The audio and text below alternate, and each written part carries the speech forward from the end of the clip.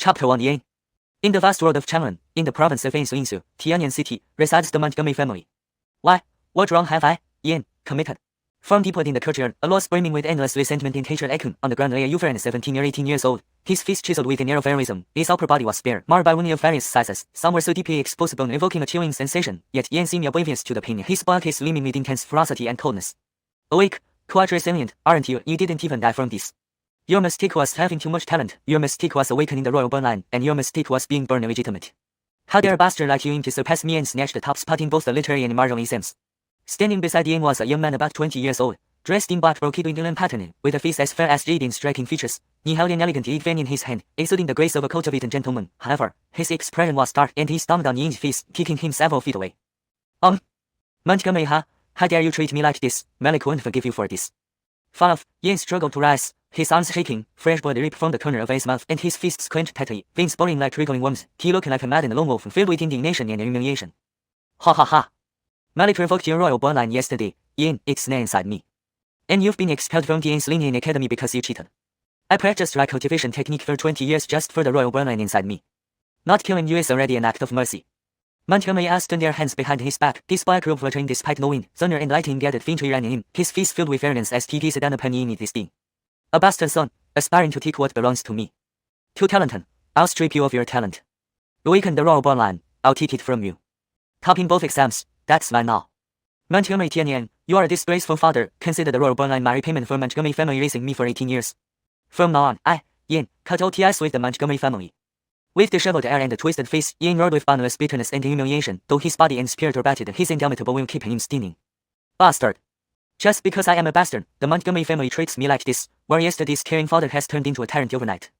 In just one night, stripped of my bloodline, crippled. Acting worse than beasts. I could have soared high, leading the Montgomery family to prominence in Xianxia and even becoming a premier noble clan in the great Xia dynasty. Oh heaven! If I Yin, do not die today, I will return the favor 100-fold. Bam! Waste of space, what look is that? You can't possibly think you can avenge yourself now, can you? Yin, do you know what's in my hand? Montgomery's expression was as sharp as a blade as he slammed Yin to the ground and stomped on his head, pulling out a letter from his sleeve. The envelope bore the words to Yin and signed by Xianxia. Xianxia. Montgomery Ha, give it back. Seeing the letter, Yin struggled to rise, but it was futile, only his bloodshot eyes revealing profane rage and murderous intent. How did Xianxia's letter end up in his hands? Montgomery Ha. You deserve death, anyone can live, but you must die. Don't be in such a hurry, little brother, don't you want to know what Xianxia said? Let me read it for you. Yin, we are ready to enter Yin's lineage academy together, but you're cheating deeply at me, daring that Uncle Montgomery has punished you and left you a cripple. Xianxia cannot marry someone so lowly, our engagement is hereby. From now on, we are strangers. TS, in a few days, I will ask Malik to propose to the Yi family, making Yi's third daughter, whom you love, my Roman. At this moment, Montgomery laughed maniacally, tearing the letter into pieces which rolled down onto Yin. He looked at Yin with utmost contempt and disdain. Yin, bastard child, seeing how you fare now. For these past dozen years, you've taken all the glory and been heralded as the Montgomery family's future hope. Killing you would be too merciful, I will torture you slowly until you die in despair. The royal bloodline, honor, and women all that belong to you are now mine. Montgomery Ha, I'll fight to the death with you. Yin's eyes turned red with fury, his face throbbing, overwhelmed by anger and hatred. He lunged at Montgomery Ha, biting his ear fiercely. Ah! Bastard, cripple, I'll kill you. Deep in the courtyard, Montgomery Ha screamed like a butcher pig as Yin bit off part of his ear, causing blood to spurt profusely, almost wrenching off his face, branding by king and rage. Montgomery Ha kicked Yin violently. Yin curled up, protecting his head to minimize damage. Stop, master, you're going to kill him. You are soon entering Yin's lineage academy and can't afford to earn the name of brother and your brother. Even if Yin is illegitimate, you can't deny he is still your brother. If you kill him, what will the clan think? A thin middle-aged man in gray robes rushed in through the gate, with sallow skin and a horse-like face, prominent forehead, and narrow eyes. His slight mustache twitched occasionally, even as he glanced at Yin, murderous intent igniting his eyes. Such a despicable child, reduced to this state yet still daring to attack, truly wicked. Dare to harm master, when you fall into my hands, you'll regret it. Adolfo, deal with this bastard, make him beg for death. Clutching his leading ear, Montgomery cast a glance filled with boundless malice at Yin, and he saw something unforgettable. Those pitch-black, eerily calm eyes, causing his heart to tremble. How could Yin remain so calm, so unfathomably calm? Despicable child, a true spawn of a wretched woman. I will let you die screaming in despair. Chapter 2 The Primordial Inheritance. Inside the Montgomery family dungeon. Dark, damp, and devoid of any sunlight, the cell was filled with a musty odor. Only a few torches on the walls provided a faint light. Yin's arms and legs were shaken by iron rings, leaving his body suspended in midair. His disheveled hair covered a face smeared with blood and making him look like a malevolent ghost. Smack, smack, smack. What a wretched creature, with such stubborn bones. Let's see how long you can hold out. Montgomery Xiuxian, holding the whip, fiercely lashed Yin's body until it was burst and bloody. Despite this, Yin gritted his teeth, never uttering a word. Even though Montgomery Xiuxian was at the 7th level of body tempering, he could not help but feel exhausted. Facing Yin, who seemed like an unyielding block of wood, he felt a sense of weariness. He discarded the whip, turned around, walked to the table, and poured himself a bowl of wine. Deep within the vast and silent dungeon, the flickering flames of the torches cast uncertain shadows as a bone-chilling wind blew through. Montgomery Xiuxian involuntarily shivered, glancing at Yin. Your eyes made those start. As he orbited, Montgomery Xiuxian was suddenly filled with an inexplicable fear. Bye. Truly a wretched creature, daring to look at me like that. If I don't teach you a lesson, do you think worth the thing has been idle all these years? Wretched creature, let's see if you can survive this. With that, Montgomery Xiuxian threw aside the one bowl and stepped in front of Yin. Looking into Yin's defiant eyes intensified his anger. A palm strike from someone at the 7th level of body tempering carrying 7,000 kts of force, accompanied by a gust of fierce wind that produced a solid boom. It struck Yin's chest violently. Thud. The tremendous impact left Yin's chest caved in, spitting at blood mixed with broken internal organs. His body was slammed into the wall, creating irregular cracks that spread out like spider webs. In the wall, Yin's head slowly lowered, seeming to fall silent. Montgomery Xiuxian watched Yin in satisfaction, feeling triumphant as he continued drinking. Time ticked by slowly. Yin showed no sign of waking up. His heart and pulse had stopped beating, and only a faint breath remained, indicating he was near death. Even his soul had fallen into an endless darkness. Am I dying? Perhaps it's for the best. Being alive only means being useless. Better to end it all. In the depths of darkness, Yin's soul sank, gradually abandoning its last vestige of will to live. Just as he was about to be swollen by the darkness, a radiant light pierced through, enveloping his feeding will. An unstarry golden world had appeared, glowing with divine radiance, emitting countless mysterious symbols. It issued an overwhelming and boundless aura, as if transcending the heavens and dominating the universe. Do not break without rebuilding. Break, then establish anew, conquer the world. 9 transformations, control heaven and earth, unify the universe. One who has destiny, inherit my way, will you carry on my legacy? An immense, enigmatic voice resonated from the golden world tower. The radiant divine light wrapped around Yin's soul, roaring it before the tear. Yes, the mighty figure, handy behind his back, facing away from the world. I accept. Yin's soul, releasing all his indignation and humiliation. This was his last chance for survival. He could not afford to give up. Whoever this entity was or what he wanted, even if it were a demon from the abyss, Yin would make the deal. One with destiny, today I grant you a vessel and the seed of inheritance. 1J, when you surpass the 3,000 worlds, come to the original place and save my essence. One with destiny, the primordial chaos tower harbors boundless wonders, may you use it well. The grand figure disappeared, replaced by the golden world tower, guiding Yin's soul back into his body. Divine light interwove with his soul, cleansing and repairing his heavily damaged physique. Deep within his soul, countless symbols and last information flow. The primordial chaos revenue art, the primordial chaos step. Drawn. An emperor surpassing the 3,000 worlds, traversing the 6 realms, invincible under the heavens. At this moment, Yin's soul was filled with shock. He did not expect to inherit the legacy of an emperor. Beyond the Canglan Great World lay the vast 3,000 worlds, enormous planes, alternate dimensions, and countless bizarre creatures and civilizations. The 3,000 worlds were collectively known as the cultivation side. To transcend them and reach the original place to see for John, a supreme being, was fraught with unknown genius. John, you saved me in my darkest hour. From now on, you are my master. No matter the peril, I will rescue you. Montgomery family. Montgomery Tianyan, Montgomery Ha, your J's are numbered. I will raise the Montgomery clan from Insulinsu. Master was not only a cultivator but also an alchemist, remaster, runemaster, weaponsmith. Now that the inheritance memories have merged with mine, they belong to me. It feels as if I was born knowing all this. What kind of existence is master? In the Canglan Great World, there are levels: life, body tempering, ancient drawing, innate, evoking, embracing the pure, spirit embodiment, manifestation, king sealing, runner tribulations, sage, and emperor. Each level divided into 9 ranks, with the rank of emperor being legendary. Montgomery Xiuxian, you miserable dog. It's time for retribution. At that moment, Yin's lower hand slowly lifted. When his eyes opened, they emitted a tangible divine light, as if an ancient god had awoken, issuing an overwhelmingly terrifying aura. Body tempering 1st rank, body tempering 2nd rank, body tempering 3rd rank, body tempering 9th rank. In an instant, Yin's crippled cultivation returned. His body glowed with mystical light, emitting a fearsome vitality like an ancient beast. With 30,000 kts of serum coursing through him, he broke free from the chains. His disheveled black hair danced wildly, and he resembled a raging ancient dragon. Montgomery Xiuxian, you miserable dog. Deserves execution. Yin's voice was deep and heavy, yet carried an imperial sharpness and ruthlessness. As he stepped on the ground, a powerful force erupted, causing the entire dungeon to tremble. Clank. How can this be? Your ki and blood are so formidable. Body tempering 9th rank. Your cultivation, actually recovered. Faced with this shocking turn of events, Montgomery Xiuxian hadn't fully reacted when Yin already lunged forward. Confronted with Yin's terrifying aura, Montgomery Xiuxian could only retreat hastily, dropping his one bow and pale as death, his eyes filled with terror, his body trembling uncontrollably. Chapter 3: Execution of the Dog Slave. Battle with Montgomery Ha. Boom. Clad Charlton, naked to the waist, with disheveled hair and blood-stained face, dragged the lifeless body of Montgomery Xiuxian like a dead dog. With one kick, he shattered the dungeon's heavy wooden door into splinters, when fragments flying everywhere as the brute force caused the walls on either side to crack open. Killing intent. January. Hatred. This emotion drove Clad Charlton close to madness, especially his pitch-black eyes radiating abyss-like pressure, making him look like a demon crawling out of the depths. You two, what are you waiting for? Go inform the patriarch at once. Clad Charlton, you bastard, even if your cultivation is restored, you can never escape from the Montgomery family. The arrival of the young master means your death sentence. Montgomery Shisan's face was grayish, filled with profound unease and fear. His limbs had already been broken by Clan Charlton, yet he endured the excruciating pain and ardent rage to guards at the entrance, though his voice barely concealed the deep terror within him. Too terrifying, truly too terrifying. Is this still a human? It's more like a savage beast. At 9th level body tempering, the peak physical strength should be no more than 18,000 jin, but Clan Charlton's 9th level body tempering strength was at least 30,000 jin, matching that of a hunter who airs and fears young beasts. Dog slave, still spouting nonsense when facing death. Clan Charlton's eyes glowed menacingly like those of a frenzied beast. He threw Montgomery Shisan's body violently onto the ground, cracking the stone floor beneath it. Montgomery Shisan's bronze-smeared face screamed in agony. Bone frozen from his mouth mixed with shattered teeth, illustrating just how vicious Clan Charlton's strike had been. At this moment, Clan Charlton paid no heed to Montgomery Shisan's cries, stepping on his head, closing his eyes. He exuded a ferocious aura that resembled an ancient bestial entity come back to life. The primordial chaos celestial art indeed proved to be exceedingly powerful. The 9th level body tempering broke physical limits, possessing divine strength comparable to the savages, else the vitality alone can rival a first-level insulin induction practitioner. All martial arts, elixirs, weapons, talismans, and formations are divided into 5 grades: Geraldine, spiritual, heavenly, imperial, and secret. Each grade further subdivided into 4 ranks: low, middle, high, and supreme.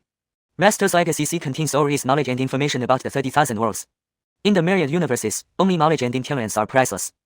So, what exactly is the grade of Rastus celestial art? Now my body is fortified, my vital energy robust, and my life force vibrant. When I eventually induce ki into my body, what will the outcome be? Oscar, you stole my royal bloodline and nullified my cultivation. Even if you transferred it to Montgomery, so what? During the Xianxia Academy examination, I, Clan Charlton, was first in both literary and martial exams. You dare to accuse me of cheating. Today, I'll make the entire Tianyan city witness the true might of a peerless prodigy. Indeed, what a bastard! Never thought you'd recover your cultivation, seems you secretly eroded elixirs. What's the point? A bastard remains a bastard, just like your despicable mother, born Roi. Release Uncle Shisan, or I'll let you die a miserable death. Montgomery appeared, clad in black flowing Clan's pattern silk, white banded wrapped around his head. Seeing Montgomery Shisan, who lay under Clan Charlton's foot bleeding for help, made Montgomery has the handsome fist pin ring in rage. Damn bastard, daring to embarrass me publicly. Who in the Montgomery family doesn't know Montgomery Shisan is mine? Stomping on Montgomery Shisan's face is like slapping me in the face. Bastard, I'll tear you limb from limb, scatter your bones to the wind. Dog slave, tears for you. Clan Charlton slowly opened his eyes, a flash of divine light appearing before he unleashed a force equivalent to several 10,000 jin. Crushing Montgomery Shisan head underfoot, it burst open like a watermelon, red and white blood splattering everywhere, covering Montgomery entirely. The air became thick with the scent of blood. Bastard, dare to insult me. Seeking death. Mystic and sting finger. Montgomery's black silk robe flapped wildly as stormy energy scattered around him, producing a piercing sound. His handsome fist turned alternately pale and fresh, full of overwhelming fury and killing intent. Streams of ki swirled around him, instantly forming 5 bright bulky patterns, proving that Montgomery had reached the 5th level in induction. With one step, the break stones cracked loudly, leaving a large crater on the ground. The intense energy shook the air, causing a land roar in a radius of 5 yen. Montgomery's finger pierced first piece, emitting ball lightning infused light, slicing through the air and striking directly toward the Clan Charlton's heart. Bastard, with my 5th level induction and using a low-range spiritual steel, you're just at 9th level body tempering. This is inevitable under Mystic and sting finger. Blood ignition technique. Blood collapse fist. Clan Charlton's eyes flashed with divine light, an immense surge of blood energy burst forth from his body, churning like a vast river. Thanks to the memories passed down from the primordial deity containing countless mystic techniques, the blood ignition technique was an ancient shamanic bloodline secret, temporarily boosting strength by at least 3 times. The rolling blood energy flowed throughout his body like booming boiled red flames. Yanis possessed Clan Charlton lifted his head, his sword white hair dancing in the air, resembling an ancient savage beast roaring with primal ferocity. One pounded sand shockwave's first piece, converging his blood energy and strength into a formidable force equivalent to 90,000 jin, a fearsome and mighty pair. Fist versus finger. Boom. Crack. Within a 10-shot radius, it was as if your wind swept away leaves, dust and stones flying everywhere. The intense force formed a localized shockwave, hurling Montgomery backward like a 7-cat, smashing 70 or 80 feet away. His arm bone shattered completely, dangling limp. If not for his true T protection, he would have lost more than half his life. PT. This is impossible. 9th level body tempering. How can you have such divine strength? Bastard. What dark magic did you use? Montgomery House spat out a mouthful of blood, shakily rising to his feet. His eyes revealed boundless shock, unable to believe he had been defeated by this bastard. His handsome face was now incredibly ugly. A bastard who lost his royal blood and cultivation somehow recovered to 9th level body tempering. Yet, this esteemed 5th level Ainsley induction practitioner's arm was broken in one blow. Slap in the face. A direct slap in the face. Not much damage, but extremely humiliating. It was a grave dishonor. If I don't kill this bastard, how can I save face, let alone maintain my standing in the Montgomery family? Ha ha ha. Montgomery, how? You stole my royal blood, nullified my cultivation, defamed my Xianxian Academy results, and took everything that belonged to me. So what? I'll kill you like crushing an ant. As the dust settled and debris fell, Cloud Charlton's figure became clear. Seeing Montgomery Howe, he laughed maniacally, releasing all the pent-up resentment and frustration in his heart. Master, no matter how difficult the road ahead, your disciple will rescue you. But from this moment, I shall be the nightmare of the entire Montgomery family. Bastard, stop being so arrogant. Relying on dark magic, how dare you challenge me? Die. Sword Ainsley Talisman. Explosion Talisman. Ice Blade Talisman. Montgomery Howe's face was deathly pale, trembling with anger. His eyes gleamed with fierce killing intent as he swiftly summoned 3 jade tokens inscribed with runes, igniting them with true chi, propelling them towards Cloud Charlton's body. ##### Chapter 4. Malik, save me. A mere common rune, and you dare to show off in front of me. Coagulate blood into a rune. Transform. The 3 runes of sword chi, ice, and fire exploded from the void, unleashing overwhelming power that pierced through Ian's body, cutting off all possible retreats. In the center, Ian's disheveled hair danced wildly in the air, while his blood-stained face wore a savage smile. A drop of essence blood appeared at the tip of his finger, strangely hovering motionless. As Ian traced patterns in the air, the essence blood underwent miraculous changes, swiftly forming a strange array of runes within moments. Instantly, the essence blood coalesced into these strange runes which began arranging and evolving autonomously in the void. The surrounding 10 miles of elemental energy were forcibly gathered into the runes, forming a mysterious ancient seal that suddenly emerged. Sword chi. Ice blades. Flames. Before they could unleash their full effects, they dissipated into chaotic elemental energy before the blood-colored ancient seal. The floating seal in the air grew to over 10 feet in size, its surface pulsing with crimson lightning arcs, exuding an overwhelming aura of oppression. Coagulate blood into runes, gather energy into seals. Spirit. Mid-rank spirit class rune scribe. You lowborn, how can you be a spirit class rune scribe? No, I don't believe it. How can a lowborn like you possibly be a rune scribe? It must be some demonic or evil art. Montgomery Howe's already sullen face now had a purple tinge, clearly enraged by Ian. He couldn't help but take a step back. Though he inwardly believed Ian was a mid-rank spirit class rune scribe, he refused to acknowledge it openly. Spirit class rune scribe. At least a mid-rank spirit class rune scribe, if not higher. What kind of concept was this? Among the 4 auxiliary professions, potion making, array crafting, artifact forging, and rune scripting, the rune scribe represented the extraordinary, the noble, the mysterious. Within the entire Green Province spanning thousands of miles, there were only a few renowned rune scribes. There was only one spirit class rune scribe, the current president of the Rune Scribes Guild, one of the 4 major guilds. This lowborn, Ian, was actually a spirit class rune scribe. No wonder he could recover his cultivation and display such terrifying potential. He cannot be allowed to leave the Montgomery family alive. Otherwise, the entire family would be annihilated. Even a common class rune scribe was too much for the Montgomery family to handle, let alone one who had entered the extraordinary realm. Kill him. No matter what the cost, he must die. Montgomery Howe, I've told you long ago that killing you is like slaughtering a dog. All things in the world, the cycle of heaven and earth, belong to those who are worthy. If not yours, it will never be. The distinction between legitimate and illegitimate heirs, what a colossal joke. The pain you inflicted on me, I will repay you 1,000-fold, starting with you. Thunder. As soon as he spoke, the blood-red ancient seal in the void emitted arcs of lightning. Instantly, dozens of thumb-thick bolts of lightning erupted, dancing like serpents and striking Montgomery Howe's body one after another. Bang! Bang! Bang! Montgomery Howe's face showed panic as he dodged left and right. The lightning strikes formed fist-sized craters in the ground, and Montgomery Howe struggled to avoid them, looking completely disheveled. After being hit by several lightning bolts, Montgomery Howe was drenched in cold sweat, panting heavily, and his broken right arm throbbed with excruciating pain. Lowborn, you dared to kill me. Malik won't forgive you, Montgomery Howe panted, his face contorted with boundless resentment and anger, wishing to tear Ian limb from limb. Montgomery Howe, you talk too much. Fire. Ian stood in the midst of the chaos, his disheveled hair dancing around his blood-streaked face, resembling a demon from the abyss that struck terror into everyone's hearts. Killing you might be too easy. I want to cripple you in front of Montgomery Tianyang, to let you feel true despair. With this thought, Ian waved his hand in the air, and the blood-red seal emitted scorching flames, forming melon-sized fireballs that rained down on Montgomery Howe like artillery shells, leaving half-meter deep craters in the ground and kicking up debris and dust. Lowborn, you. Malik, second uncle, Kramer, elder. Save me. Help. Montgomery Howe, powerless to defend himself, could only flee for his life. Even when the fireballs missed him, the residual force sent him tumbling repeatedly, bruised and battered, devoid of any elegance. Damn it, I shouldn't have let this lowborn live. If only I had cut him to pieces back then. What a grievous mistake. With so much commotion, why aren't Malik, uncles, and elders here yet? No, I must survive. No matter what, I must live. With this thought, Montgomery Howe burst into action, channeling the remaining true chi in his body. Ignoring the agony in his right arm, he sprinted towards the front courtyard with all his might. Boom. My dear elder brother, where do you plan to run? If you're running, you better be fast. Let me play a little game with you. If you can escape through the gate, I won't kill you today. Let me warn you, the next attack will be sword chi. Ian's eyes flashed with intensity, his figure moving swiftly like an agile leopard, running alongside Montgomery Howe. His low voice echoed in Montgomery Howe's ear, his face wearing an eerie smile. Montgomery Tianyang and the old dogs of the Montgomery family, surely you should be here now, watching me cripple Montgomery Howe in front of you. How will that feel? I'm really looking forward to it. Lowborn. When Malik and uncles arrive, it will be your death. Montgomery Howe's face twisted in rage, his complexion darkening. Clenching his teeth, he glared at Ian, wishing to tear him apart. But he did not stop running, dashing madly towards the gate. 30 feet, 15 feet, 7 feet, 5 feet, 1 foot. Hower, what's happening? Ice frost. Ah, Malik, save me. When Montgomery How was less than 1 meter from the gate, several figures rapidly approached the entrance. Leading them was a middle-aged man in a purple cloud-patterned robe, muscular and incredibly imposing. His face radiated righteousness as he watched the frantic Montgomery How, puzzled and curious. Before Montgomery How could speak, another bone-chilling voice like that of a winter's night echoed. In an instant, brilliant blue frost spread from the ground, freezing everything within a 5-meter radius. Especially Montgomery How's lower half was instantly encased in ice. Then, a young figure emerged slowly, bare-chested, disheveled, and covered in bloodstains. Above his head floated a strange and profound blood-red ancient seal. Chapter 5, The Might of Runes. Monster, stop it. What are you doing? Are you thinking of killing your brother?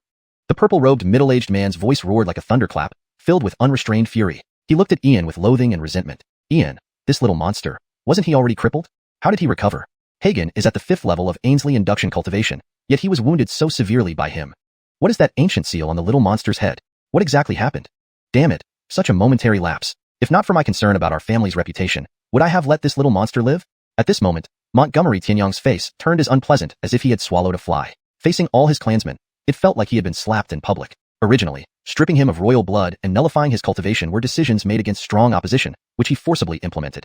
Now, within a day, not only did the little monster not die, but he emerged stronger, managing to injure Hagen to this extent. If this news spreads, how could he keep his dignity, and how would the Montgomery family stand in Tianyun City thereafter?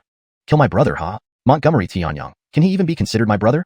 If I wanted to kill him, it would be no different from slaughtering a dog, but I, Ian, don't want to bear the infamous name of fratricide. But anyway, I will return the pain you inflicted on me 1,000-fold. Just like this.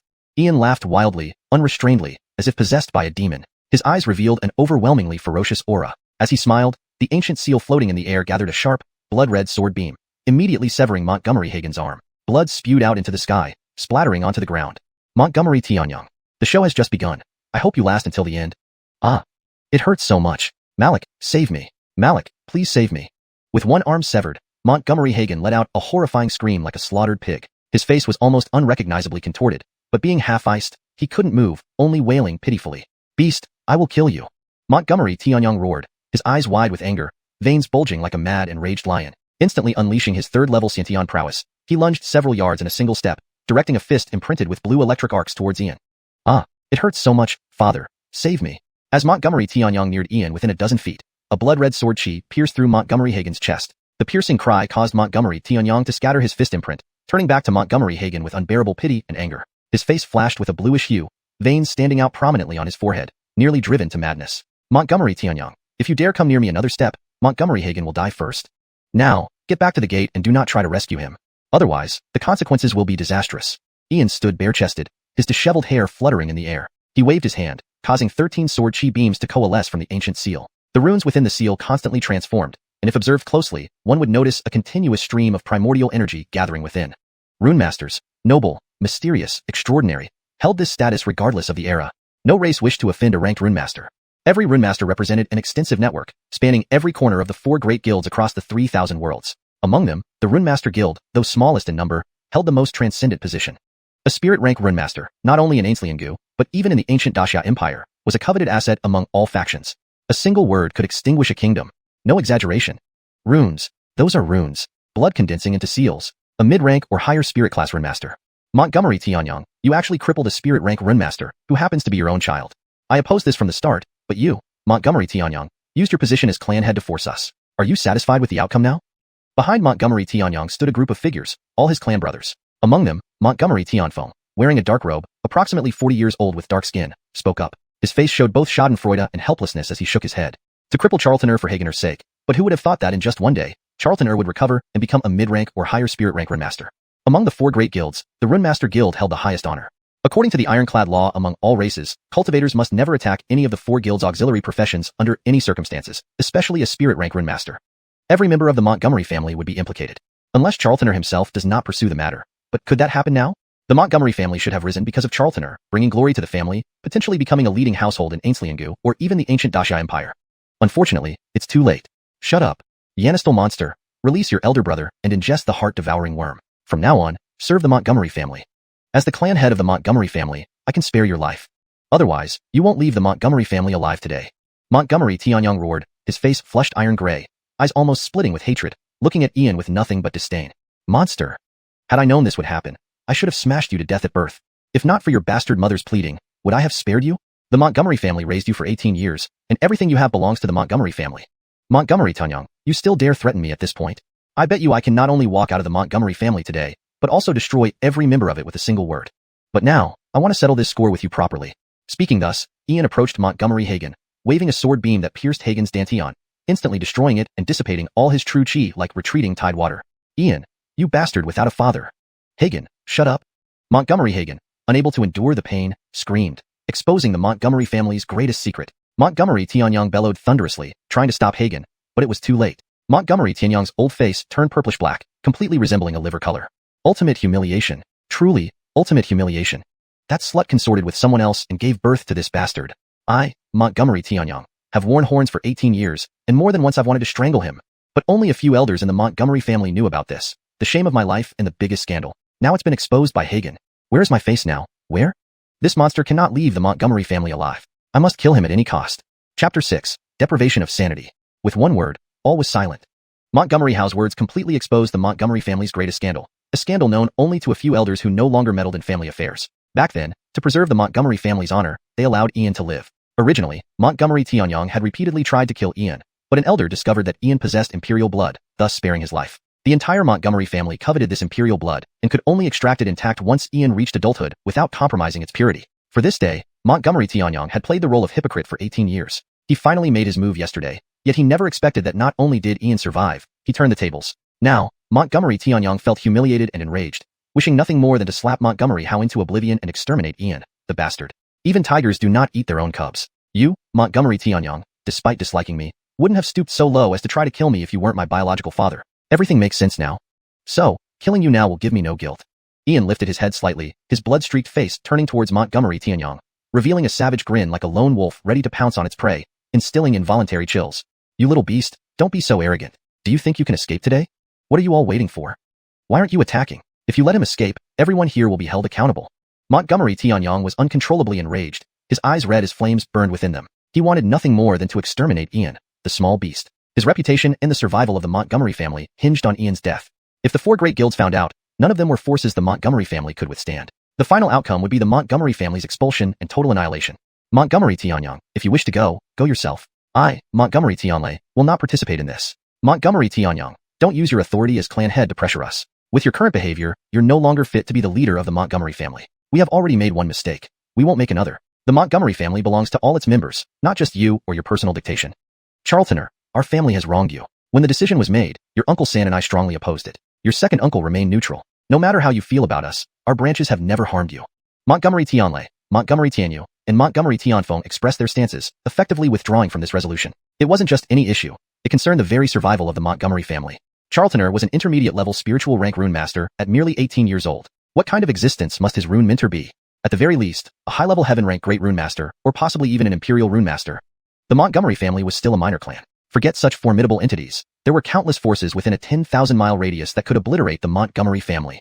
After missing their chance to rise, should they seek their own destruction? You dare disobey my orders? Unheard of. Good. You fence-sitters really think this little beast will spare you? If he escapes the Montgomery family, I guarantee within an hour, not a single one of our 370 family members will remain alive. Now that things have come to this, I will tell you the truth. The father of this beast is from a different race, mortal enemies of ours. Killing him isn't just for the Montgomery family, but for the greater good of the human race. The human law states that anyone who consorts with alien races shall be executed without question.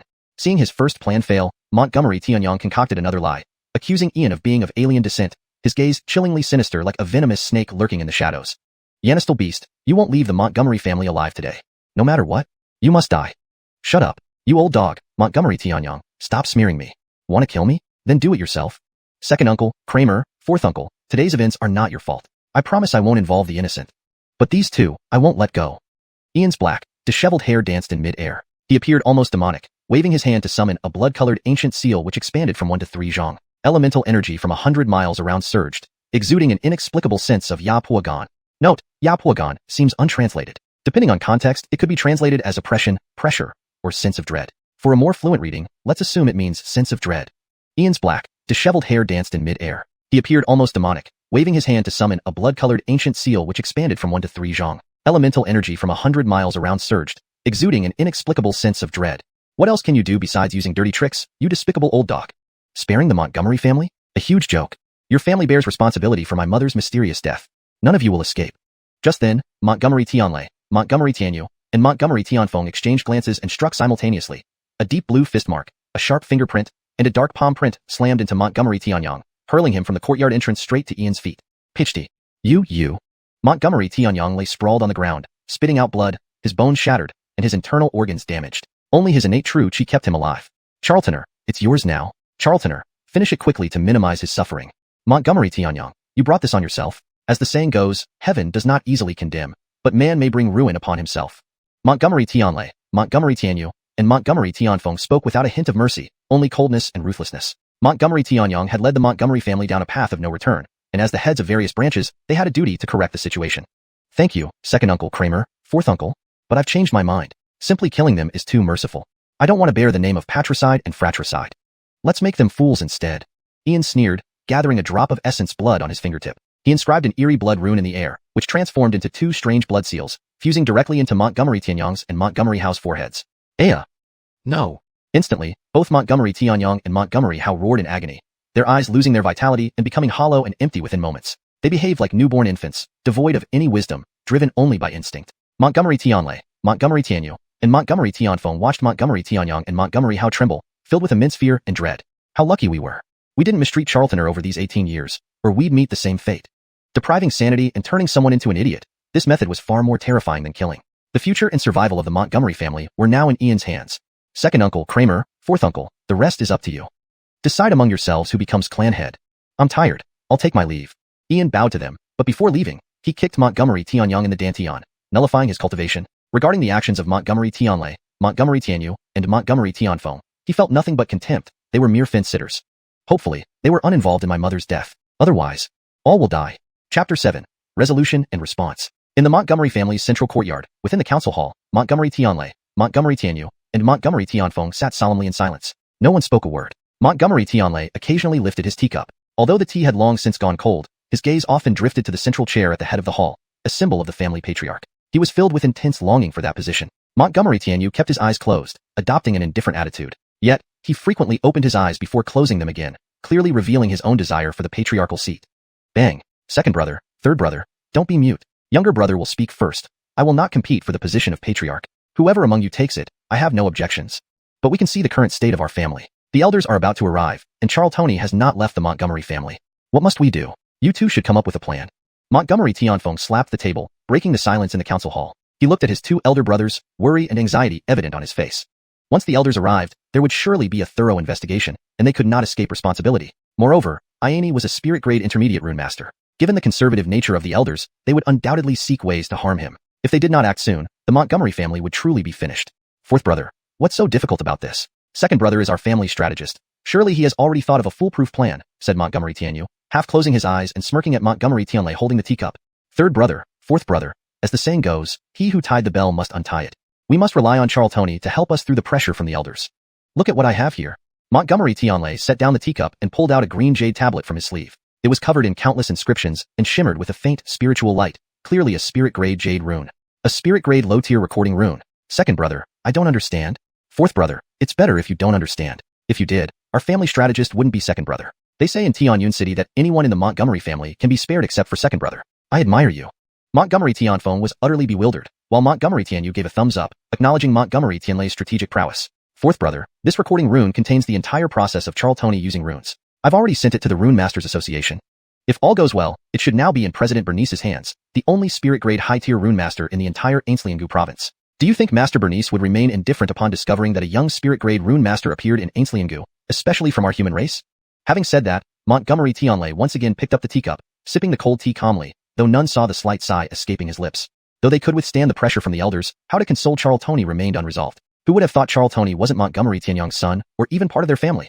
If Master Bernice arrived and Charltony spoke just one word, the Montgomery family would be wiped out. Though the risk was great, it also presented an opportunity for the Montgomery family to rise. Second brother, brilliant indeed. Our family's top strategist can only be you. With the pressure from the elders resolved, which of you two will take the position of patriarch? Montgomery Tianfeng clapped his thigh, smiling broadly and flattering Montgomery Tianlei. Fourth brother, it's not as simple as you think. This move by second brother only resolves our immediate crisis but brings new pressures, mainly from Charltony. Charltony suffered unfair treatment and is not of our bloodline. If he bears resentment and speaks to Master Bernice, our family will be annihilated. Discussing who becomes patriarch is meaningless because our lives depend on Charltony. I'm sure you've considered this, second brother. Montgomery Tianyu slowly stood up and walked to Montgomery Tianlei. Despite desiring the patriarchal seat, facing potential annihilation made it unrealistic. Third brother, human effort has its limits. We can only leave it to fate.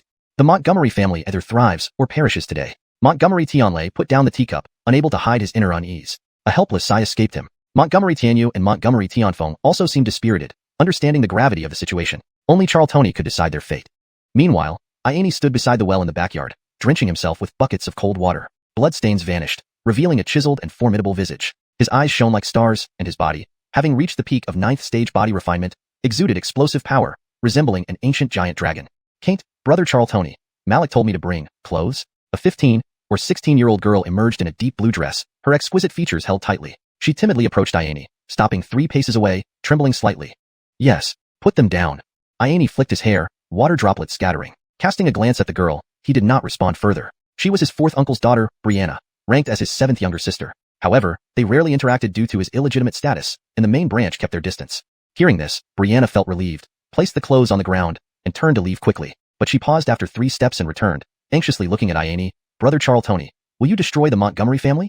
Antonia, who asked you to inquire? Iane stopped and glanced sharply at Brianna, a cold expression in his eyes. It must have been either Kramer or second uncle asking her to do so.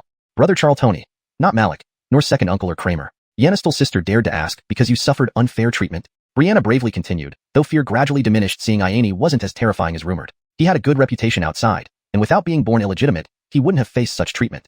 Antonia, my revenge is complete. I won't involve others. Looking at Brianna, Iane's resentment eased. He gently stroked her head, a rare smile appearing on his face. Montgomery Tianyang and Montgomery How were now fools. Other branches neither favored nor oppressed him. As long as they weren't involved in his mother's death, sparing the Montgomery family wasn't impossible. But if they were involved, no one would escape. Iane, you ungrateful bastard. Remove your filthy hands. Niece 7, stay away from Iane. Don't let this beast stain your body. Wretch, come and face your death. A voice brimming with anger and malice rang out. A blue-robed youth, around 27 or 28 years old, stepped forward, his eyes burning with hatred. Chapter 8. This punch sends you to hell. Uncle Yale, it's not what you think. Brother Charlton didn't cause this trouble.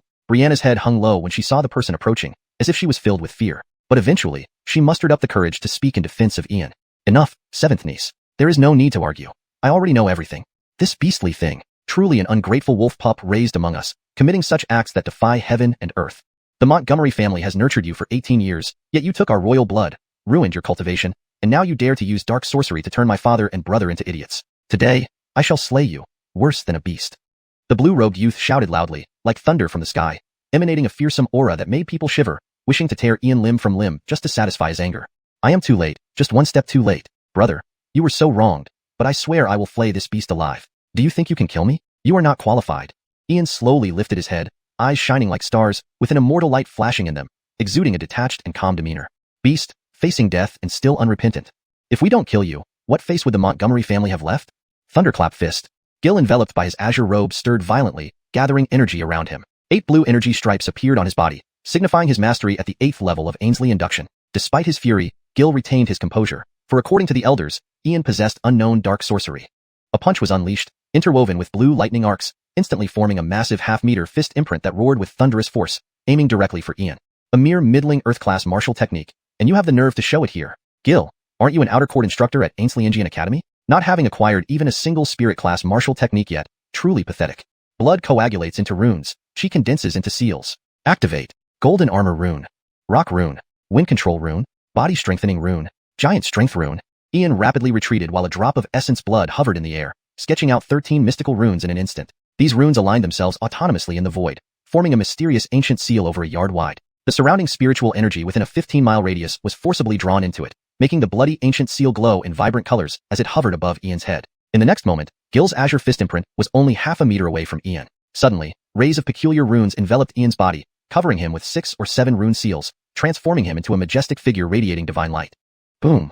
Gil's fist hit Ian's body, creating a tremendous noise, stirring up dust and debris across dozens of yards and causing a small shockwave. Dust still settling, a figure emerged retreating 3 or 4 meters, revealing Gil. He held his right arm with his left hand, staring in horror at Ian. His right arm felt numb and trembling, with blood gushing from his split palm. Is this all you've got, Gil? As the dust settled, Ian stood there, covered in a 6-color glow, his black hair flying wildly despite no wind. His heroic face displayed tranquility and approachability, akin to a sage beyond worldly affairs. So what if he is at the 8th level of Ainsley induction? I have received my master's inheritance, possessing the knowledge and secrets of 3,000 great worlds, mastering countless profound techniques, spells, and skills, as well as peak auxiliary professions. Realm and cultivation, how do they matter? Not to mention 8th level of Ainsley induction, even 8th level of innate, it's just a set of runes away. If not enough, another set it is. Beast, you're actually a runes master. Just like your despicable mother, you're both self-serving trash. The more I see, the less I can let you live. Gil's face turned incredibly ugly, filled with both disgust and jealousy. Knowing Ian was at least a spirit class runes master, it became imperative that Ian couldn't leave Montgomery family alive, or he'd become their eternal enemy. In that thought, Gil slapped his waist storage bag, producing a long sword shimmering like autumn water, engraved with mystical patterns giving off a spiritual glow. Instantly, Gil's long sword was infused with energy, activating its inscriptions, unleashing half-foot-long sword beams slashing towards Ian. Inferior spirit weapon, inscribed with 31 reverse runes, specialized in breaking runes and arrays? The material is good, but the refinement technique is atrocious. This garbage doesn't deserve showing itself. Fire. Ice. Suppress. Half-naked, Ian stood calmly. The ancient seal in the air emitted radiant light, shifting mysteriously. Red flames surged downwards, instantly sealing the sword, burning it red-hot. All reverse runes vanished, nearly melting it into iron slag. Ice descended, freezing the sword, turning it into shattered ice shards. Thud. Thud. Thud. Inferior spirit weapon, broken. This can't be. Yanistal beast, these aren't runes, but dark sorcery, daring to destroy my spirit weapon. I will tear you apart. Gil seethed with rage, his face twisting in hatred like a venomous snake lurking in shadows. Sorcery. Absolutely sorcery. There is no such rune in the world. Though I'm not a runes master.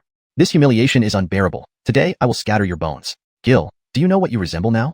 Yanisk, a mad dog barking on the street. I love seeing you irritated by me, but powerless to do anything. You've run out of tricks, it's my turn now. This punch sends you to hell. With that, Ian slowly lifted his head, lips curling into a cold smile. Energy surged from him, akin to tidal waves. It felt as if a primal dragon, not a man, was about to unleash a terrifying punch. Air burst with deafening sound, rolling like heavenly thunder. From several yards away, he arrived before Gil, slamming into his chest amidst sheer terror and shock. Chapter 9. Don't you know water conducts electricity? Puff. Montgomery Tianqing's chest caved in deeply, his body flung backward like a kite with its string cut, flying 6 to 7 zhong and crashing heavily onto the ground. Blood froth spewed from his mouth, even showing pieces of shattered organs, lying there like a dead dog. The look in Ian's eyes was filled with shock and fear. What kind of martial technique is this? To be able to severely injure someone at the 8th level of Ainsley induction just by sheer brute force, bridging a significant realm gap. There are prodigies who challenge higher ranks in the world, not without reason, but to bridge an entire major realm and nearly critically injure me. This vile bastard. He is a disaster for the Montgomery family.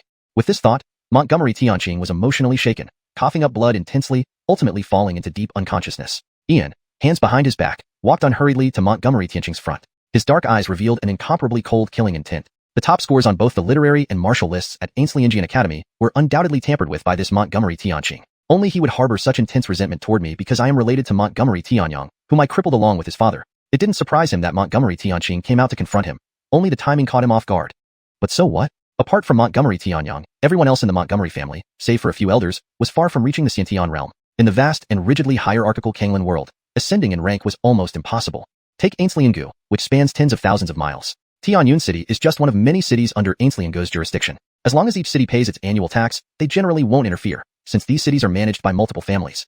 Ainsley-Ngu is one of the 36 states of the ancient Daxia Kingdom. The eastern domain is vast and expansive, filled with ancient kingdoms and various ethnic groups. Yet, according to legend, all ancient kingdoms trace their origins to the descendants of the Lloyds.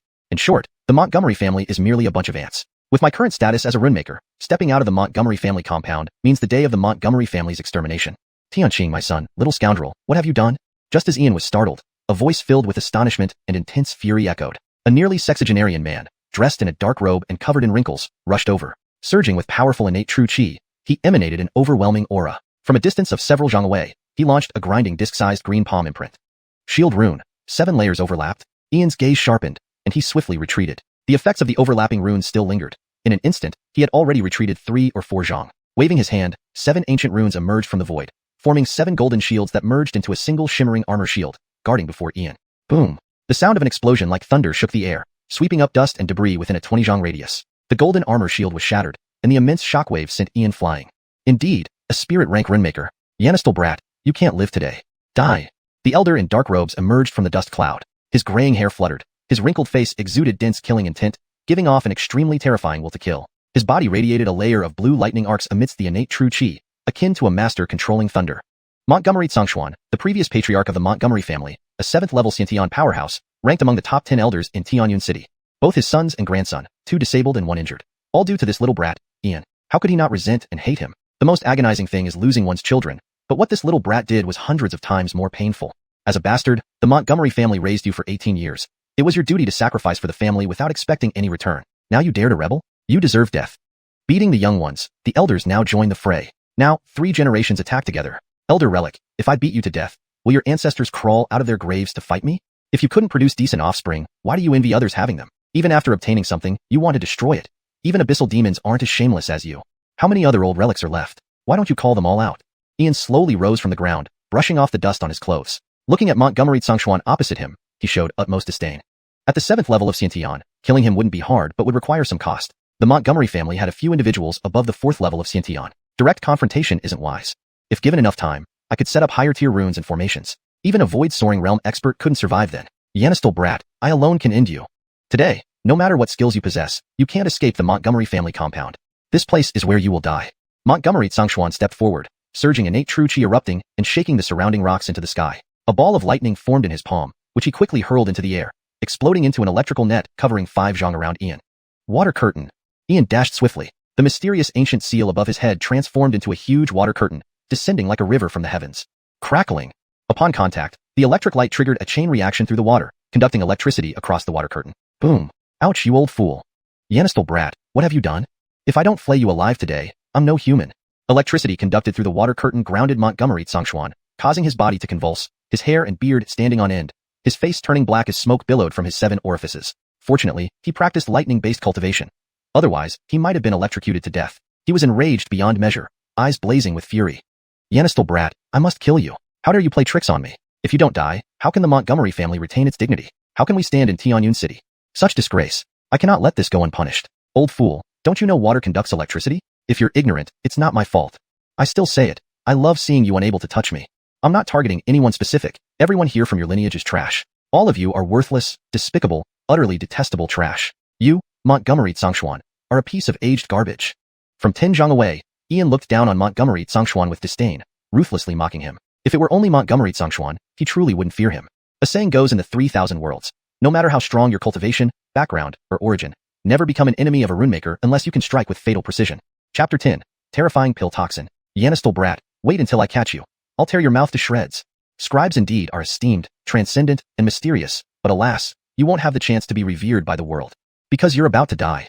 With these words, Montgomery Xiuxian turned and stuffed a pill into his mouth. In the palm of his hand, a black jade bottle appeared, which he immediately uncorked. A dense green smoke quickly spread out, emitting an overwhelmingly pungent odor. Within moments, this green fog had enveloped an area 15 feet in diameter, with all the weeds and flowers instantly withering.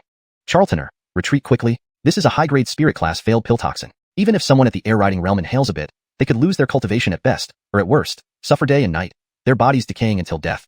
Montgomery Xiuxian, are you mad? You want to take the entire Montgomery family down with you? You're nothing more than a rabid dog. Adolf, stop talking nonsense and quickly evacuate the clan members. At that moment, numerous figures gathered at the back gate of the yard. The brothers Montgomery Tianlei, Montgomery Tianyu, and Montgomery Tianfeng were among them, along with 2 elders roughly the same age as Montgomery Xiuxian. When they saw the potent poison Montgomery Xiuxian had released, panic spread across their faces. This old dog had gone insane, completely losing his mind. To kill Charlatoner, he was disregarding the lives of everyone in the Montgomery family. Once the pill toxin spread, not only would the Montgomery family be doomed, but within 10 miles, it would turn into a hell on earth where all life would perish. This was the result of a failed high-grade spirit class pill, a banned item strictly forbidden by the Alchemist Guild, usually dealt with by specialists to prevent it from spreading. Yet there are always exceptions. It likely came from the Rare Treasure Pavilion's notorious underground black market, which operated once a month. As long as you paid the price, they had everything. No one could have imagined that Montgomery Xiuxian was so ruthless, harboring such a banned substance. If the 4 major guilds found out, the Montgomery family would face a bloody purge. The Montgomery family was finished. Haha, so what? My 2 sons and 1 grandson have been destroyed by this little brat. Do you really think I wouldn't know anything because I don't ask about family matters? Montgomery Tianlei, Montgomery Tianyu, Montgomery Tianfeng. My son Tianyang was ambushed by the 3 of you and turned into an idiot by this little brat. You think our lineage being ruined allows you to easily assume the position of head of the Montgomery family? Think again. This pill toxin was prepared for you all. If any of you threatened my son, you'd all die. Unfortunately, this little brat disrupted my plan. But now it doesn't matter because you're all going to die. This isn't just a high-grade spirit class pill toxin, it's an exquisite grade pill toxin. With this poison, no one within 100 feet will survive unless they've reached the core hugging realm and their inner chi has evolved into primordial energy. All of you can accompany my son and grandson in death. In the center of the green poison mist, Montgomery Xiuxian was in a disheveled state, blood streaming from his 7 apertures, resembling a vengeful demon. Even though he had taken an antidote beforehand, the power of a high-grade spirit-class pill toxin was terrifying. He could barely survive in the poison mist. His lineage was ruined, 2 sons and 1 grandson, 2 imbeciles and 1 injured. His purpose today was twofold, to kill Charlatoner and to cleanse these traitors within the family. If his lineage couldn't get it, no one else would either. Montgomery Xiuxian, you treacherous old dog. Truly a crooked father begets crooked sons. Montgomery Tianyang's inhumane actions are all inherited from you. Charlatoner, even though you're not of our Montgomery family bloodline, you've always been well-read, respectful, and virtuous. We have seen this. Yet due to our rigidity, you've lost your bloodline, your cultivation was ruined, and nearly your life too. We, the Montgomery family, owe you greatly. Charlatoner, run. Go to the Scribe Guild and find President Trey. Figures at the back gate fell one by one. Each person weak and powerless, except for an elder dressed in soil-brown robes who remained standing, though barely holding on. Charlatoner, run. Charlatoner, please take Brianna away. 4th uncle begs you. Charlatoner, don't hesitate. Leave quickly. Montgomery Tianlei, Montgomery Tianyu, and Montgomery Tianfeng watched as only 2 figures remained standing amidst the poison mist. They screamed with their last ounce of strength, their faces filled with guilt, unease, and deep helplessness. The Montgomery family was done, truly finished. Even as a spirit-class scribe, Charlatoner couldn't escape such terrifying poison. At over 20 yards away, they still felt its effects. How could Charlatoner survive in the center of the poison? Run. You think? Scribes can control primal energy, but they can't resist pill toxins. Yanistal brat, join my son and grandson in death. Just like your vile mother. What a pity she escaped years ago. Otherwise, I would have flayed her alive. Staggering toward Charlatoner, Montgomery Xiuxian's body was stained by the poison mist, causing his aged face to turn a ghastly iron gray. Coupled with matted hair and blood-stained features, he resembled a menacing demon crawling from hell. I'll deal with you later, old dog. 2nd uncle Kramer, 4th uncle, is my mother dead or alive? After my mother married into the Montgomery family, did your lineages ever mistreat her? Charlatoner stood amidst the poison mist, equally disheveled, with the glow of stacked runes fading from his body. His skin took on an eerie green hue, clearly invaded by the potent poison, yet he remained standing through sheer vitality. His memories of his mother were hazy, lingering from when he was 5. Since then, he hadn't seen her again. Officially, she died suddenly, but Montgomery Xiuxian's claim that she had escaped made him doubt. Charlatoner, 2nd uncle swears on my head that we never mistreated your mother. She indeed escaped. Charlatoner, it's true. If your mother had no mishap, she should still be alive. Charlatoner, we were ordered to pursue your mother, but secretly, we let her go. If we had genuinely chased her, she wouldn't have made it out of Tianjian City.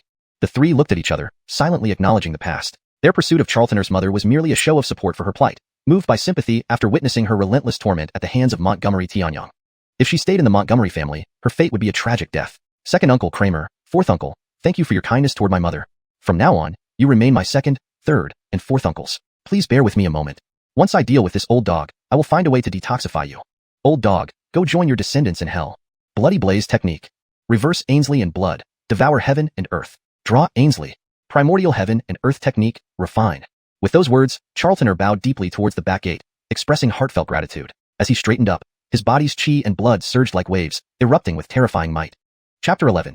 Amen. Boom. The void thundered with the sound of a massive clap of thunder, and the air reverberated with a sharp tearing noise. The chi and blood surged like dragons, stirring up storms in all directions, resembling an eternal sun shining brightly. With Ian at its center, it seemed as if he had transformed into a blazing furnace. Under the influence of Tai Chu Hunyuan Tiangong, his 48,000 pores opened up, first drawing in the toxic mists from all sides, turning his skin a startling green color. But in the next instant, something astonishing happened. Accompanying the surge of chi and blood, layers of white mist began to emanate from Ian's body, and he sweated profusely, expelling a thick, viscous liquid from his orifices and pores. Crackling. His bones resonated within him, like tiger roars and leopard cries, causing the surrounding air to tremble explosively. What was already abundant chi and blood instantly increased by at least threefold. Streams of golden radiance enveloped Ian's body, making him appear as if he were covered in gold, like a divine warrior clad in golden armor. The bones resound like tigers and leopards, the chi and blood flow like river waves, and life flourishes like ancient beasts. Could this be the legendary breaking of the limits of body tempering? Tomas, yes, precisely the limits of body tempering. Even the offspring of fierce beasts, the descendants of 100 races and creatures renowned for their bloodline and physique, are limited to 30,000 pounds in body tempering. While some can reach the limit, breaking it is 1 in 10,000. Who would have thought that Xiao Charlton could absorb the elixir poison into his body and break through this limit? 5th Uncle Adolf. It's said that breaking the body tempering limit will produce various extraordinary phenomena. A group of figures outside the courtyard watched in disbelief. Since ancient times, humans have always relied on chi and soul power to carve out a place in this vast world. Bloodlines and physical strength were never the strong points of humans. Even among the descendants of 100 races, few could break the body tempering limit. Only those with unparalleled luck could achieve such a feat. Breaking the limit symbolized boundless potential and higher tiers of life. Body tempering limit, little beast. You shall not bring chi into your body. Shattered heart finger. With unsteady steps, ashen face, and disheveled hair, looking like a death-seeking demon, Montgomery Xiuxian appeared before Ian, unleashing a fierce and powerful finger strike that cleaved through the air toward Ian's heart. Charlatoner, be careful. Montgomery Xiuxian, you mad dog, what do you intend to do? Montgomery Xiuxian, stop.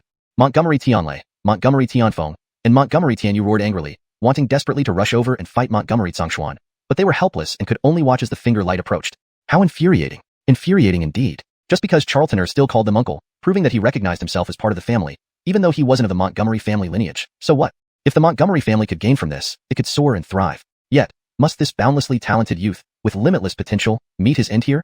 Heaven, how unfair you are. 8 Extremes Shield. Just as Montgomery Xiuxian's finger was about to pierce through Ian's heart, a mighty voice echoed from the sky. A figure clad in yellow and white robes, with a ruddy complexion and sharp eyes, emerged. He revealed a small black shield in his palm, which, illuminated by purple light, grew into a massive shield protecting Ian. Bang! Montgomery Xiuxian's finger struck the shield, generating terrifying force that sent him flying back several dozen feet until he landed and spat blood. Amen. You finally arrived? Greetings, Amen. Thank you, Master. The Montgomery family is forever in your debt. Seeing the figure in the sky, everyone from the Montgomery family felt immense relief, for he had come just in time, nearly foiling Montgomery Xiuxian's plan. Now, Charlatoner was safe. Nicholas, our Montgomery family's private matters, do you wish to interfere as well? Struggling to rise from the ground, Montgomery Xiuxian stared at the figure in the sky and growled bitterly. The president of the Runestone Association, a formidable level 9 aerialist and high-level spirit runemaster, capable of annihilating entire kingdoms. In the vast area of Ainsliangu, the only human spirit runemaster, a figure whose words could shake the very foundation of Wuxia ancient kingdom. This little beast has ultimately been discovered by the Runestone Association. All hopes are lost now, truly lost. How hateful, so close yet so far from ending this little beast. Heaven does not favor me. Your family matters hold no interest for me. But concerning runemasters, I cannot stand idly by. If I had been any later, a future heaven stage great runemaster would have fallen by your hand. I will investigate this thoroughly. None involved will escape punishment.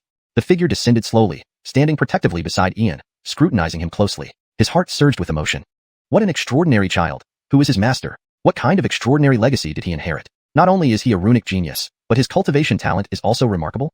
The body tempering limit has actually been broken. No mistake, the limit of 30,000 pounds has been shattered. A limit that plagued the offspring of the 100 races, fierce beasts, and demon descendants for eons. In 10,000 years of cultivation history, no human has ever broken this limit.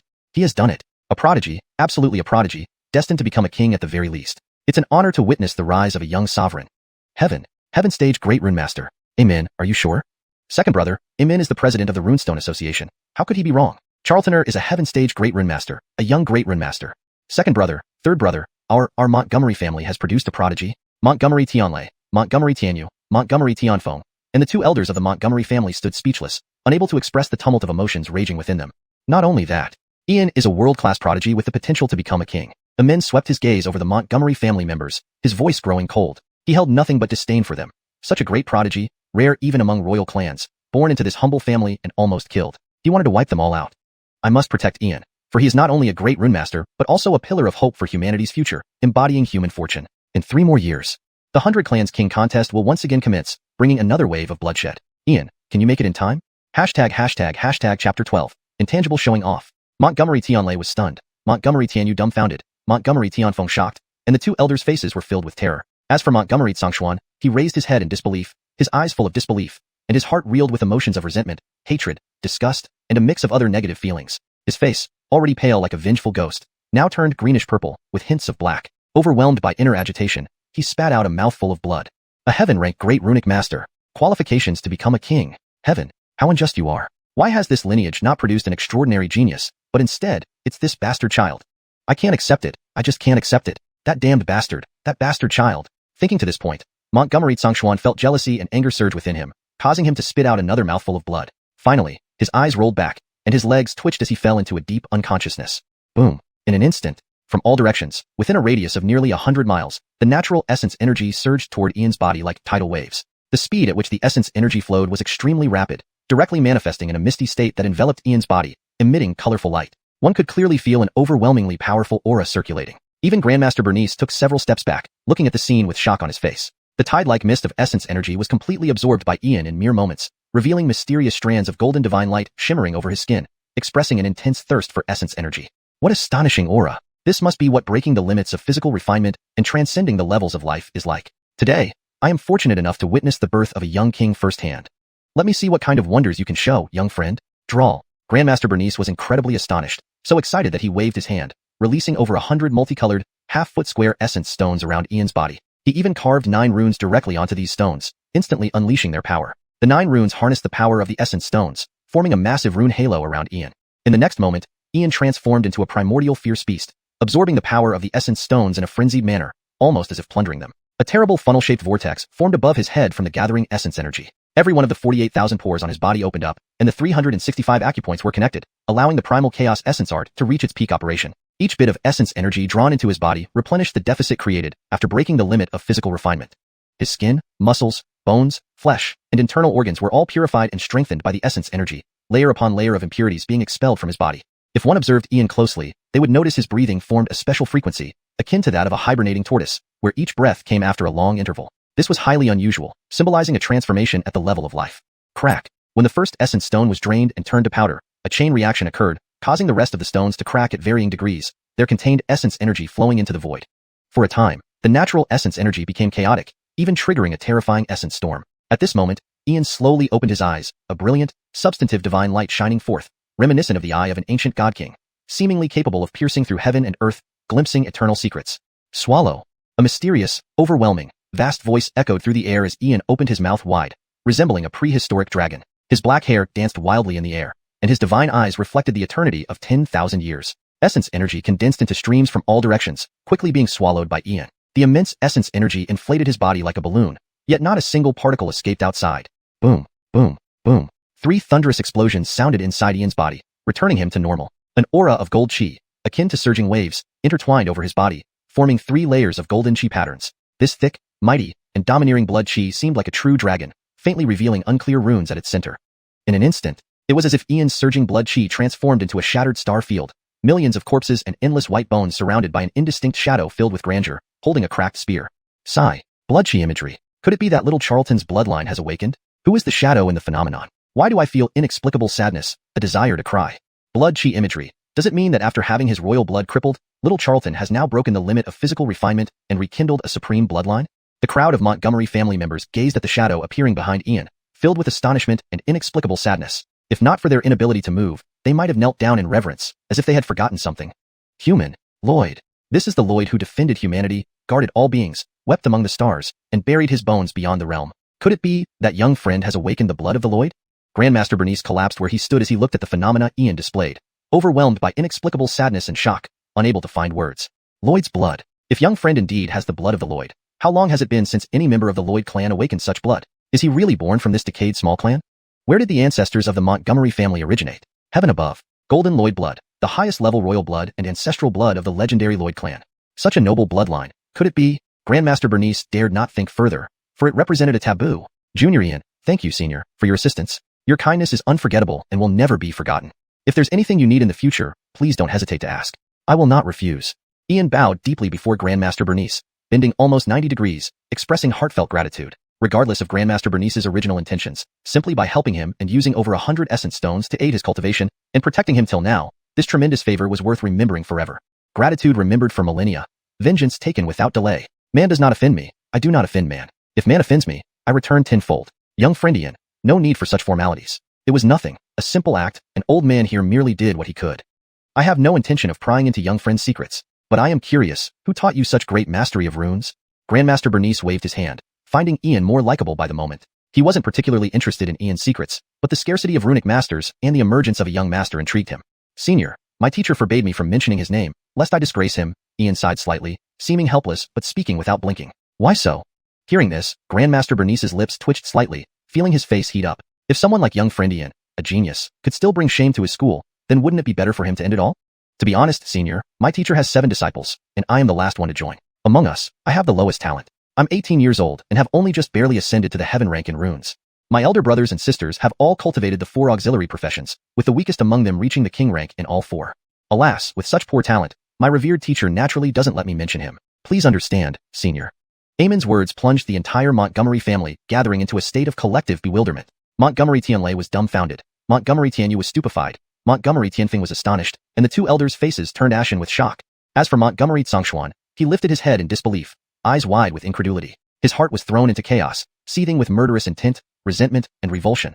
A maelstrom of negative emotions that left him utterly depressed. His already ghostly green face now turned an eerie shade of purple and black, eventually spitting out a mouthful of blood due to his inner turmoil.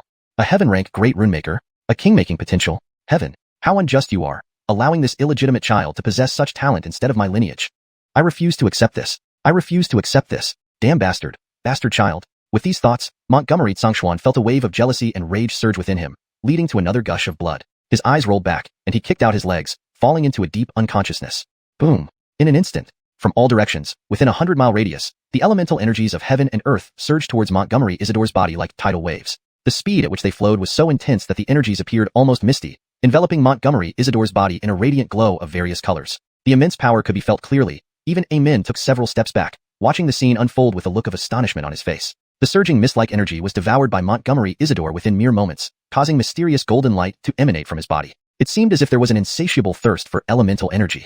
What an astonishing aura. This must be the breaking of the body refinement limit, transforming life's very essence. What fortune do I have today to witness the birth of a young king? Let me see what extraordinary phenomena you can display. Capture. Amin, filled with amazement and excitement, waved his hand. Over 100 pieces of colorful, half-foot square origin stones orbited around Montgomery Isidore's body, quickly engraved with 9 runes. Instantly, the power of the origin stones was unleashed, forming a massive rune halo around Montgomery Isidore. In the next moment, Montgomery Isidore transformed into an ancient fearsome beast, greedily absorbing the origin stone's energy with an almost predatory frenzy. A terrifying funnel formed above his head, while all 48,000 pores and 365 apertures in his body opened up. The primordial chaos heavenly technique operated at its peak, converting each breath of elemental energy into the void left by breaking the limits of body refinement. Skin, muscles, bones, blood, and internal organs. Everything was cleansed and strengthened by the elemental energy. Layer after layer of impurities were expelled from his body. If one observed Montgomery Isidore closely, they would notice his breathing forming an extremely special frequency, similar to that of a hibernating turtle. Each breath came after a long interval, symbolizing a transformation in life's very essence. Crack. When the first origin stone was depleted and turned to dust, the rest reacted similarly, cracking and releasing their stored energy into the void. Suddenly, the elemental energy became wildly chaotic, forming powerful storms. At this moment, Montgomery Isidore slowly opened his eyes. An incomparable brilliance shone like solidified divine light, reminiscent of the gaze of an ancient god, piercing through time and space, seeing into eternal secrets. Swallow. A mysterious, overwhelming voice echoed in the air. Montgomery Isidore opened his mouth, resembling a prehistoric dragon. Black hair danced in the air as his divine eyes reflected the passage of eternity. Elemental energy coalesced into streams, instantly consumed by Montgomery Isidore, expanding his body like a balloon without any energy leaking out. Boom, boom, boom. 3 thunderous explosions reverberated within Montgomery Isidore's body. His form returned to normal, but his bloodline radiated like towering gold waves, and 3 layers of golden patterns condensed on his skin. This thick, surging, and domineering bloodline resembled a true dragon, with faint, indistinct runes swirling in the center. Instantly, Montgomery Isidore's vast bloodstream seemingly evolved into a shattered star domain. Countless corpses and infinite bones surrounded a shadowy figure with an invisible visage, filled with grandeur, holding a cracked spear, standing alone. Hiss. Blood. Blood manifestation. Could it be that Isidore has awakened his lineage? Who is the shadow in this phenomenon? Why do I feel inexplicable sorrow, wanting to cry? Blood manifestation. Could it be that after having his royal blood sealed, Isidore has now broken through the limits of body refinement, awakening a supreme bloodline? Everyone from the Montgomery family watched in shock as Montgomery Isidore's shadow emerged, feeling a strange sadness. If they weren't immobilized, they might have knelt down in reverence. It felt like they had forgotten something important. Human. King. This is the Lloyd who defended humanity, protected the masses, wept among stars, and buried his bones far beyond. Could it be? Is young friend Isidore's awakened blood that of the Lloyd? The men, looking at Montgomery Isidore's manifestation, collapsed on the spot, overwhelmed by sadness and shock. He didn't know what to say anymore. Lloyd blood. Young friend Isidore has awakened Lloyd blood. How many years have passed since the Lloyd clan's prodigy lasted so? Was he really born in this ruined little family? What is the origin of the Montgomery family's ancestors? By heaven, Golden Lloyd blood, the highest-ranking royal blood of the Lloyd clan, the source ancestor's blood. Such noble lineage, could it be? At this thought, Amin dared not think further, as it represented a taboo. Younger brother Montgomery Isidore, thank you deeply for your assistance. Your kindness will never be forgotten. Montgomery Isidore bowed deeply before Master Xuanmu, bending almost 90 degrees, expressing genuine gratitude. Regardless of Amin's initial intentions, his rescue and support with over 100 origin stones were invaluable. If you need anything in the future, please don't hesitate to ask. I will not refuse. Clouds remember favors for millennia. Repay wrongs overnight. I will not offend those who do not offend me. But if someone offends me, I will retaliate tenfold. Yanistal friend Montgomery Isidore, no need for such formalities. Helping you was just a small effort, hardly worth mentioning. Amin waved his hand. Your secrets are not something I wish to pry into. But I am curious, whose disciple are you, to have mastered runic arts to such a high degree? Master, I'm sorry, my teacher does not allow me to mention his name, for fear of disgracing him. Montgomery Isidore sighed, appearing helpless, yet unblinking as he lied effortlessly. Why? Upon hearing this, Amin's lips twitched, feeling his face flush. If a prodigy like Montgomery Isidore could embarrass his master, then surely Amin would be ashamed. To be honest, master has 7 disciples, and I am the last to join. Among us, I have the lowest aptitude. At 18, I barely advanced to the heaven rank in runemaking. My senior brothers and sisters have mastered all 4 auxiliary professions. The least talented among them has already reached the king rank in all 4 fields. Sigh. With such poor talent, Master naturally does not want me to mention him. Please understand. Translation note. Character names have been rendered in pinyin as requested, and the narrative tone and style have been maintained. Paragraph structure and line breaks have been kept as close to the original text as possible. Ian sighed deeply, a touch of helplessness on his face. Yet, he had fabricated an incredibly terrifying background for his master out of nothing. Resorting to this inferior tactic was truly out of desperation. After all, his cultivation was still too low. At least this way, it could discourage others from coveting him. A human heaven rank runic master. If the other races were to find out, they would surely employ any means necessary to suppress him. In his master's inherited memories, there was not a single unsoiled land among the 3,000 great worlds. The other races were savage, but the hearts of humans were even more terrifying. Ulysses sighed deeply, a trace of helplessness on his face. Yet, he had conjured an incredibly terrifying sect out of thin air. This lower strategy was truly a last resort. After all, his cultivation was still too low. At least this way, it could deter others from coveting him. A human T-on stage rune master. If the Yizu, alien races, were to find out, they would stop at nothing to suppress him. In the inheritance memories from his master, not one of the 3,000 great worlds was untouched by strife. The alien races were brutal, but the human heart was even more terrifying. Ian sighed deeply, a touch of helplessness on his face. Yet, he had fabricated an incredibly terrifying background for his master out of nothing. Resorting to this inferior tactic was truly out of desperation. After all, his cultivation was still too low. At least this way, it could discourage others from coveting him. A human heaven rank runic master. If the other races were to find out, they would surely employ any means necessary to suppress him. In the inheritance memories of his revered master, there was not a single pristine land among the 3,000 great worlds. The other races were savage, but the hearts of humans were even more terrifying. Chapter 13. Greenwood Azure Dragon Rune. Ambrose was completely stunned upon hearing the news, standing in confusion and at a loss for words. To break the body tempering limit at 18, awaken the bloodline of the human emperor, be a great rune master at such a young age, and possess the qualifications to be crowned as a king. If this wasn't considered talent, then what he had achieved in nearly 2 centuries, merely being able to float in the air and becoming an upper-grade spirit-level rune master, made him want to bury himself somewhere no one could find him. Heaven above. What kind of terrifying sect is this? And who is his mentor? To think there are 7 senior brothers above him who are simultaneously proficient in 4 professions up to the king stage. Could it be that this place surpasses even the human emperor clans, a hidden sanctuary of humanity that exists only in legends? If even young Master Ian has the potential to become a king, what must his senior brothers be like? Comparison is truly maddening. Please wait a moment, young Master Ian. I'll go to the Alchemist Guild and bring someone to treat the rest of the Montgomery family. Ambrose exhaled deeply, trying to calm his racing heart. His figure slowly rose into the air because, ultimately, the Montgomery family's poisoning needed to be treated by someone from the Alchemist Guild. Senior, it's just minor alchemical poisoning. Late Comer can handle it. How dare I trouble you? Ian bowed respectfully, hastily detaining Ambrose. Alchemical poisoning was a minor issue with thousands of methods to solve it. The knowledge passed down from his mentor, Yanni, covered everything. It was said that all secrets of the universe had been understood by him. Presently, the memories Ian had inherited were primarily about cultivation. Other secrets outside the known worlds were sealed away, but even this was more than enough for his current use. Yanistal friend Ian, this is top-grade spirit-level alchemical poisoning. It wouldn't do to be overconfident. Ambrose floated back down, staring incredulously at Ian. You don't mean to tell me you know something about alchemy too? Senior, Late Comer understands some basics. Though not as proficient as my senior brothers, handling a little alchemical poisoning should be fine. So please rest assured. Ian appeared extremely calm, yet his face radiated a mysterious and confident smile. If it weren't for fearing to shock Ambrose, alchemy would indeed seem like a small matter compared to runes. With eyes full of shock, akin to watching a miracle unfold, Ambrose watched as Ian walked to Brianna's side, gently carrying her to where the other members of the Montgomery family were gathered. Charltoner, how's Brianna? Charltoner, save Brianna first. We can hold on. Charltoner, don't worry about us. Focus on saving Brianna. Pierre, Jean, Cloudwind, along with the 2 elders, all expressed their concerns. They all adored Brianna, the only girl among their clan's lineages, who, despite this pampering, had grown up to be sensible and obedient. Now that Brianna lay unconscious, everyone was deeply worried. Second uncle, Kramer, 4th uncle, 5th grandpa, 7th grandpa, rest assured, while I'm here, nothing will happen to Jacqueline 7. I can heal them all together. It's just a matter of using a rune, and it won't take long. Draw in the elemental energies of heaven and earth, transform the 5 elements' powers. The cycle of creation and destruction never ceases. Greenwood Azure Dragon Rune. Transform. A thread of golden energy flowed from Ian's fingertips, instantly sketching out 5 runes in midair. Elemental energies converged from all directions, forming a peculiar and profound symbol of the 5 elements. A 3-foot-wide circular green seal faintly showing the shadow of a coiled azure dragon. The next instant, 6 rays of green light shot from the green seal, piercing through the bodies of the Montgomery family members. A surge of vibrant life force spread throughout them, filling the air with the essence of vitality. Hiss. To gather chi into runes and turn runes into seals, worthy of a heaven-rank great rune master. Reversing the 5 elemental forces into a single wood element. Wood governs life and can expel poison and heal. Young master, I am utterly impressed.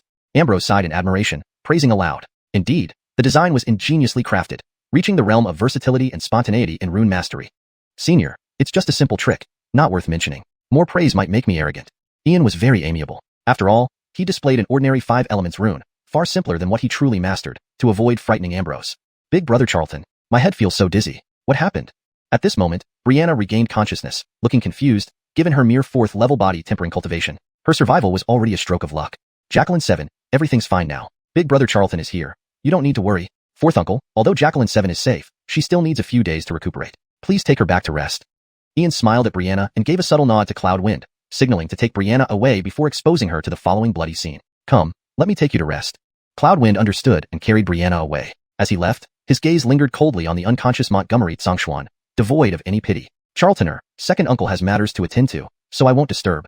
Charltoner, Kramer will prepare food and drinks. Do stay Ambrose with us. Pierre and Jean, perceptive as they were, excused themselves with this pretext. Initially, they may have felt some sympathy for Montgomery Xianxia, but now they wished he would die, considering how crazed he was to drag the entire Montgomery family into his demise. Letting Montgomery Xianxia answer to Charltoner was also a way to settle matters. Ambrose, I heard you enjoy tea. I have a century-old spiritual tea brew. I hope you'll grace us with your presence. That's right, master. You saved our entire Montgomery family. Please stay so we can show our gratitude. 5th Elder Montgomery, Songhai and Tomas Montgomery, Xiangshui both wore smiles as they invited Ambrose, seeing his nod of agreement and joining him without another word. A true dragon has emerged from the Montgomery family. In time, its name will resound throughout the eastern region and the boundless Canglan World. In that moment, silence filled the courtyard. Apart from Ian, only Montgomery Xianxia, who lay unconscious, and Montgomery Tianqing, who had been poisoned to death, remained. Ian stepped forward and kicked Montgomery Xianxia in the dantian, shattering it. Ah! You little brat, daring to cripple me. If I knew, then I should have killed you. No. Crack. Awakened by excruciating pain, Montgomery Xianxia didn't finish speaking when Ian kicked his skull open, blood and brain matter spraying everywhere, emitting a pungent odor of blood. Old dog, you talk too much. Burn. Ian gazed into the void. The green seal turned red, orange, and yellow, emanating intense heat. 2 tricolor flames descended from the sky, engulfing Montgomery Tianqing and Montgomery Xianxia, vaporizing them in moments, leaving no trace behind. Anyone witnessing these tricolor flames would recognize them as the coveted 3 essence true fire sought by countless alchemists. Hashtag chapter 14, Dead Jameson. Backyard. Ulysses had just finished washing up again and changed into a set of clean clothes. He felt the primordial true chi within his body. Although he was only at the 3rd level of Ainsley induction, his physical body had surpassed its limits, with sheer strength exceeding 80,000 caddies. With this kind of strength alone, he could shatter someone at the 5th level of Ainsley induction. The bloodline that had reawakened was even stronger than the one he previously discarded, although it hadn't been fully activated yet. While he wasn't sure exactly what type of bloodline it was undoubtedly extraordinary. At present, without using talismanic inscriptions, he could already sweep through the Ainsley induction realm. If he used them, beneath aerial control, he could sweep through completely. All this immense fortune was due to the blessings of the supreme deity. No matter how perilous the future might be, he would certainly rescue his master. Phew. Boss Kane, Brother Charlton, are you alright? Just then, Jameson, standing about 7 feet tall and wearing a dazzlingly red robe, rushed in from the backyard gate. His fair face glistened as he stood there, weighing around 260 pounds, resembling a living ball. Panting heavily, he looked at Ulysses. Dead Jameson, what do you mean? Do you hope something happened to me? Ulysses feigned anger, but a smile tugged at his lips. He immediately walked forward and delivered a punch to Jameson, sending him staggering back 7 or 8 steps. Hiss. Boss Kane, you want my life. I spoke too hastily, that's all. How could I wish anything bad for you? I heard the news and rushed over without rest, running through 7 streets. I almost died of exhaustion. Jameson grimaced in pain, looking at Ulysses resentfully, but inside, he was astonished. When did Boss Kane become so strong? They were both at the 9th level of body tempering, and an ordinary full-strength blow wouldn't send him more than 3 steps back. Today's blow seemed almost effortless, yet it nearly felt like it took his life. Dead Jameson, stop acting. You couldn't have run all the way from the Bai family to the Montgomery family. I bet you ran 50 meters max. Spill the beans. Did you lose all your money gambling again and now need to borrow from me? Let me tell you, no chance. Ulysses stood with hands behind his back, a faint smile playing on his lips. He knew Dead Jameson's character well enough. In terms of talent, he wasn't below himself, but he was too lazy, spending most days lingering in brothels and gambling houses. But that couldn't be helped. After all, his family was wealthy. The Tianyun city's 4 great families included the Montgomery, Yi, Bai, and finally, Jameson's Lon family. The Lon family controlled at least half of Tianyun city's industries: tea houses, taverns, gambling dens, and brothels, all held either openly or secretly by the Lon family. Naturally, behind the Lon family was Ainsley Indian Academy, which spread across the large and small cities of Ainsley and Gu, being the leading power. Brother Charlton, what are you saying? Do you think I'm just a pampered scoundrel who eats, drinks, whoredom, and gambles? Alright, forget it. The important thing is that I have serious business with Brother Charlton. Brother Charlton, did the marriage contract with Jacqueline-in-law fall through? Jameson moved closer to Ulysses, his face turning serious as he whispered the question. Yeah. Ulysses responded, his expression darkening. Pain flickered in his eyes, twisting his heart as if pierced by knives. Everything changed overnight when Yanish Charltong ended the engagement through a letter. Forget it. From now on, we are strangers across the sea and sky. That was Yanish Charltong's exact words. Is it really so? Brother Charlton, I'll swear on my head, there's definitely something fishy about this. Joaquin, that son of a bitch, came back. This bastard has always coveted Jacqueline-in-law, especially before leaving. Now he's even an inner disciple of Xianxian sect. Jameson burst out cursing, completely outraged on Ulysses's behalf. Joaquin returned? When?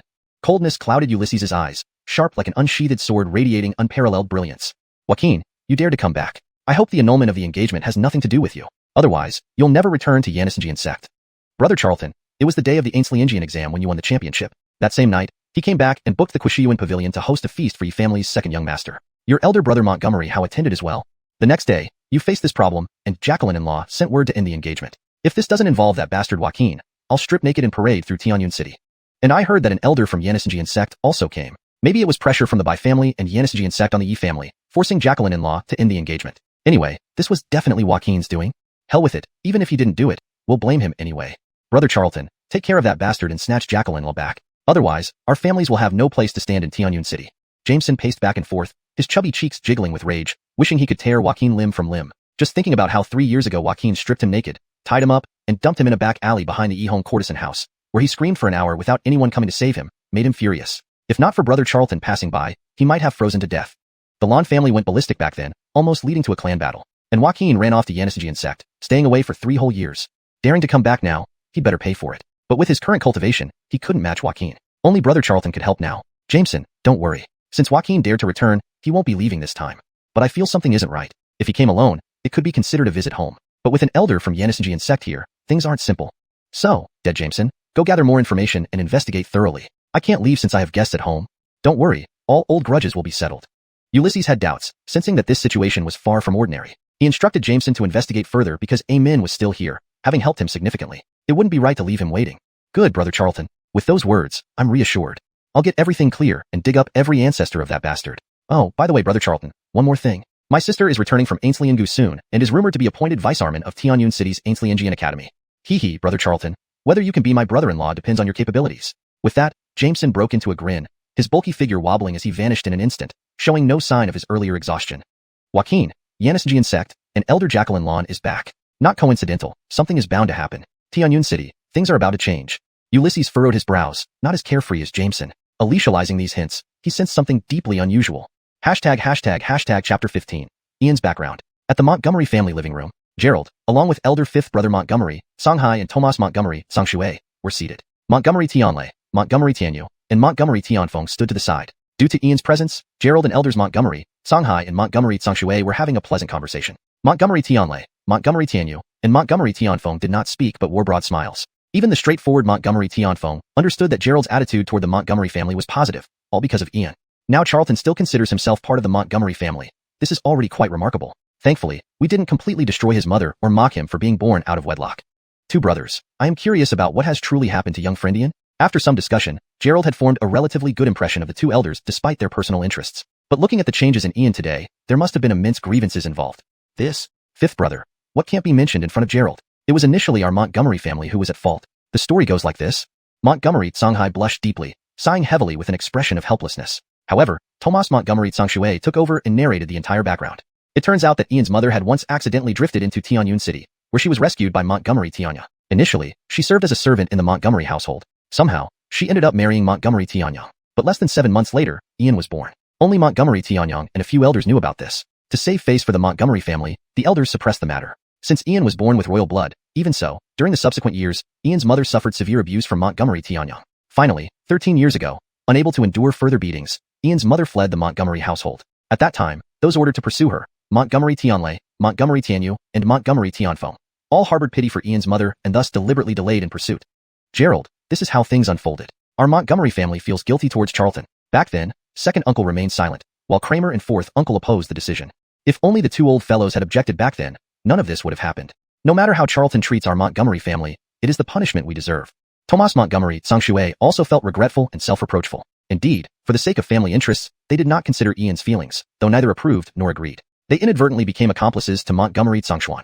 Gerald, we only considered the family's interests without taking Charlton into account. We are all accomplices to Montgomery Xianxuan. Even if Charlton says he won't pursue it further, we cannot escape our conscience. Fifth Elder Montgomery, Songhai's face burned with shame. Saying these words in front of Gerald might seem theatrical, but ultimately, their fate depended on Ian's decision. Truly never expected that young friend Ian had such a complicated history. Throughout history, great emperors and sages always face trials and tribulations in their youth. Only through adversity can true dragons emerge. To you two younger brothers, and the few of you, everything about young friend Ian must remain a secret. Not even a whisper should be let out, even if it's just a moment away. Tianyun City may not be large, but it harbors foreign powers. Please understand this. Hearing Montgomery Xiangshui's narrative, Gerald was almost driven mad with anger but managed to suppress it, acknowledging it as the Montgomery family's private affair and ultimately decided by Ian. A young king, a Tier 1 great rune master, a future pillar of the human race, nearly died unjustly. Just for this alone, the Montgomery family deserved death countless times. Master, rest assured, we will not utter a single word. We know nothing. Predecessor, we heard nothing, saw nothing. The Montgomery family members quickly pledged their silence. Only fools would boast. Knowing the Montgomery family's future relied on Ian, they wouldn't cause trouble elsewhere. Grandfather 5th, Grandfather 7th, this matter does not involve you. I will not hold you accountable. In your positions, prioritizing family interests comes naturally. Don't bear psychological burdens. You owe me nothing. I am not of Montgomery family blood, but you raised me for 18 years. Uncle 2nd, Uncle 3rd, and Uncle 4th have shown great kindness to my mother and helped suppress Montgomery Tianyang. Even if mistakes were made, they have been compensated for. Ian appeared in the reception hall, overhearing their conversation. With the upper echelons of the Montgomery family present, he needed to make a statement. They were not at fault. Montgomery Tianyang's lineage was to blame, now dead, thus settling matters.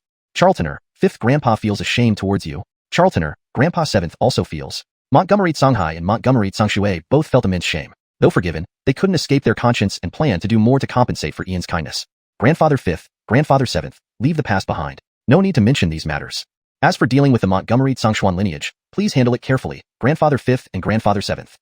Ian bowed respectfully. After all, he considered himself well-read. If he carried this infamy, it would be impossible to move forward. Charltoner, we will announce that the Montgomery Xiangshuan lineage colluded with barbarians and was eliminated by us. Yes, Montgomery Xiangshuan's lineage colluded with barbarians, and the entire Montgomery family united to exterminate them. Montgomery Songhai and Montgomery Xiangshui, being shrewd, understood Ian's intention. A young king with the potential for ennoblement and a Tier 1 great rune master could not carry such infamy. To ensure believability, perhaps use my name? Announce that Montgomery Xiangshuan's lineage conspired with barbarians, and I personally led the suppression. This way, no one will suspect. Gerald remained silent for a moment, finally speaking up. While others don't know the truth, a young king must not bear such infamy. Senior, this? Ian was momentarily stunned, surprised that Gerald was willing to assist. If announced under his name, no one would doubt it. After all, reputation and influence ensured credibility. Yanistal friend, do not refuse. It's just within my capabilities. As long as you haven't reached the ennoblement realm, do not reveal your bloodline. Remember this. If forced to show it, eliminate all who know. Do not ask why. Remember this. Gerald stood up, walking beside Ian, giving serious counsel. His royal blood represented that forbidden taboo. Senior's words are engraved in my heart. Ian bowed, understanding the gravity of Gerald's words. Surprisingly, Gerald constantly considered him, helping greatly. This favor he would forever remember. Chapter 16. The Miserable Clark. Brother Charlton. Brother-in-law Kane. Help me. In the living room of the Montgomery family, after several rounds of toasts and a variety of dishes, everyone in the Montgomery family kept offering wine to Master Bernice, who accepted each toast with ease. Suddenly, a weak plea for help echoed from the doorway. Everyone turned to see it was none other than Clark. He appeared bruised and battered, his face swollen and his long, bright red robe torn and covered in footprints. His left arm hung limply, clearly dislocated. It was as if he had transformed from one person into another in just an hour. Dead Zach, who did this? Ian burst out first, rushing forward to lift Clark from the stone steps. His eyes blazed fiercely like a newly drawn sword, giving off an intense sharpness. Brother Charlton, I'm useless and have disgraced you. It's that scoundrel Joking. After we parted ways, I met Joking, Amiri, and Farron from the Yi family on 9th Street. That bastard mocked me as soon as he saw me. I retorted, but then these bastards beat me up badly, and that wasn't even the end of it. They also. Seeing Ian, Clark cried pitifully with blackened panda eyes, wiping away snot and tears, seemingly bearing an enormous grievance. Dead Zach, stop stalling and speak. Ian's expression darkened ominously, like the calm before a storm, ready to unleash a disaster at any moment. Kane brother-in-law, that bastard Joking told you to look at yourself in the piss puddle, and said you were a toad wanting to eat swan meat. Brother Charlton, listen to this. Is this how humans talk? I don't know your temperament, but if it were me, I couldn't tolerate this. This bastard not only humiliated you in public, but also wanted to trample on your dignity. Brother, I can't bear this humiliation. Clark clung to Ian's leg, wailing loudly, as if he carried a grave injustice. That's enough. Stop making a scene and drawing more shame. Let's go find Joking and settle the score. Ian's face was incredibly grim. Even when Wuxia had been stripped of his cultivation and power, Ian could still bite down on Montgomery Howe's ear. How could he possibly endure such an insult? Joking, I haven't come to settle scores with you yet, but you dared to offend me first. Very well, let's settle all old and new grievances together. Kane brother-in-law, I've been waiting for these words. They went to the Ainsleys Pavilion. They should still be there. Let's ambush them outside the Ainsleys Pavilion. We're sure to catch these 3 bastards. But Kane brother-in-law, there are 3 of them, and joking is at the 6th level Ainsley induction stage. Can we 2 handle this? If we fail, it will be even more embarrassing. Clark stopped wailing, swinging his left arm wildly while his small eyes darted around, revealing a shrewdness beyond his years. Don't dilly-dally. Just the 3 of them. I can handle them alone. Ian clasped his fists toward the living room and dragged Clark away. Among the 3rd generation of the 4 major families in Tianyuan City, no one besides Elder Jacqueline Lawn had ever been considered by him as a threat. They were all past victims. True youthful fervor. Brother 5, back in our days, we faced the Bai family without fear. Brother 7, who would have thought otherwise? We all came through those experiences, but times have changed. Let's sit back and watch the show. Uncle 5 Barrett, I'll check on it. I heard an elder from Xianxia sect has arrived. I'm worried about little Charlton. The 5th and Thomas reminisced about the past, but Montgomery Tianlei was deeply concerned about Ian. Although Charltoner was a heaven stage great runemaker, Xianxia sect's elders were likely at least aerial realm experts, causing worry. Brianeohang, take this token. If the Xianxia sect elder doesn't interfere, there's no need to reveal it. But if he does dare to interfere, Xianxia sect won't deserve to exist. Master Bernice waved his sleeve and threw a green token, palm-sized with intricate runes on one side and Bernice carved on the other. It was Master Bernice's identity token. Runemakers, extraordinary, noble, mysterious. All races in the world must treat them as honored guests. A single word could obliterate a nation, no exaggeration. If 10 cultivators could produce a single alchemist, artificer, or array master, 10,000 cultivators might not produce even one runemaker, especially a young great runemaker. This was because the entry into runemaking required talent, opportunity, insight, perseverance, and character, none of which could be lacking. Thank you, Master. Montgomery Tianlei took the token, gaining confidence, bowed to Master Bernice, and hurriedly followed Ian and Clark. Just then, a message charm flew into the room towards Master Bernice. His eyes focused, grabbing the charm and pressing it to his forehead. His expression changed subtly. My dear brothers, something urgent has come up. I must leave. Please tell Ian to visit the Alchemist Guild after he finishes. Farewell, my lords. With that, Master Bernice stepped out of the living room, instantly rising into the air and vanishing in a streak of light. Eastern City, 9th Street, Ainsleys Pavilion. This street stretched over 100 zhang east-west, wide enough for 4 horses to ride abreast, and was one of the busiest areas in Eastern District. Located here was the renowned Ainsleys Pavilion, reputed to span across the 3,000 provinces of the East and operate in every city under each province, including regions controlled by alien races. This was due to its formidable background and neutral stance, never interfering in disputes. The Ainsleys Pavilion occupied most of 9th Street and sold various items like elixirs, weapons, runes, array discs, and curiosities, while also purchasing items. Its most famous activities were gambling on jade stones and elixirs, and the underground ghost market held monthly. As long as you had money, the Ainsleys Pavilion could fulfill any desire. Dedzak, are you sure they haven't left yet? At the entrance opposite the Ainsleys Pavilion, Ian and Clark waited for half an hour, but saw no sign of anyone exiting. Brother Kane, I'm terrible at fighting, but I've never failed at gathering intelligence or tailing people. I'd stake my head on it that these bastards haven't come out. Because that bastard Farron loves gambling on jade stones. Once inside the Ainsleys Pavilion, he wouldn't leave in less than 3 hours. Clark thumped his chest confidently, filled with anger, eager to pummel the 3 scoundrels. Dedzak, let's make a fortune. Ian had already made up his mind and strode towards the Ainsleys Pavilion. Chapter 17. Dare you agree? The second floor of Ainsleys Pavilion was designated for jade stone gambling. The area, approximately 30 zhang in circumference, was densely packed with countless stones, each priced differently, from a few Sindian stones to upwards of tens of thousands.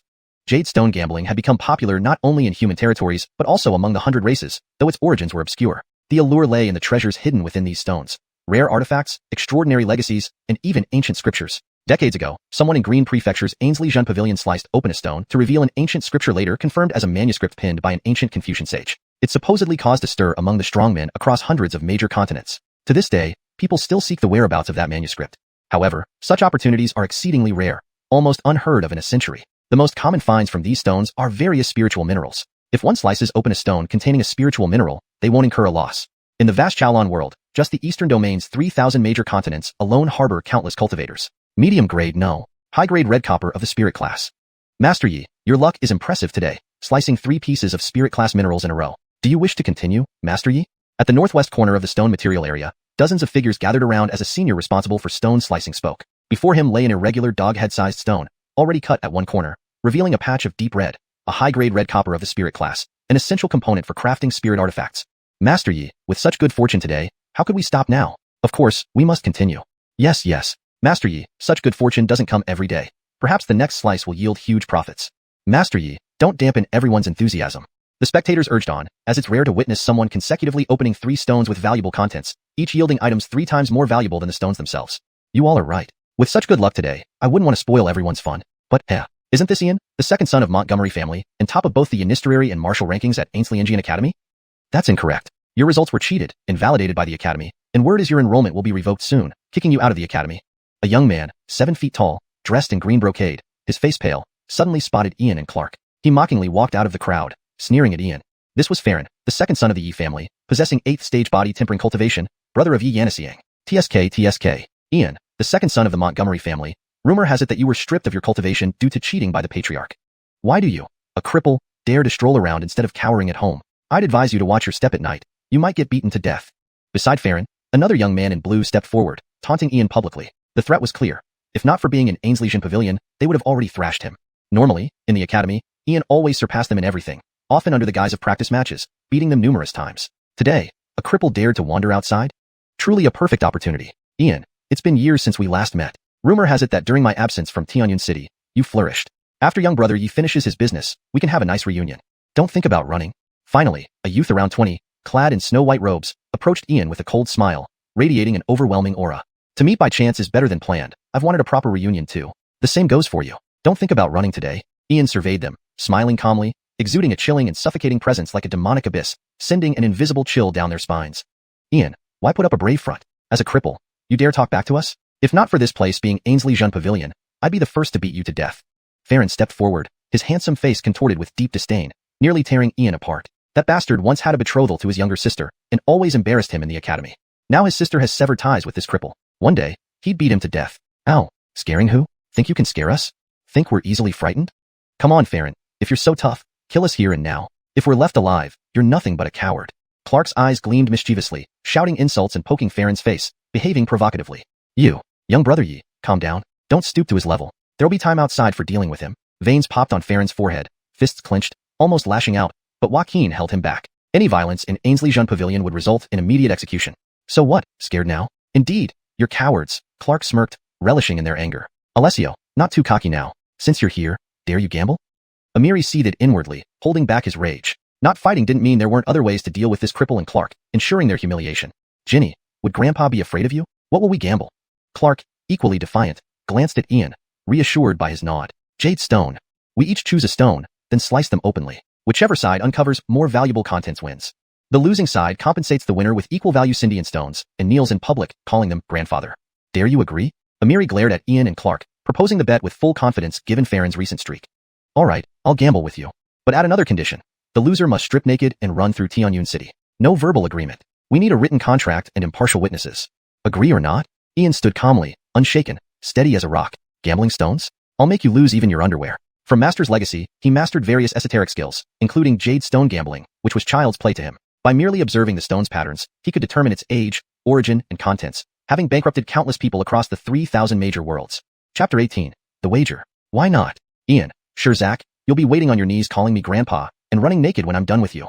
Farron angrily flicked his sleeves and immediately accepted Ian's proposal. He was supremely confident in the jade appraisal for the day, determined to make Ian kneel and beg for mercy, humiliate Shirzak, and tarnish the reputations of the Lon and Montgomery families forever in Tianyun City. Farron, don't get too cocky. We'll see who ends up calling him grandpa. I wonder if any of you present would be willing to act as witnesses for us?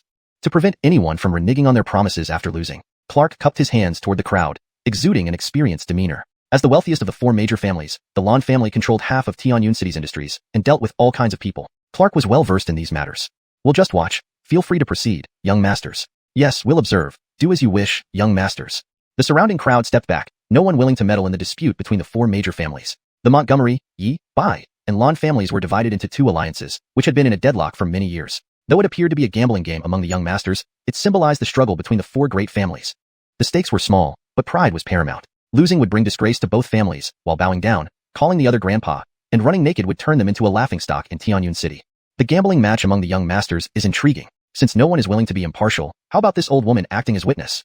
A voice came from the crowd. An elderly woman emerged, leaning on a peachwood cane, her face etched with wrinkles, snow-white hair contrasting sharply with her bright spirit. She smiled at everyone, occasionally glancing at Ian with keen interest.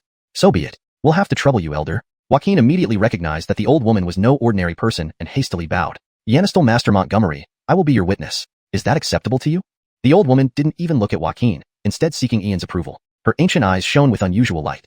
As you say, elder. Ian also rose to bow, his instincts telling him that this woman was far from ordinary. Her primal energy fluctuation was stronger than Gerald, yet she seemed excessively kind towards him. Good, let's agree to the terms here. If there are no objections, sign the agreement.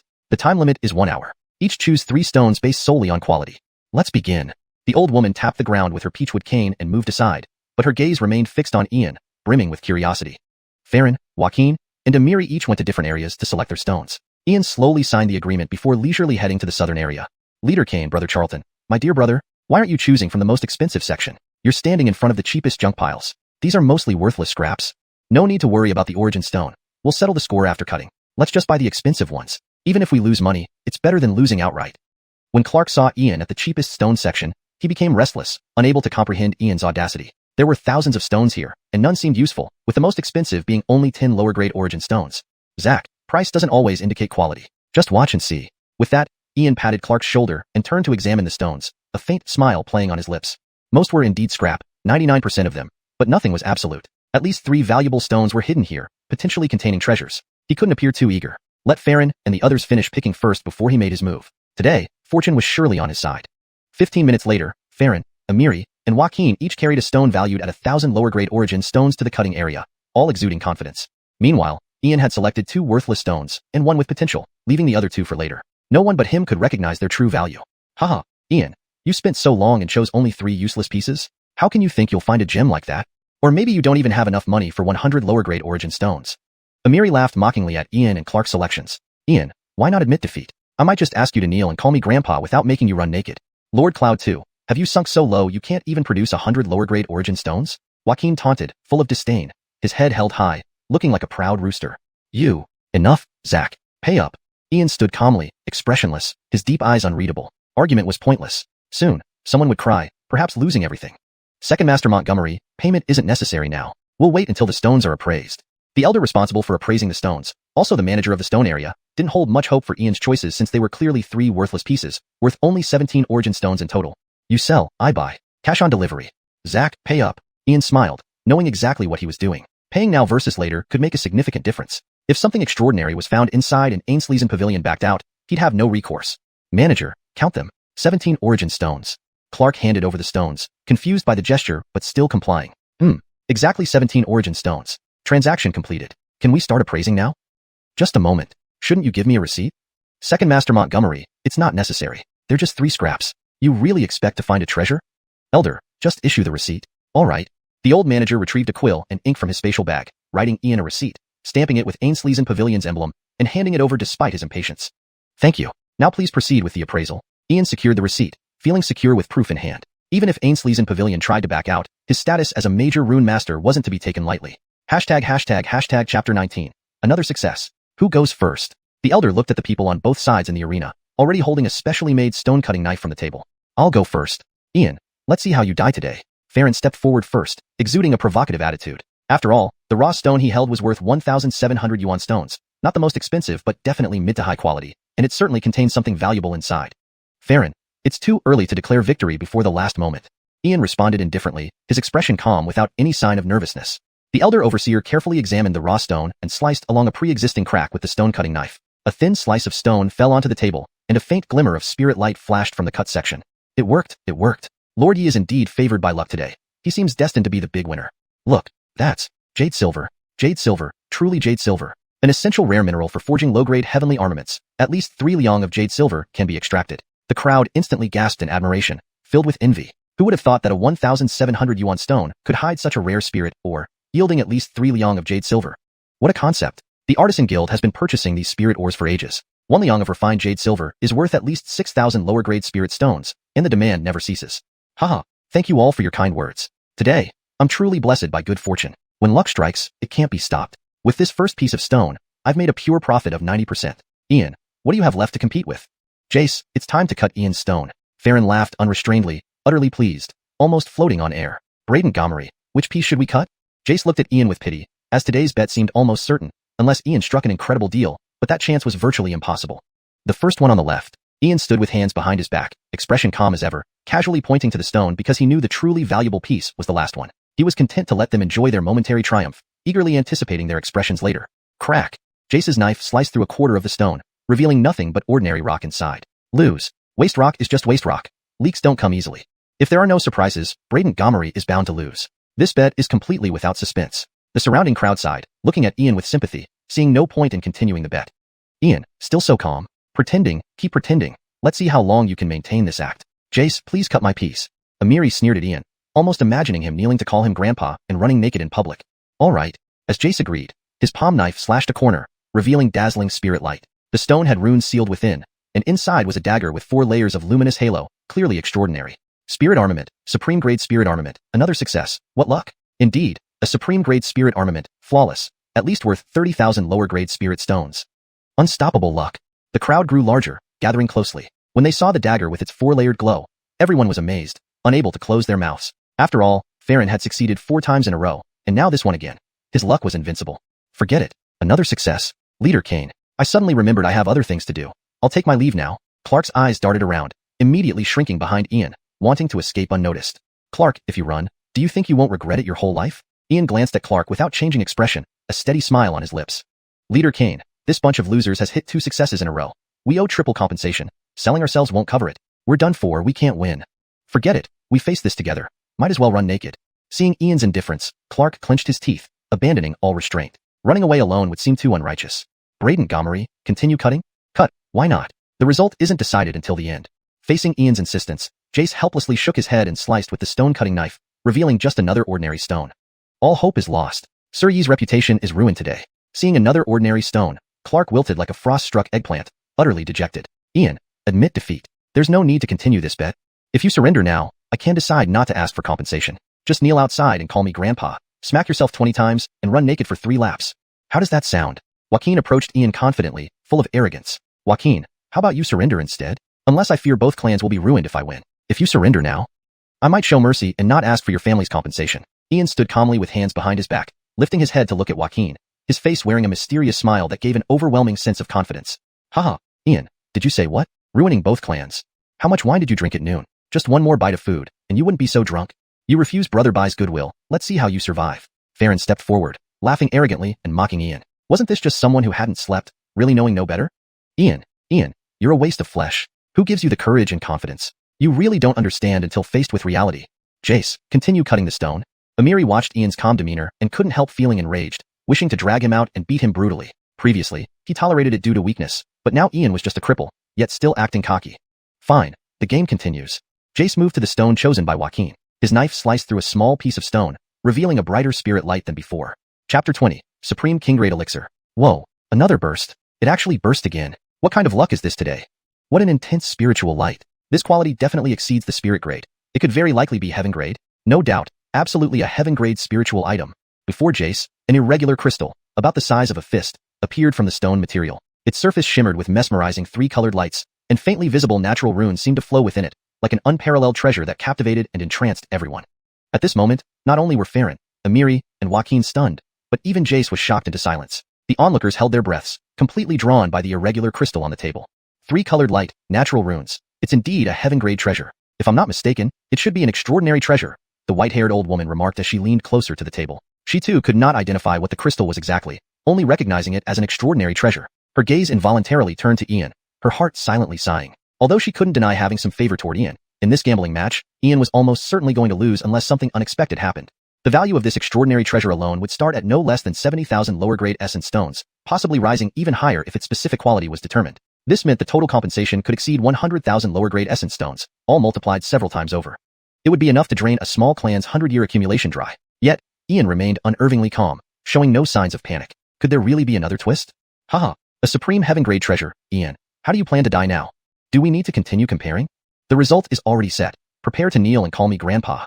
Farron laughed uncontrollably again, his handsome face filled with triumphant satisfaction, finally able to press Ian underfoot and redeem his honor. Triple compensation. We must thank Master Montgomery for his generosity today. Whatever happens, we must first thank Master Montgomery for his magnanimity. Mach 3, don't you think so? Amiri was also exultant beyond measure, nearly bursting with arrogance, feeling almost giddy. He could almost see the image of Ian kneeling to beg for mercy. Fourth brother, your words are wise. We must indeed thank Second Master Montgomery for his generosity. Ian, do we still need to continue? Just admit defeat obediently. Perhaps I can reduce your compensation somewhat. Joaquin did not behave as wildly as Farron and Amiri, but the smile on his face was enough to reveal everything. Joaquin, remember my words. Victory and defeat aren't determined until the final moment. Why don't you wait and see? Jace, please proceed with opening the stone. Ian remained standing calmly with folded arms, a serene smile on his face, exuding an otherworldly transcendence, like an ancient sage. Don't worry, the good show is just beginning. Soon, your faces will be swollen with shame. Still continuing? Is there any point in continuing? Ian, if this stone contains anything worth more than 10 essence stones, I'll eat the stone myself. Farron stepped forward, facing Ian, his words sharp and filled with unbridled arrogance. The game continues. Please remain silent. With this strike, the outcome will be clear. Jace cleared his throat slightly, looking at the dog-head-sized stone material before him. He felt a hint of nervousness internally. Even his hand holding the knife trembled slightly. Crack. With Jace's single cut, about a quarter of the corner was sliced off. Everyone's attention was drawn to the stone, yet it remained ordinary rock inside, without any change. Plop. Leader Kane, it's over. Clark saw nothing inside and broke out in cold sweat, feeling utterly icy and lifeless. He sank down helplessly, thoroughly despondent. There's nothing, still just a common rock. Master Montgomery has lost. What a pity. What a loss. This wave will bankrupt them severely. Triple compensation. The Montgomery family will surely be drained. Onlookers sighed one after another, looking at Ian with mockery, pity, and schadenfreude. This round would make the Montgomery family pay everything they had, leaving both the Montgomery and Lon families humiliated and a laughingstock in Tianyuan City for quite some time. Ian, now you should give up. Let the elders of Ainsley's Hang Pavilion appraise and estimate the final value. Your Montgomery family awaits complete ruin. Elder, please announce the result. Farron approached Ian, looking at him with a pity-filled demeanor, towering over him arrogantly. Not so fast. Farron, aren't you celebrating too early? Who says there's nothing here? Jace, may I borrow your knife? Ian remained calm and composed, as if nothing could disturb his inner peace. Jace looked at Ian curiously and handed him the stone-opening knife. Ian, do you want to break the rules? Gamblers never handle the stone directly. One cut decides the winner, a rule that has stood for millennia. Whether this cut reveals anything or not, it counts as your loss. Amiri rushed forward to stop Ian immediately, not giving him a second chance to cut. Fourth brother, let him cut. It's just a futile struggle, all in vain. Joaquin pulled Amiri back, confident of victory. Whatever Ian did was futile. Could he truly cut out an ultimate treasure? Amiri, what a joke. Has such a nonsense rule ever existed in gambling stones? Stop yelling here and trying to bully Brother Charlton as a layman. Brother Charlton, don't believe his lies. There has never been such a rule. One cut to decide the outcome. It's not just gambling stones but gambling lives. Clark, seeing Ian's actions, immediately stood up from the ground because Kane Loud excelled in turning things around against all odds. In other words, creating chaos. Feigning weakness to launch a decisive counterattack. Kane Loud always had a knack for this. Zach, no explanation needed. Just because I don't play stone gambling doesn't mean I don't understand. The moment to witness a miracle has arrived. Farron, Amiri, Joaquin, with this cut, your two families will go bankrupt. With these words, Ian smiled, the stone-opening knife spinning rapidly in his palm. One swift cut through the stone's skin instantly revealed a third of its interior, and immediately, the entire area was illuminated with dazzling colors, making the region fully transparent. From the center of the stone, a glowing object slowly emerged, emitting four-colored light, covered in countless mysterious runes forming a seal. Inside was a crystal-clear, nearly flawless blood-red ginseng root resembling jade, about 3 inches long, with 7 green leaves that emitted fragrance even through the seal. Four-colored light, King Grade Supreme. A supreme King Grade elixir. At least 10,000 years old blood ginseng king. Such a fully mature blood ginseng king is priceless, immeasurable. The white-haired old woman was filled with astonishment, her body trembling violently. She stammered in disbelief, never expecting to see the legendary supreme King Grade elixir, an existence that was truly priceless. Ian had found a real bargain. No, more than a bargain. It was a windfall. From start to finish, Ian remained calm and collected. Did he know from the beginning that there was a supreme treasure inside? ####Chapter 21. A gamble for Yanis. At this moment, the hall was bathed in radiance, shimmering with light. The blood ginseng king shone like a martial treasure, casting an enchanting and dreamy glow. Jace gaped at the blood ginseng king, his entire being plunged into deep silence, even forgetting to breathe, his eyes filled with disbelief. A supreme king grade medicinal herb, a rare and precious treasure. A fully mature blood ginseng king, besides being able to refine various world-shaking elixirs, could extend a king's lifespan by 3,000 years if consumed directly. It was incredibly rare, almost unseen. If there were a king-grade alchemist involved, it could be used to refine many peerless-grade elixirs. Such an extraordinary king-grade medicinal herb, which someone stumbled upon by chance. Having been in the stone-cutting business for 100 years, he had never seen such a significant find. Its value was incalculable, beyond the measure of spirit stones. If one had to estimate, it would be enough to exchange for at least 3 king-grade cultivation techniques, martial arts, spell methods, and divine abilities, as well as at least 3 supreme king-grade artifacts. An unparalleled king-grade medicinal herb, truly hard to come by. Extreme king-grade medicinal herb. It's really an extreme king-grade medicinal herb. How is this possible? That cripple Ian actually picked up such a find. 3-fold compensation? Even if we sold our 2 families, we couldn't pay up. Farron stared blankly at the blood ginseng king, his face turning ugly as if he had swallowed a fly. No matter how much he didn't want to believe it, the fact was undeniable right before him. What was supposed to be a sure win turned into an improbable comeback for the cripple. It felt like a slap in the face, leaving him fuming but unable to retaliate. This is unfair. This round doesn't count. Gambling on jade stones is about 1 cut deciding the outcome. Your second cut doesn't count. Ian, you still lose this round. Amiri, seeing his certain victory overturned by Ian, let out a roar, his face contorted with frustration, veins throbbing like worms on his forehead, wishing he could tear Ian apart. To have such a perfect situation reversed was infuriating. Oh heavens! You have no eyes. Ian, you've violated the rules. This result should be nullified. Joaquin's face was also terribly grim, outright denying the outcome. After all, who could have expected that a heaven-grade treasure could still be trumped by Ian? Acknowledging it meant bankruptcy and utter disgrace. He'd rather die than admit it. Hoo. So intimidating just now, but now everyone's gone limp. I just want to know if your face is hurt. Under everyone's watchful eyes, dozens of pairs watching, with elders witnessing, can you deny it just because you feel like it? One cut determines the winner, with no regrets or grudges, gambling with lives, not just stones. On top of that, when my leader Kane was cutting the stone, you Joaquin admitted it. Now trying to deny it sounds like you're daydreaming. Threefold compensation, kneel and call grandpa, and run naked. Miss anything, and I'll finish you off. But first, Farron, swallow this rock. Clark wiped away his earlier dejected demeanor, standing tall like a proud rooster, filled with smug satisfaction. He grabbed the stone piece and threw it at Farron. Damn it, these brats, falling into my hands today, will learn what makes flowers so red. How dare they strike me without knowing who my leader is? Die, Zach. Go to hell. Do you think you can do whatever you want? We won't acknowledge this round. What can you do to us, two cripples? Just the two of you, walking barely breathing dead Zach and a cripple? Farron trembled with anger, unable to contain his rage, ready to lash out. Admitting defeat was impossible. Bang! Based on the contract here, whether you admit it or not, it depends on my decision. The white-haired elder tapped her wooden cane on the ground, creating a heavy sound, instantly exuding an overwhelming presence. Thud, thud, thud. Farron, Amiri, and Joaquin, unable to withstand the pressure, collapsed to the ground, only now remembering the neutral arbitrator of unknown cultivation. Senior, I'm an inner disciple of Xianxian sect. Our elder is near my home. This matter, please don't interfere. Otherwise, it's opposing Xianxian sect. Xianxian sect is one of the three major sects in Ainsliangu. Please think carefully. Joaquin bowed respectfully to the old woman, though fearing her might, he leaned on his backing, hoping to deter her. Damn old hag, wait until tomorrow, and I'll get the elder to kill you. Unless your background can suppress Xianxian sect, but historically strong dragons don't oppress local snakes. Outrageous. Petty children. Senior, calm down. Why stoop to their level? One finger can crush them, but ruining your reputation isn't worth it. This is a latecomer's matter. Perhaps it should be left to me to handle. Farron, Amiri, Joaquin, you talk about rules. Let's follow the rules then. One cut decides the winner, with no regrets or grudges. Why not gamble one more round? A life or death duel on the combat platform. This round gambles for life. Ian stepped forward, hands behind his back, his face carrying an intense, formidable aura. Initially, he didn't plan to take their lives, but after their outright denial, he had no choice but to challenge them on the combat platform. Brother Charlton, are you challenging them on the combat platform? Leader, oh brother, are you crazy? Joaquin is at the 6th stage of Ainsley induction, and Farron and Amiri are both at the 8th stage of body tempering. Can you handle them? Upon hearing this, Clark darted to Ian's side, whispering urgently, not expecting Ian to be so reckless, inviting them to a death match over a dispute. Combat platform, life or death match. Everyone fights for themselves. Ian, based on what confidence does a cripple invite us to the combat platform? Ian, if you want to die, we'll oblige you. Choose any one of us three. Ian, consider this carefully. This is a fight to the death. Farron, Amiri, and Joaquin all revealed mocking expressions, not expecting Ian to challenge them. A cripple had no real backbone. Why choose? I challenge all three of you. Will you accept? Ian stood upright, eyes intensely focused on the trio, emitting a cold, imperious aura like an undying king. Sneak attacks on Zach, cheating in the gambling game, despicable cowards. Today, I send you all to the Western Paradise. Fine, since you wish to die, I'll oblige you. In 1 hour, meet you at the combat platform. Joaquin slowly rose, a cold gleam in his eyes. This was no longer just about gambling on jade stones, but now involved family interest and survival. He needed to return and consult with the elders. Chapter 22. Selling the Imperial Medicine. You want to leave? Dream on. Why would I wait an entire hour? Whether you die early or late, you're going to die anyway. The line to the underworld isn't easy to join. Might as well get it over with and be reborn sooner.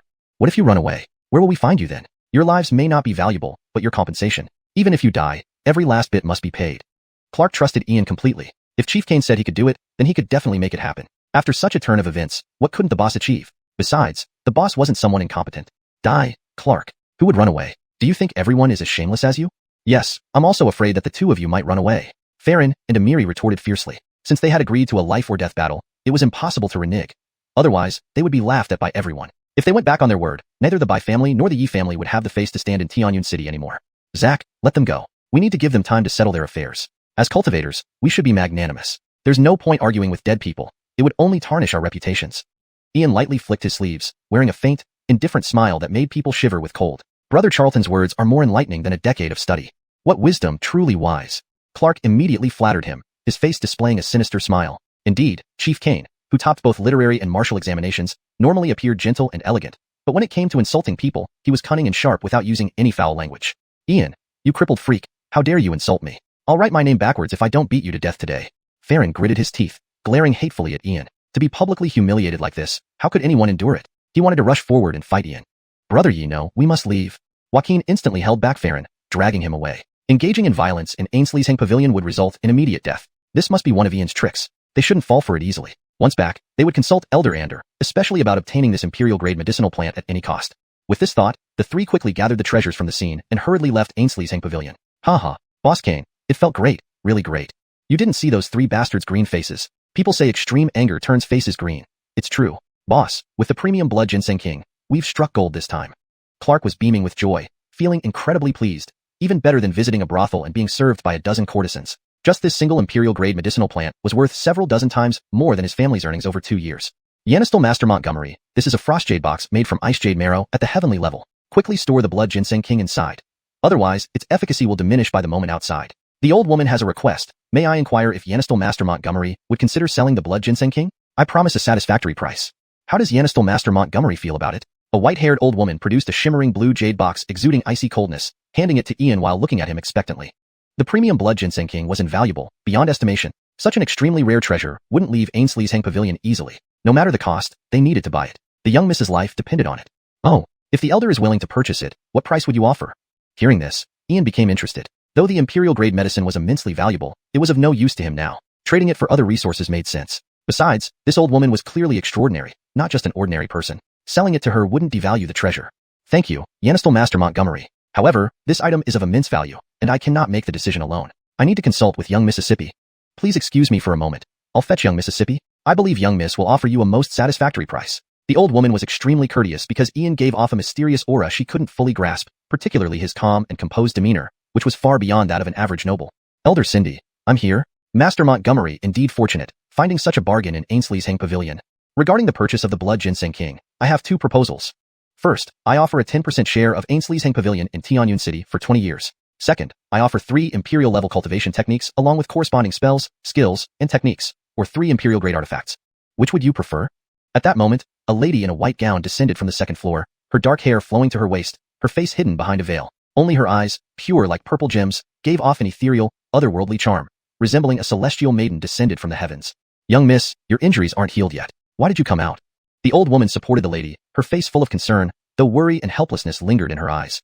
The secret realm was about to open, but young miss had been ambushed. She chose to come here instead of recuperating in the capital. Yet that secret realm? Elder Cindy, I'm fine. The lady waved her hand nonchalantly, her eyes filled with anticipation as she looked at Ian. 2 imperial-level cultivation techniques with corresponding spells, skills, and techniques, plus another 10 million lower-grade essence stones.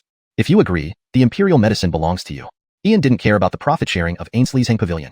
Who knew if it would survive 20 years, especially if the northern barbarians invaded? 2 imperial-level cultivation techniques and 10 million essence stones were more practical. 1 set for Zach, another reserved for the Montgomery family. This was the most reasonable deal, considering the young miss was injured and might not live much longer. Even with an imperial alchemist, there was no guarantee they could refine an imperial-grade elixir. Agreed, as per Master Montgomery's wish. Here are 2 jade slips containing the 2 imperial cultivation techniques, complete with corresponding spells, skills, and techniques. This is a Yuan stone card issued by the Ainsley's Hang Pavilion, containing 10 million essence stones, usable at any Ainsley's Hang Pavilion across the eastern 3,000 continents. Please inspect these items. The lady extended her delicate hands, presenting 2 golden jade slips and a blue Yuan stone card directly to Ian. For acquiring such a premium imperial medicine, Ainsley's Hang Pavilion indeed made a significant profit. No need. I trust Ainsley's Hang Pavilion's reputation. I have another small request. May I select some stones? Without checking, Ian put away the jade slips and Yuan stone card. His main interest lay in the other 2 treasures here. Compared to the imperial medicine, these were more important. Of course, Master Montgomery, you can freely choose any stones, all on us. The lady's pure, gem-like eyes sparkled with curiosity. Compared to the huge advantage Ainsley's Hang Pavilion gained, some stones weren't much. Thank you, Mississippi. Ian bowed in gratitude, then wandered through the stone selection areas in the east, west, south, and north. In each area, he selected a few stones. Some sections yielded only 1 or 2, others up to 4 or 5. But at the waste material area by the entrance, he picked dozens. Charlton, there you are. Grandmaster Bernasimu asks you to come to the Rune Masters Guild immediately. No time, we'll talk on the way. Montgomery Tianlei finally found Ian in Ainsley's Hang Pavilion after a long search, panting breathlessly, his expression urgent.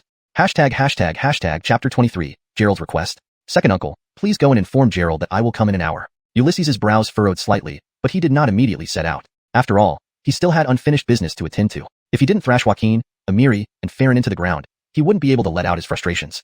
Yanistel Charlton, Gerald looked quite troubled before he left. Something must have happened, or else he wouldn't have repeatedly urged you to come, Montgomery Tianlei said with a wry smile. Normally calm, he now found himself torn between respecting Gerald and his own nephew, neither of whom he dared to offend. Second uncle, don't worry. Let me ask Gerald. Drawing Ainsley into symbols, generating imprints in the void. Ainsley-inducing symbol. Tracking symbol. Directional symbol. Tracking symbol. Directional symbol. Mystic Yanished symbol.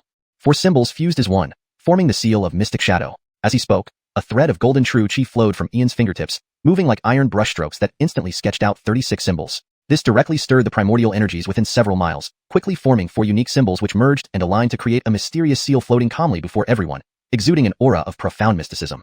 Hiss. Ainsley-inducing realm. Leader Kane, when did you advance to the Ainsley-inducing realm? The true chi can leave your body, at least Ainsley-inducing 3rd level. Brother Charlton, you've changed? You promised we'd advance to the Ainsley-inducing realm together, yet you secretly broke through. Clark sucked in a sharp breath, looking at Ian with a mixture of resentment, but he clamped his hands tightly over his mouth, barely daring to breathe, utterly shocked. A runemaker, drawing Ainsley to form symbols, creating seals in the void. This required at least an intermediate spirit class runemaker. Leader Kane has not only broken through but also become a revered and noble runemaker. I've known him for 3 years. How could I never know this?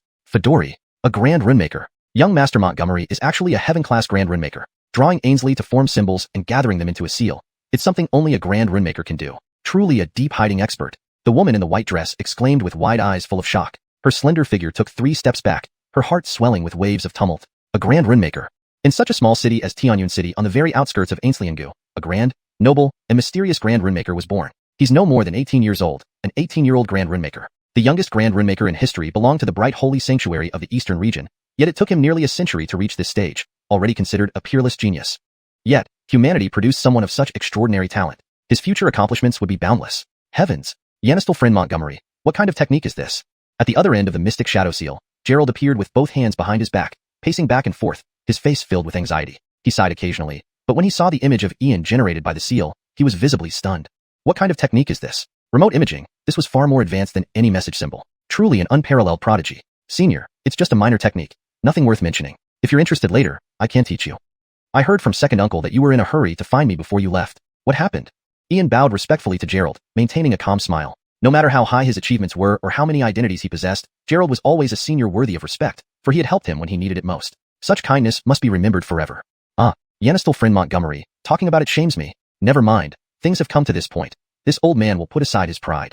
The savages from the Tianyun Mountains, the Sanmu clan, Flame clan, and others, have arrived. Members of these 3 tribes are challenging the young generation of our human 4 great guilds in martial arts, alchemy, artificing, array manipulation, and runemaking. In my knowledge, these 3 tribes have at least 4 spiritual class auxiliary profession heirs, while our 4 great guilds. For the Artificers Guild, Alchemist Guild, and Array Guild, it might be fine. However, for our Runmakers Guild, there are no spiritual class runmakers under 25. So, I humbly ask you to join us. Yanistal friend Montgomery, I understand this request is abrupt, but I hope you can temporarily join our Runmakers Guild. In terms of treatment, I will not treat you unfairly. On the other side, Gerald was quite helpless. In the entire Ainsley-Ngu region, he was the only spiritual class runemaker, and apart from Ian, there were no runemakers under 25. Moreover, the rune competition was the climax of the event. They could afford to lose in martial contests, alchemy, artificing, or array manipulation, but not in runemaking. It represented the dignity of the human race. While exposing Ian was inevitable, there was no other choice. Just this matter? Senior, whenever the competition is, please inform me. As long as you ask, I will comply. Without hesitation, Ian agreed on the spot. From his master's memory of the 3,000 worlds, apart from peak experts, the battle was between runemakers. His master spent a lifetime traversing the 3,000 worlds, slaying countless alien runemakers. If they dare come, they won't leave. Thank you, Yanistal friend Montgomery. With your word, this old man can rest easy. By the way, Yanistal friend, where are you now? Gerald's brows relaxed. With Ian's assistance, victory in the rune competition was assured. As for the other guilds, they might not be weaker compared to the aliens. Senior, I'm at the Curios Pavilion. Ian revealed everything without concealment. What? An ultimate imperial medicine. 10,000-year blood ginseng king. You sold it to the Curios Pavilion? Heaven. Yanistal friend Montgomery, such a rare and valuable ultimate imperial medicine. You sold it for just 2 sets of king-class cultivation techniques and 10 million spirit stones. The Curios Pavilion is too ruthless, clearly exploiting their customers. Wait, I'll come right away. Who has the nerve to do this? Hearing this, Gerald almost leaped up, convinced that Ian had been swindled. He rushed to confront the Curios Pavilion. Old freak Trey, shut your filthy mouth. Who's exploiting who? If you dare come today, old hag, I'll smash your jaw. Cindy Grandma's peachwood staff struck the ground heavily, her anger clear as she scolded Gerald through the mystic shadow symbol. Old witch, so you're here too. Don't run if you have the guts. I'm coming. Gerald narrowed his eyes, enraged. With a flick of his sleeve, he dissolved the symbols in midair and dashed out, turning into a streak of light. Translation notes. Character names and proper nouns, e.g., Ian, Trey, are transliterated using pinyin. The paragraph structure and line breaks of the original text are maintained to preserve the narrative flow.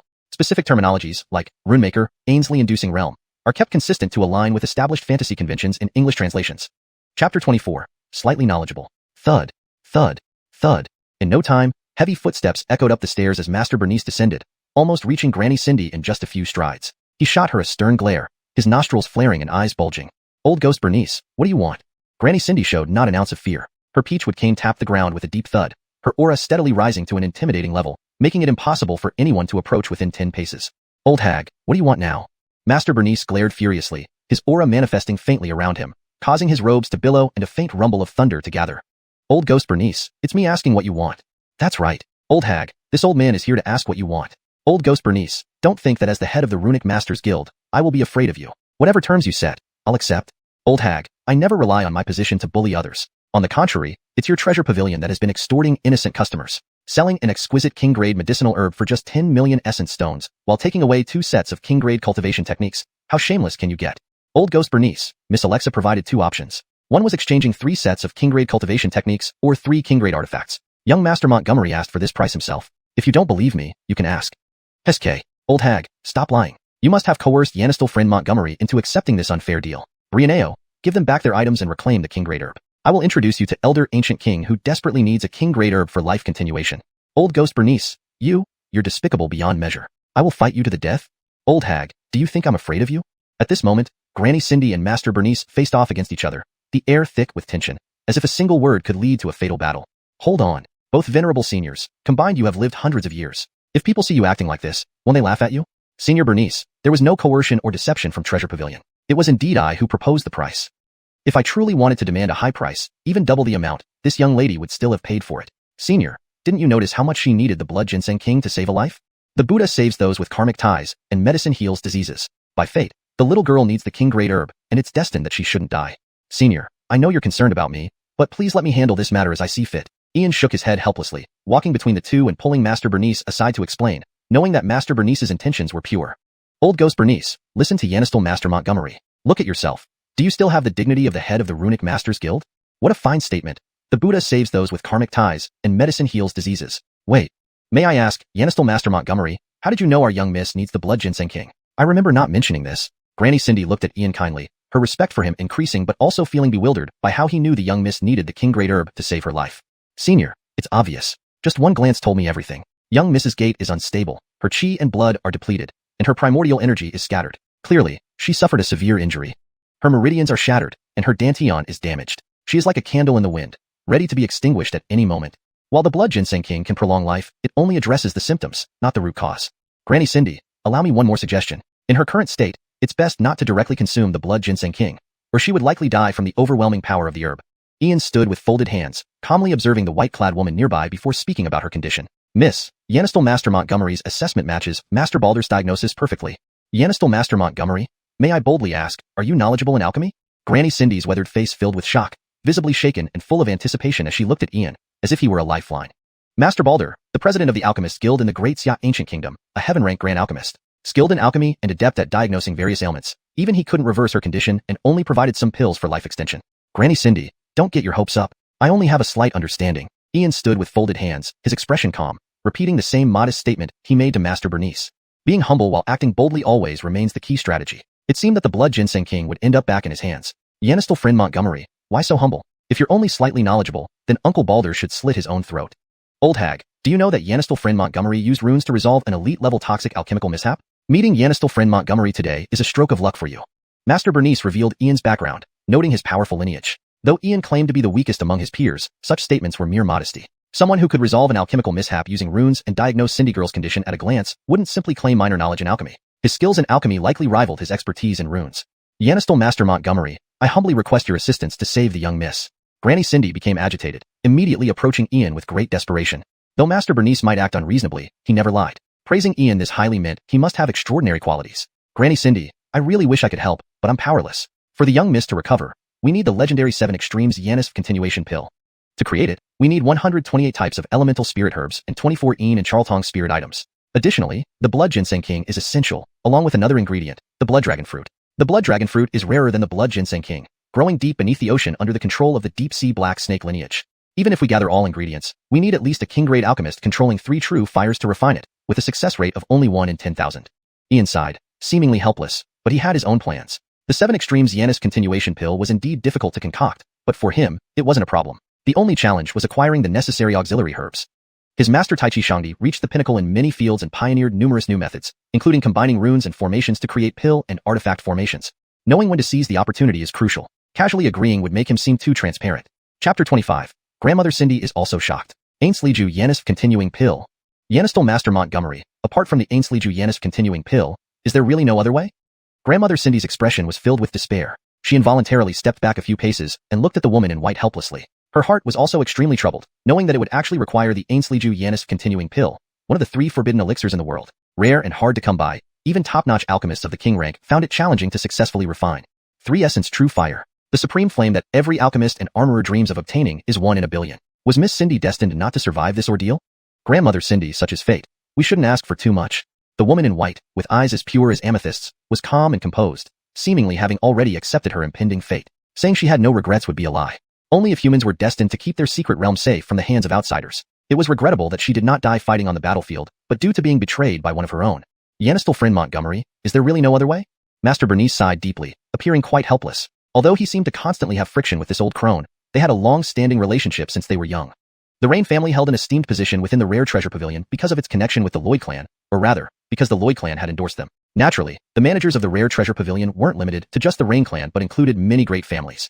The Rain family had once established remarkable feats for the human race, and among its present generation was Annabelle, a peerless genius who was unrivaled across the 36 major continents and ranked first in ancient Daxia Kingdom. She possessed the potential to become a king-rank master, but unfortunately, she was betrayed. Master Bernice, apart from the Ainsleiju Yanis continuing pill, there indeed is another method. But this method is fraught with peril. It can be described as defying fate. If you manage to survive it, you will soar like a dragon ascending to the heavens. If you fail, you will leave no remains. If you wish to know, I can tell you, but I cannot give any guarantees nor take any responsibility.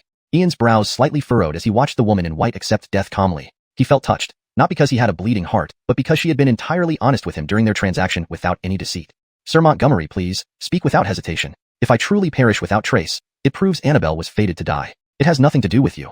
Annabelle was already preparing for the worst, but Ian's words brought a flicker of hope for survival. At this stage, death was inevitable anyway. Facing tribulation. If I'm not mistaken, before you were injured, you were at the peak Dan level, just a step away from the soul-nurturing realm. Have Master Bernice inscribe a 9-fold thunder symbol for you to generate chi fluctuations strong enough to attract celestial lightning. If you can endure the tribulation, the Yanishinjian Yanisht, containing the power of rebirth, will emerge. This light could even reshape your body and restore you to full strength. But this method carries a high risk, and I advise you to consider carefully. Ian's expression was incredibly serious. While he could devise more methods to help Annabelle, given they had no familial ties, it was unnecessary for him to go through so much trouble. Telling her about the tribulation method, though dangerous, was at least a chance to survive, and with the Rare Treasure Pavilion's resources, it was feasible.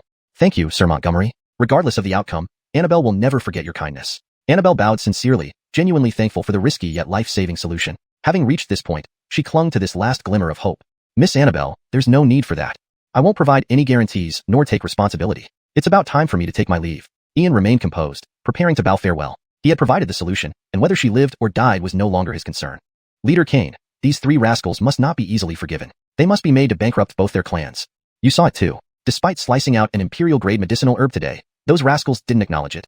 Therefore, when you face them in the life or death arena, don't hold back. Ideally, you should kill them outright. Clark whispered these harsh words into Ian's ear, showing a cold, determined look on his face. He knew these rascals were no good. Earlier worries were gone now that Leader Kane was at the Ainsley Gathering Realm and a master runic script expert. Killing them would be effortless. Clark, no need to remind me. I understand. Ian smiled as he bade farewell to everyone present, finally selecting the stone materials and placing them into his spatial bag. Inside lay hidden treasures. Clark and Montgomery Tianlei followed Ian out of the Rare Treasure Pavilion, leaving only Master Bernice, Grandmother Cindy, and Annabelle behind. Yanistal friend Montgomery is truly extraordinary. Miss, meeting Sir Montgomery is destined to bring fortune. Old Ghost Bernice, based on our centuries-long acquaintance, I dare say Yanistal friend Montgomery knew about the treasures in the stones from the start. Really makes one wonder who taught such a disciple. Grandmother Cindy sighed softly, impressed by Ian. His demeanor was far too steady and composed, completely unlike a typical youth. Old witch, considering our long-standing relationship, don't try to pry into Yanistal friend Montgomery's secrets. Otherwise, your Rain family will be erased from the Eastern Domain. The background of Yanistal friend Montgomery's school is unimaginable and terrifying. Let me tell you this. He has 7 senior brothers, and one of them is a grandmaster who excels in all 4 professions at the peak king rank. Who knows? Perhaps events here are already known by one of his senior brothers. Annabelle, Yanistal friend Montgomery, like you, possesses the potential to reach the king rank. Master Bernice walked up to Grandmother Cindy, warning her cautiously, trusting her after centuries of friendship. Some things must be warned against to prevent the rare treasure pavilion from making foolish decisions. Sigh. Old Ghost Bernice, are you serious? Old Witch, everything came from Yanistal friend Montgomery's own mouth. Do you think someone of his stature would lie about this? Old Ghost Bernice, thank you for the information. I owe you a favor. Old Witch, we've had a centuries-long friendship. How many favors do you still owe me? Remember, to undo what was done, the one who did it must do it. For Annabelle's fate, seek out Yanistal friend Montgomery again. Old Ghost Bernice, is this appropriate? Old Witch, does saving face matter more than Annabelle's life? Fine. We'll visit the Montgomery family in a couple of days. Old Witch, visiting later? Let's go now. Didn't you see Yanistal friend Montgomery, heading to the life or death arena? Let's support him and see who dares to act shamelessly. Old Ghost Bernice, you're right. You truly live up to your reputation as a crafty old fox. With that, Master Bernice and Grandmother Cindy prepared to leave the rare treasure pavilion. Annabelle, curious about Ian, naturally followed along. Chapter 26, Battle for Yanis and Death 1. In the city, at the martial arts arena, a giant platform stands 3 zhang high and spans 9 zhang wide, entirely constructed from obsidian stones. It was built when Tianyun City was established, exclusively used for cultivators to settle their disputes. After hundreds of years of wind and sun exposure, countless cultivators have met their end here, and the platform's surface is no longer black but a dark red, exuding an eerie, gloomy atmosphere. Who's dueling today that so many people are gathered? Didn't you hear? Second young Master Farron of the Yi family and third young Master Joaquin and fourth young Master Everard of the Bai family are in a life or death battle with second young Master Ian of the Montgomery family, though no one knows the exact reason. What could it be other than the gemstone gambling incident at the Curio Pavilion? Both parties signed contracts, but after Ian cut an exquisite medicinal king-grade ingredient, Farron and the others refused to honor it, leading to this fight. Isn't Ian the second young master who ranked first in both literary and martial tests at Ainsley Indian Academy but was expelled due to cheating allegations? Below the arena, voices were raucous as spectators crowded tightly around, blocking any escape route. News of the Curio Pavilion incident had spread like wildfire, and while some looked down on Joaquin and Farron, others felt sympathy for Ian. Yet most were there for the spectacle. Everyone in Tianyun City knew about the 4 major families, Montgomery, Yi, Bai, and Lan. The Montgomery and Lan families were old friends, while the Bai and Yi families often acted in unison, with frequent conflicts among their children. But it was rare for such conflicts to escalate to a point where they would need to determine matters on the dual platform, reserved only for irreconcilable grievances. Today's fight wasn't just about saving face. It subtly indicated that the 4 major families might be heading toward war. Look, people from the Yi and Bai families are here. Isn't that Elder Zechariah from Xianxia sect? You're right. It's indeed Elder Zechariah. He's a transmission elder with significant power within Xianxia sect and is rumored to be preparing to break through to the Embrace Core realm. What does Elder Zechariah plan to do? Is he supporting the Bai family to become Tianyun City's top family? This life or death battle must have deeper reasons. From the eastern side, a group approached. Leading them was a man clad in dark robes, with gray streaked hair, standing over 9 feet tall, his complexion slightly darkened, and his eyes sharp like an eagle's. Elder Zechariah of Xianxia sect, a grand expert at the 9th tier of the Sky Void realm, was renowned across 10,000 miles of Green State. Behind him followed 3 men and a woman. Farron, Everard, Joaquin, and a 16 or 17-year-old girl in emerald green robes, her raven black hair flowing, delicate features beautiful, and eyes sparkling like stars. The time has come, yet Ian still hasn't arrived. Looks like he's afraid. Just a mere cripple daring to challenge us? He probably ran off somewhere. Cowardly dog, good for him to know better. Otherwise, Farron alone can beat him to death. Farron scanned the area, finding no sign of Ian or Clark, growing smug. How could a cripple dare step onto the dual platform? It was laughable. Ye brother, don't worry. If he comes today, I'll handle him, said Everard, his face filled with pride, emboldened by Elder Zechariah's presence. Ian's fate was sealed whether he showed up or not. Whether he comes or not, he won't live past today. How dare he expose what shouldn't be seen? Possession invites disaster. That's how the world works. Charlton, what do you think? Joaquin stood with folded arms, glancing sideways at the girl, his expression carrying a hint of provocation. Yanistal wretch, rejecting my proposal back then, now you're even ending your engagement with Ian. Soon, you will be mine. Let's see how long you can keep pretending. Your Yi family is ultimately my subordinate. I don't care. Giannis's icy demeanor concealed the deep helplessness and sorrow within her, hiding the intense pain gnawing at her heart.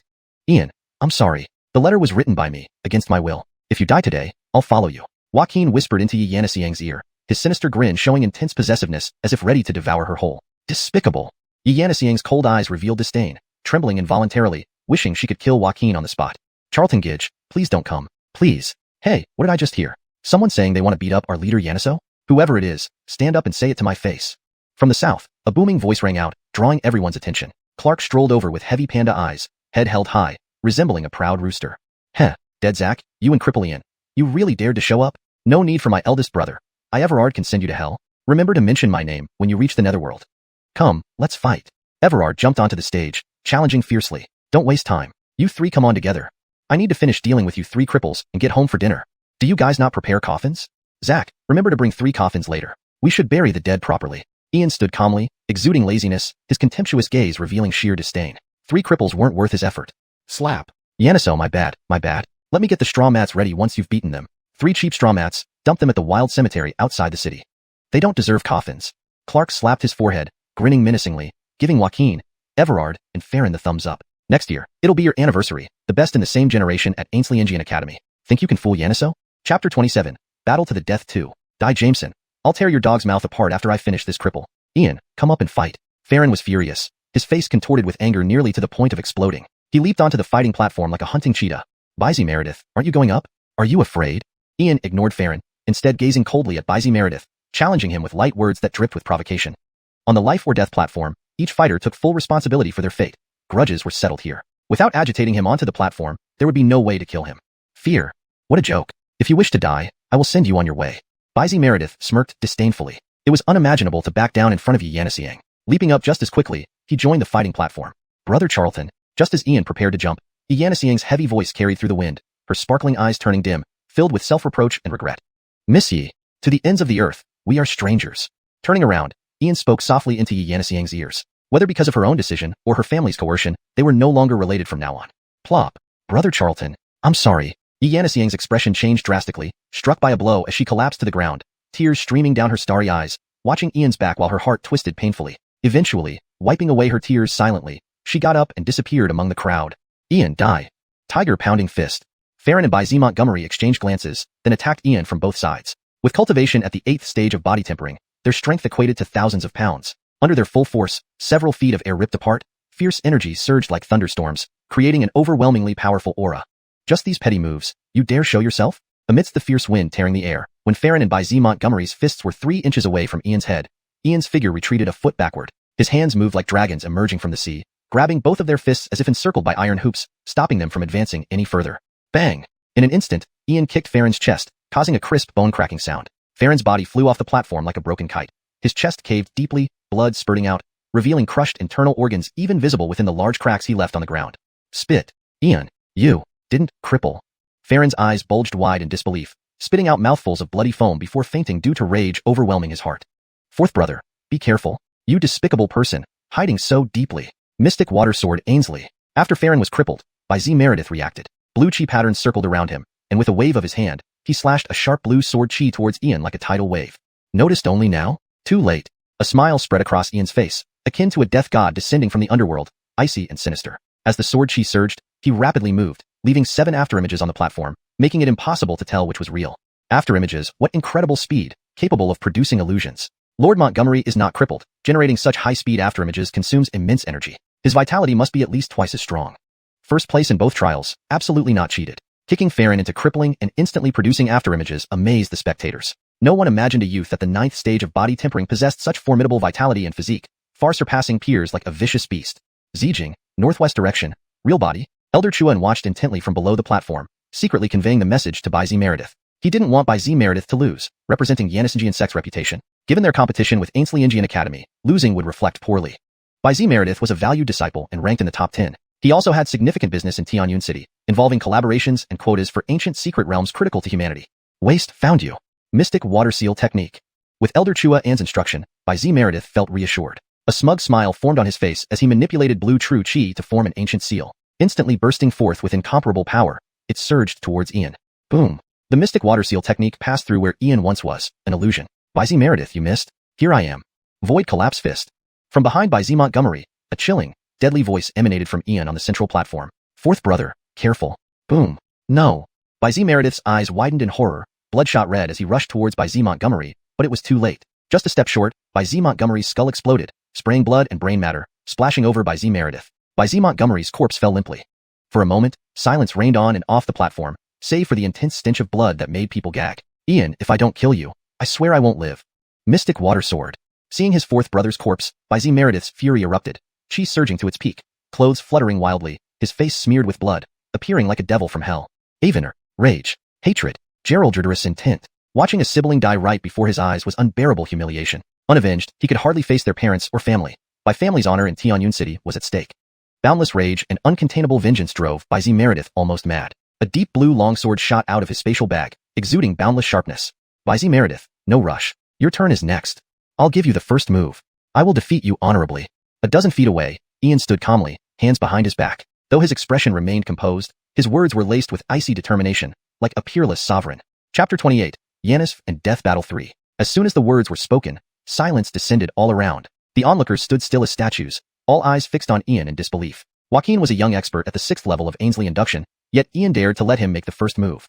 He even boasted that he would defeat Joaquin honorably. This seemed overly arrogant. Great leader Kane, how mighty, truly mighty.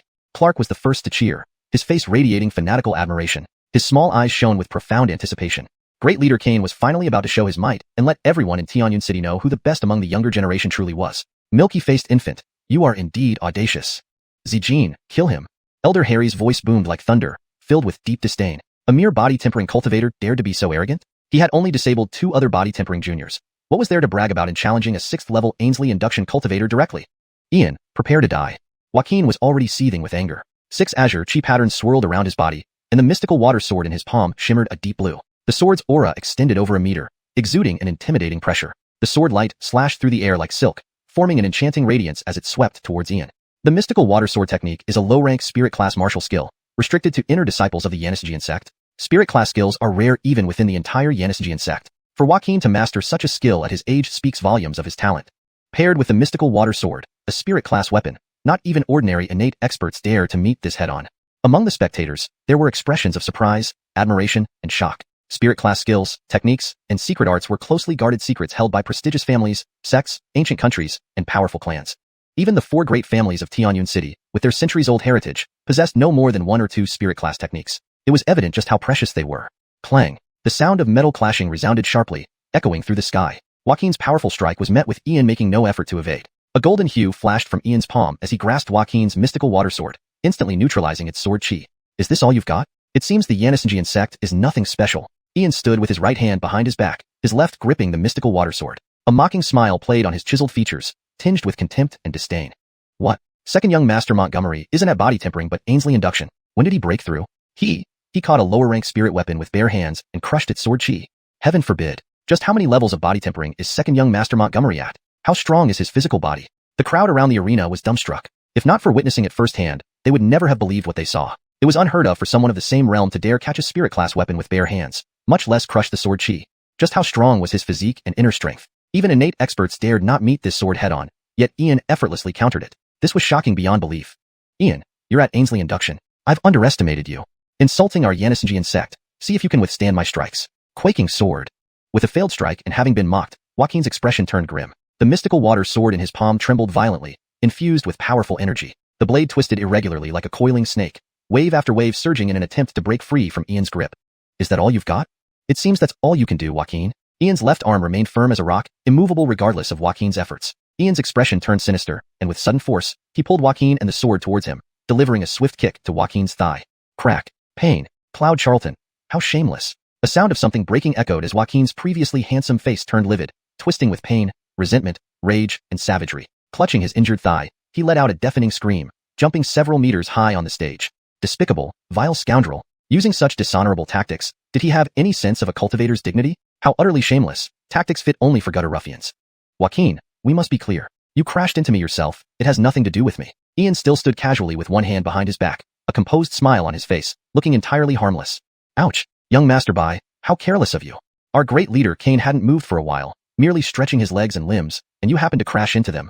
So tragic. Who knew young Master Bai could dance so well? Here, catch this, great leader Kane has rewards. Clark laughed uncontrollably, grabbing some copper coins from his sleeve and tossing them onto the arena. They fell precisely before Joaquin, clinking melodiously. It felt incredibly satisfying, truly deserving of great leader Kane. His cunning tricks were formidable. Even before killing an opponent, he trampled them thoroughly. Yanistal brute, you dare defy me. Elder Harry's large frame trembled with fury, releasing a torrent of power that enveloped the area. Yanisk, a raging tiger released from its cage, he exuded a wild and savage presence. His usually dark complexion now looked like the bottom of a pot, his heart boiling with rage. No one dared insult the Xianxian sect like this, nor humiliate its disciples in such a manner. This child daring to disgrace the Xianxian sect publicly and mock him. Ian must die today. Old brute, you'll never see the day I die. But you will certainly witness his death. Joaquin, descend into the netherworld. In that moment, Ian's blood chi surged, akin to a monstrous tidal wave. His foot plunged into the arena, leaving a massive hole, and his whole body charged at Joaquin like a prehistoric beast. The sheer force knocked Joaquin off the platform, sending him flying dozens of feet away like a broken kite. He landed in a crater, lying limp and spitting blood, his eyes wide with terror and shock. Chapter 29, struck off forever. Brat, looking for death. Arsen's eyes gleamed with murderous intent, like a ferocious beast suddenly leaping onto the arena. An oppressive aura spread as he thrust out his palm, forming a millstone-sized handprint that hurtled toward Ian with irresistible force. Looking for death is you. Just as the palm was about to strike Ian, a thunderous voice echoed through the void. A massive shield descended from the sky, instantly blocking above Ian's head and stopping Elder Arsen's deadly blow. Who dares interfere? Master. Amen. Elder Arsen's fury turned to shock as he saw the owner of the shield. He couldn't believe his eyes. It was none other than Amen, the president of the Runic Masters Guild and the sole spirit rank runic master in the 10,000-li Xianxia region. Even among the 36 major continents of the ancient Wuxia kingdom, Amen was a prominent figure whose influence could shake the very foundations of the realm. Why would such an eminent figure descend here and even intervene to save this young boy Ian? Trouble, big trouble. Today's events were not going to end well.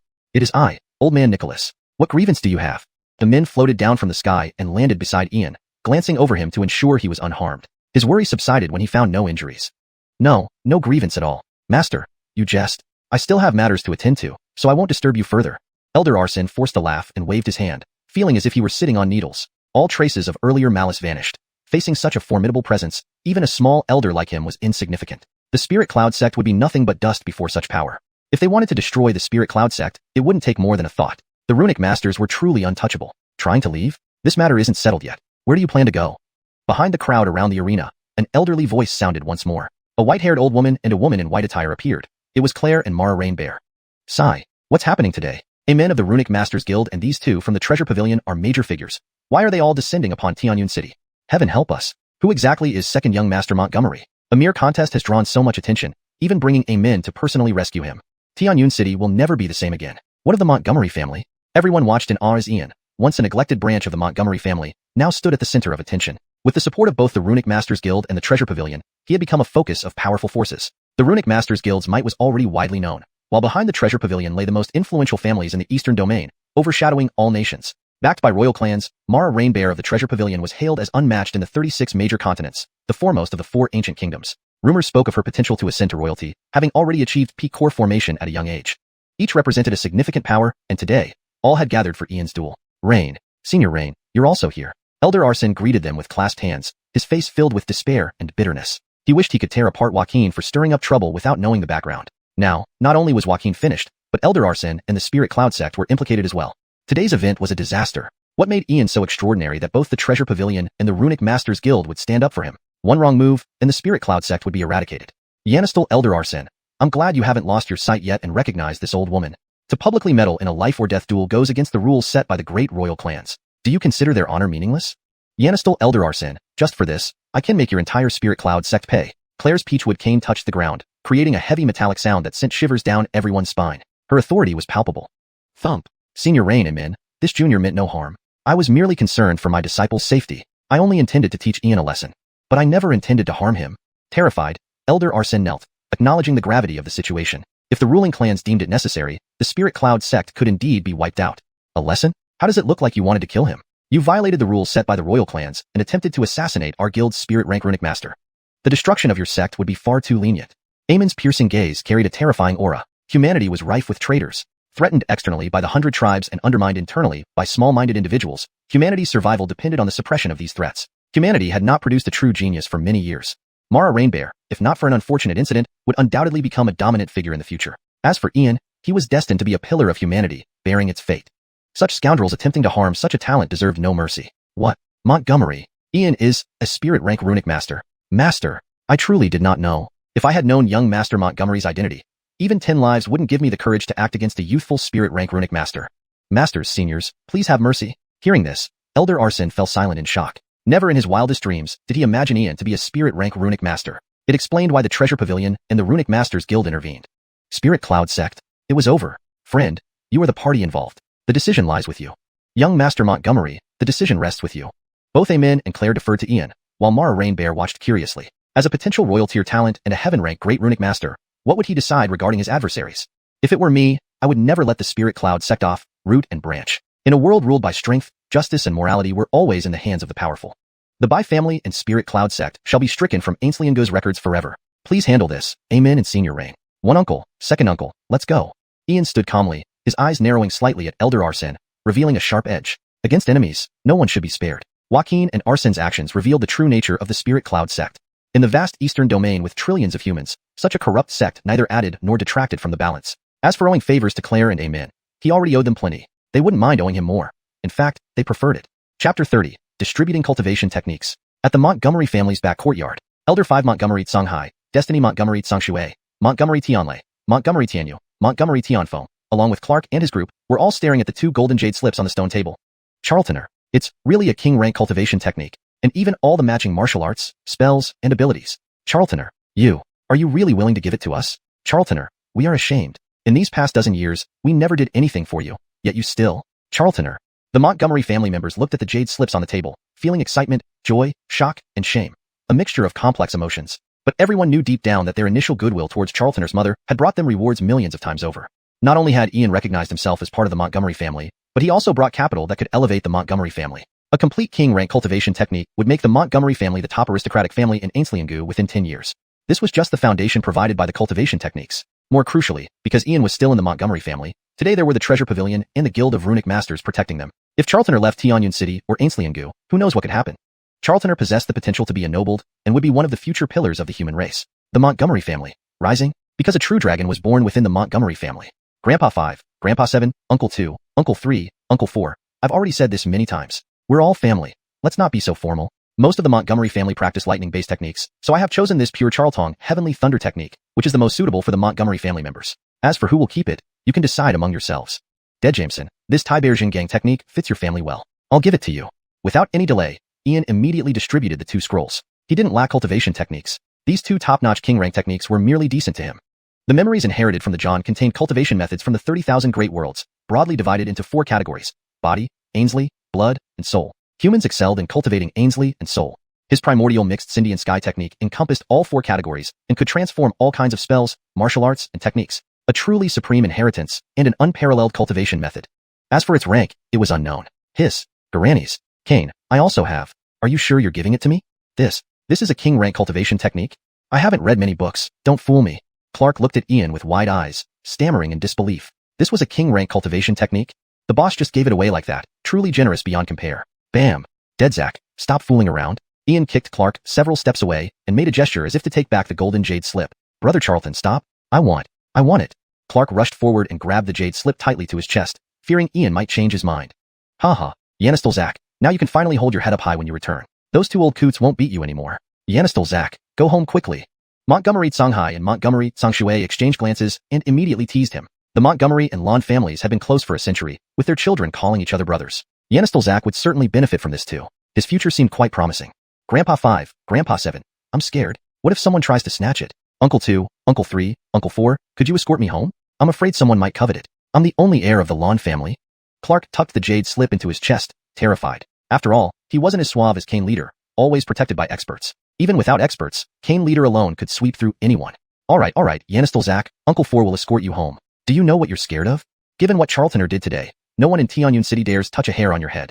Montgomery Tianfeng shook his head helplessly and decided to escort Yanistelzak. Indeed, Charlatoner's actions today were bold, but they also attracted danger. A young rune master had entered others' radar.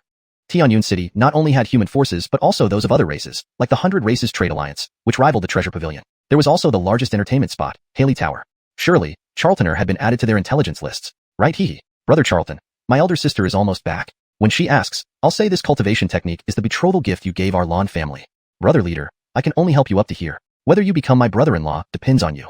Saying that, Clark dashed toward the gate, fearing Ian might chase after him. Yanistelzak, wait for me.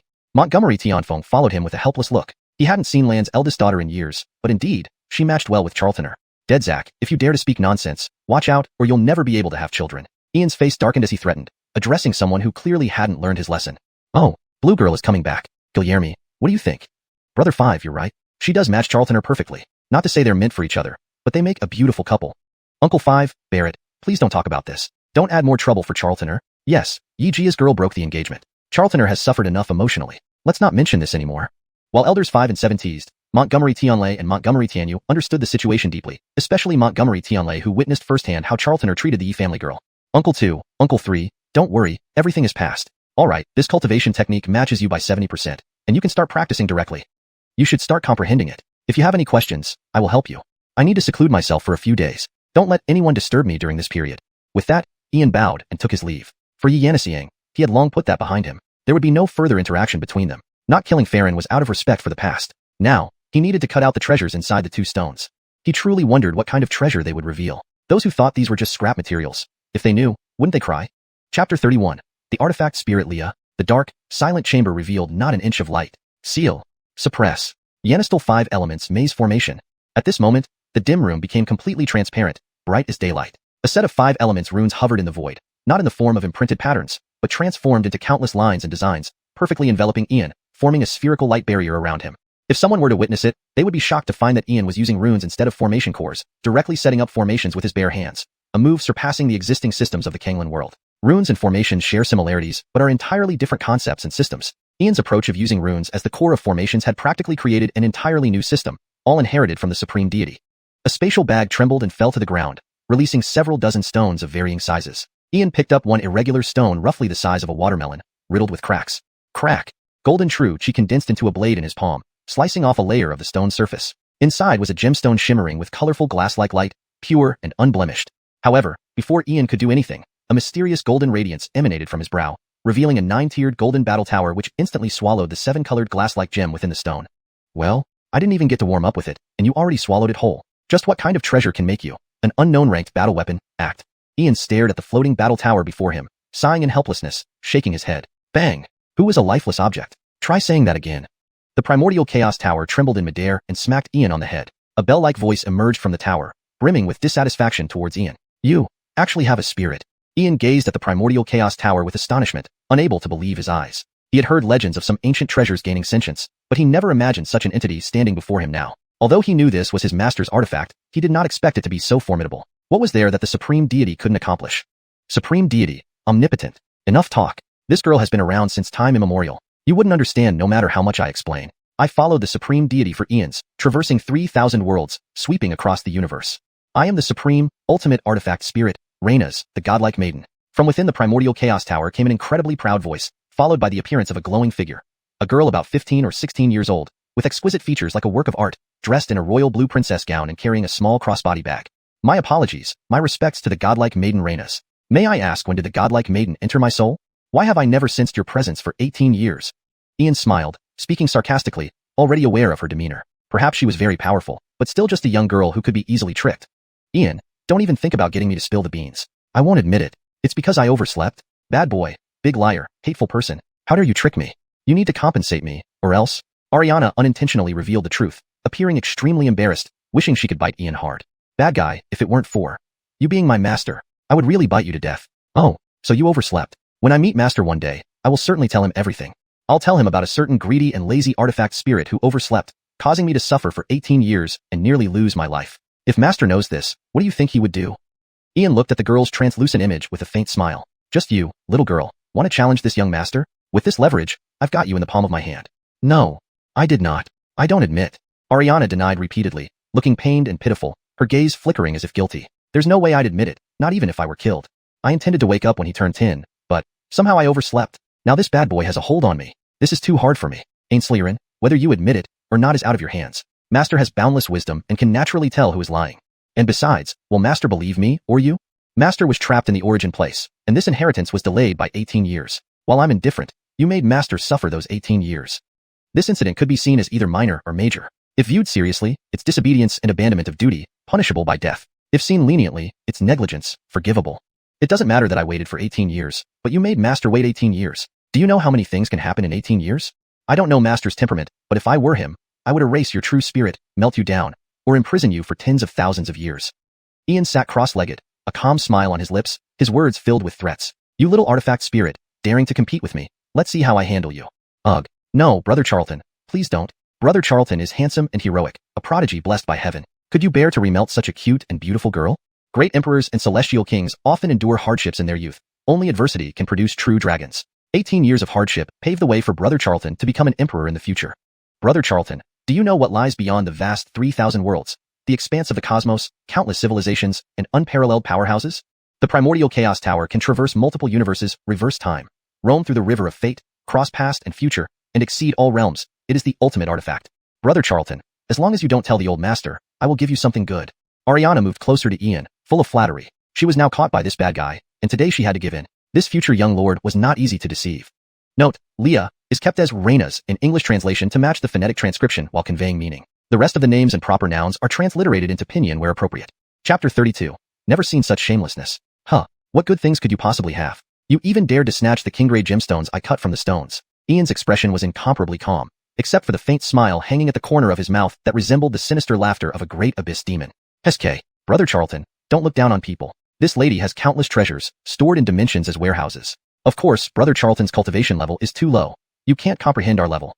In short, this lady is very wealthy. See the light orb in my hand? This is a newly formed miniature world. Although it only spans about 100 miles now, it's still slowly growing. If Brother Charlton promises not to tell the old master, I will give you this small world. The elemental energy within the small world is 100 times denser than outside, and the time ratio is 10 to 1. Brother Charlton, if you refine it, the small world will grow with you and may eventually evolve into a grand universe or even a vast cosmos. What do you think, Brother Charlton? As long as you don't expose me. The artifact spirit Dottie appeared before Ian, her palms holding a golden light orb enveloped by countless lines and symbols, with a face full of pleading. Hee, a shabby small world, something no one would even glance at in the vast multiverse. For someone like Brother Charlton, a country bumpkin, it should fool him easily. I'm really clever. Dottie, is it really as powerful as you say? Don't try to fool me with rubbish just because I lack knowledge. Ian pretended to be immensely surprised, looking at Dottie dubiously. Yet, a slight curve formed on his lips. A small world. A treasure rarely found. Yanistal spirit. You really take me for a country bumpkin? You probably don't know that Master didn't just teach me cultivation techniques, but also implanted a seed of memory. No, absolutely not. Brother Charlton, even if you gave me 3 lives, I wouldn't dare to trick you. Truly, you must believe me. Heaven and earth within all realms, I might bluff the old master, but never Brother Charlton. The artifact spirit Dottie earnestly assured him, her azure eyes filled with innocence. Big bad guy, scoundrel, ignorant country bumpkin, I'm tricking you. Humph. In the 3,000 worlds, no one dares to threaten me. Alright Dottie, I'll believe you this once. Merge the world into my body. Ian exhaled deeply, revealing an extremely calm demeanor. Sure thing. Right away, Brother Charlton. Seal. Dottie waved her delicate hand through the air, releasing a dazzling golden glow intertwined with ancient and mysterious runes. The lines and symbols on the light orb vanished, replaced by an irregular, peculiar crystal that instantly fused into Ian's forehead and integrated with his soul. Instantly, Ian felt an indescribable sensation deep in his heart, seeing an expansive space spanning about 100 miles, containing barren land but abundant elemental energy. He could sense this small world was still in its early stages, slowly expanding. With a thought, he vanished from his spot, appearing in a dense foggy world where only the ground beneath and the sky above were visible. He clearly felt the world and himself as one, like a sovereign ruler. How about it, Brother Charlton? Didn't I lie to you? From now on, you are the master of this small world. In battles, you won't need to worry about energy consumption. When you cultivate to the Sindian Shun stage and step into the Fabian realm, you can drag others into this small world and crush them to death. Possessing a small world truly has endless benefits, so remember, Brother Charlton. Dottie leaned towards Ian, completely ingratiating herself, her perfect face showing an utterly pitiful expression, like a child who had made a mistake. Hee, finally duped this bad guy. I am so smart. Who will call me foolish now? Then, Ian summoned his thoughts, instantly returning to the quiet room. He grabbed some stone scraps off the floor, with golden light floating on his fingertips, inscribing symbols on them. Artifact Spirit Dottie committed 3 grave sins today, and they shall be recorded. First, dereliction of duty by oversleeping, causing the legacy to arrive 18 years late. Second, cunningly stealing the master's spiritual treasures. Third, attempting to escape punishment by bribing with a small world, thinking to avoid future accountability. On the 5th day of the 7th month, year 119784 of the Canglan calendar. Brother Charlton, you didn't keep your promise. We agreed to put this matter behind us. You took my treasure yet planned to expose me. How could you? You. That's so dishonorable. Where's your code of conduct? I'm furious. I'm ignoring you. Seeing Ian's actions, Dottie nearly fainted with anger. She had never seen such shamelessness. It completely refreshed her views. Never seen such a shameless person. What about honor among thieves? There's no justice anymore. Even bandits wouldn't kill hostages after taking ransom in the mortal world. Dottie, I never promised you anything. My record doesn't mean I'll expose you, just preserving evidence. As for the future, it depends on your behavior. There's another unrecorded offense. You took me for a country bumpkin and tried to fool me with a barren and broken small world. Did you really think I wouldn't know? Don't measure human wisdom by your petty tricks. Ian sat cross-legged, his face serene, more like a cunning old fox than an 18-year-old boy. Yanistal girl, if not for Master's memory legacy, you might have fooled me. Unfortunately, the higher the righteous path climbs, the higher the demonic path rises. You, bad guy, big liar. How can you bear to bully such a lovely and kind maiden like me? Forget it. You deserve being single all your life. Bad guy, there will come a time when you beg me. Dottie clenched her teeth, almost drawing blood, and stomped away into the Tai Primordial Tower, ignoring Ian entirely. Being single by choice, mind your own business. Ian smiled, golden true chi appearing in his palm as he cut into an irregular rock about the size of a human head. Chapter 33, Jincher Bloodletter. Snap. As the stone was sliced open, a light ball about the size of a fist was revealed. Its surface was covered with countless intricate characters, while inside was a scroll of yellowed, tattered cloth. Faintly visible from outside were the characters inscribed within. Break. A beam of light pierced from Ian's fingertips, instantly shattering the inscription. A silk scroll fell before him. Upon seeing the writing on it, his expression turned grave and tense. A scam. An earth-shattering scam.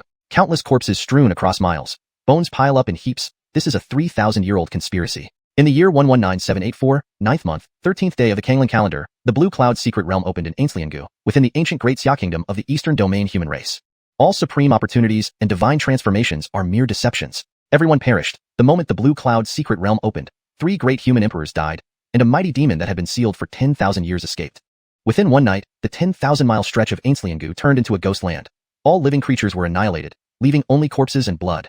We, unwilling to see the great demon unleashed or Xianxia turned into a ghost land, have our first race destiny-altering master use himself as a sacrifice to collaborate with 3 saints to activate an ancient forbidden formation, reversing 3,000 years of time and inserting 10 blood letters from the future. We know the chances of success are incredibly slim, nearly impossible to be discovered, but we did our utmost. Time, fate, and reincarnation belong to the 3 unalterable laws, but to save those innocent kinsmen, we do this without resentment. To achieve this, we sacrifice 3 saints and a destiny-altering master, regardless of who you are, what identity or race you belong to. If you happen upon one of these 10 blood letters, please do your best to stop the opening of the secret realm. If you cannot prevent it, please go to the ancient Great Xia Kingdom and find Master Dominic of the 3rd branch of the Rune Masters Guild headquarters. If the secret realm opens, the human race will have no future because the future will be dark and chaotic. Truly, may someone reverse this? Water William from Xianxia Academy. Final words. The blood letter, filled with regret and sorrow, ends with a signature from 3,000 years in the future, plunging Ian into deep contemplation. He really couldn't tell whether this was true or just some elaborate prank. Ian ultimately dismissed the idea of it being a prank. No one would be so bored as to joke about such a serious matter. From the tone of the blood letter, it seemed like they had already reached the point of despair, where there was truly no hope left. Blue Cloud Secret Realm. According to the timeline in the blood letter, it would open in about 2 months. Someone must know about the Blue Cloud Secret Realm. To verify the truth, one only needs to check if the Blue Cloud Secret Realm and Water William existed.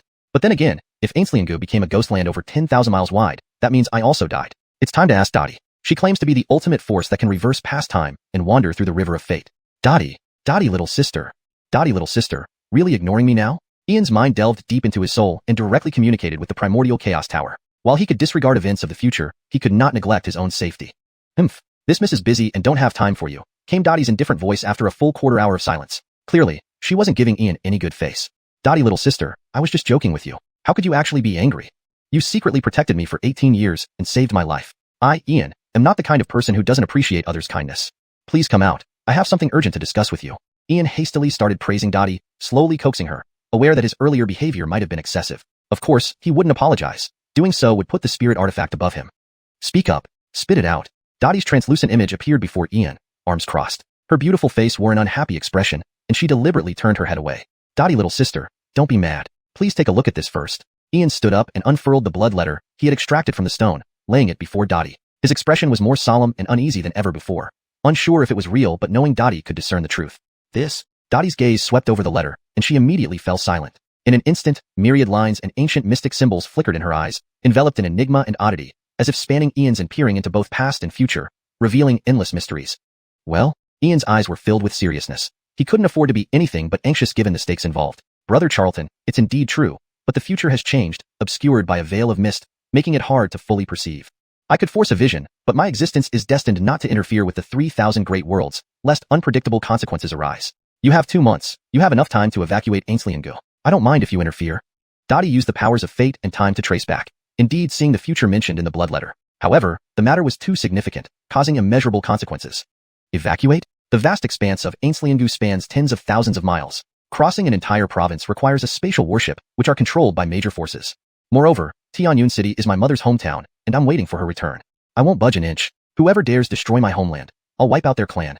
At this moment, Ian's resolve was unshakable, his eyes sharp and lethal, his will as strong as steel. If this weren't his homeland, and if he weren't waiting for his mother, he wouldn't even glance at the fate of the 10,000-mile expanse of Xianxia. He was no sage, devoid of world-saving intentions, nor was he a tyrant with a desire to destroy the heavens and earth. But in this life, one must act with purpose and principles. Brother Charlton, do you know that with your current cultivation, you can't stop it? Based on what I've glimpsed of the future, it's once ensnared, certain death awaits without variables.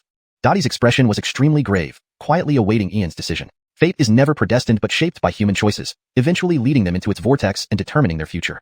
Dottie little sister, even if we fail in the end, it's better than sitting idly and waiting for death. At least I won't leave any regrets. And isn't there still you, Dottie little sister? I don't think you'd watch me die passively. Maybe you don't even need to intervene?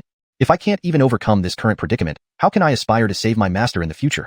Ian stood with hands behind his back, his eyes gleaming, a steady smile on his lips. Only he knew the immense pressure weighing on him. Dottie might help, but ultimately, it relied on himself. Brother Charlton, well said. If the old master knew, he'd be very pleased. Do what you wish. I'll support you no matter what, because we depend on you in the future.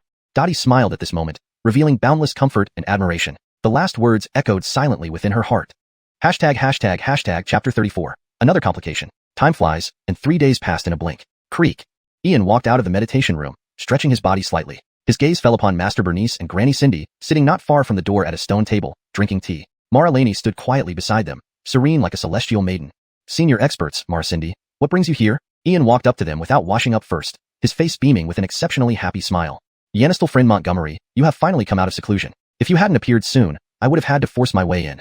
Yanistel Master Montgomery, the Bai family and Spirit Cloud sect have received help from the alliance of all tribes merchants. We were too late. Master Bernice and Granny Cindy exchanged glances, both looking somewhat ashamed. Neither of them had anticipated that the alliance of all tribes would intervene to protect the Bai family and Spirit Cloud sect, completely beyond their expectations.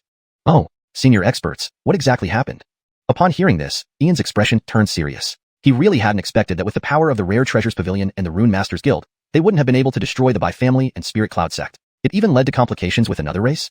Master Montgomery, this is aimed at us because the Rare Treasures Pavilion and the alliance of all tribes are natural enemies. Whatever we want to do, they will obstruct it. They target us unreasonably in business and in every region. Wherever the Rare Treasures Pavilion is present, so is the alliance of all tribes. We represent the Lloyd clan, while they represent the Royal clan among the various tribes. The current successor of the alliance of all tribes is also my greatest enemy. A coldness spread from the depths of Laney's star-like eyes, making her voice even colder than usual. Although she was trying hard to control her emotions, it was difficult to suppress her inner resentment. Who? Ian slowly sat down, poured himself a cup of tea, and looked at Laney indifferently. Protecting the Bai family and Spirit Cloud sect to undermine the Rare Treasures Pavilion. What a well-calculated move. If that's the case, let's see who ultimately calls the shots in Tianyun City. Orance Adeline of the Celestial Clan. The most significant controller of the alliance of all tribes, the current successor of the Celestial Clan, born with ancient Celestial King blood. This is a type of ancient royal bloodline that can directly counteract the Lloyd blood. She is 21 years old, ranked 7th on the Eastern Dominion's top 10 beauties list and 7th on the Youth Prodigy list. She has reached the 7th stage of the core formation realm and is also a high-grade spirit array master. Master Montgomery, Adeline has come for our human race secret realm. Laney begs you to restore my cultivation, and I will personally slay her. After saying this, Laney bowed deeply to Ian, her eyes revealing an extraordinary calmness. If not for being betrayed, she wouldn't be held back in everything now. Her only hope lay in Ian. Adeline is also leading this competition. Yanistel friend Montgomery, give me a definitive answer. Is there really no other way to save Yanistel Miss Laney besides the Thunder Disaster Pill and the 7 Extremes Yanis Prolonging Pill? Master Bernice was quite helpless as well. The only hope currently rested on Ian. If he didn't offer help soon, once Adeline learned about Laney's critical condition, she wouldn't miss the opportunity to kill her. Wait, Senior Master Bernice, let's discuss Miss Laney's problem later. I need to know if the alliance of all tribes intervened actively or passively with the Bai family and Spirit Cloud sect. And is the secret realm you mentioned the Xianxian secret realm? Ian observed everyone calmly. Although Pepper had already confirmed the authenticity of the blood scroll, he still needed to clarify matters regarding the secret realm, as it was indeed of great importance. Master Montgomery, yes, it is the Xianxian secret realm, which appeared suddenly about 3,000 years ago, appearing once every 1,000 years. Everyone who has entered it has received varying degrees of fortune, and some even gained great blessings. As for who left behind this secret realm and where it comes from, it remains unknown. But the secret realm should reappear within 2 months, and its location will be within 3,000 miles of Tianyun City. Laney dared not hide anything and revealed all the information she knew, as deception would serve no purpose. Senior Master Bernice, it seems this competition is merely a smokescreen, with the other races also seeking to enter the Xianxian secret realm. Yanistel friend Montgomery, that's correct. Senior experts, Mara Cindy, how can you be certain that the secret realm definitely contains blessings and opportunities rather than disasters? Yanistel friend Montgomery, the previous openings have proven that it isn't disaster or calamity. Senior, nothing is absolute. Until we see it with our own eyes, it's better to remain cautious. Let's set this aside for now. I'd like to inquire about someone, Adam of the Righteous Academy. Yanistel friend Montgomery, I know the Righteous Academy, but I've never heard of Adam. Master Bernice hesitated, unsure why Ian was asking about this person. Adam of the Righteous Academy, I know him. He is a disciple of the Zhengzhou Righteous Academy, admitted 3 years ago. It's said that when he first entered the academy, his talent and perseverance were insufficient, yet he chose to challenge the heart-refining Grand Array. He stayed inside for 7 consecutive nights and days, eventually shocking even the Chancellor of the Academy. Last year, I heard that he broke into the Void Traversal Realm and even comprehended the Imperial Sacred Tao Book. This youth is quite extraordinary. Despite average talent and bone marrow, his mental fortitude and perseverance are exceptional. Yanistel Master Montgomery, how do you know about him? There's no Righteous Academy in Tianyun City. Granny Cindy was also quite curious, unaware of where Ian could have heard about him, given that Xianxia was thousands of miles away, and the Rare Treasures Pavilion and Alliance of all tribes only send void ships here once a month. Granny Cindy, I just heard Jameson mention in passing that I shouldn't attend Xiuxian Academy, but should go to the Righteous Academy instead. This revision ensures the translation reads more naturally and fluently in English while accurately conveying the meaning of the original text. It maintains consistency in terminology and style, ensuring a better flow within the narrative. Forget about that for now. Mara, I do indeed have one more method. But this method has a 100% fatality rate, offering no chance of survival. In the history of cultivation, only one person has succeeded.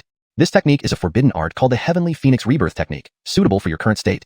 If done improperly, death is certain, but if successful, you could transform into the bloodline of the Phoenix clan. Even with the Phoenix Rebirth, the success rate is only 1 in 10,000. Ian slowly stood up, looking extremely serious at Laney before him. The Heavenly Phoenix Rebirth Technique came from the Immortal Phoenix Scripture, a path to emperorhood obtained by his master from the Phoenix Nest and ranked among the top 10 heavenly techniques in the 3,000 Great Worlds. Transmit the technique, not the scripture. Of course, helping Laney was also indirectly helping himself. The Bai family and Spirit Cloud sect would never let her live. Phoenix Rebirth Technique, a lost art of the extinct Phoenix clan. Master Montgomery, what price must I pay for you to teach me? Please tell me. Laney's bright eyes were filled with astonishment as she bowed deeply again, brimming with eagerness. This is a rare opportunity. No matter the cost, I must obtain it. Even if Master Montgomery wants me to, price. If you survive, I will find you. Seal. A light flashed from Ian's fingertip, imprinting the Phoenix Rebirth Technique directly from his memory into a seal, which instantly landed on Laney's forehead. Secret Realm, Adam? Does this verify that the future is truly dark and chaotic? If I were Adam, this blood scroll wouldn't randomly end up anywhere. It would certainly find its way to the present me. So, he will surely come.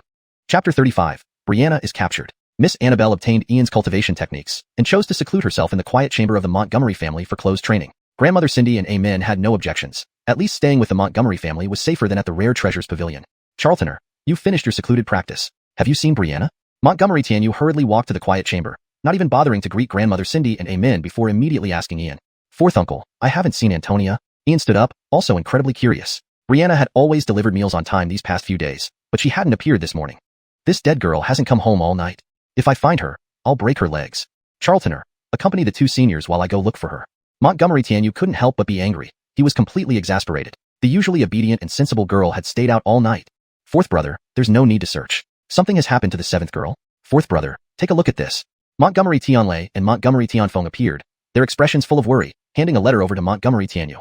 What? Someone kidnapped the girl. 120 miles north of the city at Broken Boulder Ridge. Only allow Charltoner to come alone. These mountain bandits have real guts to kidnap my daughter. Montgomery Tianyu's face darkened. He trembled with anger, veins popping out on his forehead like wriggling worms. Fourth uncle, please calm down. Do you really think ordinary bandits kidnapped Antonia? This isn't as simple as it seems. It's probably aimed at me. I'll go bring Antonia back. Ian took the letter, scanned it briefly, and instantly knew it was targeting him. But with Amen and Grandmother Cindy present, no one dared openly approach the Montgomery family, so they resorted to such low tactics. Yanistal friend Montgomery, it's too dangerous for you to go alone. Let this old man accompany you. Amen stepped forward, recognizing immediately that this was a setup for Ian. No matter the cost, he couldn't let anything happen to Ian. Senior, if you leave with me, the other party will surely know immediately. That would lead to failure and endanger Antonia. Don't worry, it's just a bunch of low-level thugs. I can handle them alone, but I'm more worried about Miss Cindy. I suspect this isn't just about setting a trap for me. It might be aimed at Miss Annabelle. Better safe than sorry. You must be vigilant, seniors. Ian stood calmly, his eyes flashing with determination as he headed towards the Montgomery family's main gate. No matter who you are, if you dare touch anyone close to me, I will annihilate your entire clan. Second brother, third brother, should we really let Charltoner go alone? If something happens to the girl or to Charltoner, how can we explain it to Charltoner's mother in the future? Montgomery Tianyu watched Ian's disappearing figure, filled with deep regret and self-blame. As a father, he felt he had failed to protect his own daughter. Fourth brother, even if we go, it won't help. Compared to worrying about kidnapping, I am more confident in Charltoner. Have you ever seen him suffer a loss? Montgomery Tianlei and Montgomery Tianfeng tried to reassure Montgomery Tianyu, although they were also deeply concerned. Now they could only pin their hopes on Ian. Ladies and gentlemen, don't worry. I'll follow secretly using my spirit form. Nothing will go wrong. Grandmother Cindy tapped her peachwood staff on the ground, releasing a water-like figure that instantly vanished into the void. Water spirit body. Old witch, you've hidden your depth well. That's enough. No need to worry with the old witch's spirit body watching. There will be no trouble. Old witch, looks like you're close to the spirit nurturing realm. The men sighed, surprised that the old witch had reached the perfected core embrace stage, while he remained in the air mastery stage due to years of studying runes, neglecting his cultivation. Old ghost Nicholas, you focused on runes and neglected your cultivation. At least I have a few advantages over you, or else you'd laugh at me endlessly. Oren Montgomery's concerns aren't baseless. This isn't a regular matter. I suspect the Gerald Terrestrial Merchant Alliance. Gerald Terrestrial Merchant Alliance. Better not involve them, or else? Amin snorted coldly, his eyes glowing with icy hostility, harboring intense killing intent. North City Gate. Brother Charlton, 12 people are following us, for closely trailing. From their auras, they are likely assassins. 120 miles away at Broken Boulder Ridge, there are 12 ninth stage Ainsley induction experts, 3 of whom are at the innate stage. Ian rushed out of the city gate, his incredible energy allowing him to cover 3 or 4 zhang per step. The virtual image of the spirit weapon, Huxley followed beside him, relaying all reconnaissance information to Ian. Thank you, Jacqueline Huxley. Go back and I'll get Antonia to cook for you. Ian whispered quietly, his expression turning grim, like a fierce tiger ready to strike, radiating an aura of murderous intent. Assassins, so professional and precise. In Heavenly Cloud City, there's only one organization, the infamous, bottomless Black Saint Hall. As long as the price was right, even kings were targets for assassination. The Bai family, or Spirit Cloud sect. Brother Charlton, remember our deal? Don't go back on your word. If you lie to me again, I'll never speak to you again. Spirit weapon Huxley, at the prospect of food, lit up with green eyes, becoming a little glutton cat, happily retreating into the Tai Chi Primordial Tower. Hee, Brother Charlton, your Antonia is extraordinary. Believe me, she will give you a pleasant surprise. Rushing along swiftly like a cheetah, Ian occasionally vanished for brief moments, reappearing instantly. Half an hour passed, and a cluster of jagged rocks appeared on uneven hills. From afar, he saw Brianna tied to a massive boulder about 10 feet high. May I know which friend from which path is here? Please show yourself. Ian stopped at the entrance of Broken Boulder Ridge, looking at Brianna bound to the boulder, suppressing his inner rage and killing intent. A quick mental scan revealed the hidden assassins around him. Black Saint Hall. From now on, wherever I Ian tread, I will ensure your kind is eradicated. Chapter 36. The Descent of Demons. Stop. Second young Master Montgomery, if you take another step closer, this delicate beauty will likely ascend to the heavens.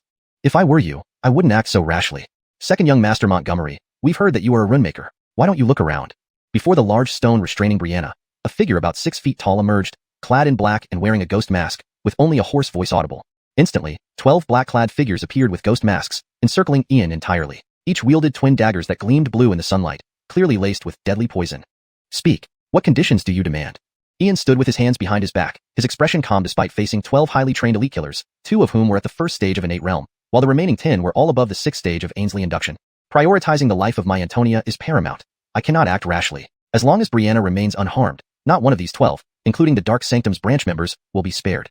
Second young Master Montgomery, truly swift and straightforward. To save her, exchange your life for hers. One life for another, a very fair deal. The lead killer stood beside Brianna, the dagger in his palm gliding across her face, his voice filled with satisfaction. Let him kill himself. It's better than us doing it. After all, he is a runemaker, and such a significant sin we cannot bear. The iron law of the Dark Sanctum. Do not oppose the 4 major guilds. But the client offered an irresistible price. You release her first, and then take my life. Ian stood where he was, sighing slightly, presenting a completely resigned posture, already having given up on struggle. No. Second young Master Montgomery, you must die first, and only then will we release Miss Montgomery. Although we are killers, you may doubt our character, but you must trust our reputation. You have no room for negotiation. The lead killer, speaking with authority, didn't give Ian any leeway because he was a runemaker. They needed to witness his death firsthand to avoid any unforeseen events.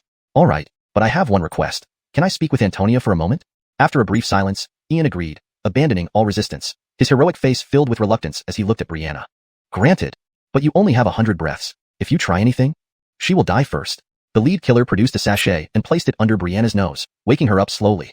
Look, Brother Charlton, run away. Don't worry about me. Please run. Seeing Ian standing 100 paces away, Brianna immediately understood what had happened. Her beautiful face showed guilt and regret, and she shrieked hysterically, struggling relentlessly, tears streaming down her cheeks. Brother Charlton, I am sorry, my uselessness puts you in danger alone. If something happens to you, how can my conscience remain at peace? Antonia, why say such foolish things? As your elder brother, how can I stand idly by when my little sister is in trouble? My silly girl, live well. Ian forced a smile, gathering golden light with a backhanded strike to his own crown. A clear sound of bone breaking echoed through the air, blood and brains splattering over a meter high before his body crumpled limply to the ground. No. Brother Charlton, why? Why is this happening? Brianna screamed wildly, her hair flying without wind, her perfect face filled with deep regret and unwillingness. Her nails dug deeply into the stone, leaving bloody marks, but none matched the pain within her soul. Boundless killing intent and hatred surged from her core, her eyes turning crimson red, like they were stained with blood.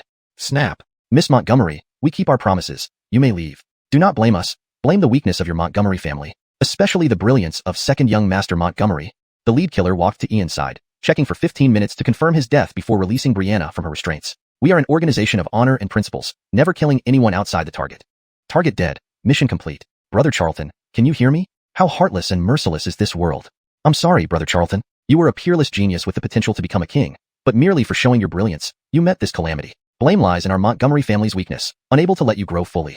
And now, because of me, you lost your life needlessly. Weakness is a sin, strength is justice. What a bloody reality. So, I will make all living beings in this world mourn for you. On the ground, Brianna gazed at Ian's distant corpse, her exquisite face cold as ice, especially her crimson eyes, reflecting a bloody elegance. At this moment, Brianna's body slowly ascended, her hair flying without wind, a terrifying aura surrounding her. Threads of bloodlight coiled around her, her cultivation soaring drastically. First stage of Ainsley induction, third stage of Ainsley induction, seventh stage of Ainsley induction, ninth stage of Ainsley induction, first stage of innate realm. Soaring through the seven heavens, like a rocket accelerating. An unknown power awakened fully, filled with bloodlust, slaughter, cruelty, and icy coldness. She resembled a great demon awakening after countless years, carrying a terrifying will to destroy worlds and collapse epochs. Whoosh! What's happening? Such terrifying energy. Brianna. What exactly is she? Leader. She's not human. The killers felt Brianna's energy and turned to see an unforgettable scene. An inhuman presence. Die. 7 blood demon slices. The descent of demons. At the apex of the void, a cold, murderous voice spread out, as if from the end of the sky. Blood clouds covered tens of miles, with occasional streaks of blood lightning, resembling the coming of an apocalyptic doom, full of destructive pressure. A terrifying blood-colored blade light, 36 feet long, tore through the void, a shadow enveloped in blood visible within, brimming with slaughter and bloodlust. The 12 Dark Sanctum killers had no chance to retaliate. As the blood-colored blade light cut through, 12 bloodied heads floated in the air, and 12 indistinct souls were swallowed by the mysterious demonic shadow in the void. Chapter 37. Human Demon Bloodline. Inside the small world, Ulysses, who had been preparing to seize the opportunity to offer aid, was utterly shocked as he observed the external scene projected before him. The Ulysses who died outside was merely a substitute puppet created by Ainsley Tamara, but the transformation in Brianna genuinely gave him a fright. "Gincher, young master, what do you think? Surprised? Unexpected? Do you know what Brianna is?" Ainsley Tamara's spirit-like figure appeared, her innocent gaze looking at Ulysses as she spoke, obviously delighted with his current reaction. "Devil. Antonia has devil blood within her. Which type of devil is she?" Ulysses immediately saw through Brianna's identity, never expecting her to possess devil blood. There were many types of devils, but she certainly wasn't one of the abyssal demons. Those creatures weren't even fit to tie her shoes. Domain outworld demons. Human devils. Primitive true devils. Brianna must be one of these 3 categories, yet no matter which type, they were all terrifying beings. Brother Charlton, Brianna harbors human devil blood. She shouldn't have awakened this soon. The earliest would be after she matures. However, because of your death, she awoke prematurely. The emergence of a human devil brings calamity and destruction. Once encountered, extermination is immediate regardless of reason. Brother Charlton, should you save or kill her? What choice will you make? Ainsley Tamara folded her arms and floated beside Ulysses, quietly awaiting his response, uncertain how the future master would choose. To not kill her means risking eventual detection, ultimately opposing the world. To kill her, Brother Charlton might not overcome his internal conflict. Whatever she is, she remains my sister, Ulysses' sister. As long as she lives, I will protect her. Even if it means facing the world alone, I am unyielding. With that, Ulysses strode out of the small world, leaving behind an iron-blooded voice reverberating within it. "Troy, you've chosen well. Young Brother Charlton is exactly like you were, equally iron-blooded and brave." Ainsley Tamara finally spoke, tears involuntarily rolling down her artistic-like face as she reminisced about days long gone. "Antonia, they are already dead?" Ulysses' figure appeared, looking at Brianna, whose appearance resembled a devil, with complete calmness. "Brother Charlton, you're still alive?" Suspended in the air, Brianna shuddered uncontrollably, turning her eyes towards Ulysses. The crimson glow in her eyes dimmed, the ominous aura around her vanished, and she plummeted from the sky. "Antonia, of course, I'm still alive. That was just an illusion. Truly shocking that you possess human devil blood. Remember my words. Never reveal it unless in dire straits. If compelled, kill anyone who knows." Ulysses caught Brianna with open arms, speaking sternly. "Xiaolong, Brother Charlton, you don't hate me? Human devils bring about condemnation by both heaven and earth, exterminated without mercy. No human devil meets a good end." Brianna whispered softly, her beautiful face blushing red as she deeply lowered her head, afraid to look directly at Ulysses' eyes, having never been so close to him. Listening to Malik, Uncle Air, and Uncle San saying Brother Charlton isn't from the Montgomery family lineage. That means Brother Charlton isn't my brother. Truly. So embarrassing. Brianna, snap out of your infatuation. Brother Charlton is unparalleled and mighty. Only an incomparably beautiful lady could match him. Bang. Stupid girl, talking nonsense? Who dares touch a single hair on you? I'll wipe out their entire clan for 5 generations. Don't mention your human devil blood. Even if you were a primitive true devil, you're still my sister, Ulysses' sister. Ulysses lightly flicked Brianna's head, feigning anger, finding it hard to imagine such an innocent, kind-hearted girl having human devil blood. Yes. Yannistel's sister understands. Brianna, with her head lowered, her face flushed red, clearly in pain, yet filled with inner sweetness, wishing time would forever linger at this moment. "Master Brianeo, Miss Montgomery, I'm glad you two are safe. These are indeed dark sanctuary rats. Did you find out who hired them? No matter who, they won't escape punishment this time." Just then, Fedori descended from the sky, seeing the two safe and sighing in relief. "Senior, I heard they are from the Bai family. Brother Charlton killed Joaquin and Everard at the arena. The Bai family hired Dark Sanctuary overnight for assassination. The Bai family offered 300,000 low-grade essence stones. Thus, Dark Sanctuary dared to risk assassinating Brother Charlton, the rune craftsman. but they underestimated Brother Charlton's prowess. Now, all the assassins here are dead. Brianna stepped forward, respectfully greeting Fedori and recounting everything. Having absorbed the souls of the 12 killers, she had obtained their memories. 300,000 low-grade essence stones? Just a miner by family. Where did they get the money? Master Brianeo, if I didn't misjudge, there must be someone else aiding them secretly. Spirit Cloud sect can afford it, but they wouldn't pay for by family. 100 Clans Alliance can put 300,000 low-grade essence stones on your head, winning either way. They can't lose. Master Brianeo, what's your next plan? Fedori's old face showed unusual signs, easily deducing the instigators besides 100 Clans Alliance. No one else could afford this, nor desire the loss of a human race genius more. 100 Clans Alliance, reaping what you sow. Fedori, go back and protect Mississippi. Don't worry about this. Gerald needn't be concerned. They failed today. Now it's their turn to suffer. Those who dare oppose a rune craftsman have found their grave. Ulysses stood with his hands clasped behind his back, extremely calm but his gaze cold and ruthless. By family, Dark Sanctuary. Today, they should be eradicated from Tianyun City. Master Brianeo, be careful with 100 Clans Alliance's involvement. They leave no traces. Three-Eyed Clan, Flame Clan, and Savage Clan arrived yesterday with many experts. If you need help, please let us know. With that, Fedori's spiritual body disappeared into the void, as if never appearing. Brother Charlton, Senior Cindy left. What's our next step? Antonia, first dismantle Dark Sanctuary, then destroy the By family. Ulysses stood with his hands behind his back, gazing into the void, emitting a bone-chilling, merciless aura, like a harsh winter's frost. He tore off a piece of fabric from a corpse, leaving several bloody words, then departed with Brianna. Chapter 38, The Darnell, West City, 21st Street. This was a slum area, full of disorder, filth, and dilapidation. On every street corner, one could see beggars lying on the uneven roadsides, the rugged surface wet and emitting an extremely foul smell, a scene all too common on 21st Street. West City was also a melting pot of all sorts, naturally serving as the largest sanctuary for the Dark Sanctuary. As a hitman organization, nothing was more convenient than having a base in a slum. At the end of 21st Street, there stood a small general store, which was the Dark Sanctuary's base in Tianyun City.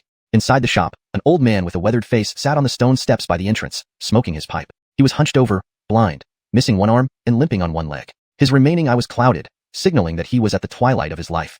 No one knew what this old man's name was. The residents of 21st Street simply called him Darnell. Yet this unremarkable elder was the leader of the Dark Sanctuary in Tianyun City. Crack, crack, crack. Behind the old man, on the shelves of the general store, came 12 sharp sounds as 12 blood-red tokens, neither completely stone nor completely jade, shattered. In an instant, the old blind man nimbly darted into the room, his sleeves moving swiftly to close the doors soundlessly. The entire store fell into a dark silence, save for the menacing glow emanating from his single eye, brimming with a terrifyingly bloodthirsty aura that sent shivers deep into the souls of anyone nearby. 9523, investigate. A hoarse, bloodthirsty voice swept through the room as the old man's gaze fixed on the shattered blood-red tokens. A surge of unprecedented murderous intent and unease swelled within him. The Dark Sanctuary had established its branch in Tianyun City nearly 2 centuries ago. The greatest loss they had suffered in any single mission involved 4 operatives. But today, they had lost 12 people, 9 elite members and 3 innate realm killers. An unprecedented loss, and a blatant provocation. Nowadays, there was no mission the Dark Sanctuary dared not undertake, no person it dared not kill. Yet in nearly 200 years, they had never lost so many elite operatives. Was this not a challenge? Yes. From the darkness emerged a voice, though no one appeared. Report to the leader, the mission failed. Ian and Brianna have fled back to the city, personally investigated by my men. All 12 colleagues were decapitated. Here is a letter left by Ian. At that moment, the door of the general store silently opened, and a figure wearing a red ghost mask appeared, kneeling before the old blind man. Holding a piece of cloth with both hands, it raised it above its head. Ian, I underestimated you. This midnight, I shall wait for you to raise our Dark Sanctuary branch. Spread the order, cancel all missions, return immediately. Tonight, kill Ian. Seeing the blood-red handwriting on the cloth, the old blind man flew into a rage, instantly tearing it apart. His single eye radiated a terrifying light, filled with unprecedented fury and agitation. Because the cloth bore these words, this midnight, raise the Dark Sanctuary branch.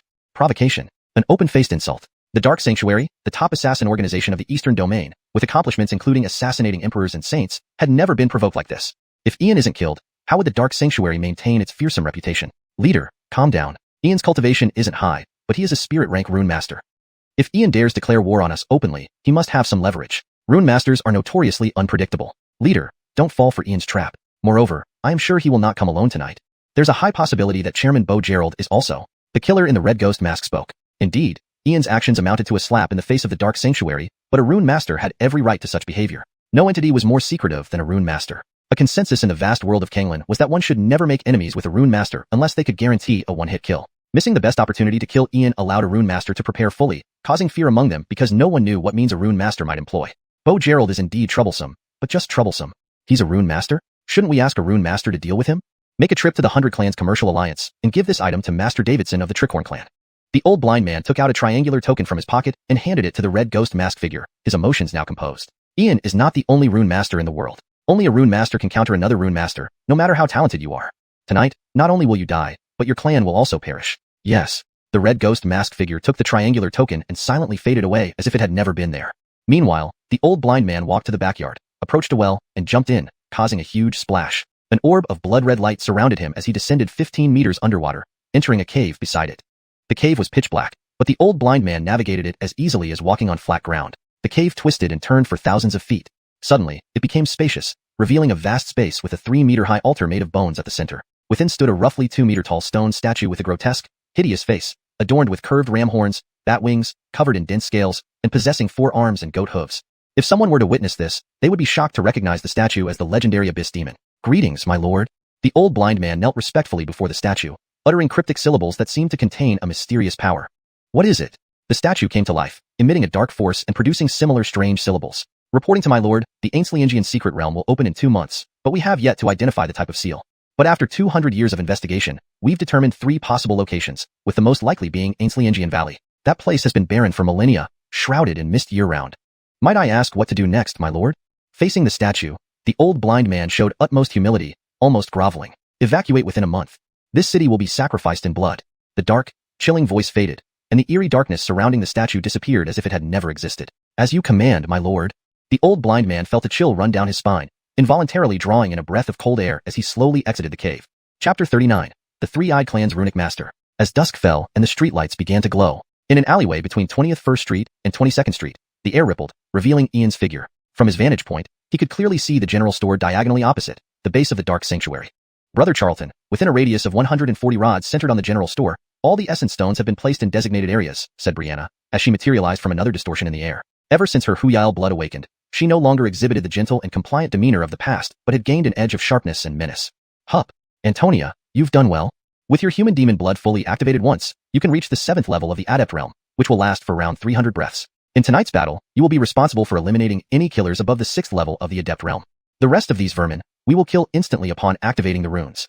Ian gazed at the general store not far away, his eyes filled with cold determination. He had already carved 36 essence stones, which Brianna had planted within a radius of 140 rods of the dark sanctuary. He awaited their full assembly before unleashing the power of the earth veins to exterminate them all. Furthermore, he could switch between runes and arrays as needed. If any variables arose, they would simply trap them there.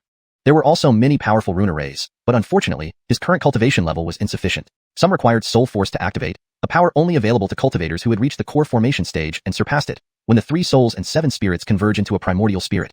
But the grand primal chaos heavenly art did not require this. It allowed him to open up a sea of souls and condense a thread of soul force even at the adept realm, enabling him to perform various wondrous techniques. Brother Charlton, while setting up the essence stones, I sensed an unusual force. It was extremely cold, dark, and filled with negative energy, vaguely similar to my demon chi, but distinctly different. Brianna, possessing human demon blood, felt an amplified sensitivity to strange forces that would be imperceptible to others. Antonia, you are sure it was cold, dark, and full of negative energy? Brother Charlton, I am certain. Antonia, it appears we're about to catch a big fish. If I'm not mistaken, this is the power of the abyss. Brother Charlton, do you mean an abyss demon has descended? At these words, Brianna trembled and instinctively stepped back, her face turning pale. She knew the legends of the abyss demons, ancient evil beings from another plane who brought ruin and darkness wherever they appeared. Antonia, what do you fear? A mere abyss demon isn't worthy of tying your shoelaces. You are a true human demon. Without the original demon emerging, no one can subdue you. Do you believe abyss demons would flee in terror at the sight of you? Ian chuckled helplessly, gently patting Brianna on the head. It was laughable for a forbidden human demon to fear abyss demons. Brother Charlton, really? You won't lie to me? Brianna looked up doubtfully. SSH. Antonia, someone's coming, Ian whispered, abruptly embracing Brianna as their forms twisted into the air and vanished. At the same moment, 2 figures emerged from the opposite alley, an elderly man and a young man. The elder had white hair and beard, dressed in a blue robe, his sallow complexion adorned with a thin mustache. The youth, standing over 8 feet tall, towered a head above his mentor, wearing a dark-colored battle robe, with facial features that were ordinary yet passably handsome. Both bore a vertical eye between their brows, identifying them as members of the Three-Eyed Clan from Flame Continent, a race known for their extraordinary abilities and vast territory spanning 70,000 miles. Master, why have we stopped? The elder paused, scanning the area with a cautious gaze. The youth, curious, asked out loud. Someone seems to be watching us. Perhaps it's nothing. Finding nothing, the elder turned to leave. Master, impossible. Who in Little Tianyun City would dare spy on you? An exquisite rank runic master. I must have misperceived it. Even Ainsliango's best human runic master, President Nicholas, is merely a high-rank spirit runic master. Compared to you, master, he falls short by far. And why, Master? Do we have anything to do with the notorious underground rats of the Dark Sanctuary? The youth glanced disdainfully at the nearby general store. They were esteemed, mysterious, and transcendent runic masters. Associating with underground rats would tarnish their reputation if word got out. Bear way, be wary. We aren't revered and mysterious just because we know runes. It's due to the complex network of relationships built by our ancestors. While we exist, we must deal with various groups. As my disciple and nephew, you should understand this. Refusing the Dark Sanctuary today might lead us to needing their aid later. After this, you must go out and train more. The elder walked toward the general store. Master, I understand. But why does the Dark Sanctuary need us? Geraldger. To kill a human youth runic master, an 18-year-old at least middle-rank spirit class. If I'm correct, he's the opponent you'll face in the rune contest. All humans must be eliminated whenever possible. This is the perfect opportunity. The elder stood with hands clasped behind his back, his face flickering with ruthlessness. Killing a runic master was despised by all, but it wasn't his concern. Blame would fall on the Dark Sanctuary. Killian and cleanse their base. With no survivors to testify, wouldn't this bring joy? Chapter 40 Midnight has come. Charlton brother, the situation has changed. There's an ethnic rune master here? The Dark Sanctum is truly deceitful. Let me go and take care of those two rune masters first. The air at the alley entrance twisted, revealing the figures of Brianna and Ian standing close together, causing a flush to spread across Brianna's face. Antonia, calm down. Look at the ground. Ian smiled slightly as a golden hue swept over Brianna's eyes, and she seemed to be infused with a layer of gold light. The scene in her vision transformed drastically, revealing invisible energies converging from all directions into a radius of 140 feet around the general store, while threads of mystic power were being absorbed from the silver moon in the night sky. Centered on the general store, within a radius of 140 feet, light flowed and formed an invisible dome. Above it, a colossal ancient seal faintly materialized, with 81 archaic runes floating around it, arranging and evolving on their own. Hiss! Charlton brother, what is this? The golden light faded from Brianna's eyes, and she was filled with deep horror and unease. The enormous ancient seal formed in the void made her feel dread from the depths of her soul. Antonia, this is the rune seal formation, a formation based on runes, combining both array arts and runes. It can transform into runes or evolve into formations, with 81 runes freely combining and matching at will. If given enough time on the battlefield, it could trap thousands of troops and kill them without a trace. No one will leave tonight. What we need to do now is wait. When midnight strikes, I'll send them to the other side. Ian stood with his hands behind his back, his expression calm yet indifferent, a chilling smile on his lips. Two spirit-grade rune masters, how dare they challenge me? Since you've come, you will be suppressed together. Phew. Charlton brother, no wonder people say never provoke a rune master. They are truly this terrifying. In my Demon Blood Legacy memories, there seems to be a technique that can immunize against most runes. But even if I use that technique, the runes I saw earlier would still smelt me alive. Charlton brother, how should we deal with those two foreign rune masters? Brianna exhaled a breath, finally feeling up close how terrifying rune masters could be. She had no idea how many mysterious abilities Ian might have hidden. All she could say was that these two foreign rune masters had really met their misfortune. Of course, we will capture them alive. Living rune masters have value. Prepare yourselves. When midnight arrives, I'll send them off. With that, Ian and Brianna's figures twisted and vanished. In the backyard of the general store, Master Davidson, it's been a century since we parted ways in Charlton, Joe. Master remains as splendid as ever, while I am nearly half dead already. Is this your disciple? He indeed carries the same demeanor as Master in his youth. Note, Fengcai is translated as demeanor to better fit the context and flow in English. The Matthew flattered Davidson and Jamie. His remaining eye filled with admiration. After all, Master Davidson was once just a mid-grade spirit rune master, but now he was an eminent grade rune master, with his disciple advancing to lower grade spirit rune master. Everyone knew how difficult it was for rune masters to advance.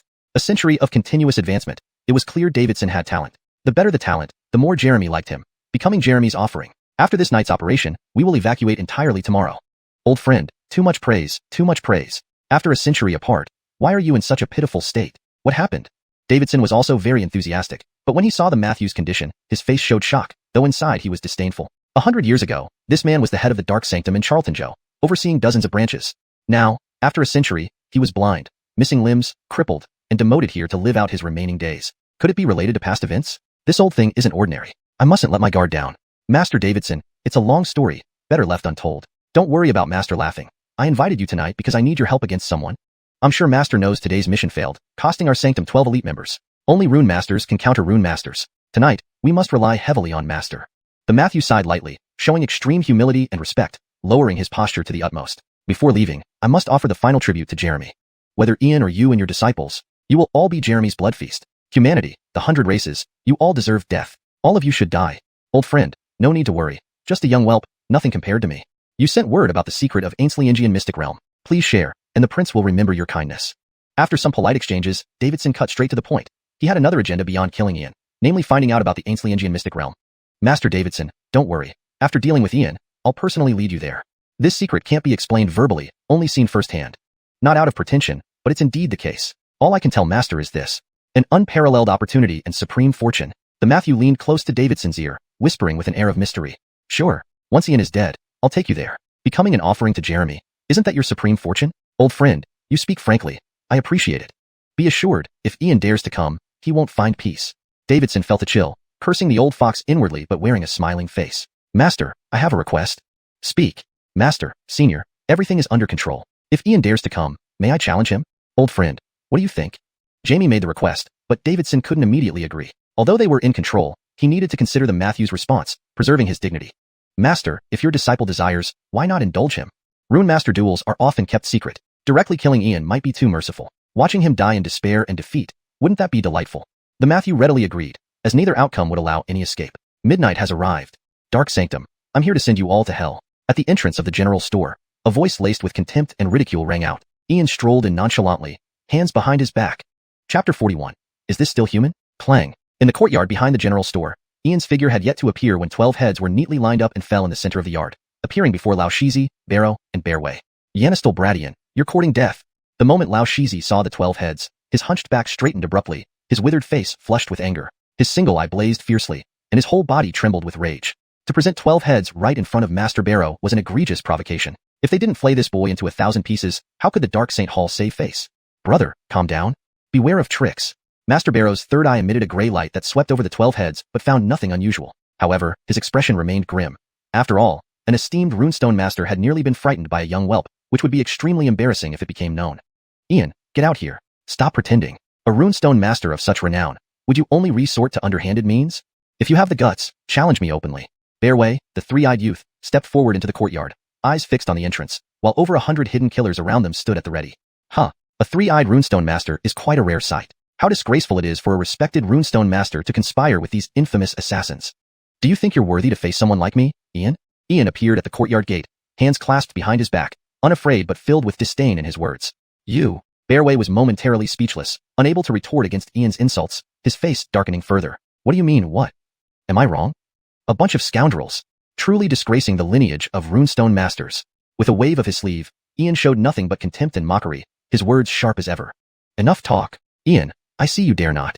No wonder, your human runestone masters are already running thin. In vast Ainsliangu, there's only one spirit rank runestone master. Pathetic indeed. If you're scared, then kneel and beg for mercy. Maybe I'll show some mercy and let you die whole. Bearway forced himself to suppress his emotions, retaliating with a sneer. Ha ha ha. How absurd. Just because you're a three-eyed freak. Fine, since you want to die, I'll oblige. How do you wish to fight? Ian laughed loudly, arrogant and unrestrained, his demeanor showing supreme confidence and defiance. Ian, truly arrogant. In this match, only runes will be compared, no cultivation contests. Just to determine superiority, no killing allowed. Unrestricted combat until one kneels and surrenders. Dare you? Bearway's expression was grim, barely holding back the urge to kill Ian immediately, setting the rules for the duel. He needed to crush him completely to quell the burning hatred within. Since becoming a low-rank spirit runestone master, he'd never been so insulted. Everywhere he went, people courted and respected him. How could he endure Ian's humiliation? Fear a mere half-breed? Nonsense. If you want to fight, then let's. Come. You go first to avoid accusations of bullying. Ian waved his sleeves, full of bravado, clearly undervaluing Bearway, even Barrow. Suddenly, he unleashed a savage punch, smashing a nearby assassin's head, blood and brain matter spraying high, the corpse falling limply, spreading a dense stench of blood in the air. You insolent child. To seek death. Lao Shizi hadn't expected Ian's sudden attack. His entire body was in a near rage, overwhelming killing intent radiating outward, coalescing into a tangible force, instantly assaulting Ian. A blood-red sword formed from the sky, emitting volcanic-like power, aiming straight for Ian's head. You're the one seeking death. Human demon finger. Just as the crimson sword approached Ian, who seemed oblivious, a girl in a long green dress appeared, her finger piercing through space, transforming into a blood-red beam that obliterated the sword instantly. The beam pierced through Lao Shizi's shoulder with terrifying precision. Ugh. Who are you? Blood splattered from Lao Shizi's shoulder as he staggered back 7 or 8 steps, spitting out blood. His remaining eye showed shock and despair, almost frozen by the overwhelming bloodlust and slaughter just moments ago. 73 breaths, 146 kills, one still alive, somewhat slow, but not bad. Ian pulled out a piece of cloth from his sleeve, wiping the blood from his hands methodically, speaking calmly as he watched Brianna. Brother Charlton, killing is easy, but beheading takes time. Brianna stood before Ian, her beautiful face smeared with blood, holding a bloody head in her left hand, looking extremely demure like a misbehaving child. But when her red eyes scanned everyone, it gave an eerie, soul-chilling sensation. Thud, thud, thud. The courtyard was dead silent, but thick with the smell of blood. Over 100 headless corpses lay limp, blood pooling like a stream, creating a hauntingly oppressive atmosphere, suffocating in its intensity. Lao Shizi was shocked. Master Barrow drew a deep breath, and Bearway was utterly speechless, almost statue-like. Despite being a low-rank spirit runestone master with protectors above the core formation stage, he had never witnessed such a hellish scene. 147 elite Dark St. Hall assassins, each at least 5th tier Ainsley induction stage, had been killed silently by the green-clothed girl in 70 breaths, with every head cleanly severed. Such silent, ghostly skill, terrifying and bloody slaughter, and ruthless efficiency. He doubted even his own master could achieve this. What kind of mental fortitude could allow someone to remain indifferent after killing so many, treating it as simple as eating and drinking water? Is this still human? Ugh. The overwhelming stench of blood and the oppressive atmosphere made Bearway vomit uncontrollably. ##### Chapter 42, Demonization. With this mindset, you call yourself a runemaster? Truly laughable, pitiful, and even more tragic. Ulysses looked at the continuously vomiting Davidson with deep disdain. To have such a mentality and still claim to be a runemaster, wasn't that just a joke? You. Ugh. Jamie turned angrily, ready to retort, but seeing the bloody head in Brianna's hand caused another wave of nausea that nearly made him vomit bile. Enough, what a disgrace. Ulysses, you mere child. How dare you provoke an elder like me? Today is your day of death. Master Davidson's sallow face was tinged with a greenish hue. The Dark Sanctum had invited him to assist, yet after only a brief encounter, he had already lost many elite forces. Now, watching his once proud disciples fail so miserably felt like a slap in the face. If Ulysses didn't die, how could he save face? If he survived, he would surely become a disaster for all races. Do you really think you can kill Brother Charlton? Brianna lifted her gaze and fixed it on Davidson, her icy voice carrying a terrifyingly savage aura, as if she were a ruler of darkness. Demon girl, don't act recklessly. Invoke the primal energies of heaven and earth, summon the 5-element runes. 5-element demon subduing rune. Gather. Master Davidson flew into a rage. A single finger glow spread out, swiftly carving 5 runes in the air. He manipulated the runes like a possessed medium, evolving them into a pentagram of colored light that rapidly enveloped Brianna. Shatter. Brianna's crimson eyes showed a hint of contempt. Her long black hair danced wildly without any wind, and a blood-red crescent light swept across, shattering the pentagram into nothingness. To think this could be called a rune. Her voice was cold and harsh, like the biting winter wind, filling the souls of those around her with desolation. Brianna hovered where she stood, her eyes filled with ridicule. She knew better than anyone what was happening. It was Brother Charlton's incomparable skill that had already confined a 140-foot radius area, turning it into a prison. Forget invoking the primal energies. Not even a fly could enter here. How? How can this be? Why can't I invoke the primal energies? What exactly is happening? I don't believe it. I don't believe it. Invoke the power of the heavens. Bang. Shut up. Speak again and die. Brianna's figure appeared almost ghost-like before Master Davidson, a palm print as large as a millstone descending from the sky, driving half of his body into the ground. What are you? Master Davidson spat out blood, looking at Brianna with horror. He felt a bone-chilling, hell-like aura emanating from her. What kind of being is this woman? Such terrifying killing intent.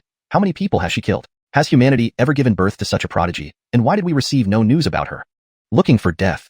Brianna's blood-red eyes were ice-cold, a terrifying murderous aura condensed in her. Her delicate hands moved gracefully through the air, her pitch-black hair dancing wildly, while a faint streak of blood lightning flashed in the sky.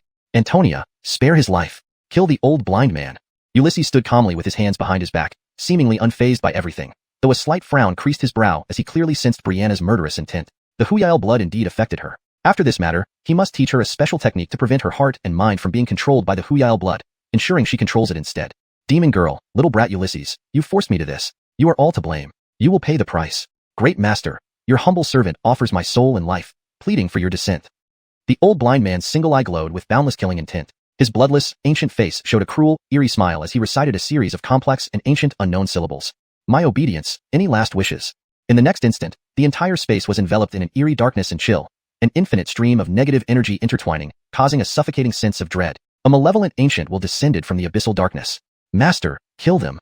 The old blind man no longer cared for his life, wanting only revenge and slaughter. As you wish, my servant.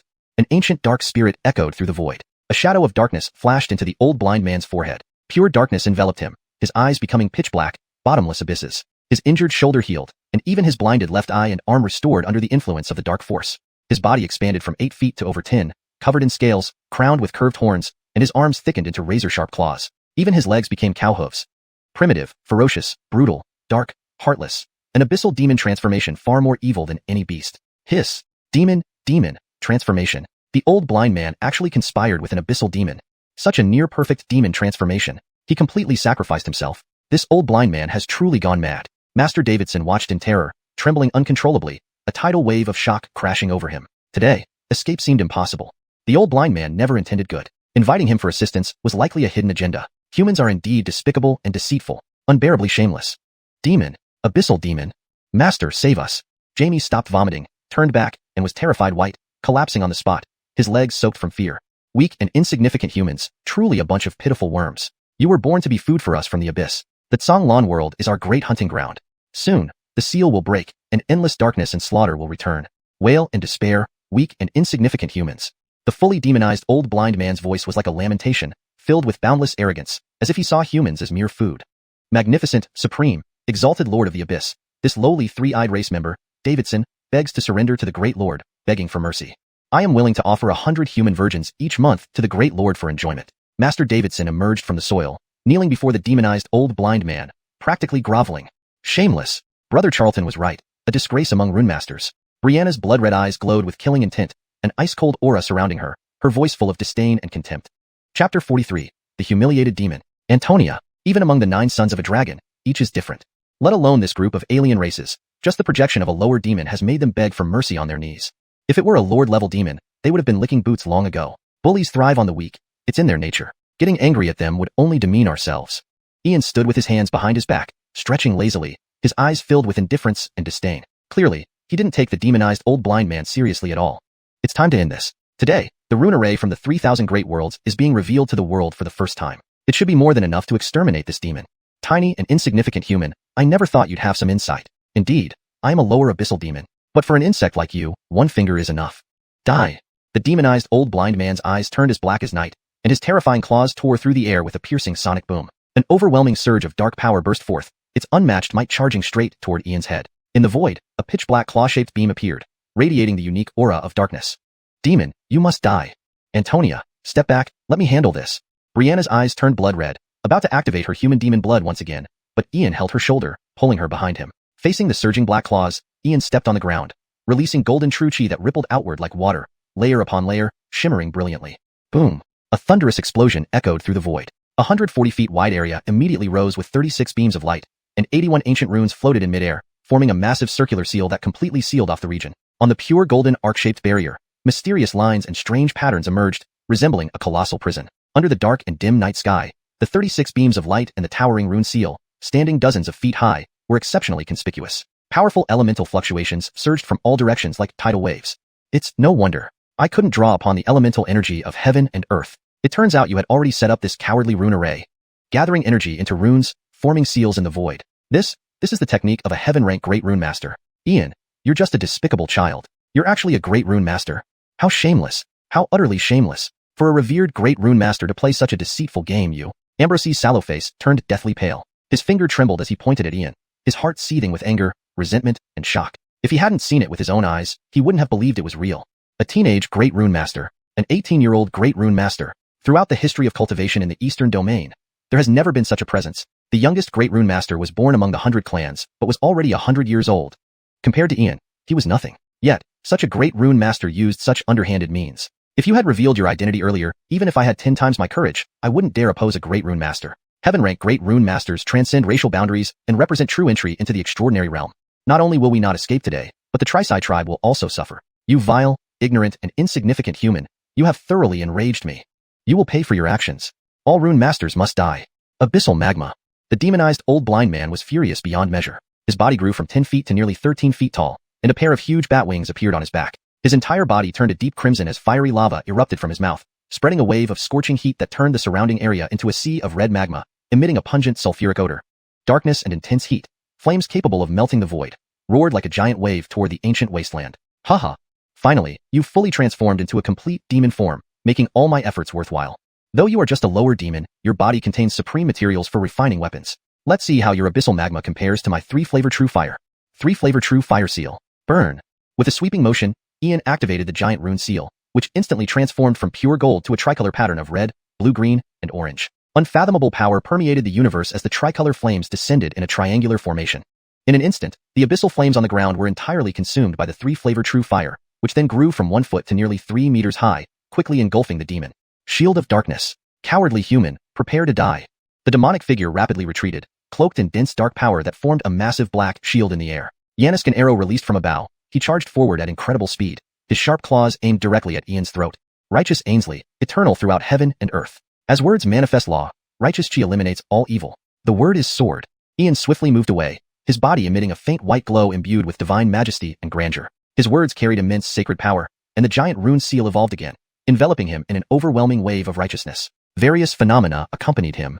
Clouds filled the sky. Vistas of mountain ranges spanned miles. Sages enlightened the masses. Great scholars wrote texts that shocked heaven and earth. Countless wonders and styles illuminated the scene, casting Ian in the likeness of an ancient sage. A faint golden glow surrounded his forehead, gradually materializing into an ancient golden book. As it opened, numerous strange characters appeared, ultimately forming a pale golden sword character. In the next moment, the sword glowed with thousands of rays, gathering countless righteous energies to transform into hundreds of pale golden sword lights, each containing the supreme intention to sever all evil. Human, you shall die. You pretentious, lowly, and despicable scholars, you cannot kill me yet. Ian, I'll remember you. When my true form breaks free from its seal, you'll be my first target. Self-destruction. Amidst the countless sword lights and boundless righteousness, the demonized old blind man was filled with disgust and hatred. Once upon a time, righteous chi had been their nightmare, causing countless deaths among his kind. He never imagined Ian possessed so many peculiar techniques. Killing him now was impossible, but neither could he be killed. Chapter 44. The Demon's Secret. Want to self-destruct? Dream on. Seal. Ian swept his wide sleeves, and the golden ancient book hovering above his head emitted a radiant glow. Thousand beams of sword light emerged continuously like waves, bursting with righteous energy. These countless sword lights overlapped in layers, forming an invisible sword array that revolved around the now fully Basil. The sword beams pierced through his body, sealing him completely. Ah, damned human. One day, I will tear you into pieces. The demon roared in extreme pain. The thousand sword lights sealed his body so tightly that he couldn't even explode, let alone move. Under the overwhelming force of righteousness, the pure dark power within him was purified, turning into a black mist that drifted in the void. It was truly humiliating. Humiliating indeed. As a proud lesser abyss demon, it had taken millennia for him to break free from his seal and manifest a fragment of his will. After thousands of years of recuperation to regain some strength, he was now suppressed by this damned human child. And worse, it was done using the very thing abyss demons loathed most, the righteousness of those poor scholars. It was incredibly insulting. You? Just a lesser abyss demon who barely escaped the lowest layer of the abyss, barely stronger than a lesser imp. Who gave you the confidence, the courage to threaten me? I must say, a demon's body is made of premium materials. It should be refined with the 3 pure fires. Jacqueline 7, your weapons and armor will soon be ready. Burn. Wearing a green robe, his black hair dancing without wind, Ian stood hands clasped behind his back as the colossal ancient seal once again transformed into red, blue, and orange flames, which surged towards the demon's body instantaneously. Ah, pain. Enough. Human, if you want to kill or torture me, give me a quick end. To disgrace me today, tomorrow, I will make you. Human race, repay hundredfold. Under the burning of the 3 pure fires, the dark power in the demon's body was being annihilated like receding tide, causing him to scream in agony. A torment comparable to the cruelest punishment in the world. Damn it, what kind of background does this Ian have? An 18-year-old rune master surpassing ordinary humans, possessing the legacy of those impoverished scholars, wielding the golden holy book, capable of generating the 3 pure fires with bare hands, and deeply knowledgeable about the abyss. Could he be the reincarnation of a powerful human sage from the war back then? Well, then your abyss must also possess such abilities.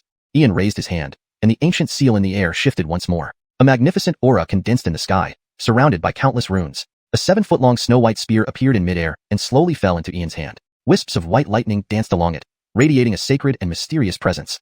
This is the righteous exorcism spear, something only the scholarly realm can wield at the spirit nourishment stage. Heaven above, this is a top 3 tier ability, yet he can create it with runes. What level of mastery in runes is this? Truly worthy of being a grand rune master who has entered the extraordinary domain. Master Barrow watched Ian with widened eyes. His emotions ranged from initial anger and shock to fear and terror until now, awestruck. Seeing the righteous exorcism spear, it felt as if hundreds of llamas trampled over his heart, indescribable.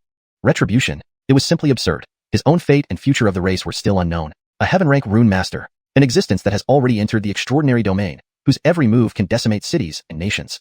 Though Ian was merely at the Ainsley induction stage, he could already defeat a lesser abyss demon. Imagine what he would be capable of if he advanced to the air riding, core formation, spirit nourishment, manifestation, or even emperor stages. Wouldn't he rival the saints? A heaven-rank grand rune master transcended the usual racial conflicts. If the rune sanctum knew of him, they would go to great lengths to recruit him where he belonged. The righteous exorcism spear, a top 3 tier Confucian power, specifically designed to exterminate souls. Human, Ian little one. No, Ian, please don't obliterate my soul. I'm willing to trade a secret for my soul to return to the abyss. At the sight of Ian's divine spear, the Basil trembled violently, filled with deep unease and dread. It was said to be a top 3 tier Confucian power, specifically designed to exterminate souls. Many demons, even greater ones, had fallen victim to it. Upon death, their souls did not enter the cycle of reincarnation but returned to the abyss, allowing them to awaken eventually. However, if the soul were destroyed, it meant true extinction. Humans had warriors who could kill demons, but few possessed powers to destroy demonic souls, the righteous exorcism spear being one of them. Demons feared death less than the annihilation of their souls. That depends on how valuable your secret is. You have 10 breaths. Exceed 1 breath, and I'll send you back to the Western Paradise. Ian retracted his hand, making the 3 pure fires vanish. Holding the righteous exorcism spear, his body enveloped in righteousness, he resembled an ancient sage. Green Cloud Mystic Realm. Your human Green Cloud Mystic Realm was once the battlefield between the Abyss and the 100 races 3,000 years ago. An Abyss Overlord-level demon was sealed within it. An Overlord is akin to a human emperor, born with power and exceptional abilities. This Overlord's ability was immortality. During the war 3,000 years ago, 3 human emperors sacrificed themselves to seal the Overlord and us, concealing it within one of their mystic realms to avoid discovery. I escaped 3,000 years ago, as did 2 other demons. We conspired for 3,000 years, awaiting the final activation. The Basil hesitated, though terrified by Ian's immense pressure. Matters concerning the destruction of his soul warranted absolute caution. It was his last chance to save himself. Go on. I swear not to kill you. On the name of heaven, I swear. Yanis lightning streaked across the sky, signaling Ian's heavenly oath, binding him irrevocably under threat of divine retribution. Sacrificial rites across the entire 3,000-mile radius of the Green Cloud Mountain Range forcefully opened the mystic barrier, releasing the Abyss Overlord. Within a 3,000-mile radius, there are 18 cities situated at geomantic nodes we secretly guided over the past 3,000 years. Total population, 13 million. The demon's voice faded, falling silent. He lowered his head, knowing anyone who heard this information would seek to dismember him, despite Ian's oath. ####Chapter 45. Misty and confusing. With one word, silence fell over the 4 directions. Within a 3,000-mile radius, 18 cities, and 13 million humans. Such an enormous number. It was simply shocking, yet it seemed trivial in the eyes of the demon. Even Master Davidson of the Tri-Eye clan, who had always been hostile toward humans, rarely witnessed such a bloodthirsty massacre in interracial conflicts because that would mean extinction for an entire race. Due to racial disputes, it was forbidden to slaughter ordinary people. There was no right or wrong, nor was it about interests. The Canglan Great World was predominantly inhabited by humans. If all races targeted ordinary humans, the human Fabian clans and hidden sacred lands would not hesitate to launch a war of extermination. In ancient times, humans fought incessantly with other races, but since the Abyss appeared, although there were still disputes between humans and other races, large-scale wars had long ceased due to their common enemy. 13 million, 18 cities. Just hearing these numbers made even outsiders like him want to tear the demon limb from limb. What would Ian, already a grand runesmith who had entered the transcendent realm, do? At this moment, Davidson, Jamie, even Brianna, and the demon all looked at Ian. Similarly, Dottie, who was also inside the Primordial Chaos Tower, watched Ian with curiosity. Brother Charlton, how will you choose? Destiny is not predestined. It is shaped step by step through choices, ultimately presenting a future. This choice may seem simple, but it is truly a crossroads of fate. Your actions will determine the future of Xianxia, perhaps even the world 3,000 years later. Will the future be as foretold by the Blood Book, full of darkness and chaos, or will it be a path of light and righteousness? Master, you must have anticipated today's situation given your level. Are you testing Brother Charlton? After all, Master, you are also of human origin. I remember you mentioned enduring countless trials during your youth and standing at many crossroads of fate. Boom. At this moment, Ian lifted his head calmly, black eyes shimmering in peace. However, the white lightning arcs intertwining on the palm of his righteous exorcism spear cut through the distance and pierced the demon's head with a forceful strike, producing thunder-like explosions and piercing sounds that quickly split the demon's skull. Why, Ian? You promised not to kill? The dark, terrifying soul impaled on the spear caused the demon's body to fall limp, black blood spurting into the void. The demon's soul dissipated into black mist. Not kill you? Did you sleepwalk? Refine.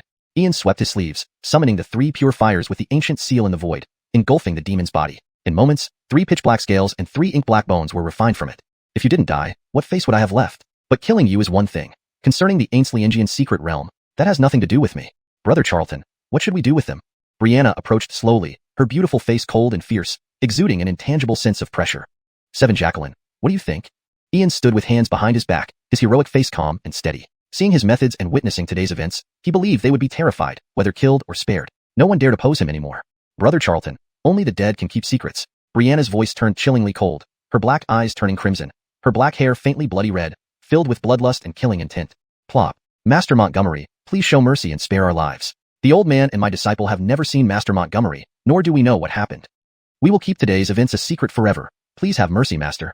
Master Davidson froze, feeling ice-cold chills run down his spine. His body trembled violently as he knelt down. Had he known, he would have refused to get involved in this mess. Originally unacquainted with Master Montgomery, they now knew his secrets. A low-ranking demon and hundreds of lives from the Dark Sanctum were killed by Master Montgomery's bare hands. A transcendent realm Grand Runesmith was truly terrifying. It seemed inevitable that today would lead to their destruction and the end of their race. Master, spare us. Jamie also knelt, all arrogance gone, trembling with fear. Brother Charlton, we can't trust them. 2 cowards who aligned with the demon deserve death just for that.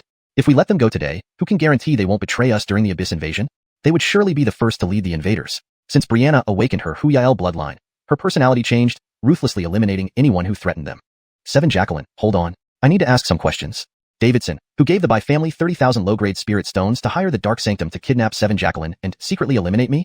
There is someone responsible for every injustice. Tell us everything you know. If this isn't your doing, I'll consider sparing you. Ian stood before Master Davidson, smiling harmlessly, but eerily resembling a demon's grimace. Master Montgomery, yesterday you killed 2 Bai family sons in the arena, followed by Blackwood and Odd Treasures Pavilion targeting Bai family and Spirit Cloud sect. Our 10,000 Races Merchant Alliance intervened. But we aimed against Odd Treasures Pavilion and definitely did not secretly give the Bai family money to hire kidnappers or killers. I can swear on the Tri-Eye clan's lives that the 10,000 Races Merchant Alliance did not do this. We came to Ainsliangu for the Ainsliangian Secret Realm and Tri-Tribe versus human competitions. Our visit was to repay an old blind man's favor. This was truly not done by our alliance. Master Davidson defended himself vigorously, panicked, never expecting anyone to hire the Dark Sanctum's killers to kidnap and murder, especially targeting a transcendent realm Grand Runesmith. F***CK. Who has the audacity to do this? Inside and outside the 10,000 Races Merchant Alliance, no one would dare. Anyone who did so would break the rules, and neither humans nor the 4 major factions of the 100 races would stand by. Who else could it be if not you? Facing death, you still lie. Brother Charlton, execute them here, and take their heads to the 10,000 Races Merchant Alliance to question. Brianna's killing intent surged, especially her bloodshot eyes. Honest and righteous Chi, eternal in heaven and earth. 7 Jacqueline, calm down. Davidson isn't lying, but if it wasn't the 10,000 Races Merchant Alliance, who did it? Ian roared like a thunderclap, his boundless righteous Chi illuminating the void, suppressing Brianna's uncontrollable rage, then sank into deep thought. Chapter 46. He is a Fabian Sigil Master. Brother Charlton, thank you. But regardless of whether they did it or not, this matter must be attributed to the 10,000 Clans Commercial Alliance. Just kill them. No evidence is needed. Keeping them around will only cause harm. Brianna's hair color and pupils returned to normal. Her entire emotional state calmed down but still radiated hostility and murderous intent. Miss Montgomery 7. Since ancient times, there has been an origin for all grudges. The old man admits his fear of death, a naturally weak spine. But that's human nature. Please give my master and me a chance. We will investigate this thoroughly. Grandmaster Hiram trembled all over, cold sweat dripping continuously from his forehead. He dared not even breathe heavily. His fear of Brianna had long surpassed any pressure from Ian. This Miss Montgomery 7 exuded such intense killing intent, perpetually on the verge of losing control. Clearly she had the bloodline of the Bloodsia Azura clan. Only this clan thrived on bloody massacres.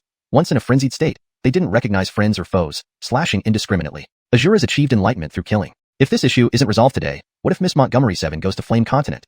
Capture. Seal. Heavenly Demon Soul Sealing Seal. 10,000 knots Heart Devouring Seal. I'll give you 3 days to investigate and reveal the truth. I want the Bai family and Spirit Cloud sect obliterated. Don't expect anyone to remove these seals for you. Let me clearly tell you, one seal comes from the extraterrestrial Heavenly Demon clan, and the other from the Insect clan. After 3 days, you'll wish you were dead but won't be able to die. Ian moved his fingers in the air, 2 arcane and mysterious ancient seals materializing, merging into the bodies of Hiram and Aaron. Regardless of whether the 10,000 Clans Commercial Alliance was involved, they could not escape responsibility. The Bai family and Spirit Cloud sect are protected by the 10,000 Clans Commercial Alliance, so let the Alliance destroy them itself. This act would deal a severe blow to the Alliance. Thank you, Master Montgomery. Thank you, Miss Montgomery 7. The old man and his disciple guarantee we will clear this matter up. The Bai family will vanish tonight. Hiram's expression quivered, his soul plunging into an abyss filled with boundless unease and terror. Those 2 forbidden sigils were lost ancient runes connected to the heavenly demons and the insect clan. Far from simple, they carried profound significance. Fear and wariness toward Ian increased severalfold at this moment. If a single word about tonight leaks out, they will meet their fate. Now get lost. With that, Ian waved his sleeve, opening a crack in the rune array, ignoring Hiram and Aaron, 2 insignificant figures he could easily exterminate anytime. Hiram and Aaron bowed, vanishing under Brianna's murderous gaze. They dared not pause, walking through 21 streets before daring to look back. What shocked them was that the dark sanctuary location was empty, completely black as night. It caused Hiram to collapse on the spot, almost dying of fright, his face drenched in cold sweat and panting loudly. Sigil Domain.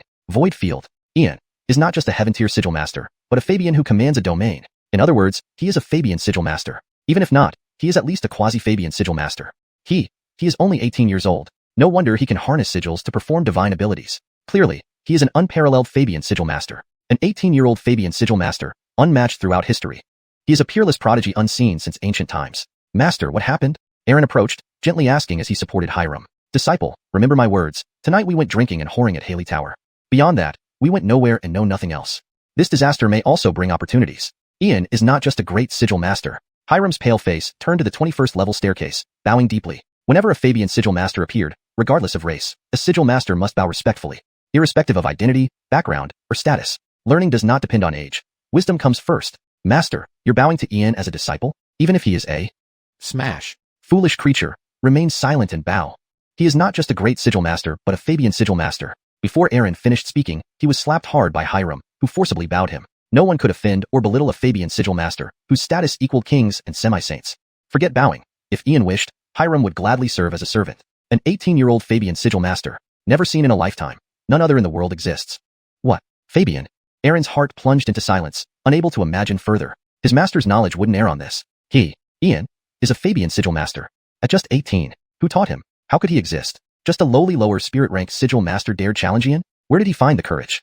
Spit it out. Aaron, visit the Bai family tonight, and ensure its disappearance in Tianyun City. Take my token, go to Haley Tower, and crush the Spirit Cloud sect. At any cost, keep this matter secret. Hiram pulled out a token from his robe, pressing it into Aaron's hand. Slowly regaining composure, his expression now brimmed with icy resolve. Master, if the Crown Orance asks, how do we respond? After all, saving the Bai family and Spirit Cloud sect was her order. Our unusual actions? Aaron felt torn between the pressure from Ian and the commercial alliance. If the Crown Orance questioned them, the truth would be exposed. Fool. We can handle the Crown Orance, but not Master Montgomery. No more nonsense. Eliminate the Spirit Cloud sect by noon tomorrow. Another slap sent Aaron flying 4 meters away, Hiram's face showing immense frustration. He longed to strangle his disciple for his lack of understanding. Master, I'm on it. Enduring the pain, Aaron headed towards Haley Tower, gritting his teeth. Chapter 47. Believe it or not, I'll kneel down. Brother Charlton, the dark sanctuary has been pacified, and the remnants of the demon soul have been eliminated. We should return. Otherwise, our families will start to worry. Brianna had returned to her usual gentle and sensible self, though the half-demon blood was gradually changing her temperament without her noticing. No rush, Antonia. Based on the nature of abyssal demons, they always keep a trick up their sleeves. Furthermore, whenever an abyssal demon descends, there is inevitably a smell of sulfur accompanying it. The source of the sulfur smell is that well. So, I think we should investigate down there. Ian waved his sleeve, causing flames to descend from the sky, burning away all traces of bodies and blood. He then walked straight toward the well, faintly sensing the sulfur scent. Brother Charlton, the situation below is unclear. Diving in recklessly would be too dangerous. Brianna couldn't help but worry because her half-demon blood wasn't invincible. She had already activated it twice today and couldn't continue. Otherwise, she would damage her foundation and Dao base. Antonia, you stay here and guard. I'll go down alone. I have a vague premonition that if I don't descend tonight, I'll surely regret it. If I haven't emerged by dawn, go back and find Gerald. Having said this, Ian didn't hesitate. He jumped into the well, splashing water as he submerged over 10 meters. Below, the space suddenly opened up, revealing an elliptical cave. As Ian approached the entrance, golden true chi flowed through his fingertips, instantly forming 3 runes that merged into his body, making his figure transparent and vanishing, leaving only ripples behind. The cave was pitch black, with no visibility at all. The tunnel inside twisted and turned like a spider web. With his body concealed, Ian followed the faint sulfur smell, pressing close to the walls and marking them every 10 zhong, 10 paces. After thousands of meters, the view suddenly became open. A huge space about 100 zhong wide appeared, with unknown crystals embedded in the walls, emitting a greenish glow. In the center of this space stood a bone altar, upon which sat a massive demonic statue, cracked all over, suggesting something once resided within it. Looking at the neatly piled bones, Ian found it hard to imagine how many people had died. Yet, his mind remained surprisingly calm. No resentment, no anger. Since his lineage was stolen and his cultivation ruined, he understood one thing. In this world, only the fittest survive. Only the strong can control everything. Relying on others is useless. Relying on oneself is key. Matters of race and righteousness are just empty words for those above. His strength could only protect those around him. Anyone standing on a moral high ground lecturing him about righteousness would find themselves wishing they were dead. Though the statue had cracks, Ian did not approach it. He watched silently for a long time before confirming that a trace of residual spirit still lingered within. Without delay, he raised his hand, summoning a peculiar golden light. A mysterious and profound ancient seal descended, sealing the vast space instantly. 3 colored true fire enveloped the area, forming a phantom of an unknown divine bird. Like a legendary phoenix, exuding a terrifying aura, instantly burning towards the demonic statue. Bang! 3 flavored true fire. Yanistal Ian, will you never stop? What feud? What grudge? Is it really necessary? You've already killed 70% of my true soul. You truly give me no way out. So what if I'm an abyssal demon? Demons are living beings too. Ian, if you don't put out your 3 flavored true fire, believe it or not, I'll kneel before you. The demonic statue shook, its massive skeleton collapsing immediately. The cracked statue rushed to evade the true fire, finally sensing Ian's position. It slid on its knees from dozens of feet away, creating deep grooves in the ground. This little Ian is really not human. How did he find me? I'm just a low-ranking demon. Is this extermination really necessary? 70% of my true soul is gone. The remaining 30 can't be lost. Otherwise, I won't even qualify to return to the abyss. Kneeling to beg for mercy. Weak serving the strong. It's an abyss tradition. Huh, you kneel quite smoothly. It seems you've done this before. Runic light spread from Ian's body, gradually revealing his form. Seeing the kneeling demonic statue, he smirked cruelly. A low-ranking demon? Why would such an important mission be given to you? A mere low-ranking demon. I overlooked something. The abyssal demons generally lack intelligence, not much better than the necrophagic undead of the underworld. In the abyss, there is a tribe with limited lineage, unable to advance to higher ranks. However, they possess wisdom equal to humans. This tribe, the Shadow Spirits, can disguise themselves as any demon and wield their power. Their status is only second to the 99 layers of the Abyss beneath each Abyss Lord, as they are natural demon lords and military advisors to the Abyss Lords. Ian. No. Master Montgomery. Great Master Montgomery. I swear this is my first time. As a prodigy unmatched in cultivation history, you will undoubtedly shock the world and go down in history. Why trouble yourself with a small demon like me? Great Master Montgomery, I have some treasures. Can they buy me a life? The demonic statue appeared respectfully submissive, presenting a bracelet between its claws and kneeling before Ian, eyes filled with reverence. This kid keeps clinging to me. Did he suspect my identity? Probably not. The status of a shadow spirit is nobler than a demon lord. Regardless, let's distract Ian for now. Pretend all you want. How long do you think you can fool me? Or do you want to taste the pain of being refined by 3-flavored true fire? I remember the bounty on abyssal shadow spirits in the Canglan World. A living shadow spirit is equivalent to a king. Either I refine you to death, retrieving your memories, or I hand you over. Choose. Ian summoned the 3-flavored true fire, hovering it in his palm. The 3-colored flames reflected in the air, exuding a terrifying presence. No, no, no, Great Master Montgomery, I don't wish to die or be handed over. I confess I admit. Please be lenient. The demonic statue trembled, cracking further, almost disintegrating on the spot. Its hollow eyes brimmed with fear and anxiety. He couldn't believe he had been exposed. Who exactly is this Ian? Why does he know so much about the Abyss? Could he be a reincarnated human powerhouse from the old war? Chapter 48. The Demon's True Name. Is it not too late to confess now? Ian clenched his fingers into a fist, the Sanwei true fire gathering on its surface as he launched a devastating punch towards the demon's head. Master Montgomery, it's not too late. I think there's still time to salvage this. I can help you lure the other 2 demons here. As Ian's punch approached, the stone demon grew anxious, but just an inch from its face, the burning fist stopped abruptly. How many in total? This is your last chance. If you lie, even by half a word, I'll make you wish you were dead.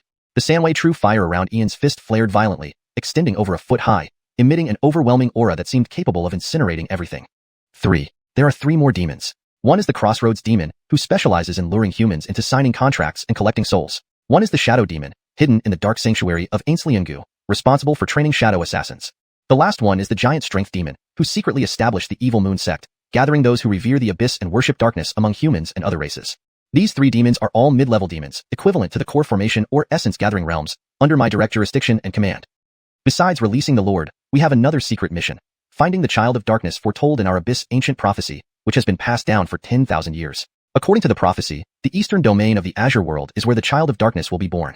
The stone demon dared not withhold any information, revealing its deepest secrets. While saving the Demon Lord was not mandatory, finding the Child of Darkness was paramount. Only the Child of Darkness could lead the abyssal people to glory. But after waiting for 3,000 years, no sign of the Child of Darkness had emerged, not even similar traits. You're really untruthful? While you didn't lie, you held back. You only confess when you're against the wall. Ian waved through the void, and boundless righteous energy gathered, forming a spear with shimmering white lightning arcs. He thrust it toward the stone demon's head. Indeed, the Abyss has great ambitions. The Child of Darkness. Is it related to that bloodletter in the future? Master Montgomery, wait. I'll confess everything. But please give me a moment to catch my breath. Isn't there still more to say? The birth of the Child of Darkness will come with a supreme artifact from the Abyss, the Dark Holy Chalice. We don't know where the Child of Darkness is, but we know the location of the Dark Holy Chalice. It's inside the Xianxian secret realm. Once the realm opens, the Chalice and the Child of Darkness will be connected.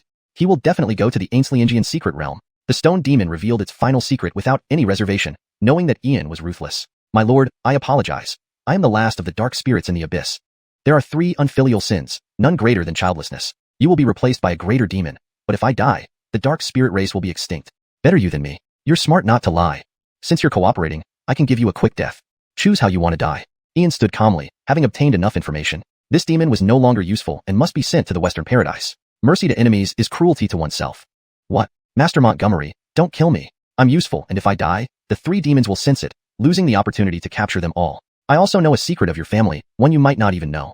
Master Montgomery, I offer my allegiance, serving you faithfully from now on. In the future, when humans counterattack the Abyss, I can be a guide. The stone demon was taken aback, its cracks widening, feeling uncertain. It had never encountered someone like Ian, who disregarded rules. State your true name. Ian's eyes bore into the demon, exuding overwhelming pressure like an ancient saint king. Abyssal demons fear neither bloodshed nor death, but they dread the revelation of their true names. Higher-ranking demons fear this most. Even a weak human can become the master of a demon by knowing its true name. Any order or will cannot be resisted. True name. This. If you don't want to say, I'll send you back to the Abyss immediately. Wait, Master Montgomery. My true name is Astravika Kakra Douglas Kai. The stone demon did not hesitate, uttering a complex demonic language. Instantly, a 6-pointed star mark emerged from its soul, floating toward Ian's brow and merging into his soul. At this moment, Ian could clearly sense Astra's thoughts through the star seal. With just a thought, he could annihilate Astra's soul. Astra, that name is too cumbersome. From now on, You're called Yanistal Ash. Now tell me, what secret do you know about our Montgomery family? Why have I never heard of it? Ian gave Astra a new name without caring whether he agreed. With the true name controlled, the demon was now his servant with no right to resist. Master, Tianyun City was established 300 years ago, and your Montgomery family was the first to relocate there 260 years ago. When your family moved in, I fell into a deep slumber, leaving only a thread of divine consciousness to observe. I clearly sensed a king-ranked powerhouse in your family. 200 years ago, a group of mysterious powerhouses arrived, including 3 human kings and a semi-saint. They took away all members of your family above the Void Realm. The semi-saint stripped your descendants of their bloodline and altered their memories. I remember the semi-saint saying, the Montgomery clan of the human king line conspired with Huyaels. Today, they are erased. If any descendant awakens royal blood and wishes to restore the Montgomery clan's honor and rejoin the 8 great human king clans, they must fight their way out of the heavenly realm. Master, your Montgomery family was once one of the 8 great human king clans. A gray remnant soul of Astra emerged from the stone statue, hovering before Ian, revealing the origin and secrets of the Montgomery family. The Montgomery human king clan, one of the 8 great human king clans. On the battlefield 3,000 years ago, the Montgomery clan displayed unmatched bravery. One of the 3 human kings who sacrificed themselves in the Xianxian secret realm was from the Montgomery clan. Sadly, misfortune befell them, and this powerful and prominent clan was accused of conspiring with Huyaels. Chapter 49. We are best at farming. The Montgomery clan, a descendant of the human-demon collusion. It turns out the Montgomery family has such an extraordinary background. They are one of the current 8 major Lloyd clans, though now defamed.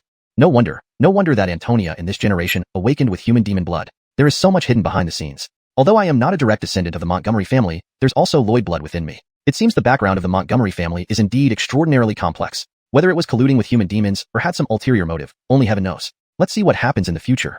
Ron, come inside.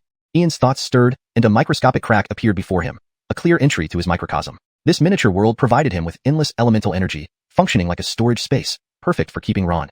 Hiss, Master, this is a miniature world. As soon as Ron entered, he sensed the rich and overwhelming elemental energy, seeing only 100 miles in diameter amidst dense fog.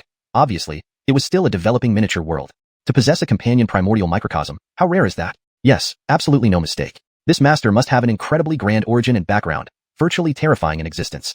It's confirmed. Definitely a reincarnation of a great being, far more terrifying than imagined. Not bad. Indeed, it's a miniature world. You do have some knowledge. Ian stood within the microcosm, his expression serene and steady. Having revealed his true identity and now letting Ron see the microcosm, he believed Ron would dare not harbor any thoughts again. Master, forming a microcosm is a gift from heaven, an extremely rare opportunity. To let such abundant elemental energy go to waste seems too lavish. How about letting me remodel it?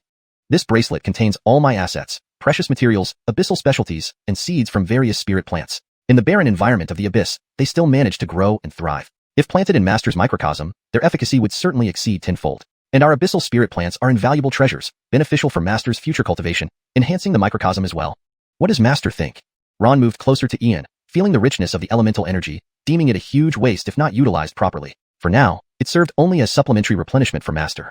Oh, so you understand spirit plants. Ian looked at Ron with interest, surprised a demon of the abyss knew about spirit planting. Planting spirit herbs required patience and perseverance, far beyond just burying seeds. Master, our dark spirit race is destined to never become overlord demons due to our bloodline, but we possess intelligence surpassing ordinary demons. Our clan has accumulated vast experience and knowledge over millennia, traveling through every layer of the abyss, making us the encyclopedia of the abyss. Even though we are demons, our hearts love peace. Our clan isn't suited for warfare. Farming is our main profession. Farming includes cultivating spirit plants, identifying herbal principles, making abyssal potions, recognizing mineral veins. These are the core skills of our dark spirit race. Unfortunately, we were born into a wrong era, serving various overlords and demon kings who value our intelligence while ignoring our true talents. Master, give me a month, and I'll expand your microcosm by twice its size. Ron was extremely excited, slapping his stone body, inadvertently creating more cracks, showing how passionate he was. The dark spirits, a race obsessed with land, had no territory of their own, hence their strong attachment to soil. Especially in this newborn microcosm, free from natural enemies and disturbances, offering a unique environment where survival meant proving one's worth. Alright, I'll give you a month. If you can expand my microcosm, I'll restore your soul. Ian stood with hands behind his back, acknowledging that aside from storage and elemental supplementation, allowing Ron to work here would indeed prevent wasting resources. Ah, thank you, Master. I won't disappoint you. Ron knelt on one knee, immensely grateful. Finally, gaining initial recognition from his master, something dark spirits have always sought. They weren't inherently evil, at least, not fully chaotic evil. Unfortunately, but now, this was a chance. Master's microcosm could expand infinitely. When it becomes a larger world, perhaps it could be a place for dark spirits to flourish. Whatever it takes, I must seize this opportunity. To hell with the abyss. I'd rather die than return to that pitch-black, bitterly cold, barren wasteland. Ian glanced at Ron, not expecting anything extraordinary from him, and left the microcosm. Using the 3-flavor true fire, he obliterated all traces of the demon, ensuring fewer people knew about this secret, ensuring safety. If this information leaks, drawing attention from the Great Xia Kingdom, who knows how many in Tianyun City might suffer, humans have always preferred killing a demon than sparing them. Emerging from the well, dawn had already spread across the eastern sky. Brianna sat cross-legged beside the well, gathering elemental energy around her. Blood-like patterns shimmered faintly on her skin, and a blood-red mark emerged between her brows, signifying her advancement into the Ainsley induction stage, influenced by her human-demon heritage. Uninterrupted, Ian waved his hand in the air, ancient seals transforming silently. Golden runes appeared, collecting elemental energy towards Brianna, surging like tides. Infused with elemental energy, Brianna's body stiffened, emitting intense crimson light, releasing an aura of insatiable thirst and ferocity. Dark red vital energy interwoven with the heavens formed a dense blood cloud, strange symbols swirling densely, resembling an ancient scroll. Boom! At this moment, thunderous sounds erupted within Brianna, silver radiance intertwining, releasing an unimaginably fearsome power. Chapter 50, Brianna's Other Bloodline. Dust billowed and shockwaves surged. An overwhelming force forcibly pushed Ian back several yards. Silver light intertwined in the void, resembling a moon hanging midair, full of purity and sanctity. Mysterious, vast, and profound. An immense pressure spread as if an ancient, undying king had descended to the mortal world. Lloyd blood. Antonia actually has Lloyd blood too. Ian's eyes were filled with astonishment, never expecting Brianna to possess Lloyd blood in addition to human demon blood. Even more surprising was that her eruption of Lloyd blood resonated with his own. Hee, Brother Charlton, surprised? Didn't expect it. Human demon blood, Lloyd blood, equivalent to having dual supreme bloodlines, both among the most powerful in the world. Since we're here, why don't we? Serena appeared beside Ian, floating there with a sinister smile. Bang! What are you thinking? That's my seventh sister. You want me to kill her? You're so young, yet your heart is so dark. It seems I should add another note. Upon hearing this, Ian's face turned black, and he smacked Serena on the head. Instantly, he began reprimanding him. Ouch! Brother Charlton, that really hurts. If you make me stupid, where will you find another amazing girl like me? Who said anything about killing her? I'm telling you to just court her. Turn a sister into a wife. Isn't that perfect? Can't you see Brianna likes you? Snap out of it. If you keep acting clueless, one day someone else might snatch her away, and then you'll regret it. Serena rubbed his head, looking pitifully at Ian with puppy eyes, clearly upset. Bad guy, liar. I did this for your own good, but you even hit me, just like the old master. Not hesitating to hit on the head. No wonder he called you teacher. Shut up. Don't talk nonsense. Whose Lloyd blood is stronger between Antonia and mine? And why can Antonia awaken hers while mine hasn't fully activated yet? Ian glanced at Brianna, envying her somewhat since he also possessed Lloyd blood which hadn't fully awakened. Brianna had awakened her human demon blood first, then revived her Lloyd blood, indirectly proving Max wasn't lying. Indeed, the Montgomery family's background was extraordinary. Brother Charlton, who told you that your bloodline is Lloyd blood? Let me keep your bloodline a secret for now. It will naturally awaken when the time is right. I can tell you one thing though, compared to yours, Lloyd blood is way inferior. Serena displayed an incomparable pride, seeming to inherently look down upon Lloyd blood. But it wasn't disdain. It was simply that Ian's bloodline was far too strong. Once fully awakened, Troy, you really took on a monstrous disciple. Not only incredibly powerful bloodline, but exceptional talent as well. Back when you weren't enlightened, it took you quite some time to reach King Rune Master after obtaining the Rune Master inheritance. Yet Brother Charlton could perform king-level runes with mere Ainsley induction realm strength, combining arrays into rune formations. Throughout infinite time and 3,000 worlds, countless geniuses exist, but such a monster is unique. One day, when Brother Charlton leaves the great world, he will surely shake all civilizations. As daylight grew brighter and the sun shone high, the anomalies around Brianna vanished. 7 silver aura strands enveloped her body, indicating she had advanced to the 7th level of Ainsley induction. Upon opening her eyes, one pupil turned crimson red, reflecting hellish scenes, while the other sparkled with silver light, illuminating the masses. A blend of demonic and saintly, evoking tremors from one's very soul. Antonia, you're awake. Hungry? Let's go eat. Brother Charlton, I'm not hungry. Antonia, how could you not be? Only those who've reached void control realm can fast. Eating and drinking are essential to life. Even if I become a king or saint, I won't give up earthly delights. Brother Charlton, aren't you going to ask what happened? Antonia, everyone has secrets. Some things can be told, others can't. Brother Charlton, thank you. Silly girl, let's go. Okay. Ian approached, tenderly patting Brianna's head, full of affection. Then he waved his hand, causing the ancient seal to dissipate, runes to vanish, and essence stones within 140 meters to turn into dust. The two disappeared and walked through the 21st Street until they left the poor district. They reappeared in an alleyway and headed towards Tianjin City's most famous restaurant. In the city center, Montgomery Lu. Despite being early, it was already bustling with people. Half of the 20 tables on the first floor were occupied. Ian and Brianna, both exhausted from last night's fight and events, sat in a corner. Everyone, something big happened. Did you hear? The Bai family was wiped out last night. Everyone in their household, hundreds of people, none survived. All died in their sleep. What? The Bai family gone? One of the 4 major families of Tianjin City, established nearly 200 years ago, to be exterminated silently in one night. What kind of dark method was used? Who knows? These noble families have enemies everywhere. Their demise isn't uncommon, but dying in sleep is quite eerie. Do you think the Bai family's destruction is related to the second son of Montgomery family? Inside the inn, Chatter ceased as soon as second son of Montgomery family was mentioned, recognizing Ian and Brianna. Crack. Ian didn't mind, but Brianna's teacup cracked, her pitch-black eyes emitting icy coldness as she scanned the crowd. Antonia, let's eat. Ian looked at Brianna and tried to calm her down, furrowing his brows. Brianna, awakening two supreme bloodlines, bloodthirsty human demon blood and overbearing Lloyd blood, risked long-term mental damage. He needed to choose an auxiliary cultivation technique to balance the influence of these bloodlines. For cultivating a balanced mindset, the ancient Taoist schools, Buddhist temples, or Confucianism were best options. Taoists practiced natural simplicity, not suitable. Buddhist monks embraced asceticism, also not ideal. Thus, only the mighty righteousness of Confucianism would do. Once home, he'd teach her the righteousness decision technique to stabilize her state of mind. Rage. Brother Charlton, leader Rage, it turns out you're here. I've been searching for an hour. Something big happened. The Bai family was annihilated. That old rascal Chuan sued you. Big Jacqueline wanted me to inform you to run as far as you can. This person is the principal of the Righteous Academy, an elder of Holy Heaven sect, and left minister of the Great Xia ancient country. He once held the position in over 10 ancient countries and is also vice president of the Great Xia ancient country's Rune Master Association, a high heaven grade grand rune master. Brother Charlton, Jacqueline, Brianna, stop eating and run. Lonnie Honk stood at the entrance, spotting Ian and Brianna immediately. Panting heavily, he rushed to Ian and gulped water from the teapot. Chapter 51. Olaf. Jameson, sit down. What exactly happened? Upon hearing this, Ian furrowed his brows slightly, but his expression did not show any panic. Rather, it reflected confusion. Boss, the Bai family was wiped out last night. Since old bastard Giles wasn't there, he managed to escape with his life. Today, upon hearing about the destruction of the Bai family, he rushed to the academy and sought out today's left chancellor, Bruno, to file a complaint against you. He claimed that as a spirit tier rune master, you openly killed one of his disciples in a conflict of honor on the arena, and now you have used dark arts to massacre the entire Bai family overnight. You didn't see the attitude of that old man. He made it sound like you were an irredeemable devil. Senior Bruno is known for his righteousness and impartiality, earning him a noble reputation. Big Jacqueline told me that Senior was very angry, so she ordered you to leave. Clark paused for a moment to catch his breath before slowly recounting the events. His chubby face was filled with worry. After all, this was Bruno, the left chancellor of the ancient kingdom and head of the Rune Master Guild overseeing the 36 major continents of the Great Xia ancient kingdom. A truly influential figure. If Thyani Mahasattva could destroy a nation with a single word, no one knew what kind of storm Bruno's words could stir up. Jameson, thank Big Jacqueline for her concern on my behalf, but I will not leave, Ian said firmly, clapping Clark on the shoulder. He exuded calmness and composure, completely unshaken. A laughable notion. As a respected rune master, not only had he eliminated the Bai family, but even if he flattened a continent, who would dare speak against him? Power controlled everything. It defined both justice and reason. Boss Xianxia, Brother Charlton, my dear brother, don't be reckless. That's Left Chancellor Bruno, also the vice president of the Rune Master Guild and Thyani Mahasattva's direct superior. Whether or not you wiped out the Bai family, the responsibility has been placed on your shoulders. One mustn't harbor thoughts of harming others, but neither should one lack caution.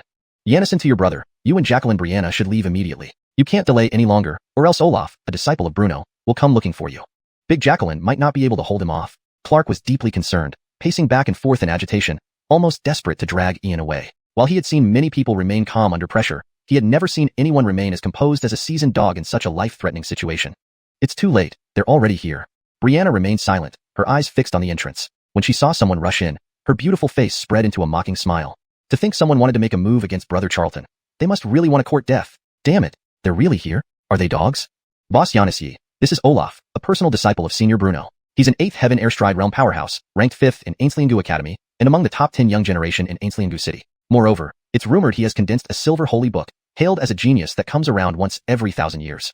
As Clark scanned the figures at the entrance, he immediately lowered his head and whispered into Ian's ear. Damn it, why does fear always come true? Boss Xianxia is incomparably heroic, but he is merely at the Ainsley Induction Realm, while the other party is already at the 8th Heaven Airstride Realm. What are we going to do? At the entrance of the tavern, 2 youthful figures entered, one male, about 23 or 4 years old, over 6 feet tall, wearing a robe of green and white, adorned with a scholar's cap. His face was as smooth and lustrous as jade, exuding an air of gentility that instilled instant goodwill. Beside him stood a woman, tall and slender in a snow-white outfit, her long black hair tied in a ponytail. Her features were strikingly bold without any makeup, especially her strong, graceful legs that left much to the imagination. She appeared like a goddess returned from countless battles. Olaf, Randick. One was a rising star of recent renown within the Confucian school, and the other was a young expert from Ainsliangian Academy, both competitors and friends. Ian, come with me. Olaf stood with his hands behind his back, his gaze sweeping across the room. Despite his handsome face, there was an icy coldness in his demeanor, making him seem distant and unreachable. No. Ian put down his chopsticks and slowly stood up, mirroring Olaf's stance. He stared at the man standing not far away, his black cloud-patterned silk robe contrasting sharply with Olaf's attire. Not willing to come? It seems you may not have a choice, Olaf's figure flickered, moving as if by short-distance teleportation, arriving instantly before Ian. His face resembled an age-old glacier, impossible to resist. What do you plan to do? Ian's gaze intensified as his dark hair danced in the wind, emitting an intangible aura of power, like that of an ancient king. Olaf, is he the one who sent messages in blood 3,000 years later? Nothing much. Despite Olaf's icy demeanor, he didn't give off an unpleasant vibe. On the contrary, he spoke sparingly, maintaining an immovable composure. Ian, being a spirit tier rune master, is indeed arrogant enough to face me so calmly. But I, Olaf, can claim to be unmatched in appearance among the young generation in Xianxia. And Ian, despite being arrogant, rivals me in looks. I must remain calm and steady. I can't lose in terms of presence. Making my way in the world depends on this face. Since you aren't doing anything, then step aside. I have business to attend to, and no time to play with you. As he spoke, Ian tried to sidestep and leave, but Olaf instantly extended his arm, blocking Ian's path. Today, you won't go anywhere. You will only come with me. Olaf's voice was charming and gentle, yet his actions were incredibly annoying, though no one could bring themselves to dislike him. Olaf, that's enough. Yanistel brother Montgomery, Senior Bruno requests your presence. Follow me. As for him, just ignore him.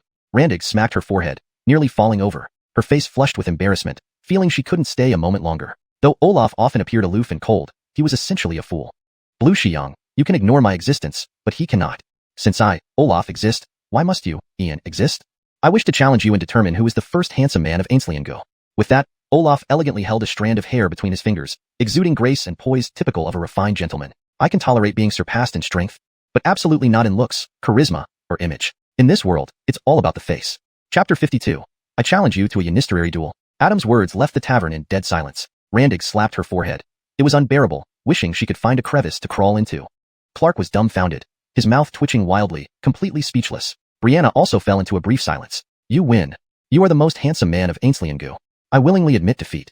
Ian's lips twitched slightly as he shrugged. He had thought this stern-faced individual would be an extremely difficult opponent. Who could have expected him to be such a character? The first beauty of Xianxia. No wonder she looked so embarrassed and ashamed. Anyone who encountered such a person would react similarly. I, Adam, as a Confucian disciple, must defeat you honorably. Today, you will compete with me whether you like it or not. Otherwise, you won't have a moment's peace. Adam casually drew out a white paper fan from behind his back, unfolding it slowly with a smile, like winter sunshine filled with warmth and gentleness. Under the sage's guidance, how could there be room for yielding? It would damage the reputation of Confucianism. To win honorably is the true way of a gentleman. I am the first beauty of Xianxia. Adam, haven't you caused enough trouble yet? Senior, he is still waiting for us. If he gets angry, you'll be suppressed again. Don't you want to avoid being locked up? Randig couldn't describe her feelings. Her face was full of embarrassment. As one of Adam's friends, she truly wondered if his mind wasn't functioning properly. Speaking of which, never mind. An issue concerning honor cannot be trifled with. Even if I am confined, I accept it. Ian, a proud 7-foot-tall man, dare you compete with me?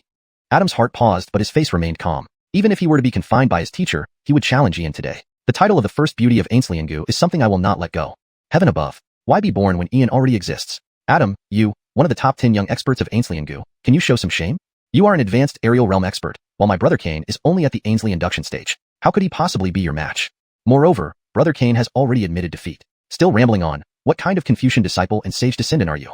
No wonder everyone says you Confucians are just fame-seeking scholars. Clark was known for his sharp tongue. Clearly, this was an unfair competition, so naturally, he wouldn't hold back, directly confronting Adam, not comparing cultivation or magical powers. Ian, I've heard you're also the top scholar and warrior on the Green Cloud chart. Your literary skills must be outstanding. Let us have a literary duel. Adam closed his folding fan, looking unusually calm. He would certainly not use cultivation or magical power to suppress Ian. That would be truly disgraceful. Instead, he chose to challenge Ian in literature. Oh, interesting. What exactly do you mean by a literary duel? Ian became interested and spoke up directly. After all, if Adam wanted to compete in literature, let him. He couldn't be afraid of Adam. Adam, enough. Everyone in Xianxia knows your pen moves storms, and your writing brings tears to spirits. One tune attracts birds, one painting reveals sun and moon. One stroke completes, formations take form. In terms of literary talent, only Xianxian from Xianxia Academy can match you. Challenging Montgomery family's younger brother in literature isn't bullying him? Randig spoke righteously because Adam's actions were truly excessive. Besides, Adam's literary prowess was world-renowned, praised by Senior Bruno as an unparalleled talent of 1,000 years. No problem, Big Jacqueline Lawn. I consider myself a half-scholar and wish to learn from Brother Shui. Since ancient times, literature has no first place, martial arts no second. Geraltual learning among peers leads to improvement. Shutting oneself off shows weakness. Ian showed no fear, only smiling. Since Adam wanted a competition, he would play along. The contest is simple. We Confucians have 6 arts. Today, we will compare calligraphy. Whoever stirs greater phenomena wins. Adam unfolded his palm fan, gracefully waving it, exuding elegance and confidence. In calligraphy, indeed, only Xianxian could match him in all of Xianxia. As you wish, but I never bet without stakes. Let's add something interesting. Whoever loses, runs naked around the city. Ian stood calmly, his eyes gentle, face calm and steady, giving an inexplicable demeanor. Well, I'm a scholar. How can I do such disgraceful things? Why don't we change the terms? Adam folded his fan, appearing very troubled, even frowning. To him, Ian was bound to lose, and then running naked? Unacceptable, unacceptable. You're right. Running naked would indeed be disgraceful. I don't want to be despised by all scholars. Whoever loses makes a confession before Miss Suji of the 100 Tribes Commercial Alliance. Ian stood calmly, a playful smile on his face. He was setting a trap for Adam to fall into, challenging him in calligraphy and magical power. Wasn't that suicide? After all, his teacher was a master with endless talents, truly omniscient and omnipotent, a one-in-a-million genius. This, not feasible. Adam immediately refused. Who didn't know that Miss Snowy of the 100 Tribes Commercial Alliance had a notorious temper? Approaching her with a declaration was asking for death. I am the first beauty of Xianxia, not the first beauty of the East Domain. What about those young talents whose legs she broke over the years? If not this, not that, what's the point of competing? Heaven didn't create you, Adam, and Xianxia would remain in perpetual darkness. Aren't these your famous words? Afraid of confessing, are you? You're hardly an upright and honorable scholar. Such a claim to be a Confucian disciple and sage descendant is laughable. Adam, you're nothing but a pretentious, deceitful man. Ian flicked his sleeve, showing utter disdain, clearly belittling Adam entirely. If he wouldn't take the bait, give him more incentives. Watch him now. Who seeks false praise, acts secretly. Do not slander others baselessly. These terms stand. Tavern keeper, lend us a space. Adam pointed at Ian with his fan, looking flustered but finally agreeing with gritted teeth. Despicable. I am the first beauty of Xianxia. I will teach you a lesson today. Hashtag chapter 53. Brushstroke stirs wind and rain. Words move heaven and earth. When the two men announced they would compete, the surrounding diners spontaneously moved their tables and chairs aside, clearing a space that held two empty desks. Adam swept his sleeve, neatly arranging inkstone, brush, paper, and ink. Ulysses, please choose whichever you prefer. I will let you write first. Adam unfolded the fan in his palm and waved it gracefully, his expression radiating supreme confidence and magnanimity as he gestured for Ulysses to start. Adam, you should go first. Because once I begin, you won't even get a chance to showcase yourself. My single character can summon the images of 100 sages. Ulysses stood with his hands behind his back, exuding calmness and stability. The only hint of emotion was the serene smile on his face, making him appear like an old, steady dog. Upon these words, silence descended upon the room. All the diners stared at Ulysses in disbelief, unable to believe what they had just heard. A single character summoning 100 sages. This sounded far too extravagant. In today's Eastern Domain Confucian school, no one would dare claim such a feat. Even the legendary sages wouldn't be so audacious. 100 sage images. Such an event had only occurred 3 times in the long history of cultivation, each time marking the birth of a sage in the Confucian school. It symbolized the revival of the Confucian path. The last time this happened was over 10,000 years ago. Ulysses was really stretching the truth, weren't you? Although you are a prodigy, the distance between you and a sage. Sigh. Kane Lauda, we need to be more careful. You can exaggerate about other things, but don't say you can summon 100 sage images. Afraid of being cursed by all the scholars? Stay low-key, don't go overboard. Clark sucked in a breath and whispered into Ulysses' ear, his small eyes darting around nervously. He subconsciously wanted to escape. He couldn't run away. It was simply too embarrassing. While Leader Kane was indeed talented, there was still a gap compared to the true scholars of the Confucian school. Not to mention summoning 100 sage images, this boast was a bit too grand. Ulysses, if that is your choice, then I shall humbly show my work first. Adam closed his fan and flicked his sleeve, which produced a sharp sound despite his composure. Clearly, even his poise couldn't withstand Ulysses' arrogance any longer. He had seen arrogant people before, but never anyone this audacious. This was not merely a competition but a challenge to the Xianxia Academy and a provocation to all scholars. This cannot be tolerated. He must make Ulysses understand that there are always greater heights and deeper depths in the world. With that thought, Adam grabbed a pen made from black jade and snow wolf hair, the penholder dark and engraved with mysterious characters, radiating a mighty righteousness. The paper in front of him was the Confucian school's secret Tiangang paper, each sheet precious and valued at no less than hundreds of Sindian stones, only circulating within the school. Instantly, righteousness endures eternally. When words come forth, the law follows, revealing true sages, righteousness reigning over the cosmos. A single word, righteous. Adam slapped the table, propelling the Tiangang paper and ink into the air. His hands swirled the ink, and the brush danced like a dragon or snake, chiseling the paper with strength and vigor. Righteous. A 5-stroke, righteous character emerged on the paper, powerful and sharp like printing, emitting waves of righteousness that seemed to come alive. Thunder cracked outside the tavern, lightning striking instantly, followed by fierce winds, dense clouds, and heavy rain covering a 10-mile radius. Adam stood in the tavern, his green-white robe fluttering, surrounded by a mighty righteousness. A silver rune flashed on his forehead, projecting a silver scroll above his head, filled with sanctity and vastness, like an ancient sage descending. Heavens. Brushstroke stirs wind and rain. Words move heaven and earth. Silver. Silver sacred book. White, green, silver, gold. The 4 ranks of sacred books in the Confucian school. Actually silver rank. 1 out of every 10,000 scholars can achieve this. Sages. With Adam, he will at least become one of the sages, equivalent to a king.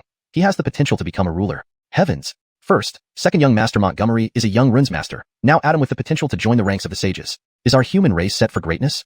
Outside the room, strong winds raged and rain poured, while inside, it was eerily silent, thick with tension. Everyone's eyes were fixed on Adam. 1 out of 10,000 scholars could produce a silver sacred book and ascend to the rank of sage. That is equivalent to becoming a king. Surveying the 3,000 great continents of the Eastern Domain, with numerous ancient kingdoms, sects, and alien races, how many kings truly existed? Becoming a king was incredibly difficult. From the stage of controlling the sky to the stage of kingship, each realm came with its own tribulation. Any misstep could lead to death and the dissipation of one's soul. First Montgomery E., now Adam. Who could help but marvel? Clap, clap, clap. Excellent writing. Your calligraphy reflects your character. With brushstrokes stirring wind and rain, and words moving heaven and earth, just this one character is enough to vanquish lower abyss demons and drive mid-tier ones into retreat. Ulysses clapped his hands, lavishing praise, recognizing Adam's character through his writing. But character aside, it wouldn't mean sparing him. Being blocked in Tianyun City would be a disgrace if spread. Adam, today you delivered your arrogance to my doorstep. Don't blame me now. Ulysses, it's your turn. 100 sage images, I await to see. Adam waved his fan confidently. Apart from his teacher and a few uncles, only Xianxia could rival him in Gu. 100 sage images. That sounds like a joke. If someone possessed such extraordinary talent, they would already be famous throughout Gu. So be it. Since you insist on seeing, I shall oblige. Ulysses stretched lazily, adopting a carefree posture. He casually picked up a chopstick from the table, along with paper and ink from the tavern counter, preparing to write. Ulysses, what does this mean? Do you disdain our Xianxia Academy, or do you look down upon all scholars? Do you find my ink, brush, paper, and ink unworthy? Adam closed his fan, his face flushing with discomfort, feeling genuinely insulted. I grew up poor and cannot use such valuable items. Be it reading or cultivating, I believe simplicity is best. Embrace all of creation. Who cares about tools in hand? Can ordinary objects not create astonishing works? Righteousness pervades the heavens and earth. When words come forth, the law follows, revealing true sages, and the heart transforms all beings. One word, sage. At that moment, Ulysses lifted his head, dipped the chopstick in ink, and slowly wrote on the paper, appearing effortlessly simple and relaxed. Chapter 54, The 100 Sages Manifest. Saint. The character for Saint appeared in plain, simple strokes. As the final brushstroke was completed, the entire sheet of bare paper was instantly incinerated, leaving only a single character floating in midair, exuding a faint divine aura, like a king from the end of eternity, emitting an overwhelmingly terrifying presence. In an instant, a burst of radiance shot up into the void, tearing through the dimensional anomalies. Dark clouds and torrential rain dissipated completely, revealing boundless clear skies once more. Vast righteousness surged from all directions. Golden light shone brilliantly, auspicious chi surged, and auspicious clouds enveloped the area, with various phantoms of mythical creatures interweaving to showcase an extremely auspicious omen. Far in the eastern horizon, boundless purple chi surged, covering half the sky as if foretelling the legendary tour of sages across the world, stretching 3,000 miles. Heavens! Look, the landscape is picturesque. Rising auspicious chi, enveloping clouds. What does this signify? Purple chi from the east. What a sight! What a terrifying sight! Could it be the manifestation of 100 sages? Oh heavens, it's truly too frightening. Astounding anomalies unfolded endlessly like a painting, unfolding over the skies above Tianyun City. Such phenomena were caused by a single character, Saint. Who could have thought that one casual stroke could bring about such marvels? Whoa, King Leader, what have you done? Heaven forbid. Your casually written character brought about such a spectacle. The Confucian power of characters is a secret tradition of the scholarly school, recorded only in the Sacred Way book. How did you learn this? Clark took a sharp intake of breath, thoroughly shocked by the anomalous phenomena. He couldn't believe his eyes. What kind of monster was King Leader? What could he not do? What could he not achieve? The power of the Confucian script was documented only in the Sacred Way book. Did this mean that King Leader had already condensed the Sacred Way book? Could you possibly be the disciple of some great sage? Randy exclaimed in astonishment, her beautiful eyes dimming, unable to believe that a single character could produce such phenomena. Even Senior Bruno might struggle to achieve this level. He was merely at the Ainsley induction stage, yet stirred up such power. Could this really summon the manifestation of 100 sages? The young rune master seemed to possess the legacy of the scholarly school. Young Master Ian, truly a dragon lying in wait. Brother Charlton, you can do anything. Brianna stood nearby, murmuring softly, her eyes filled with profound anticipation. She knew Brother Charlton possessed a golden Sacred Way book and could evoke the top 3 Confucian spells using runes to suppress lower demons easily. Auspicious clouds, surging divine chi, purple chi from the east. This signifies the sage's procession. Heavens, since I Adam exist, why must Ian? Ian, there's no need to compare further. You win this round. Adam gazed into the void, his handsome face filled with melancholy, finding it hard to accept the disparity. But as a scholar, defeat was defeat, and he still had his pride. Such humiliation. If he allowed this to happen today, how would he show his face tomorrow? Not so fast, not so fast. We agreed on the manifestation of 100 sages. Missing even one manifestation would mean I haven't won. As scholars, we should honor our word and never act like petty cowards. Adam, what do you think? Ian stood with his hands behind his back, calmly observing the void, a steady smile playing on his lips. Indeed. Very well, I will wait and see. Adam, upon hearing this, managed a forced laugh, fanning himself subtly to hide his embarrassment and helplessness, wishing he could find a crack in the ground to hide in. His dignity and reputation as the first handsome man of Gu were surely ruined. Approaching the heavenly clan's ornance, it was a matter of life and death. If this news spread, How could he ever mingle in the scholarly school or face fellow scholars? Why did heaven make both me, Adam, and Ian? Boom. At this moment, dazzling divine light appeared, and one after another figure materialized. Each figure was solemn and majestic, exuding immense pressure, though they were merely imprints left in the universe, resonating with righteous energy and manifesting in the void. Heavens! 100 sages gathered together. Truly 100 sages. Everyone, look. See that last figure? It's Sage Cindian who rushed to the Confucian school during the abyssal battlefield 3,000 years ago. It's truly the visage of Sage Cindian. Heaven forbid, who exactly is second young Master Montgomery? To write, saint, and summon 100 sages, he must possess the potential of a sage. Inside and outside the tavern, the 100 sages manifested. Endless righteous energy converged, catching almost everyone's attention. No one could ignore this phenomenon because while other sage figures could be imitated, Sage Cindian's likeness was irreplaceable. He was the living embodiment of a sage, and his portrait was known throughout the world. Manifestation of 100 sages. What does this signify? Sages descending, the rise of the scholarly school. It meant that the human race would gain a new sage. In Tianyan City, South City, Ainsley Indian Academy. 100 sages manifesting. It's actually the 100 sages manifesting. A sage is descending. In an inner courtyard pavilion, an old man clad in blue and white robes, with snowy white hair, kind eyes, and an upright demeanor, abruptly stood up, staring at the anomalies in the sky, visibly overwhelmed with excitement. Before his words finished, his figure vanished. East City, Montgomery family residence. Old Witch, this is 100 sages manifesting. A sage is descending. Trey Old Ghost, what are you waiting for? Quickly go check. I'll guard Miss. Rain Nanny and Gerald both saw the anomaly simultaneously, standing up in shock. Instantly, Gerald flew off, sensing who it might be. 100 sages manifesting. Ian, you win. I lose, and I admit my defeat wholeheartedly. I will fulfill my promise, but may I ask under whom you studied? Adam watched the strange phenomenon in the sky, feeling his face burn as if slapped alive, an unbearable pain. This match was accepted in utter sincerity.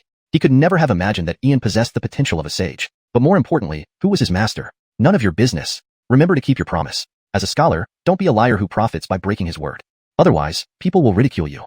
Ian flicked his sleeves, making all the anomalies vanish, dropped chopsticks onto the table, and tossed several essence stones before striding out, leaving Adam with only his unrivaled and suave silhouette. Chapter 55, Bruno. Joke. Who dares to mock the disciples of the Xianxia Academy? Who dares to ridicule Confucian scholars? Within the 13 ancient kingdoms, who dares do this, and who can do this? Young man, let me warn you, don't be so arrogant in your words and actions. At the peak of the sky, a streak of light flashed, revealing an elderly figure with snow-white hair and a robe that alternated between blue and white. An aura of overwhelming righteousness emanated from him, exuding a sense of absolute integrity. Bruno, the left chancellor of the Daxia Ancient Kingdom, Armin of Xianxia Academy, vice president of the Rune Masters Guild, and a pinnacle Dan condensation expert, he was also a distinguished high-grade heavenly rune master, truly a man with unparalleled influence. If Maximilian's presence could shake the Daxia Ancient Kingdom, then Bruno's anger could turn the entire 13 ancient kingdoms upside down. Even being a great rune master was intimidating enough, and as an elder of Holy Heaven sect, the ultimate aspiration for all scholars in the Eastern domain. Master. Elder. Adam and Randy hurriedly greeted him, but inside, they were both shocked. They hadn't expected that even Bruno had been stirred by the appearance of the 100 Saints, though he was usually kind-hearted. Why did he confront Ian so dominantly today? Young man, are you deaf when I speak to you? Have your elders not taught you to respect your seniors? An uncultivated peasant. Leave. Descending from the sky, Bruno looked at Ian, who seemed oblivious, and flicked his sleeve sharply, emitting a formidable sound. Disgust filled his expression. Upon his words, silence engulfed the area. Adam and Randy exchanged glances, wanting to say something but unsure of what to say, only able to express their shock. Clark's mouth gaped open in the shape of an egg. He knew what kind of temper Leader Kane had. He was generally easygoing unless provoked beyond a certain point. If someone crossed that line, not even the heavens would save them. This wasn't good. This was really going to end badly. This renowned president was indeed an untouchable character, whose power transcended nations. His strength wasn't just formidable, it was unmatched. If it were anyone else, they might have backed down. But today, they faced Leader Kane. With Brother Montgomery's temper, patience wouldn't last long. Old dog, who said I'm uncultivated? Ian slowly turned around, his hands behind his back. His dark eyes were calm, and his handsome face wore a faint smile. Simple, direct, rude, calm. Those few simple words echoed through the air, spreading a heavy, oppressive atmosphere, almost suffocating everyone present. Whose unruly offspring doesn't know manners? An uncultivated thing. Today I will teach you discipline. I'll make sure you remember not to be arrogant in youth. Bruno raised his head abruptly, his white hair fluttering as an invisible pressure swept out like a storm, aimed at crushing Ian completely. Uncle Master E. No, please don't. Suddenly, a streak of light blocked Ian's path. None other than Grandmaster Maximilian, who appeared visibly shaken and exclaimed loudly, "Good heavens! What exactly happened here? When did Uncle Master E arrive, and why was he clashing with young friend Montgomery? A newly risen young rune master versus a nearly 1,000-year-old seasoned rune master. If they truly fought, either loss would be a tragedy for humanity. Maximilian, it's none of your concern. Today, I must discipline this unruly brat." Grandmaster Maximilian, thank you for your kindness. But today, I want to see what this old dog can do to me. Both Bruno and Ian spoke with intense hostility, like two sharp objects colliding. Uncle Master E, young friend Montgomery, if you wish to fight, then kill me first. As long as I still breathe, I won't watch two great rune masters battle each other. Uncle Master, young friend, what has happened? Gerald's did escalate to a public brawl? Looking at both men, Grandmaster Maximilian felt helpless. One was a revered ancestor, and the other, a spoiled descendant. Both possessed unyielding tempers and immense strength.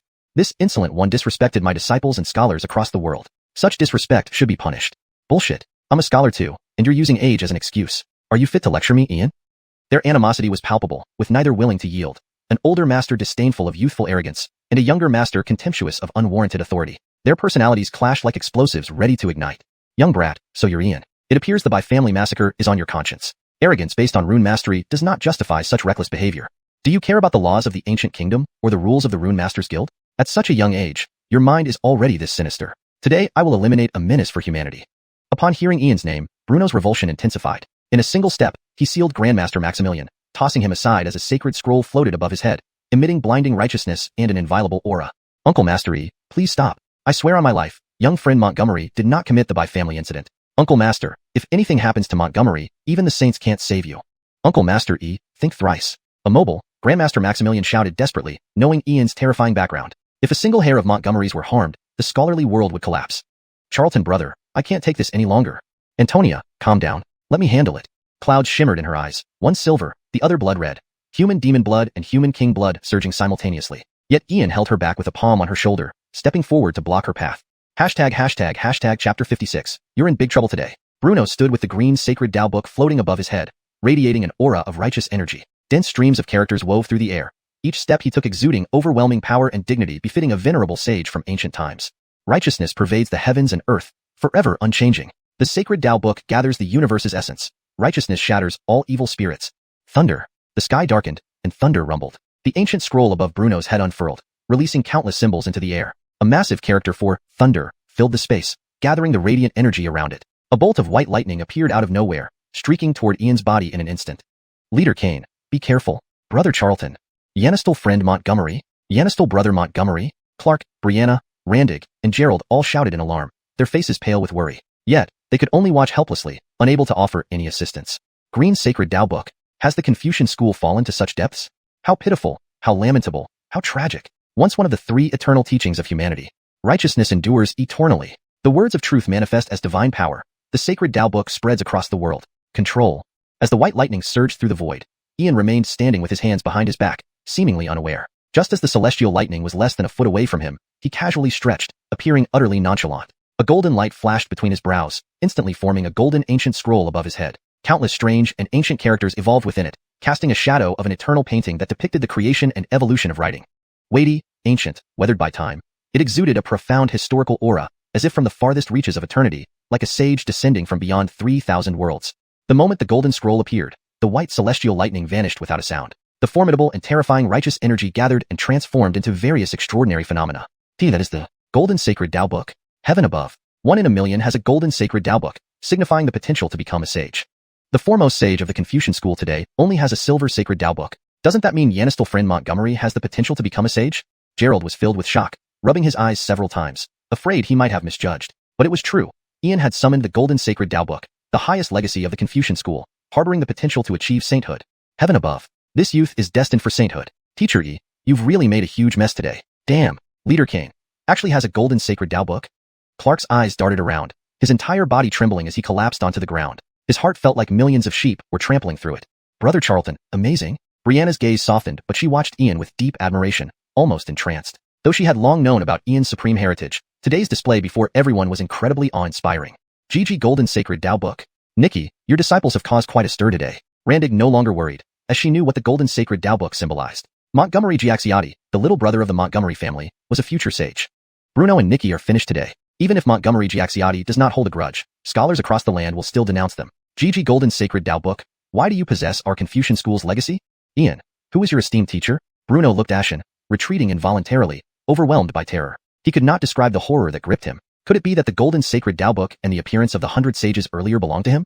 Oh heavens above! What foolish act have I committed against a future sage of our human race? This is bad. Very bad. If the elders of the Confucian school learn of this, they would tear me limb from limb. The Confucian school has been in decline for some time, and Xianxia, the last sage of the school, is already elderly. You don't deserve to know my teacher's name. Ian flicked his sleeve, his face full of derision. With a single step, he exuded terrifying and immense pressure. Though only at the Ainsley induction stage, the golden sacred Tao book amplified his presence. A word spoken, silence follows. Everyone stared at Ian in disbelief. Those who knew Ian well understood his vengeful nature. Bruno's background and status were indeed powerful, but so was Ian's. Both were great rune masters, one 18 years old, the other nearly 1,000. Both were Confucian scholars, one with a golden sacred Tao book, the other with a green sacred Tao book. And as for background, can you say an 18-year-old great rune master has no influence? It seemed impossible. In short, unless something unexpected happens, Bruno is finished today. You. Bruno pointed at Ian, his expression dark. Despite having many words, he was rendered speechless by Ian's rebuttal, which stung him worse than a slap across the face. Huh, what nonsense. You stubborn old fool. What use are all the wise teachings you've read if you apply them only to dogs? Do you even deserve to be called a teacher, or a respected elder? Acting without reason or judgment, believing only one side of the story. How did you ever become the left chancellor of the ancient kingdom? If Brother Charlton didn't acknowledge you, it's because you lack decorum and manners. Did you ask what your disciple did wrong? Old man, today you're in big trouble. Even the heavenly king couldn't save you now. Clark rolled up his sleeves, placed his hands on his hips, and began cursing loudly, saliva flying as he reveled in his triumph. It feels great. Absolutely fantastic. Publicly humiliating a Confucian scholar, there's nothing better. I might not be good at fighting, but I sure can curse. Leader Kane's support is getting stronger. I'm going to be rich someday. Clark, stop. How can you compare him to a dog? Even if a dog gained wisdom and learned noble principles, it wouldn't commit such acts. There are too many corrupt individuals and hypocrites in this world. Yanis the one before us. If the Confucian school keeps producing such people, its decline is inevitable. Indira, come out. Ian stood with his hands behind his back, speaking with disdain and mockery. Since we've started, let's go all the way. Brother Charlton, what is it? Indira, bring me a senior brother to bolster our position. Brother Charlton, only if you give me 3 chicken legs, at least 5. Indira, I'll buy you 100. Brother Charlton, you mustn't lie to me. Indira, I swear by my teacher's name. Brother Charlton, deal. Your Jedediah will arrive in 30 seconds. All you need to do is snap your fingers. The exchange between Ian and Indira was swift, and naturally, Ian had tricked her again. 100 chicken legs would never happen. Not in this lifetime. Chapter 57. Welcoming the Jedediah. Ian, you dare to be so insolent. Do you really think I won't dare to touch you? With my Confucian sect's supreme heritage, yet you constantly insult our forebears. Can I possibly let you off today? Bruno's old face was grim and almost tinged with green. Internally, he was both shocked and furious. Unable to suppress his anger, he unleashed a palm filled with surging primordial energy, creating an overwhelmingly terrifying force like endless waves crashing toward Ian.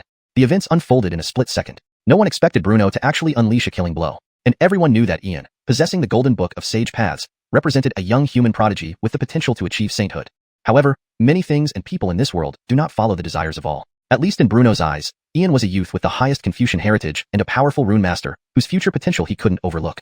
But having made an enemy of Ian today, perhaps Ian couldn't harm him now, but in a few years, it would certainly lead to his demise. Now that there's an opportunity to eliminate him, should he give him room to grow?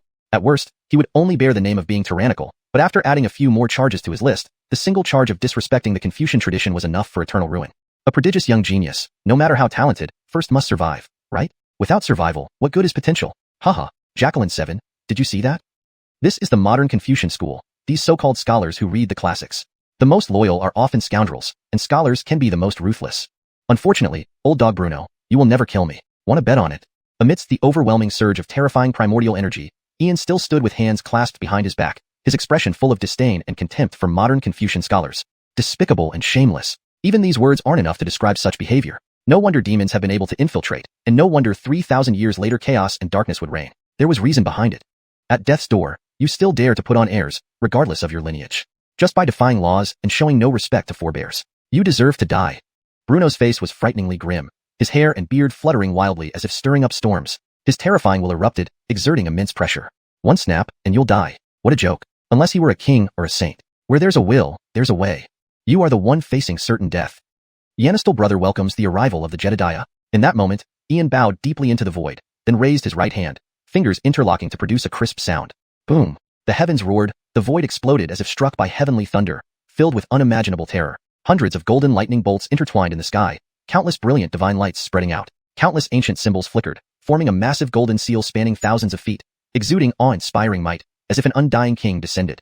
Supreme and incomparable, its presence dominated the universe. From within the vast golden seal, a mysterious and majestic figure emerged, clad in spotless white robes, handsome features glowing like stars, black hair dancing in the air, surrounded by a golden aura, as if a sovereign from beyond worlds.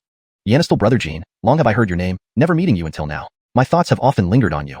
Pity Master decreed that without your summons, I cannot enter. Why have you summoned me today? The figure stepped down from the golden seal beside Ian, eyes revealing immense surprise. What a rare creature, unseen for millennia, summoned by some unknown entity. Seems I have been called to support you today. This visit is worthwhile. Recognizing Yanistal brother Jean doesn't seem like a loss at all. Floyd, please forgive my rudeness. If not for my dire straits, I wouldn't disturb you. But concerning my life and reputation, I had no choice but to ask for your assistance. Ian bowed again, his expression conveying utmost helplessness, as if wronged. So, it wasn't just something Nia conjured up? Looking at him, this seemed to be a genuine existence, with significant power and influence. This fool Nia actually has such resources. Yanistal brother Jean, don't be so formal. Who dares to bully my Yanistal brother Jean? Step forward. The white-robed youth's gaze was cold, immense pressure permeating the void like heavenly thunder, causing everyone's souls to shudder. Finally, his gaze locked onto Bruno, resembling a divine king from above. Words spoken, all was silent. Everyone in the area was speechless, especially Bruno, filled with fear and unease, realizing he had finally met his match. Jedediah. This was only Jedediah. How many other seniors are above him? What kind of existence is his master? Damn it, what background does Ian have? His Jedediah is at least a king-level existence. What should I do? What can I do? Even if it means death, I will not bow to this little Bradian. Jedediah, it's him. He said no matter who my teacher is, he'd destroy me today. Ian pointed at Bruno, immediately accusing him. Not even the vice president of the Rune Master Association or any deity could save him today. Old dog Bruno, you love using status and background against people. Let's see who has the stronger background and harder support. Very well indeed. Vice president of the Rune Master Association, a heaven-ranked great rune master, is it? In that case, we shall follow the rules between rune masters. I will inscribe a rune. If you can break it, today's matter ends here. The white-robed youth stood with hands behind his back, his expression icy and his words carrying whooshing pressure. Edit. The white-robed youth stood with hands behind his back, his expression icy and his words carrying whooshing should be replaced with a proper English word whooshing and tangible pressure. Final edit. The white-robed youth stood with hands behind his back, his expression icy and his words carrying intangible pressure. Your words. Are you truly? Bruno froze, expecting death but unexpectedly proposed a duel of runes. After a millennium of studying runes, he believed he might match him in skill. Jedediah, why waste words with him? A mere peak king-level rune master, simply kill him. Ian gazed at Bruno, his mind filled with murderous intent, wanting to eliminate him without any hesitation. Chapter 58. Old dog, why haven't you died yet? Inside and outside the tavern, everyone was utterly shocked, not daring to breathe heavily. The air was thick with a suffocating silence. Peak Royal Rune Master. A legendary existence. How terrifying. Throughout the vast eastern region's 3,000 great continents, whether among humans or the other races, there were only a few Royal Rune Masters. Forget Royal Rune Masters, even masters of the other three auxiliary professions at the royal level were as rare as phoenix feathers and unicorn horns, absolutely strategic level figures. Rune Masters have their rune sanctuary, while the other three major professions also have their respective sanctuaries. Royal level practitioners seldom walk the world, let alone a peak Royal Rune Master. A peak Royal Rune Master is no longer just extraordinary, noble, and mysterious. They possess the status equivalent to a sage, capable of shaping the balance of power in a region. Ian's seventh senior brother is already a peak Royal Rune Master. Are they all this proficient in runes? Super hidden force. Ian has an extremely terrifying, unknown powerful background behind him. After all, a young great rune master is almost unheard of in cultivation history. Thud. Cold sweat streamed down Bruno's face, his body trembling with bone-chilling coldness. His legs felt like lead, and he slumped to the ground. He had thought Ian's seventh senior brother was a king, but who would have thought he was a peak Royal Rune Master?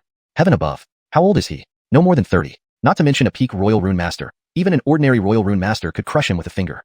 How can I compete? Yanistal Bradian, you really don't follow the rules. Well, today death is inevitable. Younger brother Xiaojin, killing him for me is just a thought.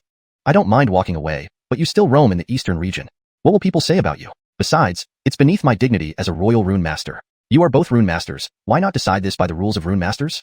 Win or lose without resentment, take responsibility for life or death. The white-clothed youth stood with his hands behind his back, his handsome features displaying a smile. He clearly understood Ian's intentions, to make him the good guy while Ian played the bad guy, personally executing Bruno.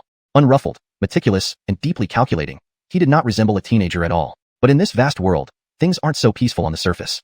Only such a person can truly survive. Alright, I'll follow Floyd's suggestion.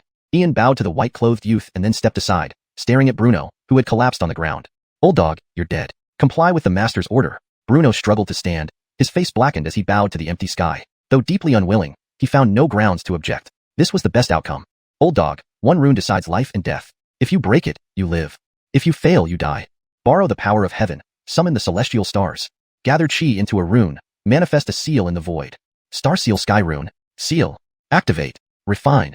At that moment, Ian's voice thundered like lightning. Golden light blazed from his eyes, resembling a heavenly sun. A brilliant beam of divine light shot out from his fingertips, weaving intricate patterns in the void. Ancient and profound runes emerged, taking nearly several dozen breaths before exploding into 365 runes, forming an irregular ancient seal over 36 zhang wide. These 365 runes arranged themselves spontaneously, gathering countless primordial energies from the vast sky. The range expanded from 36 zhang to 108 zhang. The vast sun reflected 10,000 rays, and a faint moonlight shone on the ancient seal, releasing lunar energy. Sun and moon shining together, runes evolving, instantly creating a breathtaking cosmic panorama, where 365 ancient stars were faintly visible.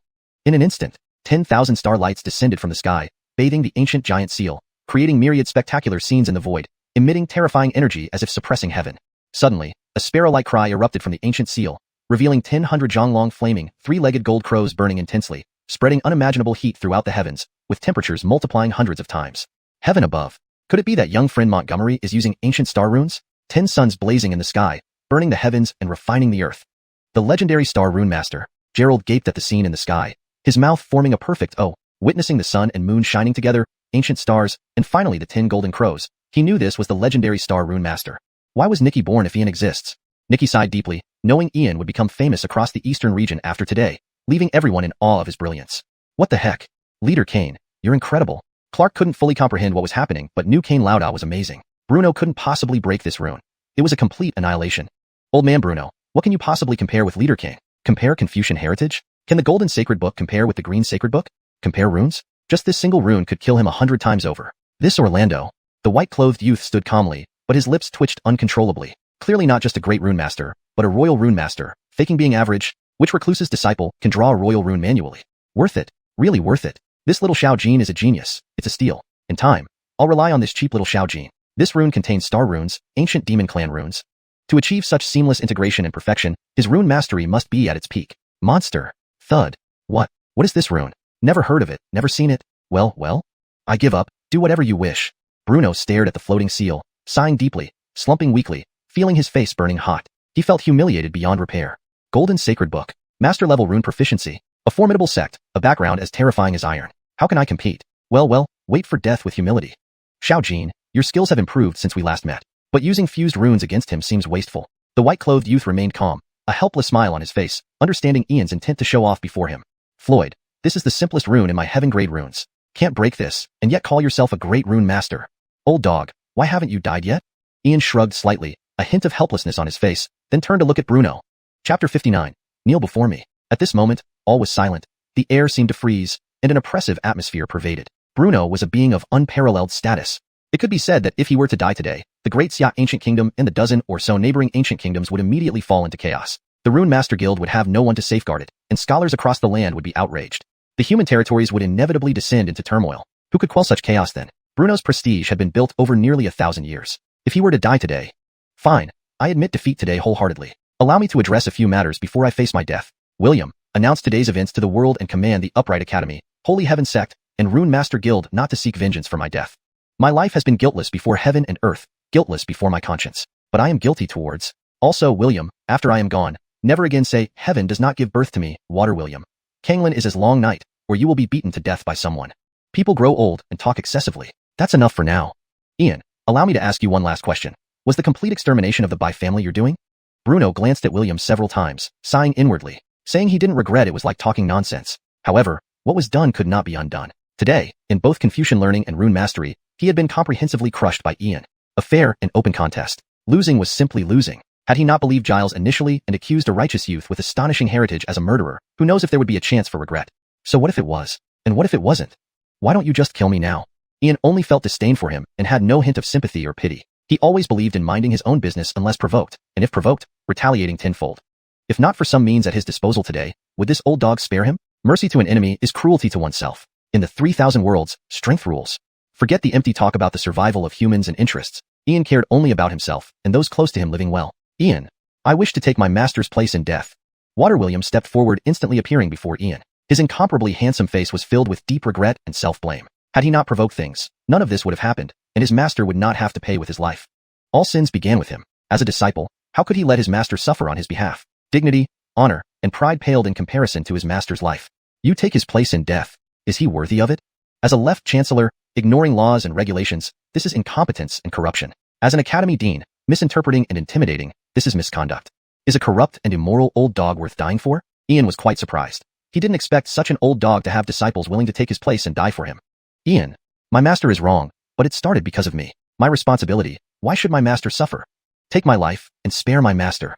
Saying this, Water William immediately knelt down, smashing the bricks beneath him into two holes, radiating righteousness and dominance despite being a scholar, embodying chivalry. Unyu, get up. It's not your fault. Ian, I will commit suicide here. Please do not make it difficult for my disciple. Bruno revealed a look of unbearable sorrow, raising his palm to strike his own head, clearly intending to die and not wanting to see his disciple humiliated further. Hold. The young man in white sealed Bruno with a flicker of light, crossing his arms with a smile. He was growing more interested and wanted to see how little brother Jean would handle this. Fascinating, really fascinating. This trip was not wasted. Let's see how Bruno is treated. To kill or not to kill, all depends on a single thought. Killing would cause immense unrest. Not killing leaves a sense of injustice unresolved. Water, William, you want to take his place? Then kneel every 3 steps, bow every 9 steps, until you reach me. Remember, you cannot use your cultivation. Go. Ian looked into the void and waved, causing spikes, ice, flames, thunder, wind blades, and more to appear along a street about 300 paces long, exuding terrifying energy. In moments, he reached the end of the street and summoned a stone platform from the ground, sitting upon it regally. Hiss. 300 paces filled with flames, spikes, thunder, ice, wind blades. Who can endure? Heaven. Even if you survive, you lose half your life. Second Master Montgomery, truly vengeful. From inside and outside the tavern, along the 300 paces, everyone gasped, filled with dread. Not using cultivation would be like descending into hell. Second Master Montgomery was indeed vengeful and relentless. Such treatment was crueler than killing Bruno. But he chose not to kill, instead making Bruno watch his disciple endure this torture. A clear humiliation before death. What ruthlessness, incredibly vicious means. Fine, I will kneel. Ian, may you keep your promise. William stripped off his clothes, leaving only a pair of shorts, kneeling from the other end of the street. Approximately 60 paces ahead were half-person high flames akin to geothermal fire, sufficient to melt metal and forge stone. But William had no choice. He knew this was the only chance to save his teacher. His achievements today stemmed from his teacher's guidance. Once a teacher, forever a teacher. How could he remain indifferent to his master's plight? What would separate him from beasts? At that moment, William kneeled into the flames. The unbearable heat seared his skin, which blistered and peeled. His hair burned away completely, and his knees sizzled on the scorching ground, even emitting a meaty aroma. Intense pain made William almost scream, but iron resolve kept him from faltering. Despite burning flesh and agony, he knelt forward step by step, each move accompanied by excruciating pain. Every 3 steps, a kneel. Every 9 steps, a bow. Enormous pain almost led to death, but thoughts of his master spurred him on. After 60 paces, William's body turned blackened and unrecognizable, like charred coal, moving painstakingly slowly. Just 300 paces felt like millions of miles. Chapter 60. Master and disciple perish together. Plop. Enough, Perla, my foolish child. Please stop. Ian, if there are 1,000 mistakes or myriad errors, they all fall upon me alone. I beg you to spare my disciple. Bruno watched Adam with anguish that cut deeper than any blade. His whole body trembled in frenzied anguish as he dropped to his knees, white hair disheveled and eyes filled with guilt and remorse. He would rather die than see his disciple suffer. If only it were not for his selfishness. If only he had not abused his position. Pity? I never wanted his life. Everything was his choice. Do you regret it now? Why didn't you think of this earlier? I never intended to have anything to do with your Confucian sect. It was you who forced yourself upon us. Now the situation is entirely your own fault. Don't blame others for your own misfortunes. Ian sat calmly on the stone stool, his expression icy cold, devoid of any pity or mercy. Ian, despite being the heir of the highest tradition of the Confucian sect, you show such cruelty and ruthlessness. Bruno spat venomously from where he knelt, his eyes burning with deep hatred. Aren't you afraid of the day when everyone turns against you? How can you live up to the sages and the countless people of this world? Ha ha ha. Talk all you want, but it's all still my fault. You're no longer part of the Confucian sect, so don't lecture me like a superior. You don't have the right. Why should I owe anything to the sages or to the common folk? Did they owe me something? Did they give him a piece of primordial stone? Or did he borrow a copper coin from them? Ian stood and looked skyward, laughing maniacally before turning back to Bruno, his disdain and contempt unmistakable. The ruthless nature of those learned in texts showed itself, differing from face to face, true intellectuals. Many scholars indeed had noble aspirations and would risk their lives for the good of mankind. But there were also hypocrites with honeyed words and hidden daggers. Spit. You, this is sophistry, heresy. Bruno pointed at Ian, too indignant to find the words to refute him. Frustrated, he spit blood, nearly fainting from rage. What audacity, truly what audacity. Not recognizing himself as a scholar or disciple of the Confucian sect while bearing their heritage. What an insult. This Ian was indeed ruthless, trying to crush both body and soul. To this very place, you still try to pressure me with the Confucian sect. What makes you think you even qualify to judge me? Ian waved his sleeve, and a chilling wind thunder sound echoed, creating a terrifying aura. He returned to sit on the stone stool, showing no compassion towards the charred and struggling figure of Adam. Silence fell heavily around them. Despite more spectators arriving, none dared intervene or speak. Though many had witnessed Bruno's relentless provocations leading to this point, many internally lamented the brutality of second young Master Montgomery. He gave them no way out, forcing them into a corner. Yet if reversed, Bruno would not spare Ian either. He had tried multiple times to eliminate Ian. The outcome was a direct result of their actions. Amongst the crowd, the young man in white stood silently, hands behind his back. Dark eyes admired Ian for his decisiveness and resolve. Even if the Confucian sect knew of today's events, they would have to swallow this bitter defeat. But henceforth, Xiao Jin Di would undoubtedly clash with the Confucian sect. So be it. With the present strength of the Confucian sect, one sage presiding over them, he dared to challenge Xiaojin publicly? Let's see if I, as the Jedediah, would allow that. Bam. At less than 7 steps away, Adam's burnt body collapsed, either unconscious or already without breath. Yanistal friend Montgomery. He's dead? Maximilian Master stepped forward helplessly, checking Adam's breathing and using essence energy to examine him, confirming he had no vital signs left. Though he was a witness, Maximilian Master did not plead for mercy. Elder Uncle brought this upon himself by trying to kill Yanistal friend Montgomery relentlessly, even after pleading for mercy. Now who could blame anyone else? Moreover, the arrival of Yanistal friend Montgomery's senior brother followed the rules of Rune Masters. If Elder Uncle couldn't match up, who could blame him? Spit. Perla. Bruno screamed in agony as his disciple died, spitting out another mouthful of blood, finally glaring hatefully at Ian before falling silent. Adam, don't blame me. Blame yourselves for your choices. Master Maximilian, out of respect for you, I will leave him unscathed for burial. As for old dog Bruno, off to hell with you. Consume. Ian stood, emitting a chilling murderous aura. With a wave of his sleeve, a golden crow's shadow spread its wings. 10 rays of golden flame pierced down, enveloping Bruno's body and instantly vaporizing him, even obliterating his soul. Seal. Xiaojin, I've erased the memories of everyone here except those closely related to you. I have important matters, so I must take my leave first. This little trinket is for you. It will be useful for traveling through the eastern domain. Thus speaking, the young man in white waved his hand, causing a spatial rift to appear, vanishing immediately. In Ian's hand appeared a golden token, one side engraved with peculiar runes, the other with a Wong character, radiating a divine aura. Charlton Gidge, don't be complacent. This isn't over yet. Dottie, what do you mean? Charlton Gidge, Adam is not thoroughly dead. There is a treasure within his soul which allows him to revive within 12 hours. Dottie, is what you say true? Charlton Gidge, at latest tonight at midnight, Adam will surely revive. You can verify it. Dottie Gigia, does Adam have more background? Charlton Gidge, enough said. The real show has begun. As for Bruno, the one killed was just a spirit body. What? Bruno old dog is still alive this? Charlton Gidge, don't worry. With me here, no one can harm you. When can we settle on those 100 chicken legs? Dottie Gigia, let's settle now.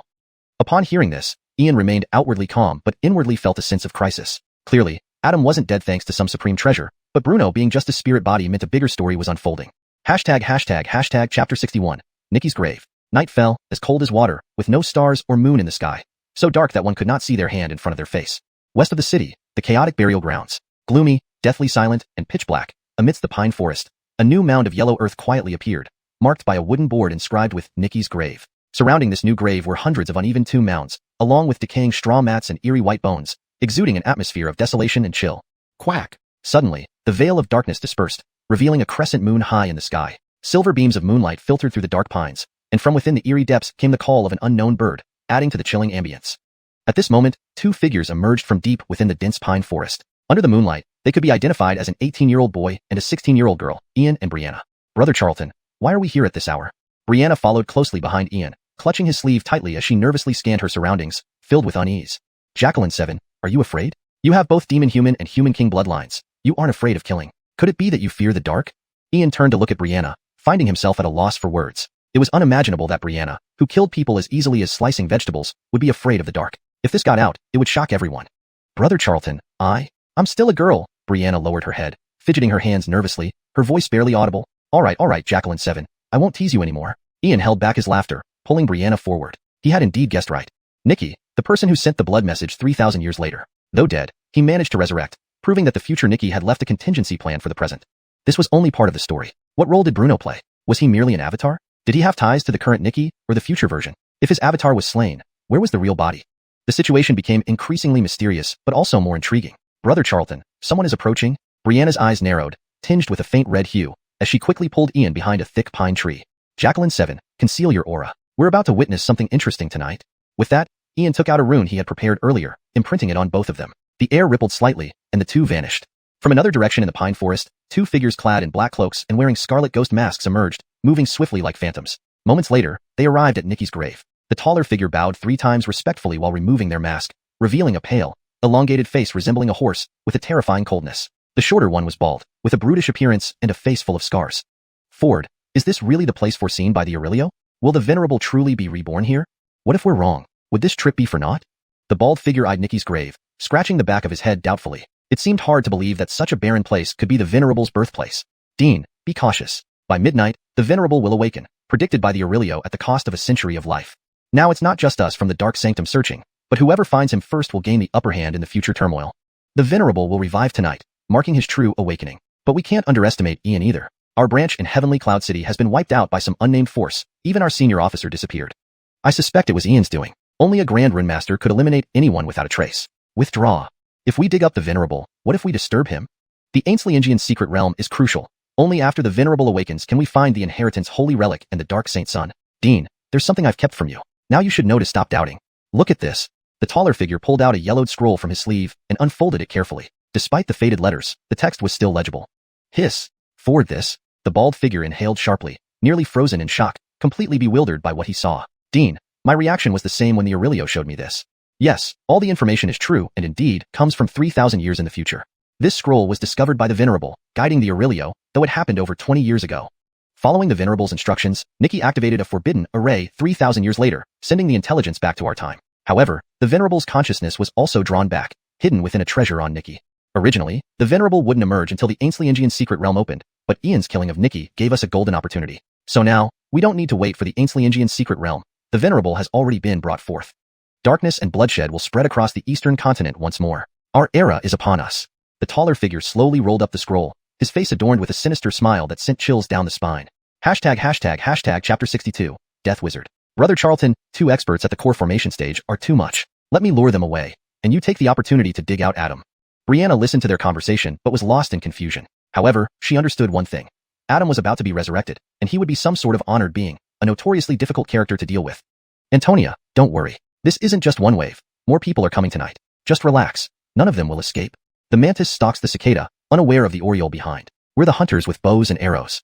Charlton's hidden figure gazed steadily at the 2 distant figures, a calm smile on his face. No matter how formidable they were, they wouldn't escape tonight. Hee. Your era has passed 3,000 years ago, yet humans remain so arrogant. That wasn't your era. It was the era of us dark beings. You're merely livestock we've raised. From deep within the uneven mounds of the mass graves, a chilling and hoarse laughter echoed out. Under the moonlight, an extremely thin black figure emerged, wearing tattered robes, his face wrinkled, sunken eyes like those of a bird, holding a bone staff like a chicken claw, looking like a desiccated corpse that had crawled out of a grave. It exuded coldness, gloom, decay, and death, radiating a dense aura of darkness and filth, even emitting an eerie deathly energy. Brother Charlton, what is that thing? Brianna, hidden in the distance, felt an instinctive disgust as soon as she saw the diminutive old man. Antonia, if I'm not mistaken, they are the long-extinct shamans. In the myriad worlds, across all races, cultivation mainly revolves around the 4 categories: body, bloodline, chi, and soul. Some races focus on physique and bloodline, while others emphasize the soul, like how you focus on bloodline and essence energy, supplemented by the soul. But this is the ancient cultivation system from the earliest times. Within this system, someone created different branches based on the nature of the heavenly chi and cultivation techniques, such as Taoist sects, Buddhist schools, Confucianism, demonic ways, monster cultivation, divine paths, ghost cultivation, and so on. Shamans once held a prominent position and could rival the 3 major human sects during their peak. They specialized in various venomous curses, dark spells, controlling souls, and manipulating corpses. Any race with conscience detests shamans. Of course, orthodox shamans are not included. He's a dark shaman who sold his soul to the dead. Charlton possessed the memory inheritance from Tai Chu Di Jun and naturally knew all about the various cultivation traditions, instantly recognizing the origins of the shaman. This is getting more interesting. First, there's a demon, and now, a deceased person. Adam, what exactly are you, and what secrets do you hide? You've really piqued my curiosity. Aren't dark shamans supposed to have been extinct for 10,000 years? Brother Charlton, should we retreat? I have a bad feeling. Something big might happen tonight. Brianna's crimson eyes dimmed. She wasn't afraid but realized the gravity of the situation far exceeded their control. Intervening forcefully would yield no benefits.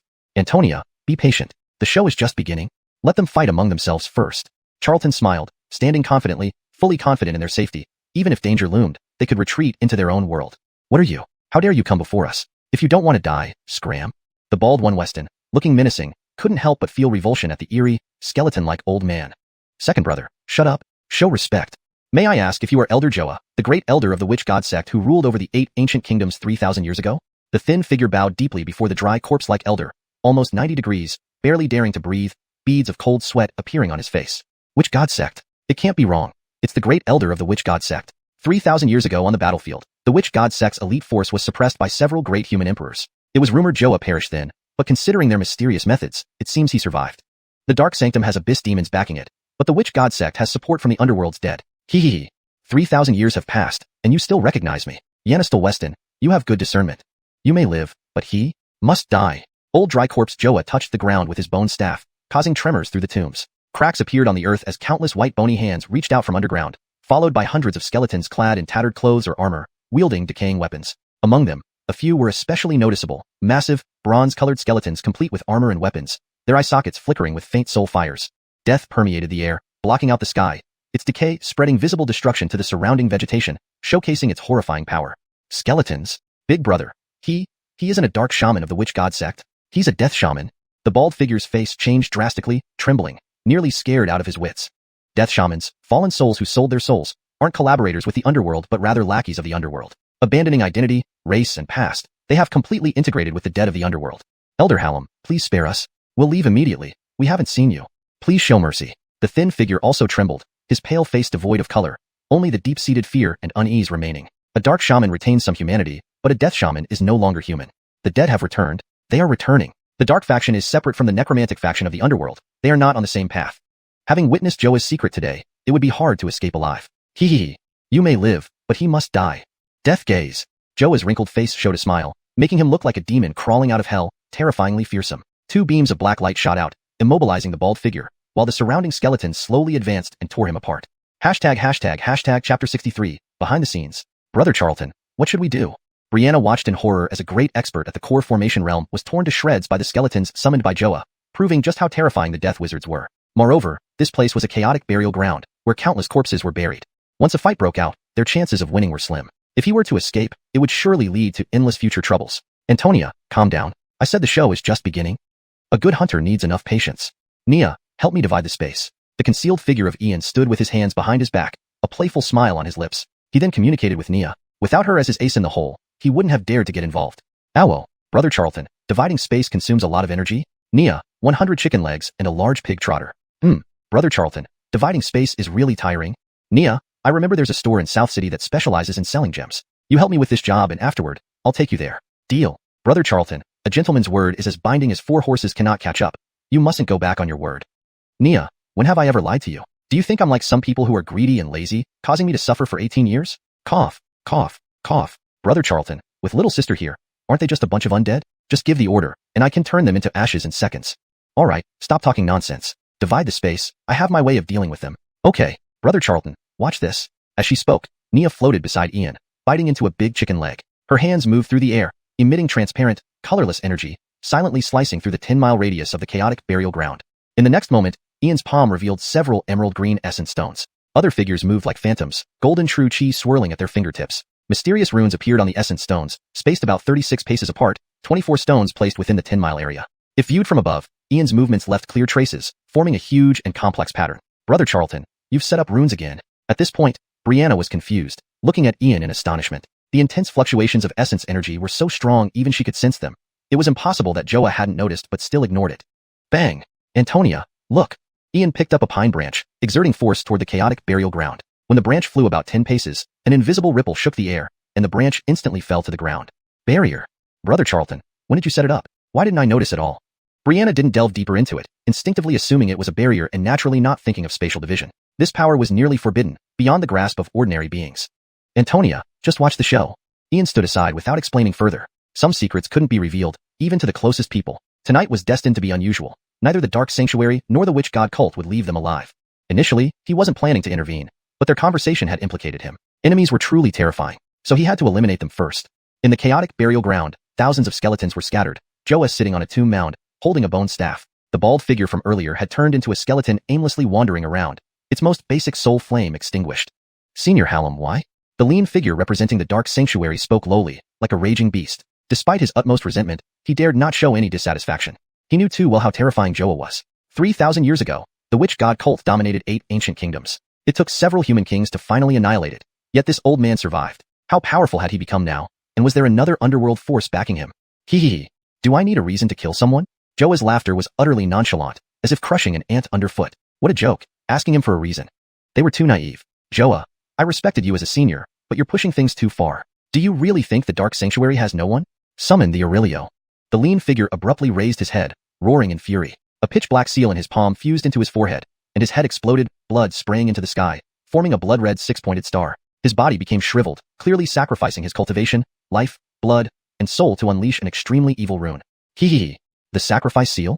I want to see what comes today. Joa showed no fear, instead filled with anticipation. His murky eyes gleamed with viciousness. Boom. Joa, it's you. Daring to kill my Dark Sanctuary member. Today, I'll tear you apart, you half-man, half-ghost thing. Dark cross slash. A towering elder emerged from the blood-red 6-pointed star. Though white-haired, He was full of vigor, clad in black robes, carrying a large black cross sword. Upon seeing Joa, boundless dark energy surged, intertwining with eerie dark runes. The cross sword slashed through the air, forming a 100-meter-long cross-shaped sword light. Hee. So, it's you? An old Busucher son, undying one. Didn't expect you to have also escaped the purge 3,000 years ago. Today, I'll play with you. Death shield. Joa's hunched body straightened, his wrinkled face twisted into a grin. Boundless death energy gathered, and his bone staff pointed into the air, forming a massive death shield. Boom. The dark cross sword light pierced through the void, shredding the death shield and crashing into the ground, forming a huge, cross-shaped crater. Joa's body had vanished, leaving only shattered bones. You think you can run? Dark Heaven Sword. The Elder in the sky swung his cross sword, black light converging, cutting through the sky with unimaginable ferocity, aiming to pierce through the heavens. Once they engaged in battle, their chances of winning were slim. If he escapes, it will lead to endless trouble. Antonia, calm down. I said the real show is just beginning.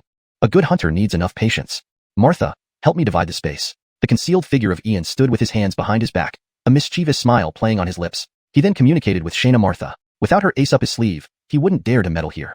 Owo, Brother Charlton, dividing space consumes a lot of energy? Martha, 100 chicken legs and a big pig trotter. Brother Charlton, splitting space is really tiring. Martha, I remember there's a gemstone shop in the southern city. Help me with this and afterward, I'll take you there. Deal. Brother Charlton, a word from a gentleman is hard for 4 horses to catch. You mustn't go back on your word. Martha, when have I ever lied to you? Do you think I'm like certain people who are greedy and lazy, causing me 18 years of hardship? Cough, cough, cough. Brother Charlton, with Yanistel Jacqueline around, aren't they just a bunch of undead? Just give the order, and they'll turn to ashes in minutes. Enough chatter. Split the space. I have a way to deal with them. Sure thing. Brother Charlton, watch closely. With that, Shayna Martha floated beside Ian, biting into the large chicken leg. She waved her hands through the void, releasing transparent, colorless energy, silently slicing the 10-mile radius of the chaotic burial ground. Next moment, greenish-blue essence stones appeared in Ian's palm. Figures moved like ghosts, golden true chi swirling at his fingertips. Mysterious runes appeared on the essence stones, placed approximately every 108 feet, setting up 24 stones over a 10-mile area. If viewed from above, one could see the clear traces left by Ian's movements, forming a huge and complex pattern. Brother Charlton, you've set up more runes. Brianna was puzzled, looking at Ian in amazement. The strong essence fluctuations earlier should have been noticed by Joa, but he seemed oblivious. Bang! Antonia, look! Ian picked up a pine branch and thrust it towards the chaotic burial ground. Around 10 yards away, an invisible ripple shook the air, and the branch fell to the ground. Barrier. Brother Charlton, when did you set this up? Why didn't I notice at all? Brianna instinctively thought it was a barrier, not considering spatial division. This almost forbidden power wasn't something ordinary beings could master. Antonia, just enjoy the show. Ian stood aside, offering no further explanation. Some secrets couldn't be exposed, even to those closest to him. Tonight was bound to be extraordinary. Neither the Dark Sanctum nor the Witch God sect would let them live. It was originally not his business, but their words had already involved him. The enemy was truly terrifying. He had no choice but to strike first. In the chaotic burial ground, thousands of skeletons roamed, while Joa sat on a tomb mound, holding a bone staff. The bald figure from earlier had become a wandering skeleton, its soul flame extinguished. Senior Hallam, why? The thin figure representing the Dark Sanctum spoke lowly, filled with suppressed rage, but not daring to show any dissatisfaction. He knew too well how terrifying Joa was. The Witch God sect's influence 3,000 years ago was immense, ruling over 8 ancient kingdoms. Several human kings united to eradicate them, yet this old man survived. How powerful had he become now? Was there support from the Netherworld? Heh. Do I need a reason to kill someone?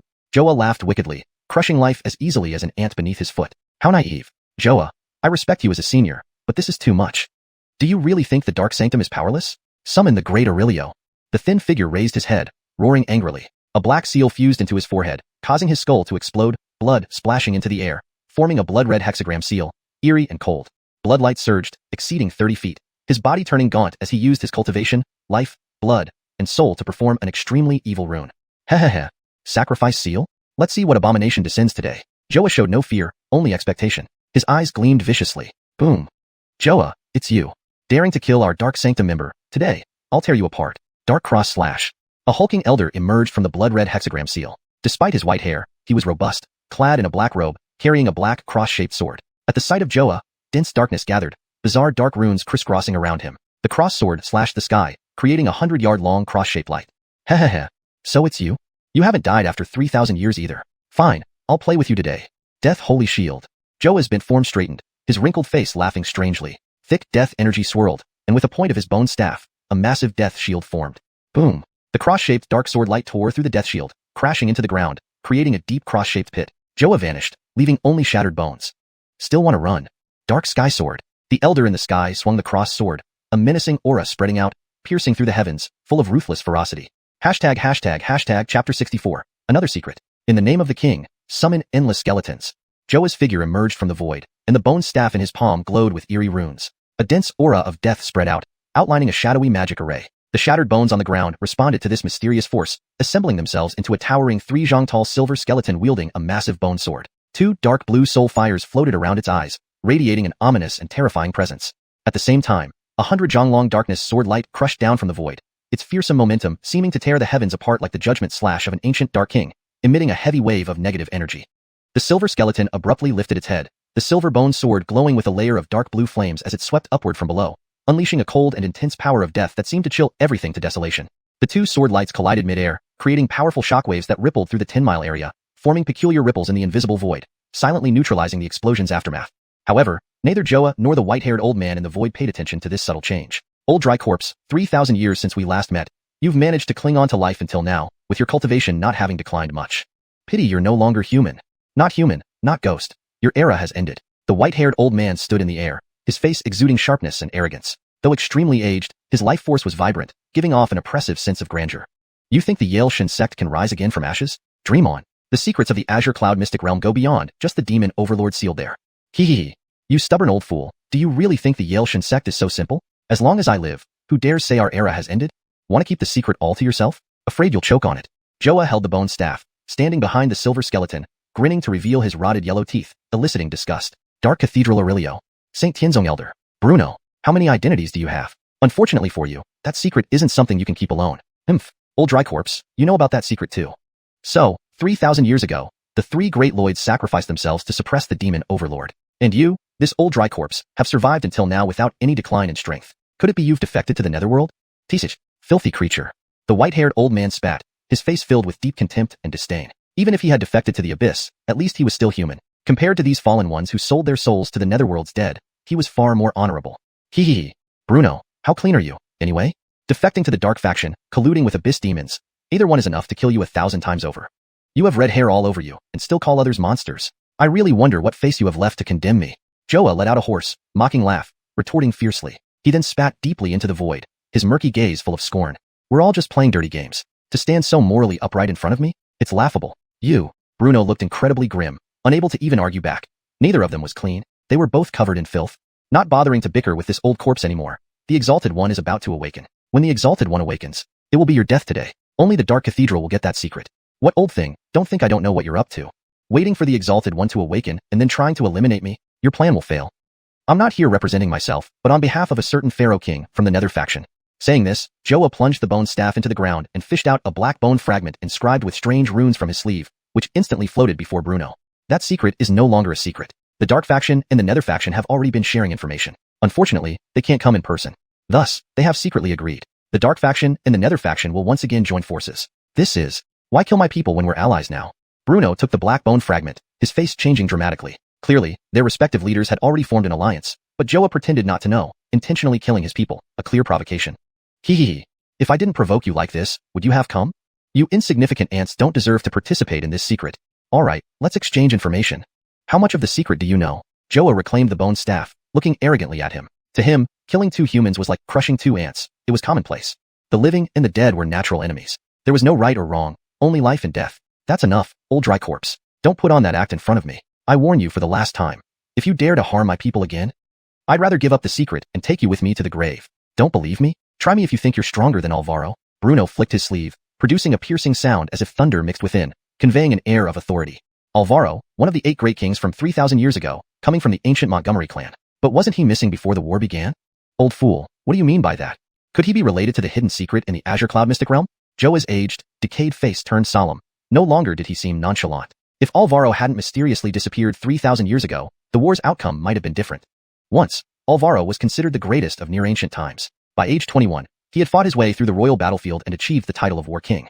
He intimidated even the Dark, Nether, and Shadow factions alike. Such an unparalleled king of the Eastern Domain vanished. Old dry corpse, how long has it been since you've surfaced? Do Montgomery clan descendants even exist now? They were ousted by the other 7 great king clans long ago. The last Montgomery clan king was imprisoned 260 years ago, his royal bloodline erased. The Montgomery family in today's Sky Montgomery City are descendants of the ancient Montgomery clan. But Alvaro didn't disappear. He was killed by a powerful demon. The secret Alvaro held lies hidden in his royal bloodline. Legend has it a successor with both royal and demonic blood will appear among the Montgomery clan lineage. And that successor is the key to unlocking the secret. According to my intelligence, this person has already appeared. It's most likely little Ian. Bruno descended to the ground, divulging each piece of his intelligence. Since his spirit body was destroyed, he had known Ian must be the key mentioned in the prophecy. Chapter 65. The Might of the Wong Bloodline. Bang! As Bruno and Joa finished speaking, an intense tremor surged from the ground. Suddenly, Adam's grave exploded open, showering the sky with yellow earth and tattered straw remnants. Suspended in midair was a fist-sized jade bead glowing emerald green, encircled by 3 layers of radiant halos, interwoven with mysterious runes, marking it as an extraordinary treasure. Under the influence of the green gem, Adam's charred body floated into the air. Glowing beams of light illuminated his shedding dead skin, revealing translucent new skin beneath, as if undergoing a divine transformation. Bruno welcomes the return of His Excellency. Joa greets the Daren's divine arrival. Correction. Joa greets the Lord's divine arrival. In this context, Daren is better translated as Lord to maintain the formal and reverent tone. Additionally, sacred presence is more naturally phrased as divine arrival to fit the scenario's solemnity and respect. Without any hesitation, Bruno and Joa both knelt on the ground, bowing to the figure in the sky. He has returned from the dark and chaotic era 3,000 years in the future, descending as the harbinger of darkness and chaos, a disaster king who successfully possessed Adam's body. Starting from Ainsliangu, he would sweep through the 30,000 eastern continents and then engulf the entire Canglan world. Primordial energy. I need primordial energy. Yanis, soul, blood essence. Sacrifice them to me quickly. With the dead skin on Adam's body completely shed, his perfectly handsome face reappeared. An unimaginable will and terrifying aura resonated through the air. Excellency, we are in the wilderness, unprepared.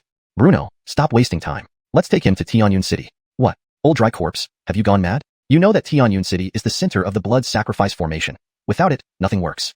You old fool, this won't do either. What must be done is clear. His Excellency needs blood, life, soul, and cultivation.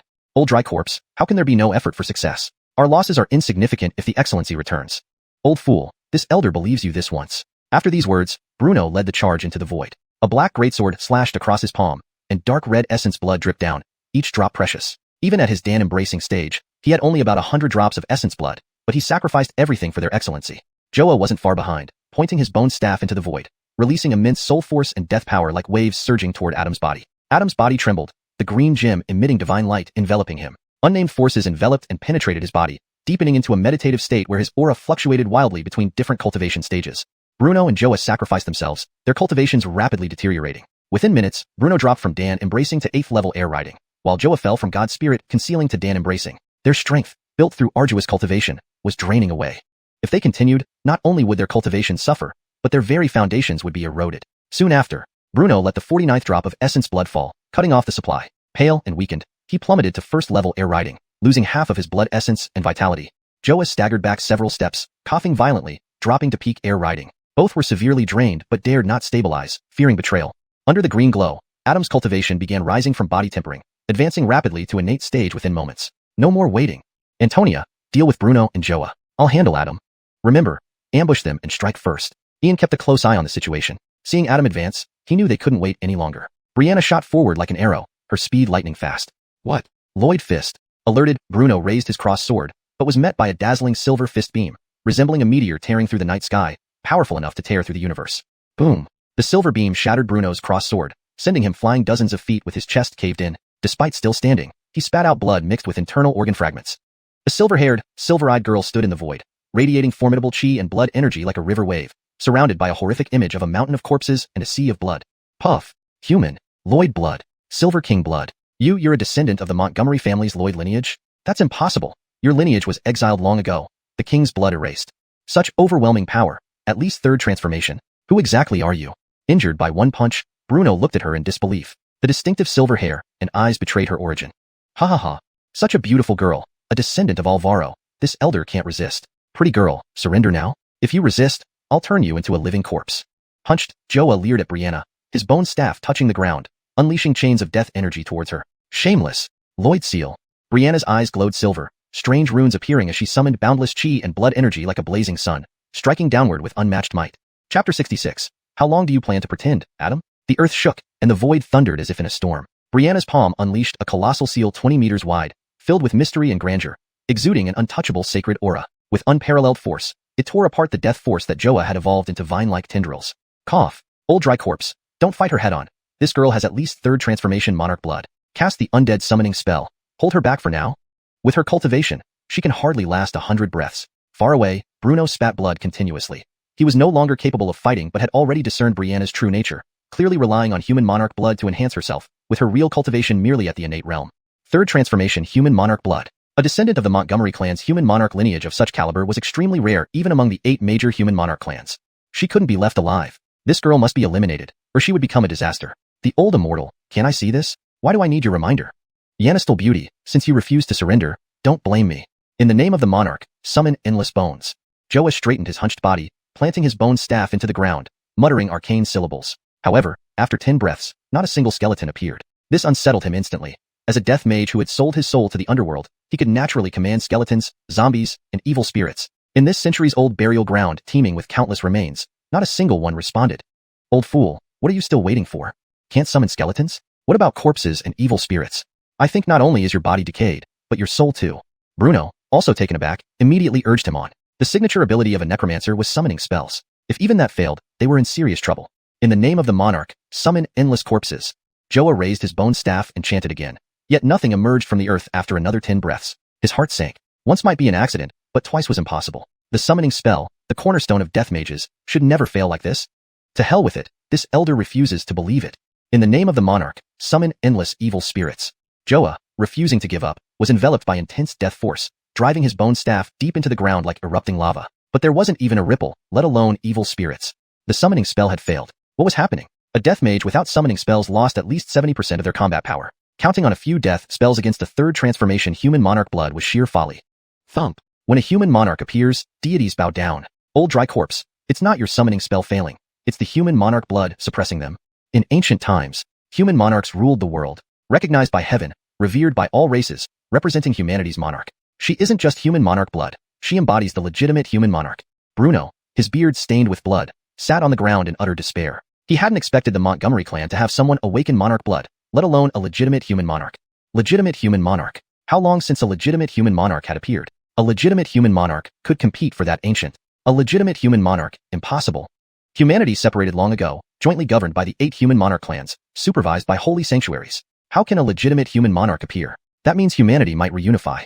No, humanity cannot unify. We must eliminate her. Master, please wake up. Joa took a few steps back, his wrinkled face filled with deep unease. Humanity producing a human monarch was one thing, but a legitimate human monarch was terrifying. As long as she didn't perish, a powerful dynasty could arise, unifying humanity and gathering its fate. The last human dynasty was 30,000 years ago. Humanity must not unify. The legitimate human monarch must be eliminated, for she embodied humanity's destiny. Wake up? Dreaming of what? At that moment, Ian's figure emerged from the field, hands behind his back, black hair swirling chaotically, walking gracefully as if blending with nature. I've waited long enough. It's my turn now. Dark Saint Hall, which god sect? I didn't want to get involved, but you provoked me. Let me kill you first. Cough cough. Ian. You, damn it, why are you here? You're Ian. Bruno was terrified, coughing up blood fiercely. He hadn't expected Ian, who had killed another version of himself miserably, and whose background included a terrifying sect and a Jedediah who was a king rune master. Bruno, remember me? Good eyesight. Yes. I've been waiting for you for a long time. Finally you've come. This wait was worth it. Ian stood calmly, a faint smile on his lips, looking coldly at Bruno and Adam nearby. Brother Charlton. No need to talk, let Jacqueline deal with them. Brianna descended from the void, her exquisite face radiating icy indifference. If it were demon blood instead of monarch blood, they'd be dead already. Antonia, calm down. Killing them can wait. First, take care of their superior. And then it won't be late to finish them off. Adam, how long do you plan to pretend? Ian, standing with his hands behind his back, stared intently at Adam, his voice calm but authoritative. Ian, you deserve death. Dragon finger technique. Suspended above green gemstones, Adam's eyes snapped open, stabilizing at 7th stage innate realm. A brilliant light flashed from his eyes, piercing toward Ian's forehead like a finger cutting through the heavens. Hashtag chapter 67. No way to play. Adam, think you can kill me? Let's see if you have the capability. Golden armor talisman. Strengthening body talisman. Rock shield talisman. Wood barrier talisman. Water curtain talisman. Ian stood still, a sneer hanging at the corner of his mouth. His fingertips traced golden true chi patterns in the air, which rapidly intertwined into intricate talisman symbols. These symbols instantly imprinted into his body, emitting colorful light with an aura of profound mystery. Boom. Adam's finger approached, releasing a sharp beam of light that resembled a dragon. It collided with Ian's body in an instant. The 5 purely defensive talismans emitted brilliant light, erasing the finger light beam. Meanwhile, a powerful force erupted from Ian's body, directly sending Adam flying 3 zhang away. Ian. Adam roared like a tiger descending a mountain, unleashing incomparable power. A green gem appeared above his head as he charged towards Ian. The terrifying aura shook the heavens and earth.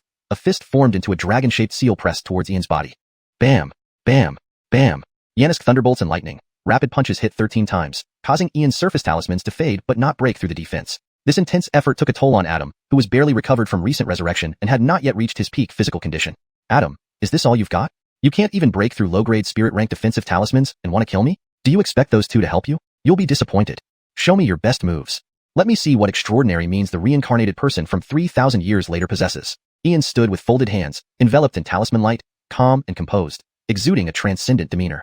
A reincarnated person from 3,000 years later. Is this really all he can do? If so, it was a wasted expectation. You. Adam raised his head, his handsome face filled with shock. He felt an overwhelming chill, almost collapsing right there. Internally, he was tumultuous, unable to understand how Ian knew. How did Ian know? Reincarnated from 3,000 years later? What kind of person is he? Why did he come just in time, knowing I revived now? Could everything today have been orchestrated by him? With this thought, Adam became even more unsettled because Ian had truly scared him. Not only Adam but Joa and Bruno were also stunned. How did Ian know this massive secret? Who was he? If Ian knew about the reincarnation, it meant he also knew about the Xianxian secret realm and its secrets. Damn it, what kind of monster has emerged in the current generation of the Montgomery family? One Brianna already has orthodox human king blood. What level is Ian? He only shows Ainsley drawing realm cultivation, but is it really just that? And his Jedediah, a genuine king talisman master, might already be lurking nearby. It's over. Completely over. Thousands of years of planning and calculations shattered in one day. The witch god sect and the dark cathedral will undoubtedly be cleansed. Adam, I'm genuinely curious. What reason made you dare to reverse the flow of time, altering fate and cause and effect to descend into this era? What let you escape the pursuit of time wraiths? The 3 irrevocable laws, you managed to reverse them all? You are indeed formidable, but time, fate, and causality possess self-corrective nature, thus your future has already changed. So, what is the real reason? Ian waved to dismiss the talismans, walking toward Adam like a ruler observing ancient space-time and eternal mysteries. Whether this was the real Adam or someone else didn't matter anymore. Possibly another soul or the reincarnated Adam from 3,000 years later. Either way, it was a lucky find for today. Ian, what kind of person are you? Adam was horrified. Ian's words shocked him deeply. The knowledge of the 3 irreversible laws and time wraiths shouldn't be within Ian's grasp, nor should his maturity and wisdom belong to a teenager. Adam, haven't you realized your predicament? I said, the 3 unchangeable laws won't allow any smugglers to remain. You're alive because I've isolated this space. Once I remove the isolation, you'll be obliterated by the celestial punishment lightning. Don't believe it? Look up. Has anyone been spared by heaven? With that, Ian snapped his fingers. A crack appeared in the sealed void, followed by a pitch-black thunderbolt from the sky, sweeping down with end-of-the-world pressure locking onto Adam. But just before hitting, the space resealed, the black thunderbolt striking the spatial barrier, distorting the area. Hee, Big Brother Charlton, you're so evil, scaring Adam half to death. Donna, nonsense. Is this being evil? I'm just stating facts. All right, Big Brother Charlton, you're right, it makes sense. Donna, we're upright and righteous scholars. Big Brother Charlton, the old master once said that scholars have dirty hearts. Ian was speechless. Scholars have dirty hearts seemed somewhat logical. But without a little dirtiness, how could one survive in such an era? That is destruction lightning. Ian, who are you, and what do you want? Why must you torment us, someone like you? Bruno looked up, seeing the destruction lightning near, filled with fear and helplessness. Facing Ian, he only felt dread and unease, never knowing what other methods he possessed. Even their superior's secrets were revealed. Ian, stop pretending to be deep and profound. What do you want? Joa's elderly face couldn't hide his astonishment. Describing Ian was impossible. This wasn't a teenager but a cunning fox. Who would say he's only at Ainsley Drawing Realm? Spray my face and see if I lie. Since Alvaro, after thousands of years of exclusion, the Montgomery royal lineage produced a monstrous genius. Knowing the reincarnated secret, having cut off space, they were already his prisoners. Damn it, there's no way to play. Chapter 68, Total Annihilation. Since ancient times, the victor is king and the loser is bandit. I only regret that I was born at the wrong time. If Nikki was born, why must Cloud Charlton be born as well? Unfortunately, you will never know any secrets. Cloud Charlton, I'll wait for you in the underworld. Self-destruct. Nikki stood up, his body exuding a formidable and icy aura. He knew today's situation was hopeless, and he suspected that the person before him, Cloud Charlton, might have been born with extraordinary human luck. Some secrets were far more important than his life. Even in death, he would not reveal a single detail. Only death could ensure it. Wishful thinking. Trying to self-destruct? Sienna, seal him. Cloud Charlton's eyes narrowed as he immediately communicated with Sienna. A golden divine light emerged, instantly suppressing Nikki and severing his connection to the green jewel above his head. Huh, Brother Charlton, this pearl is no ordinary item. It contains pure essence energy and soul force. It can even benefit Brother Charlton? Wait. There's another soul inside it. Silently, Sienna held the green pearl in her palm and instantly identified its nature. It was a treasure capable of storing essence energy and soul force. Cloud Charlton, you will never know this secret. Nikki was sealed on the spot, unable to move, only able to look at Cloud Charlton with hate-filled eyes, nearly bursting with rage as he watched the floating jewel before Cloud Charlton. It doesn't matter if you never speak again. Max, it's your job now. Cloud Charlton waved his sleeve through the void, revealing a crack from which a stone demon figure stepped out, full of cracks. As you command, Great Master. Stone Demon Max bowed to Cloud Charlton, then a sinister grin spread across its cracked face, a pungent sulfur smell erupting as it approached Nikki, gripping his neck tightly and lifting him high. A black demon shadow emerged from the stone statue and drilled into Nikki's forehead, forcefully extracting his soul. Demon. Such terrifying aura. At least a lord-level demon. Yannistal brat Cloud Charlton. You dare openly conspire with demons. Aren't you afraid the 7 human royal clans will find out? The hell are you? Who are you? Xianxia trembled uncontrollably, his face pale white, cold sweat dripping down his forehead, feeling chills deep within. Though he had dealings with abyssal demons, he had never seen a real one. Yet here was a lord-level demon, equivalent to a king realm powerhouse, at Cloud Charlton's side, calling him Great Master. What astounding background did Cloud Charlton possess? I get it. Elder gets it. You old coot, Cloud Charlton. He is the legendary Dark Child. Only the Dark Child can command abyssal demons. Braden Gomery, I didn't know your true identity earlier. Please forgive me. Joa threw down his bone staff, kneeling before Cloud Charlton, sliding towards him with a fawning smile on his gaunt face. The Dark Child was an existence foretold by the Dark Forces. Who else could command demons besides the Dark Child? Not just anyone could summon a lord-level demon. It was clear, Cloud Charlton was the Dark Child. Great Master, he isn't the real Nikki. The true Nikki's soul was consumed by him. He descended in this era to kill one person and find another. He wants to kill Lainey and find Sheila. He also seeks to open a secret, requiring a being with both human royal and half-demon blood, because there, the Dark Child prophesied by the Abyss for millennia is sealed. The green pearl in his hand contains another soul. It belongs to an ancestor of your clan, Alvaro. Stone Demon Max read Nikki's soul memories, walking silently back to Cloud Charlton and whispering these words. After finishing, more cracks appeared on his body from fear.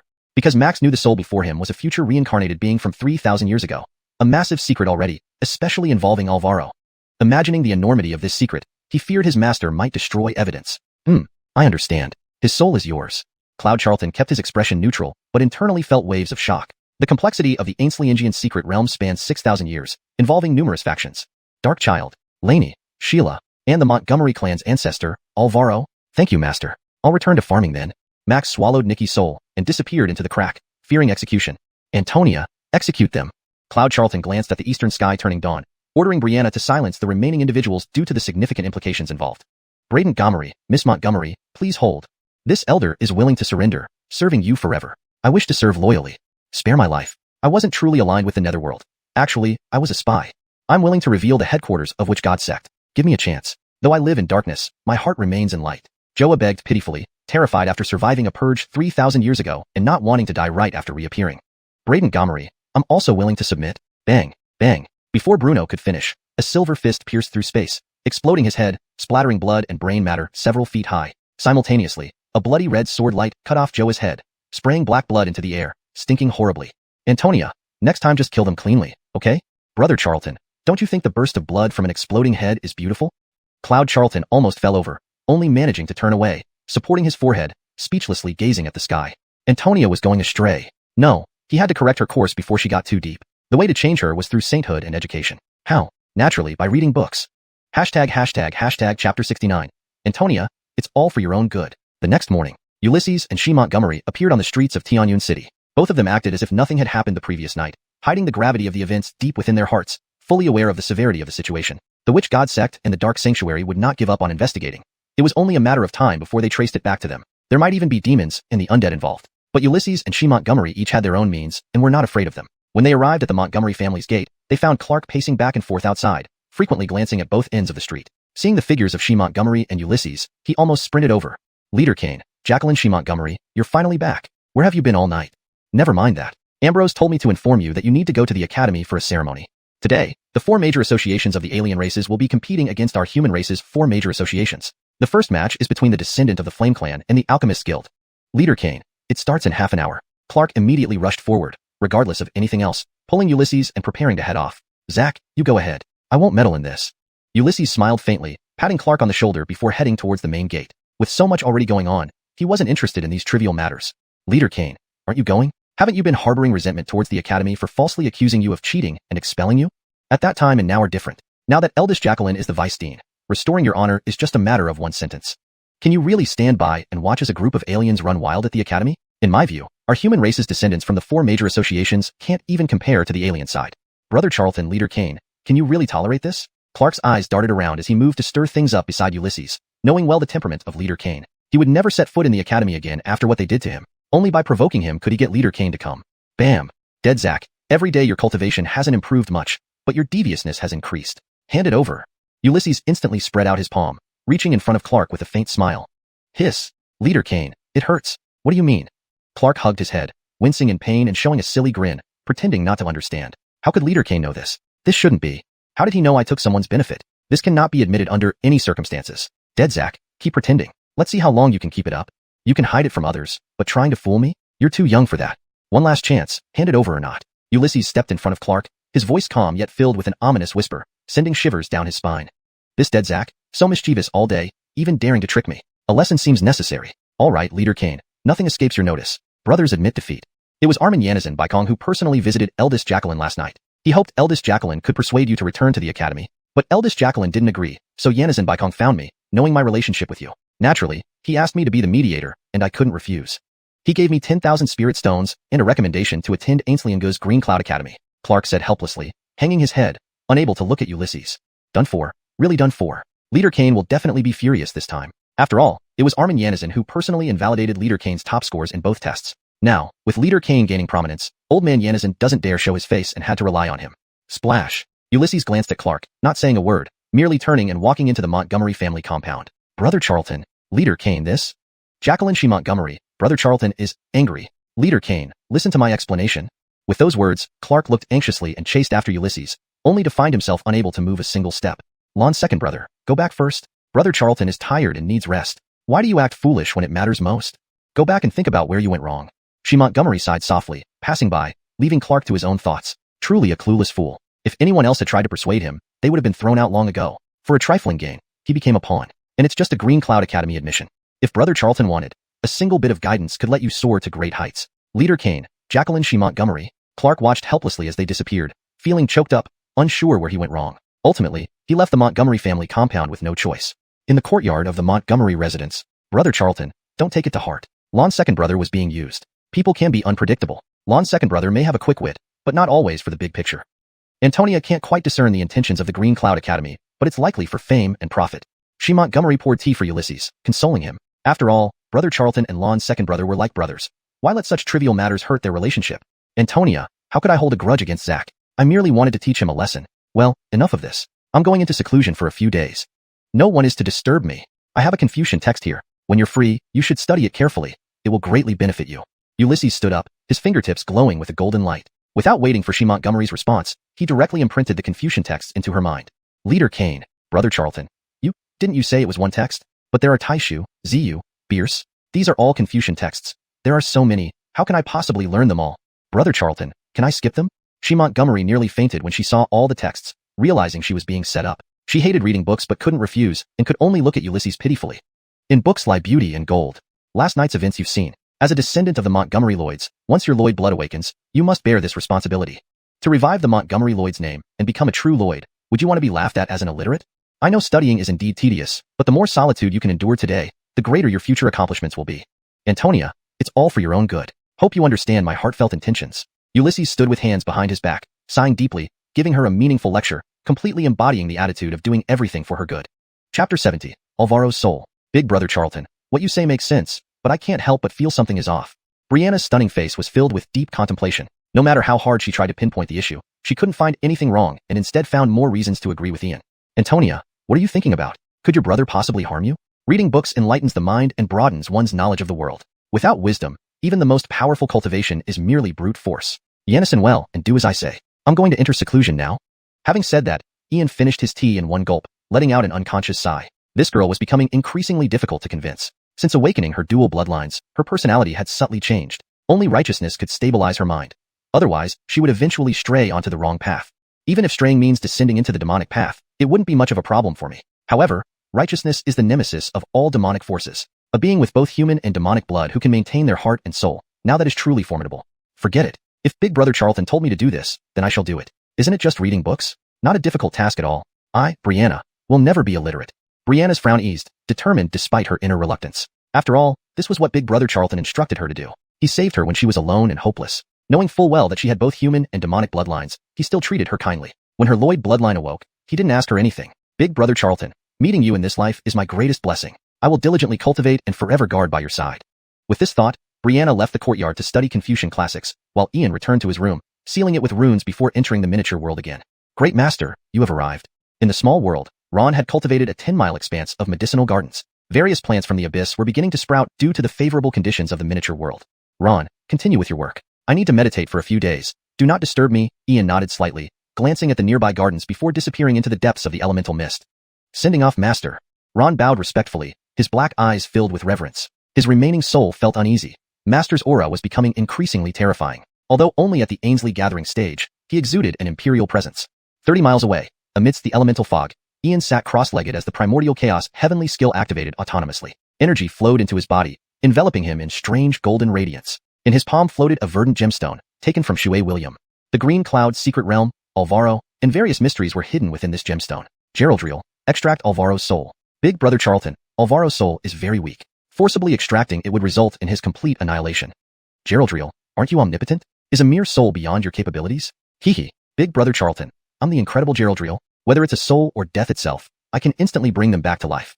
Geraldriel, enough talk. Get to work. Big Brother Charlton, you promised me a gemstone. Haven't fulfilled it yet? Oh, alright, Geraldriel. Once you finish this for me, I'll take you shopping. All expenses on me.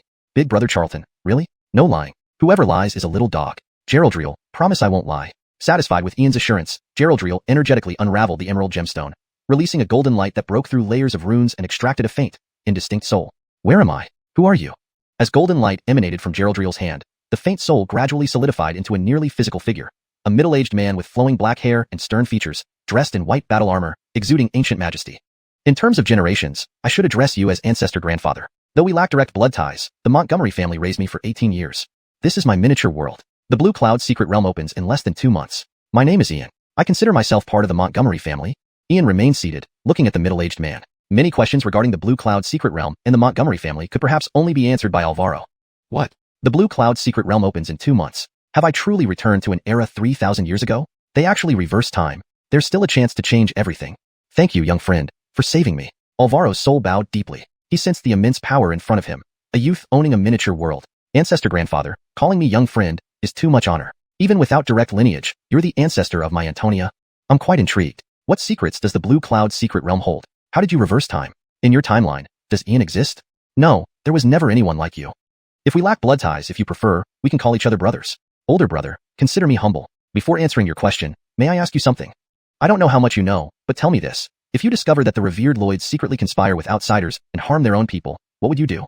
And if you learn that the hated demons actually fight against darkness and silently sacrifice for their race, what would you think? After saying this, Alvaro sighed, sitting down on the ground. Once renowned as the only titled Lloyd among the 8 clans, his perspective had changed after encountering her. Public opinion matters not to me. One should follow their conscience and strive for integrity. Whoever dares speak ill, I'll silence them. Ian's sleeve swirled through the air, emitting a fierce sound, thunder and wind converging around him, brimming with lethal intent. Hashtag chapter 71. The cause and effect. Simple, ruthless, direct, dominant. Ulysses' words struck Xianxia Montgomery profoundly. Yanis by one's heart, act without regrets.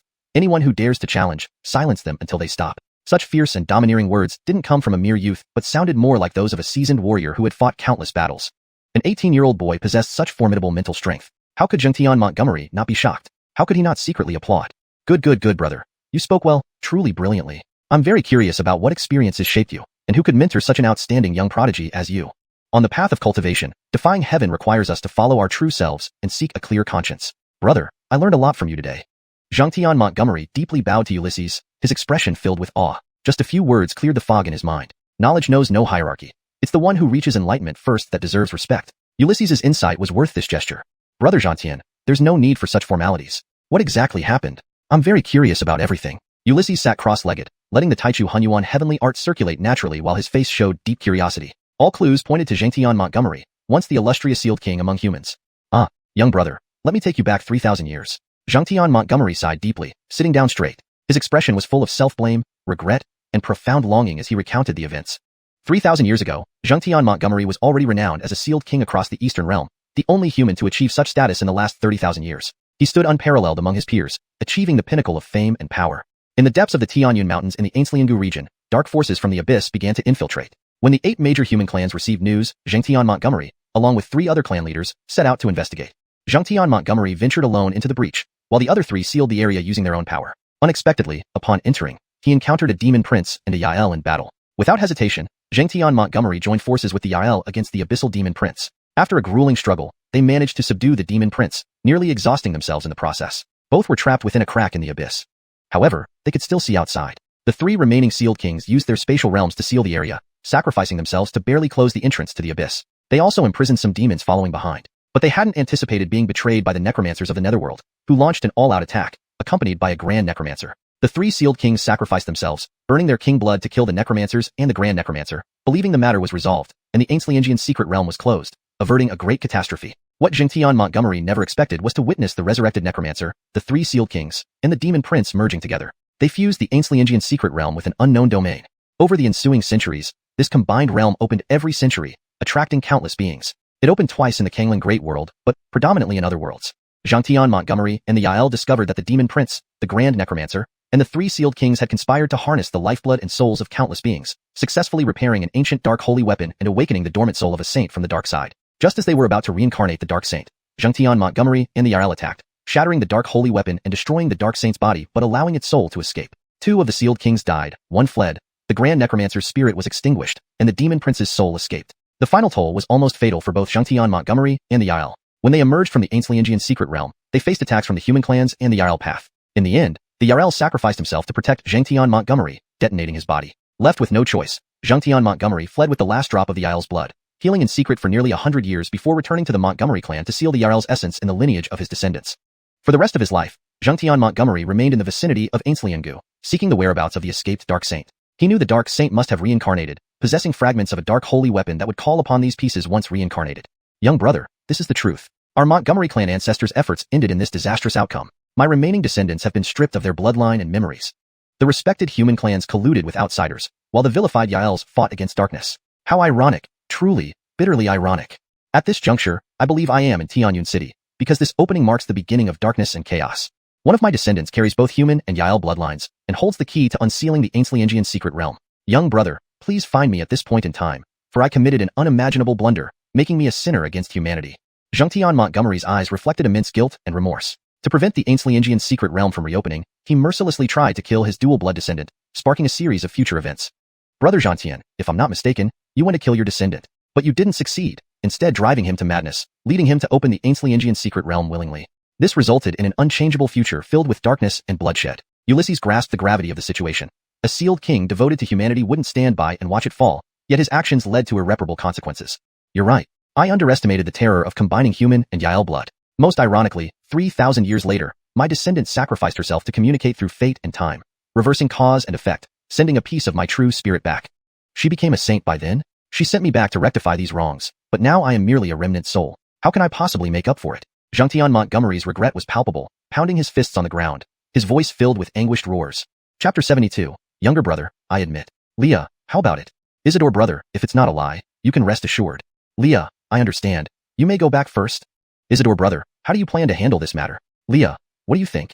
Isidore brother, stop beating around the bush. I believe you won't just sit and watch, as you're already involved.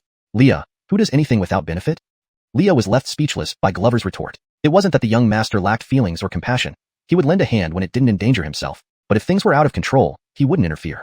Cultivation is about challenging fate and competing for the path with others. One judges actions, not intentions. Judging intentions leaves no saint behind. Though Isidore brother is still young, he sees through things very clearly. Being a little selfish isn't necessarily bad. Zachary, calm down. Since there's still a chance to make amends, there's no need to dwell on it. Glover comforted him thoughtfully, but didn't express any intention to offer help. He knew how deep the muddied waters were, and how easy it was to be stuck in them if one wasn't careful. Brother, given my current state, how can I make up for the regret? I beg your help, brother. I know this request is very selfish, but besides you, there's no one else I can entrust. Please find the version of me at this time, and prevent him from finding the descendant with dual bloodlines. Brother, I will kneel before you. Bert was also at his wit's end. Time was too tight, and he trusted no one else but Glover. Brother, what's the name of this descendant? I will do my best, but I cannot guarantee success, as you've seen my cultivation level. Glover helped Bert up without making a direct promise. There were still many uncertainties, like who previously owned the green gemstone and the soul occupying Shui Wuyo's body. Georgina. She's called Georgina. Brother, if you trust me, allow me to enter your true spirit. I can lock onto the me at this point in time. If he appears in Tianyun City, he can't escape. Bert seemed quite urgent because the situation had truly reached a critical moment. Once the Qingyun secret realm was reopened, the dark future would reemerge. Who could then stop it? Brother, I understand. Calm down first. There's still time. Let's strategize carefully. We might succeed. Brother, if I help you solve this, what can you offer in return? On the surface, Glover showed no emotion, but he felt the urgency inside, especially since it now involved Georgina. He couldn't remain an indifferent bystander anymore and must nip all dangers in the bud. Brother, I'm merely a remnant soul and can offer nothing. Bert looked troubled, wishing he could vanish into a crack in the ground. How embarrassing, being a renowned sealed Lloyd. He never asked for favors like this before. And Glover was so calculating. Where did this 18-year-old get such a worldly wise cunning? Even as a remnant soul, I'm not blind. You're just an Ainsley Induction Realm cultivator with a small world that even sages don't have. And those powerful cultivation techniques on you. Definitely beyond sage level. Even ancient holy lands may not have such terrifying legacies. You, asking a mere remnant soul for favors. Is it the times that changed, or have I been suppressed too long? Are today's youth so bold? Brother, you are a remnant soul now, but outside this timeline, you're a genuine Lloyd. This matter is very dangerous. A misstep could cost a life. Without enough reward, why should I take such risks for you? Don't talk about humanity's interests or life and death issues. Don't stand on moral high ground and preach to me. Glover's expression was calm. No matter what Bert thought, better to start with realism than idealism. No one wants to dive into murky waters without enough benefits. Dakian Heaven Realm. Brother, our 8 great royal clans possess the method to enter the Dakian Heaven Realm, a miraculous place full of endless opportunities. The Dakian Heaven Realm, built by some great power, connects the 3,000 great worlds, existing between reality and illusion. You can enter in soul form or physical form. Anything obtained inside, treasures, opportunities, cultivation levels, will sync with your real body. And I have the entry permit. If you find me at this point in time, this permit is yours. Brother, this is my most precious thing. Bert was helpless, but realized it made sense. After all, Glover didn't know him anything and had already saved his life. Why should he risk everything for nothing? SK, entering the Dakian Heaven Realm needs a permit? What a joke, Isidore brother, that's not enough. Leah, you know a way to enter the Dakian Heaven Realm. Why have you never mentioned it? Heh, Isidore brother, entering the Dakian Heaven Realm requires at least Sky Control Realm. Telling you now is pointless. Leah, what do you think? Can we accept Bert's condition? Isidore brother, hell no. This old guy is hiding something. Squeeze him till he has nothing left. Leah, are you sure he has more? Isidore brother, I'm Leah, a divine girl, capable of anything. Finding hidden treasures is a piece of cake. Leah, well done. The exchange between Glover and Leah happened instantly, but Glover remained smiling while circling Bert's soul, making it feel chilly. Brother, stop circling, just speak. Xianxia, no worries, I'm just looking. Brother, stop, it's creeping me out. Xianxia, really, just looking. Do you have something to hide? Alright brother, I admit, the present me has another treasure taken from Dark Saint Sun's body. Abyss demons have been chasing me. This treasure is also yours. Xianxia, anything else? Brother, that's it, really. Xianxia, I'm fair but hate being deceived. Since it's your first offense, I'll be lenient. Xiuhui, I found you a helper. Brother, you. Before Bert finished speaking, Glover flicked his sleeve, sending him 30 miles away, right to the stone demon statue named Xiuhui. Chapter 73, Ian breaks through. For 3 consecutive days, Ian did not step out of the small world. Leveraging the superior environment and the abundant primordial energy surpassing that outside by 100-fold, he did not even need to use the gathering energy talisman as the primordial energy continuously flowed in. Boom. When the 9th golden chi pattern emerged on Ian's body, it seemed to break through an ultimate boundary. The surging blood chi intertwined, turning into pure gold, with ancient symbols appearing within, and casting the shadow of an overwhelmingly majestic figure. Brother Charlton, don't break through again. Your cultivation of true chi is already complete. What you should do now is continuously temper your physical body, striving to reach the second limit before entering the Xianxian realm or even break it. Jacqueline Sienna, what is this second physical limit? Brother Charlton, humans were born extremely weak and had to survive among countless races. Humans are the only race without any innate talents or specialties. But the greatest talent of humans is learning, and we are the most potential race. All races know breaking the body's limits brings unimaginable abilities, but few know there are 3 stages corresponding to 3 transformations of the physical body. Once all are broken, one ascends to the Xianxian Dao body.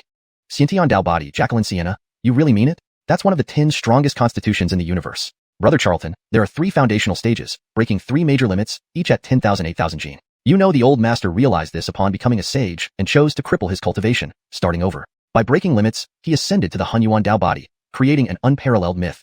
Jacqueline Sienna, my esteemed master is indeed incomparably mighty. I know what to do. I will suppress my realm and strive to break the second limit, achieving a new transformation. Brother Charlton, your accumulation is sufficient. What you lack is life and death battles. During your seclusion, Tianyun City has seen many forces arrive. Humanity has lost 2 matches against other races in the 4 Great Guilds contest. It's time for you to appear. Not interested. The wars between humans and other races have nothing to do with me.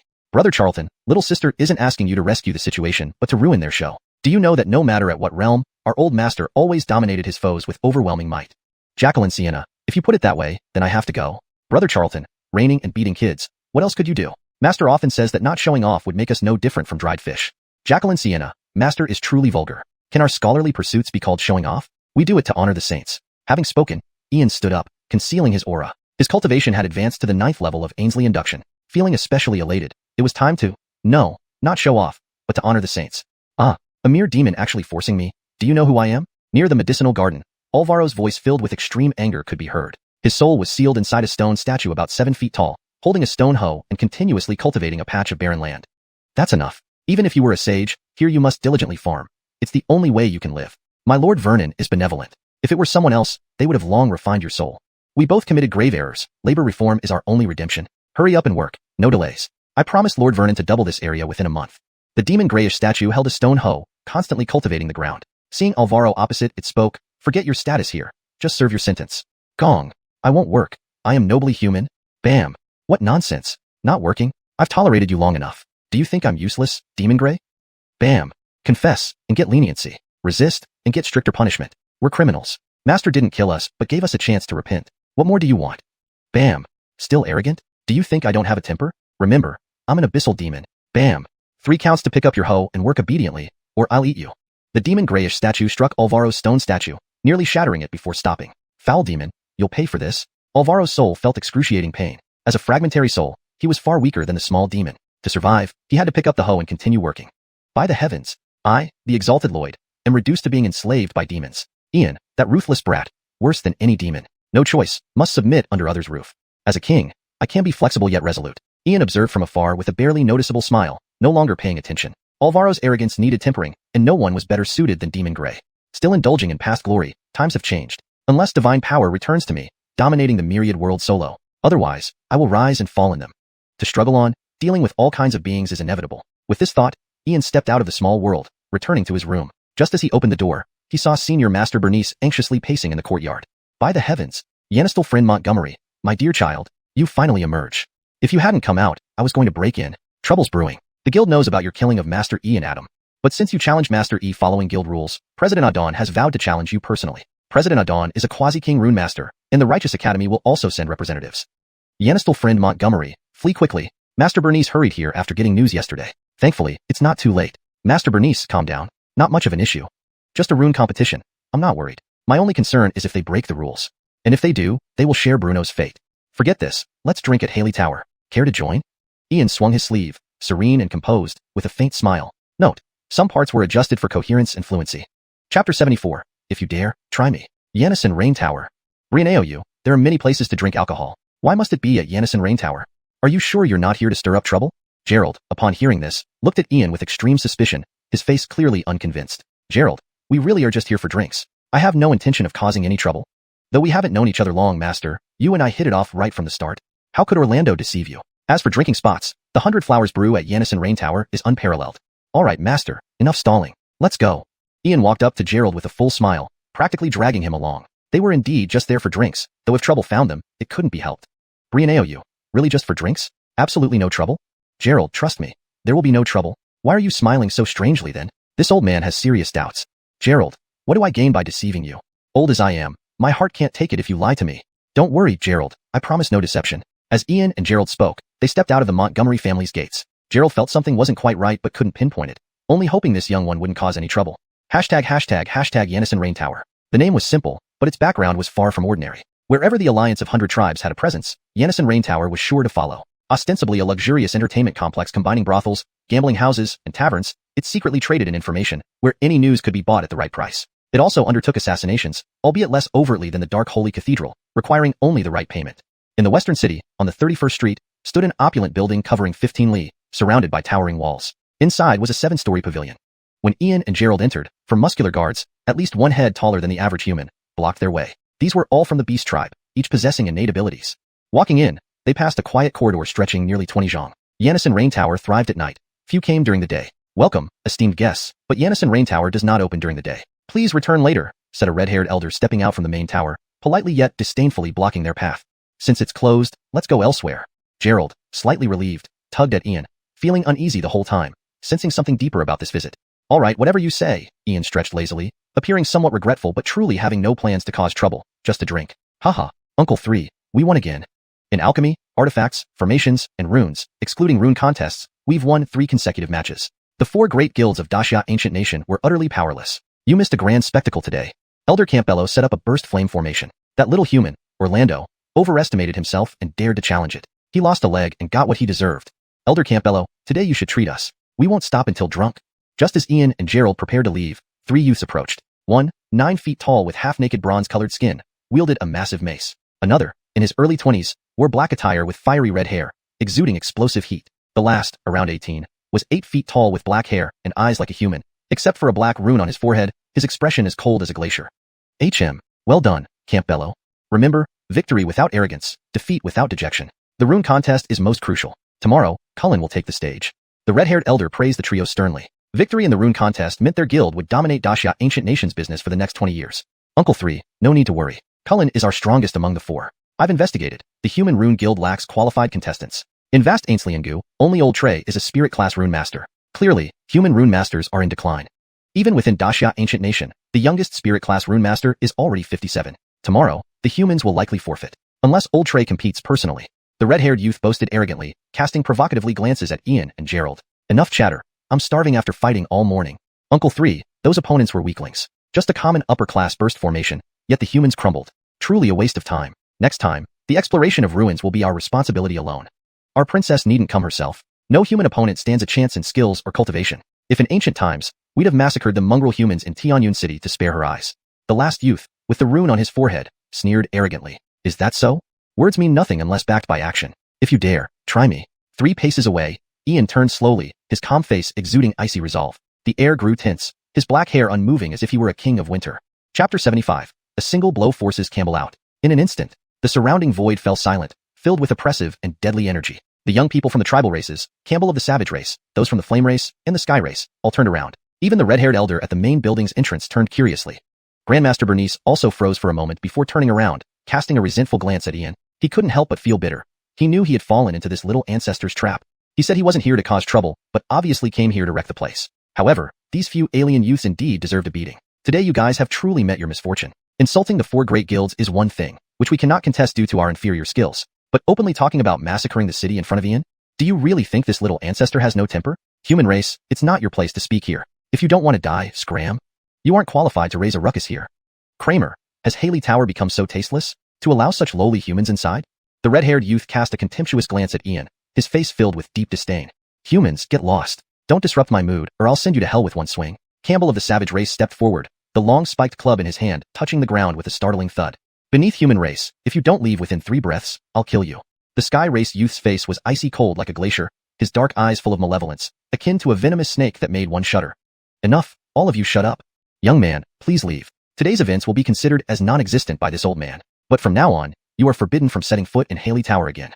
The red-haired elder's gaze was sharp as he issued an expulsion order to Ian and Grandmaster Bernice. Whether it was the Flame race, Savage race, or Sky race, they had always held a hostile stance toward the human race. After all, in ancient times, humans were merely livestock for various races. Now, becoming a formidable race capable of competing with them, how could they find balance?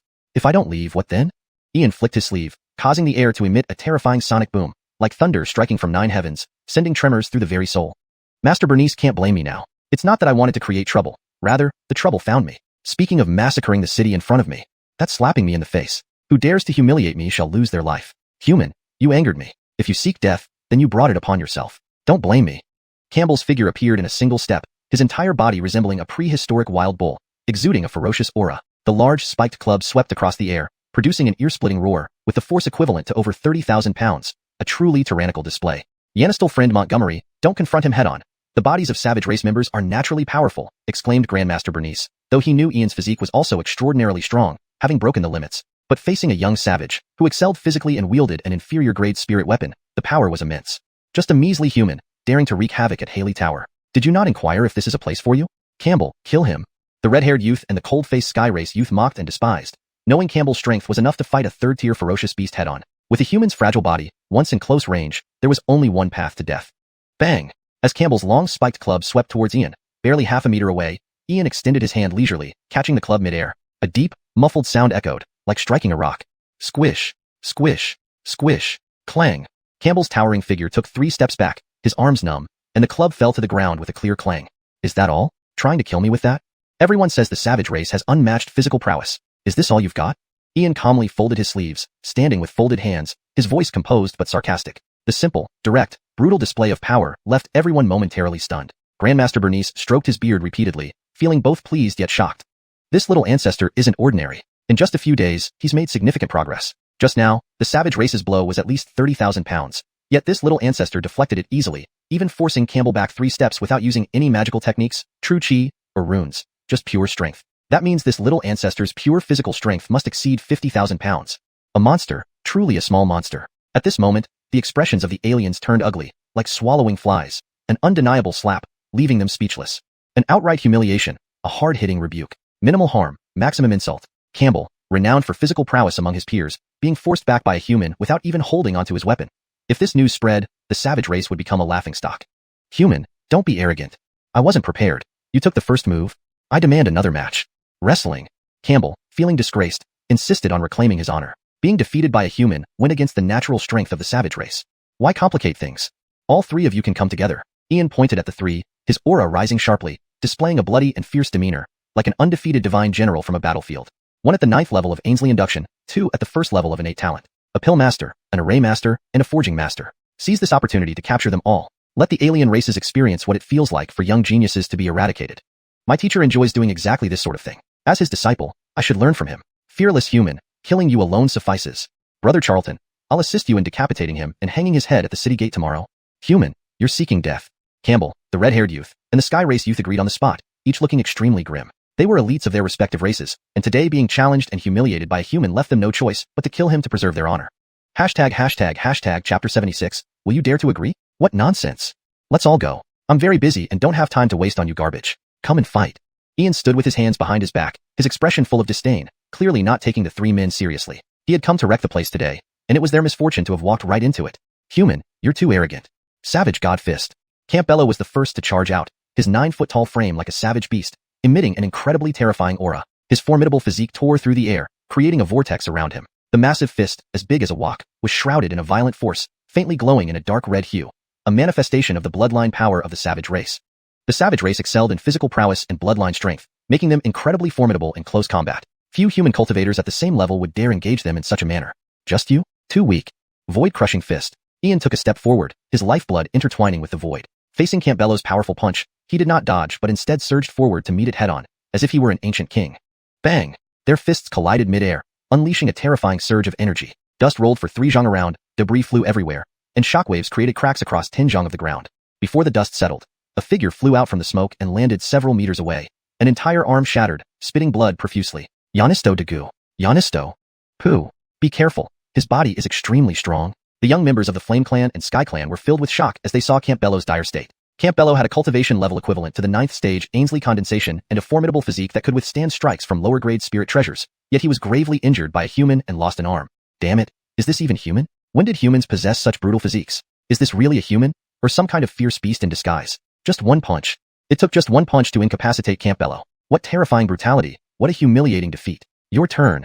Ian emerged from the dust, still with his hands behind his back, his jet black hair slightly fluttering, a look of deep disdain on his handsome face. This was the prodigy of another race. Was that all? Far too weak. Disappointing indeed. Human, why so arrogant? Daring to harm someone in Yannisening Rain Tower, you will die today. No one can save you. Inferno Slash. The young member of the Flame Clan, his face grim, pulled out a 3-foot-long war saber from his spatial pouch. Mysterious array patterns shimmered along the blade, instantly enveloping it in scorching flames. An innate chi pattern flashed across his body, causing the temperature around him to soar by dozens of degrees. He transformed into a crimson blur, his true chi coursing through the blade, making the flames erupt up to a meter high, becoming a searing blade light sweeping forward. Not bad, interesting. But you shouldn't play with fire in front of me.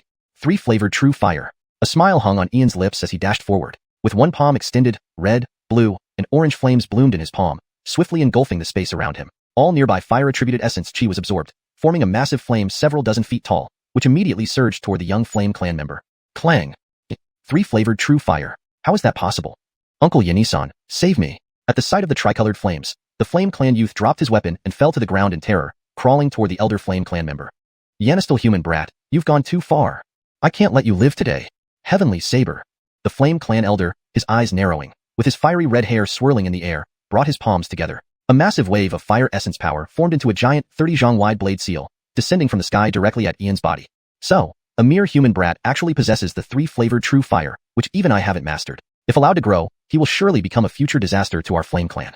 He must be cut down. Shameless. Charlton Sansai, for you to act so shamelessly despite being a reputable artificer. Do you think I'm just decoration? 8 Extreme Heavenly Shield. The men stepped forward, and from his brow, a small shield floated out, expanding into 8 large tower shields adorned with runes, forming a towering Tinjong ancient seal hovering over Ian's head, sealing off the elder's blade seal. A thunderous boom echoed, and flames scattered, exploding across 100 zhang of the corridor. The residual flames spread to the main building, where a shimmering azure barrier formed, with countless array patterns intertwined within it, silently extinguishing the aftermath. You're Nicholas the old freak. Don't I have a face when you don't? As the president of the Rune Artificers Guild, you came here to Yanison Rain Tower to bully us. It seems your 4 major human guilds can't afford to lose. What? Old freak Nicholas, do you plan to secretly kill us all to cover up your incompetence? Charlton Sansai sneered coldly, his expression filled with disdain and mockery. What started as a dispute among children now escalated, especially with Eamon's involvement. If he persisted in accusing Nicholas of coming here out of frustration and seeking revenge, it would tarnish the reputation of the 4 major human guilds. Charlton Sansai, the man was momentarily speechless, unable to refute the accusations, knowing well the little troublemaker was there to cause chaos. Got nothing to say? Touched a nerve? Humans are truly despicable, committing such shameful acts. Word will get out, and everyone will laugh at you. Old freak, preaching righteousness all day, yet harboring such vile intentions. Your 4 guilds couldn't cultivate successors, and now resort to assassinations. Do you have any shame left? Charlton Sansai's face was grim, laughing viciously, looking at Nicholas with utter contempt. Amen, stay calm, there's no need to get upset. What is his status, and what is yours? It's like if a dog bites you. Should you bite it back? False accusations are typical tricks used by other races, aren't they? Why don't we make this a match between humans and your side? The stakes will be everyone's lives. What do you say? Do you dare to agree? Ian stood with his hands behind his back, his handsome face serene and composed, a faint smile playing on his lips.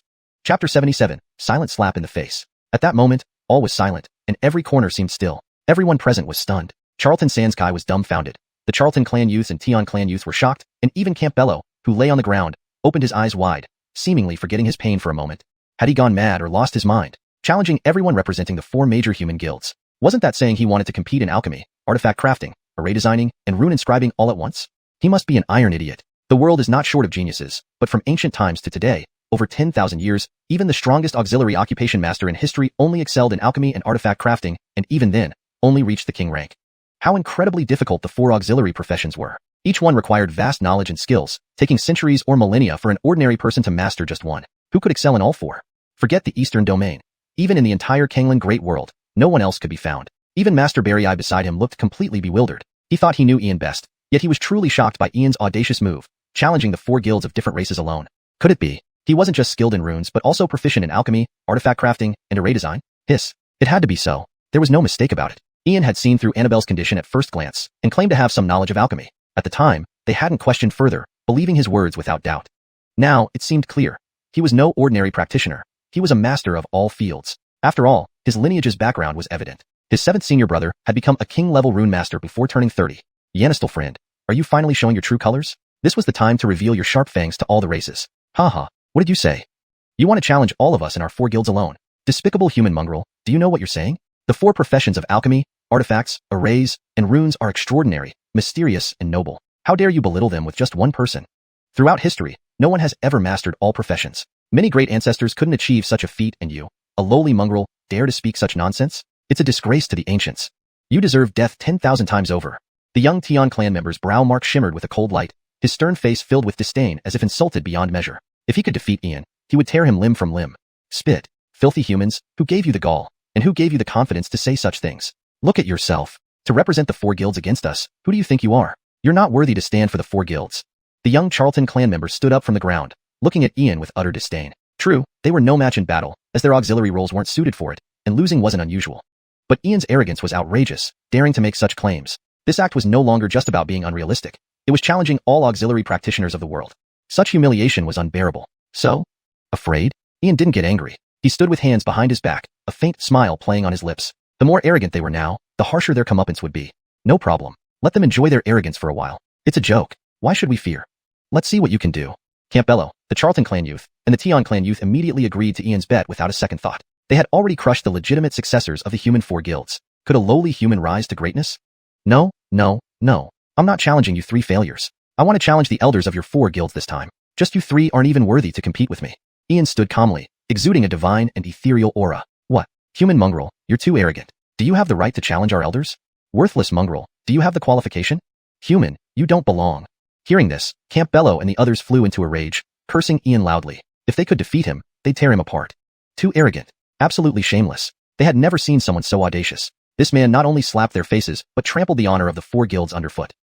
Where did you come from, little brat? Bang. Jamie, shut up. At that moment, 2 figures, one old, one young, walked slowly through the door. Master Davidson and his disciple Jamie. The latter had heard Ian's provocative words, but failed to recognize him until Master Davidson identified him. Davidson's face turned pale as he slapped Jamie, causing him to stumble forward and fall before Ian.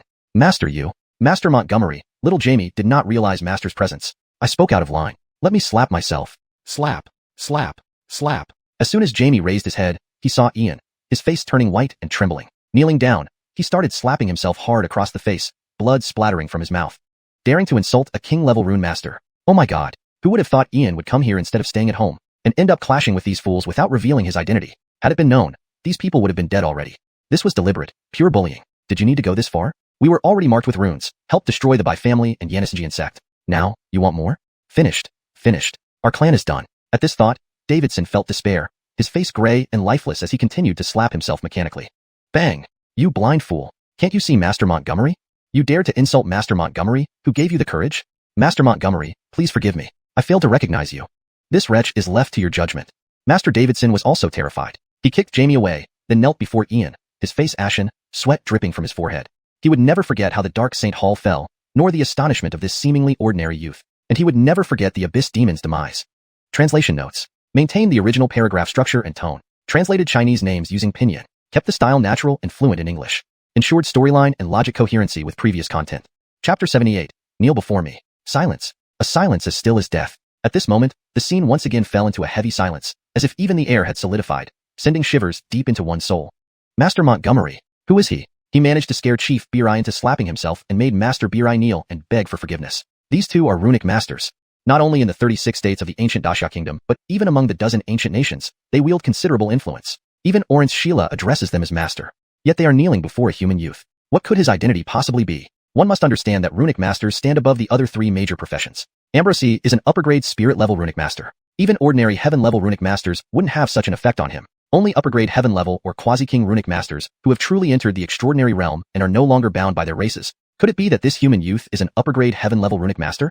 For a moment, Campbello, the Charlton clan youth, the Tian clan youth, and Charlton Sankai sucked in several cold breaths, feeling as though their bodies were weighed down with lead, making it impossible to move. Their hearts grew ice-cold, and they all bowed their heads silently, not daring to speak. Never mind. After all, since I arrived here, I've already been insulted. A few more words won't matter. I remember someone saying that in the ancient times, your heavenly cloud city would have been razed to the ground long ago, lest it sully the feet of your princess. We lowly humans dare not accept your knee. If word got out, our eastern domain human race would face extinction. In that case, I, young master, would become a sinner. You are not at fault. The error lies with me and all of humanity. After all, we are domesticated livestock for your 100 clans. Therefore, you two should stand, while we should kneel. Gerald, come, let's kneel together and apologize to these esteemed guests from different races. Ian smiled, disregarding decorum and pretending to kneel in front of the few people. Yanistal friend Montgomery, indeed, it's all our fault. Our livestock shouldn't have come to the master's place. It's my old bones' fault. We should indeed kneel in apology. Gerald sighed heavily and pretended to kneel too. His face, however, was flushed red, barely holding back laughter. How refreshing. This was truly refreshing. Though he has seen many pretenders, none compare to Yanistal friend Montgomery. This demeanor isn't that of a learned scholar, but of a ruffian. But seeing Yanistal friend Montgomery acting like a ruffian, this old man is genuinely delighted. Though he doesn't know what happened that frightened Boso, why bother? Joy is enough. It has been so long. Just how long? When have human professionals from the 4 great guilds ever been treated with such respect, especially runic masters? No. Master Montgomery, this cannot be done. You have no fault. It's all our fault. It's this old man's lack of discipline over these scoundrels. Master Montgomery, please don't kneel. Absolutely not. And Brother Trey, please do not. This will ruin us. Ambrosi saw Gerald and Ian about to kneel and panicked, instantly sliding to kneel before them and clinging to their legs tightly. If they really knelt, every single clan present would face extinction. You blind fools. Not knowing others is fine, but how can you not recognize Ian? Even if they missed the duel recently, surely they heard about it afterward. Even if Master Montgomery's Jedediah erased the memories of commoners, he didn't touch cultivators. But, is this right? After all, it's our fault.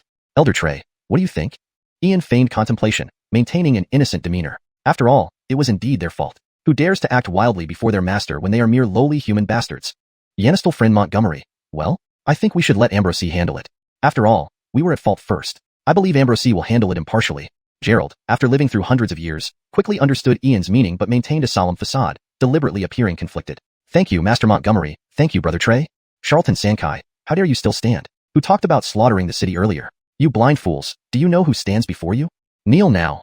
Hearing this, Ambrosi clenched his fists and glared at Charlton Sankai and company, his eyes blazing like those of a raging lion. Fools, a bunch of fools. This young master whom everyone wishes to curry favor with, and behind him stands a king-level runic master's 7th senior brother. If Ian wished, any word from him could erase these clans from the eastern domain. To dare speak of genocide in front of a master. Plop, plop, plop, plop. Charlton Sankai, Campbello, the Charlton clan youth, and the Tian clan youth all knelt, pale as paper, beads of sweat rolling down their foreheads, trembling uncontrollably. There wasn't a hint of their previous arrogance left. Master Montgomery. Only now did they recall the event in Heavenly Cloud City where a king-level runic master descended, leading to the killing of the great runic master Xianxia. Indeed, it seems like Ian's doing. Only he could command such deference from Ambrosie. The sky has been breached, and they have struck iron. Just 18 years old and already a formidable heaven-level runic master. His future achievements are unimaginable. The power behind someone who could nurture such a prodigy must be immense. Who said to slaughter Heavenly Cloud City? Step forward. It was me, Ambrosie. Silence, you fool. Who said humans are livestock for the 100 clans? Ambrosie, it was still me. Wicked creature, end your own life. Ambrosie asked 3 consecutive questions, then grabbed a long saber from the ground, placing it directly before the Tian clan youth. Chapter 79, Connie. At this moment, the young man of the Heavenly clan looked at the long saber on the ground. For the first time in his life, he felt the fear of death. His body was shaking uncontrollably, and large drops of cold sweat slid down from his forehead through his nose. His pale face was filled with anxiety and despair as he trembled while picking up the long saber from the ground. His eyes revealed only unease and terror. Clang! Just as the young man of the Heavenly clan was about to slit his own throat with the saber, a streak of finger light pierced through the void, instantly breaking the saber and causing it to fall to the ground with a crisp sound. A few careless words, and you want to take someone's life. Sir, aren't you too ruthless? The Rain Yannisening Tower is a place for business, not for settling private grievances. All guests of the Rain Yannisening Tower will be protected by the Rain Yannisening Tower. Amen. Why don't we end things here today? What do you two think? A figure dressed in a bright red gown slowly appeared at the entrance of the main building of the Rain Yannisening Tower. She had long, deep purple hair that cascaded down to her waist, eyes like the world's purest amethysts, skin as smooth as snow, and an exceptionally beautiful face that made people fall in love with her at first sight. She exuded a noble air mixed with a touch of laziness. Davidson knelt down, addressing Ian as master. The fact that Davidson was terrified to such an extent indicated that whether in terms of rune mastery or background, this person was far from ordinary.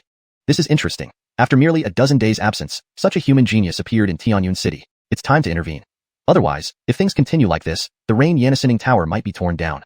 With the appearance of the purple-haired woman, there was once again an eerie silence in the room. Everyone's eyes were on Ian, but when Nicholas and Davidson exchanged glances, one showed bitterness and the other showed gloom.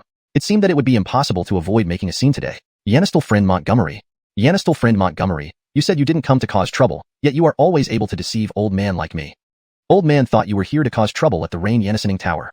Well, now another problem has arisen. The owner of the Rain Yannisening Tower, Connie, ranked 3rd among young prodigies in the Eastern Domain and 4th on the list of beauties. At just 25 years old, she was already an expert in the Essence Spirit realm. Rumor had it that she had passed the assessment of the Dark Sacred Hall and would likely become the next saintess.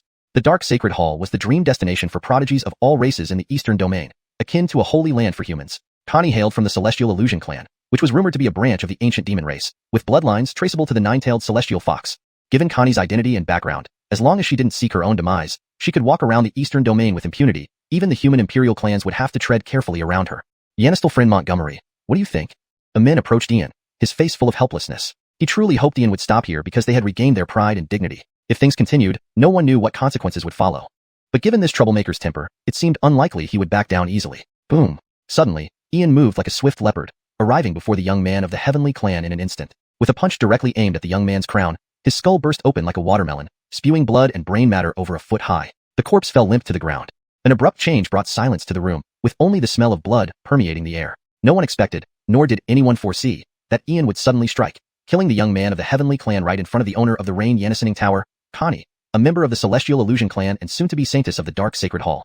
Outrageous. To kill someone right in front of me is to challenge my Rain Yannisening Tower? Connie's usually lazy expression turned fierce, like a sharp blade drawn from its sheath, radiating a terrifying aura. Her amethyst-like eyes burned with rage, and her heart churned with fury.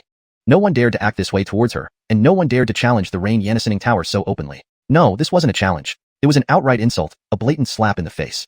I, Connie, can command respect from even the human imperial clans in the Eastern Domain. How dare you insult me? If this can be tolerated, then what cannot? Not wrong, I am indeed challenging you. What will you do about it? Ian stood with folded arms, facing Connie's overwhelming presence without any fear, maintaining a composed demeanor. To act wildly in Tianyun City and threaten to exterminate my clan in front of me? Do you really think I'm made of clay? When it comes to life and death, everything else is secondary. If there's defiance, then there's confrontation. Dignity is fought for. Reputation is built in blood and bone. Wretch, do you really think I won't kill you? Connie's beautiful eyes opened wide in anger, her whole body trembling, teeth grinding together almost drawing blood. She had never seen such audacity before. It infuriated her. How much she wanted to kill. Truly, how much she wanted to kill. Hold on, calm down, control yourself, be calm. I must remain graceful, composed, dignified. Can you? Ian stared at Connie, his words still brimming with dominance and arrogance, completely unyielding. I don't fear your move. I only fear you won't make it. Essence Spirit Realm First Tier. Indeed, it's the strongest cultivation I've encountered so far, but killing me? Far from it. Master always said, if you don't show off, what's the difference between you and a dead fish? Filthy wretch, if I don't kill you today, what face will I have left? Connie shook with anger, her entire body radiating a terrifying aura like a supreme, immortal monarch. She unleashed a palm-sized palm print in the air, heading straight for Ian. If this can be tolerated, then what cannot? To hell with decorum, I can't hold back anymore. If I don't beat this bastard to death, I'll never be able to survive in this world. Earth Shield. 9 layers. Master Davidson instantly cast 9 layers of yellow runes as Connie attacked. A huge yellow earth shield emerged from the ground, blocking Connie's palm print. Though the attack was formidable, the shield managed to neutralize 99% of its force before shattering under the immense pressure. Your Highness, calm down. Please remain calm. You can't do this. Really, you can't. Yanison to me, you mustn't act. Your Highness, do you really wish to bring ruin upon the Celestial Illusion clan? Master Davidson hadn't expected things to escalate to this point. Despite his reluctance, he approached Connie, unable to let the situation spiral further. Both were living ancestors one couldn't provoke. This arrogant wretch killed someone in my reign Yanisoning Tower and provoked me endlessly. Why should I endure this? Connie's eyes blazed with fury, her face frozen with cold anger, her teeth gritted as she looked at Ian with seething resentment. Your Highness, it's because he's a great runic master. Master Davidson whispered to her, feeling inexplicably helpless inside. If he could go back in time, he'd never come to Tianyun City. Chapter 80. Really pisses me off. Upon hearing this, Rebecca's delicate body trembled slightly. She instinctively stepped back, her anger vanishing instantly, replaced by an expression of immense shock.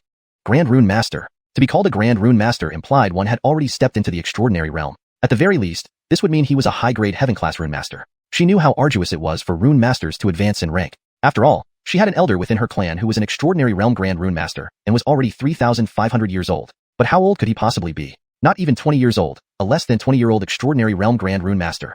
With just that fact alone, he could do as he pleased and act without any restraint. Rune Masters who had entered the extraordinary realm were beyond the level of ethnic conflicts. They were free to travel wherever they wished among the lands of the 100 races, and every race would treat them as honored guests. Forget killing someone right in front of her.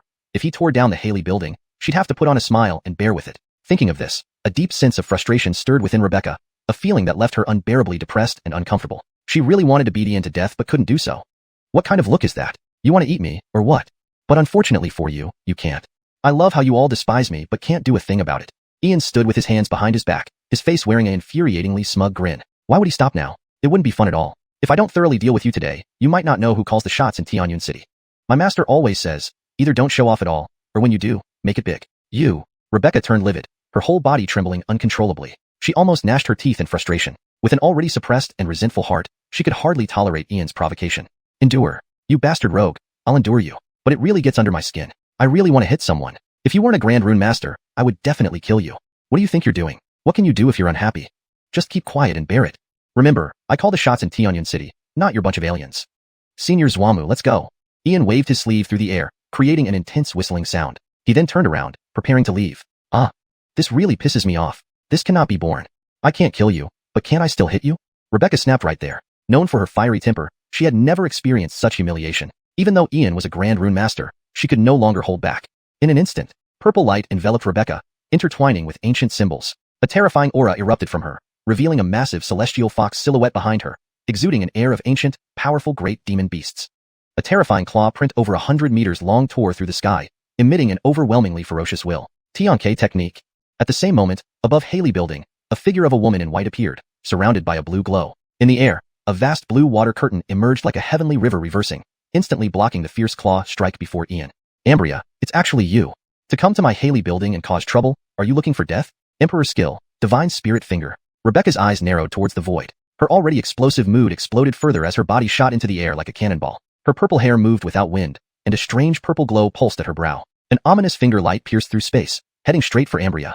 Miss, sidestep 3 Zhang, and use the transforming rain technique. Ian stood with his hands behind his back, his black eyes gazing at the void, providing strategic guidance to Ambria. Since Ambria had just emerged from seclusion and her powers were temporarily restored, she was unsuitable for prolonged combat. Thank you, Lord Montgomery. Mara Ambria hovered in the air, her black hair dancing despite no wind. Dressed in white, she resembled a fairy descending from the heavens. With star-like eyes, she glanced at Ian, and her figure swiftly shifted, dodging Rebecca's finger strike at an incredibly precise angle. Meanwhile, countless water droplets condensed across several thousand zhang in the void, sweeping toward Rebecca. A mere transforming rain technique. Are you proud of using that? Thunder purple Yanisighting slash. Frustration clouded Rebecca's stunning face. Enraged, lightning crackled in her palms, thunder roared in the void. and a 60-meter-long purple lightning blade materialized, charged with boundless fury, slicing directly towards Ambria's head. Miss intercept. Water escape technique, 124 zhang to the northeast. Retreat. Ian raised his head to gaze at the sky, his voice cutting through the air, clearly audible to everyone present. Clearly, he was directing Ambria's every move. Tianke technique. Mara Ambria trusted Ian implicitly. Yaniska fish in water. She conjured a massive water curtain with a wave of her hand and immediately used the water escape technique, appearing 124 zhang away. Wanna run? Dream on. Simultaneously, in her rage, Rebecca's thunder purple Yanislightning tore through the water curtain. Yaniska thunder god, she surged toward Ambria, but the blade halted just an inch away. Meanwhile, a sea of lightning had formed around them, causing a chain reaction and small explosions. Yanislightning crisscrossed and electric light swirled, forming blinding purple light throughout the entire space. The process lasted 7 breaths. When Rebecca emerged from the sea of lightning, she was completely charred, her purple hair standing on end, her face blackened like charcoal, and smoke puffing from her nostrils, ears, and mouth, as if she'd been pulled out of a boiler. Haha. Mara Ambria, usually calm and composed, couldn't help but burst into laughter upon seeing Rebecca's appearance. Although veiled, it was clear from her eyes how amused she was. Ambria, what are you laughing at? What's so funny? Rebecca looked at her hands and clothes, touched her hair, and let out a piercing scream, running madly into the depths of Haley Building. Ah, Ambria, and you chaotic rogue, I vow eternal enmity with both of you. From the depths of Haley Building came Rebecca's enraged voice. She had never been so humiliated and insulted in her life. Minimal harm, extreme humiliation, blatant disgrace, stark humiliation, slapped on one cheek and then the other. Really pissing me off. Damn you, Rogue and Ambria. You all wait for me. Chapter 81. Try and see if you can. Everyone was speechless. Only Master Barrow and Gerald sighed in unison. These two were truly living ancestors, each more difficult to deal with than the other, truly untouchable. When these two squared off, it was like needles against awns. Fortunately, the matter seemed to have passed. They believed Master Montgomery's anger had subsided. Although a member of the Heavenly Clan had died, this was the best outcome possible. The first Orants would likely not pursue the matter further. But what exactly was Master Montgomery? With just a few words of guidance, he managed to turn Elise's advantage into defeat. Remember, Lainey was at least 4 minor stages lower than Elise. Embracing the Pill stage and Nourishing Spirit stage were completely different realms. Cultivating the body, guiding Qi, and reaching the innate state formed the 3 foundational stages. Flying through the air, embracing the Pill, and nourishing the spirit made up the 3 transcendent stages. Entering the Nourishing Spirit stage meant crossing the threshold into an extraordinary realm, opening the soul sea and condensing one's original spirit, ensuring at least a 3,000-year lifespan. The recent battle, though brief, showcased Ian's impeccable guidance. Every move by Elise was anticipated by Ian, culminating in his rain-breaking technique. A stroke of genius. Using a spirit rank spell to counter a king rank spell while also sustaining backlash required immense combat experience, familiarity with both fighters' spells and abilities, and a profound grasp of power control. If this wasn't monstrous, what was? Enemies until death. Are you threatening me? Ian stood with his hands behind his back, suddenly addressing the main building of Haley Pavilion, a faint smile playing on his lips. Bastard fool, don't get too cocky. I can't deal with you, but I will find others to settle the score. Elise's enraged voice came from within Haley Pavilion. She gnashed her teeth, wishing she could tear this bastard limb from limb, but found herself helpless. Bastard fool, this isn't over. Wait for me. I'm so angry. So damn angry. I want to hit someone. Senior Trey, Miss Cindy, did you hear that? She wants to find others to fight me. Fortunately for me today, Mara helped me. If she weren't around someday, wouldn't my head be in danger? Not acceptable. This matter isn't over yet. Ian feigned extreme nervousness, repeatedly patting his chest as if terrified, while moving closer to Haley Pavilion step by step. Yanistal friend Montgomery, do not enter recklessly. Haley Pavilion is protected by a heaven rank formation. Yanistal friend, listen to this old man's advice. Let's stop here for now. You promised not to stir trouble, and now you're making things worse. You've gained your face. Why do you intend to dismantle Haley Pavilion? Gerald slapped his forehead, almost having a heart attack. He quickly rushed to Ian's side, dragging him aside and whispering. Fine, fine. Excellent idea. I'll dismantle Haley Pavilion. It's decided. Ian paid no heed to Gerald's advice. Instead, he nodded approvingly. His eyes glowed with a layer of golden light, scrutinizing the intricate formation lines and hidden killing zones within the pavilion. To Ian, the secrets of the 7 Absolutes Restraining Formation were laid bare. What high-rank formation is this? Just a low-grade Heaven Rank 7 Absolutes Restraining Formation. Its construction method is crude. It can be broken with a snap of the fingers. Today, I'll give these aliens a lesson they won't forget. Bastard fool, you're really boasting. Do you think you can dismantle Haley Pavilion? The 7 Absolutes Restraining Formation, set by Senior Raphael, one of the top 10 Heaven Rank Formation Masters in the Eastern Domain. Don't say I didn't warn you. From within Haley Pavilion, Elise's voice rang out, filled with disdain and mockery. After all, Rune Masters and Formation Masters, despite sharing some similarities, operated under different systems. Breaking a Heaven Rank formation would require a Heaven Rank Formation Master. In the vast Eastern Domain spanning 30 major continents, countless geniuses and prodigies emerged. How many could surpass this bastard fool? To break the formation is a dream. Sir Montgomery, don't mind her. The underground black market opens tonight at Ainsley's Pavilion. Many rarities will be available. Mara received a report about a stone material from a restricted area in Bergeau. What do you think?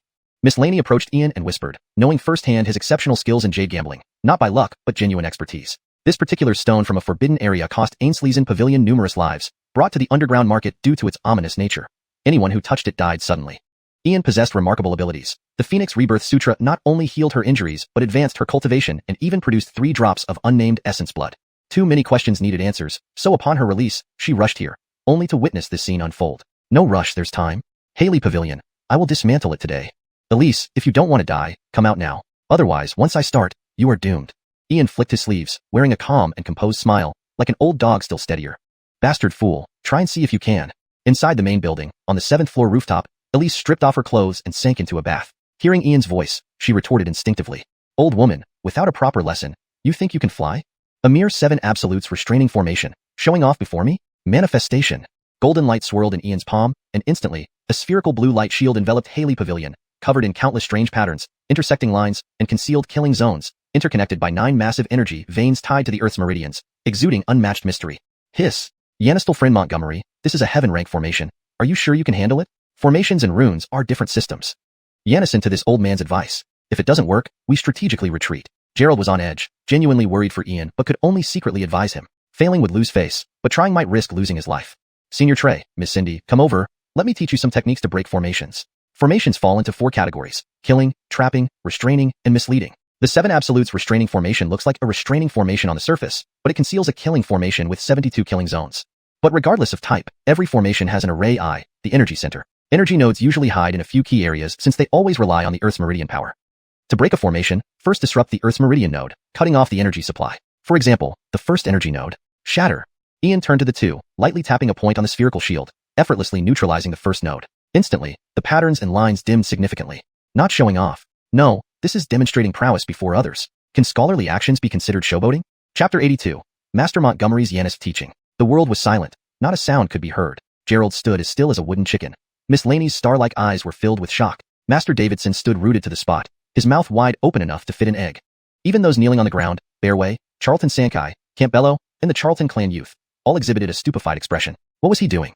Breaking the formation on the spot. Teaching in person. Heaven help them, this was a heaven rank lower class array formation. Back in the day, Haley Building had mobilized countless connections to invite one of the 10 great heaven array masters of the Eastern Domain, Master Xianxia, to set it up. A heaven rank array, even at the lower class level, was still a heavenly formation. Even legal image realm and king realm experts would be trapped to death if they entered without mastering the skills to break it. Among the 4 auxiliary professions, inscriptions masters were unanimously ranked first due to the difficulty and profundity of inscriptions, which highlighted their status. However, in an earlier era, there was no distinction among the 4 professions since each had its own strengths. One must never offend an inscriptions master or provoke an array master, especially a high-ranking one. They could easily wipe out an entire clan or sect by blocking the entrance. It truly defied all perceptions and updated everyone's understanding. No one had ever seen anyone like Ian treating a heaven rank array as a teaching tool, let alone breaking it live. Heaven above. What kind of monster had humanity produced? Montgomery. Yanistel Friend Montgomery. How do you differentiate the energy nodes? Gerald took a deep breath. Despite his initial bewilderment, he eventually discerned some principles. After all, inscriptions and arrays shared commonalities. As a spirit rank inscriptions master, he understood arrays. The previous explanations and operations from Ian were genuine teachings, not fabrications. This meant that Ian was most likely proficient in all aspects. Good heavens! Yanistel Friend Montgomery is truly a prodigy. He may well be a once-in-a-lifetime existence. Such a rare opportunity must not be missed. Learning knows no bounds. The more advanced should lead the way. Senior Trey, that's a very good question. How exactly does one differentiate the energy nodes? As an inscriptions master, the simplest method to identify array energy nodes is using a manifestation inscription. Harnessing the power of the earth veins, it can map out the network of mountains and rivers. Regardless of how an array master hides it, it won't escape the manifestation inscription's detection. Of course, array masters who master spatial powers are an exception. Manifestation inscription. With that, golden true chi condensed at Ian's fingertips, etching an inscription in mid-air. Earth vein forces converged, forming an ancient seal that displayed crisscrossing patterns, appearing disordered yet intricate. Haha, so that's it. I understand now. Yanistel Friend Montgomery, I get your meaning. Using the manifestation inscription to reflect the earth veins patterns and sensing the flow of vein forces, thus identifying the energy nodes, ultimately pinpointing the array eye. But here's another issue. Even after finding the energy nodes, as an array master, surely there are protective measures. How do we bypass these array patterns and deadly prohibitions to sever the energy nodes? Gerald was elated, but then raised a critical question. After all, this was the crux of the matter. Davidson, you're also an inscriptions master. If it were you, how would you handle it? Instead of answering immediately, Ian turned around and faced Davidson nearby. Though cowardly and opportunistic, Davidson had his uses. Had Ian wanted him dead, he would have perished days ago in the dark sanctuary. Master Montgomery, permit me to speak boldly. Regarding Senior Trey's problem, If we use inscriptions master methods to break the array, I think we could use the 5 elements inscriptions, utilizing the mutual generation and inhibition properties of the 5 elements to immobilize these array patterns and deadly prohibitions. Regardless of how an array evolves, it will not escape the order of Incharltong and the 5 elements. Even if the 5 elements inscriptions cannot fully immobilize them, they can at least determine the attributes of the energy nodes. Master Montgomery, is my understanding correct? Master Davidson pondered, stepped forward, and spoke his thoughts. Ian wasn't just knowledgeable about arrays, but a true master whose proficiency rivaled that of inscriptions. Excellent, quite excellent. It seems you've put effort into it. The 5 elements inscriptions can immobilize most array patterns and deadly prohibitions. Typically, array masters use banners, array discs, earth vein forces, essence stones, and natural formations like mountains, rivers, lakes, and seas for their setups. But the 5 elements inscriptions aren't omnipotent. Davidson's idea leverages elemental properties. Let me teach you the simplest and direct method. No need to immobilize or trigger. Directly harness the earth vein forces, covering over them. Even practitioners unfamiliar with arrays can forcibly extract and disrupt these earth vein forces. Miss, this is the second energy node. Try what I suggested. Standing hands clasped behind his back, black hair dancing windlessly, Ian's gaze exuded supreme confidence. With a light step, a manifesting energy node appeared in the air. Lord Montgomery, I shall humbly try. Eyes gleaming, Rain Whirl took a deep breath and approached Ian, knowing this was a rare learning opportunity. Few professionals could provide such live instruction, especially concerning a heaven rank array. Ian taught straightforwardly, without pretension or superficiality.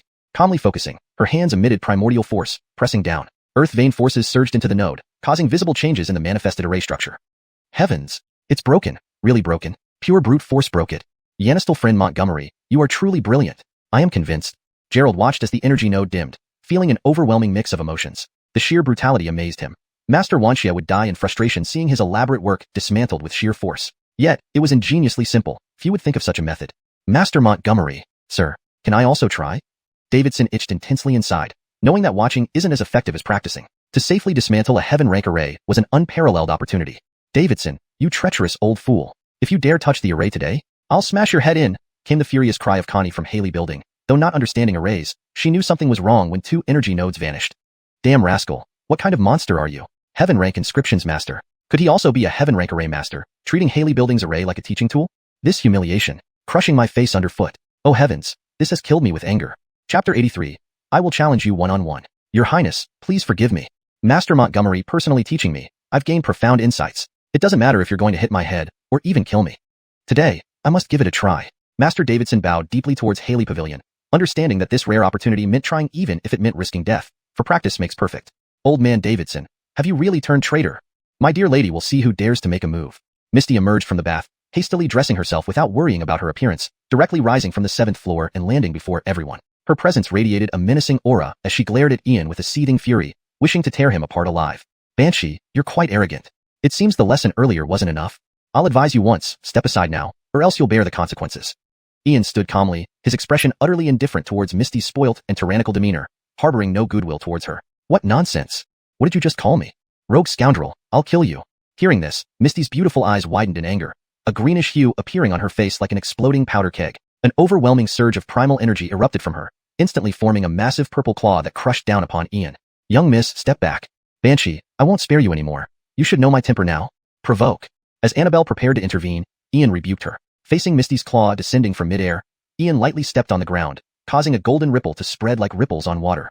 Boom. The earth shook violently, akin to a several magnitude earthquake, cracks spreading out widely, and 50 meters around Haley Pavilion emitting a soil yellow glow. The protective array of Haley Pavilion changed drastically, its patterns and lines becoming chaotic along with hidden traps. The surging geopathic forces swept through, forcibly destroying Haley Pavilion into a colossal ruin, while Misty's distant claw was shattered by the barrier formed by these forces. Instantly, the area where Ian stood became an absolute safe zone. Everyone behind him remained unaffected, except Misty, who fled wildly amidst the violent geopathic forces. Seeing the collapsed Haley Pavilion, Misty's eyes blazed with fury as she leapt towards the sky.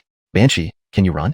7 absolute trapping array. Magnetic primal energy. Standing still, Ian gazed into the void with a mysterious smile on his lips. He tapped the ground again, and the disordered array patterns recombined. The chaotic geopathic forces returned to calm, sealing the surrounding area, forming a giant spherical light dome.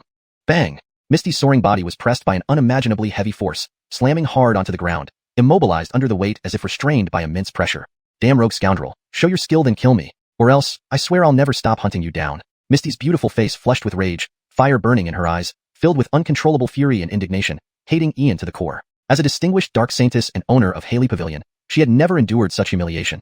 I, the esteemed daughter of the Dark Saint Temple, mistress of Haley Pavilion, and third miss of the Tian Huan clan, have never faced such disgrace. I will kill you. Defeated generals do not deserve bravery. Do you yield, Banshee? Ian retorted mercilessly, offering no quarter to such a tyrannical woman who needed proper disciplining, or rather, enlightenment. Bloody rogue, I won't submit. Never. How impressive, using arrays and runes. Prove yourself with your cultivation skills alone. Misty couldn't stand the humiliation, her array controlled by others, Haley Pavilion destroyed, and being repeatedly shamed. She would never bow to this rogue scoundrel. Misty, any more shameless? As a deity realm cultivator versus Brianeo, only at Ainsley drawing stage, you dare speak so arrogantly? You're nothing special. Mara Annabelle's voice was icy and sarcastic, barely concealing her delight. Knowing their ranks in the Eastern region Young Elite Yanist and Beauty Yanist. Misty, 4th in the Young Elite Yanist, 3rd in the Beauty Yanist. Adeline, 5th in the Young Elite Yanist, 4th in the Beauty Yanist. Annabelle, 7th in the Young Elite Yanist, 6th in the Beauty Yanist. Both humans and races sought supremacy among their generation, yet Adeline and Misty always overshadowed her. But today, this Banshee had met her match. Shut up, Annabelle, what's it got to do with you? Bloody rogue scoundrel, I challenge you one-on-one. I will seal my realm to Ainsley drawing. Dare you accept? Jinrious at Annabelle's provocation, Misty immediately challenged Ian, determined to crush him if he accepted. Sure, Banshee. Idle time is idle. Let me play with you a bit. How about adding a wager? Ian smiled sardonically, determined to teach this Banshee a lesson. Not afraid at all. If you win, you can do anything with me, even if it means serving you. If you lose, you'll be at my disposal. Misty gritted her teeth, willing to go to any lengths to teach Ian a lesson, certain he wouldn't resist such shameful conditions. Banshee, you're despicable, craving this gentleman's body.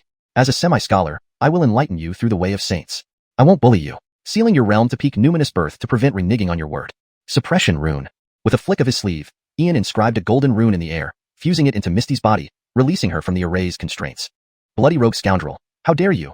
Who craves? No need for numinous birth. Ainsley drawing is enough. Draw blade slash. Misty rushed from the array, enveloped in purple lightning. Moving swiftly like lightning, she closed the distance within 3 zhong when a dazzling purple blade flashed toward Ian. Chapter 84. Within 1 year, your 3 clans shall be annihilated.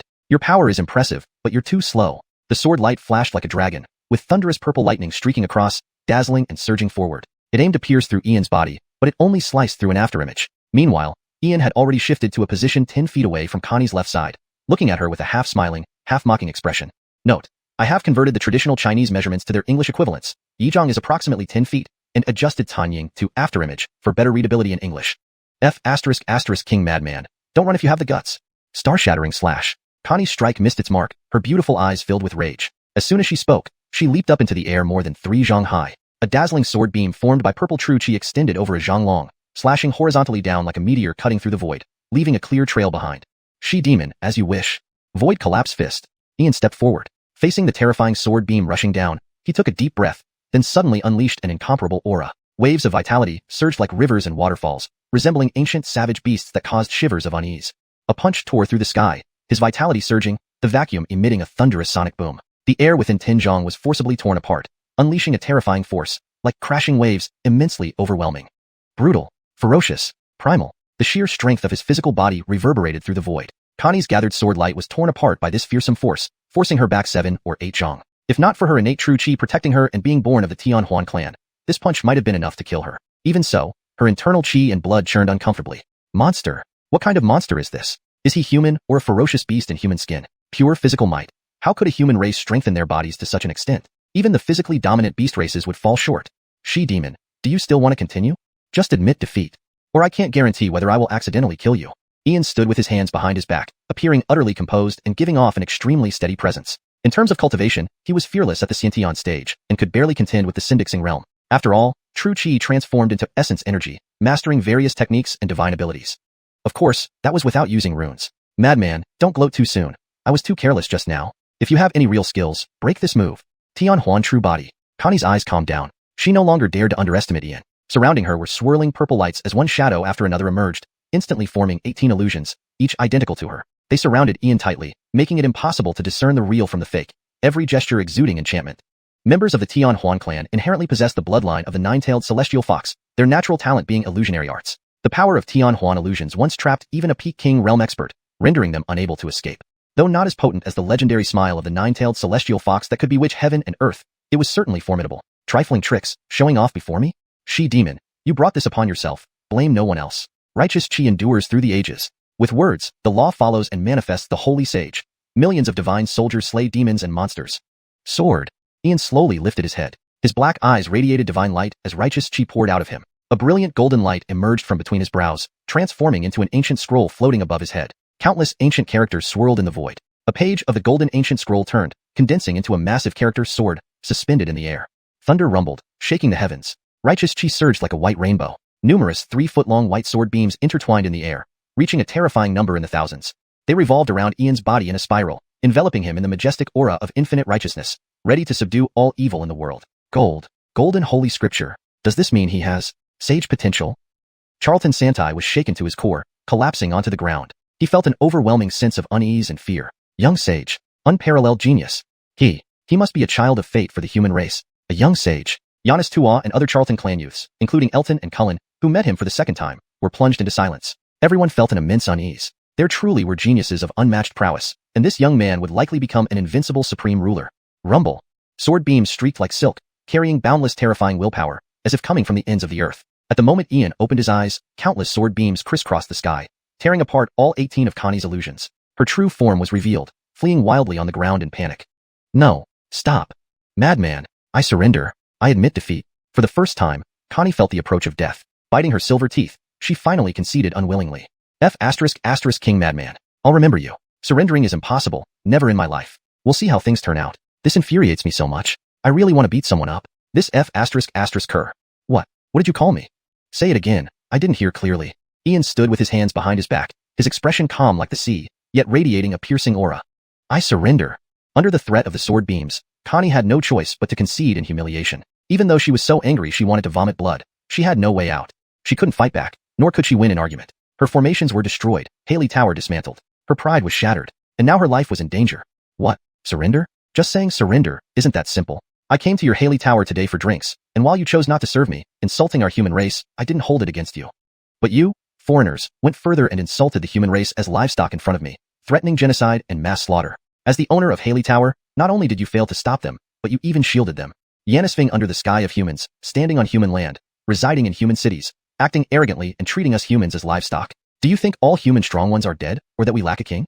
Tian Huan clan, Charlton clan, Heavenly clan. I remember you all. Within 1 year, your 3 clans shall be annihilated. Ian flicked his sleeves, creating a piercing sound as wind and thunder gathered. He appeared like an imperishable, awe-inspiring sovereign, full of majestic might. Chapter 85. Sending you all on your way. Silence fell over the scene. Within 1 year, exterminate your 3 clans. Such a powerful and terrifying declaration, brimming with iron-blooded dominance. No one doubted Ian's words because he truly could make it happen if he wanted to. The Tian Huan clan, Flame clan, and Sky clan, all targeted by this young Grand Rune Master, now lived in constant fear. Everyone's expression changed drastically. Even Master Bernicer and Miss Laney felt their hearts tighten in anxiety at Ian's forceful declaration. It was all too common for alien races to be arrogant and bully humans. Unless there were large-scale massacres, even human royal clans would not intervene. After all, the Eastern Domain consisted of 3,000 great continents, vast and sprawling. Some had a circumference of 10,000 miles, while others might exceed hundreds of millions of miles. Humans cohabited with 100 other races, and even the royal human clans couldn't monitor everything. Hence, as long as other races didn't cross the line, they were left alone. But today was different. In the face of the aliens' rampant arrogance, calling humans domestic animals and threatening to slaughter entire cities, it was unfortunate for them that they encountered Ian, this mysterious and powerful young figure. Laney and Master Bernicer saw glimpses of the past glory of the Lloyd in him. Young king. No, he should be called a young supreme being. On the alien side, except for Master Davidson who remained silent, both Charlton Santai and Aubrey wore pale faces, unsure of what to say. Especially Aubrey, her previous arrogance gone, replaced by profound dread. Even if her Tian Huan clan was akin to a royal human clan, even if she was a candidate saintess of the Dark Saint Temple, it didn't change the fact that she brought the doom of extinction upon her race. She hadn't expected that Ian, who seemed wicked and detestable, would have such a cruel and tyrannical side. Exterminate their 3 clans within a year. It wasn't about whether he could do it, but how to resolve this dire predicament and change this bastard's mind. What an outrageous and shameless brute. You started the trouble at my Rain Yanissening Tower, humiliated me in every way, and now you act like you're justified? Why should you be allowed to treat us this way? Just for a few disrespectful words? Is it really necessary? Didn't you claim to be a Grand Rune Master, a scholar with the golden sacred scripture? Is this the demeanor and grace you show? You killed people, beat me up, broke my array, destroyed my tower. I'm still seething with unexpressed bitterness, and now you start feeling wronged. Can you be any more shameless and disgraceful? Brute, may the heavens strike you dead. Montgomery, Yanistel friend Montgomery, must it come to this? Master Bernicer hesitated, but stepped forward despite himself. Today, he was inadvertently dragged into Ian's antics. If anyone said Ian wasn't here to stir things up, he'd slap them silly. Ancestor. The scene was set, face was saved, punches were thrown, heads were chopped off. Isn't it time to stop? Would he really wipe out entire races? Senior Bernicer, I don't wish for chaos, but they provoked it. You witnessed their attitude toward us, it's clear enough. We stand upright among the heavens and earth, yet they see us as livestock. In our human city, they openly threaten to slaughter and exterminate us. Imagine what happens where we can't see. Haven't you considered these things? Ian's eyes frosted over, his words filled with deep resentment, his aura becoming increasingly menacing, as if an imperishable king had descended. Yannis is a performance. The Tao of surviving in the world left by his mentor was to always be righteous when doing things, regardless of who you are. Human life and interests, none of my business. But sometimes you need to act. Master Bernicer was speechless, retreating aside without a word. The matter had escalated to a racial level, and Ian was considering the broader context for the entire human race. Even sages wouldn't dare intercede here. Big trouble.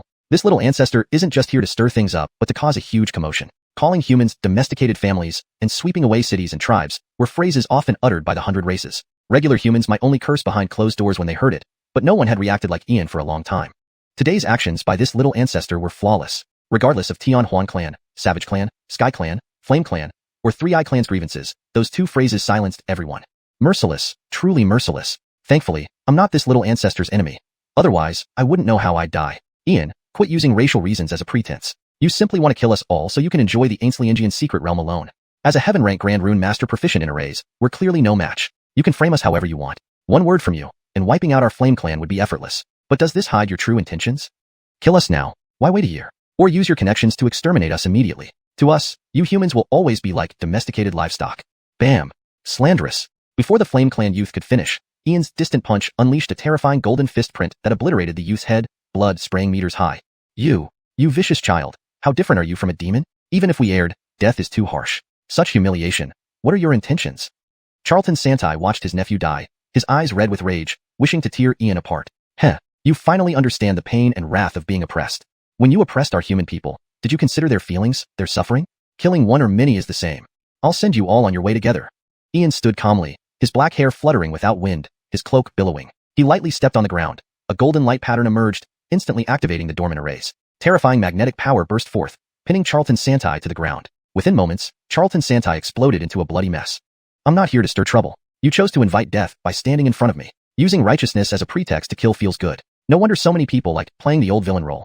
Chapter 86, Lyra, 9527. South City, 14th Street, the Gerald Interracial Trade Alliance. The street, spanning about 350 steps in length, is almost entirely lined with shops of the Gerald Interracial Trade Alliance. The merchandise offered here is diverse, covering everything that the Rare Treasure Pavilion sells, often at lower prices. The Gerald Interracial Trade Alliance and the Rare Treasure Pavilion are significant institutions. The former was established by several powerful races from the Eastern Domain, representing forces capable of countering the human emperor clans, even hinting at the influence of a few holy temples. Meanwhile, the latter symbolizes the power of the human emperor clans, also with the backing of human sacred grounds. Humans and the various races continually compete and battle, never easing their vigilance. Even in trade, competition remains fierce, a typical scenario in the Eastern Domain. At the end of the 14th District lies an expansive estate covering at least 1,000 acres, serving as the headquarters of the Gerald Interracial Trade Alliance. It typically does not open to the public, but only welcomes strong figures from the various races. In the inner courtyard, amidst a pavilion on a lake, pling, pling, pling, a young woman, approximately 23 or 24 years old, sits playing the guqin. The melodious notes weave through the air. As the last note fades, she rises gracefully. Dressed in a deep blue gown that accentuates her nearly perfect figure, her long black hair cascades down to her waist, framing a face so ethereal it seems like divine craftsmanship, memorable at first sight, as if she were a fairy from a painting. Lyra, the eldest princess of the celestial race, has reached the 9th stage of core embracing. She is ranked on both the Eastern Domain's list of young prodigies and its list of beauties. A woman of exceptional talent and beauty, countless young elites from the Eastern Domain admire her. Your Highness, something terrible has happened. Suddenly, a 16 or 17-year-old girl rushes in, breathless and panic-stricken upon reaching Lyra. Sindiyu, what has happened? Lyra turns calmly, her demeanor serene and composed, seemingly unshakable by any matter. Your Highness, Campbello, Senior Averill, their life tokens have all shattered. The girl wipes her forehead nervously, still flustered. Lyra casually plucks a string of the guqin, her response indifferent. Yet, her eyes turn cold and piercing. All dead? Who did this? Accidental deaths? Or a targeted attack? Is it the human 4 major guilds? Your Highness, aren't you worried at all? Campbello is an array master, and Senior Averill is an artifact refiner. They were killed without reason. This is clearly aimed at you. The girl's heart raced anxiously, yet her own princess remained unperturbed, adding to her worries. Pling. Anyone who dares should be killed. Sindiyu, you may go now. I need some time alone. Lyra gently sits back down, her fingers sliding over the strings, emitting notes filled with a killing aura, leaving her thoughts unfathomable. Coiling Cloud's secret realm. My goal is non-negotiable. Whoever stands in my way shall die. Adam, I will set you free soon. Your Highness, Sindiyu takes her leave. The girl reluctantly withdraws, leaving Lyra alone in the pavilion. Come out. As the girl disappears, Lyra's gaze sharpens, revealing a strange golden glow. Her voice is as cold as the north wind, sending shivers through one's soul. Orance Lyra, Please do not treat me with such disdain. I am your collaborator, not your subordinate. Another instance like this, and our cooperation ends. From the corner of the pavilion, a shadow rides, gradually forming a dark human-like figure. It exudes a chilling and sinister aura, with faint sulfur scents lingering in the air.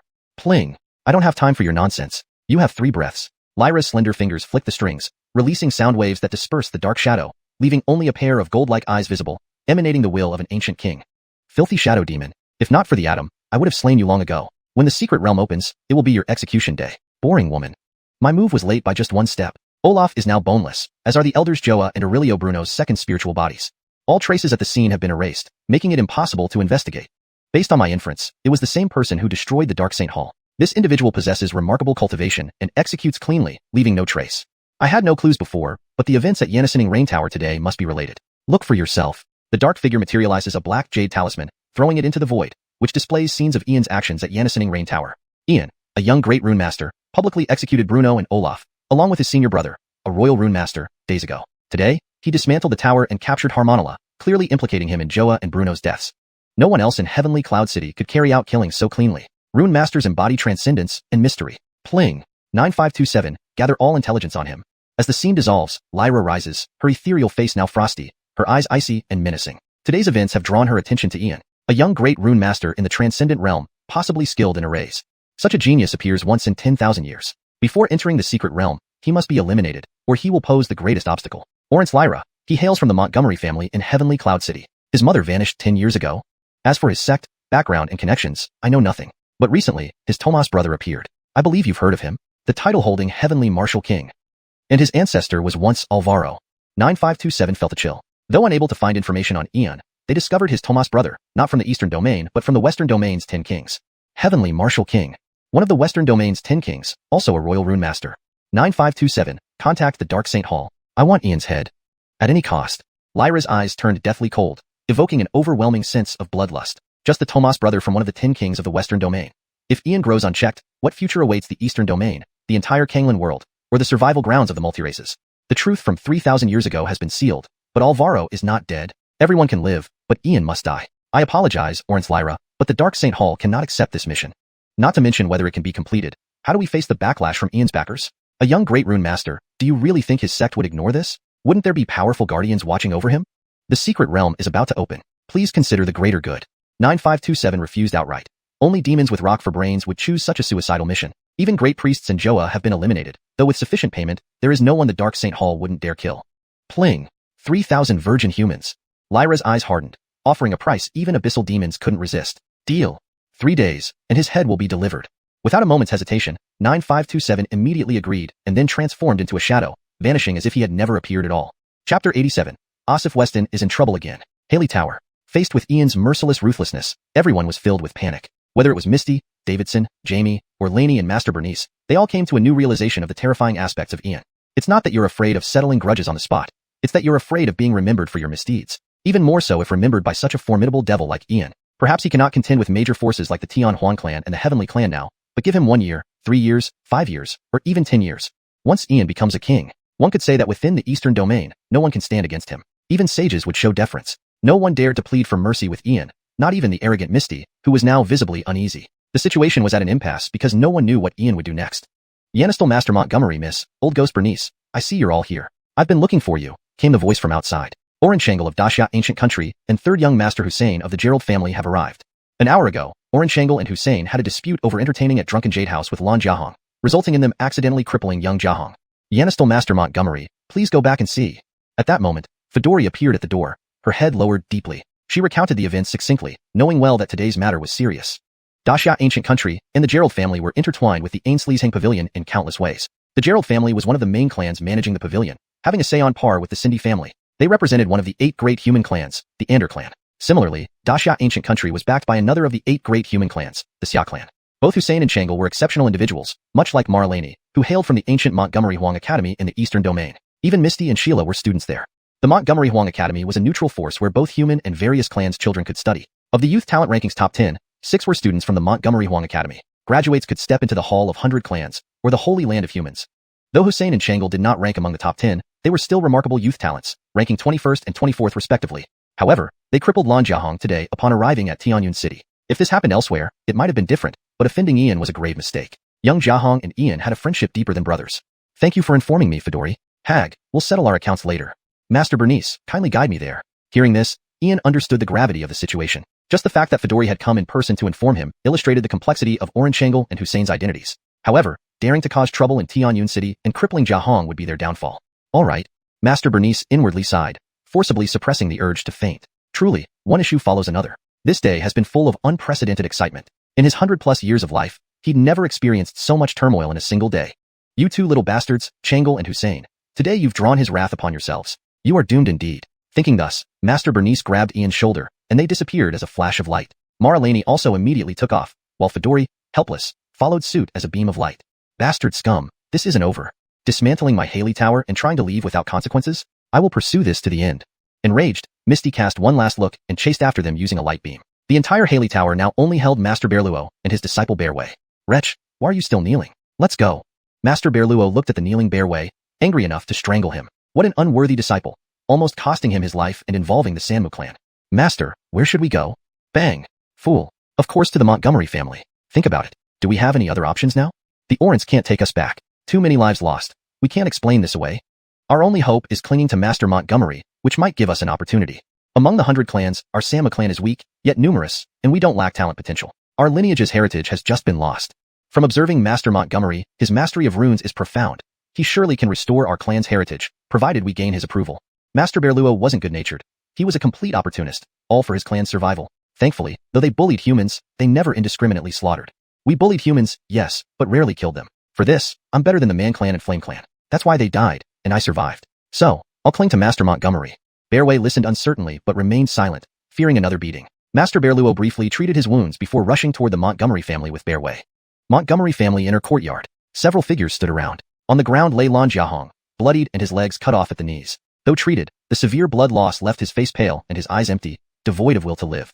Elders 5th and 7th of the Montgomery family, Montgomery Xianxia, Montgomery Shenfeng, Montgomery Shiniu, and Randy, along with a middle-aged couple, cried uncontrollably. The silence was thick. The Montgomery family felt both sympathy and helplessness for the Lan family. Young Jiahong's condition almost defined him as crippled unless he became a king, allowing limb regeneration, but achieving kingship was no easy feat.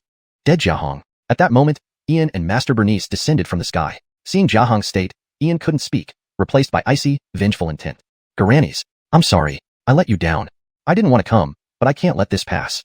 Giannis, seek vengeance. I can die content. Lan Jiahong crawled towards Ian, grabbing his pant leg tightly, his eyes brimming with profound regret and resentment.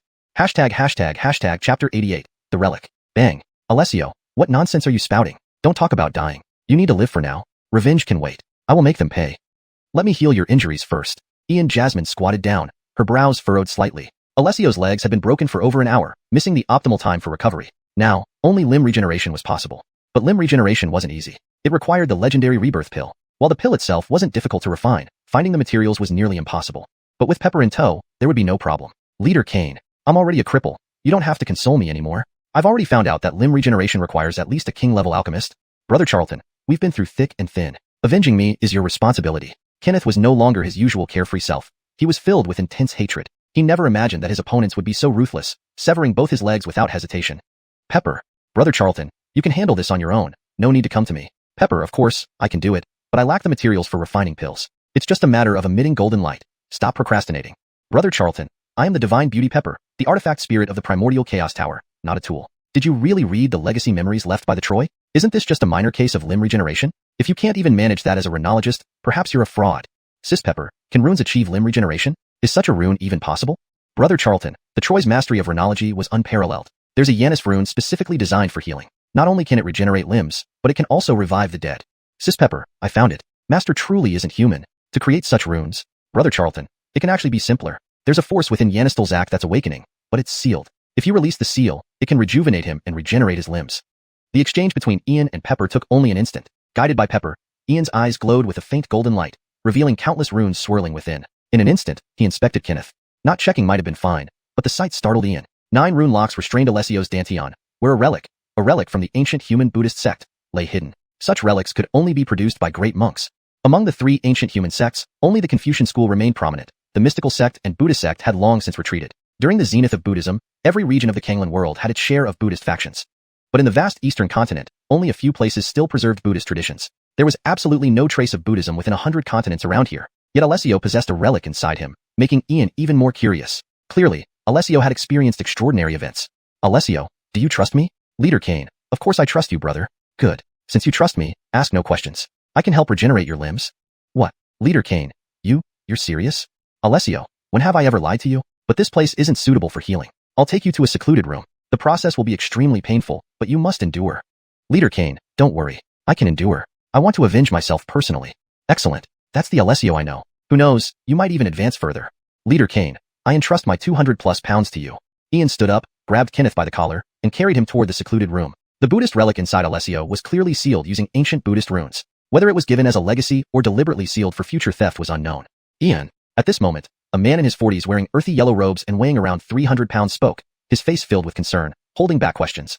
Favio, Catherine, eldest Jacqueline Lawn, rest assured. I guarantee I'll return a lively Alessio to you. Just prepare some drinks for me. Ambrose, please inform Hussein and Zaya's Hanking that if they don't sever their legs before sunset and crawl to the Lawn family gates to apologize, they will bear the consequences.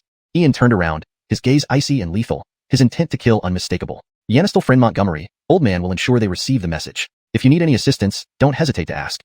Ambrose felt a chill but declared his stance outright. His fate was now bound to this young master. Protecting him initially would reap immense benefits and risks. However, the risks were insignificant compared to the rewards. Within a few years, the young master would become famous. In 3 years, on the battlefield for kings, he would be a feared existence among the 100 races. Master and everyone else, none of you should interfere. Once I come out, I'll handle it. With that, Ian dragged Alessio into the secluded room, casting dozens of protective runes. He then knocked Kenneth unconscious, adding a soul-sealing rune before carrying him into a small world enveloped in primordial mist, isolated by runes. Sis Pepper, check if there's any lingering soul within Alessio's relic. Hee, Brother Charlton. What do you think? Sis Pepper, why wait? Break the seal, suppress the relic, and exterminate the soul within. Brother Charlton, rather than exterminating it, shouldn't we use the soul to cultivate the small world? The residual soul should be that of a high monk from the Buddhist sect. Fortunately, he was sealed, or Yanistel Zak would have been possessed long ago. Sis Pepper, let's restrain it first. I want to see who dares try to possess my brother. Sure thing, Brother Charlton. On it. Pepper extended her hand, emitting golden light which instantly entered Kenneth's body. 7 rune locks appeared around his dantian but shattered immediately. A round relic surfaced, radiating a sacred and harmonious glow. Chapter 89. Brother Charlton, this demon monk covets your body. Amitabha. The speck of dust in the vast sea, all matters revolve and change. This humble monk Ellie is grateful for your rescue. Your boundless kindness cannot be repaid. Please accept this humble monk's prostration. Inside the elliptical relic, a shadowy figure emerged dressed in a long robe of moonwhite, his features clear and elegant. The young monk pressed his palms together in reverence toward Ian, emanating an incredible warmth as if he were a legendary Buddha come to save all living beings. Finally born into the world, after countless years and the vicissitudes of fate, this humble monk has finally escaped his confinement. Great son Tathagata sect, you destroyed my cultivation, obliterated my body, but still I have returned to the world. What an extraordinary youth, with life force vibrant like a dragon, physique transcending limits. How suitable for this humble monk to seize and recultivate. Amitabha, this humble monk harbors murderous thoughts. Indeed it is a sin. Venerable, you speak too humbly. It was nothing. Yanistel Weston observes that Venerable is a man of virtue and great wisdom. How did you end up in such a plight? And how did you enter my brother's body? Ian returned a bow to the monk Ellie, curiosity evident on his face, but inside, he was already filled with murderous intent. What a cunning demon monk. If not for my master's memories, I might have fallen for your tricks. No matter how you conceal yourself, you cannot hide the demonic aura that envelopes you. Your Buddhist nature is lost. This is the nature of a demon. The original Venerable Ellie must have long perished. You are merely his heart demon. Very well, let's see how long you can pretend. Amitabha. This story is long, master. Allow this humble monk to recount it slowly, may I? Ellie sighed deeply, his face showing compassion, hands pressed together in prayer. He seemed lost in the past. Buddha be merciful. What sins I have committed. This humble monk once again entertains murderous thoughts. The layman who released me from confinement should be revered. Let him hear the past of this humble monk to settle our karmic ties. And let him die understanding the situation. Buddha above, this humble monk is truly kind-hearted. Venerable, please be brief. I need to tend to my brother's wounds. Ian pointed to Clark lying unconscious on the ground, clearly unwilling to listen to Ellie's history. One of the 7 celestial demons beyond the borders, the heart demon. Do you really think consuming the true spirit of a great monk makes you real? Heart demons have no form or substance, killing through deceit. Today, I will see how long you can maintain your facade. Amitabha. How sinful. Master, fear not. This humble monk possesses an art that could regenerate the broken limbs. This humble monk has dwelled within this layman for over a decade. It is also a profound favor. Let this humble monk repay him. Ellie momentarily froze, but then regained his composure, glancing at Clark's severed legs. The true spirit twitched. Regenerating those legs would require at least 3/10 of the relic's essence. But to gain Ian's trust, willingly offering his body, this humble monk must go all out. Venerable, please proceed. To settle our karmic ties, I shall not contest this further. Ian stood calmly, neither haughty nor humble, but a slight curve formed on his lips. He was not afraid of this heart demon's pretense. He feared when the demon stopped pretending. Since it fell into his hands, he would extract its remaining value fully. Ba. What master says is true. This humble monk will begin.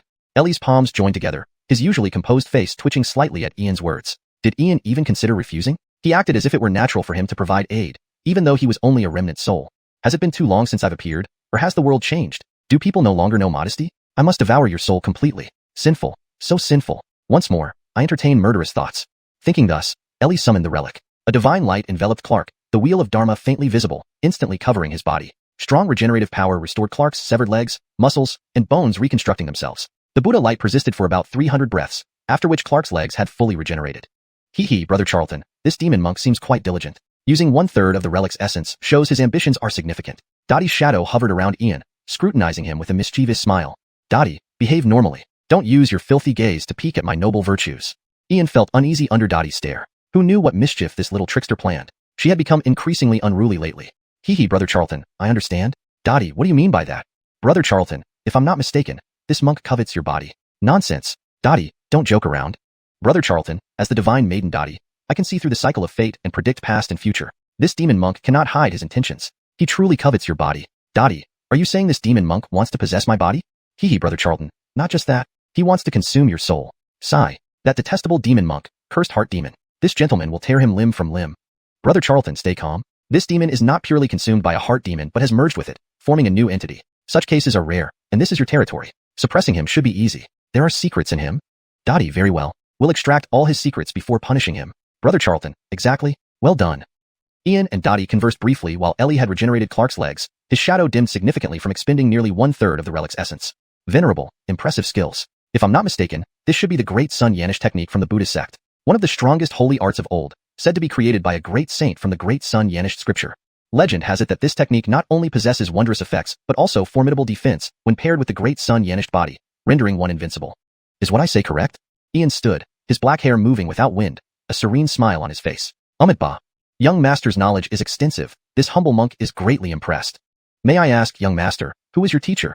Ellie's shadow visibly stunned, amazed by Ian. Knowing the founder of the great Sun Yanish technique meant the time span of 10,000 years had not erased knowledge of it. This youth's origins were certainly remarkable, and swallowing him would be a feast.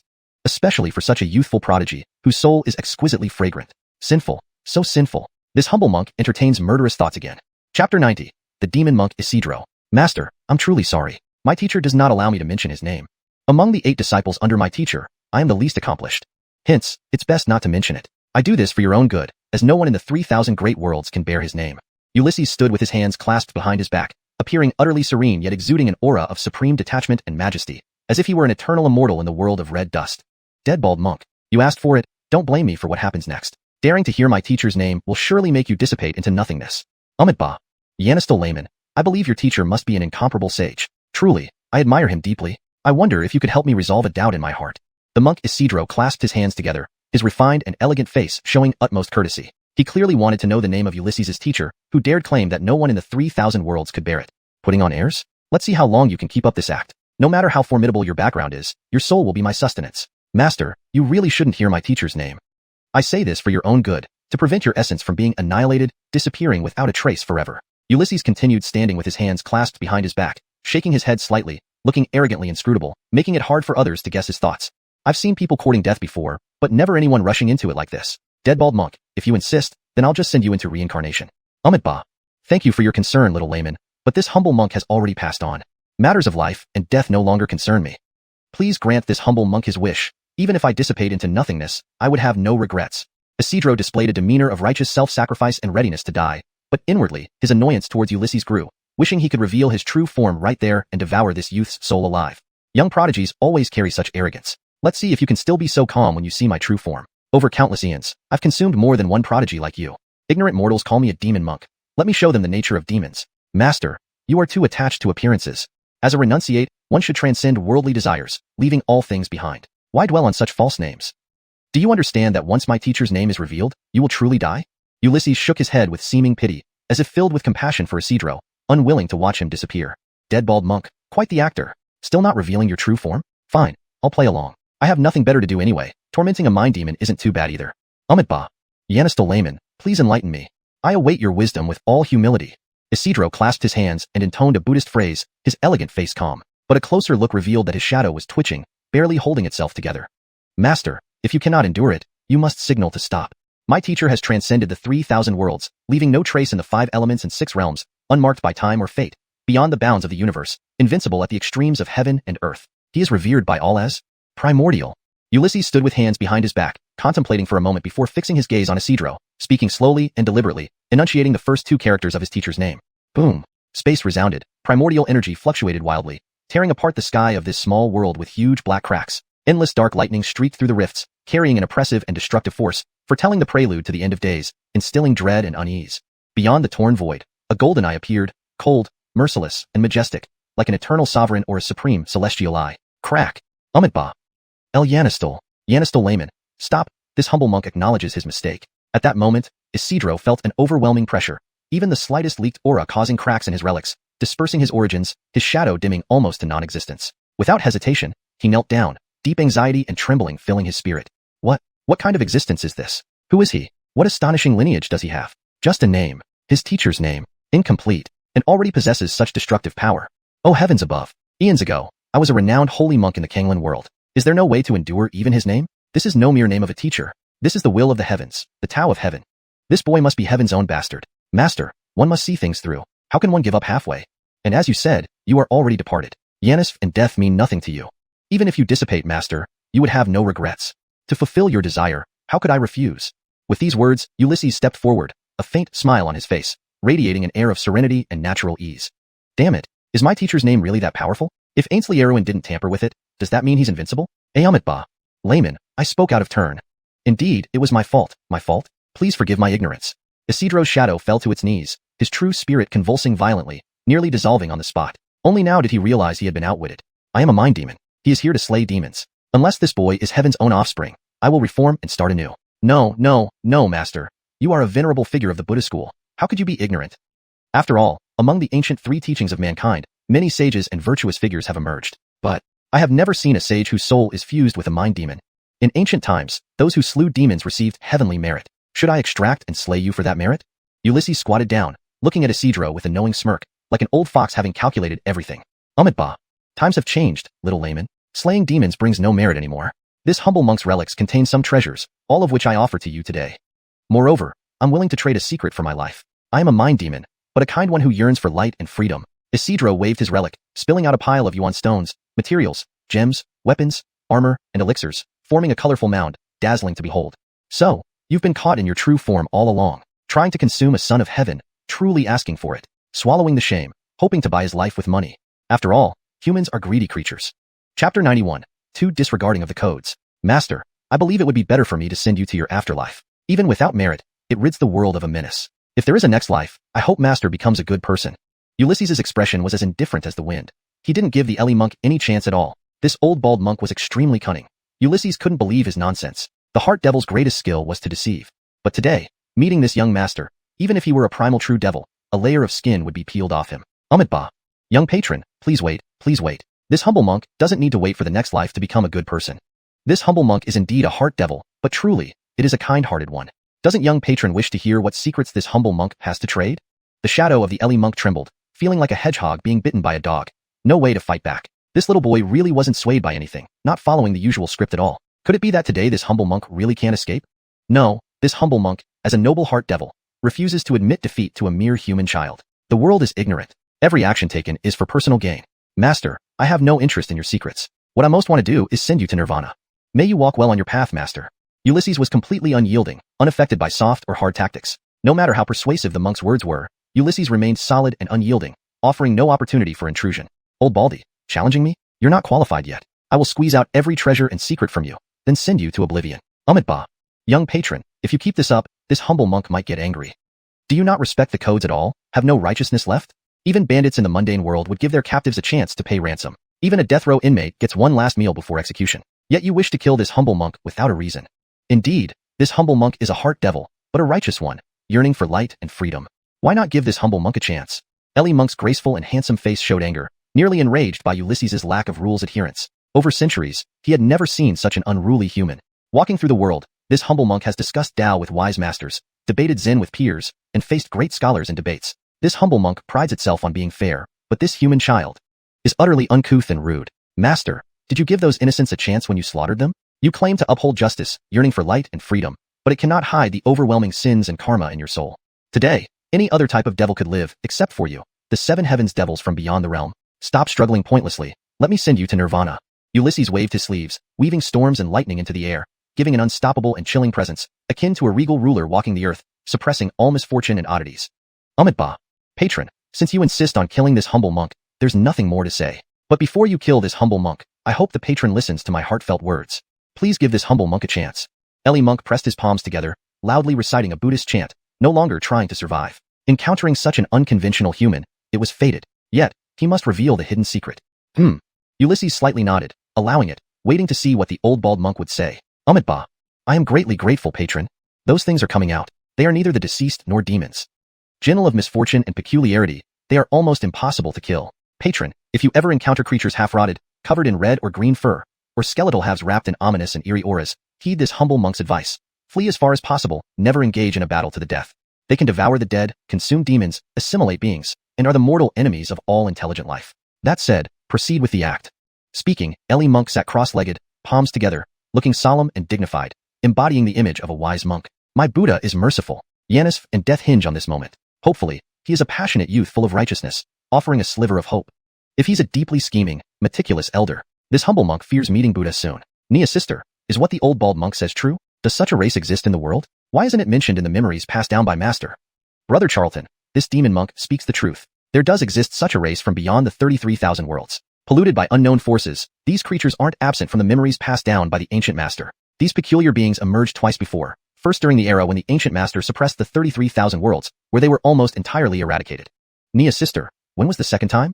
Brother Charlton, the second time they resurfaced, they were thoroughly wiped out by the Matilda, who suppressed the 33,000 worlds manually. If what the old bald monk says is true, perhaps the Matilda?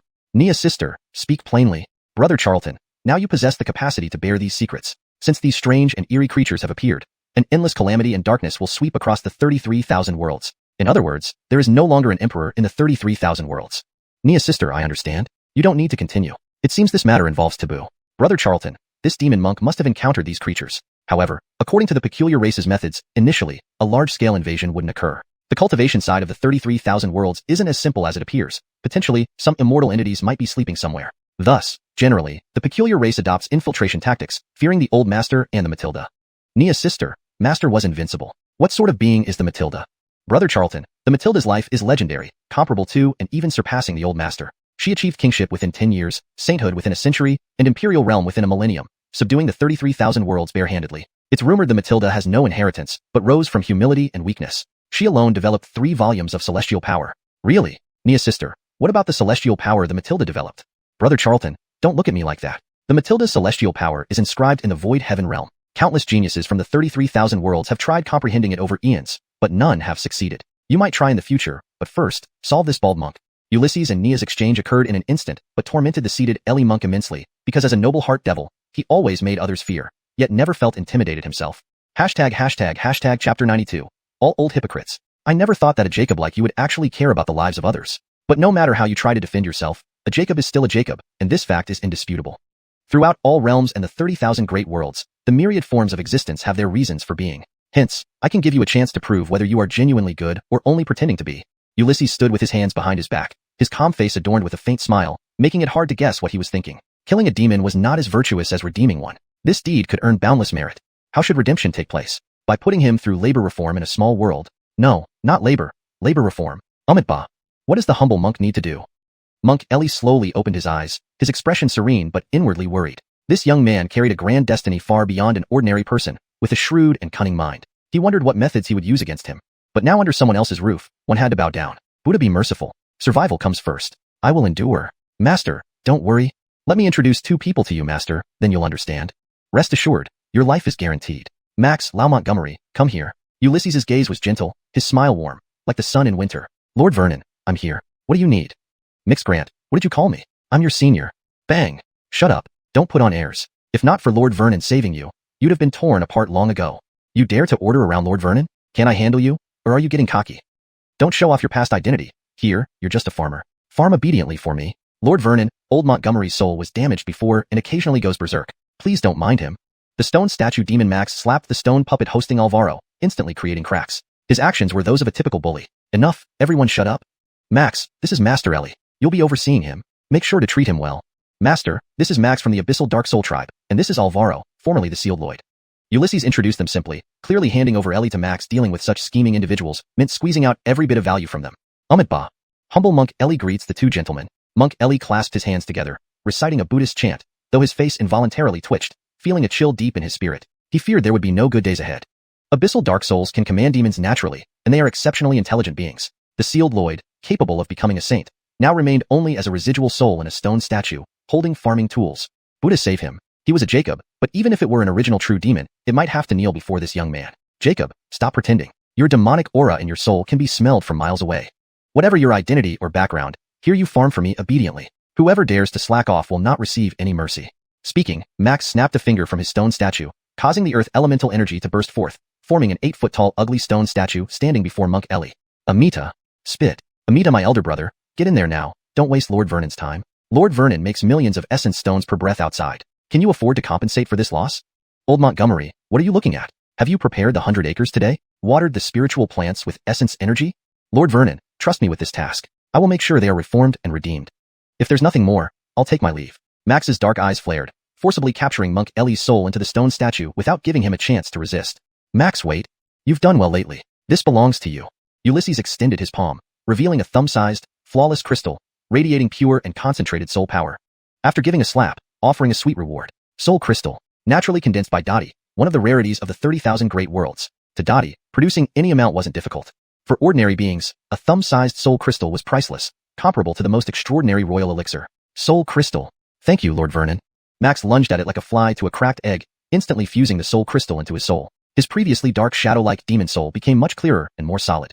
Soul crystal. Lord Vernon actually possessed soul crystals, which only the Soul Clan produced in the 30,000 great worlds. Every century, they sold only 10,000 units in the Heavenly Void Realm market. It was rumored that orders from the last trade session were scheduled 3 millennia in advance. Soul crystals enhanced soul quality and healed soul injuries without side effects. Even for saints, soul crystals offered immense benefits. At this moment, Alvaro and Monk Ellie were stunned. They recognized the soul crystal instantly, seeing it enhance Max's soul strength by at least 30% and his soul quality by at least 10%. Lord Vernon actually possessed soul crystals, unique to the Soul Clan. Heaven above, Buddha above. What sort of monster is this? Fine, go work. Take charge of the small world. A mere soul crystal is nothing. 1 month later, expand the small world by half, break the dark soul limit, allowing you to become a king or saint. If you triple its size, I'll teach you a saint cultivation method. If you expand it tenfold, I'll impart you a holy art. Max, what I possess surpasses your imagination. Ulysses stood with his hands behind his back, his black hair unruly despite the lack of wind, a faint smile playing on his lips, like an eternal celestial figure. Lord Vernon, I understand. I will not disappoint you. Max, motivated, dragged the stone statues of Ellie and Alvaro towards the depths of the small world. Anyone would be moved by Lord Vernon's system of rewards and punishments. Hee, Brother Charlton, you're becoming more like the old master every day. Dottie, what kind of person is our master? Brother Charlton, you and the old master are both old hypocrites. Ulysses nearly choked on Dottie's words. Wasn't that nonsense? An intellectual called it tactfulness, not hypocrisy. Chapter 93, Theodore, Carrie. In the side courtyard of Ainsley's Pavilion, 2 young men of similar age sat opposite each other playing a game of Go. One wore blue brocade robes, and the other wore a purple long robe. One furrowed his brows in deep thought, while the other gently fanned himself with a folding fan. Brother Gerald, you are indeed superior. I admit defeat, said the youth in blue brocade, a wry smile on his face. Despite the 1-move difference, a loss was a loss. This was the nature of the game. 1 move off, and the entire board could be lost.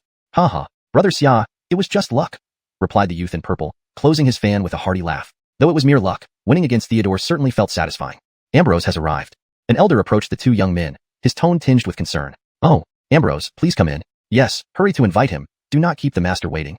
The 2 youths spoke in succession, exchanging glances. With their status and position, they did not fear Ambrose, but proper etiquette demanded that they show respect. One was the 7th Orin of the Great Xia ancient kingdom, and the other was the 3rd son of the Gerald family, who were behind the Ainsley's Pavilion business. Yet neither had any right to ignore the Rune Master Guild. There's no need. This old man has already arrived. The 7th Orin of the Great Xia ancient kingdom and the 3rd son of the Gerald family. Quite an impressive display of arrogance. I wouldn't dare ask for your audience, for fear that you would break my legs. Before the words faded, Ambrose appeared, hands clasped behind his back. His tone was filled with coldness and uncontained fury. You 2 brats still dare to relax here? You've already made a mess of things so bad that even heaven can't save you now. Master, please forgive us. We have just arrived in Tianyun City and did not know you were here. We failed to pay our respects promptly. Please be understanding. Master, you're too kind. Don't mind our indiscretion. Tea will be served immediately. Theodore and Carrie immediately knew something was amiss upon seeing Ambrose, and hurriedly bowed apologetically. Rune Masters from the Rune Master Guild were known for their eccentric temperaments, and such reactions were common. A calm demeanor would be more alarming. No need. This old man came here today with a message for the two of you. By sunset, go to the Lawn family residence and cut off your own legs as penance. With that, Ambrose flicked his sleeve, giving them a cold stare before turning to leave. Prepare for your deaths. No one can save you now, not even the great Xia ancient kingdom or the Gerald family combined. What? Cut off our own legs as penance?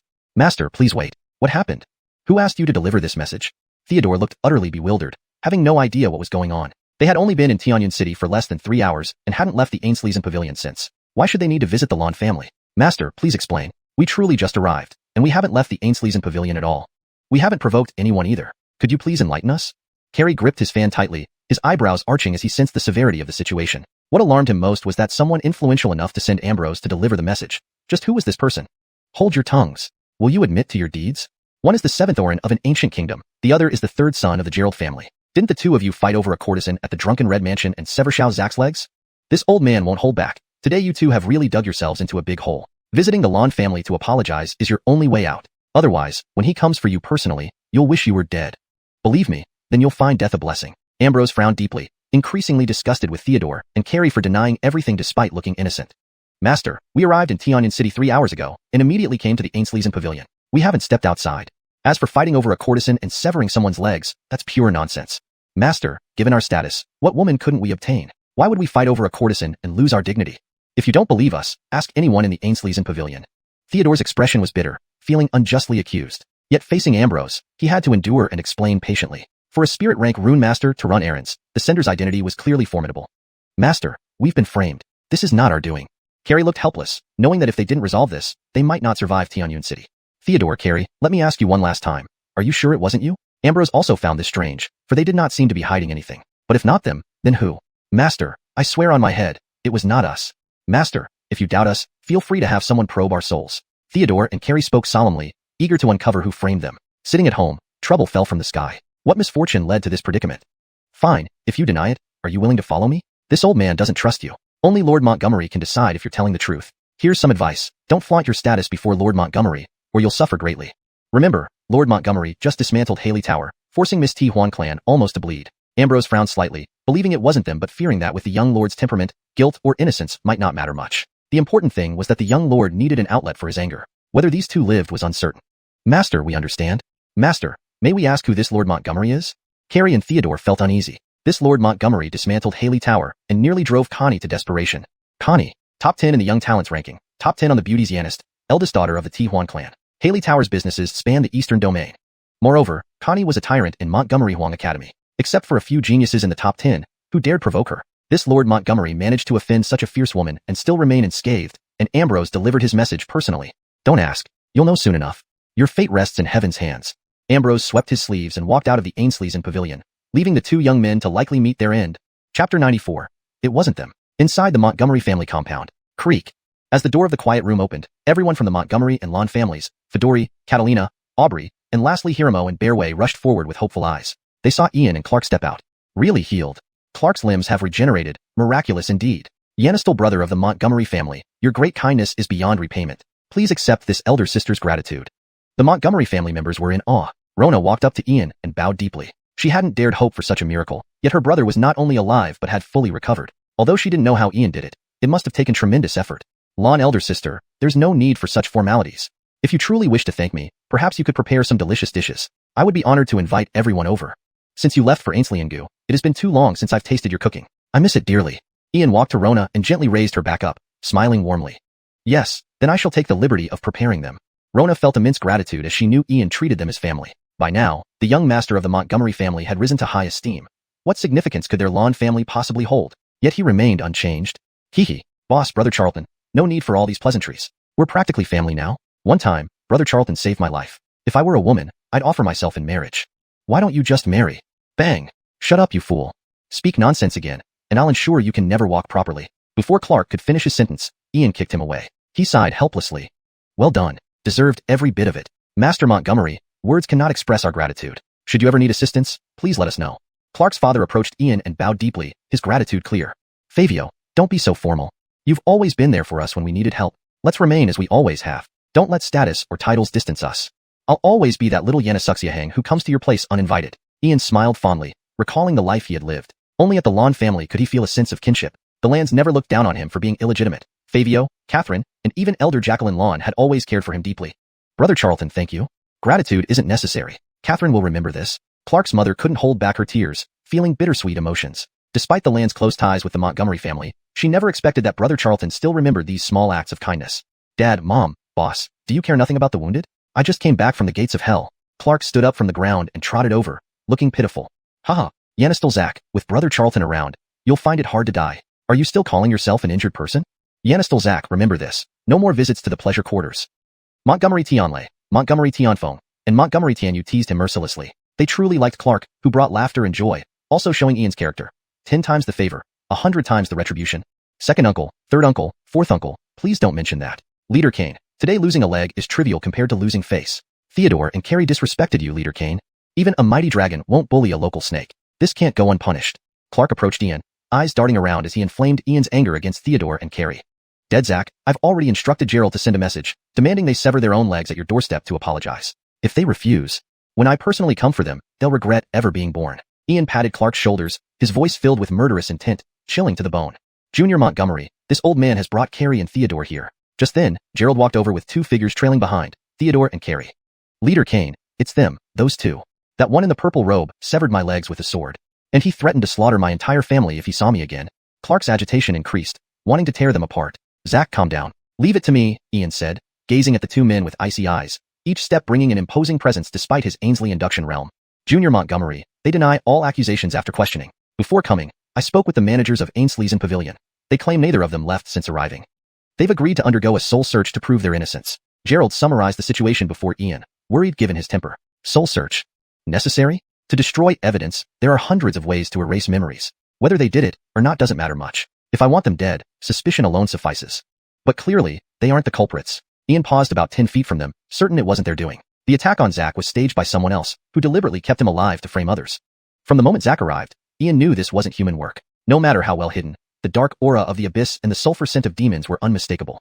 If guessed correctly, the assailant was a shape-shifting demon from the abyss and possibly another shadow demon. What? It wasn't them? Leader Kane, are you sick? In broad daylight, I wouldn't mistake this. Do you doubt me, Brother Charlton? Clark stepped back, confusion evident on his face, looking at Ian for answers. Chapter 95. The Golden Crow Flames Sky Fist. Zach, how could I not believe you? But sometimes what we see with our own eyes may not be the truth. From the moment Fedori came to deliver the message until I saw you, I actually knew that they were not the killers. Of course, I wasn't sure at first, but now I can definitely confirm it's not them. Ulysses stood with his hands behind his back, his expression extremely calm. There was a mysterious yet confident smile on his face, but he couldn't tell everyone about the demons that had already emerged and were right among them without causing great panic. Leader Kane, if it's not them, then who did this? Clark also calmed down. After all, he hadn't just met Ulysses today. He understood Ulysses' temperament very well. If these two were truly responsible, they wouldn't be here wasting time. They would have already attacked. Unknown for now. But the attacker came after me. You, Zach, were caught in the crossfire. Zach, I will handle this matter and give you an answer. You two should go back first. Ulysses glanced at Carrie and Theodore. If nothing went wrong, these two wouldn't make it to the Oddities Pavilion without being attacked, perhaps even unable to leave the street where the Montgomery family resided. Framing and eliminating witnesses. It's a simple but incredibly effective trick. Deformed demons, shadow demons. Let's see just how many more demons are hiding. Carrie and Theodore exchanged glances, both showing awkward expressions. They didn't know whether to leave or stay. They had thought their lives were in danger, but it turned out to be a false alarm. What surprised them more was the identity of this young man. In this courtyard stood Miss Rain Shen, Annabelle, Grandma Rain, Rain Popov, Gerald, and the Tian Huan clan's Miss Aubrey, as well as the Three-Eye clan's rune masters Davidson and Jamie. Improved version. What surprised them even more was the identity of this young man. Standing in the courtyard were significant figures, Miss Laney, Grandma Rain, Gerald, the Tianhuan clan's Miss Aubrey, and the Three-Eyed clan's rune masters Bearluo and Bearway. Explanation. 1. Simplified Rain Shen to Laney for better readability. 2. Used Grandma Rain instead of Mar Rain Shen Fedori to maintain consistency and clarity. 3. Change names to Pinyin for consistency and accuracy. 4. Reordered and simplified sentences for a smoother flow in English. Every one of them was a significant figure, yet they remained silent, clearly acknowledging the extraordinary status of the young man before them, who seemed to lead them all. The two men were third young master of the Gerald family and the seventh Orin of Great Xia ancient kingdom, seemingly prestigious backgrounds. But in front of these people, they were nothing. This was a dangerous situation, but also an opportunity.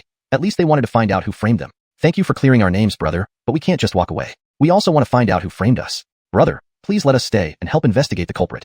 Carrie and Theodore bowed deeply, their words sincere and reasonable, embodying righteousness. Carrie, Theodore, keep quiet. Yanistal Lord Montgomery told you to go. Do as he says, no more nonsense. You should be grateful this isn't your fault and thankful that Yanistal Lord Montgomery understands justice. Otherwise, you wouldn't have walked out of here today. Fedori tapped her peachwood cane on the ground, creating a sound like thunder, shaking everyone's eardrums. You two fools still dare to linger here? Afraid of death? This little master is ruthless. Avenor him, and you'll be sent to the heavens in seconds. Fedori, there's no need to be angry. Carrie Theodore, please go back. Don't get involved, or you'll die. Ulysses approached them with an incomparably gentle smile, urging them to leave. Brother, please let us contribute our share. We don't wish to be defamed. Yes, please give us a chance. Theodore and Carrie were increasingly unwilling to leave. This was a rare opportunity. Although they weren't clear about his identity, based on everyone's attitude, he was undoubtedly someone significant. Are you really unafraid of death? What if the culprit isn't human? Yanisk the dead, or demons? Ulysses stepped up to them, whispering so only they could hear.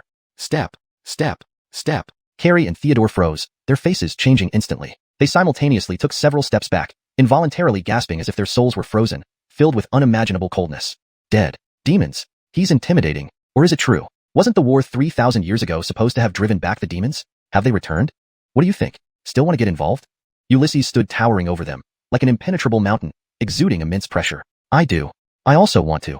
Theodore and Carrie exchanged glances, taking deep breaths to force calm into their hearts. After all, they were peak aerial realm experts almost reaching the pill-grasping stage, with exceptional mental resilience. Do you really not fear death? Ulysses remained with his hands behind his back, a faint smile on his lips. Everything is set. With them, it's enough to lure out the demon. If I were a shadow demon, I'd monitor them the whole time. Which means there might already be one lurking somewhere in the Montgomery family compound. Naturally we fear, but we're willing to try. As cultivators, we fear nothing. Theodore and Carrie spoke up, facing Ulysses' overwhelming pressure, choosing to advance instead of retreat. To fight against a mortal enemy race, even dying, honored their identity as human cultivators. Good spirit. But are you truly unafraid?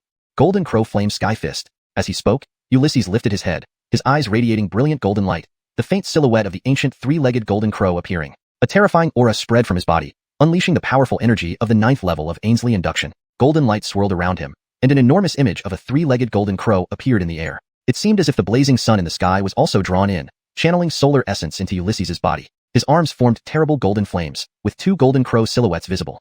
Boom! Yanisk thunder from the heavens. An explosive burst of energy erupted. Burning flames seemed to incinerate everything. No one expected Ulysses to attack suddenly. His fists penetrated the bodies of Theodore and Carrie, leaving marks of golden crow fist prints. Despite being at the peak of the aerial realm and having cultivated essence force, Ulysses' attack was horrifyingly powerful, derived from ancient beast martial arts. Their bodies flew backward like broken kites for dozens of yards, colliding with the southern courtyard wall. Surprisingly, they discovered they were unharmed apart from some disheveled appearances. I found you. 3 suns across the sky, golden crow blazing heaven. Ulysses' eyes gleamed with divine light, emitting an overwhelmingly fearsome aura. Behind him, the golden crow silhouettes split into 3, spreading their wings in the sky with screeches, emitting intense heat and terrifying radiance. Instantly, a shadow in the corner of the southern wall was locked in their sight. Chapter 96, Suppressing the Shadow Demon. Ah, Ian, you actually dare to ambush me. I will never let you go unpunished.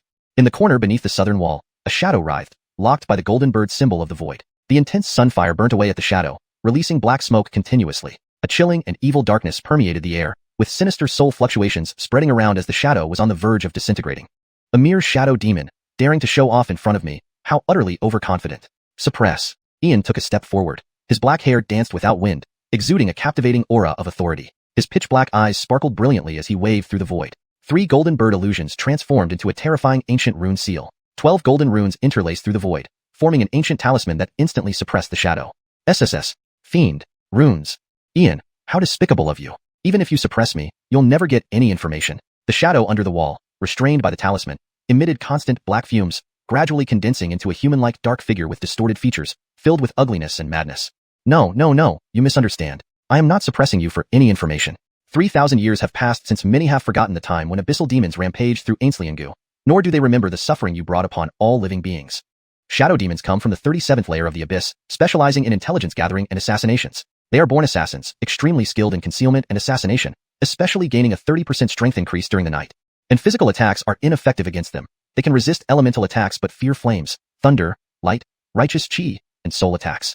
No matter which type of demon from the abyss, no matter how they hide their traces, they cannot conceal their innate dark power or sulfuric smell. The reason I determined that Carrie and Theodore were not the killers is because there was a faint sulfuric smell on C. Jameson's body. Though almost negligible, it didn't escape my notice. Brother Xia, Brother Gerald, my earlier move was out of necessity. Ian stood with hands clasped behind his back, as the unusual phenomena surrounding him had disappeared. Though he did not want to reveal the existence of demons too early, They had now brazenly infiltrated his family estate, treating it like a backyard, something he couldn't tolerate. Gulp. Big Brother Kane. Is this a shadow demon? Why would a demon target you? Clark watched the squirming shadow demon nearby, his gaze full of deep unease, never imagining that Big Brother Kane could provoke such entities. Yanistal friend Montgomery. What exactly happened? At this point, you should no longer hide it. According to the iron law of the 100 races, anyone encountering demons or undead must be killed without mercy. Master Bernice's expression changed, sensing an inexplicable pressure. Demons, absent for 3,000 years, had re-emerged and boldly infiltrated human cities. A terrifying event. If not seen today, it would be unbelievable.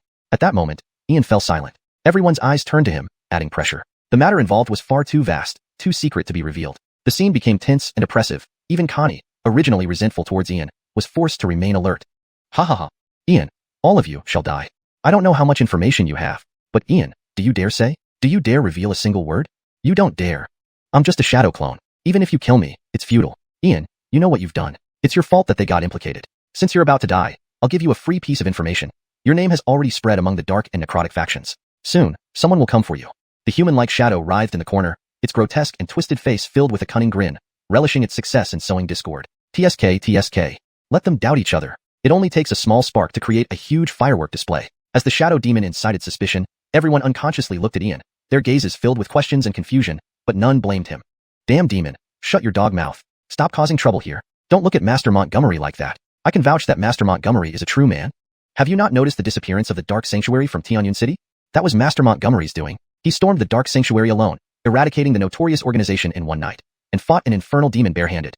My apprentice and I witnessed this with our own eyes. And who knows how many times he battled demons unseen. Just by seeing how this shadow demon hates him, I can assure that Master Montgomery has definitely slain demons and undead, foiling their plans. Master Montgomery bears no shame. As a master runecrafter, he defends against darkness without hesitation, protecting peace in these lands. A young supreme being, he stands alone against evil. If we doubt him, what kind of people are we? Master Montgomery, in combating demons and undead, please count us in. Though we may not be highly skilled, my Tri-Eye clan fears death not. Master Davidson roared passionately, his words resonating deeply, as only he and his apprentice had witnessed firsthand Ian's battle against demons. Master Davidson, you praise me too much. Such trivial matters are unworthy of mention. Guarding against evil and protecting all is simply the duty of a scholar.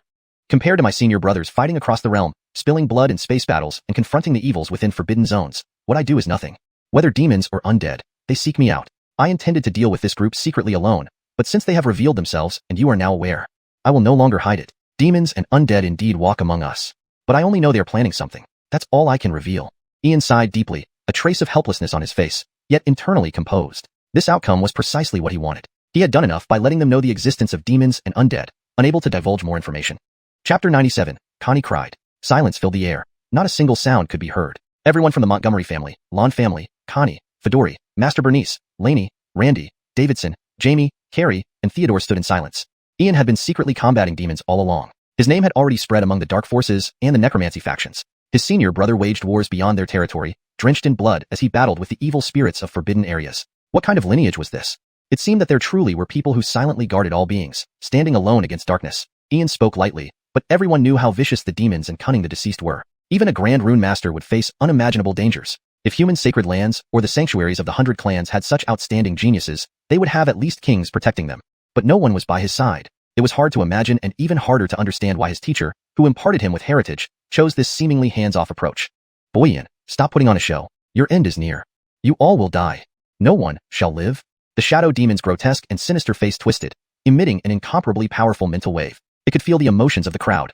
There was no fear or panic. Instead, everyone harbored admiration for Ian.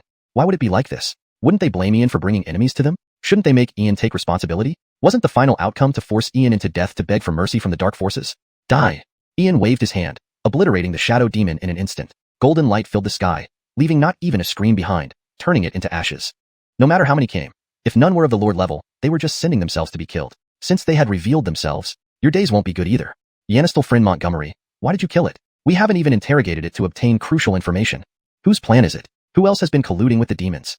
All these questions are still unknown. Master Bernice slapped his thigh, worry deepening on his face. After all, the demons now remained completely mysterious, lurking in the shadows, ready to attack at any time, causing a sense of impending doom. Master, it's impossible to make them talk. Even if they did, it would only be lies. Even if the demons come, they can't infiltrate the human cities on a large scale, at most similar to these shadow demons. You can rest assured. These demons are after me, not you. I wanted to remind you today when I forced the shadow demon to reveal itself. I hope you understand and do not spread this news to cause unnecessary panic. Ian stood with his hands clasped behind his back, his eyes sweeping across everyone present. He had given his warnings. What happened next was up to them. Master Montgomery, since the demons have come seeking us, why not strike first and eliminate them all? Brother Montgomery, what Xia said makes sense. Rather than sit and wait, we should act. We wish to contribute too.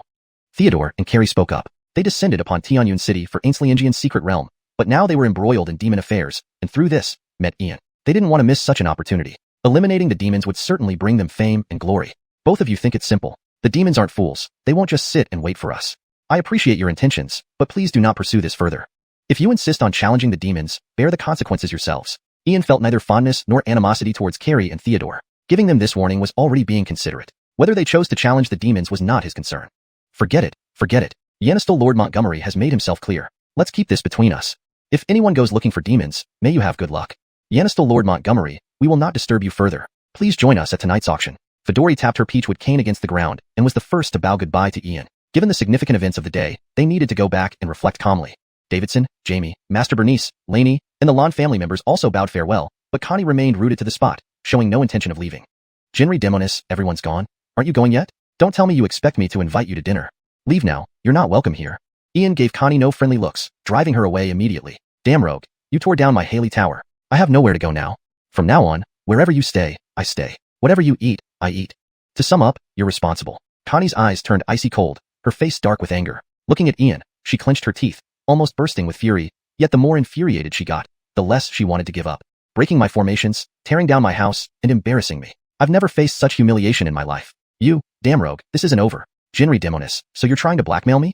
This is your own doing. Don't forget you owe me a bet. Now that you're in my home, still being so insolent? Wanna leave? I'll make sure you never walk out. Honestly, I'm short a tea-serving, bed-warming maid. You seem perfect for it. Ian stood with his hands behind his back, a smug smile on his face, closing in on Connie step by step, acting every bit the arrogant young master. This Fury Demonis actually dared to defy him. Looks like she needs a lesson. Stop right there, rogue.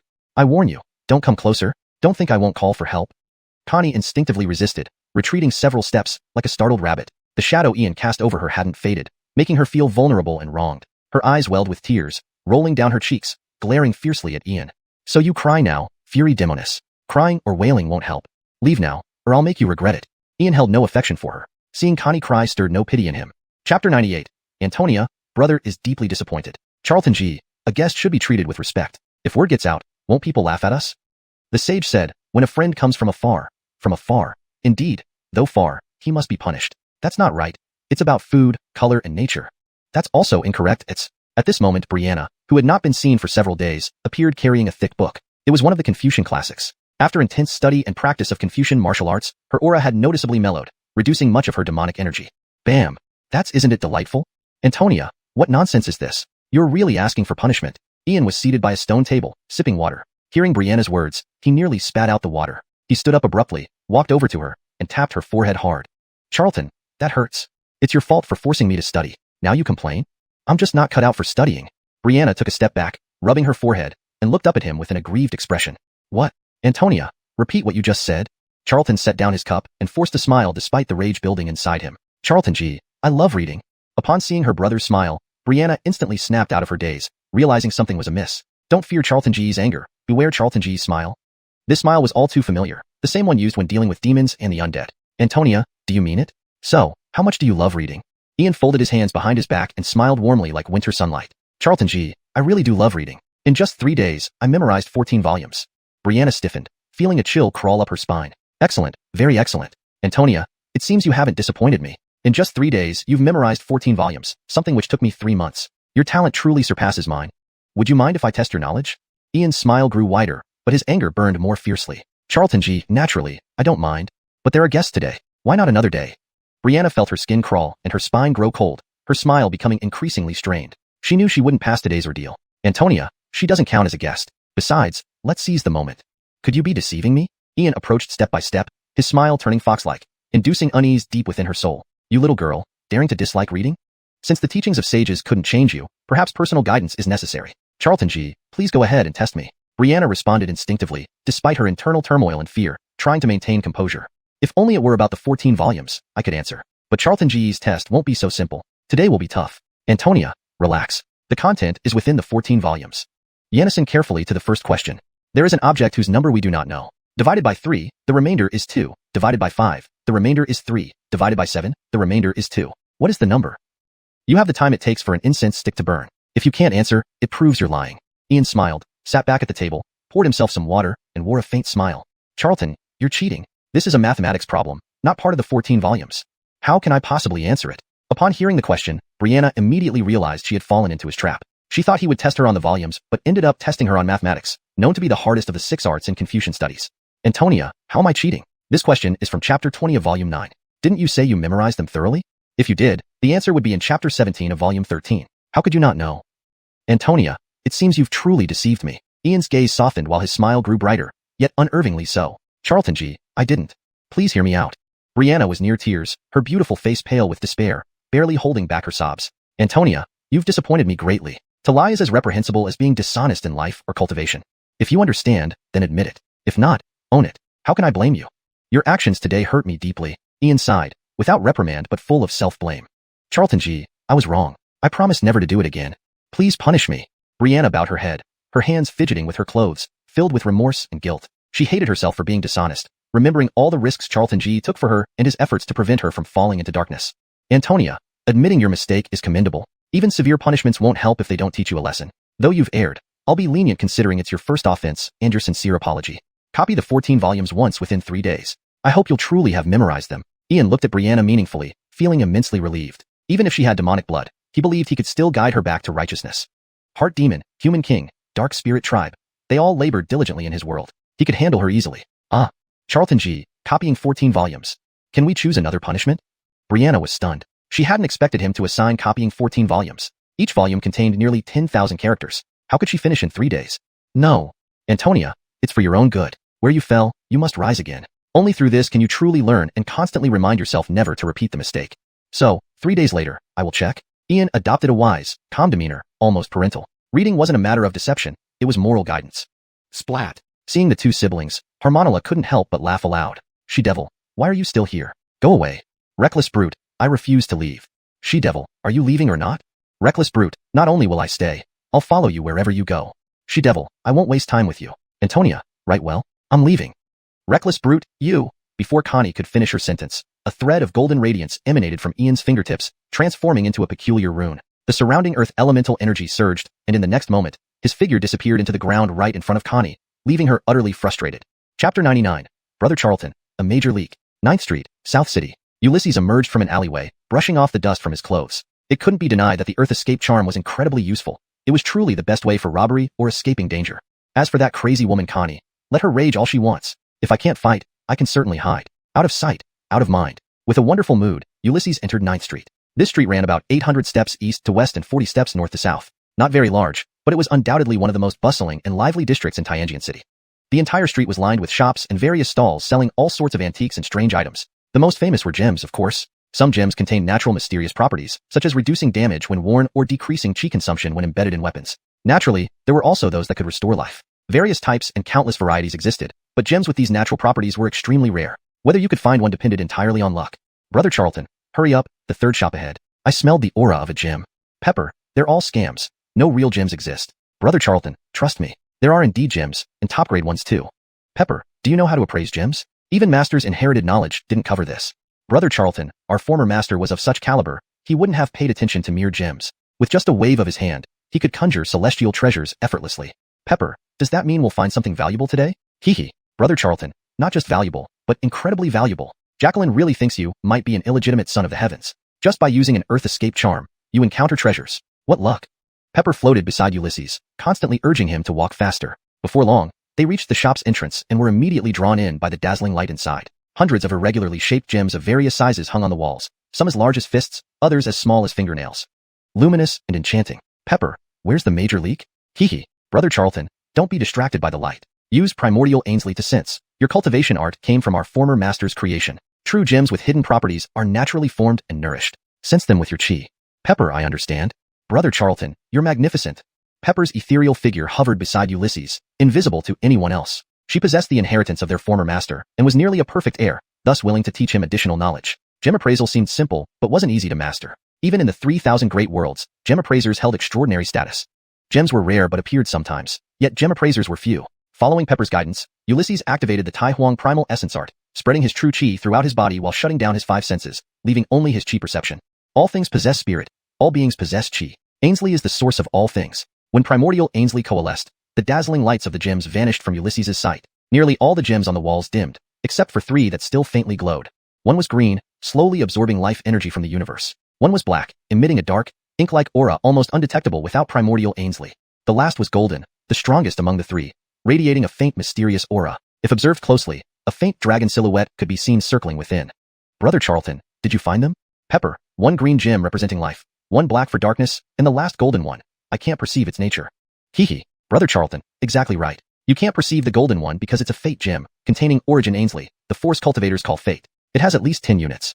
Pepper, can fate force manifest? Brother Charlton, not well versed, huh? Fate force can manifest and even be traded in some worlds. This single fate gem could exchange for 3 legendary holy weapons. Until now, I've never seen anyone naturally possess fate force. Yanis comes first, then destiny, then feng shui. If fate is strong enough, it can alter destiny. Pepper, what specific effects does fate force have? Brother Charlton, it's profound. At the grandest scale, it can stabilize royal clans and immortal lineages. At the smallest, it can turn misfortune into fortune or make you find money. Simply put, if someone has enough fate, over 100 units, anyone who dares to attack them will suffer divine retribution. The stronger the attacker, the worse the disaster. Ordinary people might choke on water or hurt themselves when they fart. Pepper, isn't that invincible? Brother Charlton, not necessarily. You should know that fate can be stripped away. When our former master roamed the world, he killed countless heavenly sons. Brother Charlton, I was just talking nonsense. Pretend you didn't hear. Pepper, calm down. I heard nothing. But tell me how to strip fate. Brother Charlton, with little sister around, no so-called fated son can affect you. I'll take care of stripping their fate, and you handle the looting. Afterward, we split 50-50. Ulysses nearly vomited blood. Looking at the naive-seeming yet ruthless and relentless Pepper, he realized she must have done similar things with Master before. Her skilled approach was professional. Isn't this second young Master Montgomery? Such a rare guest. Your honorable arrival. I failed to welcome you properly. Please forgive me, second young Master Montgomery.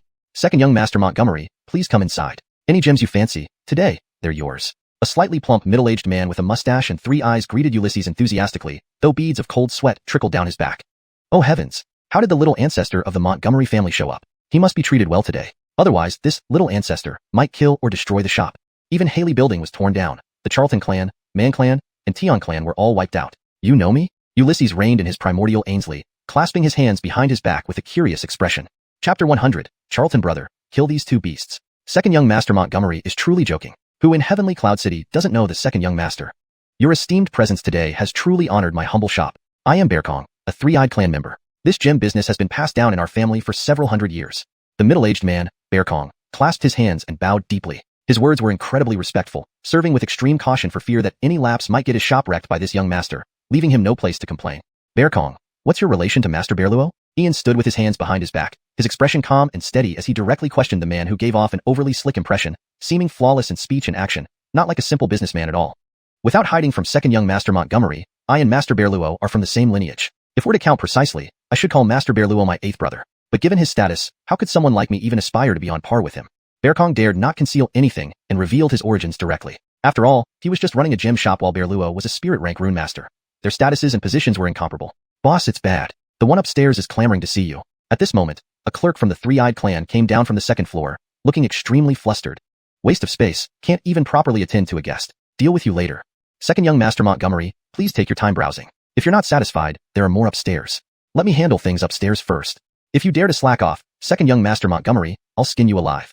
Bearkong rebuked the clerk, instantly feeling overwhelmed, not knowing why 2 little masters appeared at once, both being more troublesome than the other. The one upstairs was somewhat manageable, being a descendant of the 100 clans, but this downstairs little master, his intentions were hard to fathom. Go busy yourself. Clerk, hand over the green, black, and yellow gems to me. Ian nodded slightly, his surface calm but inwardly skeptical. Bearkong seemed to fear him somewhat, yet he had always had a good reputation in Heavenly Cloud City. Second young Master Montgomery, here are the gems you asked for. The total price is 8,000 origin stones. The 3-eyed clan clerk took out the 3 gems and placed them on the table, stating the price directly. 8,000 origin stones, quite a fair price. Can I pay with a Precious Treasure Pavilion Chamber Origin Stone card? Ian took out the Precious Treasure Pavilion Chamber Origin Stone card from his palm, as only the Origin Stone cards issued by Precious Treasure Pavilion and 100 Clans Commercial Alliance were widely accepted in the Eastern Domain. Second young Master Montgomery, certainly. Both the Precious Treasure Pavilion and 100 Clans Commercial Alliance Origin Stone cards are widely accepted. However, using the Precious Treasure Pavilion card incurs a 10% handling fee each time. Similarly, using the 100 Clans Commercial Alliance card in human shops also incurs a handling fee. Please swipe your Origin Stone card across this crystal for the deduction. The three-eyed clan clerk took out a crystalline stone filled with runes and placed it in front of Ian. Clerk, payment and goods have been exchanged. After swiping his origin stone card, Ian paid 8,800 origin stones. Although the 10% fee was indeed expensive, compared to the value of the 3 gems, it was negligible. Hold it. Human brat, drop the gems in your hand. One touch and old man will chop off your hands.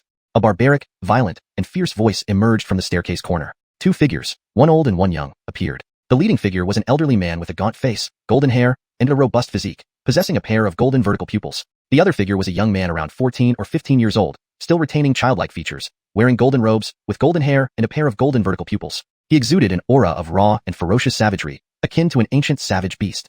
You want to try? Ian slowly extended his hand onto the counter, grabbed the 3 gems, and placed them into his spatial bag before fixing a chilling gaze on the old and young men before him. I thought they were something else. Turns out they're beasts. Despicable human race, daring to ignore old man's warning. I see you're tired of living. If you don't want to die, kneel and surrender the gems immediately, begging for our young master's forgiveness. Utter even a word of refusal, and old man will sever your head from your body. The old man's golden vertical pupils narrowed sharply, emitting an overwhelming, savage, and violent aura that enveloped the entire gem shop, causing cracks to appear on the walls and floor, demonstrating the terrifying prowess of a core formation realm grandmaster. This I can endure. This I cannot bear anymore. Brother Charlton, kill these 2 beasts. How dare a mere beast roam the territory of humans arrogantly? If not for the rule constraints, I would definitely revert them to their original form and roast them on the spot. Jacqueline Sienna, you're actually angry too? Brother Charlton, though I'm a spirit artifact, I have my temper, alright? Back when I accompanied the old master traversing the world, never mind these 2 mongrel lions, even the 9-headed golden Xianxia clan almost went extinct under the old master's hands. Jacqueline Sienna, let me handle this. Brother Charlton, kill these 2 beasts. Sienna was seething with rage, her previously wonderful mood completely ruined by these 2 beasts. Just a couple of mongrel lions, who gave them the courage to say such things. It was outrageous. Beasts remain beasts, even if they wear human skins. Leave if you don't want to die. Dare to utter another word, and you'll end up skinned, gutted, and roasted. With a flick of his sleeve, Ian unleashed a piercing sound that echoed like thunder, brimming with unmatched sharpness, showing no sign of weakness against a core formation realm grandmaster. Human brat, you seek death? Uncle Yale, hold it, let me deal with him. If you kill him, it will stain your name as bullying the weak. Let me execute him. As the elder was about to act in furious anger, the golden-haired youth stopped him. A matchless arrogance spread over his youthful face, his golden vertical pupils filled with intense killing intent. Insults to the golden Xianxia clan must be avenged. We carry the bloodline of the 9-headed golden Xianxia clan. A lowly human mongrel dares to challenge us face to face. He must die today. Get out. On the battle arena, I'll slay you. Ian was also roused with anger, his black eyes emitting a fierce, unparalleled light like a returning ancient supreme. Beast, not extracting flesh, bones, and blood from you, roasting you on the spot. This young master won't be able to show his face ever again. Despicable human. On the battle arena, I'll send you to hell. The golden-eyed youth's vertical pupils contained murderous intent, full of cold-blooded cruelty and savagery, making people shudder uncontrollably. Hashtag chapter 101. Bastard curses you. What happened? Where's young master Ian? Bear Kong descended from the 2nd floor, but he did not find Ian or the old and young members of the golden Xianxia clan. Instinctively sensing that something bad was about to happen, he hurriedly turned to the dumbfounded shop assistant. Shopkeeper, young master Ian. The 3-eyed clan assistant dared not hide anything and recounted everything in detail. What? A combat arena, a life or death duel. Oh no, this is serious. We need to inform Master Davidson. No, I'll go myself. These 2 little ancestors, if anything happens to either one, I can't take the blame. Bear Kong's face changed drastically. He rushed out of the shop without any further ado and headed towards the 100 Clans Merchant Alliance. Leaving aside Ian for now, everyone in Tianyan City knew who he was. As for the young member of the Golden Xianxia clan, Giselbert, he was only 15 years old yet, had already been admitted into Montgomery Huang Academy, reaching the 6th level of innate strength. Rumors said he possessed divine golden blood from the 9-headed golden Xianxia clan. More importantly, his brother Dave was ranked 5th on the Eastern region's list of outstanding youths and was a peak core formation powerhouse. He was even sought after by the Brightness Sacred Hall, possibly to compete for the next generation's Atom.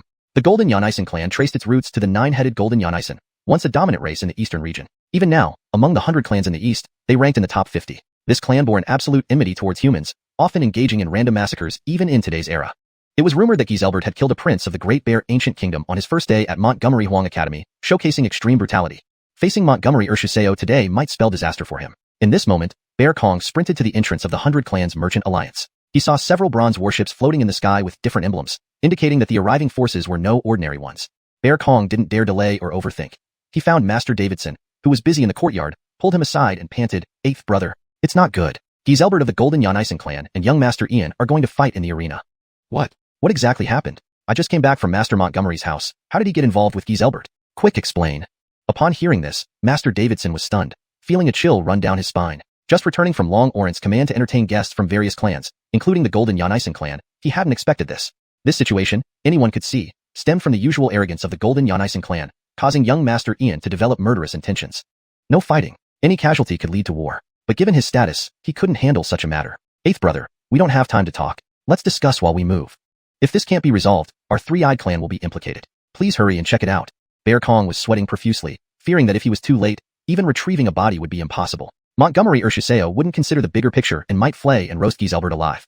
Alright, hopefully, we're still in time. Master Davidson, also in a rush, inadvertently bumped into a towering figure. Isn't this Master Davidson? Why such a hurry?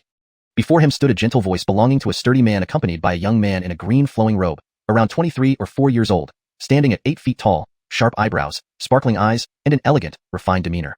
Second Orin Corbin. Tian Clan's second young master, elder sister Lyra's younger brother, also from Montgomery Huang Academy. At 23, he was already at the 7th level of core formation, known for his humility and lack of interest in fame or power. Thus, he wasn't listed on the talents Yanist. From age 14 to 18, he had studied at St. Tian Sect, the dream place for human scholars in the eastern region. The second young master never engaged in conflicts and was highly regarded among the 100 clans. Master, forgive my distraction. I must excuse myself for an urgent matter. Davidson bowed respectfully to the young man, feeling extremely uneasy, surprised to encounter the second Orin. Orin Corbin, as long as we resolve this issue, I'll introduce you to him. No time to waste, let's go. Without further ado, Master Davidson took off into the air, transforming into a beam of light. I'll report back to Elder Jacqueline. I'll be right back. Shue Ellie glanced back at the sturdy man, then followed suit, his speed unimaginably fast. At the city's combat arena, boom. Human scum, come up here and die. Giselbert leaped onto the platform, his golden vertical pupils filled with lethal intent, clearly seeing Ian as an archenemy. Bastard, who are you cursing? Ian, standing calmly with his hands behind his back, gracefully landed on the platform, a composed smile on his face. Bastard curses you. Giselbert retorted, his face turning ugly with anger, yearning to tear Ian limb from limb. Damned bastard, daring to insult me. I'll make you suffer before you die. So, you are the bastard. Beast is still a beast. Indeed, still a beast under human skin. Come on, I'll give you the first move. Ian stood calmly, a detached smile on his face, steady like an old dog. Chapter 102. Ian vs. Giselbert. Despicable human, prepare to die. Golden St. Yonisen fist. Giselbert's figure surged forward instantly. The overwhelming, brutal, and malevolent blood energy spread out, exuding an extremely terrifying aura, as if an ancient beast had revived. The blood energy churned, forming the vague silhouette of a colossal golden lion in the air. A surge of golden true chi erupted into a terrifying fist-shaped imprint, directly transforming into a phantom golden lion. It tore through the air at incomprehensible speed toward Ian. Beasts remain beasts. Indeed, they need proper disciplining. Vast cosmos, righteousness endures. One word can summon divine law. Righteousness governs the universe. The character shield. Ian stood with his hands clasped behind his back, facing Giselbert's fearsome boxing technique. A golden book appeared deep within his pitch-black eyes. Instantly, an ancient scroll emerged from his forehead, swirling with characters that emitted immense righteous energy. The golden scroll hovered in midair, revealing ancient characters which sketched out a massive shield symbol. In the next instant, the gathered righteous energy solidified the character into a gigantic white shield, blocking the space just in time to intercept the golden lion manifested by Giselbert. Trash, so you are one of those impoverished scholars. I won't let you off easily now. With your mere Ainsley induction stage, see how long you can block my attacks. Divine Yonisen roar. Seeing his attack fail and recognizing Ian's lineage, Giselbert grew even more savage. Advancing 3 steps, his golden hair danced wildly. Cold intent filled his vertical pupils as an incomparable roar reverberated, rippling through the arena. Bastard, see if you still live. No matter what tricks these poor scholars have, none could withstand my divine Yonisen roar. Beasts remain beasts, even when transformed into humans. One word can summon divine law. Dragons awe all creation. The character dragon. Ian remained unperturbed like an exalted saint. Reciting an ancient spell from the scholarly tradition, he flipped another page of the golden holy book above his head. Characters intertwined to form a massive dragon. In the next moment, a celestial white dragon, tens of yards long, materialized in the sky, emitting a majestic roar that shook the heavens, radiating sacred and luminous power. Yenisen's roar. Dragon's cry. 2 terrifying sound waves clashed on the arena, visible ripples tearing through the space. The platform ground within 9 feet began to crack, and the iron railings around it crumbled under the sound waves. No one dared to come within 30 feet except for the elder of the Golden Yonisen clan, who watched silently.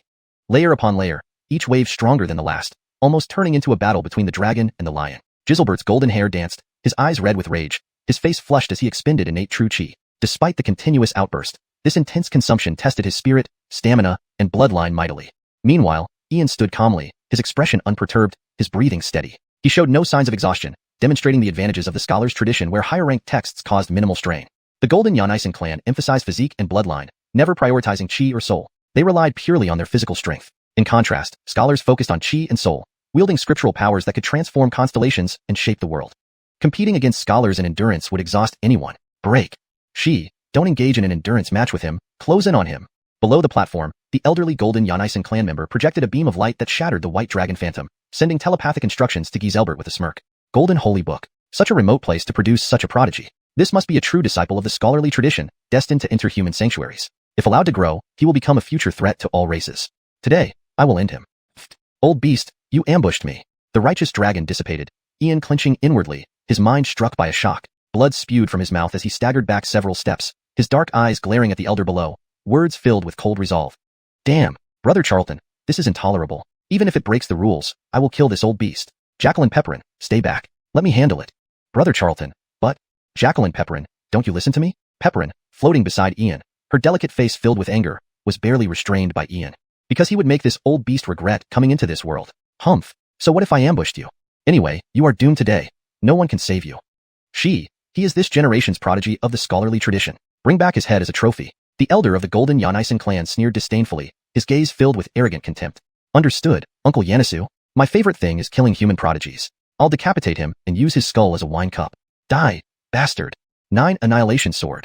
Giselbert's face twisted in ridicule as golden true chi flowed from his body. An intricate hand seal formed, conjuring a 10-yard-long sword shadow behind him, exuding a chilling, formidable sword intent. Energy swirled, transforming into a terrifying golden blade that locked onto Ian's head, sweeping towards him. Smack. Suddenly, a crisp and loud noise resounded. A filthy cloth shoe slapped onto Giselbert's face, leaving a bruise as his nose collapsed, and 2 streams of blood trickled down. He staggered back 7 to 8 steps, losing control over the sword which dissipated into the air. Who? Which bastard dared to ambush? Smack. Before Giselbert finished speaking, another dirty shoe struck his face, throwing his entire body off the platform, crashing heavily onto the ground. Outrage. Fair duel. Yet you dare interfere. Get out here. The elder below roared furiously, projecting an intense presence. A golden divine lion hovered nearby, its ferocious and lethal aura seeming capable of slaughtering everything in sight. Chapter 103. Your Great Benevolence. Bang! A white bone covered in flesh shards flew through the air, smashing into the face of the elder from the golden Xian Shen clan. The immense force pushed him back 7 or 8 steps, leaving his face drenched in blood, his nose flattened, and spots before his eyes. He nearly fell to the ground. Who? Who is it? Show yourself. Attacking from the shadows, what kind of skill is that? The elder clutched his broken nose, enduring the excruciating pain on his face, roaring into the void with golden vertical pupils filled with menacing energy. That indeed doesn't count as a skill. But this old man has learned from certain beasts. You allow yourself to attack in the dark. Why shouldn't I follow your example? At this moment, a lethargic voice rang out. On the roof, 30 zhang away from the arena's opposite side, an elderly figure reclined lazily, stretching his limbs. His unkempt hair was matted, his face smeared with grease, his left hand holding a roasted chicken, and his right hand gripping a yellow gourd. His clothes were tattered, and his feet were bare, caked with mud. Vile. Bang. What Orlando said is true. A beast remains a beast, even if it wears human skin. With such arrogance and tyranny, let me teach you how to be human. Before the elder could finish speaking, a tile flew through the air, smashing into his mouth and filling it with blood, knocking teeth to the ground.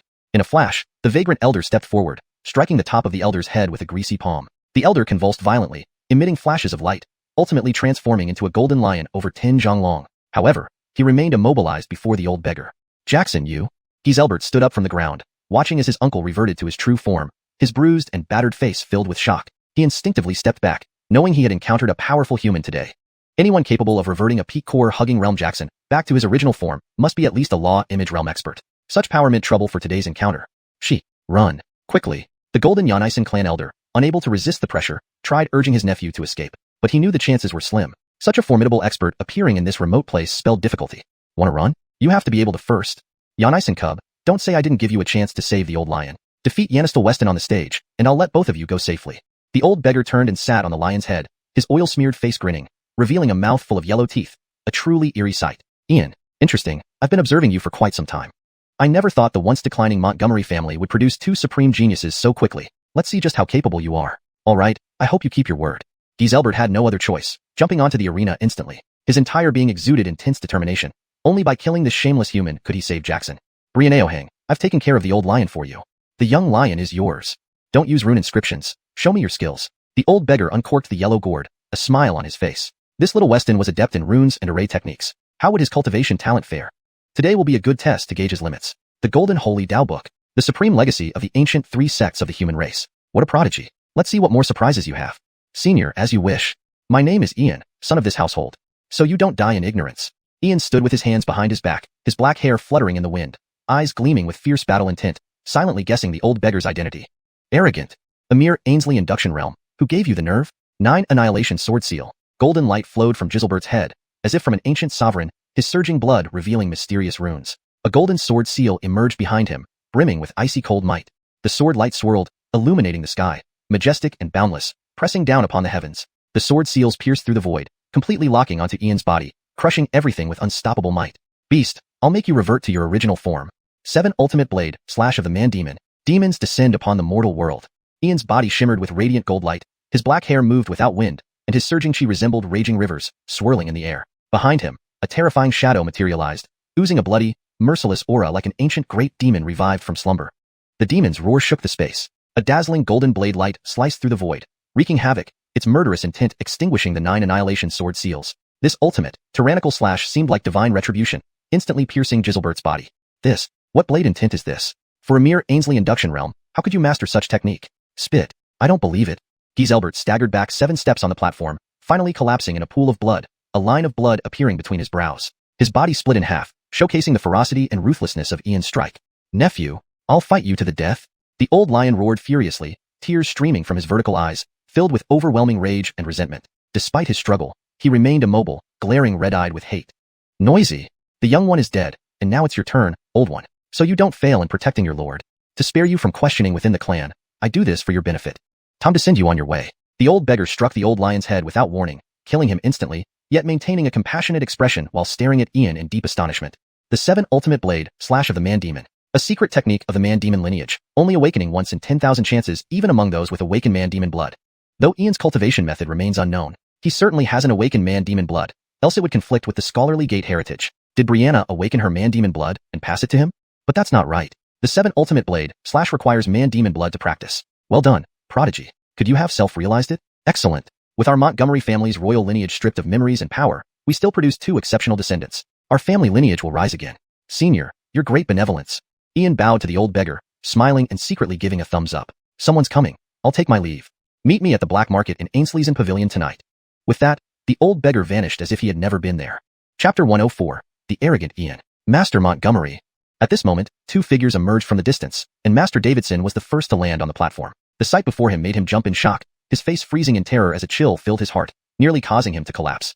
Dead. Both of the Golden Xianxia clan members were dead. Heaven above. Less than half an hour had passed, and they were already killed by this troublemaker. Oh no. This would be a major issue now. The Golden Xianxia clan was invited by the Matilda Orants to attend the Azure Cloud secret realm, but they died just as they arrived at Heavenly Cloud City. Crack.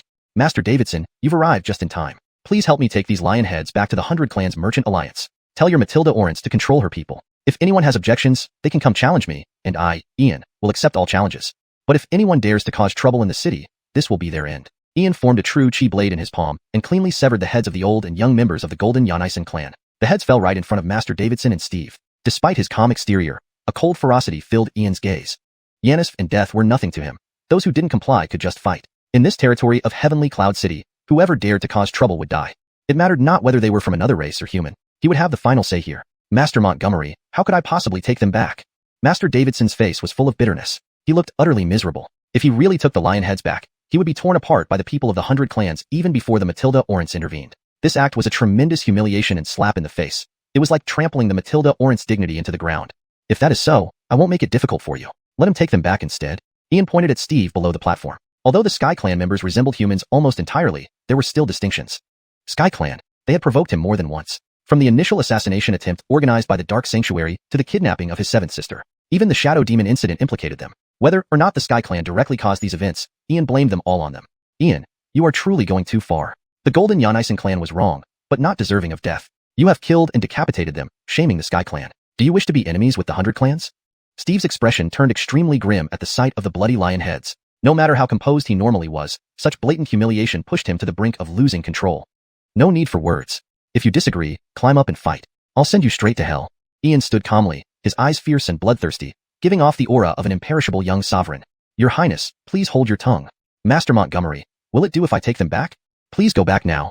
Seeing the situation escalating, Master Davidson immediately tried to soothe tensions, fearing that Steve might challenge Ian again. Once they stepped onto the platform, anything could happen. 2 lions were already dead. He didn't want the second Orin to meet the same fate. He hadn't seen how ruthless Ian could be, and if Steve went up, he wouldn't last a minute.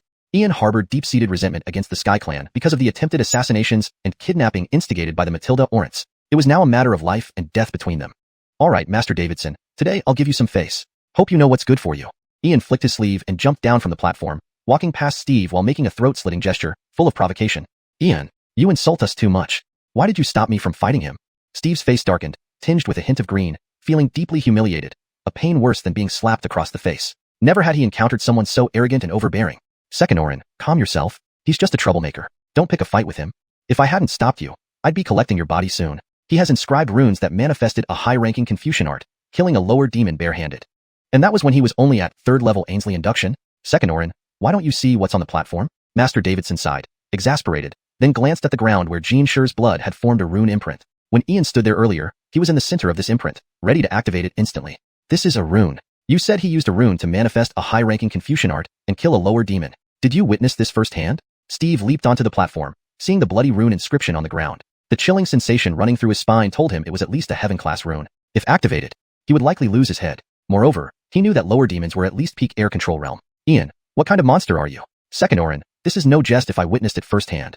Furthermore, according to my observations, Master Montgomery may not be just a great rune master, but possibly a quasi-emperor rune master, or even an emperor rune master.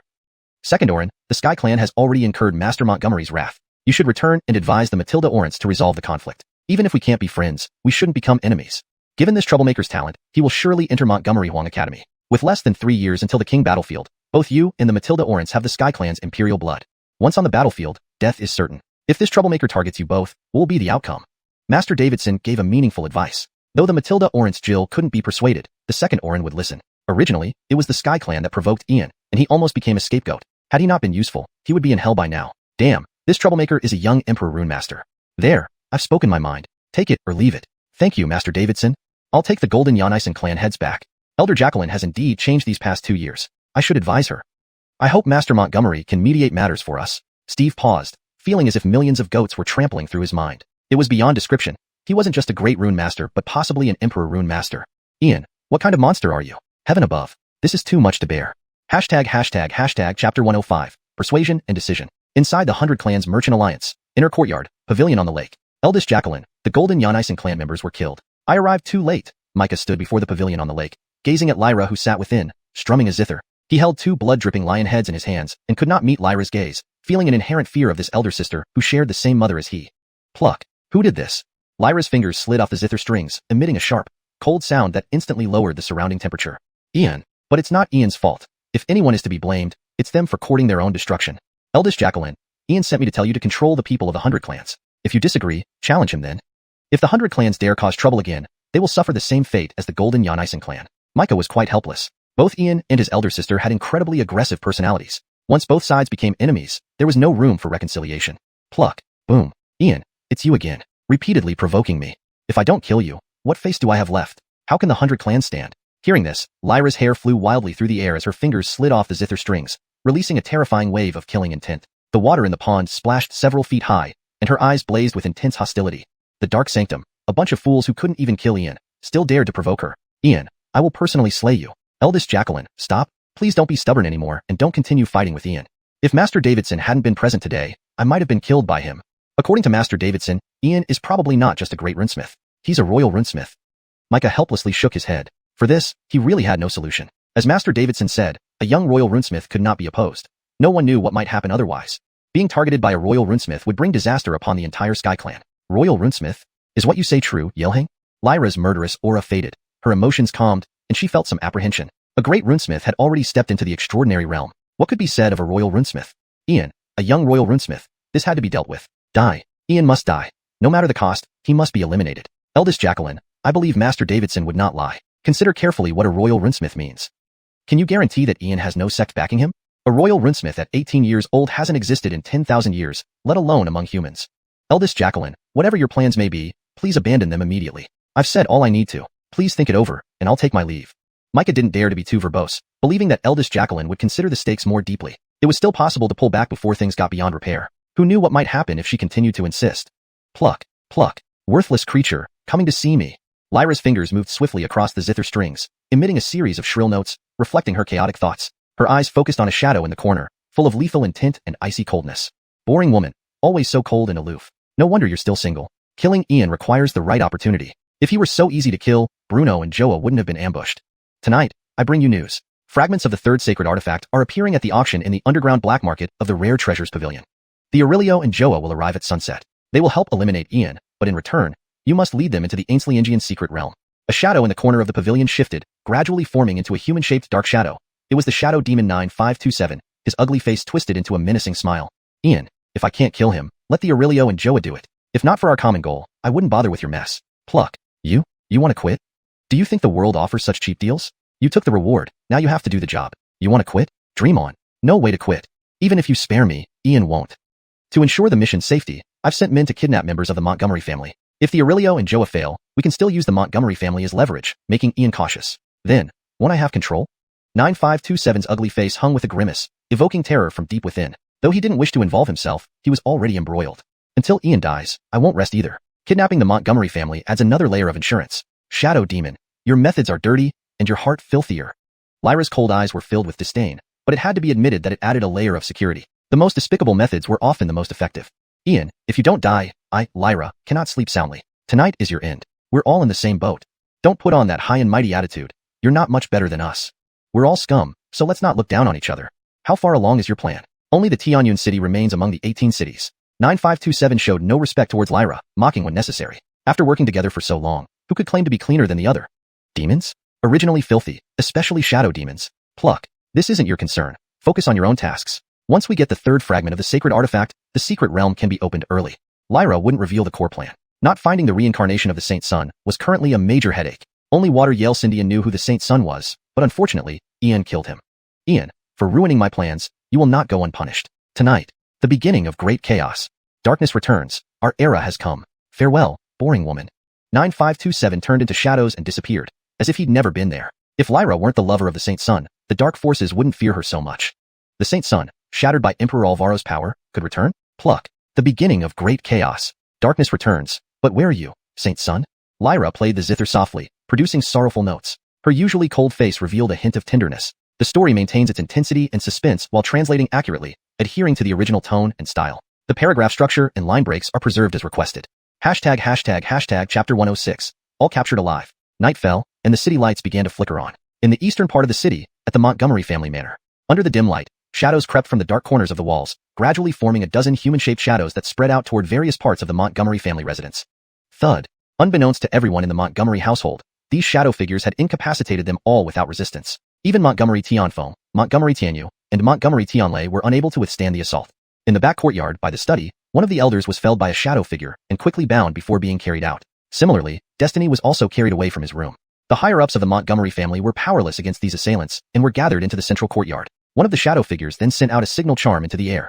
Snap! Just as the signal charm rose into the air, it was cut down by a flash of blade light. A purple-haired beauty appeared at the courtyard entrance, holding a battle saber with a faint smile on her face. Shadow demons, you've arrived just in time. My mood is particularly bad right now. No need for pleasantries, let's get this over with. Perfect timing. I've never killed dirty creatures like you before.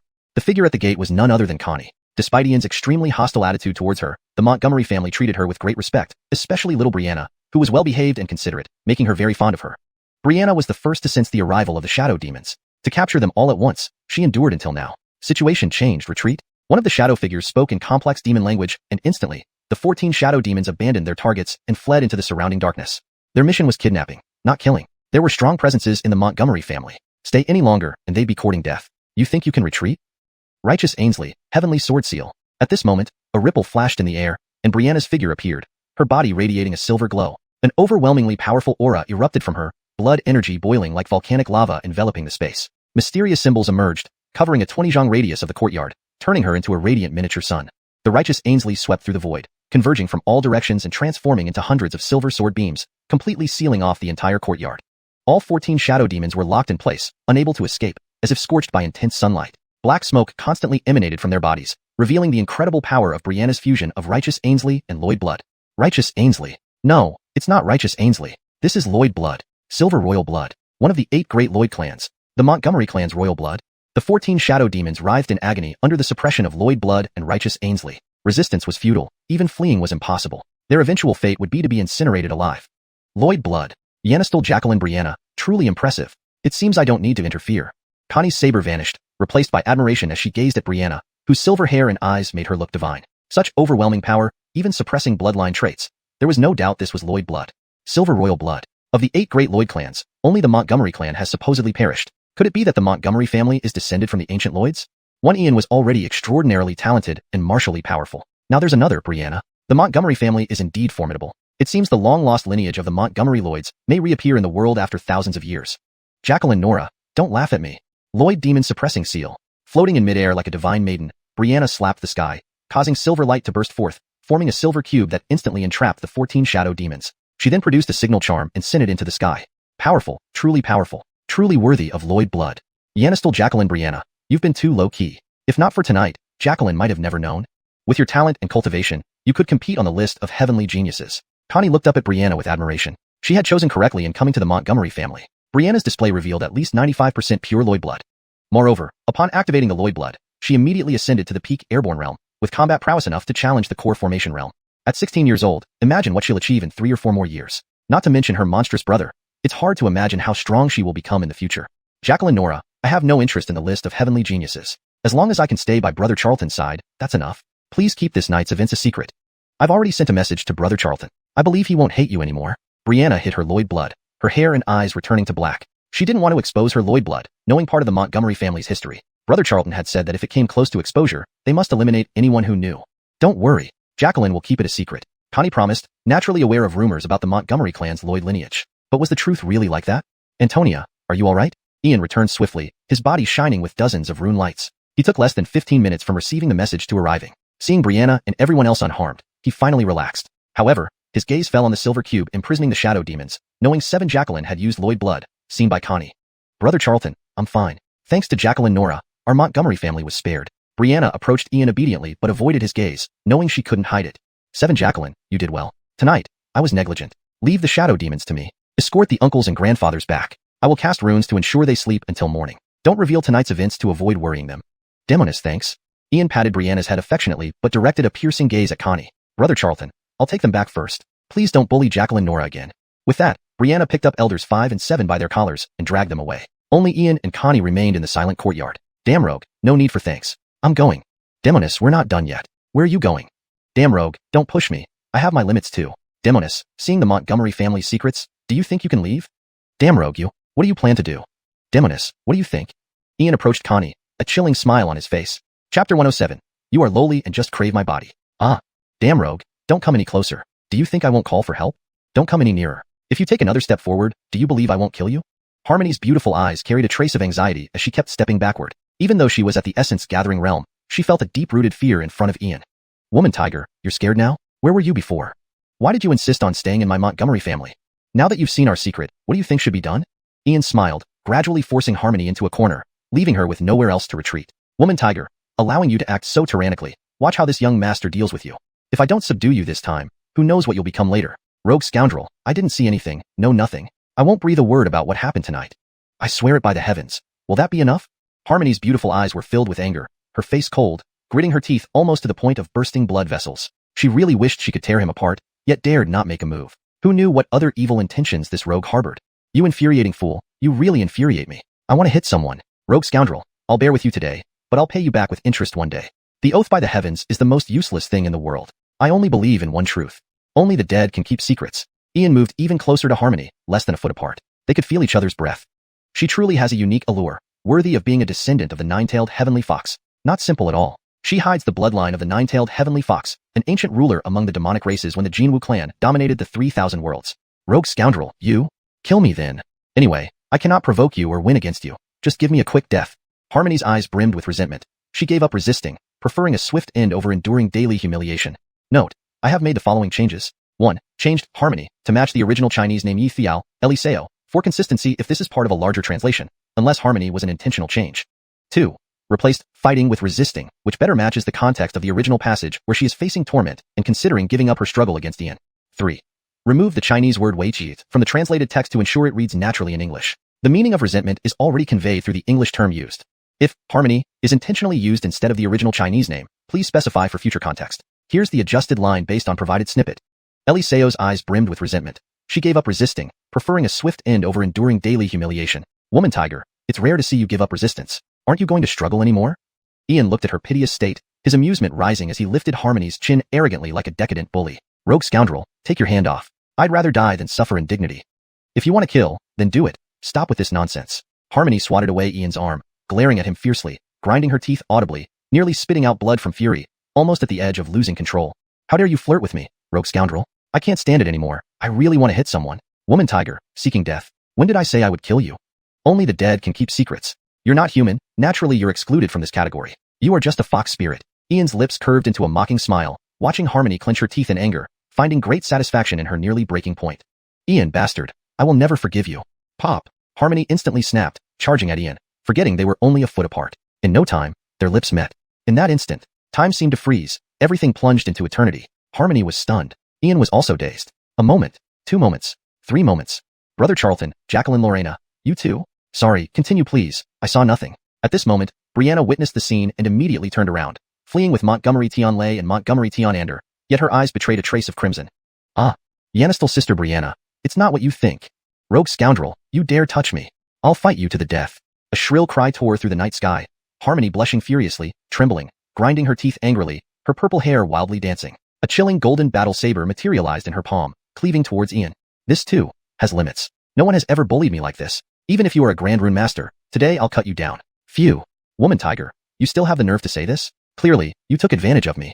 Shameless fox spirit, you are lowly and just crave my body. This young master, well-read and learned, adheres to the way of sages. Now you've tainted my purity. How can I stand tall henceforth? Woman tiger, you must compensate me for the loss. Ian quickly retreated, berating Harmony, acting as if he suffered a major loss. This young master, a peerless genius, a disciple under the sages. Foreign races are always up to mischief. Woman tiger, lowly and craving my body. Yes, exactly. Ian. You bastard. If I don't chop you up today, I'll change my surname to yours. Harmony was already raging and couldn't bear Ian's provocations. The golden battle saber emitted a terrifying 36-foot-long blade light, slicing straight towards Ian. Woman tiger, are you serious? You're crazy. I'm not playing along. Seeing the overwhelming blade light, Ian entered his microcosm, sealing the cube along with it, narrowly escaping the strike. Ian, if you dare hide, come out. Rogue scoundrel, cowardly thug. Are you even a man? Refusing to come out? Fine. I'll let everyone on this street know what Master Montgomery did. Harmony completely lost composure, her beautiful face flushed red, whether from embarrassment or rage. She was utterly determined to settle the score with Ian, even if it meant turning the world upside down. Haha, Brother Charlton, you have this day too. Jacqueline Dottie, you're laughing? Brother Charlton, as a true man, if you can't handle her today, you'll never be respected. Jacqueline Dottie, I need to match her strength. High-level rune layout takes time. Otherwise, I'd have subdued her long ago. Brother Charlton, here's something special to ensure you handle her easily. Jacqueline Dottie, how kind you are today, giving me a treasure. Isn't this just a regular gold brick? Brother Charlton, whatever comes from Dottie is top-notch. Remember what I told you last time? You take the blame. I drain her destiny, you strip her clean. I cover your escape. We split 50-50 afterward. This isn't a regular gold brick, but an essential artifact for killing and looting, perfect for travel and residence. Jacqueline Dottie, you're sure it works? Brother Charlton, future master, have I ever misled you? Try it on the woman tiger. Jacqueline Dottie, this? In the microcosm, Dottie pulled out a roughly foot-long, finger-wide golden brick inscribed with countless divine symbols, but covered in dense cracks, handing it directly to Ian. ##### chapter 108. Knocked out with one brick. Ian, you cowardly scum. Do you dare to come out? Demi's enraged roar echoed through the courtyard. Her amethyst eyes were filled with cold fury. All she wanted was to tear apart the rascal who had taken advantage of her. Screw the titles of heaven-rank master rune carver, or his mysterious background and legendary lineage. In short, this guy needed a good thrashing, or else she couldn't let off her anger. Brother Charlton, listen, does that sound like something a human should say? To be insulted by a vixen spirit like that, yet you remain indifferent. This will spread around. If you don't teach her a lesson today, your reputation will be ruined for life. Jacqueline Sienna, stop adding fuel to the fire. She's already at the divine soul realm, having opened her soul sea and cultivated a primordial spirit. Once I appear, my divine sense would immediately detect her presence. How can I have any chance to take her down? Brother Charlton, what are your runes for if not for such moments? Use high-level concealment runes to shield your divine sense, then sneak up on her quietly and knock her out with one brick. Ugh, Jacqueline Sienna, how can a proper scholar like me stoop to such base tricks? If word gets out. SK, Brother Charlton, these are just petty concerns. As the art of war says, warfare is based on deception. Who can match scholars in terms of deviousness? Hold your tongue, Sienna. Scholars maintain integrity and righteousness. How can we be described as devious? You're right. This female demon is arrogant and tyrannical. I can't defeat her head-on, but must rely on wit. Hee hee, Brother Charlton, that's the way to think. After all, you inherited the mantle from the Elder Master. Just like him, you possess the heart to save the world. There's nothing a single brick can't solve, and if it doesn't work, use another one. Ian took hold of the large golden brick, feeling its immense weight almost drop it. But the surface of the brick flashed with golden light, instantly becoming manageable, weighing only 10,000 caddies. Its weight and size adjusted perfectly, making Ian realize this brick was no ordinary object. It likely had a spirit born within it. After all, it had been used by his master over countless years. With that thought, Ian's fingertips glowed as he applied concealment runes, stealth runes, and perception-blocking runes to himself. He slowly vanished, becoming transparent and invisible, seemingly bolstered by spatial power. Silently, a crack appeared in the miniature world, and an invisible Ian emerged behind Demi, with Sienna's figure hovering beside him, her face betraying a sly smile of success. Ha ha ha, Elder Master, did you see that? Truly fitting of your true disciple, just like you back in the day. Equally domineering and fierce, valiant and unrivaled. Both rising from nothingness to greatness. Both gifted with unmatched insight and might. And equally underhanded and cunning. If the Elder Master knew, he'd be proud, seeing Brother Charlton advancing towards being a great villain, or a savior. Ah, Ian, you cursed scoundrel, you better hide for the rest of your life. I'll never stop hounding you from now on. You despicable fiend, you've really made me mad. Demi's beautiful eyes blazed with overwhelming fury. In a rage, she swung her sword wildly, slicing the air and utterly destroying the courtyard, demonstrating how furious she truly was. This was the first time in her life she'd been treated so disrespectfully, and it was mortifying. This damned scoundrel, how I wish I could kill her with one slash. At that moment, Ian had approached within a meter of Demi, raising the golden brick above her head. When the brick was an inch from striking, he hesitated, unsure if he should stop before harming her. His puzzled gaze fell on Sienna, fearing he might accidentally kill her. Sienna, initially enjoying the spectacle, quickly became disappointed when Ian stopped. Was Brother Charlton too soft-hearted? This cannot stand. I must protect Brother Charlton from being swayed by the vixen spirit. For his own good, Sienna mimed slashing her throat, adopting a menacing expression as if about to take a life. Seeing Sienna's gesture, Ian hesitated. Normally, Sienna seemed naive and innocent, but here she was, ready to take a life. He couldn't follow her advice. Although the female demon was temperamental, she wasn't inherently evil. She still deserved a chance to be redeemed. As scholars, we emphasize enlightenment and teaching over brute force. We should cherish life and not harm others lightly. Making up his mind, Ian steadied himself and brought the brick down again, striking Demi's head. Bang! Who? A dull thud resonated, and Demi crumpled forward. Darkness enveloped her vision, her consciousness went blank, and a searing pain exploded in her skull, accompanied by dizziness and confusion. Her soul felt like it would shatter, nearly dispersing her primordial spirit. Who? It must be you, Ian. Cursed man. I swear I will never forgive you. Ultimately, Demi sank into deep unconsciousness, her last trace of awareness fading into endless darkness. Brother Charlton, you're formidable. Jacqueline Sienna admires your prowess, but that strike was too severe. The female demon won't recover for 3 months. Next time, go easy. This golden brick can attack and defend, adjusting size and power while causing dual damage to the soul and body. Even a nascent primordial spirit or a demigod would struggle against such an impact. Jacqueline Sienna, why didn't you tell me sooner? Hee Brother Charlton, you didn't ask. If I had told you earlier, would you have dared to strike the female demon? Heroes since ancient times have struggled with beauty, and I acted in your best interest. Jacqueline Sienna, forget the female demon for now. We need to deal with important matters. Those shadow demons even dared to kidnap people. We must eliminate them all tonight, or else we won't survive in the future. Jacqueline Sienna, I was thinking the same. Tonight, we shall sweep the demons of Tianyun City clean. But alone, it would be challenging. Jacqueline Sienna, are you stupid? Have you forgotten about the 3 fools in the mini-world? A dark spirit clan member, a sealed king, and a Jacob. Though they are mere fragments, handling a few demons would be effortless. Jacqueline Sienna, you're right. We should act immediately. Having said that, Ian picked up Demi from the ground and carried her to his room. Walking to the door to leave, he saw Brianna flash into view, her eyes crimson, exuding a sharp killing intent. Brother Charlton, I'm coming with you. Eradicate the demons, leaving none alive. Brianna's voice was cold as ice, her hair turning blood red, emanating an unfathomable aura of slaughter, like a great demon stalking the world. Chapter 109. Will you support me for the rest of my Yanis? The night was desolate and cold, like water. Dark clouds covered the sky. Not a single star twinkled. Inside Tianyun City, however, it was particularly lively, especially in the streets near Ainsley's Pavilion. It could be said that guests came continuously without a break. A monthly underground black market auction would be held at Ainsley's Pavilion. Usually, such events took place behind closed doors in a highly secretive manner, but tonight it seemed unusually open and above board. At a private room on the second floor of an inn directly opposite Ainsley's Pavilion, a man and woman sat quietly. Through a crack in the window, they had a clear view of the situation at Ainsley's Pavilion. Charlton brother, the auction is about to start. The girl's voice was soft, but there was a flicker of dark red in her deep, black eyes, revealing an unintentional touch of menace. Seventh sister, calm down. Haste makes waste. If you want to hunt, you need plenty of patience. Tonight's Ainsley's Pavilion auction is also the moment when we can eliminate all the demons in one fell swoop. Ian raised his cup, slowly poured a drink, and calmly spoke, clearly composed and serene with no trace of panic. Charlton brother, the shadow demons have kidnapped our family members, and we still haven't returned to report. I'm worried they'll launch a surprise attack. Nora's sister is in a deep sleep, and no one is guarding our home. Brianna clearly felt restless and uneasy. With the Montgomery family defenses weakened, if the demons struck back, they would be defenseless. Seventh sister, if the demons dare to set foot in the Montgomery household, they will meet only one fate. To be utterly destroyed, never to reincarnate. While you were sending uncles and elders back, I already placed seals of Yanished rune around the area. Otherwise, how could I feel reassured bringing you out to hunt? Ian poured himself another cup of wine. His lips curved into a faint smile as he glanced through the window at Xiuxian Pavilion's entrance. Tonight would mark the beginning of chaos, the stage for the Abyss Demons performance. Abyss Demons, spirits from the Netherworld. Why must you wreak havoc here in Tianyun City, my homeland? If you dare touch even a blade of grass or a brick here, I will make sure you are annihilated and eternally damned. Charlton brother, indeed. Your actions are meticulous. But how did you determine that the demons would definitely ransack Xiuxian Pavilion? After all, Xiuxian Pavilion has considerable power. The demons would surely pay a heavy price for such a massacre. That's obviously a deal that doesn't pay off. Upon hearing this, Brianna's anxiety eased, but new questions arose. She still couldn't figure it out, but she trusted Charlton brother completely and didn't attack the Shadow Demon's lair, choosing instead to wait near Xiuxian Pavilion. Seventh sister, don't measure Abyss Demons by human standards. The 99 layers of the Abyss connect to 3,000 major worlds. Demons have already waged wars across numerous realms.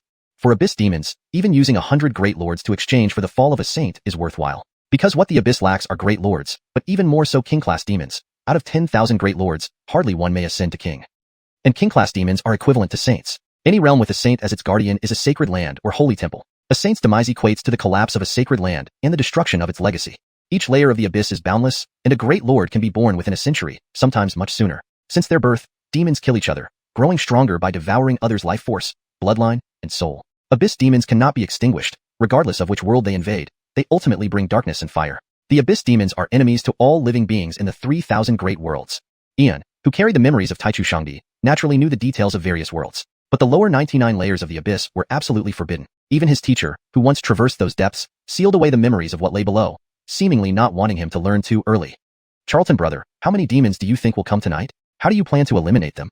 Brianna appeared quite composed, given that Charlton brother wasn't worried. However, she also felt apprehensive about the demons' willingness to trade 100 Great Lords for a saint's death.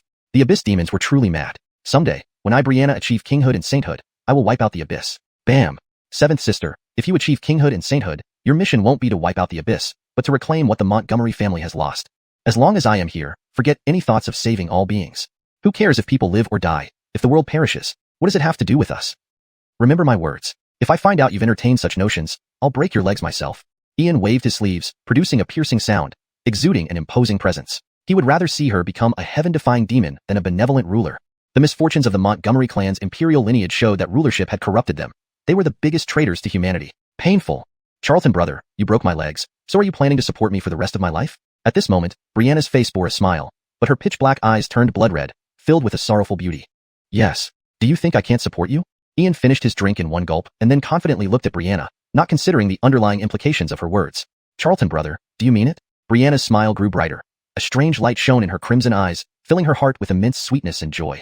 Charlton brother, whether or not you're serious, I'm taking you at your word. Seventh sister, I always mean it. Have I ever lied to you? Saving all beings and protecting the world isn't our concern, but Tianyun City is our hometown.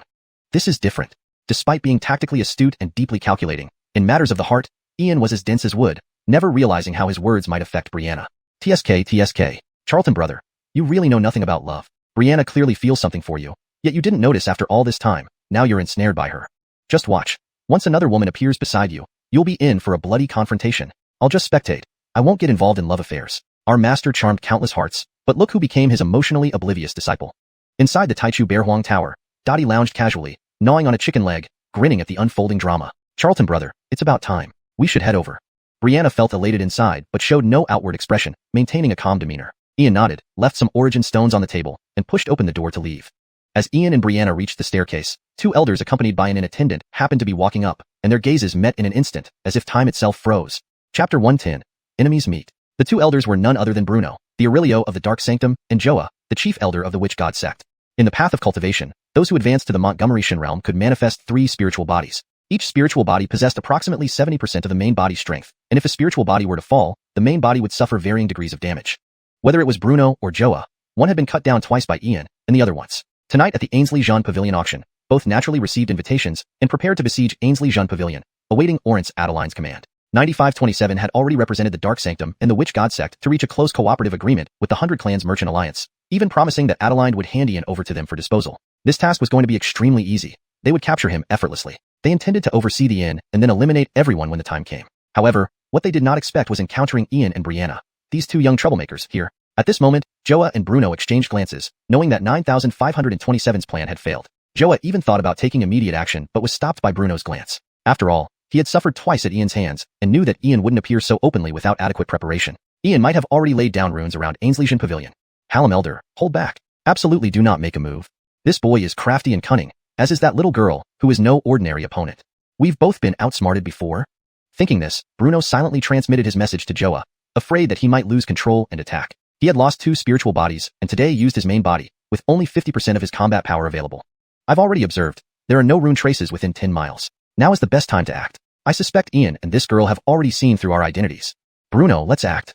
Joa also transmitted his thoughts secretly, unsure if Ian had any tricks up his sleeve. What if they walked past silently and brought someone back? Better safe than sorry. Better to strike first. No, absolutely not. Our disguises may not be recognized. If we act, we'll ruin everything. Our true identities can't be exposed, especially near Xiuxian Pavilion. If we attract attention from powerful figures, what will we do? Hallam brother, consider the bigger picture. Bruno rapidly replied, understanding that acting rashly risked exposing their identities and plans. Humph, let this boy live a little longer. Though Joa was extremely displeased, he eventually followed Bruno's advice. Killing Ian prematurely would indeed attract unwanted attention from Xiuxian Pavilion's powerful figures, disrupting their plans. Ian immediately recognized the 2 men, and Brianna also detected their dark powers. Her eyes flickered slightly with a crimson hue as demonic blood began to surge. She saw Ian stretch lazily, passing by them sideways. Antonia, don't just stand there. Step aside for the elders. While talking, Ian pulled Brianna to the side, indicating not to act recklessly. He hadn't expected Joa and Bruno to boldly enter Tianyun City. The demon's plan seemed more complex than he imagined. Neither Antonia's Lloyd blood nor her human demon blood should be revealed yet. It wasn't the right time to make a move. The big fish hadn't taken the bait yet. Brianna understood, her eyes returning to normal as she followed Ian obediently, behaving like an innocent, polite neighbor's little sister. Thank you, young master. Bruno ascended to the 2nd floor, bowing to Ian in gratitude, relieved that Ian hadn't seen through him. Though lucky, he couldn't neglect etiquette. Elder, you're too kind. Respecting elders is a human tradition. Ian reciprocated the bow gracefully, impeccable in his demeanor, then turned to head for the stairs. Are you a scholar, young master? In my youth, I studied at Xianxia Academy. Meeting you must be fate. If you don't mind, would you join me for a drink? Bruno extended an invitation because he wanted to probe Ian. If Ian refused, it might mean he had backup plans or identified his disguise. If he accepted, it would buy time. Is this appropriate? Ian feigned confusion but harbored cold murderous intent. Is he probing me? Testing if I see through his identity? To delay me? What a calculation. So be it. I'll play along. It's fine. The auction starts at midnight anyway. Don't refuse. Eat and wait for the auction. We can discuss Sage's teachings together. Bruno smiled, growing more confident, convinced Ian hadn't seen through his disguise. Joa remained silent, puzzled initially, but now understood Bruno's tactics, a typical Confucian scholar's endless schemes. So, Grant will bother you. Ian didn't refuse, bowing politely, showing humility and ease. Want to keep me here and prevent me from setting up runes? No need tonight. Midnight, and I'll send you both to hell. Haha, thank you for inviting us. Please come in. Waiter, serve us the best wine and dishes. Joa laughed loudly, inviting Ian and Brianna into the private room while a chilling murderous intent brewed within. Heh, Ian and this blonde brat, you're finally in my hands. I'll flay your skin and bind your soul eternally. Midnight, and you'll be sent on your way. Hashtag chapter 111. Can no longer keep up the act. After several rounds of wine and various courses, laughter and cheerful conversation frequently echoed through the private room, clearly indicating that the guests were enjoying themselves immensely. Never would I have thought, really never would I have thought. Young Master Montgomery, despite your young age, you possess extraordinary insight and vast knowledge. This old man is truly impressed. Come, young Master Montgomery, allow me to toast you. Bruno raised his wine glass and drained it in one gulp, displaying genuine admiration. Indeed, he possesses remarkable talent. It's a pity we are not on the same side. But today, you must die. Come, young Master Montgomery, let this old man toast you as well. Joa also raised his cup, tilting his head back to finish it in one swig. Though he appeared calm on the surface, he felt an increasing sense of apprehension towards Ian. Their brief interaction had revealed that Ian was truly exceptional, with interests spanning almost every field, something unseen even among the most gifted prodigies. Esteemed seniors, this junior also wishes to toast you both. There is a question that has long puzzled me. I wish to seek your advice today. Ian raised his glass and offered a toast, but no one noticed the hidden sneer on his face. Young Master Montgomery, there's no need for formality. Please ask whatever questions you have. Yes, young master, no need for politeness. If we can answer, we will certainly do so. Bruno and Joa responded quickly, their outward demeanor composed but inwardly on high alert. Had this little brat already seen through something from their brief interaction? If so, they might have no choice but to strike first. Seniors, as you travel the eastern domain year-round, what is your view on its current state? Ian carefully placed down his wine glass, his face clouded with concern, even sighing involuntarily. Young Master Montgomery, this is a difficult question for me to answer. The eastern domain appears peaceful on the surface, but beneath it, conflicts between the human race and other races persist, though things are relatively stable now. But over time, war will inevitably erupt. And when it does, it will be our human descendants who suffer, for the trend cannot be changed by us. Bruno poured himself another glass, drinking it in one go, feeling a profound sense of helplessness. He hadn't expected Ian to ask such a question. It caught him completely off guard. The human race is fraught with conflict and decay, scattered like sand without hope. Even the 8 great royal clans are rotting from within. The only clan worthy of the name royal was erased by the combined efforts of the 7 great royal clans. There is no hope left for the human race. To survive, one must adapt to the trend. Just like cultivation, the heavens refine all, and only the strongest remain. The unity and division of the world are inevitable. Individual strength is ultimately insignificant. The era of one person ruling an entire realm has passed. Joa seemed to touch upon some past events. The times had changed, and individuals could only adapt to survive. That was all they could do. The 100 clans of the heavens and the myriad beings were no different. Trend? What trend? From what I understand, some people within the human race use the names of reform and trend to harm human interests. Some even betray their own people, killing innocent civilians. Worse yet, some conspire with demons, joining the netherworld, committing acts that undermine our very foundations and destroy cultural heritage. If you two encountered such traitors, what would you do? Ian remained calm, slowly pouring himself another glass of wine, then drinking it in one gulp. Putting on a show. I shall see how long you can keep up the act. Though I don't intend to save all of humanity or protect the world, I will kill every traitor I encounter. Young Master Montgomery, if such people exist, I will be the first to exterminate them. They don't deserve to be called human. Not only should they be killed, but they should suffer 1,000 cuts and be executed by slow slicing. Bruno's expression turned fierce, his body radiating righteousness. Yanistel Ian, I admit your cunning. For now, I'll tolerate you. At midnight, you shall join the dead. No matter whether you've seen through my true identity or not, you won't leave here alive today. Indeed, 1,000 cuts and slow slicing. Joa's voice turned eerily sinister, his wine glass shattering into powder under his grip, emitting an unsettling and malevolent aura. Yanistel Ian, enjoy your moment of triumph while it lasts. I swear I'll cut you into pieces, and no one, not even the Celestial King, can save you. 1,000 cuts and slow slicing. Seniors, I think this punishment is too light. It won't serve as a sufficient warning to those traitors. If I encounter them, I will imprison their souls within their bodies and burn them with the 3 pure fires. Make sure they can't cry out to heaven or earth, can't live or die, thus venting my anger fully. Ian smiled, giving an eerie, almost otherworldly impression. To anyone watching, it felt like standing before a legendary devil from hell, sending chills down their spine. Keep pretending. See how long you can keep it up. I'm well aware of the rare treasure pavilion across the street. Will you dare make a move? Actually, I'd prefer you did. Whether you act or not, I will force you to make a move. Crack. Brother Charlton, your methods are still too lenient. For such traitors, I would flay their skin, extract their tendons, and shatter their bones. Finally, I crush their souls with my hands to warn the world about the fate of traitors. Sean's chopstick snapped instantly, revealing a chilling, oppressive smile that made it seem as if a resurrected demon sat before them. Young Master Montgomery, have you considered the possibility of coercion? What if these traitors were driven to it by injustice, even deep-seated enmity? No one is born a traitor. There are always underlying reasons. Doesn't your approach seem a bit too harsh? Bruno looked up at Ian, realizing his identity had been exposed. They had been played by Ian from the start, but he hadn't expected Ian to pretend to be unaware, maintaining this facade all along. Such depth, such cunning, steady conduct. Could this really be an 18-year-old youth? This boy, if not removed, will surely become a disaster. We cannot wait any longer. Kill him before things change. Young boy Ian, I plan to let you live a little longer, but it seems you've sought your own demise. Let me give you a chance to speak your final words. Joa knew they had been tricked by Ian. Unable to contain himself, he stared at Ian coldly, his eyes filled with ferocity and bloodlust. You insolent child, thinking you can fool us so easily? You won't escape my wrath. Haha. Finally, you can no longer keep up the act. Today, this lord will take on the task of killing you once again. Ian slowly stood up, his black eyes filled with a chilling, deadly intent, causing everyone to feel an overwhelming sense of dread and unease. Chapter 112, Invoking the Patriarch's Appearance. Haha.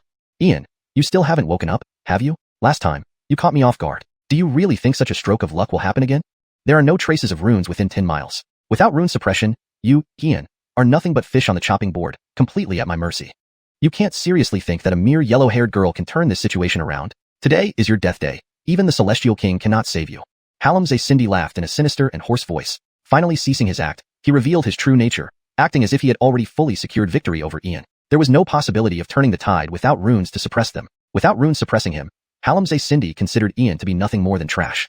A mere Ainsley Induction Realm cultivator wanted to make a big move. Was he dreaming? Ian must die. Ian, though I don't want to admit it, I must say that you are the most outstanding genius in 10,000 years. You were destined for a great future, one that knows no bounds. Alas, you chose to oppose us. Some people and events were destined from the beginning. You, a mere rune master, trying to resist such overwhelming force, can only lead to one result. You will be crushed by this irresistible force. Bruno looked at Ian with an expression filled with pity, because indeed there was only one outcome. Darkness and chaos were about to descend. This had been confirmed by the future. Even with world-defying talent, Ian hadn't grown strong enough yet.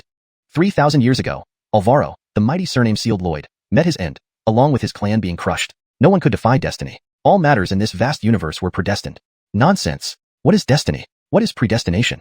Fate isn't predetermined. It's shaped by our choices. When you rebelled against the 3 unbreakable laws and traveled back from the future, you sealed your fate. I can tell you that as long as Ian, live, I will never cease pursuing and killing you. Ian slowly stood up, his heroic face calm and serene, with a steady smile that hid what he truly thought. Big brother Charlton, why bother with words? Just kill them. Brianna raised her head slowly, her eyes shimmering with silvery light and mystery. One eye glowed blood red, exuding a thirst for bloodshed, imposing an awe-inspiring pressure that seemed to come from the depths of the soul. Haha. Ian, stop being so righteous. We are traitors and scum. Aren't you just as dirty as we are? Do you not know what that yellow-haired girl beside you is? Seems like you know many secrets, but you're ultimately the same kind as us. After you die, this elder will enjoy feasting on this little beauty. Hallamze Cindy smiled bizarrely, his turbid eyes lingering on Brianna with intense possessiveness. An extraordinary vessel. Though he didn't know what this little girl was, she was certainly not human. The less human, the better. Elder hasn't tasted anything like her before. Ian, you have no chance. Regardless of how much you know, today is your death day. Surrender now, and I'll grant you a swift death.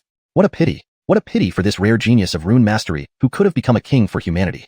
The feeling of personally slaying a genius is truly exhilarating. Bruno sneered cruelly, seeming to feel an inexplicable pleasure. After all, he had been killed by Ian twice before, both times in utterly humiliating ways. Today, he would finally exact his revenge. Huh. I don't understand. Since you know I hold many secrets, why are you so confident that you can definitely kill me? Don't you think that besides using runes, I'm completely useless? And knowing I'm a rune master, didn't you think I might have a guardian with me? Antonia, you don't need to do anything. They won't escape today. Please appear, great patriarch.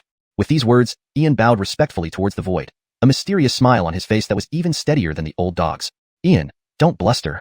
It can't be impossible, this power. Lloyd. Initially disdainful, Bruno was struck dumb when a rift opened next to Ian, revealing a golden figure stepping out, sending his face into terror as he staggered back several steps, feeling an uncontrollable urge to flee. Lloyd. What sorcery is this? How could there be a Lloyd's aura here? The Montgomery clan was indeed a descendant of the 8 great Lloyd's clans, but their lineage's royal blood had been eradicated, memory stripped away, and all previous Lloyds killed, including Alvaro. How could there be a Lloyd? This really is a Lloyd. Ian, you are despicable. Playing dirty again. Hallamze Cindy's smile froze, replaced by deep trembling and unease from his very soul. His limbs grew icy cold, fear seeping through his bones. After all the calculations, they hadn't accounted for a Lloyd beside Ian. Lloyd. No matter the transformation stage, a Lloyd was beyond their ability to contend with. A single glance could annihilate their souls. Damn, the Dark Holy Hall's intelligence work failed miserably. If the Montgomery clan still has a Lloyd, what a disaster. Humanity's scum, die. The golden figure stepped out of its microcosm, instantly recognizing Hallamze Cindy and Bruno's backgrounds. Its voice thundered, exuding an overwhelming and terrifying aura that shook the listener to their core. Orlando wasn't too bad, remembering to acknowledge the patriarch. Well then, let me help you put on a show. Antonia, what are you waiting for? Come pay respects to the patriarch. He is our ancestor, Alvaro, the surname-sealed Lloyd from 3,000 years ago, revered by the world as the War King. Patriarch, please subdue these scoundrels and leave their punishment to your humble grandchild. Ian bowed deeply to the golden figure. Despite bullying him in the microcosm, he knew he had to respect the Lloyd's dignity outside. Brianna pays respect to the patriarch.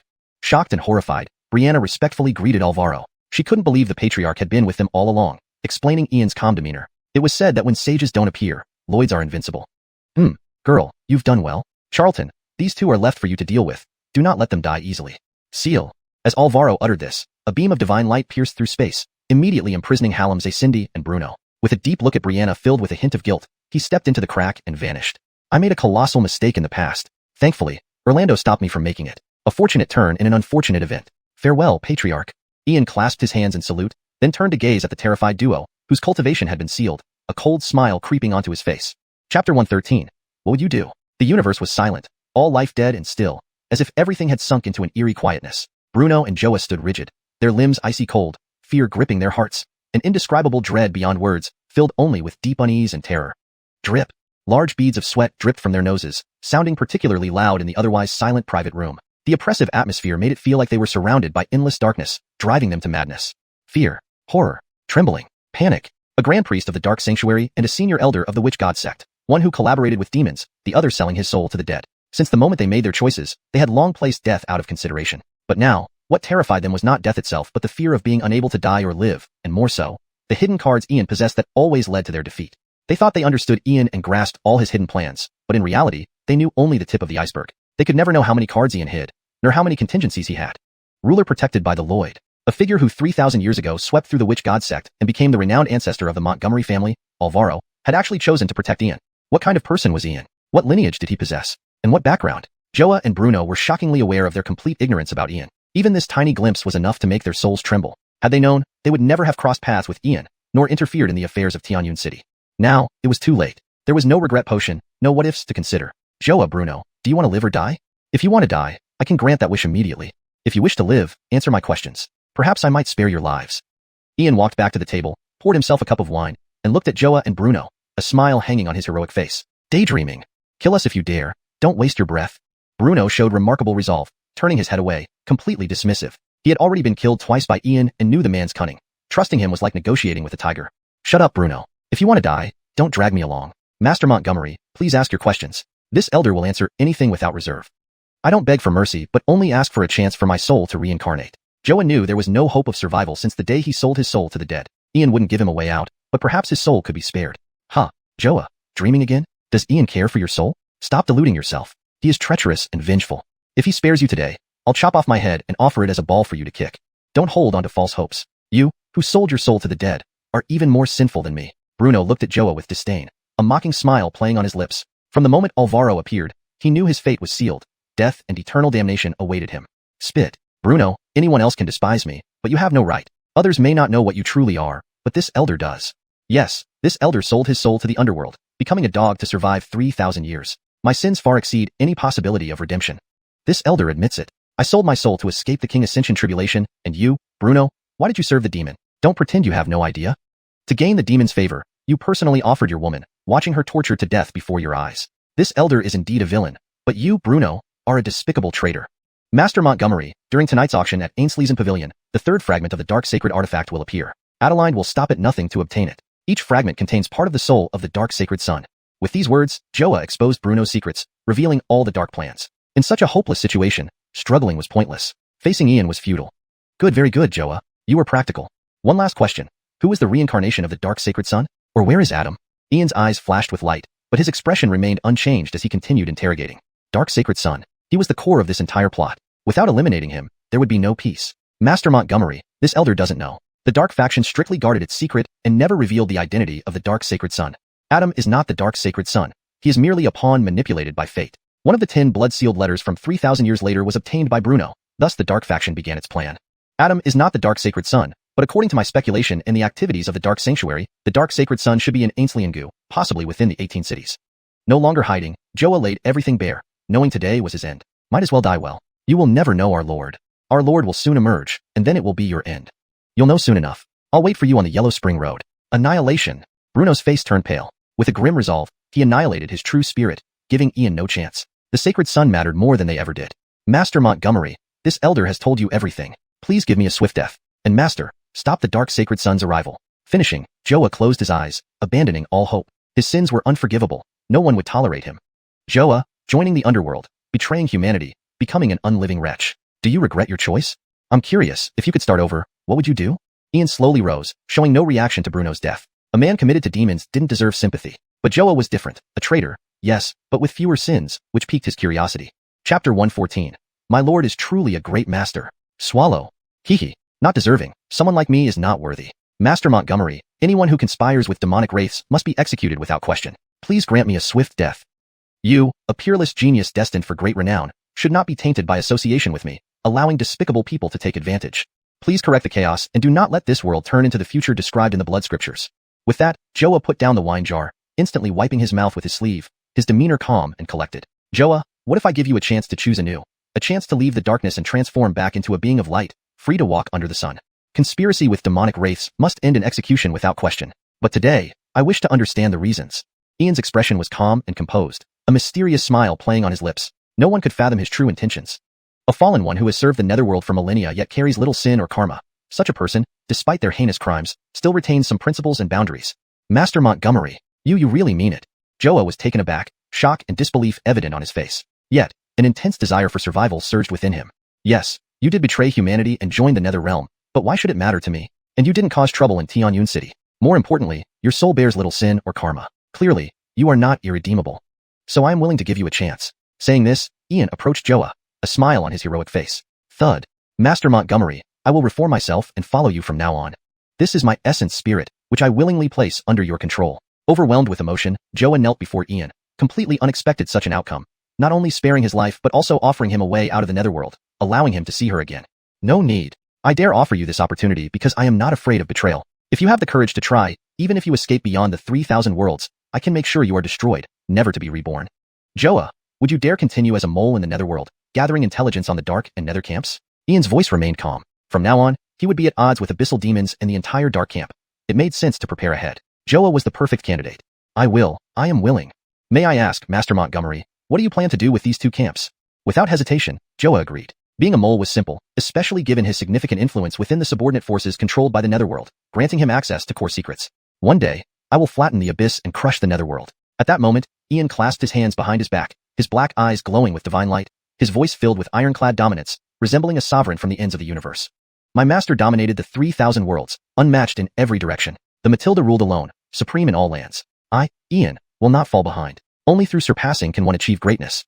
Let us set a small goal first. Flatten the abyss and crush the netherworld. Flatten the abyss, crush the netherworld. Your might astounds me, master. It's regretful that I did not meet you sooner. Otherwise, I would not have committed so many sins, though they were deserved. Joa felt his dormant passion stir, realizing Ian's ambition to flatten the abyss and crush the netherworld, an ironclad and unrivaled heroism. Who says the human race has no hope? Who says the human royal clan is decayed? The Montgomery lineage, which perished 3,000 years ago, still has descendants. Even Alvaro safeguards them. It is foreseeable that the human race will thrive in the future. Joa, I will teach you a scripture called the Yanisf and Death Alchemy Sutra. Following this scripture, you can reverse life and death, regenerate vitality, and switch between life and death effortlessly. Controlling the power of life and death will allow you to reach the Fabian realm. But for post-Fabian realms, it depends on your own efforts. If you earn enough merit, I can ensure you become a saint. With that, Ian projected golden radiance, imprinting the Yanisf and Death Alchemy Sutra directly into Joa's soul. This scripture came from a top-tier powerhouse and was only an inferior-grade saint-level cultivation method in the memory inherited from his master. The Yanisf and Death Alchemy Sutra? Thank you for your generous gift, master. Joa trembled, his face full of surprise and astonishment. His heart pounded as if trampled by hundreds of divine beasts. The legendary scripture sought by even the lords of the netherworld, able to reverse life and death, restore flesh and blood, and control the forces of life and death. Lost long ago, now only fragments remain. But Ian passed on the complete version, leading to the Fabian realm, with subsequent methods available through merit. Saint. Yanisf is unpredictable. Fate twists and turns. Never thought an elder like me could have the chance to become a Fabian, a saint, and walk in the sunlight once more. Joa, what I possess far exceeds your imagination. Whether it's becoming a Fabian, Grand Sage, Ancient Sage, Sage King, or Emperor, as long as I wish, it is within reach. Do well as my mole. I will not treat my allies poorly. Now, come with me to the 100 Races Trade Alliance. With that, a cold killing intent flashed in Ian's eyes. It was time to settle accounts with the 100 Races Trade Alliance. Master, no, absolutely not. According to my knowledge, the 100 Races Trade Alliance has Fabians stationed there, and Shade Demon 9527 has contacted several major demons escaped from their seals. By timing, they have gathered and will surely raid the treasure pavilion tonight. It's 2 hours until midnight. Why not lay traps? With your mastery, even Fabians can be ensnared. Then, eliminate them one by one, which is the best strategy. Once Corina is captured, they will hesitate to act rashly. Startled, Joa immediately dissuaded him, surprised by Ian's audacity. However, knowing someone protected by a human king, he seemed unfazed. No need. Joa, listen carefully. Let's do this. Ian leaned close to Joa, whispering a scheme, his face carrying a calculating smile, much like a fox who had just succeeded in a plot. Brilliant. A brilliant plan. Truly, master is a great master. Initially frowning, Joa grew increasingly astonished, finally laughing so hard his weathered face crinkled like a chrysanthemum, giving Ian a thumbs up. Hashtag Chapter 115. Isidro's information. In the miniature world, roughly 1,000 acres of spirit fields had been cultivated, all planted with spirit plants from the abyss. The barrenness of the abyss world had given these spirit plants a unique resilience, allowing them to grow wherever there was soil. It was even easier in this original miniature world. The abundant primordial energy here was 100 times greater than the outside world, making it incredibly beneficial for the growth of spirit plants. Each 1,000-acre spirit field was equipped with special formations that could adjust the amount of primordial energy according to the maturity of the spirit plants. Far away, 3 stone statues sat together. Leading them was naturally Ron, the demon statue covered in cracks. The statues where Alvaro and Isidro resided were extremely crude, lacking any semblance of form. The miniature world projected images from the outer world, visible to Ron, Alvaro, and Isidro. Ever since Alvaro went out to act superior once, Ron and Isidro felt incredibly jealous inside. Ba. Sir Montgomery, are you truly ancestor of young Master Montgomery? Isidro's voice came from the statue, clearly doubting it. After all, Ian was exceedingly powerful, his lineage unparalleled. He hardly seemed like Alvaro's descendant. Dead bald monk, can this be false? Our family line, as one of the 8 great human kings, is orthodox. I am a grand titled human king. Isn't it normal for such a heavenly genius to be born? Alvaro's voice was full of pride and satisfaction. He loved the feeling of people envying him. Though Ian wasn't his bloodline descendant, Brianna surely was. Looking at Brianna's relationship with Ian, they would definitely end up together, so he would certainly become their ancestor. Old Montgomery, please stop being shameless. Talking about the orthodoxy of your clan? Your lineage has already been disowned by the other 7 great families. Fortunately, Lord Brant isn't your descendant, or it would be a blemish on his life. So what if Lord Brant calls you ancestor? Do you really take yourself as one now? Ron mocked loudly, thoroughly humiliating Alvaro. If this were in the past, he wouldn't dare insult a human king. But now, under Lord Brandt's protection in this small world, he held sway because of his farming skills and Lord Brandt's favor. Heh, Yanistal demon brat, why can't I be an ancestor? Yes, Ian isn't my bloodline, but haven't you seen that girl? She's my true descendant. In the future, Brianna will surely marry Ian, making Ian my many generations younger son-in-law. What else would I be besides an ancestor? Alvaro's logic was clear. Whether Ian acknowledged it or not, he was already considered an ancestor. Bah. Sir Montgomery, what you say makes sense. But have you noticed that Miss Brianna carries a curse? If not for Ian's fortune suppressing it, she might not survive 3 days. Isidro sounded a Buddha chant, noticing with a single glance that Brianna carried a heavy curse of impending death, concealed only by Ian's strong destiny. Recalling how Ian merely mentioning his master caused extraordinary phenomena, it was evident that Ian's origins and background were terrifyingly significant, unspeakably forbidden. Master, with just one look, you've seen through it. Brianna's misfortune comes from myself in this era. The Xianxian secret realm has far-reaching implications, leading directly to the darkness and bloodshed for the next 3,000 years. I once destroyed the form of the Dark Atom, and in the future, when the Dark Atom re-emerges, I was killed down to just a fragment of soul. In the future. Alvaro sighed deeply, filled with helplessness. Once, believing slander, he thought killing his own descendants would prevent the Dark Atom from arising. But alas, he hoped Ian could change this course and prevent the mistake. Bah. What did you just say, Sir Montgomery? The Xianxian secret realm, the future darkness and bloodshed, and you are from the future. The Dark Atom was destroyed and could never be reborn in my time. How many years is it now since Canglan era began? Isidro's statue suddenly stood up, realizing something crucial, causing the atmosphere to become heavy. Deadbald monk, it's currently 119784 Canglan era. Yes, I come from 3,000 years into the future. Ron and Alvaro saw nothing unusual and answered Isidro directly. Bah. It's 119784 Canglan era. I've slept for nearly 13,000 years. Ron, contact Ian immediately. I have important intelligence. This matter is too critical. Delay invites disaster. Isidro's tone showed unease and seriousness, having slept for nearly 13,000 years, close to the span of a cosmic cycle. Before falling to evil, he was once a renowned holy monk. He had fought in the abyss, battled the undead, and faced the Dark Atom. Now, in this era, the Dark Atom had reappeared. Was it related to that ancient prophecy? Deadbald monk, Lord Brandt is busy. Who has time to listen to your heart demons? If you waste Lord Brandt's time, can you afford the consequences? Enough rest, go. Ron, shut up. Bald monk, you may speak. I'm listening. Better make this useful information. Outside the miniature world, Ian was entangled by chains of death force, clearly captured by Halimze Cindy. This was part of Ian's plan. Brianna, shielded by runes, followed without abandoning attention to the miniature world. Hearing Isidro's voice, stopped. Lord, anything? Halimze Cindy asked directly. Ian didn't speak, gesturing for silence. Bah. Lord Montgomery, the Dark Atom was destroyed 13,000 years ago. Hearing Sir Montgomery's words reminded me of an ancient prophecy. If this Dark Atom is the same as before, he might be in his 9th perfected state. The sky and earth will be shrouded in darkness, time will cease to exist, fate and karma will bow before darkness, and the King of Darkness will reappear in the world. All this is the prophecy, every word I speak is true. If any lie, let me die unburied, my soul never reborn. Suspect the Dark Atom's backing may involve those ominous and mysterious beings. Please visit Kumu Fulton in the Sky Realm. If he still lives. Isidro's voice carried helplessness. Even though his body was destroyed by his junior brother, now a heart demon, matters concerning ominous and mysterious beings demanded action. Isidro Bald Monk, no rush. Can you battle a king using relics?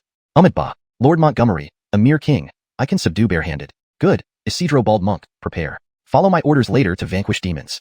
Bah. Excellent, excellent. Great kindness from Lord Montgomery. I will obey. Isidro brightened, feeling elated. 13,000 years. A whole 13,000 years. Finally, I can step out and show off? Sinful indeed. Chapter 116. Resistance arises. The Merchant Alliance of the 100 Clans. Back alley. Joa brought the bound Ian to the rendezvous point. They waited for a full 15 minutes before noticing a cluster of shadows in the corner, which gradually formed into a humanoid dark shadow, an extremely eerie sight. Elder Hallam, why are you alone? Where is Bruno? The humanoid shadow spoke, revealing an ugly and fearsome face filled with suspicion. Bruno is dead. He fell into a trap set by the young Bradian. Executed by a heaven-rank rune seal. Cough, cough. This elder barely managed to capture this boy alive, after using all my strength. Joa coughed a few times and spat out several black bloodstains, looking as if he had suffered severe injuries. This was clearly part of young Master's plan, a feigned injury. He pretended to be captured to infiltrate the Merchant Alliance of the 100 Clans and extract information from Adeline, aiming to take them all down in one fell swoop. It was a perfect plan, but came with significant risks. Dead. Ian, brat, it's you again. What enmity do we have with your dark sanctuary? Why do you insist on pursuing us? But your resistance is futile. Avener swirled across the dark shadow's ugly face, but soon dissipated, ultimately giving way to a wicked smile directed at Ian. 9527, the auction is about to start. We can't waste time. Take this brat to see Lydia the eldest Orance. The third fragment of the dark sacred artifact is in his possession. Joa leaned close to 9527, whispering discreetly to avoid direct confrontation between 9527 and Ian. If Ian were harmed, Sean would likely tear him apart. Fragment. I understand, follow me. The humanoid shadow hesitated for a moment, abandoning any thoughts of humiliating Ian. A token was pressed into the wall, and light symbols flickered, forming a doorway. Joa, Ian, and the secretly hidden Sean stepped through it. The gateway disappeared behind them, while 9527 led the way forward. Soon they arrived at a secluded courtyard. Lydia, Elder Hallam has captured Ian. 9527 approached the courtyard entrance respectfully. Bring him in. A cold voice echoed from within the courtyard. Creak. The door opened, revealing an old man with a rigid expression dressed in a gray robe, emanating an ominous aura. His murky eyes swept over Ian, subtly conveying hostility. The group felt intense pressure as they entered, signifying the presence of 3 Fabian realm powerhouses, including the old gatekeeper who was also a Fabian. So, you are Ian. Not much, are you? Who gave you the nerve to oppose me? Adeline emerged from the room, towering over Ian with disdain evident in her eyes. You are Adeline, the eldest Orance of the Celestial clan. Who gave you the courage to collude with demonic undead? To oppose this prince everywhere? Ian looked up at Adeline, his tone calm yet forceful. Insolent. How dare you? Brat, daring to call Lydia by name. Lowly human, kneel. Instantly, 4 voices thundered, releasing terrifying auras. 3 more figures appeared besides the elderly gatekeeper. One was tall and slender with a pair of blackbird wings on his back, pale yellow-faced. Another was about 10 feet tall, with crimson skin and 2 pairs of curved horns, emitting fire from his nostrils and a strong sulfur smell, hailing from the Abyssal Red Rock clan. The last wore a deep blue robe, around 40 years old, with blue hair, icy vertical pupils, and a long snake tail. Black Crow clan, Red Rock clan, Serpent clan, all half-step Fabians. Let me kneel. She isn't even worthy. Ian's eyes swept over the crowd, brimming with intense killing intent. Ian, you ask for death? Arrogant human, I'll devour you. Half-breed, how dare you be so insolent? Doomed brat, hand him over to me, and I'll show you why flowers are red. The sovereigns seethed, each wanting to tear Ian limb from limb. For a mere lowly human to speak so arrogantly was unacceptable. Enough. Ian, hand over the dark sacred artifact fragment, and I will allow you to reincarnate with your soul intact. Otherwise, you will die without a burial ground. Adeline halted the others, calming herself. Doubts began to arise within her. Based on recent intelligence, her side hadn't gained any advantage against Ian. How could he be captured so easily today? Joa was incompetent, and yet he managed to catch Ian alone. Moreover, Ian showed no fear, even in the face of sovereigns. Could there be a trick? Why wait? Why not try now? I'm not targeting anyone specifically, but each of you here is garbage. A bunch of trash. Dare you kill me? Ian remained calm, yet his words were highly provocative. This is unbearable, Lydia. Let me flay and strip this brat. Lydia, I cannot stand this. Our Black Crow clan has never been insulted by a human like this. Your Highness, give him to me to deal with. Ian, you are asking for death. The sovereigns were almost bursting with rage, being called trash by a lowly human. Who could endure such disrespect? Enough, all of you shut up. Ian, truly foolish. Do you think with just your strength you can resist darkness? Can you reverse the tide? You are destined to die. Adeline's cold gaze swept over the half-step Fabians, who bowed their heads. She then turned to Ian, pondering that some humans still chose to sacrifice themselves for the greater good. Humans, pitiful creatures, ignorant of the great tides of fate. They would be crushed under destiny's wheels. Death, so what? 3,000 years ago, my clan stood against you, though we lost our lineage and memory, stripped of our status among the human royal clans. Betrayal? Conspiracy? Do you think that will crush us? I might die, even lose my entire clan, but I want you to know, you abominations. Someone is resisting. Ian's voice roared like thunder from the heavens, exuding unimaginable power, like an immortal king. Hashtag chapter 117. All honored guests, this humble monk Isidro pays his respects. The moment the words were spoken, silence descended from all directions. Joa, 9527, 4 half-step kings, and Brianna who had been stealthily following them, even the heavenly clan's Matilda Lyra, each felt a tremor deep within their souls. Though he was just an 18-year-old youth, his words were resolute and thunderous, not at all like the human traitors who pretended to be righteous on the surface but would kneel faster than anyone in private. Someone was resisting. Simple, direct, ruthless. Those 5 short words, merely 5 words, resonated deeper into the soul than any other rhetoric. Lyra looked at Ian, and a subtle sense of fear began to rise in her heart, a chilling shudder from deep within her soul. Those simple 5 words revealed Ian's unwavering belief and will. Was he insane, or simply obstinate? Why resist? The lineage of the Cloud family's Lloyd was already extinct. Shouldn't he seek retribution from the great Lloyd clans? Yet, he chose to oppose the darkness, which was destined to bring blood and fire. It was a colossal trend that no one could reverse or change. No matter how extraordinary you are, you will end up as dust before this great tide. Unwise, ignorant, beyond redemption. Ian, you are now a prisoner, yet you still dare to speak arrogantly. Don't even mention your mere Ainsley induction realm. Even if you were a Lloyd, what can you accomplish alone? The future lies with us, not your human race. Surrender. That is your only path to survival. Lyra stepped forward, instantly dropping the temperature by several dozen degrees. Snowflakes drifted through the air, creating a bone-chilling coldness that penetrated the soul. Surrender. Do we barbarians deserve it? Ian stood firm, righteous and unyielding, ready to face death rather than bow down. Brother Charlton, hidden nearby, Brianna watched Ian with deep admiration, yearning for the man she admired so much. Brother Charlton, you hypocrite. You strictly warned me not to become a hero who defies darkness and saves the world, nor to become a tyrant who destroys it. Yet, you face darkness with iron resolve and fearlessness, defending the backbone of humanity and upholding the dignity of the Lloyd lineage. Meeting you in this life has been my greatest fortune and blessing. How can I endure this? The despicable human child, tearing you apart alive is the only way to quell my anger. Barbarian, your highness, did you hear that? This lowly scum called us barbarians. Crushing his bones to ashes is the only way to save our honor. Your highness, kill him. Kill this arrogant child. Your highness, kill him. All around, various kings roared. The elder of the Black Crow tribe was enraged. The demon of the Red Rock tribe spouted flames from every orifice. The elder of the Snake people filled the air with killing intent, and the silent elder's eyes blazed with hostility, wishing to tear Ian limb from limb. Ha ha ha. Do you really think you can kill me? Why should I boast? If I were born 3 years earlier, I could have suppressed all of you easily. I could suppress you all barehanded. Ian laughed without restraint, his voice filled with unparalleled vigor, showing utter disdain and contempt for those before him. Enough, Ian. Do you really think I won't kill you? My leniency towards you should be considered a blessing. This is your last chance. Surrender or die. Lyra's expression darkened. As the esteemed Orance of the Heavenly Clan, when had she ever been challenged like this, repeatedly? Lyra, if you want my surrender, answer one question first. Who is the Dark Saint? Ian's smile vanished, replaced by intense seriousness as he stared at Lyra. This was why he was here, to uncover the identity of the Dark Saint. Without that information, even killing Lyra would be pointless. Ian, you do know quite a bit. If you want answers, first submit. Sign the blood soul contract, putting your life under my control. Only then will I reveal the secret. Lyra extended her hand, revealing a piece of parchment engulfed in black flames, radiating a sinister and eerie aura that chilled the soul. Lyra, I'm truly curious. As the esteemed Orance of the Heavenly Clan, with ancient power enough to rival Aloyd's, why would you join the darkness, conspire with demons and the dead, becoming a dog for the darkness? Since you won't tell me, I'll have to suppress and search your soul. Ian's gaze swept over the others, a faint smile lingering on his lips, exuding boundless confidence. Since extracting information was impossible, suppression was the only option left. It was time for the bald monk Isidro to appear. Arrogance is not scary, ignorance is tragic. Filthy human scum, speaking nonsense at the brink of death. Your highness, kill him. The various kings mocked and derided Ian, believing he was delusional to resist at such a dire moment. Ian, you dare to defy me. I've given you chances, but you've chosen your own doom. I'll send you to the underworld myself.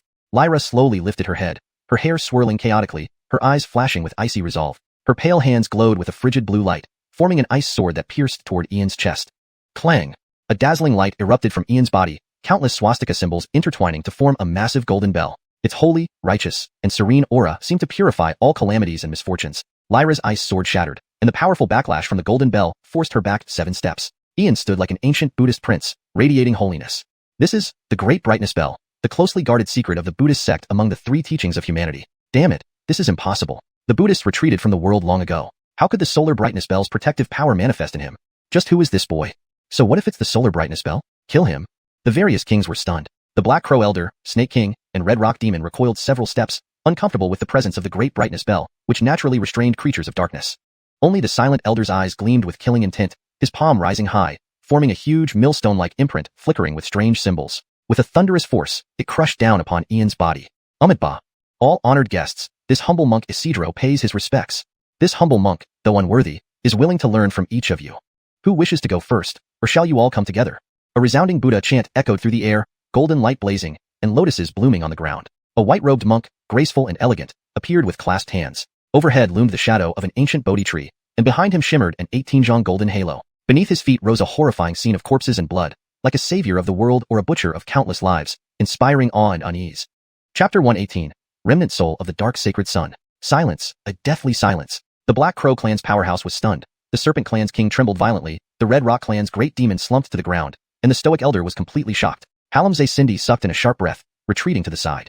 9527 had nowhere to hide, becoming a cluster of shadows. Matilda Snowflower's complexion paled. Her body shook violently, cold sweat dripped from her forehead. Her petite figure stiffened entirely, not even daring to breathe heavily.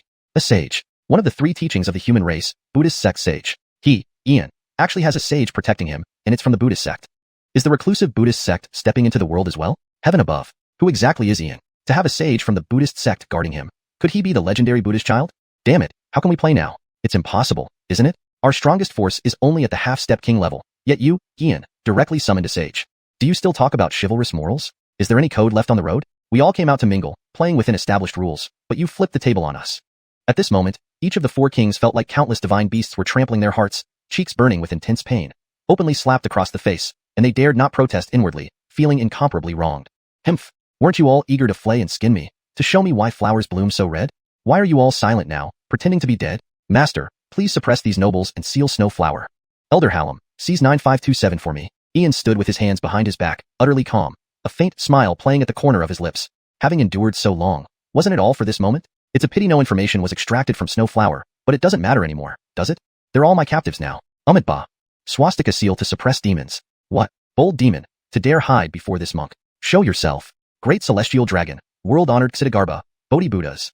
Seal of the heavenly Yanish dragon. The Khan sealed the 4 kings present. His golden eyes pierced through the void. An imposing demeanor covered his elegant face, filled with overwhelming murderous intent. The terrifying yet sacred words of the Buddhist sect thundered through the air as the Khan unfolded his clasped palms. Golden light swept through the sky, ancient characters enveloped the scene, instantly evolving into a 100-meter-long celestial dragon that surged towards the room. No. Snowflower's face changed drastically, letting out a heart-wrenching scream. Had her body not been sealed, she would have already rushed inside. A remnant of a sacred artifact, possessing part of the Dark Sacred Sun's true soul. If damaged, the Dark Sacred Sun will never return. Why, heaven? The future belongs to darkness. It is the destined trend. Dustless, it's actually you. 10,000 years have passed, and you're still alive? In the void, the celestial dragon roared, bathed in brilliant Buddha light, but black light soared from the room. 2 dark fragments of an unknown artifact intertwined. Endless dark runes converged, radiating an ancient and eternal dark aura. An indistinct figure appeared in the air, clearly just a remnant soul condensed together. Amitabha. Since you did not die, how can this humble monk dare to precede you in death? Today, I wish to guide you into nirvana. Khan floated in the void, hands clasped, his elegant face emanating boundless icy killing intent. The Dark Sacred Sun. Indeed, it's him. 13,000 years later, he truly has returned. 9 incarnations complete, invincible under heaven. Yanistal monk is still alive. How dare you be so brazen? Dustless Baldy, you dare dream.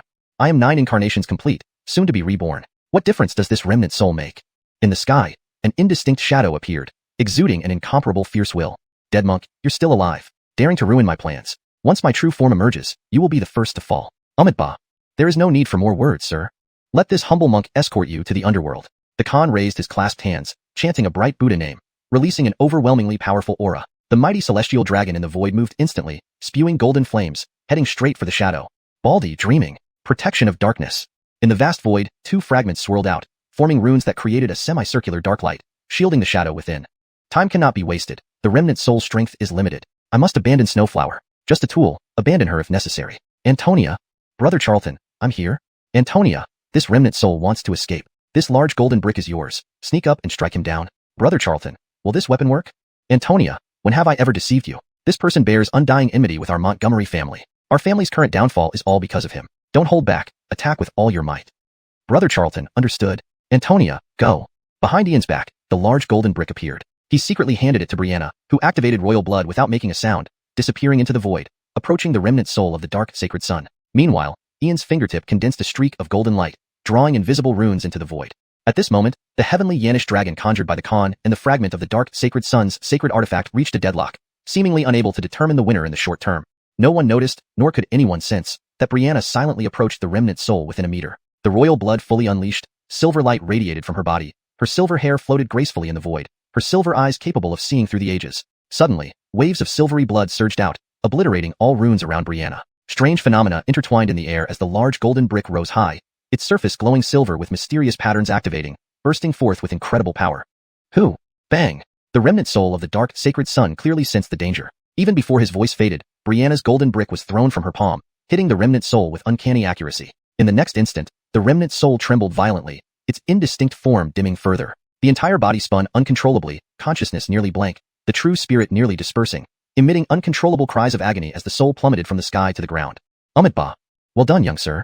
The Khan clasped his hands, uttering a loud Buddha name, gratitude showing on his elegant face. Fortunately, Yanistal Sir Montgomery acted. If not, this humble monk would have suffered a great loss. Losing face is worse than failure. However, it's fortunate we managed to subdue this evil being. Feeling incredibly gratified, promoting Buddhism truly feels exhilarating. Chapter 119. Only I know. Saint's son. Ian, the dark camp will never let you off.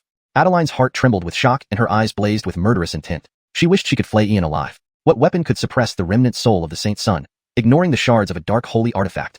Adeline, can't you come up with something new? You keep repeating the same lines. Not like I'm going to let the dark camp off either. Venerable master, take them all away and send them to eternal bliss. Ian didn't waste words. He had seen that Ellie was exhausted, the relic's essence nearly depleted, making it unusable in battle for some time. But no matter.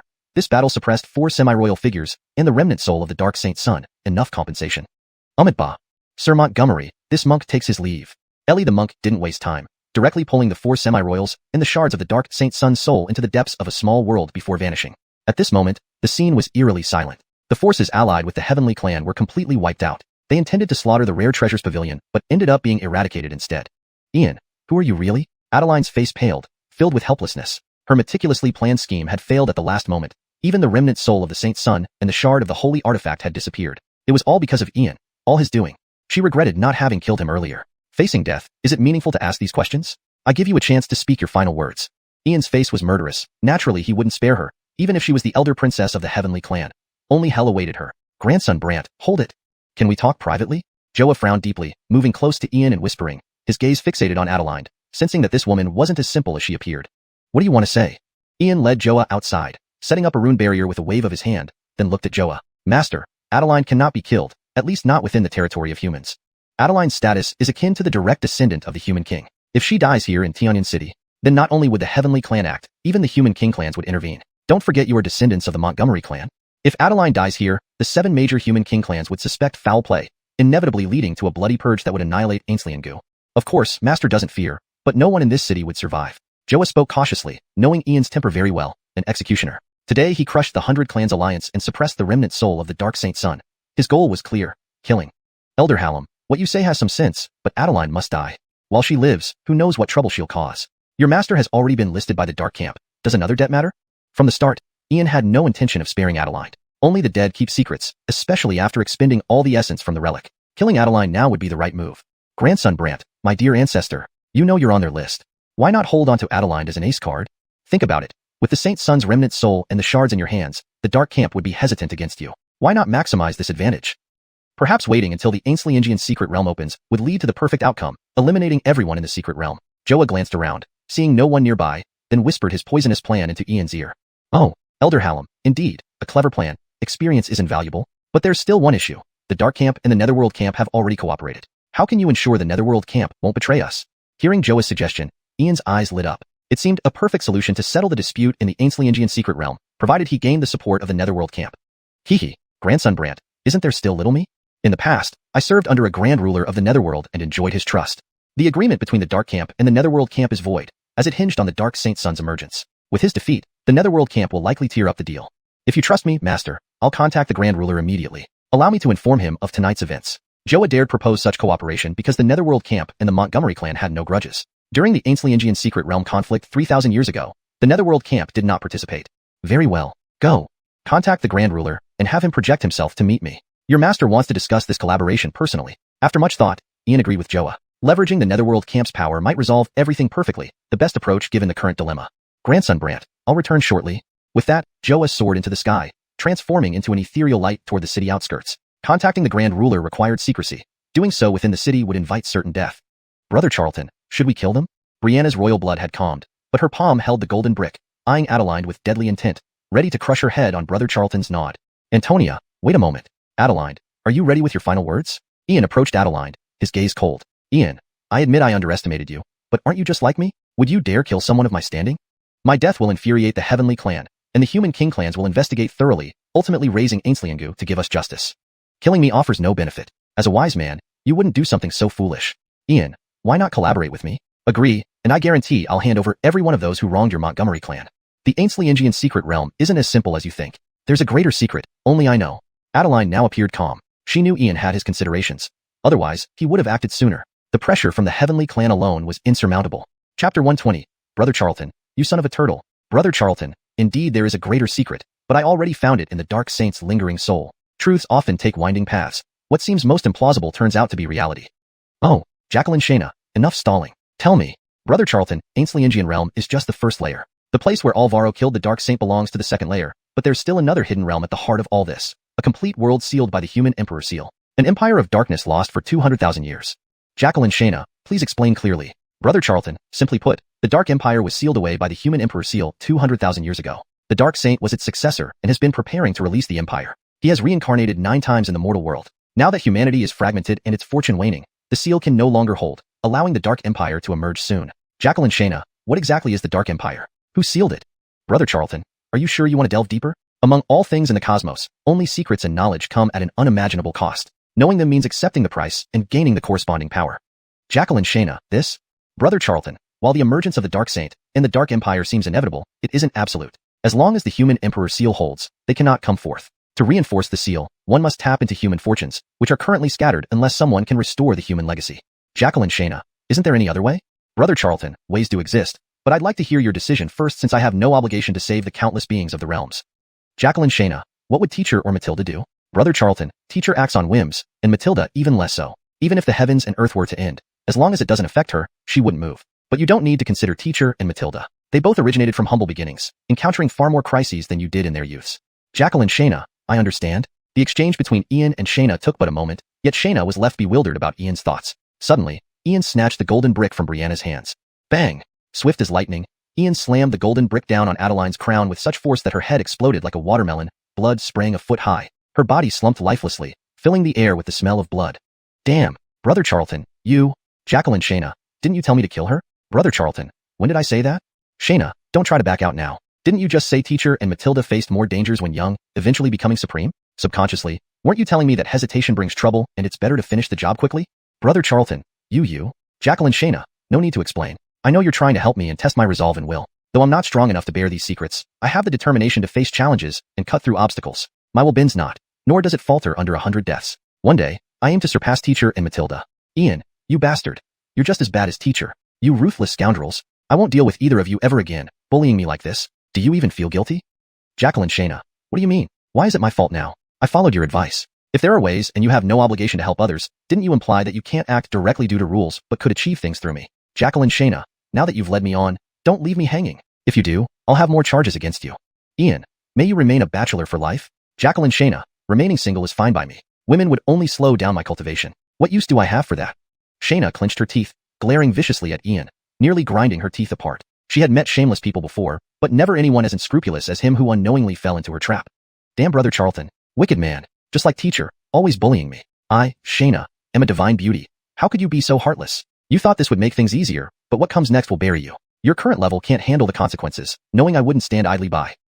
So infuriating. I can't let Brother Charlton get off easy. Thinking this, Shayna floated behind Ian, grabbed his shoulder, exposing her small fangs and biting down hard. Hiss! Ian gasped, though visibly pained. He forced himself to endure it. Brat, is she a dog? Biting without letting go. Fine, I set the trap, so I must endure. Brother Charlton, what's wrong? Brianna noticed something was off with Ian and asked anxiously. Jacqueline Ainsley, nothing. I'm just thinking. Adeline is dead. Let's leave. Generous. A tricolor flame erupted from Ian's fingertip, engulfing Adeline's corpse until it vaporized entirely. Hiss. Painful. Primordial energy can't heal this. Truly, like a dog. Spit. Brother Charlton, you're the one who acts like a dog, setting traps for me and bullying me. This is what you deserve. These bite marks will never fade. See if you dare to trick me again. Jacqueline Shayna, when did I trick you? No matter what you say, I'll treat it as a dog's bite.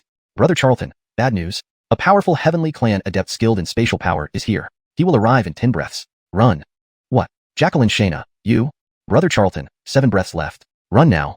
Shayna wore a smug smile while Ian felt the spatial tremor, triggering a set of runes that tore open space, instantly pulling Brianna underground. Hashtag chapter 121. The Sky Clan's monarch. The void trembled, ripples intertwining, and suddenly a rift opened. From within emerged a middle-aged man clad in pitch-black armor, wielding an unsheathed heavy sword on his back. His killing intent had yet to subside, with blood dripping from the heavy sword, and his eyes flashed like cold lightning, exuding an intimidating aura. Suppress. The aura of demons, traces of the dark races. The soul jade is shattered. Your Highness. I must see who dared to kill one of our clan's princes. Temporal regression. The middle-aged man's voice roared like thunder, unleashing an overwhelming presence. In the palm of his hand, transparent, colorless energy interwove through the void, revealing faint traces from all directions, forming an image. Tenjong beneath the ground, Ian tightly covered Brianna's mouth, not daring to emit even the slightest hint of breath. Above was a spatial monarch, an expert adept at dispelling concealment.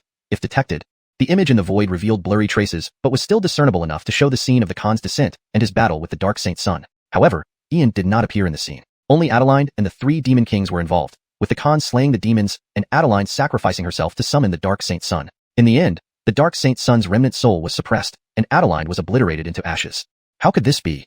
The prince, collaborated with demons, sacrificed himself to summon the Dark Saint Sun. That legend is true. The prince is dead. This matter cannot leak out. Otherwise, our Sky Clan will face annihilation. Annihilate. The middle-aged man saw the void's images and felt as if his heart and liver were torn apart. Cold sweat dripped down his forehead, and he involuntarily retreated several steps. Finally, he used spatial power to annihilate the void's images. The monk's technique came from the Great Sun Brightness sect, long vanished from the world. It was once a sacred site of Buddhism. A sage from the Buddhist sect has appeared. No, why does that monk look so familiar? Dustless Holy Monk. Yes, it's him, the Dustless Holy Monk. Or rather, the Demon Monk, slain by Grady years ago. Grady remained hidden in the heavenly void realm but issued orders every 1,300 years to hunt down the Dustless Demon Monk. The Dustless Demon Monk, the Dark Saint Sun. This matter is too significant. I must go to the heavenly void realm. Only Grady can handle this situation and protect our Sky Clan. With this thought, the middle-aged man didn't hesitate. He revealed a special jade token for the heavenly void realm in his palm, and as he crushed it, his body turned into a streak of light and vanished. 1/4 of an hour. 3/4 of an hour. An entire hour later, Ian confirmed that the figure had disappeared. He then released his grip, breathing out a deep sigh, leaning against the stone wall behind him, utterly exhausted, drenched in sweat. Brother Charlton, are they gone? Yes, they're gone. You two almost didn't make it. Brother Charlton, we shouldn't stay here long. Right, let's go. Brianna and Ian didn't linger any longer, traveling underground swiftly to the Montgomery family compound, using Earth teleportation talismans. Antonia, the family is in your hands. I'll go to the treasure pavilion and will not mention tonight's events to anyone. Brother Charlton, I understand. Take care. After instructing Brianna, Ian cleansed the dirt from his body with talisman inscriptions and hurried toward the treasure pavilion. Donna appeared beside him and handed him a jade token. Donna, thank you. Brother Charlton, don't trick my little sister too much, or I'll say Babuda. Donna, what do you mean? How could I do such a conscienceless thing? If you like anything at the auction tonight, I'll buy it all for you. Brother Charlton, are you serious? Donna, absolutely serious. Hehe. Brother Charlton, do you have enough money? Donna, we can always put it on account. Brother Charlton, what are you talking about? This is an auction. You actually want to put it on account, truly worthy of being the old master's disciple. Donna, I am a distinguished talisman master. If I can't even pull this off, wouldn't it be a waste? Besides, if worst comes to worst, I can use Jedediah's identity token. Of course, assuming they dare to accept it. Brother Charlton, impressive? Donna was speechless, thoroughly redefining her understanding of shamelessness. She now understood that some traits were inherited, just like the old master when he was young. However, Brother Charlton was somewhat better. At least he didn't chase after beautiful women only to discard them soon after, claiming to pass through the flowers without catching any scent. Hey, Brother Kane, you've been hard to find. It's been a whole night, and the auction is about to start, and you're only coming now. Hehe. Brother Kane, confess, were you moonlighting with the Miss Tianhuang? Bang. Dead Jameson. Dogs cannot speak elegantly. As for that vixen, serving as my maid would disgust me. Even if it were under moonlight, it should at least be Mara Laney. Blue Jameson was kicked several meters away by Ian before speaking up calmly. Cough. Brother Kane, stop exaggerating. Mara Tianhuang is one of the top 10 beauties of the eastern region. Is it right to slander her like this? Beauty? That doesn't change the fact she's a vixen, far inferior to Laney. Cough. Cough. Cough. Brother Kane, enough. A beauty is still a beauty. Don't belittle her, especially not when comparing her to Mara Laney, whom she considers her mortal enemy. Dead Jameson, something's wrong with you. Constantly coughing. Is your health not well? Shall I check you? Brother Kane, it's fine. No worries. I'm perfectly fine. Well, I need to go. Dead Jameson, what's going on? Seeing Blue Jameson flee, Ian had a bad feeling. Turning around, he saw Harmonila standing in midair, a black golden warblade in her hand emitting a Tinjong long blade glow. Ah. Damn Ian, how dare you sneak attack me and defame me behind my back? Who is the vixen, and who smells foul? Mara, I'll chop you to death. Harmonila's black golden warblade swept out, its Tinjong long blade glow swirling through the void, instantly targeting Ian. Hashtag chapter 122, the auction space. Boom. Tatiana, have you gone mad? A blade's light tore through the air, creating a vacuumed path that left a terrifying crack in the middle of the street. Dust swirled and debris flew, forming a powerful shockwave that forced Ian to retreat several steps.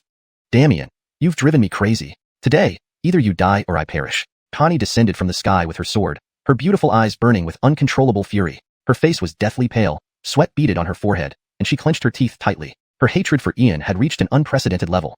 The damned bastard dared to hit me over the head. I won't let him off easily today. I'm furious. Tatiana, have you finished making a scene? You really don't know your place. I'm not interested in dealing with you. Ian flicked the dust off his sleeves, roaring like an enraged lion. Disgust filled his eyes. Initially, he thought this Tatiana just had a short temper, but now she clearly seemed deranged. Knocking her out with the gold brick was for her own good. How ungrateful. Bastard. Ian, you. Connie's body trembled violently as she spat out a mouthful of blood. Her eyes filled with sorrow as she staggered toward Ian, still intending to strike him down. However, she eventually collapsed into a lifeless heap on the ground. You damn brute, I won't let this go. This is infuriating. I want to hit someone. Tatiana, you're not showing off anymore. Hearing this, Ian turned back and sighed deeply upon seeing Connie fall to the ground. In the end, he didn't abandon her. Instead, he carried her on his back and made his way toward the Curio Pavilion. The night was desolate, cold like water. The starry sky and the myriad lights of the city shone together. On the deserted streets, only Ian walked alone.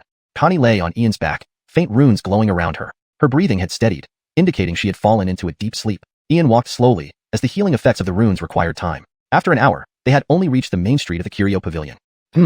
At this moment, Connie slowly opened her eyes, drool glistening at the corner of her mouth. She felt refreshed, having slept longer than usual. When she noticed her surroundings, she realized she was on Ian's back, with rune lights intertwining around her hand. Instantly, she understood. That bastard, he isn't entirely detestable. At least he didn't leave me on the street. How long have I been sleeping? It's almost midnight, so it must have been an hour. That means this bastard carried me for an hour. He deserves it for hitting me over the head. I can't let this guy off easy. I'll pretend to be asleep. You're awake. Ian stopped walking, speaking softly, but Connie remained motionless. Ian smiled faintly. Playing possum? Don't blame me then. Thud. As soon as he spoke, Ian released his grip, dropping Connie to the ground with such force that the cobblestones cracked. Ow. Bastard Ian. Did you do that on purpose? It hurts. Do you have no sympathy for me? I'm one of the beauties of the Eastern Domain. Aren't you supposed to treat me gently? Thrown into disarray, Connie's buttocks almost burst open. She glared at Ian, wanting to tear him apart. It's all an act. Everything is a facade. This brute's gentleness is fake. I curse you to be single forever. Tatiana, I have no time for you. I'm going to attend the auction. Ian swung his sleeve and turned away, heading towards the Curio Pavilion. With the demon and celestial clan out of the way, he could now safely attend the auction tonight. Bastard Ian, don't think you can leave me behind. Though in pain, Connie finally got up, following Ian like a wronged little wife. Yanistel Master Montgomery, you've finally arrived. The auction has already started.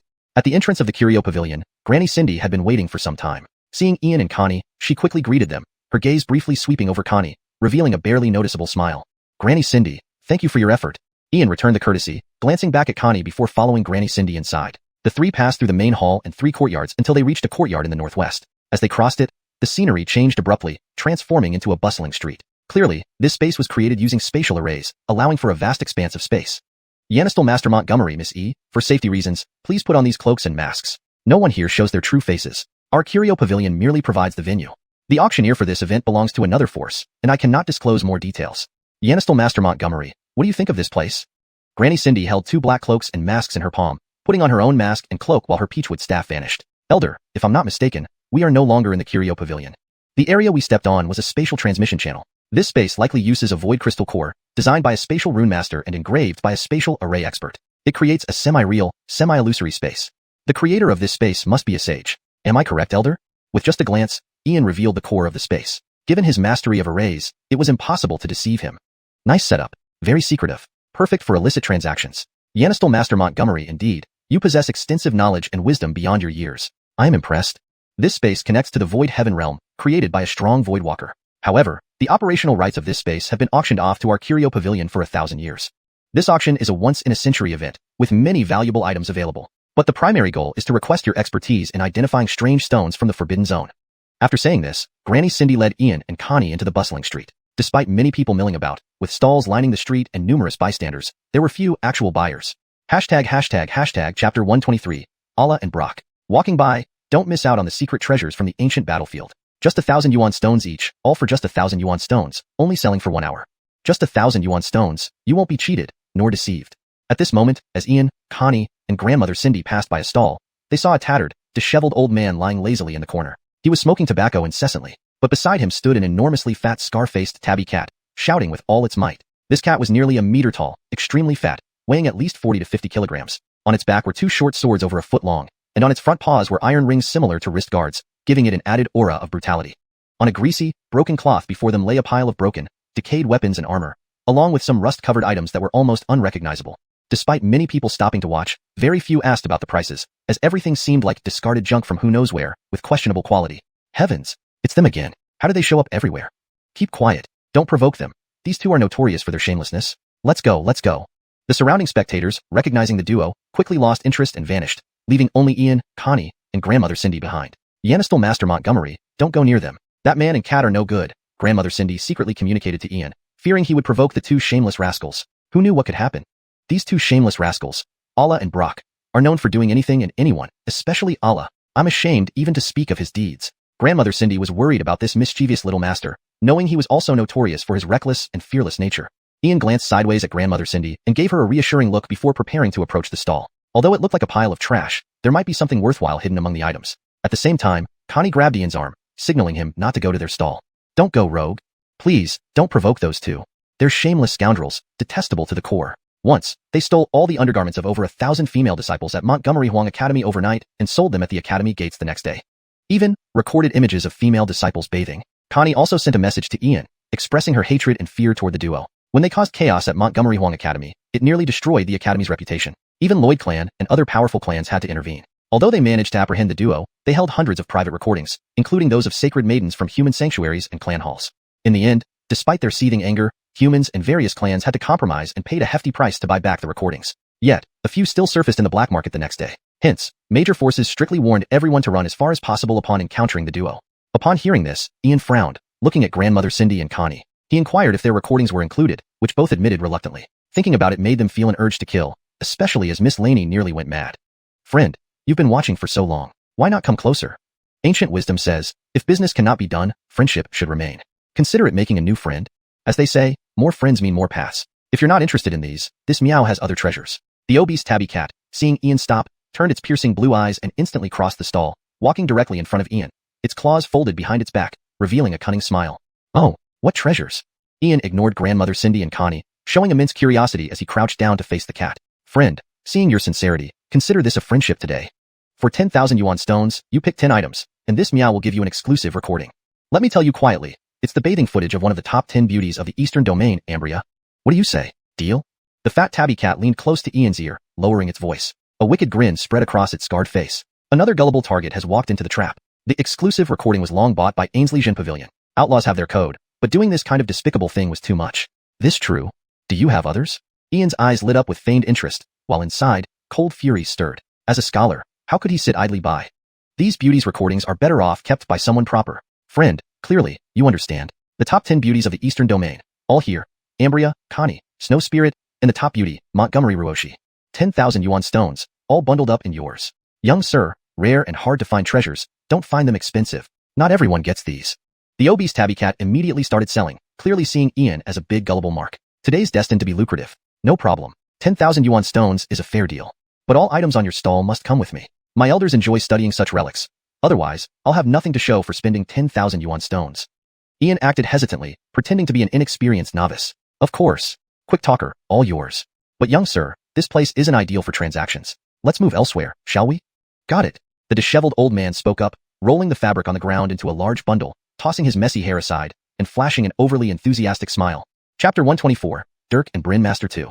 Don't worry, and don't follow us. Go back to the venue first and tell Miss Cindy that she'll owe me another favor after this. And so does your Tatiana mother. Ulysses glanced back at Cindy Grandma and Connie and directly transmitted his voice to them before disappearing into the crowd with a man and a cat. Pa, you arrogant scoundrel. Who's worried about you? Fedori, should we not follow them? It's not that I'm worried about him. If something happens here, all of us will be held accountable. Just as she finished speaking, Connie explained, luckily having a mask to cover her blushing face. No need to worry. Since young Master Montgomery doesn't want us to follow, it means he has a plan. Miss Nora, young Master Montgomery is extraordinarily talented and his future is boundless. Missing such an opportunity now would be a lifelong regret. If it weren't for our young mistress already having a betrothal contract, I would have urged her to do so. Cindy Grandma looked deeply at Connie, implying much in her words. Although Connie had disputes with their young mistress, she didn't dislike her and naturally offered some advice. What a pity. If it weren't for the young mistress engagement. Fedori, who likes that arrogant scoundrel? Connie froze at these words and immediately denied it. That scoundrel slapped me and destroyed my reputation. Even stabbed me in the back. Even if every man in the world were dead, I wouldn't like him. However, this bastard isn't too bad. Carrying me through the streets for an entire hour. Two-faced and insincere bastard. Under her mask, Fedori watched Connie, smiling silently, and led her forward. On the other side, Ulysses followed the man and the cat through the crowd, zigzagging until they reached a secluded alley. The man and the cat blocked the path. Dirk took out his pipe, tapping off the ash, reloaded it with tobacco, and lit it up, sucking deeply and puffing out large smoke rings. He then greeted Ulysses with an overly enthusiastic smile.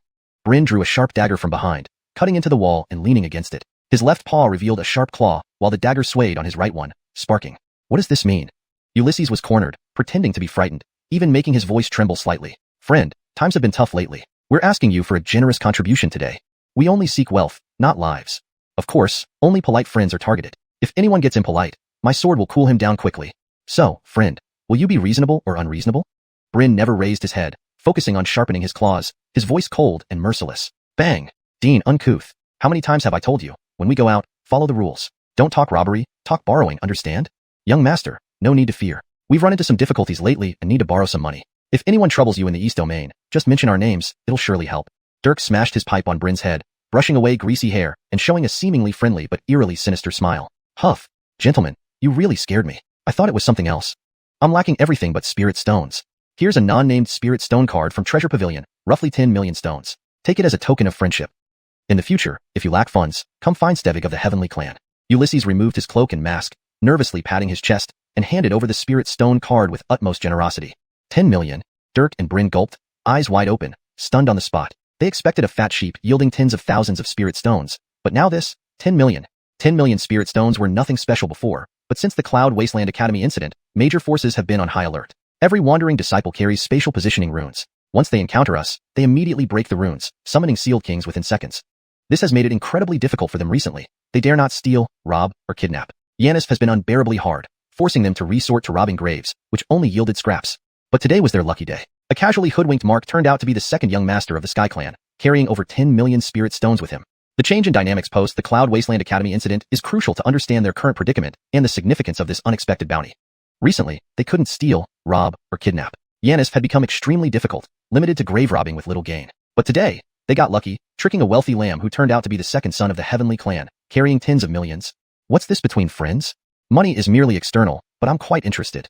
The original copies of East Domain Beauty's images, I'd pay 10 million for each copy, provided it's the original, not a duplicate.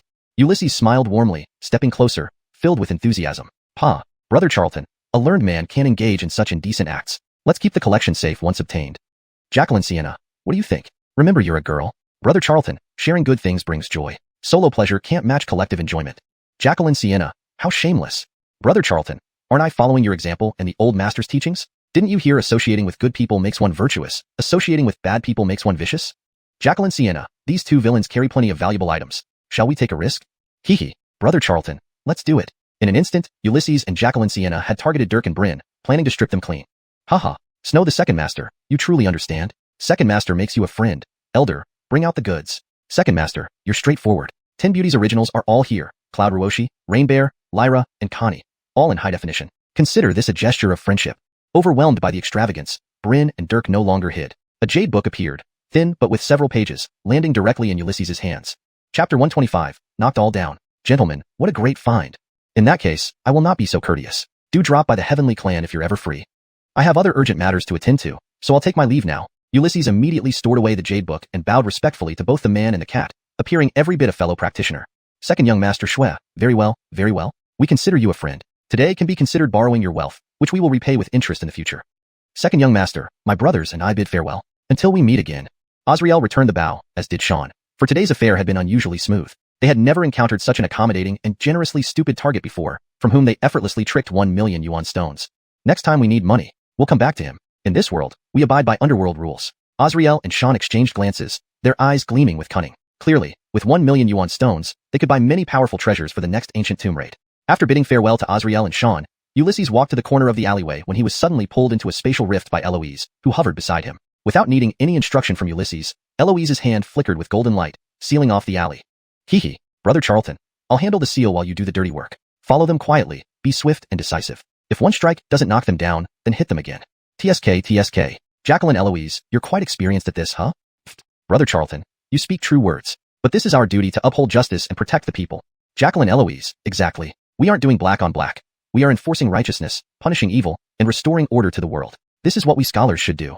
Brother Charlton, I'm looking forward to your performance. Eloise floated in midair, a box of candy materializing in her palm as she watched Ulysses' movements with interest, smiling all the while. Indeed, Brother Charlton has a heart for destruction and saving the world. Haha, brother, today we've really struck it rich. Not opening shop for 3 years, but reaping enough to eat for another 3. What a good person. There aren't many like second young master Shui anymore. Big brother, aren't these kinds of people called foolish but wealthy, easy to deceive? With this windfall, we can attempt the ancient tomb in the Montgomery Huang continent again. Is there really an emperor scripture there? Hush, brother, how many times have I told you not to mention the Montgomery Huang continent? It's a place even the human sacred grounds and 100 clans sanctuary seek. To return, we need the help of a destiny manipulator. All right, no more talk of that. Let's go drink. The food these past few days has been tasteless. Sean, having been scolded by Azrael, quickly changed the subject, knowing full well how many people coveted that ancient tomb. If word got out, they'd be flayed alive. The man and the cat continued in silence toward the alley's entrance. Meanwhile, hidden in the spatial rift, Ulysses crept up behind Sean with his golden brick, undetectable even to the latter's essence spirit realm strength. Bang! In an instant, Ulysses raised the golden brick and struck Sean's head as he yawned. The golden brick, already heavy, combined with Ulysses' strength and true chi, delivered a blow exceeding 10,000 jin, cracking Sean's skull and splattering blood everywhere. Sean felt his vision darken and his consciousness blur, his sea of souls convulsing with cracks forming everywhere, his primordial soul violently shaken almost to the point of dispersing. F asterisk asterisk asterisk ing hell. Who is this damn son of A B asterisk asterisk asterisk asterisk? Sean's massive body spun around, trying to see who had attacked him, but the intense pain in his primordial soul made him collapse into unconsciousness, his last thought being that he'd been mugged. Dean. Hiss. Which gang does this friend belong to? This is Azrael. Show some respect and call me big brother or else. Bang. Seeing Sean fall, Azrael immediately drew his pipe, his divine sense flooding the area. He didn't detect anyone, his heart sinking as he realized they were dealing with a high-level expert. Before he could finish speaking, he felt a severe pain in the back of his neck, his vision going dark as he staggered forward. His necklace shattered. What the F asterisk asterisk asterisk? My soul guardian pendant. Who the hell? Azrael shook his head, regaining some clarity only to be met with another blow, his forehead splitting open and blood streaming down his face. He was hurled several meters away and fell unconscious. F asterisk asterisk asterisk. This isn't my lucky day. Getting blackmailed. Despite being in the essence spirit realm, Azrael's soul wasn't much stronger than Sean's. The golden brick's impact was too powerful to withstand. Great job, Brother Charlton. Truly befitting Master's disciple. Your skills seem to come naturally. Jacqueline Eloise, stop messing around. I said this is about upholding justice. You're right, Brother Charlton. Get on with it. Jacqueline Eloise, turn around. Why should I turn around, Brother Charlton? Jacqueline Eloise, don't look or it might sully your eyes. With that, Ulysses appeared in front of Azrael, quickly stripping him of his spatial bags, wristbands, and rings. He searched Sean similarly, removing a short sword, claw rings, and a spatial ring. In the next moment, under Eloise's astonished gaze, Ulysses stripped Azrael of his clothes, shoes, socks, and underwear, waving his 3-flavored true fire to burn everything clean. Brother Charlton, even thieves have their code. Even if you're blackmailed, you shouldn't take away someone's clothes and shoes. That breaks underworld rules. Jacqueline Eloise, this is payback. I'm getting back at those who wronged the girls of Montgomery Huang Academy. Quickly erase these two's memories about Mother Nightfork and Rain Granny. Hee. Brother Charlton, Master would say you've surpassed him. Enough chit-chat, let's go. Golden light enveloped Azrael and Sean, erasing their memories and spatial recordings before silently leaving the scene. Chapter 126. Humiliation beyond humiliation. Damn it, just who is the heartless little punk? I swear, Second Master will never let you go. Ow, it hurts. God damn it, it's only for money. Did you have to use such lethal force? An hour later, from a secluded alleyway came a near heartrending cry of Aiden, whose head had originally been fist-sized but was now cracked open. Even though the wound had scabbed over, the real pain was in his spirit, nearly pushing him to meet his feline ancestors. His gaze shifted to Amiel, who was completely naked nearby, and he instantly lost his wits. Oh no, the boss has been stripped. All their belongings were taken. Even the backup hidden in the boss's trousers was gone. Damn, too professional. Must have met a colleague today. Hiss. Second, are you okay? My head is spinning. Cough, cough. Damn your ancestors. Turtle-headed bastard. Don't let me find out who you are. Or I'll make sure you know why flowers bloom so red. Amiel gradually regained consciousness, feeling stars before his eyes and an intense pain that almost made him faint. Thinking about the culprit, he was filled with rage. Boss, I'm not dead, but you? Aiden, dazed and confused, lay on the ground, too weak to move, yet finally forced himself up, pointing at Amiel's stark naked body. Humiliation beyond humiliation. Real humiliation. Recalling their years robbing others in the eastern region, they'd never suffered this kind of loss. Even when cornered by the strong backing the disciples of Montgomery Huang Academy, they managed to force a compromise. Today, they were not only mugged but stripped bare. This was intentional humiliation, an outright slap in the face. Spit. Bloody hell, too much, really too much. Shameless rogue, utterly despicable. All we do is rob. Does no one follow any rules? Such insult to my dignity. This can't be left alone. Second, contact third brother, and we'll avenge ourselves. Seeing his own nakedness, Amiel spat blood, his liver practically bursting from anger. He had never encountered such shamelessness before. Such despicable behavior, truly vile. In our world, righteousness comes first, honesty is paramount, and rules must be followed. Never seen someone so dishonorable. Turtle son, robbery, blackmail, what else could there be? But stripping us naked like this, I cannot tolerate. Retaliation, bare-faced retaliation. Boss, I've already contacted third brother, he should arrive soon. How could anyone use such crude methods? We've been very low profile recently, haven't caused any trouble? Aiden winced in pain, looking ferocious with scars on his face, but couldn't figure out who attacked them. Second, caught off guard. We fell into someone's trap today. Clearly unplanned. Bloody hell, after all these centuries, didn't think we'd end up like this. Steve, young Master Xue, what a ruthless and greedy young master. If this isn't related to him, I'll cut off my head and kick it around as a ball. Even if he didn't do it, it will be blamed on him. Amiel's face covered in blood, hair disheveled, cold words echoed like a demonic ghost risen from hell. Steve, young Master Xue, truly devious. For so many years, never endured such humiliation. You broke the rules. I'll show you the rules. Hell no, boss, I remember now. Adeline is Steve's older sister. He's the prime suspect, won't be wrong, definitely him. You're right. Even if he didn't do it, blame will fall on him. This loss, tenfold repayment from the Celestial clan. Hearing this, Aiden's spirits lifted, his cat face brimming with murderous intent. What happened, brothers? At this moment, a yellow earth-colored light descended from the sky, forming a large yellow orb roughly the size of a watermelon, trailing a half-meter-long cape. The orb had a pair of eyes, a nose, and a mouth, creating a bizarre and amusing image. Third, No more talk, heal us first. Third brother, heal us, then tell you everything. Emil seemed irritable, while Aiden explained everything. The large orb released healing beams enveloping man and cat. Hiss. Third, stop. Why is it hurting more? Third brother, cease. Are you trying to kill us? Emil and Aiden writhed in pain on the ground. Though usually effective, third brother's healing magic now felt fatal. With injured spirits, this was worse than ever. Hiss. Brothers, who did you offend? Damage to your spirits, based on my experience, can only heal naturally. While the attack was severe, it wasn't fatal, leaving just pain. 3 months to half a year, surely it will mend. The orb danced in the air, its cape fluttering dramatically, contemplating deeply. Third, enough seriousness, get us clothes. Monitor Steve closely. When he's alone, kidnap immediately. The Celestials have crossed the line. We won't let this pass. Emil glared, punching the ground fiercely, showing his deep resentment. Third, no delay, do as the boss said. Such humiliation, if forgiven. How would we face our world? Stand in the east? Can't let that little bastard get away. Aiden looked fierce, scratching marks into the ground, clearly harboring resentment. They've been bullied, but never humiliated like this before. In our world, it's all about reputation. Head can break, blood can flow, hairstyles must stay neat, faces mustn't be lost. Brothers understood. Rest well, leave Steve to me. Dare to offend 3 grandfathers' brother? That's disrespect. Steve, you'll learn why flowers bloom red. The yellow orb opened its mouth, spitting out a spatial bag which landed before Emil and Aiden, turning back into a yellow beam disappearing quickly, leaving only the sound of the fluttering cape. Hashtag chapter 127. The All Heaven Stars banner. Hashtag in the miniature world. Hashtag in the misty region. Ulysses and Eloise exchanged a glance, both of their eyes almost glowing green, faces breaking into sly smiles that made them look like 2 cunning foxes, one large, one small. Clatter. Ulysses dumped out all the items from the spatial equipment he had looted from Azrieli and Sean. Instantly, the entire space shone with brilliance as the treasures emitted a dazzling light. Mountains of essence stones, various ores, materials, unique rocks, spirit medicines, and bottles filled with all sorts of elixirs spread out in heaps, along with piles of damaged junk. Brother Charlton, I thought we'd strike it rich here? Turns out these 2 were just penniless scoundrels despite running around on the streets. They only have over 100,000 low-grade essence stones, and even adding this pile of materials wouldn't exceed 1,000,000 essence stones. What a letdown. Sis Eloise, looks like these rogues didn't do well for themselves. Or perhaps they have hidden treasure stashes elsewhere. Anyway, if I were to travel outside, I wouldn't carry all my valuables with me. Brother Charlton, dump all the broken stuff into the miniature world to enhance the elemental circulation. As for these trash, I'm not interested at all. Sis Eloise, you lack foresight. Who says there's no treasure here? Look at this. Eloise seemed uninterested and was about to leave, but was immediately stopped by Ulysses. He pulled out the ragged package that Azrieli and Sean had used as a street stall, shook it casually, scattering the damaged artifacts to the side. But his attention focused on the tattered cloth inside. Brother Charlton, what's so special about this rag? Sis Eloise, ancient treasures are often obscured. Take a closer look at this piece of cloth in my hand. With a smile, Ulysses's fingertip emitted a golden glow that instantly summoned elemental energy, forming 3 runes that aligned into a triangular ancient seal. Radiant and mysterious, the runes enveloped the ragged cloth.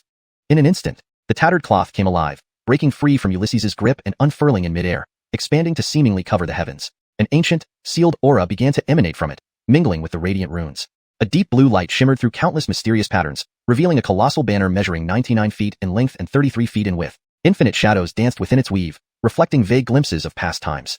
On the fabric, millions of stars appeared, radiating a boundless primordial will as if unveiling an unknown chapter of history. What the heck? The All Heaven Stars banner. Brother Charlton, how did you get your hands on something like this? Are you secretly a bastard son of the heavens? Sis Eloise, stop teasing. Quickly, tell me more about this artifact. Brother Charlton, the All Heaven Stars banner comes from the ancient Star Clan and was once the symbol of the Heaven Star Sea sovereignty. When unfurled, every Star Sea race submits without question. This is an ancient relic, lost for many eons, and the Star Clan long ago gave up searching for it. Also, this battle banner is part of a set. Sis Eloise, don't hold back. Brother Charlton, calm down. Patience makes good soup. The All Heaven Stars banner, the All Heaven Stars staff, and the All Heaven Stars armor. These 3 make up the legendary Star Sacred armor. A saint of the Star Clan once used this set to stand against emperors and emerged undefeated, leaving a name that echoes across all worlds. The All Heaven Stars banner can summon Starsea races and signal war. When unfurled, it signifies the onset of conflict. Eloise, tell me more about the effects of the All Heaven Stars banner. Haha. Brother Charlton, the All Heaven Stars banner has 3 major effects. First, it offers large-scale group protection, reducing damage to allies under its cover. Second, it enhances comprehension of star-based techniques by 3-fold, allowing insight into stellar rules. Third, it carries the legacy of the Star Clan's greatest saints, imbued with their spiritual imprints. What specific legacy you receive depends on your luck. Sis Eloise, if I incorporate the All Heaven Stars banner into the miniature world, can it evolve to include suns, moons, and stars, shaping mountains and lakes, thus fully upgrading the miniature world? Brother Charlton, no way. The miniature world is still in its early stages and can only evolve gradually. Its growth aligns with your cultivation. Directly merging a holy weapon would result in collapse. You must take things step by step. Cultivation knows no shortcuts. Even demonic arts that offer quick results initially will require mental fortitude later. Ahem. Sis Eloise, I was just thinking out loud. It's a pity since I'm not a member of the Star Clan. I can't use this holy weapon. Brother Charlton, who says you can't use it? Master's Taichu Primordial Heavenly Power is a supreme technique that can emulate everything, incorporating myriad clans' powers. Master's inheritance memories likely contain basic Star Clan techniques. Try using the Heavenly Power to mimic Star Clan techniques, and see if you can communicate with the All Heaven Stars banner. Given your luck, it shouldn't be too difficult. Sis Eloise, let's try it later. The auction is about to start. We shouldn't delay further. Brother Charlton, such an opportunity is right before you. How can you miss it? Fine. I'll help seal this area and accelerate time for you. At your current level, the limit is 100-fold flow rate. Sis Eloise, then what are we waiting for? If I learn any Star Clan skills, you'll get half the credit. Great. Remember your word. No tricks. At this moment, Ulysses sat cross-legged beneath the All Heaven Stars banner, while Eloise's eyes gleamed with determination. With a wave of her hand, a golden divine light sealed the space. Billions of strange symbols swirled around, forming an ancient golden river hovering above her head, emitting endless desolate and ancient vibes as if from beyond eternity. Brother Charlton, ancient opportunities await. Now is the time, and they mustn't be missed. The inheritance of the All Heaven Stars banner is a once-in-a-lifetime chance for each person. Master once revered Star Clan techniques immensely. Even after slaying many Star Clan strongmen, he only obtained the basics. The true legacy belongs only to the Star Clan and none other. Among the 10 great heavenly powers of the 3,000 worlds, Master's creation ranks 3rd, while the Star Clans rank 7th. Heavenly powers represent immortal traditions and supreme legacies. Even Master, invincible across realms, obtained only 3 of these heavenly powers. Matilda, who rose from insignificance to unparalleled supremacy, created 3 heavenly powers during her lifetime, stunning countless ages. Those possessing heavenly power lineages, supreme sects, and ancient clans, once dominated by Master and Matilda, looked forward to you continuing their legend. The human race hasn't seen the birth of an emperor for far too long. Chapter 128, Primal Ancestor Star Soul. The banner of all heavens and stars hung across the sky, with countless starlights intertwining, infinite runes floating, exuding a mysterious ancient aura. It resembled an unfolded celestial scroll, permeated with dreamlike brilliance. Ulysses sat under the banner of all heavens and stars. From the memories inherited from Alonso, a cultivation technique named All Heavens and Stars Scripture slowly emerged. This technique involved visualizing the heavens and stars, seeking those that resonated with oneself, to ultimately form one's own innate star soul. The ancient star sea races were collectively known as the Star Clan. An ordinary talent could cultivate 1 star as a star soul. 3 stars were considered excellent, 5 to 7 stars were the epitome of young geniuses, while 9 stars marked world-shaking prodigies. 12 innate star souls denoted imperial grade potential. Throughout history, while it was rare but not unseen for practitioners to initially cultivate up to 9 star souls, only one person ever achieved 12 star souls, the Star Fabian, who unified the Star Sea races into the Star Clan. Regardless of any genius, everyone started with the basic techniques of the Star Clan, which had been passed down for billions of years and refined by countless powerful cultivators. These techniques were time-tested and meticulously honed. Star Clan's cultivation methods first focused on refining the soul, then the physique, essence energy, bloodline, and ultimately the Star Soul, which was the cornerstone of the Star Clan. Montgomery Sindian embraced unity within, his mind immersed in tranquility, practicing the Tai Chu Hanyuan heavenly technique. Inwardly, he visualized the all heavens and stars, when suddenly, a thunderous roar erupted deep within his soul. It was as if endless chaos exploded, with the creation of primordial lightning shaping the universe. Montgomery felt as though his soul was undergoing a creation process beyond his control. Clusters of radiant light emerged from the boundless darkness, first appearing as dual golden and silver beams high above the chaos, reflecting incomparable brilliance and sanctity. At the same moment, 2 ancient stars, one golden and one silver, appeared behind Montgomery, casting divine radiance and emanating an aura of extreme mystery and brightness. Hiss! Sun and moon conjoined. Primal ancestor star soul. My heavens! What kind of monster is Brother Charlton? His talent surpasses even our elder master. The legendary ancestor Star Soul once belonged to the Star Fabian, who dominated the Star Seas. But the Star Fabian obtained the Celestial Star technique before cultivating the Ancestor Star Soul. Yet, Brother Charlton visualized the Primal Ancestor Star Soul directly from the foundational techniques. This level of insight and talent, who in this world can compare? The Elder Master's lifelong wish was to obtain the Celestial Star technique, which, aside from suppressing the Soul Clan, ranks as the strongest soul refinement method in the world. Hee. When Brother Charlton visits the Star Seas in the future, how many ancient monsters of the Star Clan will be shocked to death? I can't wait to see what inheritance he will receive. Eloise floated in midair, filled with joy and awe. She always thought no one could surpass Alonso and Matilda, but today Brother Charlton gave her a tremendous surprise. Brother Charlton possessed imperial-grade potential. Boom. Instantaneously, Montgomery's body underwent a stunning transformation. The sun and moon conjoined phenomenon faded, replaced by the apparitions of ancient ancestor stars. Ultimately, 365 massive stars hovered, forming an ancient celestial painting with extremely profound trajectories, elevating Montgomery to the image of a star deity. Just then, as the 365 stars hung, the banner of all heavens and stars, spanning the void, trembled violently, unleashing unparalleled holy might as if activated. Myriad starlight projections shone upon Montgomery's body, ancient star patterns emerging, outlining incomparably mysterious principles. Various extraordinary phenomena intertwined, seemingly embodying the invincible shadows of star-sealing deities. Thud. My heavens! Jacqueline, I kneel before you. Brother Charlton, please accept my knees. What kind of talent, what kind of insight, what kind of monster? Brother Charlton, are you saying you're not the son of heaven? 365 primal ancestor star souls. You really go too far. Even when the star Fabian ascended, he only formed 36 primal ancestor star souls and practiced the 7th grade celestial star technique. You comprehended all the primal ancestor star souls from the basics. Even if the elder master saw this, he would be dumbstruck. In the air, Eloise knelt before this unprecedented phenomenon. She had seen geniuses and unparalleled monstrosities, but never one like him. To say he wasn't the son of heaven seemed absurd. His gifts were just too abundant. 365 primal ancestor star souls. According to the elder master, this was merely theoretical for the Star Clan, impossible in the world. Yet today, it appeared, and more astonishingly, in her revered master's disciple. One day, I'll ask the elder master if he's still blushing. Deeply immersed, Montgomery remained oblivious to the external phenomena. Since the coalescence of the solar and lunar ancestor stars, he felt this was not the limit. Following the visualization diagram, he proceeded to visualize the ancient ancestor star map. The instant the star map formed, Montgomery distinctly felt his soul being drawn by a mysterious force into a primeval starlit river. Numerous invincible shadows coalesced, each exploding with supreme truth. Montgomery knew these were the spiritual imprints of generations of Star Clan masters, so he observed them attentively. Every time Montgomery grasped the essence of a spiritual imprint, it transformed into an ancient star pattern and merged into his soul.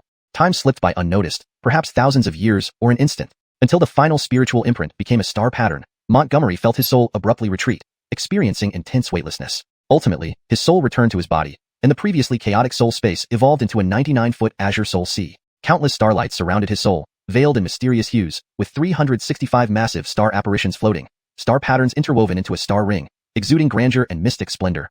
Star Soul Sea, one of the world's top-tier soul seas. Plus, the inheritance marks from Star Clan's past masters truly embodied the legacy of the celestial star technique, as well as the Star Clan's profound arts, mysteries, and unique starcraft. Achieving a soul sea at the induction realm, I may be the first ever. Finally having soul power, I can now inscribe runes, refine pills and artifacts, set up arrays and perform alchemy effortlessly. The Star Clan, as one of the dominant forces in the 3,000 worlds, indeed possesses extraordinary legacies. Worldly knowledge and secrets are priceless. My esteemed teacher created the Hanyuan Heavenly Technique. Matilda alone mastered 3 heavenly techniques. With such a high starting point, surpassing them isn't out of the question. Dominating the universe, unrivaled under heaven, is only a matter of time. Jacqueline Eloise, why are you kneeling? What happened?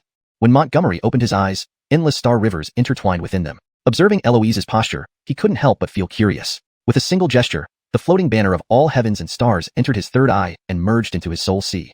Chapter 129. Where even now, cough. Well, little sister was just praying to the old master, asking him to bless you in obtaining the starry heaven art. Don't mind the details, did you get it? Sigh. Jacqueline Eloise, I'm sorry to disappoint you. Brother didn't obtain it. Pfft. Brother Charlton, you keep acting. See how long you can fool me. I'm a godlike maiden, not some fool who is easily deceived. Eloise, really, I didn't. Brother Charlton, we had a deal. If you obtain the inheritance of the Star Clan, I would get a share too. You're not going back on your word, are you? Eloise, there is an inheritance, but there really isn't the starry heaven art. Phew. Brother Charlton, you've cultivated 365 ancient ancestor star souls. Such world-shaking talent and star souls.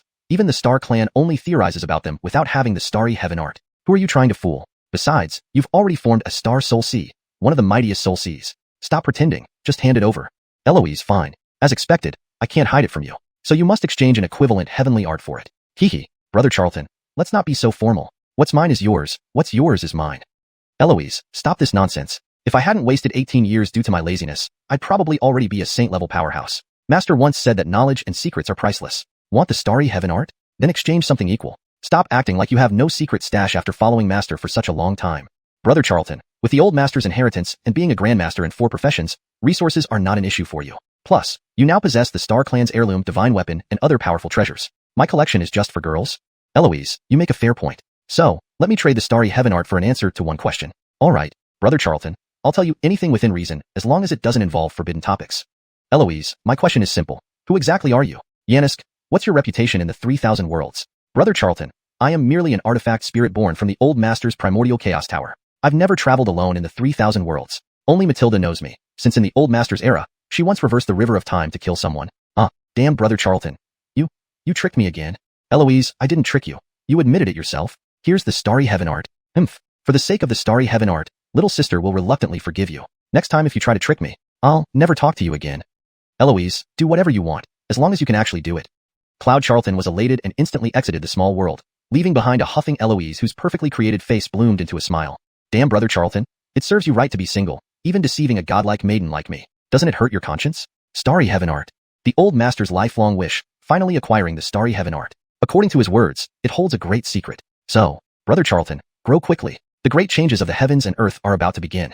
Outside the small world, Cloud Charlton stretched luxuriously, feeling completely refreshed. His perception, enhanced by forming the star soul sea, increased by at least 100-fold. A sweep of his divine sense could cover 100 feet.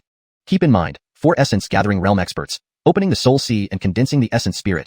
The maximum reach of divine sense covers 100 miles. That's after unifying the 3 souls and 7 spirits to refine the essence spirit. However, he only opened the soul sea and didn't form an essence spirit yet. There's no need to rush that process. Instead, focus on refining the quality and strength of the soul. This will ensure future essence spirit formation has superior quality. There were no immediate enhancements to his physique, true chi, or bloodline. However, with the soul sea, he now had access to many more techniques. Drawing king runes used to take considerable time but now requires just a thought using soul force. Without relying on rune-based methods, the void flight realm can no longer threaten him. With the soul sea completed, next is tempering the physique, striving to break physical limits. Given the taboo level bloodline within, surpassing these limits will trigger enhancements. Time's not late, and it's also time for the auction. Hopefully, useful items for tempering the body will appear. Boss Xianxia, you're finally here. Let me tell you a secret. That young miss from the Tianhuan clan has been waiting for you outside. A few fools tried to harass her and nearly got beaten to death. Based on my years of experience in social circles, I bet she has a crush on you. Bang! Die Jameson, talking nonsense as always. Just as Cloud Charlton reached the residence of Precious Artifact Pavilion, Blue Jameson ran over eagerly, only to be kicked several meters away. However, Cloud Charlton noticed Lorena approaching from the entrance. Hee, Boss Xianxia, Missy, I'll go find us seats. Talk slowly, no rush. Blue Jameson stood up, gave a sly grin to Cloud Charlton, then hurried inside, fearing another beating. Cloud Charlton, thank you. Lorena walked up to Cloud Charlton, her beautiful eyes filled with gratitude, quiet like a celestial maiden. This rogue, deceitful as he is, isn't all bad. He truly helped her vent a lot of pin-up anger today. The whole space is buzzing with news of Azrael and Sean getting ambushed and stripped bare. They vowed revenge, but this matter won't be dropped so easily. Huh, Banshee, what's wrong with you? You were the one wielding the sword against me. Now you thank me? I'm telling you, stop this nonsense. No matter how you tempt me, I won't give in. Cloud Charlton immediately stepped back 3 paces, eyeing Lorena warily as if preparing for battle. Cloud Charlton, you scoundrel. Who is tempting you? Can't you treat me gently? Lorena gritted her teeth, almost drawing blood. She was genuinely infuriated by Cloud Charlton, wishing she could thrash him. So angry. I really want to hit someone. Despicable man, you deserve being single forever. Banshee, showing your true colors, huh? Just as I thought, you have ill intentions. Enough, the auction has started. Let's go in. You helped our Montgomery family once, and I return the favor. We're even now. Cloud Charlton brushed past Lorena. The last sentence was whispered through transmission sound, indicating he wanted minimal interaction. With this debt repaid, they were even, with no further obligations. Fox spirits slowed down cultivation speed. Chapter 130, not worthy to carry his shoes. In the headquarters of the Xiuxian Pavilion, backstage at the auction venue, Ian was escorted to this place. But as he approached the entrance, he could faintly sense several powerful auras, 3 in the Dharmalakshana realm, 1 half-step sealed king, and an unfamiliar aura at the peak embracing Dan realm. Yanistal friend Montgomery, you finally arrived. Don't just stand by the door, please come inside. At that moment, Master Bernice emerged from the entrance, immediately seeing Ian standing there. A broad smile spread across his face. He had been waiting for this little VIP, who always chose his timing perfectly, not too early, not too late. Senior, I'm sorry to have kept you waiting. Some matters delayed me. Ian smiled, giving a bow to Master Bernice, looking somewhat helpless. Yanistal friend Montgomery, we needn't be so formal. There are people from the Renwang clan inside. The strange stone they brought out came from the Forbidden Zone. The young man inside is Canon, the legitimate heir of the current generation of the Ander branch of the Renwang clan. He has awakened with a 51% quality of the Renwang bloodline and has a marriage contract with Catalina. Yanistal friend Montgomery, today you must give your word to this old man that you won't cause any trouble. Master Bernice transmitted this warning with utmost seriousness to Ian. Others might not know this little VIP, but how could he not? When he didn't stir up trouble, everything was fine. But if he did, the Xiuxian Pavilion's auction wouldn't go ahead today.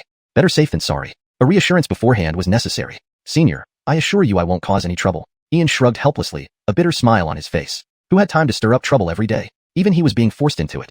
Yanistal friend Montgomery, as the saying goes, a gentleman's word is as binding as a pillar, don't deceive me. Senior, I swear. Yanistal friend Montgomery, do you truly mean it? Senior, I am sincere, no lies. Yanistal friend Montgomery, this old man is old and my heart can't take surprises, please don't lie to me. Senior, rest assured, I would deceive the heavens and the earth, but never you.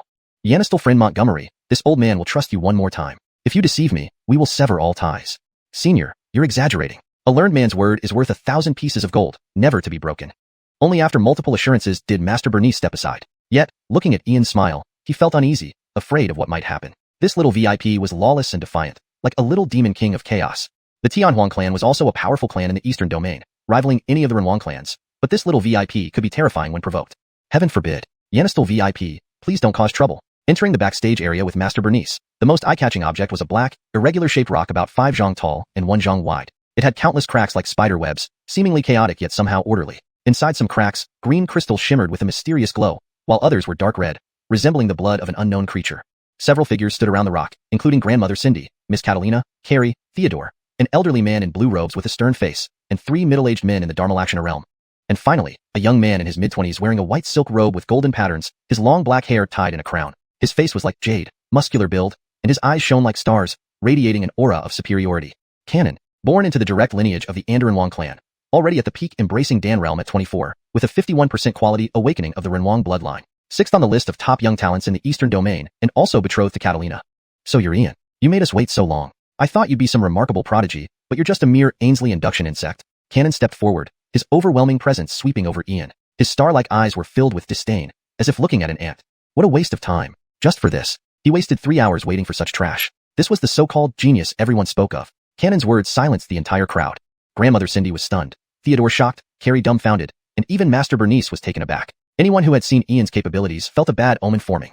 What kind of existence was Ian? With an incomparably high background, mysterious and unparalleled, a grand rune master unseen for 10,000 years.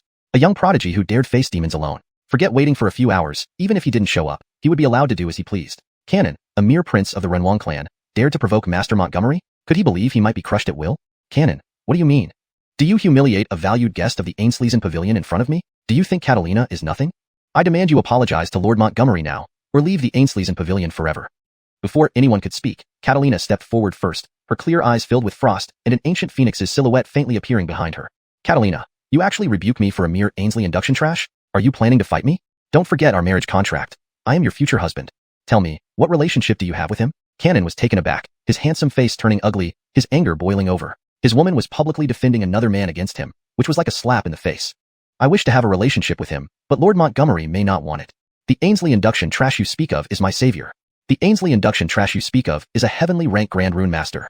The Ainsley induction trash you speak of single-handedly wiped out a branch of the Dark Saint Hall, fighting demons bare-handed to protect the city's peace. The Ainsley induction trash you speak of defended the dignity of our race, killing heirs of the Flame Clan, Heaven Clan, and Power Clan, dismantling Haley Tower, and suppressing Misty.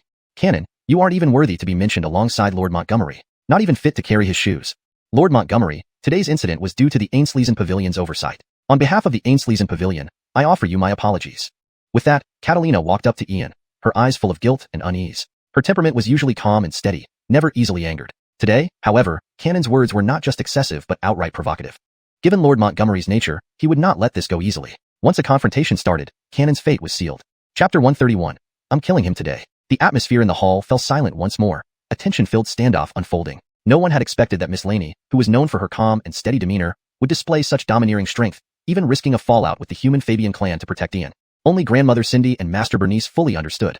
Their minds were as clear as mirrors. Leaving aside Ian's various marvels, just the fact that he used a single technique to fully restore and elevate Laney within days was astounding. The Phoenix Nirvana Sutra. It was rumored to be a legacy of the Phoenix clan, capable of making one achieve sagehood, and the revived bloodline was even more terrifying. It seemed akin to the legendary Phoenix's true blood. Not only the human Fabian clan, but even Holy Lands would fight to the death over it. A debt of gratitude owed him could never be repaid. Laney, you're willing to defy me for him? To ask me to apologize? He isn't worthy. A young great rune master is nothing before our human Fabian clan. I will have his life now. Amir's face darkened to an extreme, nearly contorted with rage. Looking at Ian without concealing his killing intent, his fiancée publicly defending another man was no less than a slap in the face. Without killing this trash, how could he preserve his dignity? Amir, dare you try? Miss Laney's bright eyes flickered with a piercing aura, exerting immense pressure on everyone present. The divine phoenix shadow behind her grew clearer. If Amir dared to move, she would immediately slay him. Miss Laney, young Lord Ander, please calm down. The auction is about to start. If we make trouble now, wouldn't we just make fools of ourselves? Why not give this old man some face and let today's incident end here? Master Bernice acted as a peacemaker, knowing full well the demeanor of the human Fabian clan's descendants. They already considered themselves superior and listed among the heavens' pride, so naturally they looked down on others. Bang! What do you think you are? You aren't qualified to advise this young lord. Before the words finished, Amir unleashed a palm strike. The massive palm imprint slammed into Master Bernice's body, sending him flying dozens of meters, spitting blood as he collided with the wall. Old ghost, young Lord Ander, what do you mean by this? Grandmother Cindy flashed beside Master Bernice, her expression filled with concern. She then glared at Amir, furious at his arrogance. Forget it, everyone, stop arguing. Young Lord Ander, consider this old man's plea. This blow can serve as my apology to Brian Awayu. Let's end things here. Brian Awayu, Don't forget your promise to this old man. Master Bernice rose shakily, enduring excruciating pain, bowing toward Emir. But Ian appeared in a flash, supporting his arm. Indeed, truly impressive, human Fabian clan. Master Bernice, I fear I must break my promise. Ian, don't seek trouble, but there are those who seek death. Emir, kneel and beg forgiveness, or you'll die. Supporting Master Bernice, Ian's calm demeanor belied a storm brewing beneath the surface. Peasant, you're courting death. Emir's gaze turned vicious and murderous. Terrifying aura rolled out, interweaving with crimson golden blood chi, radiating heat and dominance. Well, isn't this young Lord Ander truly impressive after a while? At Montgomery Huang Academy, where did you get such prowess? Now in Tianyun City, you've become so formidable. How about a match? Harmony Yao appeared at the door, a faint smile on her face, exuding a dangerous aura from deep within. You. Seeing Harmony Yao, Emir faltered, unprepared for her arrival. While he could leverage his identity and background before others, she was different. The Sky Illusion clan wasn't much inferior to any human Fabian clan. She was also one of the renowned beauties of the eastern region. What kind of person was Ian, a mere peasant, to warrant protection from someone like Harmony Yao, a formidable rune master though noble? Harmony Yao, this is internal human clan business. Your interference today could ignite conflict. Today I'm killing him, even the Heavenly King can't save him. Adolf, kill him. Emir, though not her match in combat, knew involving himself would change the nature of things. The Anderline of the human Fabian clan feared no one. You dare. Harmony Yao's beautiful eyes flared, emitting a terrifying aura. Her hair danced wildly, projecting immense pressure, and a phantom image of the ancient nine-tailed celestial fox appeared behind her. Suppress. Missy, please step back. This is human clan business. We don't need your involvement. The semi-imperial elder near Emir emitted overwhelming pressure, suppressing Harmony Yao like an ancient beast reawakening. Cold and deathly, he stepped toward Ian. An 18-year-old great rune master, truly an exceptional genius. Pity you're born in the wrong era? Why offend the Ander clan patriarch? Two kinds of people exist, rulers and the ruled. No matter your talent and potential, until you rise, you're still an ant. In your next life, open your eyes wide. The elder's palm radiated brilliant light, descending upon Ian's crown. A chilling smirk graced his lips. Genius. Young great rune master. Such a mere peasant wanted to challenge the human Fabian clan's authority. Only death. Sir Montgomery? Damn madman. Old fool, may you suffer eternal damnation. Lainey gasped. Harmony Yao closed her eyes helplessly, and grandmother Cindy screamed in fury. Master Bernice felt remorse. Watching a pillar of the human future, a youthful supreme being capable of subduing all, fall right before their eyes. Boom. As the semi-imperial elder's palm neared Ian's crown, dazzling light erupted from Ian's body. Countless runes intertwined, revealing a terrifying aura like an ancient, undying king awaking. A golden token floated above Ian's head, its radiant runes covering the surroundings, forming an intense rune force field that sealed everyone inside. Rune force field, King, Rune Master Order. Who are you? The semi-imperial elder was suppressed, unable to move. Seeing the floating Rune Master Order, he felt deep horror and fear. Who was this boy? Why did he possess the Rune Master Order? This translation maintains the original structure and tone while ensuring readability and fluency in English. It adheres to the guidelines provided, preserving character names and pinyin, e.g., Ian, and conveying the intensity and dramatic elements of the scene accurately.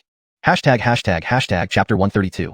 Waiting for you to exterminate my 9 clans. Jedediah, since you're here, why not show yourself?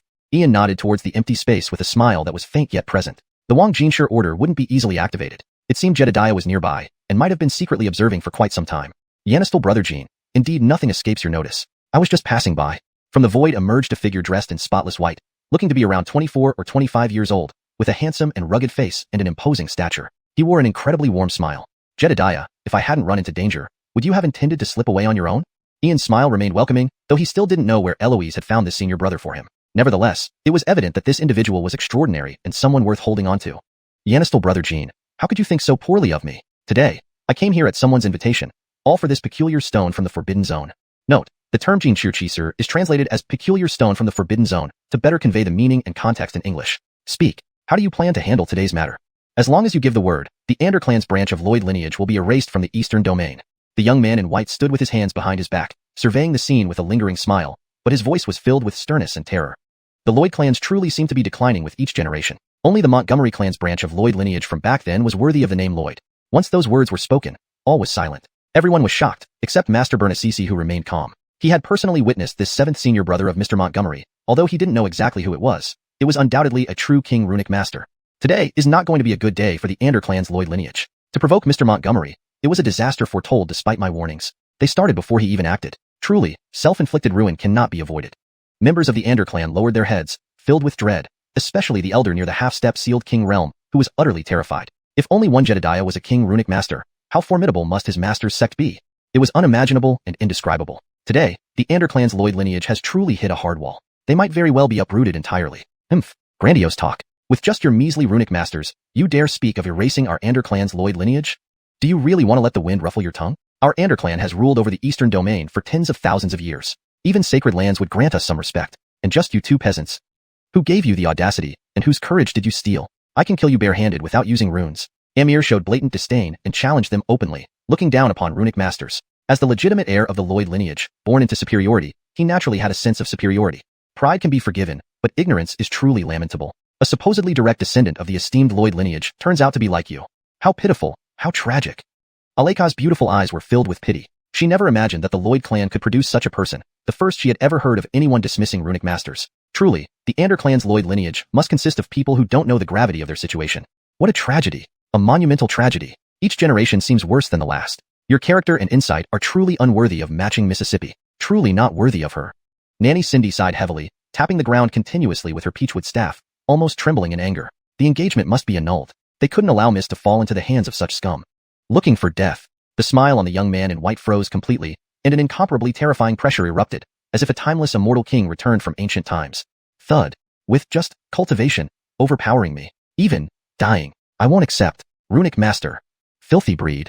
Under the immense pressure, Amir couldn't resist, kneeling instantly, creating holes in the ground beneath him, yet still showing disdain and contempt. Isn't this little Weston from the Ander family? Mac June. Why such rage? Can someone tell me what happened? At this moment, an old figure appeared, wearing gray robes with snow-white hair, rosy complexion, and piercing eyes. Seeing the situation, he immediately sensed something was amiss.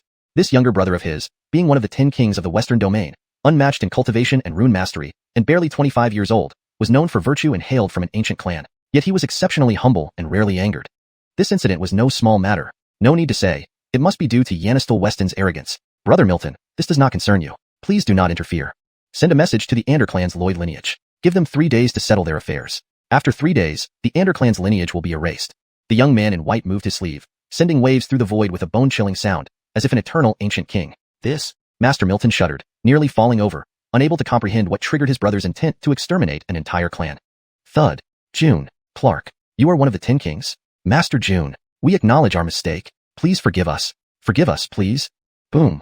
Noisy. Clark's gaze hardened. A beam of divine light pierced the half-step sealed King Elder's forehead, killing him instantly. You dared to kill my men. The Ander clan will not let this go. Regardless of who you are, we will destroy your 9 clans. Watching his uncle die before his eyes, Amir saw Clark's ruthless determination. Even now, he maintained his haughty demeanor, oblivious to the severity. The 7 major clans had always been intertwined. Who had they ever feared? Good. Today, I, Clark, will wait for you to come and exterminate my 9 clans. I give you the chance to call for help. Clark swept his sleeve, dispersing the void runic force field, his expression now thoroughly grim, exuding an unescapable terror. Prepare to die. Despite your power in the Western domain, this is the Eastern domain with its 33 provinces. Your unruliness won't go unchecked here. I said I'll destroy your 9 clans, and I will. Just a runic master. What are you? Go. Amir remained fearless, challenging words laced with deep resentment, striking out with a crimson gold communication talisman. When the elders arrive, his doom will follow. Without eradicating his 9 clans, how could he stop? So unaware of your limitations. Very well, very well. Your actions are your own. What concern do they have with me? Master Milton shook his head, sighing. The Ander clan would face massive casualties, blood flowing for thousands of miles. The Lloyd clans of the Eastern domain truly decline each generation. If you had any sense, you'd understand the implications of the surname June. Your Ander clan has Lloyd blood, but the ancient June clan possesses sacred blood, more ancient and longer lived, with at least 3 sages within, one of the overlords of the Western domain. Possessing 1,000,000 years of history. Chapter 133, Jedediah, they look down on you. The sky trembled, and space ripped apart. An oval-shaped azure vortex emerged, roughly 10 feet in diameter. Countless mysterious runes flowed within it, and 3 figures appeared one after another from the vortex. 2 men and 1 woman. Leading them was an elderly man draped in a lavish purple cloud robe. Despite his graying temples, he moved with regal grace and imposing momentum, especially with his cold, lightning-like gaze that commanded respect even without anger. The other 2, a man and a woman, possessed the cultivation of 3rd-rank Fabian realm. Grandpa 8, Jackson, Yanistel Ant, you have finally arrived. It's him. He's the one who killed Barrett. Just some lowborn from who knows where, relying on being a runesmaster to dare cause chaos in Eastern domain. He doesn't even put our Lloyd clan into consideration. Grandpa 8, today, every single person here deserves extermination of their 9 clans. Upon seeing the trio, Amir regained his confidence, once again displaying his arrogant demeanor. In his eyes, they were all mere riffraff, as Eastern domain belonged to their Lloyd clan. The 7 major families of the Lloyd clan are the heavens. No one dares to wreak havoc in Eastern domain. Exterminate the 9 clans. Gone. Be silent. The middle-aged man behind the elderly figure immediately hushed him in a low voice. Cold sweat dripped from his forehead, and his body trembled uncontrollably. Inside, He felt a chill down to his bones. Reprobate. Such a reprobate. How could the Ander clan produce such a wretch? It's one thing to act arrogantly usually, but you should have investigated the background of others before showing off. Why should I stop Jackson? Did I say something wrong? He's just a lowborn. Even if he is a runes master, what does it matter? Before us, the Lloyd clan, they are nothing but ants. We Ander, descendants of the Lloyd lineage, govern billions of humans in the eastern domain. What is he, to dare come and make trouble? Grandpa 8, why do you wait? Shouldn't we kill him on the spot and exterminate his 9 clans? Jackson, Xianxia ant, the Lloyd lineage must not. Slap. Fool, didn't I tell you to be silent? Before Emir could finish speaking, the middle-aged man slapped him hard. Blood spewed from Emir's mouth as his teeth flew everywhere, and half his face broke, leaving him trembling and directly kneeling before Fitz. Thump, thump. Master, Master June, my foolish son knows nothing, unaware of Master's true identity. Master, please bear with me. I will strictly discipline him in the future. Please show mercy. The elderly man sighed helplessly, kneeling before Fitz with utmost regret, wishing he could strangle Emir to death. Western Ancient Clan, one of the dominators. A holy blood ancient clan, and one of the 10 kings of the West, unmatched in power, a royal runes master. Emir, this fool, did he not investigate the background of the one he provoked? Who gave him the nerve to ignore a royal runes master and claim to exterminate someone's 9 clans? The Ander lineage has existed for tens of thousands of years, but their ancient clan dates back millions, rivaling the most ancient sanctuaries in the eastern domain. If mishandled, even if the Ander lineage isn't exterminated, they won't be far from it. Grandpa 8 Jackson, Xianxia ant. Why are you all kneeling, bowing to a lowborn? On what grounds? Our Lloyd lineage possesses the oldest royal blood, born nobles. Lowborn, mongrel, no matter your identity or background, daring to trample on the Lloyd clan is declaring war. The 7 major families will never forgive you. Amir's face twisted like a demon's, filled with indomitable fury. He couldn't believe his beloved Grandpa 8, Jackson, and Xianxia ant would beg forgiveness from a runes master. Utter humiliation, pure shame, blame Annabelle and Ian. That despicable pair. Filth outrageous. Being unruly is one thing, but now you dare to speak such nonsense? Do you want our whole clan to perish because of you? How could the Ander lineage produce such a monstrosity? The elder roared, veins popping on his forehead, his face pale with extreme displeasure. His pride hurt deeply, almost wishing to find a hole to disappear into. Shameful, embarrassingly shameful. Talking about the 7 major families not forgiving someone when they can be wiped out by a finger, with a saint residing in their clan. Lloyd lineage is long fractured. Who cares about the Ander lineage's fate? Truly a cursed existence. Boring, utterly boring. Orin Ander, weren't you going to exterminate the 9 clans of my 7th senior brother and everyone here? Waiting an hour for you to gather people. Aren't the 7 major families united? How about giving you more time? Bring more people then? At this moment, a lazy voice echoed as Ian stepped forward, a contemptuous smile on his face. Ian, you. Emir trembled, eyes brimming with venom, wanting nothing more than to tear Ian limb from limb, consumed by murderous intent. All this is your fault, mongrel. I wish I could flay you alive. And what about you? Wanting to exterminate our 9 clans? My 7th senior brother gave you a chance to gather reinforcements, yet those you brought couldn't hold up. I thought you'd bring at least a few saints, or at minimum, several demigods. After all, you're the direct descendant of the Lloyd clan. But I wasted my time waiting for just these worthless ones, not even a true king among them. Jedediah, they look down on you. Indeed, given our lowly status as garbage rune masters and mongrels, and they, high above with royal blood. Jedediah, don't you think so too? Ian stood calmly with an enigmatic smile, planning to disgrace the Lloyd lineage thoroughly, making them a laughingstock in Eastern Domain forever. Xianxia brother Jean, well said? If so, why don't you teach them a lesson? The white-clothed youth Fitz remained calm, but his lips twitched involuntarily. Truly cunning, trying to humiliate the Lloyd clan in different ways. Fine, let's indulge you. Whatever happens, I'll cover for you. Chapter 134, Ian's Tactics. Jedediah, does he dare to accept the challenge? Ian's gaze fell upon Emir, his heroic face calm, but his words filled with provocation. Did he think that groveling on the ground for forgiveness would end it all? Not so easily. Whoever you are, anyone who offends me will surely die. Ian, you're nothing but trash that relies on runes. What other good skills do you have? Void Sky Realm, Arena Fight. I'll beat you to death barehanded. Emir's inner rage was incited, showing no restraint in his murderous intent towards Ian. His hatred had reached its peak and he wouldn't let Ian off easily. He was determined to slice him 1,000 times, flay him alive. The Lloyd clan cannot be disgraced. Ian must die. Emir, can you have any shame left? The Void Sky Realm Arena requires at least the Air Mastery Realm. Though the rules inside adjust according to the combatant's cultivation level, you are already at the Embracing Core Realm while Ian is merely at the Ainsley Induction Realm. Such a fight is utterly unfair. Queenie's beautiful eyes flashed with anger, scolding Emir right there and then, her understanding of his shamelessness renewed. Though Ian was a rogue brute, only she could bully him, not others. Flirtatious fox, this has anything to do with you? Who asked for your input? Isn't it claimed that rune masters can do everything? Not even able to enter the Void Sky Realm. Perhaps it's just an empty reputation. Bastard, if you want to fight, let's go to the Void Sky Realm. Do you dare come? Emir wiped the blood from the corner of his mouth, his eyes filled with ridicule and provocation. A mere Ainsley induction trash couldn't even step into the Void Sky Realm and dare to vie with him? Emir, who did you call a flirtatious fox? I'll flay you alive. Queenie's eyes seemed to spit fire as a black gold war blade materialized in her palm, radiating a fierce and furious aura. Woman demon, why are you angry over a dead man, pointlessly losing your composure? Why would I need to fight him to death to kill him? I heard that to enter the Void Sky Realm requires an induction jade token. Who has one I can borrow? Ian comforted Queenie and then turned his gaze to the surrounding figures. The induction jade tokens for the Void Sky Realm were precious and nearly invaluable, yet only those at the Air Mastery Realm and above could enter. But in his master's memory legacy, the rune restrictions on the jade tokens had been broken long ago. The minimum requirement of Air Mastery was nonsense. Clearly, whoever created the jade token was mediocre. Yanistal brother Jean, no need for such trouble, let me take you in. Lu Xinyao spoke up, a hint of confusion visible on his face. With him, his senior brother here, there was no need to borrow jade tokens from others. Master Montgomery, here you go. Annabelle presented a green square jade that instantly appeared before Ian. Her clear eyes carried a trace of concern. Although Amir's character was wicked, his cultivation placed him among the top 10 East Domain Heavenly Pride Yanist, unmatched even by ordinary deity, nourishing realm cultivators. Even entering the arena would involve adjustments to their strengths. Miss, thank you. Ian accepted the induction jade, his expression turning serious as he stared intently at it. A radiant golden light shone from one of his eyes, like an ancient deity, and an ancient rune flashed, revealing profound insight into the mysteries of the universe. After 30 breaths, the anomaly in Ian's eyes dissipated, and he returned the jade token to Annabelle, piquing everyone's curiosity, even attracting Lu Xianyao's attention. The few kneeling Ander family experts also felt intrigued. Refined. In the next moment, Ian's fingertips danced with light, swiftly carving 81 runes in midair. An overwhelming surge of primordial energy flooded in, violently drawing power from thousands of miles around to form a strange, mystical round ancient seal within the void, depicting a six-pointed star pattern outlined by overlapping runes, forming 9 layers of mysterious cloud patterns. Humph, putting on a show.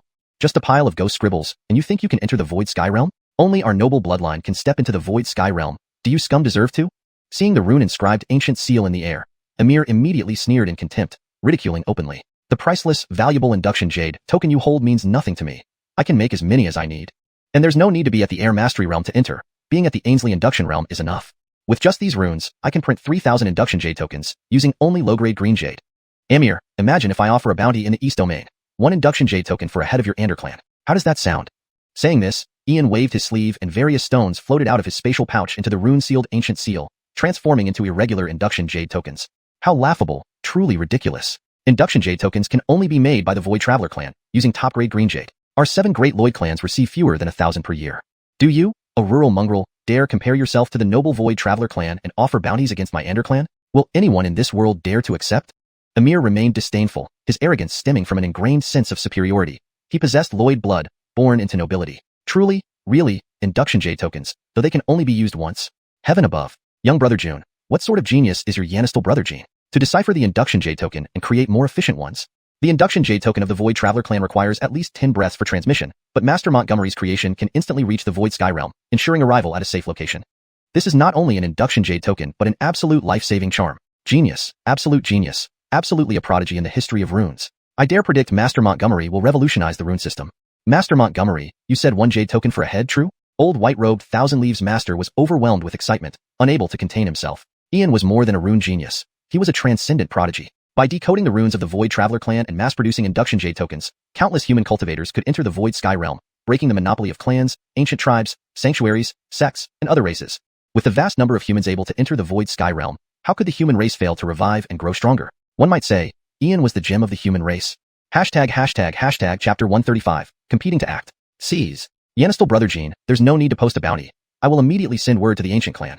The Ander clan will never see tomorrow's sun. Clark seized a welcoming jade tablet. Normally he wouldn't be nervous, but seeing this made his heart churn with waves of emotion. It was truly a welcoming jade tablet from the Voidwalker clan. Just what level of rune mastery had been achieved to reverse engineer the secret runes of the Voidwalkers in mere moments and reforge them into entirely new runes? They were simple, efficient, convenient, and fast. Each welcoming jade tablet produced by the Voidwalkers was worth tens of millions of essence stones on the black market, and production was very limited. Even the ancient clan received only 3,000 per year. For such a vast ancient clan, 3,000 tablets were merely a drop in the bucket. Now, Yanistal brother Jean had successfully reverse engineered them, and 1 set of runes could imprint 3,000 welcoming jade tablets. What did this mean? Profit. Whoever controlled this set of runes would hold unimaginable wealth. Everyone in the scene was shocked because those 3,000 floating jade tablets could easily be verified as genuine by anyone. Anyone with half a brain knew what this meant for Ian's set of runes. A money tree. An inexhaustible, endless money tree. Whoever controlled it would monopolize it, controlling resources and status. Even the 7 major Lloyd's clans had established rare treasure pavilions. The Eastern Domain's 100 clans also had their own merchant alliance. Resources are never too much because they are always in short supply. The Ander clan had truly stirred up a hornet's nest. Once this bounty was issued, just the other 6 major Lloyd's clans alone would annihilate the entire lineage. The welcoming jade tablets were secondary. The key was Ian's friendship. Whoever gained Ian's friendship would soar in the future. Jedediah, it's just a small matter. There's no need to mobilize everyone. I'll give you this set of runes later. Jedediah can take it home and print them yourself. Grandmaster Milton, I've always kept my word. Are you interested in taking on this bounty? Ian stood calmly with his hands behind his back, a smile on his face. Master Montgomery, naturally I'm interested. But Master Montgomery, do you really intend to wipe out the entire Ander clan? If you nod, I will report it to the Great Void Sanctuary immediately. Tomorrow morning, there won't be a single person named Ander left in the Eastern Domain. Grandmaster Milton stroked his long white beard. Initially, he hadn't intended to intervene, as matters concerning Yanistal brother Jean of the June clan didn't warrant his attention. But now things were different. Reporting this welcoming jade tablet would surely stir up even the saints themselves, leading to the extermination of the Ander lineage. Though the various holy sanctuaries were reclusive, they were not oblivious to worldly affairs. The 7 major Lloyd's clans had become corrupt. This time, the Ander lineage provoked the young Master Ian. They brought this upon themselves. Brother Milton, it's a minor issue. There's no need to involve the Eastern Domain's holy sanctuaries. Yanistal brother Jean, if I let someone mistreat you right in front of me, how will people view me in the future? Anyone associated with the Ander family, I guarantee, won't see tomorrow's sun. In Clark's palm lay a message rune, which instantly melded into the void. He didn't want his Yanistal brother Jean to be poached by others. He'd never seen any clan so arrogant and disdainful of rune masters. Rune masters, extraordinary, noble, and mysterious. They could indeed do as they pleased. Haha, brother June, truthfully, I've already sent the message rune ahead of you. Now it's all about who acts faster to claim the heads of the Ander clan. If everything goes as planned, at least a quasi-saint will personally arrive. Master Montgomery, the Eastern Domain Rune Master Association and the various holy sanctuaries have already taken notice of you. Despite your youth, you're already on the Dark and Netherworld factions assassination list, ranking at number 107th. In fact, besides the Forbidden Area's strange stone, I'm here to invite you to cultivate at the Cloud Wasteland Academy. What do you think, Master Montgomery? Grandmaster Milton continued to stroke his beard, showing goodwill towards Ian. Currently, Ian was a hot commodity, and whoever obtained him effectively secured a walking treasure trove. As for the Ander clan members present, no one paid them any more attention. Provoking a powerful rune master resulted not only in their own destruction, but also the downfall of their entire clan. Old man Milton, you've come to dig into my territory, quite impressive. Yanistal brother Jean, if you wish, I can introduce you to the Western Border's 100 Battles College, which is no less prestigious than the Eastern Domain's Cloud Wasteland Academy. The Western Border has magnificent landscapes, numerous ancient tribes, and ancient Buddha relics beneficial for cultivation. And most importantly, beautiful women abound. Clark stood calmly with his hands behind his back, outwardly composed but inwardly worried. This unexpected Yanistal brother Jean was a mystery even to him, summoned by some unspeakably terrifying existence. Jedediah, is it true that the Western Border has countless beauties? Is there anyone better than Annabelle? Of course, I've never seen Miss Cindy's face, but she can't be worse than that harridan, right? Ian leaned close to Clark and whispered with a deep smile. Yanistal brother Jean, I believe Connie is honest and straightforward. Why call her a harridan? That name is quite insulting. Don't use it again. The Tianhuan clan once descended from the nine-tailed heavenly foxes. Though independent now, they trace their roots back to Tushan clan, which shares a profound connection with our human race. Be nicer to her in the future. Don't bully her anymore. Clark smiled warmly, appearing gentle and kind, yet subtly digging a pit for Ian, foretelling tough days ahead for Yanistal brother Jean. Yes. I'll remember your advice, senior brother. Grandmaster Milton, Jedediah, regardless of whose reinforcements arrive first, don't harm the innocent when exterminating the Ander clan. The Cindy and Gerald families are uninvolved. Don't kill the wrong people. Ian glanced at Annabelle and Carrie, avoiding the 2 Lloyd clan subordinates. He hadn't intended to escalate, but Cannon's repeated provocations warranted wiping out the entire clan to prevent future trouble. Thud. At this moment, Cannon collapsed on the ground, pale-faced and soulless eyes, stunned like a wooden statue. Only now did he realize the gravity of his actions. His pride and dignity were utterly shattered. It was too late to regret it. From today forward, the Ander Lloyd clan would be erased. In the world of cultivators, power ruled, and profit came first.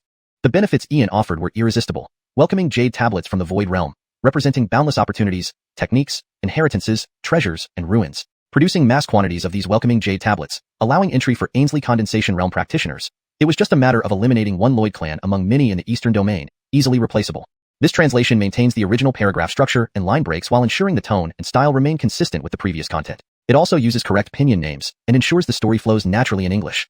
Chapter 136, Await Your Doom. At that moment, the entire venue was deathly silent, not a sound to be heard. The air was filled with an oppressive heaviness, like being submerged in endless darkness, suffocating. A single word to obliterate a clan, and this was one of the human royal clans. Interest is paramount. No one can remain untouched by it, not even Master Milton and Grandmaster Dominic. Whoever possesses Ian's rune group will become fabulously successful, possibly even winning Ian's friendship. Taisu Holy Land and June Ancient Clan, one being the Holy Land of the Eastern region, the other the Overlord of the Western region. The Ander clan could have avoided death, but because of Cannon's arrogance and ignorance, they brought about their own destruction. This is what it means to be a rune master. Extraordinary, noble, enigmatic, because a rune master truly can do as they please. However, most great rune masters are at least hundreds or thousands of years old, entangled in various interests and cautious in their actions. But Ian is different. He is a wild great rune master who belongs to no faction. From his past behavior, anyone who dares provoke him ends up utterly destroyed, down to the last bone fragment. cutting off all roots, involving entire families. This has always been Ian's principle, for there is no concept of righteousness in the world of cultivators. Strength reigns supreme. Interest prevails above all. As long as you are strong enough, your words naturally become truth. As long as you bring enough benefit, anything significant will naturally be handled for you. One set of runes on a jade plaque has already sentenced the human royal lineage of the clan to death. Everyone felt immense horror, reaching unimaginable heights, especially Misty, who looked at Ian with sheer terror. After all, Ian had once vowed to destroy 3 clans within a year, including the Tianhuan clan. Before, no one believed him, but today's events, a 10,000-year-old human royal clan could be wiped out just like that. It was easy to imagine the massive changes that would follow in the eastern region. Master June, Grandmaster Dominic, it's this miscreant who provoked everything. I'm willing to execute him now. I beg the 2 masters to show mercy and spare our clan. Our clan has existed for tens of thousands of years and fought demons and battled the dead. Please consider our ancestors' contributions to humanity and ask the masters to forgive us. We promise to reform and start anew. The old patriarch of the clan knelt in supplication, but still did not beg Ian. Instead, he turned to Grandmaster Dominic and Eve. Ian, child, if our clan survives this time, I swear I will slaughter every single person named Montgomery in the eastern region, commoner or noble. Brat, a mere runemaster daring to decipher the runes of the Void Travelers? Neither Dominic nor you, Eve, will escape. The Void Travelers will wipe each and every one of you out. Knowing now what should have been known then. Today, no one can save you. Once the elders from the Holy Land arrive, it will be your end. And the person you're asking isn't me or Eve, but young Master Montgomery. Grandmaster Dominic waved his sleeves, his face turning cold. Why would he plead for the clan, boasting about ancestral merits? As a human royal clan, protecting the people and upholding human values were responsibilities they must bear. Ask him. A low-born, despicable bastard? Even if our clan is destroyed, I won't beg him. If you refuse to spare my clan, then we all die together. Go. The old patriarch glanced at Ian, hatred and venom in his eyes, before sending out a transparent spatial message seal, laughing cruelly. Spatial message seal, it's bad. He's sending a message to the Void Travelers. Brother June, quickly take young Master Montgomery away. If the Void Travelers learn someone deciphered their jade token, this will escalate into a racial war. Many lives will be lost. We must act now. Leave the matter to me. Grandmaster Dominic's expression changed dramatically, anxiously looking at Eve. Only he could quietly lead Ian away. The Void Travelers are incredibly xenophobic and excel in spatial power, dwelling within the Void Sky realm, traveling across the 3,000 great worlds. They are natural overlords, kings without crowns of the Void. Ha ha ha. Wanna run? Can you outrun them? A thought from the Void Travelers spans continents. Who can escape their pursuit? You want to destroy our clan, first withstand their wrath. Just a rune master, a despicable bastard, daring to clash with our prince? Wait your doom. The old patriarch's face contorted into a mad grin, envisioning Ian and his companions slaughtered by the Void Travelers.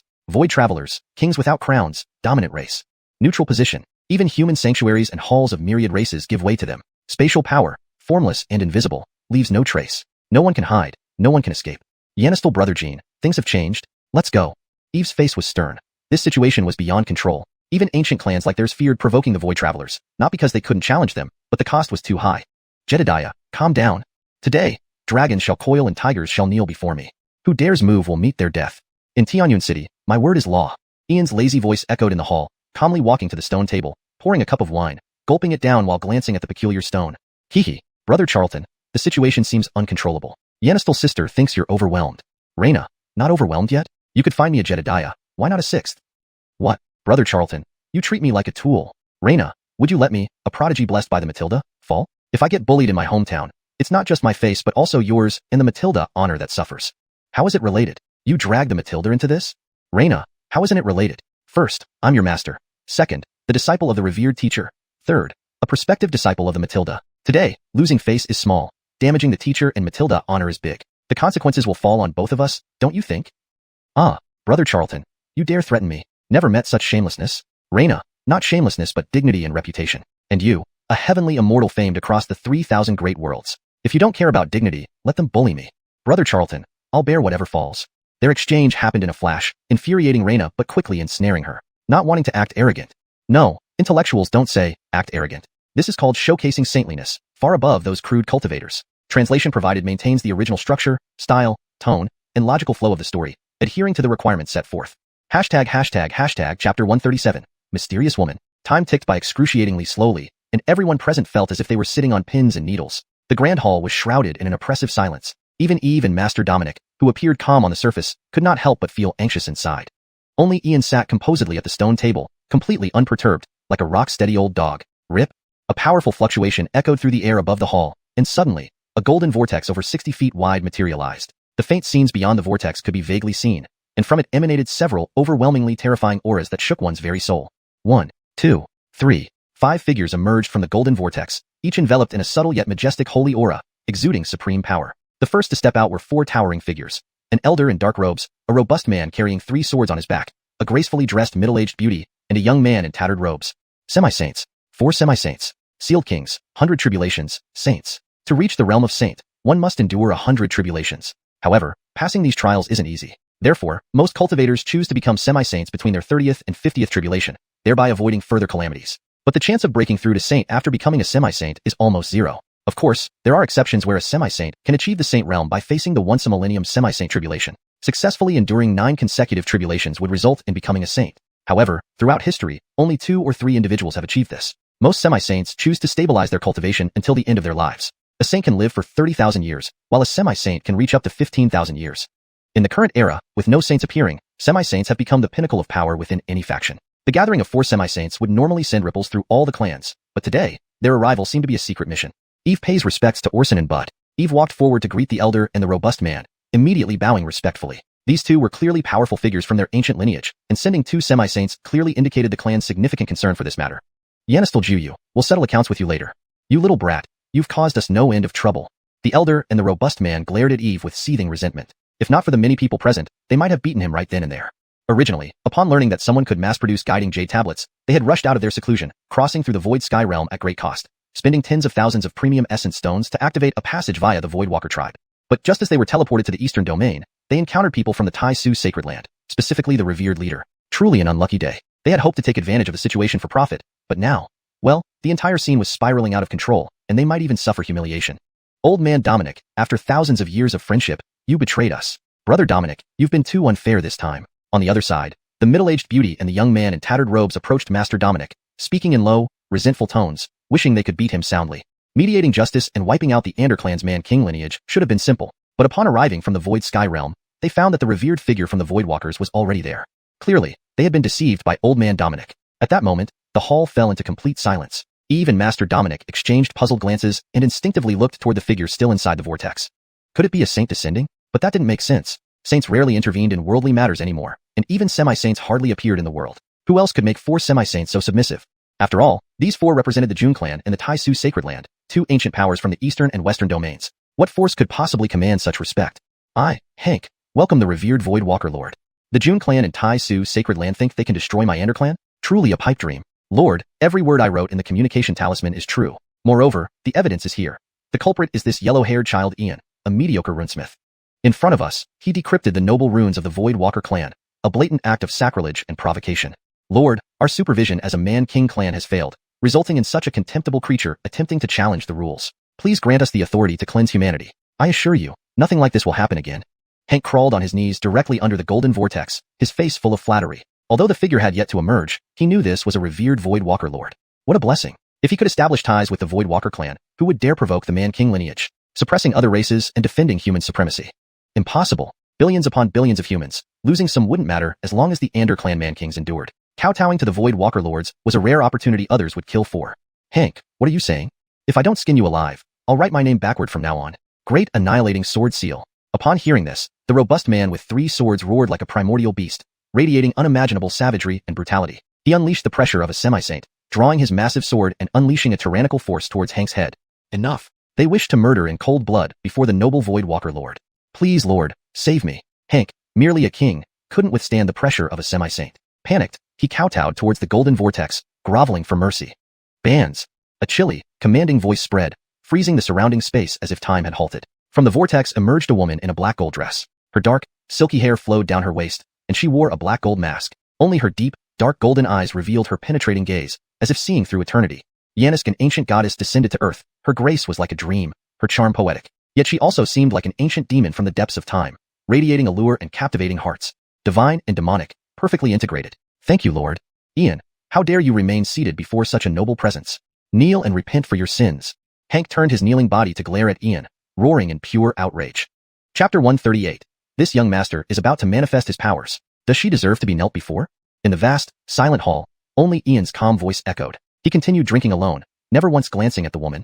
Ian's single remark silenced everyone around. The elder from the Jun ancient clan was stunned. The burly man with 3 swords was dazed. The middle-aged beauty was shocked, and the young man in a Taoist robe was nearly petrified. The 4 demigods collectively fell silent. If one looked closely, they would notice cold sweat trickling down their foreheads, their faces pale, not daring to breathe deeply. Clark and Master Milton shuddered uncontrollably upon hearing this, almost collapsing onto the ground. Even though they were renowned king talisman masters in the grand world of Canglan, their hearts were now freezing cold. By heaven, Yanistal Jindati, Master Montgomery, do you know who she is? You are really pushing it too far. To dare speak to her like that, the last person who did so doesn't even have bone fragments left.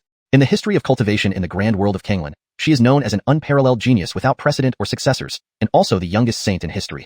A 27-year-old female saint. An ordinary mortal who accidentally obtained half a volume of an ancient scripture, achieved enlightenment after 10 years of cultivation, completed 100 tribulations perfectly, and became a saint instantly.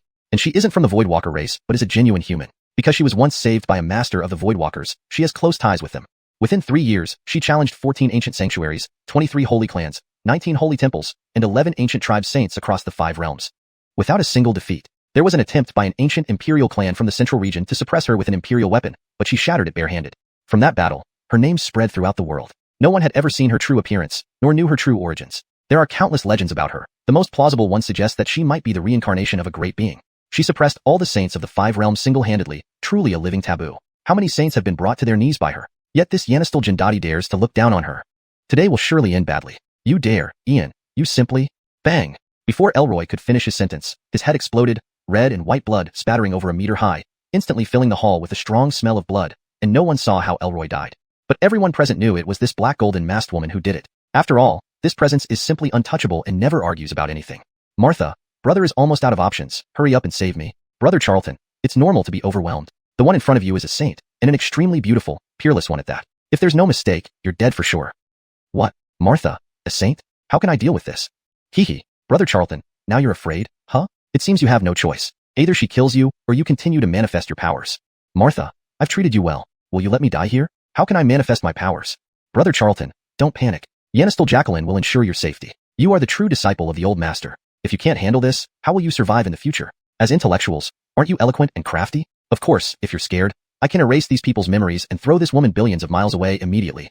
Nonsense, Martha. Who said I'm scared? Watch me handle her. Hee. Brother Charlton, looking forward to your performance. On the surface, Ian appeared composed and steady as a rock, but inside, he was panicking. Who could have guessed a saint would suddenly appear? And what's more, this is one tough character. Even if he's afraid, he must grit his teeth and face it. Just hope Martha is reliable. Clank. Where does this evil hag come from, showing no respect at all? Killing to establish authority, right? What arrogance. Do you think this young master has no temper? Ian picked up the wine jar from the table and threw it directly at the black golden masked woman, then started reprimanding her. Martha, this young master's life is in your hands. You must be reliable, otherwise, I'm done for. At that moment, everyone in the hall froze, staring dumbfounded at Ian, completely at a loss for words. Thud. Thud. The 4 demigods from the June Ancient Clan and Tai Su Holy Land felt chills all over their bodies, their limbs weakening. They all collapsed to the ground, watching everything nervously. Finished. Finished. Utterly finished. Daring to call her an evil hag and throwing a wine jar at her. This kid is really reckless. He will surely be skinned alive by the saint. Pardon me, great saint. This little Jindati did not recognize the saint and spoke rudely, which was due to poor self-control. I am willing to take responsibility for Jindati. Please pardon him, great saint. Clark felt chills all over, trembling, but still steeled himself to plead with the woman. Although he knew his chances were slim, he had no other option, even if it endangered his clan. You should kill yourself. A frosty, icy voice rang out. The eyes behind the black golden mask remained calm, revealing no emotion, indifferent to everything and unshaken by anyone. What nonsense. Kill myself? Who are you talking about? Jedediah, stand aside. Leave it to me. With that, Ian stepped in front of the black golden masked woman. In everyone's astonished gaze, he reached out and pulled off the mask, revealing a face of stunning, celestial beauty. Hiss. By heaven, there are truly heavenly maidens in this world. Finished. We are all done. Old Milton, next life I'll find you for this. Someone actually managed to pull off a saint's mask. To see the face of a saint, I have no regrets. The 4 demigods sighed in unison. They had lost all hope. No one had ever seen what a saint looked like, let alone gotten within 10 feet. Today, Ian pulled off the mask. Indeed, this kid is incredibly bold. Die. The woman's black golden eyes emitted overwhelming killing intent, and terrifying saint power swept out, instantly suppressing every soul present. Why die when she looks nothing special? With that, Ian waved his sleeve through the air, causing the terrifying saint power to vanish into thin air. Then, he crossed his arms behind his back, appearing composed and natural. Phew, Martha is still reliable. Now it's time for this young master to manifest his powers. Chapter 139. I will keep killing until you speak. The holy authority vanished, and the oppressive pressure on everyone instantly dropped. Yet, every face was pale, and they were breathing heavily, cold sweat dripping from their foreheads to their noses. Their eyes were filled with profound horror and unease, trembling from deep within their souls. Heaven be praised. Who is this Ian? removing the mask of a sage in public and lifting the holy aura with a wave of his hand. Was this an act against heaven itself? Was he not afraid that the sages would rise in fury, causing corpses to float for thousands of miles? Moreover, daring to say the sages didn't look impressive? Hiss. Unless divine will intervenes, no one can save you now. This was blasphemy against the sages. While there have been people who could act pretentiously, none had ever acted so outrageously. Inside everyone's hearts, a colossal wave surged. Ian's audacity had genuinely frightened them. They had never seen anyone so audacious, risking everything by defying the sages. The hall was eerily quiet, the atmosphere unbearably heavy, almost suffocating. How do you wish to die? A voice as cold as a knife, like the killing chill of winter, spread through the air. Black golden eyes shone with countless mysteries, seemingly piercing through time. Ignoring the holy aura. How did he manage that? Someone actually doesn't fear me? This might be interesting. You keep saying die. Don't you have any new words? It's a disease that needs curing. Coincidentally, this young master knows a little about medicine. Should I give it a try? Ian stood with hands behind his back, calm and composed, even more stable than a seasoned veteran. Why should I be afraid when Dottie is here? Death won't come easily. Since death isn't imminent, I'll continue to provoke. All right. In one step, the woman closed the distance between her and Ian. What was once a yard apart was now less than a foot. Her black golden eyes, previously unperturbed, now revealed a faint glow of intrigue. Yanistal guy, I want to see if you're truly fearless or just putting on a show. Geraldriel, rescue me quickly. Brother Charlton, stay calm. You've successfully piqued her interest. Didn't you say she has a problem? Why not diagnose her thoroughly?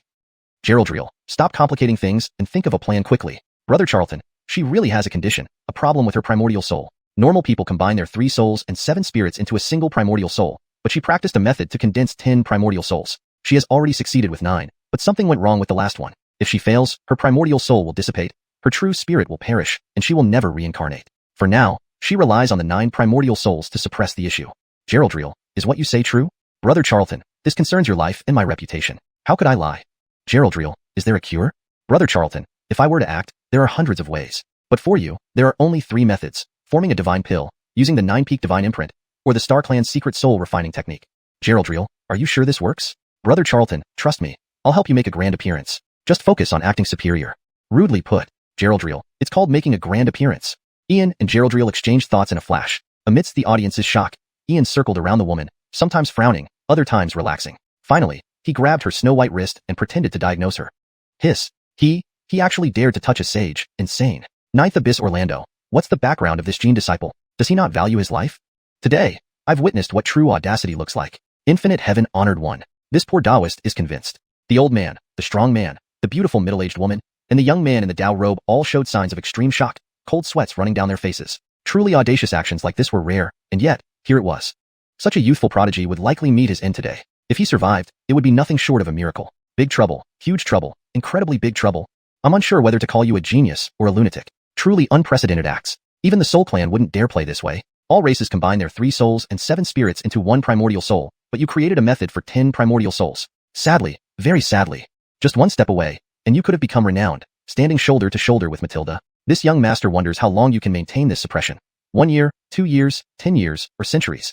Ian could smell the fragrance coming from the woman but wasn't mesmerized by it. After all, he faced a madwoman who killed without hesitation. Geraldriel could ensure his safety but not others, so he needed to draw attention to himself. At that moment, the woman's black golden eyes turned towards Ian. Though her expression remained unperturbed, internally, she felt a tumult of emotions. She had been seen through by this seemingly ordinary youth. The 10th primordial soul. It indeed couldn't be suppressed anymore. With centuries, the final step could be deduced. Within 10 years at most. No one knew this truth except for him.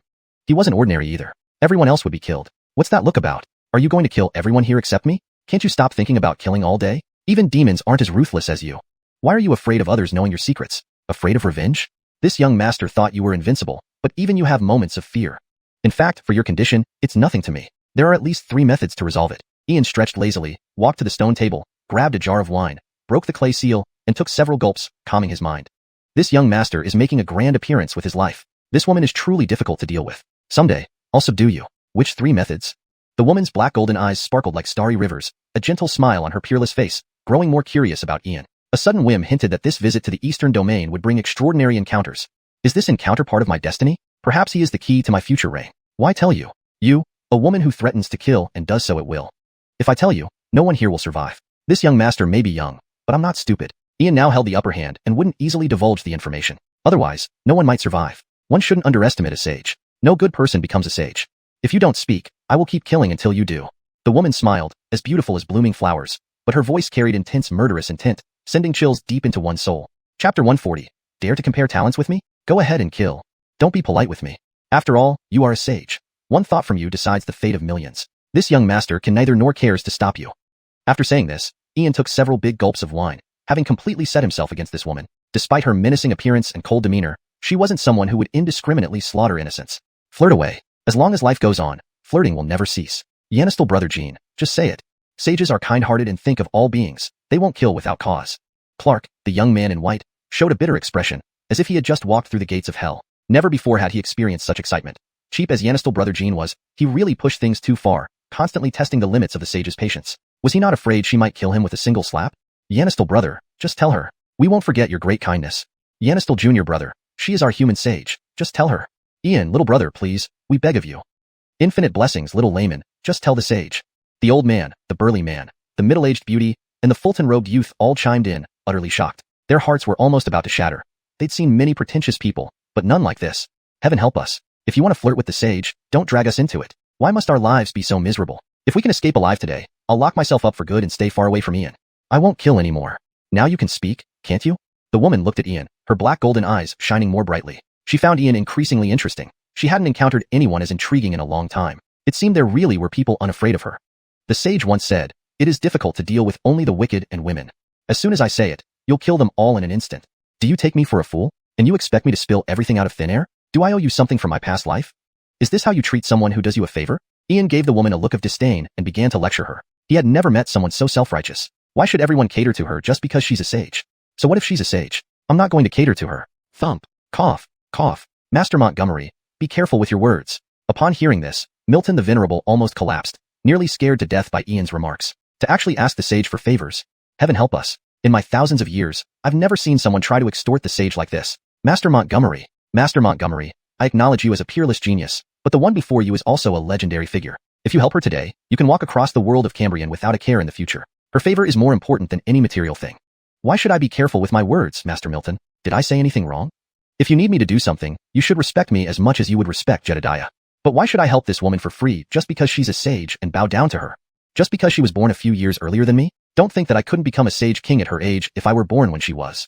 Ian slowly stood up, his demeanor calm and natural, speaking with extraordinary confidence. Since he had already challenged her openly, he might as well go all the way. After all, opportunities to challenge a sage weren't common.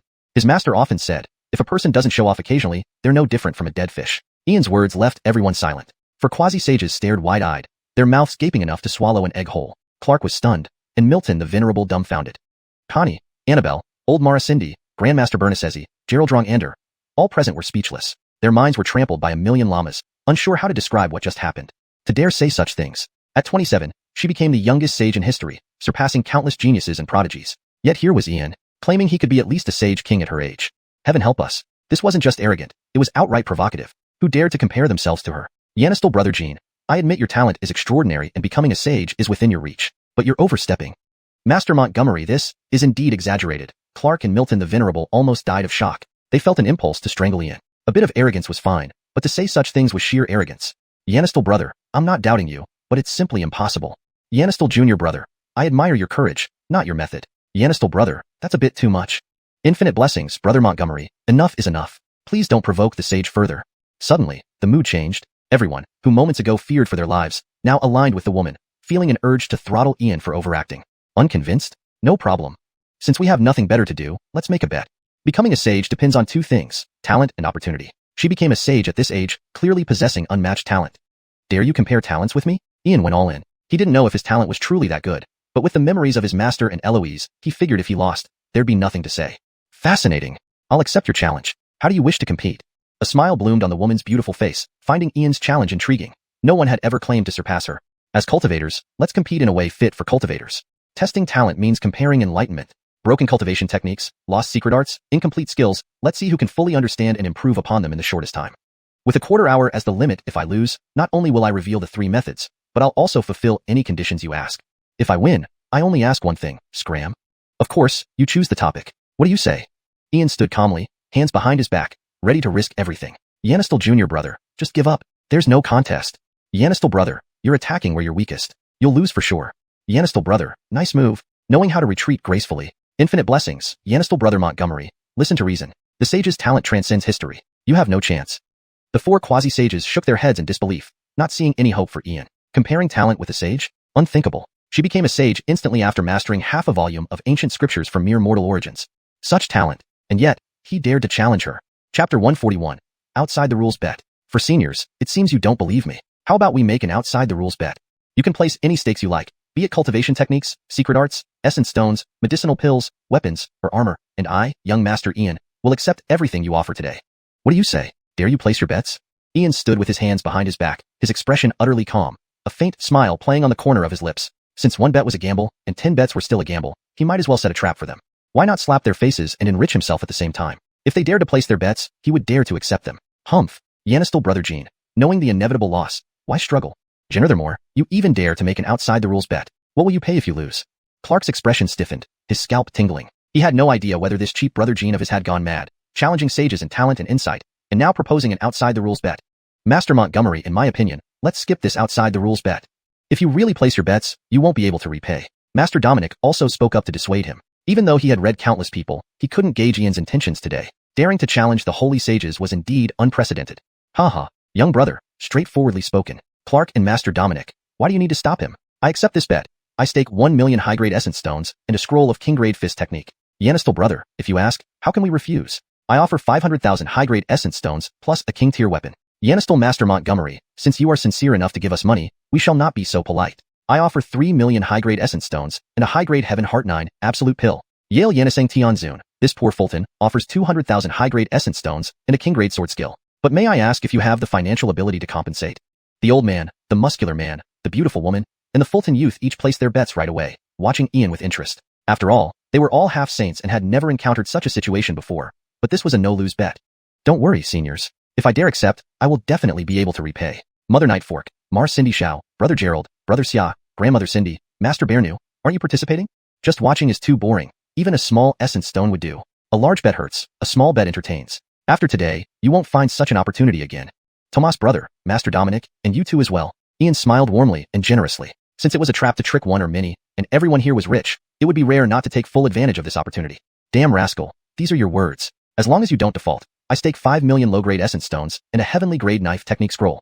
Master Montgomery, then I stake 10 million low-grade essence stones and a premium grade king medicine plant. Master Montgomery, I'm not as generous as those two ladies, so I'll stake 3 million low-grade essence stones. Master Montgomery, I stake 30,000 high-grade essence stones. Yanistel Master Montgomery, I won't participate. Just enjoy yourselves. Yanistel friend Montgomery, I'll tally the bets for you to repay later. Annabelle, Connie, Carrie, and others immediately placed their bets. Rain Grandma and Master Bearnew exchanged glances, understanding what the other meant. While others didn't understand Ian, they certainly did. He clearly set a trap for them. Despite interacting with Ian for a short time, when had Ian ever suffered a loss? Ordinary people would have been scared witless by sages, but Ian dared to smash wine jars in front of sages. It wasn't just courage, it was reliance, and he wasn't afraid of sages. Brother Jean, I won't participate. Yanistel Master Montgomery, neither will I. Clark and Master Dominic, being the shrewd ones, sensed something unusual and naturally wouldn't participate. The current stakes were already substantial enough for Ian. Moreover, the chances of winning were extremely slim, almost impossible. Better safe than sorry. If Ian managed to turn the tables, losing face would be the least of their concerns, and offending the sages would make life miserable for them. Forget it, do as you wish. Are your questions ready? Seeing that they wouldn't participate, Ian let it go and turned his gaze to the woman in black. No matter what cultivation technique she offered, losing was impossible. Perhaps he could trick her into revealing some secrets. The soul refining methods of the world rank first among the Soul Clan and second among the Star Clan. I once obtained part of the Star Clan's incomplete soul refining method, which contains the visualization of 24 ancient star souls. Within 15 minutes, visualize the incomplete method of the Star Clan. If you can condense 12 ancient star souls, then you win this round. The woman in black extended her hand gracefully, emitting a gentle light. In her palm appeared a blue jade slip with star patterns, exuding mystery and grandeur. Talent, insight, I won't compare with you. I'll make you realize. Star Clan Soul Refining Method, the ultimate way to test talent. 12 ancient star souls have only been achieved by one person in eternity. I haven't grasped this method's nuances, let alone the 24 ancient star souls, which is a trick. Wanting to outsmart me, you're too young. Let's play along, for entertainment's sake. Star Clan Soul Refining Method, 24 ancient star souls. Legends say even the Celestial Supreme only reached 12. The sage's talent is truly astonishing. Yanistel brother, stop struggling and concede quickly. Yanistel Master Montgomery, 12 ancient star souls signify the potential of an emperor. For a sage to grasp 24, unprecedented. You've lost this round. Yale Yenisang Tianzun, Yanistel Master Montgomery, please concede. The 4 half-saints praised, convinced that Ian's loss was certain. 12 ancient star souls were indeed the mark of an emperor. Even if given a year, sages seemed intent on teaching Ian a lesson. Seniors, the outcome remains unknown. What if I grasp more ancient star souls than she does? Just 24. I am unparalleled and supreme. Winning her will be effortless. Ian's smile widened. Today, he simply couldn't avoid showing off. Someone had practically begged to be embarrassed. Why choose this particular method? Didn't they know he already possessed the complete inheritance of the Star Clan? Soon, they'd regret it. Hashtag chapter 142. Are your faces swollen yet? Brother Charlton, what kind of luck is this? You say you're not the illegitimate son of heaven, but this is just incomprehensible. Jacqueline Dottie, it's just luck, pure luck. This wave will make us rich. Brother Charlton, don't you dare keep it all to yourself. I must have half of it. Jacqueline Dottie, of course. When have I ever wronged you? How many ancestral star souls do you think are ideal? Brother Charlton, didn't she claim she comprehended 24 paths? Just manifest 25 paths and guarantee she'll be furious. Jacqueline Dottie, brilliant, truly brilliant. Dottie hovered beside Ian, completely amazed by his extraordinary luck. He had only received the Star Clan's inheritance yesterday, and today someone was already selling the Star Clan's soul refinement technique for display. It was almost impossible not to show off. Yanistel brother Jean, the hourglass has started timing. Eve looked at Ian's calm demeanor and couldn't help but slap his forehead. Finally, he reminded him that the sand in the airbound hourglass was slowly running out. Oh Yanistel brother Jean, not that I don't want to help you, but I can't genuinely offend this woman. The Star Clan's soul refinement technique she holds, I know its true nature.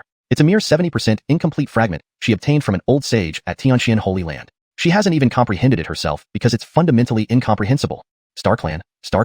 Why would the Star Clan cultivate some nonsense hammer? You've been tricked. Jedediah, no rush. Do you not know my talent yet?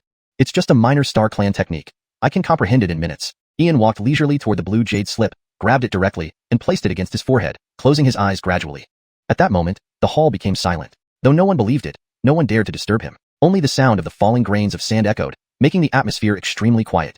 Time ticked away second by second, and soon the hourglass was empty. The elder, the strong man, the beautiful lady, and the Fulton naturally watched the drama unfold, their inner resentment toward the sage's cunning and stinginess refreshed, intentionally displaying the Star Clan's technique, clearly aiming to trap Ian. Anyone with common sense should know that cultivation techniques aren't universally applicable, especially those from different races.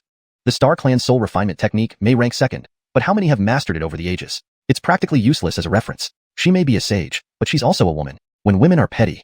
In short, Lord Montgomery might meet his match in her. Brother Ian, time's up. How did you fare? Admit defeat. I won't mock you, little brother.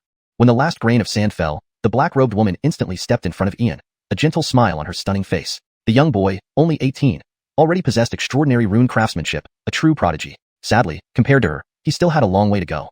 Daring to challenge me? Today you'll learn that there's always someone stronger out there. Your life from now on won't be boring. Don't act so familiar. Who says I'm your brother? Why do you assume I haven't comprehended it? Just because others can't do it doesn't mean I can't. Ian opened his eyes, swiftly retreating a few feet back, his expression calm and composed. Yanistel brother, stop holding on. No one outside the Star Clan can comprehend the Star Clan's soul refinement technique. Admit defeat. I won't laugh at you. Yanistel brother, even if you had a year, you wouldn't understand. Different races make it impossible. So, just admit defeat. Yanistel Master Montgomery, accept the loss and pay up. Infinite Heavenly Venerable, thank you, Sir Montgomery, for helping me earn a little extra today. The elder, strong man, beautiful lady, and Fulton all grinned widely. Even as quasi-sages, they couldn't resist such easy money. Nobody ever complained about too much profit. It's only Ian's youth that made him susceptible to the sage's trap. Oh, Yanistel brother Jean, I warned you. Yanistel Master Montgomery, need some loans? Eve sighed repeatedly, full of helplessness, and Dominic Master stroked his long beard, showing a slight smile. Today, Yanistel Master Montgomery suffered a significant loss, but as a master rune craftsman, earning money wasn't difficult for him. Master Dominic, no need for loans, because I've already won. To the sage, please observe carefully. Manifest. With that, Ian stood calmly, his black hair fluttering without wind. Deep within his eyes, starlight shimmered like an ancient universe unfolding. A single gaze revealed ancient star patterns, brimming with infinite mysteries. Radiant, dazzling, mesmerizing light intertwined. Behind Ian, the primordial void materialized, revealing the sun and moon's two ancestral stars. Their dual-colored divine light reflected a rare scene of day and night coexisting under the same sky. Hiss, oh heaven, this is day and night together. Sun and moon ancestral star souls. He actually comprehended it. My goodness, what kind of monster is this? Yanistel Master Montgomery actually comprehended it. Infinite Heavenly Venerable, there really is such a genius in the world. The elder, strong man, beautiful lady, and Fulton were all dumbstruck, petrified, their minds ravaged by millions of divine beasts trampling. There were no words to describe it. Star Soul Refinement Technique, ranked second among the world's top 10 soul techniques, non-Star Clan members cannot cultivate it. This was a consensus. Yet here it was before them, comprehended by a human descendant, and day and night together. A prodigy, a world-class prodigy, a presence no less astounding than a sage. Of course, this slapped them hard in the face, and they couldn't protest. But the four couldn't care less. Such embarrassment could happen more often. Brother Ian, only 2 star souls, barely qualifying. I did say 12 star souls for you to win. Not bad, but you still lost. The black-robed woman smiled faintly, her black gold eyes filled with interest. On the surface, she appeared calm, but inside she was astonished. The world really does have monsters who break racial barriers to comprehend supreme techniques.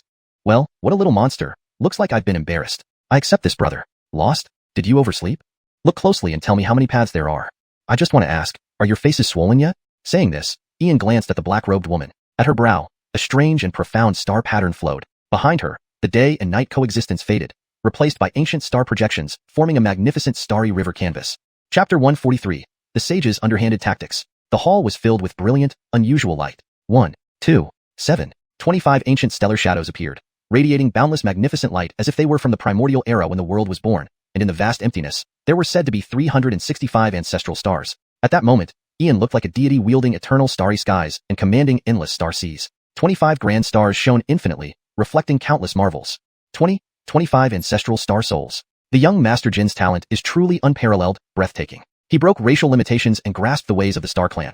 He might be the first one in 10,000 ancient times. Clark was filled with shock, which reached an incomparable degree. He knew that the so-called 24 ancestral star souls mentioned by this sage were completely nonsensical. It was merely to trick young Master Jin because even if a sage were exceptional, it wouldn't be possible to break racial limitations. But what did he see? This young Master Jin actually comprehended it and even condensed 25 ancient ancestral star souls. What terrifying talent! What a monster! Young Master Jin, oh young Master Jin, the sage was devious, but you're not ordinary either. Showing 25 star souls intentionally, just to anger the sage. Master Montgomery, extraordinary prowess, divine prowess. Our human race's fortune, all people's luck. The old man, I am convinced. Master Milton was shocked, nearly pulling out his white beard, and finally wore an expression of countless sighs. Such a peerlessly talented prodigy was truly a boon for the human race.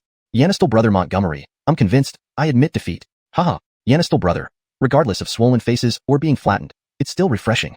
Yanistal Master Montgomery, this slap made me convinced wholeheartedly. Endless heaven venerable, this poor Fulton also concedes, only it's a pity about my private savings over the years. The elder, strong man, beautiful woman, and Fulton priest were all magnanimous people. Ian's talent truly surpassed the sage's. This way of being slapped in the face, please do it a few hundred more times. A peerless sage has emerged among humans, and now, a youthful genius surpassing the sage, endowed with emperor's potential. It can be foreseen how formidable they would become in the future. If there were no accidents, the human race would give birth to 2 emperors. 25 ancestral star souls, younger brother Ian. I am not as good as you, I lose. What was seen and heard today? Who dares leak a single word? Race annihilation. The smile on the black-dressed woman's face froze. Her black golden eyes turned cold and sharp like knives. An overwhelmingly terrifying sage power swept out, and her cold, merciless words resounded within everyone's souls. Extraordinary talent, unparalleled across the ages, surpassing Emperor's potential. Ian, you bring me too many surprises. This trip to the eastern region wasn't in vain. Indeed, my fate's creation lies in you. Obey the sage's decree. Everyone bowed respectfully, kneeling down. Each one clearly understood what Ian represented, the future emperor of humans, a supreme existence. If other races found out, it could cause a massive turmoil, and they would spare no effort to kill him. The sage's decree was to protect Ian. All right, the game is over. You can leave. Ian stretched slightly, the phenomena around him instantly disappearing, then directly dismissed the black-dressed woman. Comforting, really comforting, able to show off before the sage. Ask who else could do it. Of course, she should be kicked out. Wasn't going to keep her for dinner, right? Yanistal brother Ian. What did you say? Could you repeat that? The black-dressed woman smiled lightly, stepping to Ian's side. Her black golden eyes emitted an enigmatic glow, making it hard to fathom her thoughts. I said the game is over, and you can now leave. Ian didn't give her any good face, no matter if she were a sage. This young master doesn't tolerate. Game? What game? Jacqueline doesn't know? Who knows? The black-dressed woman looked puzzled, sweeping her gaze over everyone present, instantly becoming cold as knives, causing a chill to rise from the depths of their souls. Sage, what game? Old this here didn't know. Indeed. What game? Weren't we here for young Master Montgomery's guiding jade plate? Yes, I'm curious too. Infinite Celestial Venerable, what happened? This poor Fulton was deep in thought just now. The 4 demi-sages paused, immediately shifting the topic, avoiding mentioning the game at all costs. Even if they offended young Master Montgomery today, they couldn't offend this one. If she held a grudge. Oh heavens above. We 4 would rather find somewhere to end ourselves. Young Master Montgomery, please forgive us. This sage cannot be offended. What? Elders, what does this mean? Denying outright? At least as a sage, could you have some shame? Even a devil isn't as shameless as you. Jedediah, Master Milton, what do you 2 think? Ian was instantly dumbfounded. Everyone had collectively betrayed him, and this female sage played dirty, breaking his understanding. Yanistal brother Jean, your brother doesn't know? Master Montgomery, I don't know either. Clark and Master Milton glanced at each other, caught in a difficult situation but ultimately deciding to tough it out. Offending this sage simply wasn't feasible. Yanistal brother Jean, Master Montgomery, don't blame us. You don't know how different this sage is from others. Anyone she holds a grudge against can't die easily. You, Trey Master, Auntie Cindy, She-Devil, Brother Gerald, Brother Xia, Miss, what do you think? Ian looked around at everyone, but all kept their heads low, none daring to speak up, leaving Ian speechless. They were all cowed by the female devil. Grandma's fury. This young master doesn't believe today can't fix this female devil. Yanistal brother Ian, there was no game at all. And from today onwards, you are Brenda's younger brother. Regardless of whether you acknowledge me as your sister, I've decided you're my brother. Brenda's black golden eyes were full of mockery and jest. After being publicly humiliated by him earlier, this was payback. She enjoyed seeing him displeased with her yet powerless. Ian, you can't escape my grasp. You are my destined benefactor. Female devil, wake up yet. Can we have some shame? Losing and cheating, threatening others not to talk, now trying to recognize this young master as a brother. See that golden vortex? Get lost far away. Jedediah, you fear offending the female devil. Aren't you afraid of offending me? Ian was boiling with anger. Dealing with Brenda, the female devil, was indeed challenging. He couldn't drive her away nor beat her, so he aimed straight for Clark. Note, some of the character names used here, like Brenda, are direct transliterations of Chinese characters into English phonetics. For better immersion, sometimes contextually appropriate English equivalents are preferable if available or if these are common or widely recognized names/characters in translated works. Chapter 144, Go Beg Her. Yanistal brother Jean. What does this have to do with me? Fitz's heart skipped a beat, and his face revealed a hint of helplessness and bitterness. Clearly, he was going to bear the blame today, but one person was a sage, and another was Yanistal brother Jean. Both were like ancestors. Forget it. This black pot. He couldn't avoid carrying it even if he wanted to. Jedediah, you're about to step into the 100 tribulations realm, right? 3 calamities and 9 tribulations, 5 decays of the celestial beings. Each step brings tribulation. A single misstep could lead to death and complete obliteration. How many tribulations do you plan to go through? Or are you considering directly cultivating as a quasi-sage? Ian stood with his hands behind his back, smiling as he approached Fitz. No one could tell what he was truly thinking. He gave off an air of unfathomable depth. Yanistal brother Jean, what do you mean? Fitz's expression changed, a very unpleasant feeling rising within him, but he didn't immediately understand what Ian meant. Jedediah, don't be anxious. Master Milton, a King Seal realm practitioner can live up to 5,000 years at its peak. How long have you suppressed your cultivation? Do you intend to suppress it forever? As for the 4 seniors, the quasi-sage tribulations that come every 1,000 years must not be easy to endure, right? 2 of you are almost due for the 4th tribulation, 1 for the 3rd, and 1 for the 5th. Allow me to speak bluntly. Can you endure them any longer? Ian stood with his hands behind his back, glancing around at everyone with an enigmatic smile on his face. Telling lies while wide awake? Huh. Afraid to offend the sage, but not afraid to offend me, Ian. Very well, very good indeed. You'll regret it soon enough. Yanistal brother Montgomery, what do you mean by that? Yanistal brother, I'm a simple man. Don't beat around the bush, just say it. Yanistal Lord Montgomery, what exactly do you mean? Infinite heaven, Yanistal Lord Montgomery, this humble Taoist sincerely seeks guidance. The curiosity of the elder, the robust man, the beautiful woman, and the Taoist was piqued. Even Fitz and Master Milton were curious, and even Tiara's eyes sparkled with intrigue. Tribulation. Cultivators defy the heavens from the start. From the innate stage to the void-treading realm, there is always the thunder tribulation descending. 1 realm, 1 tribulation, until the 100 tribulations. Heavenly tests never cease. Each step in the 100 tribulations brings tribulation. 1 wrong move, and death ensues. Many strong cultivators would rather die of old age in the King Seal realm than enter the 100 tribulations realm because you never know when a tribulation might descend, or what kind it will be. To reach the sage realm, one must pass at least 70 tribulations. Even to cultivate as a quasi-sage requires passing 50 tribulations. The 100 tribulations realm hangs over all like a sword, constantly urging everyone forward. For a quasi-sage, every 1,000 years comes with a terrifying quasi-sage tribulation. Passing 9 tribulations can also lead to the sage realm, but throughout history, only a few have made it from quasi-sage to sage. Whether it's King Seal, 100 tribulations, or quasi-sage, there are 3 great elixirs in the world, known as the 3 treasures for crossing tribulations. The first is called the disaster relief pill. Legend has it that taking one can safely carry you through the first 30 tribulations without worry. The second is called the tribulation breaking pill. Taking one can give you a 75% chance of enduring up to the 60th tribulation if you're not too unlucky. The third is the Yanisf and Death Elixir, which, taken during the 60th tribulation, has a 35% chance of helping you endure the 70th tribulation and stepping into the Sage realm, though as the lowest rank. These 3 great elixirs target the 100 tribulations realm. As for quasi-sage tribulations, there's a set of specialized quasi-sage armor. Legend says wearing the quasi-sage armor ensures survival through 7 to 8 tribulations, unless one deliberately courts death. The 9th tribulation depends on individual luck. Jedediah, Master Milton, and the 4 seniors, have you ever heard of these? Ian still stood with his hands behind his back, his smile growing wider. From his master's memories, countless methods targeting the 100 tribulations and quasi-sage realms existed. The 3 treasures for crossing tribulations and the quasi-sage armor were once widely known.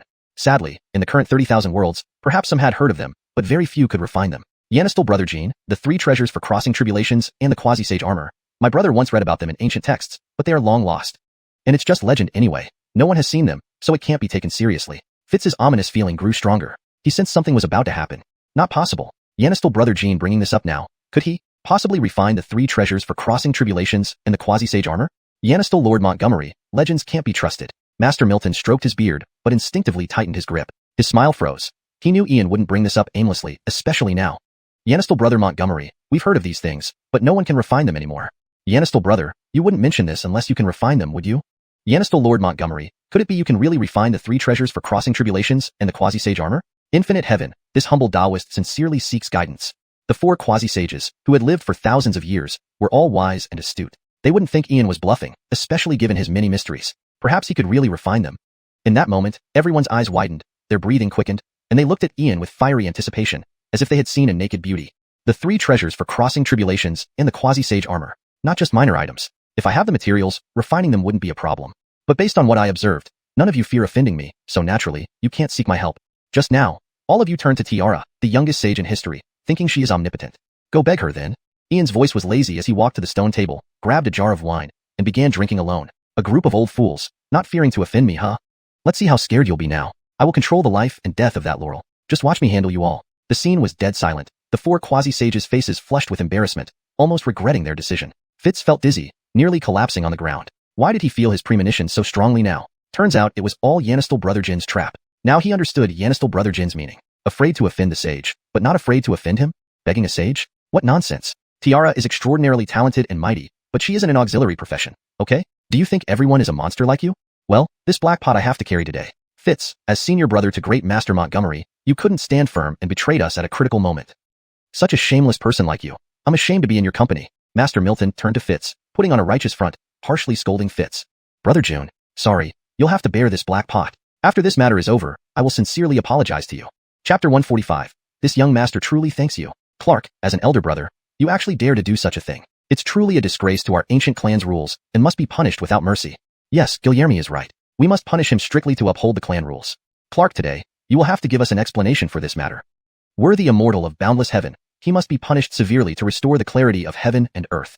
The elderly man, the burly man, the beautiful woman, and the Fultons seemed to have found an outlet for their frustrations. They instantly surrounded Clark, each one rubbing their hands together, their faces filled with ill intent, ready to beat him up if it would let Master Montgomery vent his anger.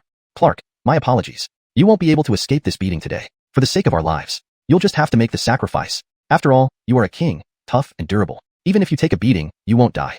You, Yanistal Brother Jean, I, your senior brother, have been wronged. Clark's lips twitched violently, nearly pushing him into a rage. However, facing 4 quasi-saints, 2 of whom were senior elders of the clan, no matter how much indignation he felt inside, he could only endure it. Yanistal Brother Jean, you're really black-hearted, just like a sage indeed. Well, this beating can't be avoided. Jedediah, what you say makes me seem at fault. Aren't you afraid of offending the female demon, but not afraid of offending me? And as you said, it's not your concern. So why should it involve me now? Let me ask you, are you afraid now? Ian drained the wine from the jar in one gulp, feeling an extreme sense of satisfaction. He wouldn't let them off easily. They couldn't treat him as a pushover. Your cultivation may be high, but I control your fate. Among the 4 professions, the rune master is the most revered. But when alchemists, array masters, and artificers reach a certain level, even sages would treat them as honored guests. Afraid. Yanistal Brother Jean, your senior brother is scared. Please spare me.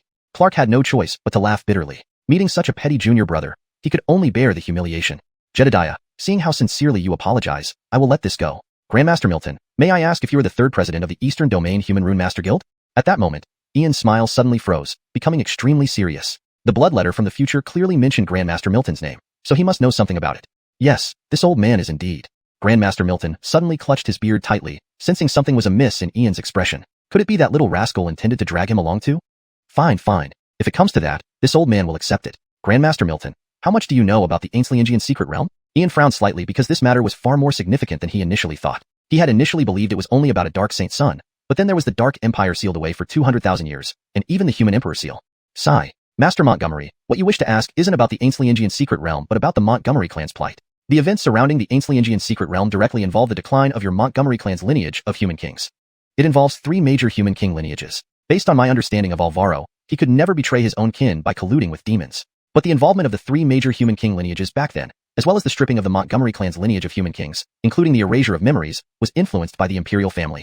This old man has descended upon Tianyun City partly for the strange stone and partly for the Xianxian secret realm. Intelligence suggests that the Dark Saint son has emerged, and soon someone from the imperial family will come. Grandmaster Milton felt a shiver down his spine, afraid of what would happen. Ever since he met Ian, he knew he was a descendant of Alvaro, because the last branch of the Montgomery clan was exiled here. Who would have thought such a monstrous genius would emerge among the descendants of the Montgomery clan? Grandmaster Milton, which 3 human king lineages were involved back then?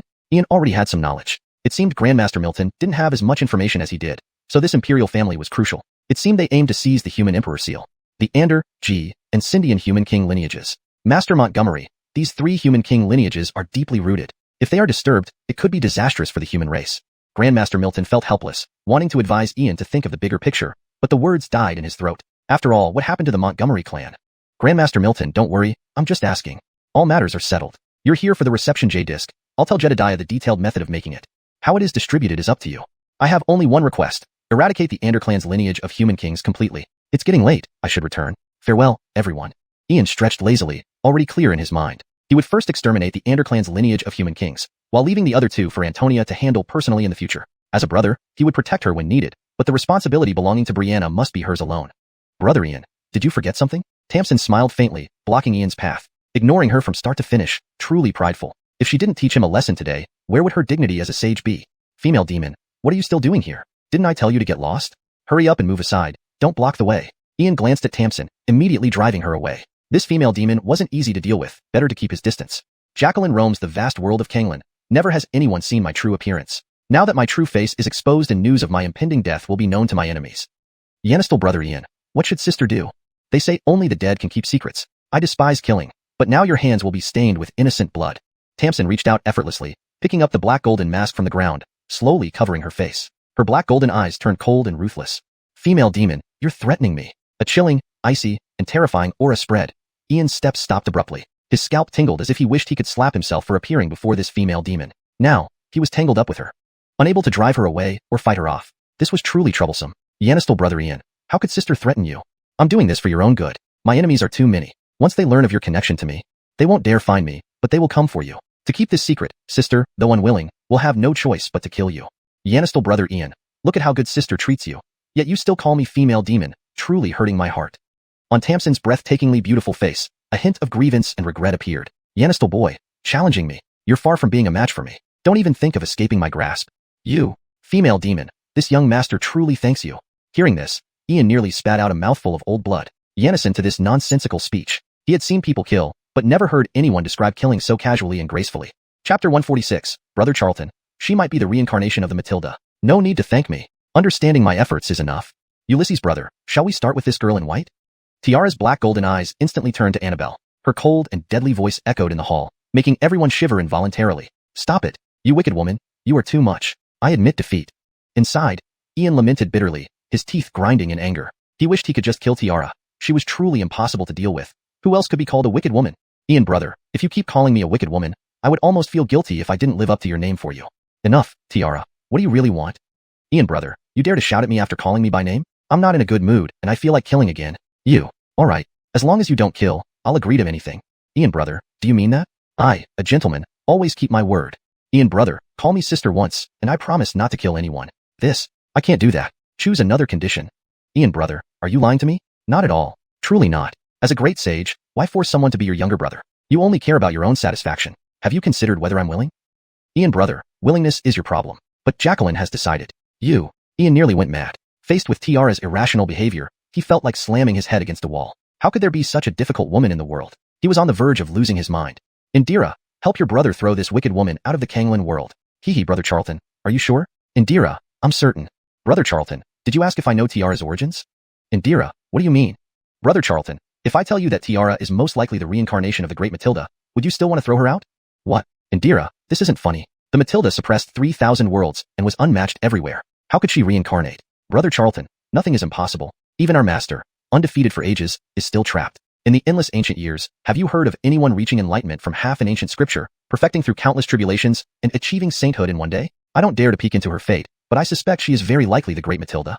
Indira, she is the supreme Matilda. What happened to her that forced her to reincarnate? Brother Charlton, listen to me. Accepting her as a sister is beneficial, especially given your fearless nature. If you can destroy royal clans today, tomorrow you might even slaughter sacred lands. Isn't it better to have someone protect you? Indira, look at this wicked woman. Does she say anything human? If I agree now, won't I be controlled by her in the future?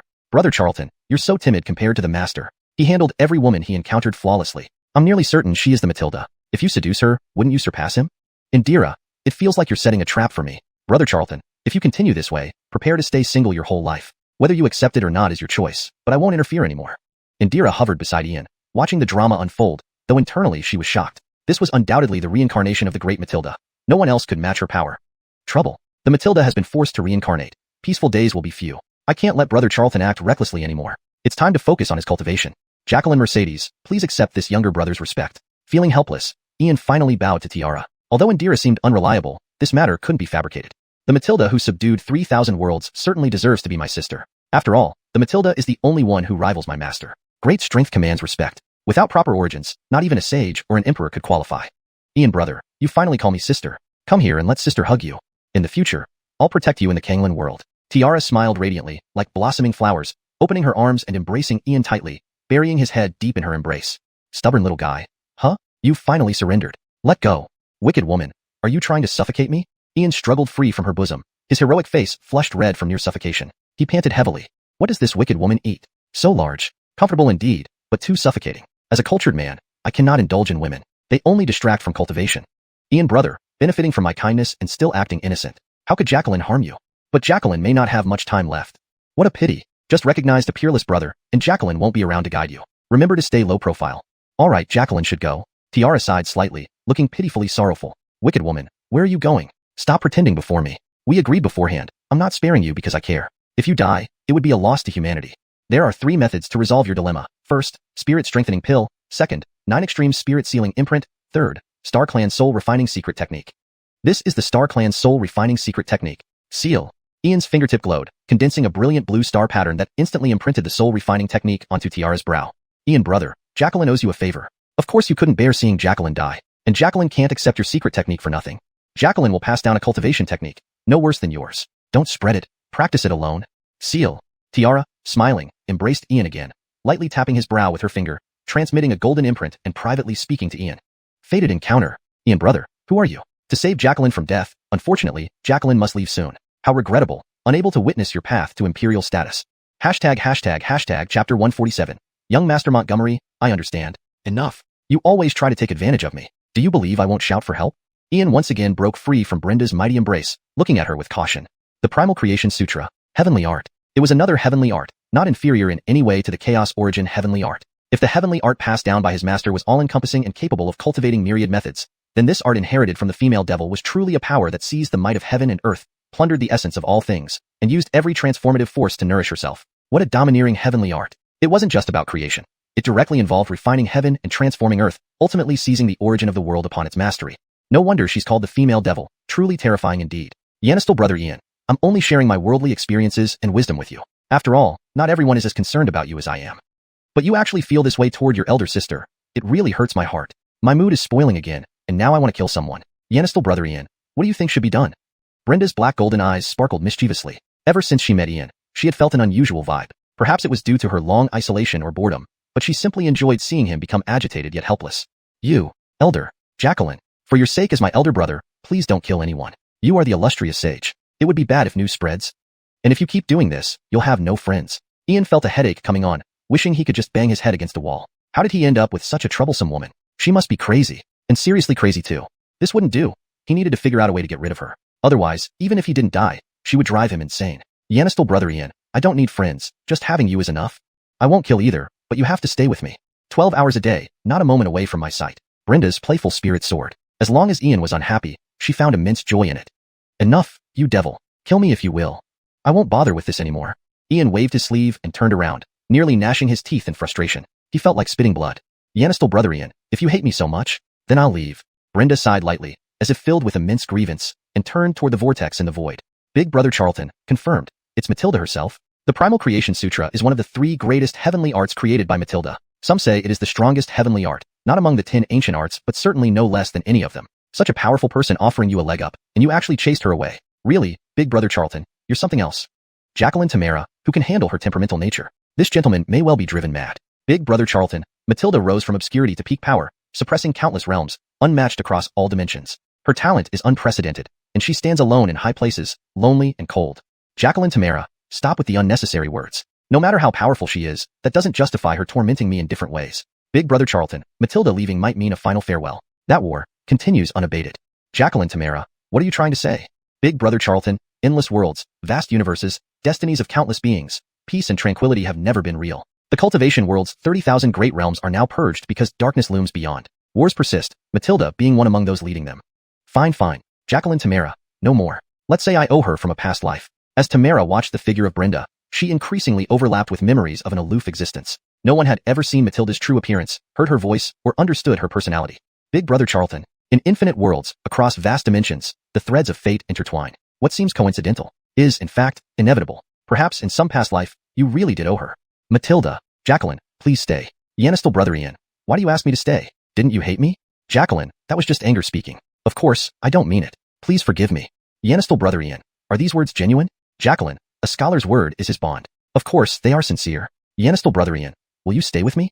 Yes, I will. Yanistal Brother Ian. You mustn't go back on your word. Jacqueline, I will never renege. Brenda descended from the void and stood beside Ian, feeling a deep satisfaction. Of course, she couldn't push too far, or her dear little brother might flee. Yanistal Brother Ian. The Ander family line shall be extinguished by me personally later. Jacqueline, I'm tired. I'll stay at your place tonight. Brenda put on her black gold mask again, her tone turning slightly cold. Tonight's visit was fruitful indeed, acquiring the star-refining soul art, and finding such an extraordinary younger brother. Jinshur Great Emperor. Sage, this minor issue does not require your personal involvement. Leave it to us.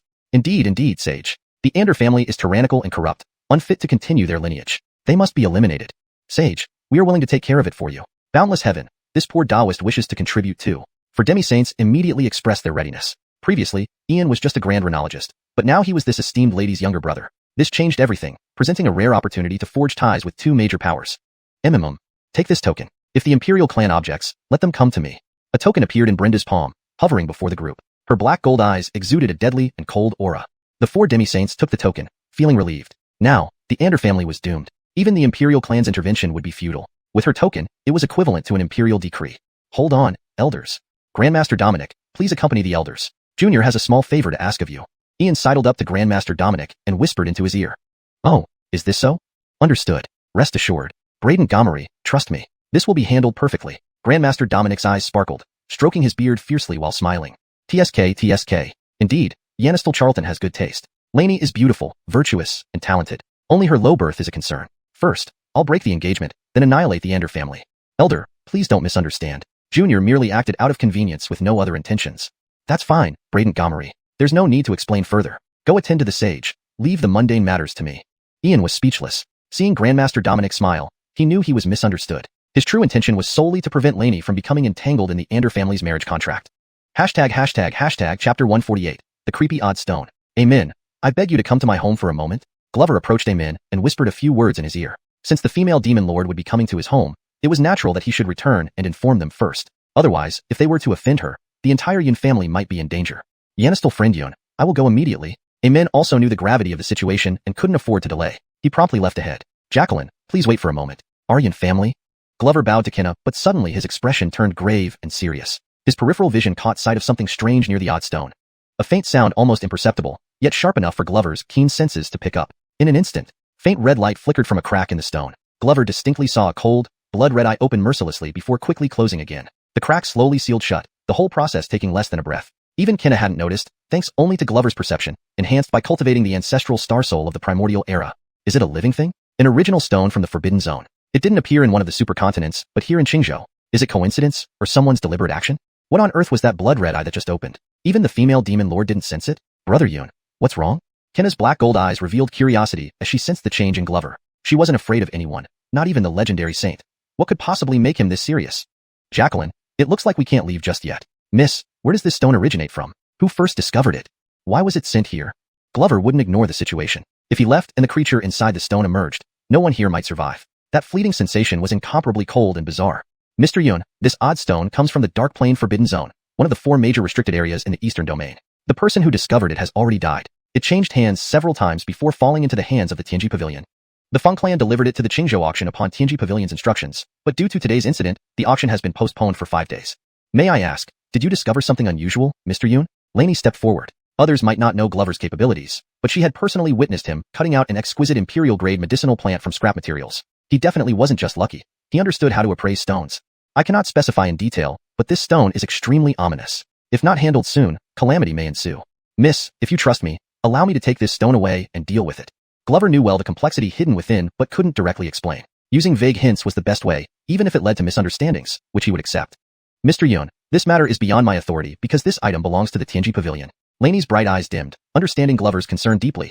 It wasn't about the stone's value but potential disaster. Oh, Tianji Pavilion. Since it's meant for auction, let me bid on it. If the Tianji Pavilion asks, tell them it was internally purchased by me, Glover insisted, knowing how bizarre the entity inside the stone was. If he placed it in his miniature world, at least he would have Serena as a backup. Mr. Yun, I will contact the Tianji Pavilion immediately. With those words, Miss Laney summoned a communication charm that vanished in a blue light.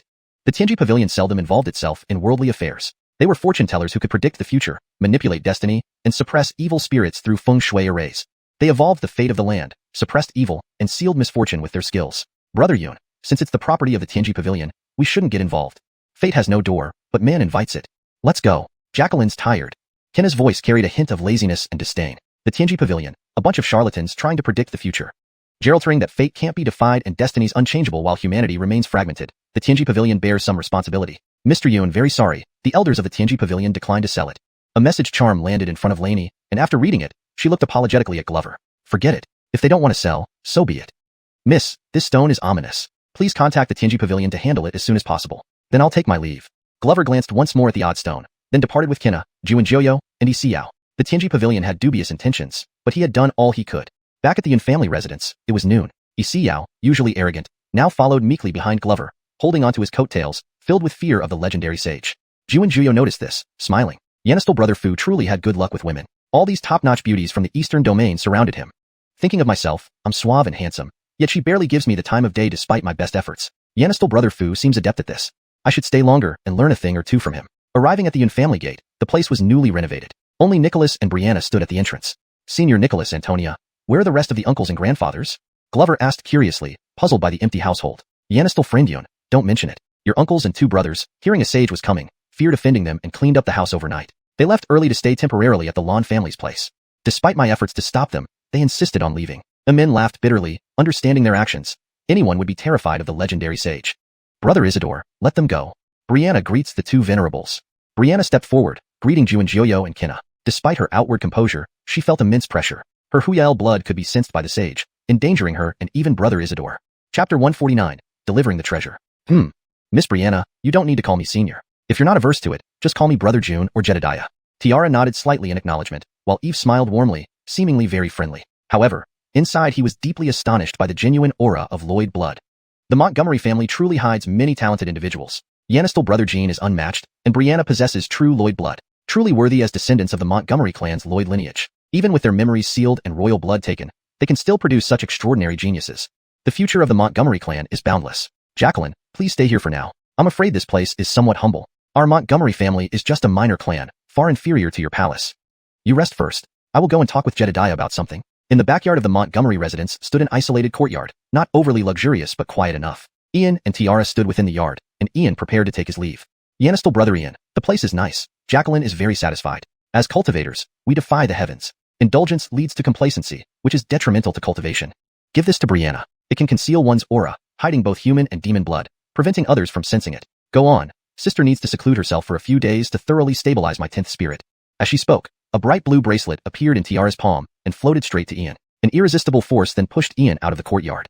Instantly, countless runes flickered in the courtyard, forming innumerable lines, twisting the surrounding void in all directions, overlapping and infinitely cutting, as if surpassing dimensions, flowing with overwhelmingly powerful rules and mysteries.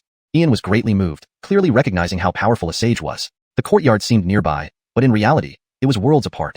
This female demon really was terrifying.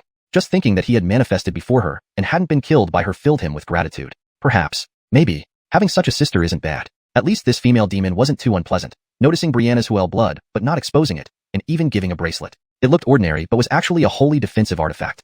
With this thought, Ian deeply bowed toward the courtyard, not sure whether it was on behalf of Brianna's thanks or his sincere acceptance of her. Inside the small courtyard, Tiara removed her black golden mask, her breathtaking beauty blooming into a smile, before slowly closing her eyes. Starlight condensed around her body, ancient star souls subtly appearing.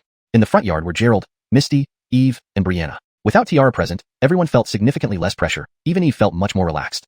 Antonia, this is from your elder sister. Just infuse your blood to recognize it. Ian appeared in the front yard, immediately handing the blue bracelet to Brianna. With this holy weapon, Brianna would be much safer in the future. Whoa.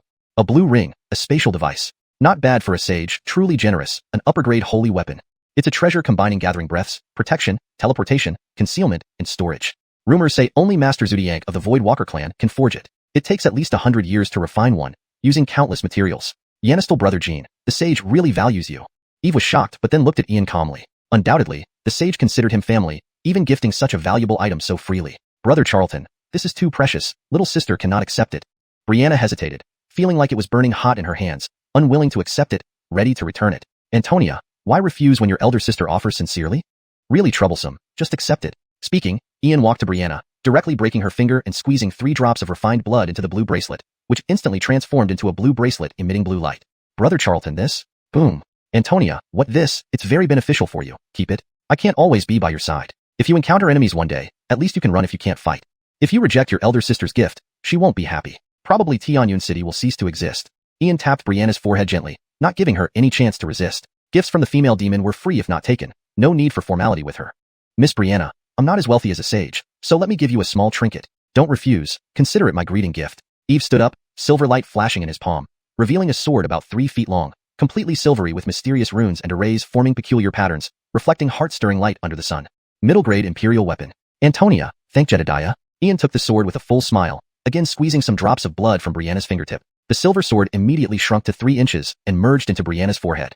Yanistal sister thanks Brother June. Brianna was stunned, like a puppet bowing to Eve. She had no idea what Brother Charlton was up to. A sage visited and gave gifts, and now Jedediah also gifted her an imperial weapon. No need for formalities. Yanistal Brother Jean, regarding the strange stone from the restricted area, did you notice anything? I am very curious. Can Yanistal Brother Jean explain my confusion? Eve waved his hand, indicating everyone to sit down. After all, he came to the eastern region for this strange stone, having seen it a few days ago without noticing anything unusual. Jedediah, the strange stone comes from a restricted area. Initially, I also thought there was nothing amiss. But just now, for a moment, I sensed the stone cracking. Out of curiosity, I glanced at it. I saw an eye opening amidst the crack, blood red, cold, and eerie, filled with ominousness. So, I can determine that the stone contains something extremely dangerous. I intended to take it away and dispose of it properly. Unfortunately, Tianjai refused to sell it. Now, they can only rely on their own luck. Ian sighed thoughtfully, revealing the truth fully. It seemed the ominous being inside was about to emerge. What? Yanistal Brother Jean, you're certain it was a blood-red eye, cold and eerie, giving an ominous feeling? Is it this kind of eye? Eve stood up, his face changing dramatically, tracing through the air and manifesting a blood-red hollow eye. Chapter 150, Clues of the Blood Eye. That's right, Floyd, exactly this kind of eye. Ulysses gazed at the blood-red eye materializing in the void, identical to the one within the strange stone. It was hard to imagine what sort of fearsome creature it could be. Yanistal Jr. Brother Jean, forget everything you saw. Don't mention it to anyone. The matter is grave. I need to leave for a few days. Eve paused, his expression incredibly serious. He hadn't expected such an extraordinary evil entity to be hidden within the strange stone. He couldn't just stand by and do nothing. Tianji Pavilion, what are your true intentions? To transport such a great evil from the Dark Plane restricted area to Ainsliangu territory, could it be related to the Ainsliangian secret realm? Take care, Floyd. Ulysses bowed to Eve, feeling a hint of unease in his heart. Although Floyd didn't explicitly state it, whatever was inside wasn't simple. Otherwise, he wouldn't have been so anxious to leave. Tianyun City. The heavens are about to change. Ainsliangian's secret realm will likely bring out countless malevolent entities. Yanistal friend Montgomery, wait. Concerning this blood eye, I seem to have seen it somewhere before. Gerald spoke up after Eve left, but he couldn't recall where. Oh, Gerald, please think hard. We must remember. Floyd kept things under wraps because he was worried about our safety. But I believe everyone there has probably already been locked onto by the blood eye. This is a matter of grave importance. Please try to remember. Ulysses frowned, attempting to communicate with Dottie but receiving no response, making him feel increasingly that something was amiss. Yanistal friend Montgomery, don't worry. Let me look. Saying that, Gerald unfurled a superior storage space and poured out a heap of items, spirit stones, jade, various rare materials, and began searching. I found it. Yanistal friend Montgomery, found it. It's this piece of beast skin scroll. 30 years ago, while fleeing from a divine soul stage fierce beast in the depths of Ainsliangian Mountain, I ended up in a valley in panic. In the ruins inside the valley, I found this, though I didn't recognize the script. At this moment, Gerald finally pulled out an unnamed ancient scroll of beast skin. It was already yellowed and damaged in many places, with faded text, but the blood eye in the center of the scroll remained clear, seeming to possess some extraordinary and eerie power, compelling one to continue looking. Gerald, can you still remember where the valley is? Ulysses took the fragmented beast skin scroll, recognizing the faint script at once. It was the language and script in his master's inheritance memory. Evil spirit language. A language long lost. Few in the world today would recognize it. Evil spirits were a vast race, more terrifying than the undead or demons, hailing from other dimensions. First came the undead, then demons, now evil spirits. I remember it clearly. That area of ruins back then was very peculiar. I only investigated the outskirts and dared not go deeper. Yanistal friend Montgomery, can you understand the writing on the beast skin scroll? Gerald sighed, recalling the shame he felt 30 years ago when he hesitated at the entrance of the valley, pursued by the fierce beast. Knight Jinri, Jacqueline 7, you two stay behind. Gerald, we cannot delay. We should set off immediately. I have a bad feeling. A major calamity may be imminent.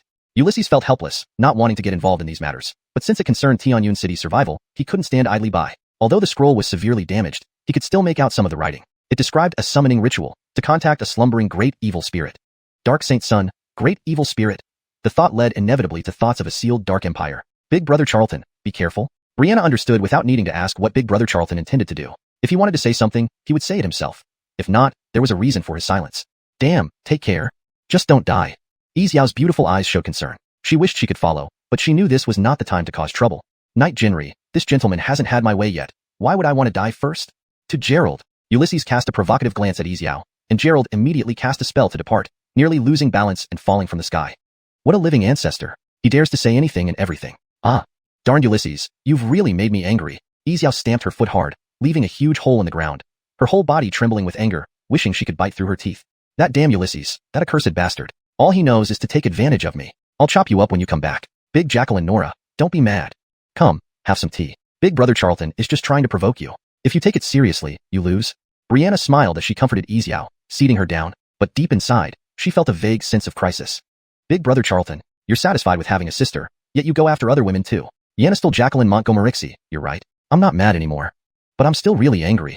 I want to hit someone. Yixiao's beautiful eyes blazed with fury. The more she thought about it, the angrier she got. In the Pocket Universe, Yannistel Grey, Alvaro, Venerable Ellie. Phew. What a relief, truly a pleasure. No wonder it's the essence of a half-step king's soul. Bald Monk, you've earned the most credit in this battle. Yannistel Grey emerged from his meditation. His previously cracked statue had repaired significantly after devouring a half-step king soul, restoring around 40% of his fragmented soul. Devouring souls is indeed exhilarating. I have restored 30%. No wonder demons love collecting souls and feasting on their essence. It's indeed a shortcut. Pity, it's ultimately not the right path. Alvaro's soul had also recovered significantly from the 4 half-step king souls. Initially reluctant, he eventually let go of his pride. Amitba, your statement is incorrect, Mr. Montgomery. We 3 have all suffered at the hands of the Dark Saint Sun, reduced to this semi-human, semi-ghost existence. As long as one harbors light in the heart, everywhere is a pure land. Venerable Ellie's silhouette became more substantial. Although it cost him the essence of his relic bead, it earned him recognition from Ulysses, ensuring he wouldn't be refined further. Bald Monk, despite how much I detest you, you've got a point. Our victory is entirely, Sir Vernon, stop immediately, don't approach. Suddenly, the scene outside appeared in the Pocket Universe. Ulysses and Gerald were already deep into the northern mountains of Tianyun City, in an area perpetually shrouded in mist. Yannistel Grey, nearly frightened out of his wits, immediately called out to stop them. Chapter 151. Absolutely no shenanigans this time. To the north of Tianyun City, about 6,000 miles away, the figures of Ian and Amin descended into an ancient forested mountain range shrouded in perpetual mist, a region of utmost danger. Powerful ferocious beasts roamed here, along with insidious poison mists that could catch anyone unawares. However, the most terrifying peril was becoming lost. Once deep inside, one would lose all sense of direction and become ensnared. Amin, after traveling such a distance, your essence energy must have been greatly depleted. You should rest for a moment. I'll guard you. Ian, sensing Yannistel Grey's voice, decided to use this as an excuse to pause and sat cross-legged before a massive tree. Amin had no suspicions and settled into meditation to recover his strength. Yannistel Grey, why can we not venture deeper? Ian, having cultivated his soul sea, communicated directly with his soul force, without needing his physical body. Lord Vernon, the entrance to the secret realm is within this misty mountain range. I've already sent assassins from the Dark Sanctum to investigate, costing us hundreds of members. With Tianyun City as the center, this area within a 3,000-mile radius has the highest probability of being the entrance. Dark Sanctum assassins explored up to 300 miles into a valley but were killed by some unknown entity. It's extremely dangerous. We cannot go any deeper. Yannistel Grey's ethereal form emerged from the stone statue, revealing everything known without reservation. What did this unknown entity look like? Ian's interest piqued further. Lord Vernon, I don't know exactly. The last assassin's death scene showed something like an octopus tentacle piercing him, but it felt very dangerous. Lord Vernon, for safety's sake, please do not go deeper. Yannistel Grey strongly advised against it. If harm befell Ian, his good life would be over. We've come this far. How can we return empty-handed? If there's real danger, aren't you guys here? All right, keep watch. With that, Ian severed the soul connection but didn't block the projection from the small world, despite its inhabitants being somewhat foolish yet dependable in a pinch. Stealth Rune. Illusion Rune. Stealth Walk Rune. Energy Gathering Rune. 4 runes combined, myriad streams gather at the source seal. Golden true chi flowed from Ian's fingertips, inscribing 4 sets of runes in the air which fused into a mysterious ancient seal, silently merging with both his and Amin's bodies. The myriad streams gather at the source seal provided invisibility, stealth, energy shielding, and essence energy gathering. All invisible to those without high-tier rune mastery. If evil spirits resided within, they wouldn't detect them either. Yannistel Friend Montgomery, I'm fully recovered. What runes did you cast? Amin, now restored, sensed the runes on his body, eyeing Ian curiously. Amin, just a combination rune. If you're interested, I can teach you once we return to Tianyun City. Let's head straight for the valley. I feel today will be fruitful. Thus, they began stealthily moving through the mist, For rune masters, such regions were hardly hindrances. Half an hour later, Yanistal friend Montgomery, stop. Something feels off. Eamon's expression changed as he stared at a dead tree nearby, grabbing Ian's shoulder and stepping back. Master, nothing seems amiss. Ian's eyes, one like a blazing sun, the other like an ancient star, scanned the surroundings but found nothing unusual. Yanistal friend Montgomery, the lack of anything out of place is itself unsettling. The ground vegetation is lush, but only this tree is dead, with claw marks from a beast. Yanistal friend, in rune knowledge and talent, you surpass me, but in wilderness survival, I can assure you few in the Great Xia Kingdom can match my experience. Watch closely. The men tossed a stone at the dead tree, which then shifted and moved a yard, causing violent tremors. Blood-red roots erupted from the ground, like writhing serpents, enveloping a vast area. Amen. What is this? Ian's face showed surprise, never expecting such danger hidden in a dead tree, capable of challenging a skyborn realm expert. Earthwood demon. No intellect, just instinct, preying on living beings and devouring their blood. Fortunately, we encountered a low-level demon. A high-level one would have forced us to retreat. Also, Earthwood demons live in groups, rarely alone. This one here seems planted for lookout purposes. The men frowned, sensing something out of the ordinary. One lone wood demon wasn't much of a threat, but on the way to the valley, it raised suspicions. Amen, someone's coming. Be quiet. Ian quickly pulled Amen back dozens of yards into a sloped area. A powerful tremor echoed through the earth as a massive, translucent creature emerged from the mist, towering 3 zhang tall. Hoofprints half a meter long appeared in the ground, with 6 sets, indicating a 6-legged unknown entity. Strange, cold, evil. An indescribable presence sent waves of mental shock, causing even the experienced duo to shiver. Nothing else, not even undead or demons, had ever evoked such intense pressure. A cold, sinister intent swept over them for several moments before the translucent figure disappeared into the mist. Phew. Yanistal friend Montgomery, we can't go deeper. Let's return and summon your Tomas brother. The men, drenched in sweat, sat panting, shaken by the encounter with the 6-legged, translucent monster. Amen. Shall we retreat without accomplishing anything? Our reputation? Even if you don't care, how can I face the laurel again? Do you fear death, master? Ian, though nervous, felt undeterred by the unknown. For once understood, what was there to fear? Yanistal friend Montgomery, ancestor. Face and life are important, but I'm old. If I die, so be it. But if you're in danger, I'll never rest easy. Amen. Trust me. I can protect myself. Yanistal friend Montgomery, truly? Amen. Have I ever lied to you? Have you not always caused trouble when alone with me? Amen. Accidents. Plans don't always work out. Can't blame me entirely? Fine. Yanistal friend Montgomery. Go. But promise me, only observe. No more shenanigans. Amen. Trust me, no shenanigans this time. Yanistal friend Montgomery, remember your word. If you cause trouble again, I will end our friendship. The translation adheres to the original structure while maintaining a natural and fluent English tone. Ian was helpless, but not causing trouble was impossible, now and forever. Note, this sentence seems out of context with the previous narrative style. If this is meant to be a character thought or dialogue, it would fit better with some adjustments for continuity. Would you like me to integrate it into the story more smoothly? Chapter 152. Master, dare to pull off a big job? In the misty region, a gourd-shaped valley appeared. Ian and Gerald followed the hoof prints of the unknown creature, tracing them all the way to the entrance of this gourd-shaped valley, which was indeed the one Gerald had mistakenly wandered into years ago. Without further ado, the two began overlaying higher-level runes. They silently entered the valley, only to be left speechless by what they saw. A colossal black castle stood before them, dominating an area of about 70 miles in diameter. It resembled a small war fortress. On its walls were at least 100 rune cannons. The dark walls soared 100 zhang high and were 15 zhang thick, constructed entirely from top-grade black obsidian and inscribed with countless mystical arrays and runes.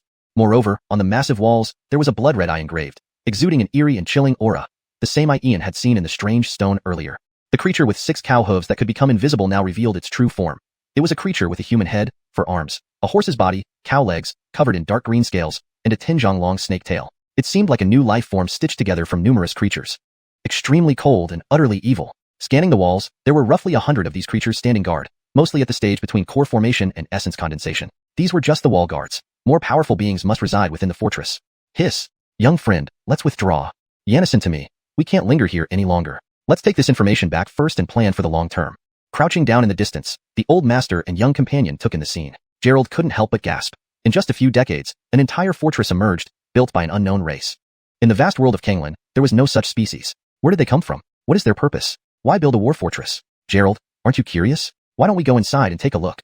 Ian, chewing on a piece of grass, stared at the ancient castle deep in the valley, his dark eyes gleaming with a strange light. This was indeed an evil spirit war fortress. There was no mistake. These were the evil spirits, having resurfaced after entering from another dimension. According to the memory passed down by his master, every evil spirit war fortress has a great evil spirit overseeing it, and each great evil spirit is immensely wealthy. Yanistal friend Montgomery, no going. Don't you remember what you promised me? If anything happens to you, even 10 lives wouldn't be enough to make up for it. It's better to be cautious. Let's retreat. Upon hearing this, Gerald almost had a heart attack. He feared the worst would happen. He knew this troublemaker wouldn't keep his promise quietly. If they exposed themselves, they wouldn't know how they'd die. Master, you saw that strange stone as well. I'm certain it's connected to this fortress, and the creature inside the stone has already awakened. If the object from the strange stone appears along with this fortress, how many innocent civilians will die, and how many human cultivators will lose their lives? Tomas' brother isn't here. Master Milton and the 4 quasi-saints are at the Canglan World tribe. Jacqueline Mercedes is in seclusion, and a round trip for us will take at least 3 hours, plus time for transmitting messages. A round trip will take at least 3 days. By then, we might miss our chance. Master, if these monsters escape the Green Cloud Mountains, our people will surely suffer. How will we live with ourselves? Naturally, Ian wouldn't give up this rare opportunity. Knowing that evil spirits rarely ventured into the 3,000 great worlds, he suspected they had some ulterior motive for taking such a risk. If this happened elsewhere, he wouldn't bother to care. But within Tianyun City's jurisdiction, who dares cause trouble shall be thoroughly dealt with, whether undead, demons, or evil spirits. One comes, one dies. This? Forget it. I've lived over 100 years. Death wouldn't be so bad. Yanistel friend Montgomery, what you say makes sense. Returning empty-handed would indeed be embarrassing. I cannot let that old witch mock me. So, Yanistel friend, what do you have in mind? Gerald was taken aback. All his life, he had been cautious and meticulous, never having been heroic. In contrast, the firm resolve and strong will of this young ancestor were truly admirable. Gerald, I have my methods for survival. Even if things don't work out, we can always run. But since we're here, we shouldn't leave empty-handed. Master, dare we pull off a big job? Ian surveyed the valley, his handsome face adorned with a faint smile, clearly composed and confident. Yanistel friend Montgomery, you wouldn't mean to raid this fortress, right? No, absolutely not. We can't accomplish that alone. Safety first, self-preservation foremost. Gerald wasn't afraid of death, but didn't want to die pointlessly. He knew this young ancestor wanted to stir up trouble, and he wouldn't stop until chaos ensued. Master, calm down. I've observed that the valley spans about 80 miles, with 13 intersecting geysers. I plan to set up a king array using supreme essence stones along these 13 geysers. Once the king array is complete, it will cover the valley. No matter how dangerous it is inside, everything will be sealed by the array. Gerald, here are the energy nodes of the 13 geysers. Your task is to place the carved supreme essence stones at these points, while I will investigate the castle to understand their situation. Master, my goal isn't to kill them, but to capture them alive. Then we'll bring them back to Tianyun City for public execution. With this, our names will spread far and wide. I think Fedori will admire you greatly afterward. Master, what do you think? A smile played on Ian's lips. He didn't want to be a shadow hero. If he was going to act, he would do it boldly. His master often said, fame should be sought early. To remain humble like a salted fish is no different from being dead. We, scholars, should stand out. Yanistel friend Montgomery, why wait? I can't wait either. This time, I want to show that old witch. Amazing, it's been a while since I felt this passionate. Gerald's eyes shone with excitement. After all, who could remain immune to the allure of fame and glory? Who doesn't wish to be renowned and admired as a great hero? Master, stay calm. I'll handle the rune carving, and you'll place the essence stones, alright? Yanistel friend Montgomery, let's do it. With that, the two quietly withdrew from the valley, retreating 100 miles away to a small mountain hollow where Ian started carving runes. Chapter 153. The formation of the killing array. The night was as cool as water. The sky was void of stars and moon, the surroundings silent except for the endless mist. 100 miles away from the valley, in a mountain hollow, Ian sat cross-legged on the ground. Countless glowing runes surrounded him, while exquisite essence stones floated in midair. With unparalleled precision, his soul power controlled each stone, inscribing them with intricate runes and lines that appeared chaotic yet exuded a mysterious aura. If not for Ian's mastery of the starry sea of souls, it would have been impossible to set up this killing array within just a few hours. As the final batch of essence stones was completed, Gerald returned silently. Yanistel friend Montgomery, the 12 earth vein nodes have been fully set up. But this 13th earth vein is right at the center of the valley, which I've already surveyed. It's precisely 6 zhang to the left of the fortress gate. For guards stand there. If we approach recklessly, we will certainly be discovered, leading to failure. Gerald sighed softly. To place the stones into the earth veins without being detected was practically impossible. The 13th vein was crucial, being the heart of the grand array. Gerald, don't worry. I have a plan. The most formidable fortresses are often breached from within. That's why I've decided to go inside personally.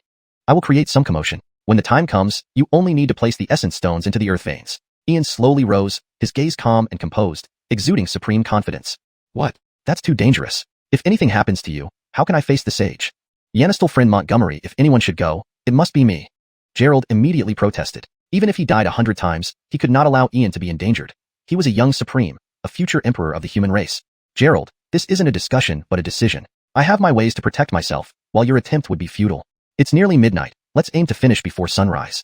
With that, Ian swept his sleeves, leaving the last few dozen essence stones floating before Gerald. A radiant glow enveloped his body as he dashed forward like an arrow from a bowstring. Heaven be praised. To have Ian among us, what a blessing. Perhaps, this is the demeanor of a supreme. Gerald looked up into the void, deeply moved by Ian's actions. His blood boiled with fervor, and he followed closely behind. At the entrance of the valley, Ian and Gerald appeared. Ian glanced back at Gerald, instantly dismissing the runes around him, revealing his true form and strolling confidently into the valley. Gerald trembled, nearly shouting aloud. He clamped his mouth shut, barely daring to breathe, his eyes filled with shock. Oh my goodness. You agreed to create a distraction, but this is insane. Are you mad? How dare you walk in so boldly? Don't you fear being crushed by those monsters? If we escape unharmed this time, I swear I won't accompany you again, even under duress. My heart can't take this stress. Boom. Under the dark, dead silence of the night sky, a thunderous roar echoed. A spear as long as a zhang pierced through the air, lodging less than a meter from Ian. A superior spirit weapon, a fine piece. To receive without returning would be impolite. Ian pulled out the embedded spear, raised it high, and with a burst of 50,000 caddies of strength, sent it hurtling toward the fortress wall, producing a powerful sonic boom. Human. Challenging us means death. For 3 Zhangtal guards rushed towards Ian like hurricanes, encircling him and questioning him in broken human tongue. Their cold, alien aura exerted an oppressive pressure. Elmwood Colt. Facing 4 peak core embracing demons, Ian remained unperturbed. Retrieving a white paper fan from his spatial bag, he unfolded it leisurely, reciting complex syllables filled with obscurity and profundity, the language of the demon nobility. Only great demons were qualified to master this language. In the countless planes of existence, the demons ruled territories where communication was notoriously difficult. While demon language was notoriously complex against ordinary humans, for his omnipotent master, it wasn't a matter of whether or not he could, it was merely a matter of desire. Noble language. Why do you, a human, know our noble language? Speak or die. If you hide anything, kill. The 4 demon guards stepped back, hesitant now. This human spoke their highest tongue fluently, a language even they struggled to grasp. Splash. If I were you, I'd inform your leader immediately. Delay my affairs, and your entire race will die. Closing his fan, Ian folded his hands behind his back, closing his eyes as if indifferent to the situation, though inwardly he was extremely anxious. Master, please bless me. Otherwise, this might be my end. In the memory passed down by his master, the noble demon language had a binding effect on demons. Anyone mastering it would be regarded as one of them. You watch him. I'll inform the leader. 1 demon guard hurriedly left, while the remaining 3 watched Ian warily, no longer as vigilant as before. Meanwhile, Gerald, watching from the valley, gaped in shock. Seizing the opportunity, he stealthily reached the gate, dug a pit, placed all the essence stones in, and swiftly returned to the valley entrance. Now, Ian felt the 13 earth veins connect, a subtle smile touching his lips. The 9 absolute spirit annihilation killing array. It was complete. Gerald indeed proved reliable. The killing array was ready to activate. Even if his deception with the noble demon language failed, he had no fear. He could still suppress them all. Chapter 154, Guy. Human. The leader invites you. The evil spirit guard returned quickly and seemed to hold a bit of respect for Ian. This was because when he reported that this human could speak the language of the royal family, the leader was nearly frightened into falling over. Ian stretched lazily, unfolding the fan in his palm behind him. The words, "Await quietly," appeared on it before he followed the 4 evil spirit guards, sending a message to Gerald. Gerald at the entrance of the valley also caught sight of the writing and understood. He slowly retreated, although worried, he could only wait. When Ian entered the city gate with an evil spirit guard, the fortress inside was brightly lit. Ian's slight perception confirmed his guess. This was a small war fortress with at least 1,000 evil spirits. 1,000 evil spirit warriors ranging from the core hugging to the essence concealing realm were unimaginably powerful, enough to wreak havoc across 10,000 miles of Ainslian goo. On the 3rd floor of the fortress, the evil spirit guard led Ian to a room's door. At the door, Ian sensed a great evil spirit inside, along with several cultivation world travelers from Canglan Great World. Are there really people colluding with evil spirits? As he thought this, Ian pushed open the door, and the figures inside made him fall into a brief silence, almost turning back to run.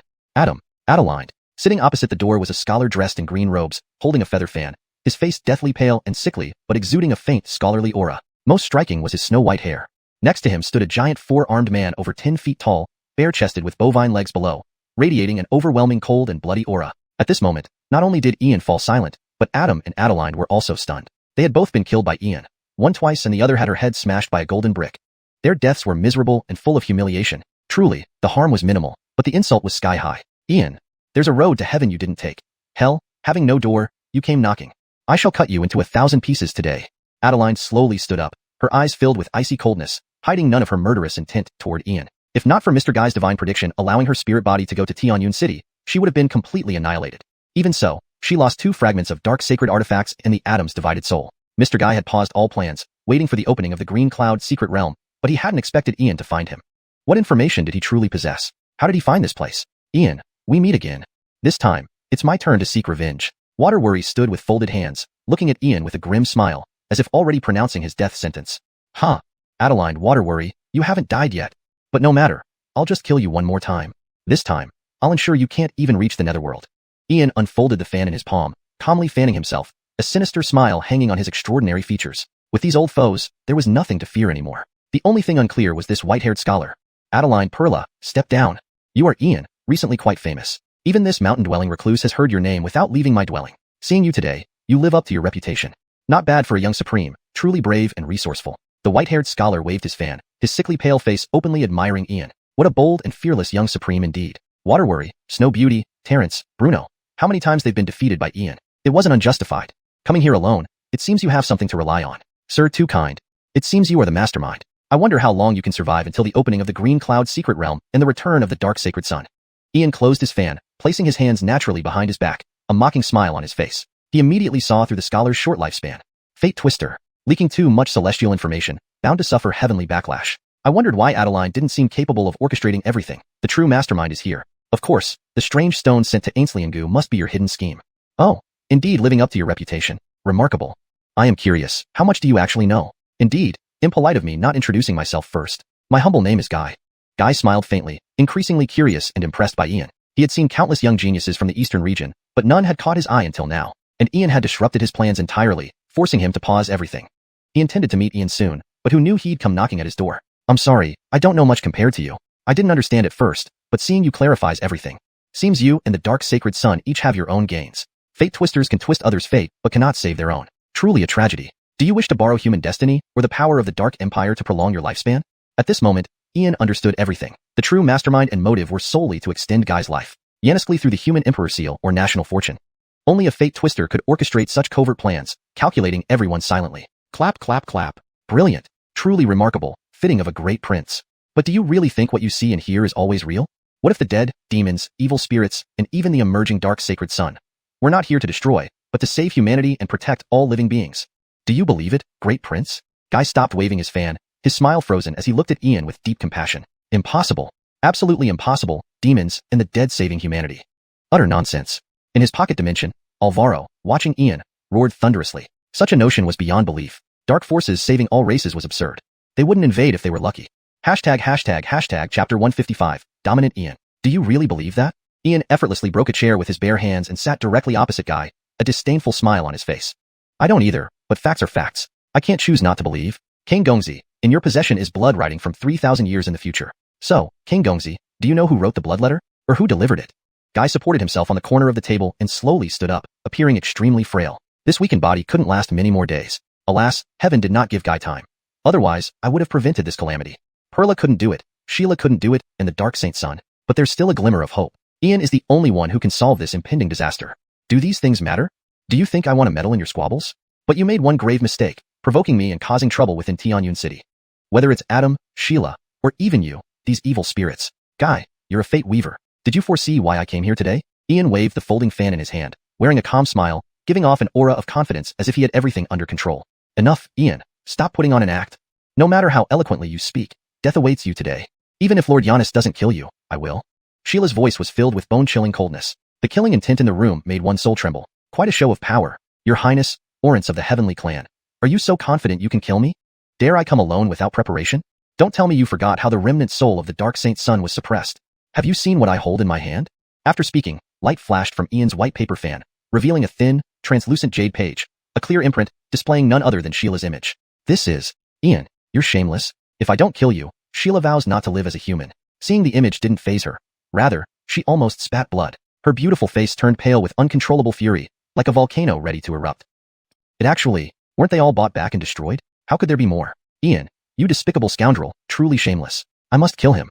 Orance Sheila, if a single hair of mine falls today, I guarantee your bathing pictures will spread throughout every street and alley of the Eastern Domain immediately.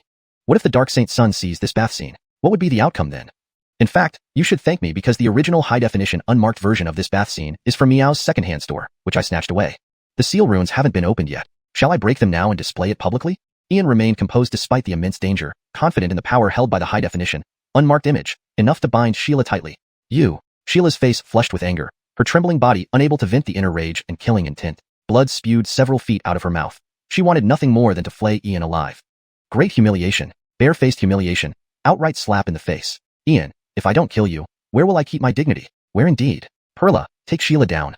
Oren Kane, does this action not compromise your dignity? Guy slowly sat down, his sickly pale face calm as water, showing no sign of anger. Ian humiliating Sheila was also a slap in his face.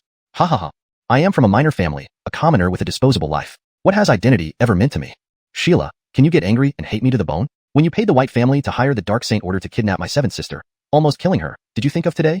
We have no grudges past or present. How dare you interfere in my conflict with the Bai family? Is the title of Heavenly Clan Orange great? Just for conspiring with demons, you deserve to make the Heavenly Clan extinct, forever unable to reincarnate. I kept quiet to personally bury the Heavenly Clan. Ian laughed wildly, behaving extravagantly, full of unparalleled dominance and strength, like an ancient sovereign. Nonsense. Ian, did I ever hire the Dark Saint Order to kidnap your clan members? It was clearly you who started trouble with me. Unsubstantiated accusations, don't pin them on me. Sheila's face turned greenish-purple, purple turning black, hating Ian to the core. Sheila, dare to act but not to admit? Davidson already confessed. It was your secret scheme. You're less honest than a demon. Ian's expression was full of disdain. If not for Sheila, who else in the entire Tianyan city could it be? Ian, this wasn't done by Sheila but someone else? This person has a great connection with you. It's not someone else but your ancestor from the Montgomery family. 3,000 years ago, the revered war king Alvaro, due to your seventh sister Brianna being half-demon, also being the key to opening the Xianxian secret realm. Alvaro's mistakes have affected the lineage of the Lloyds. Now, he wishes to correct past mistakes, believing that killing Brianna would prevent the Xianxian secret realm from opening and atone for his sins. He thought his actions were right, even going so far as to ally with demons to destroy the Dark Saint Sun's body, shattering the Dark Sacred Artifact to prevent the Saint Sun's rebirth. Unfortunately, it was precisely his actions that sparked the series of disputes today. Had he not intervened back then, none of this would have happened. Ian, do you know about the Human Emperor Seal and the Dark Empire? Do you know who the Dark Saint Sun is? Do you understand the sealed history of 200,000 years? Evidently, you don't. Guy stopped fanning and sighed softly. His sickly face reflected deep reminiscence and confusion. 200,000 years of hidden past forgotten by the world? That's right, I indeed don't understand. So what? I can't manage elsewhere, nor do I care to, but within a 3,000-mile radius of Tianyun City. This is my territory. Who dares cause trouble? I'll take care of them. Ian slowly closed the fan in his palm, his expression turning cold and lethal, exuding overwhelming dominance and arrogance through every word. Hashtag chapter 156, a sealed past. Hashtag the small world. Old Montgomery, you really have some nerve. People say we abyssal demons are cruel and ferocious, but compared to you, we fall far short. You could even harm your own bloodline. Bah, Montgomery practitioner, this action of yours is indeed inappropriate, highly inappropriate. Max and Ellie the monk both looked at Alvaro, genuinely surprised that he could be so ruthless as to harm his own direct descendants. Clearly, Alvaro was not telling the whole truth, especially regarding the Dark Empire behind the Dark Atom. Sigh. I was blinded by confusion back then. I thought killing Brianna would prevent the tragedy. I was too naive and took it for granted that once Brianna died, the Xianxian secret realm would inevitably open. Because of my stubbornness at that time, it led to the darkness and turmoil 3,000 years later. But about the origins of the Dark Atom and the Dark Empire, the imperial seal of the human emperor, I truly know nothing at all. Alvaro sighed, filled with helplessness and sorrow. If not for his stubbornness, it wouldn't have led to future disasters, but he really didn't expect such a turn of events. Bah. Practitioner Montgomery, there's no need for excessive self-reproach. There is still an opportunity to make amends. This poor monk has fallen into a state between man and ghost, also due to the Dark Atom. As for the Dark Empire, this humble monk has heard tales from 20,000 years ago. Ellie's shadow materialized, revealing a strikingly handsome face marked by deep reflection. The story of the Dark Empire was one of tragedy, marking the beginning of a series of events. Bald monk, don't rush to speak. Let's see what this guy has to say. Ian's voice echoed throughout the small world. He naturally did not fully trust these three fools, especially Ellie the old bald monk who had once been a great virtuous figure in Buddhism but now had become a heart demon, surely harboring unresolved obsessions. Good show. What role is this guy playing? Demons, dead, and evil spirits saving humanity. This must be the most absurd joke in history. Even folktales dare not write such stories. Young Master Kane, your perspective is still too narrow. You only care about the life and death of one city, but have you considered the life and death of a whole region or an entire world? In the wake of calamity, none can escape, whether humans, fierce beasts, all races, demons, dead, or evil spirits. This great catastrophe, foretold since ancient times, will begin from the vast world of Canglan, sweeping across the thousands of major worlds and leading to the death of countless beings. Young Master Kane, would you like to hear a story? A tale hidden for 200,000 years, already forgotten by the world? Guy waved the feather fan in his palm, his pale and sickly face exuding calmness and composure. My time is running out. The great calamity approaches, and the atom is born. A destiny ordained by heaven. But Ian appeared unexpectedly. According to the original fate's trajectory, whether in the present or 3,000 years in the future, Ian should not exist. Traveling from the future, exhausting all his strength, reversing the timeline to arrive at this crucial junctory of fate, his plans should have corrected the chaos. Yet, Ian appeared, defying prediction and altering the course of destiny itself. He is beyond fate. Since his appearance, all layouts and plans were thrown into disarray, even altering the very fabric of destiny. All right, the night is long, and I might as well listen idly for a bit. It can be taken as this gentleman's benevolence in allowing you to deliver your final words. Ian remained strong and sharp-tongued. He already saw through it. This guy clearly intended to draw him in. Strange. Normally, Shayna would have piped up by now, being the chatterbox she is. But she is eerily silent this time. Young Master Kane, you jest. For me, it is almost like delivering my final words. The distant past, the forgotten history, begins with the current 8 great human king clans. 200,000 years ago, there were no human king clans. The eastern continent was ruled solely by the Montgomery Luo Imperial Dynasty, which governed the 3,000 great regions of the eastern domain and was revered by all the hundreds of tribes. An imperial dynasty that lasted 1,296,500 years. But everything has its limits. The Montgomery Luo dynasty flourished for an epoch but gradually declined, with conflicts erupting across the eastern domain and internal unrest among the tribes. Invaders came from the abyss, netherworld, and other dimensions. The empire collapsed, fortune waned, people suffered, and civilization fell into ruin. Emperor Montgomery Luo neglected governance, letting the realm descend into chaos. Crown Orendalis, unable to bear the suffering, ventured into the forbidden grounds of the dynasty to summon the ancestral spirit, seeking to stabilize the realm. Alas, the ancestral spirit was on its last breath, nearly shattered. It warned the prince that a massive calamity was coming, and this chaos was only the beginning. The prince asked how to suppress the disaster, and the spirit told him that only by venturing into darkness could a way to break the calamity be found, offering a slim chance of survival. On that day, Crown Orendalis realized this truth and vanished. When he reappeared, it was over 100 years later. He stopped the invasion of demons, undead, and evil spirits, quelled the strife among the tribes, and saved humanity from suffering.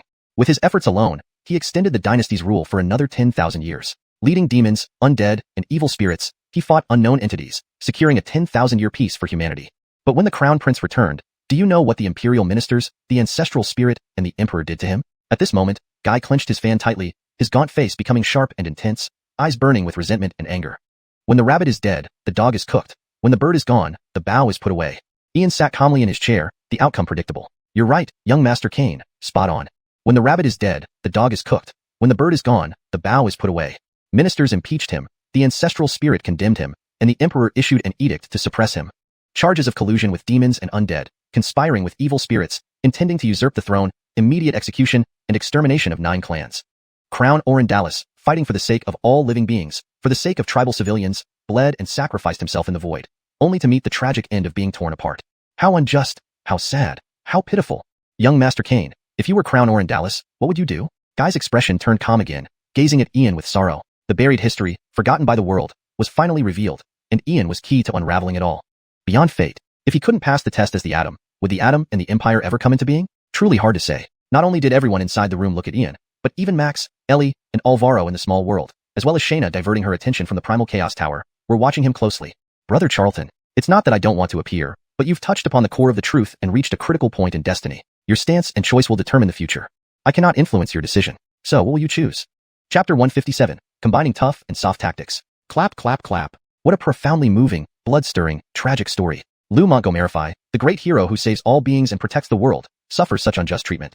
You despicable, lowly creatures, do you even deserve to question how I should act?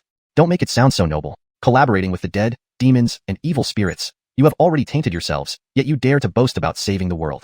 Sir Young Master really doesn't understand. Can you not feel some shame? Even if this were a fabricated story, it's so implausible that no storyteller would dare write it this way. Ulysses unfurled the folding fan in his palm and waved it slowly in front of Guy, clearly not believing their nonsense. It was just too outrageous. And what else? Does it have anything to do with this young master's connection to a spirit stone? Don't talk about racial righteousness or survival benefits. That's just dogmatic drivel. In short, mind your own business. Interfering in world affairs is absolutely out of the question. Ulysses, don't mistake Mr. Great's politeness for kindness. If you dare insult Mr. Great and the sacred sun again, I will tear you limb from limb. Adeline's face darkened with anger as she glared at Ulysses, wishing she could chop him into pieces. Adeline, can you do it? You probably forgot how the dark sacred sun was suppressed by me, or how you died from my lethal strike to your head. Guy, I can answer you now. If I were Lou Montgomery, I would never do such a foolish thing. Ulysses stood up abruptly, a mocking smile on his face, exuding an icy aura. All this talk of saving all beings is nothing but a failure in the power struggle. Borrowing the forces of demons, the dead, and evil spirits to usurp the throne of the human emperor, now facing suppression after failing. Transforming it into world salvation and protecting all beings here is just absurd. What a huge joke. If demons, the dead, and extraterrestrial evil spirits could save humanity, the world would have been peaceful and prosperous long ago. Master Kane, when a nest falls, none of its eggs are left intact. You want to remain aloof, but that's simply impossible. The great calamity is imminent. No one can escape it, whether it be the myriad races of heaven and earth or the dark entities. If you don't choose now, by the time you truly want to choose, it will be too late. Moreover, you cannot stop us. The sacred sun is destined to be born, and the dark empire will descend upon the world. This is a fate ordained by heaven. Even if you kill all of us here, you can't change the impending situation. Guy sighed inwardly. Indeed, just as he had predicted, Ulysses was not someone whose resolve could be easily shaken. However, the birth of the sacred sun presented a formidable obstacle. If he cannot be used to our advantage, then we must eliminate him. It's a pity he's someone outside the scope of fate. Guy, why bother with more words? Use whatever means you have. Aren't you a fate manipulator? So why don't you predict who will die first today? Ulysses unfolded the white paper fan in his palm, waving it leisurely, his face adorned with an inscrutable smile, concealing countless deadly schemes beneath it. Master Kane, there is no enmity between us. Why must we fight to the death? You are not of the Montgomery family. Why risk everything for them? If you step back, I can tell you where your mother and father are. Master Kane, what do you think? Guy stopped waving the feather fan, his pale face breaking into a smile because the fact that Ulysses was not a descendant of the Montgomery family was no longer a secret. As a master fate manipulator and elder of the Heavenly Chance Pavilion, he knew many secrets. Oh, what do you expect in return? Across all realms, only knowledge and secrets are priceless. I don't believe you will give me this information for free. Ulysses closed the folding fan in his hand, feigning interest while harboring even greater killing intent. Using my mother's whereabouts to threaten me. You must die. Not a single one of you will live. Master Kane, you are indeed a smart person. It's very simple. This step requires little effort on your part. You hand over Brianna to us, and not only will I tell you the whereabouts of your parents, but I can also help rescue them. Otherwise, they may not survive until the day you come to rescue them. How does that sound? A sickly pale smile spread across Guy's face, displaying utter confidence in manipulating Ulysses. Master Kane, despite being outside the bounds of fate, you still have weaknesses and needs. With needs, you can't escape convention. That Buddhist saint by your side is merely a remnant soul, now likely without the strength to fight. And your greatest support is merely a body full of runes. Here, those runes are completely useless against me. Words of reason. If you don't heed them, you will end up a doomed ghost, trading my seventh sister's life for the whereabouts of my parents. Do you think that's possible? Guy, I'm curious, where does your confidence come from? At this moment, Ulysses' heart gradually calmed down because Guy was truly calm and confident, daring to propose a deal despite knowing a saint guarded him. Did he really have another ace up his sleeve? Fine, let's see what he's really up to. Master Kane, compared to confidence and courage, I fall far short of you. It's just that my time is limited, and I've arranged a few minor contingencies. Has Master Kane not noticed something different here? Guy waved his feather fan slowly, a composed smile on his face, exuding an air of a supreme strategist. Celestial gold, flowing silver moonstone, crimson dragon bloodwood. This room is built from these three materials, inherently capable of blocking arrays and counter runes, a world-renowned treasure. No matter if it's a grand rune master or even a saint-level rune master, they can't activate any rune here. So now, I have no choice. Either I agree to your demands, or I perish here. Am I right? Ulysses sat steadily in his chair, a calm smile on his face, showing no signs of worry. Anti-runes, array blocking, those target general rune masters and array masters. But I, Ulysses, am not an ordinary array or rune master. Let's see who laughs last. Well done, Master Kane. Truly learned and gifted beyond compare. Without the support of runes, how much fighting power does the remnant soul of the Buddhist saint by your side have? And can it handle the powerful evil spirit by my side? Guy appeared utterly composed, radiating an ethereal presence, like a living immortal. Mr. Great, why waste time with this child? Let me flay him alive and cook him in a pot. That will give the young ones a taste.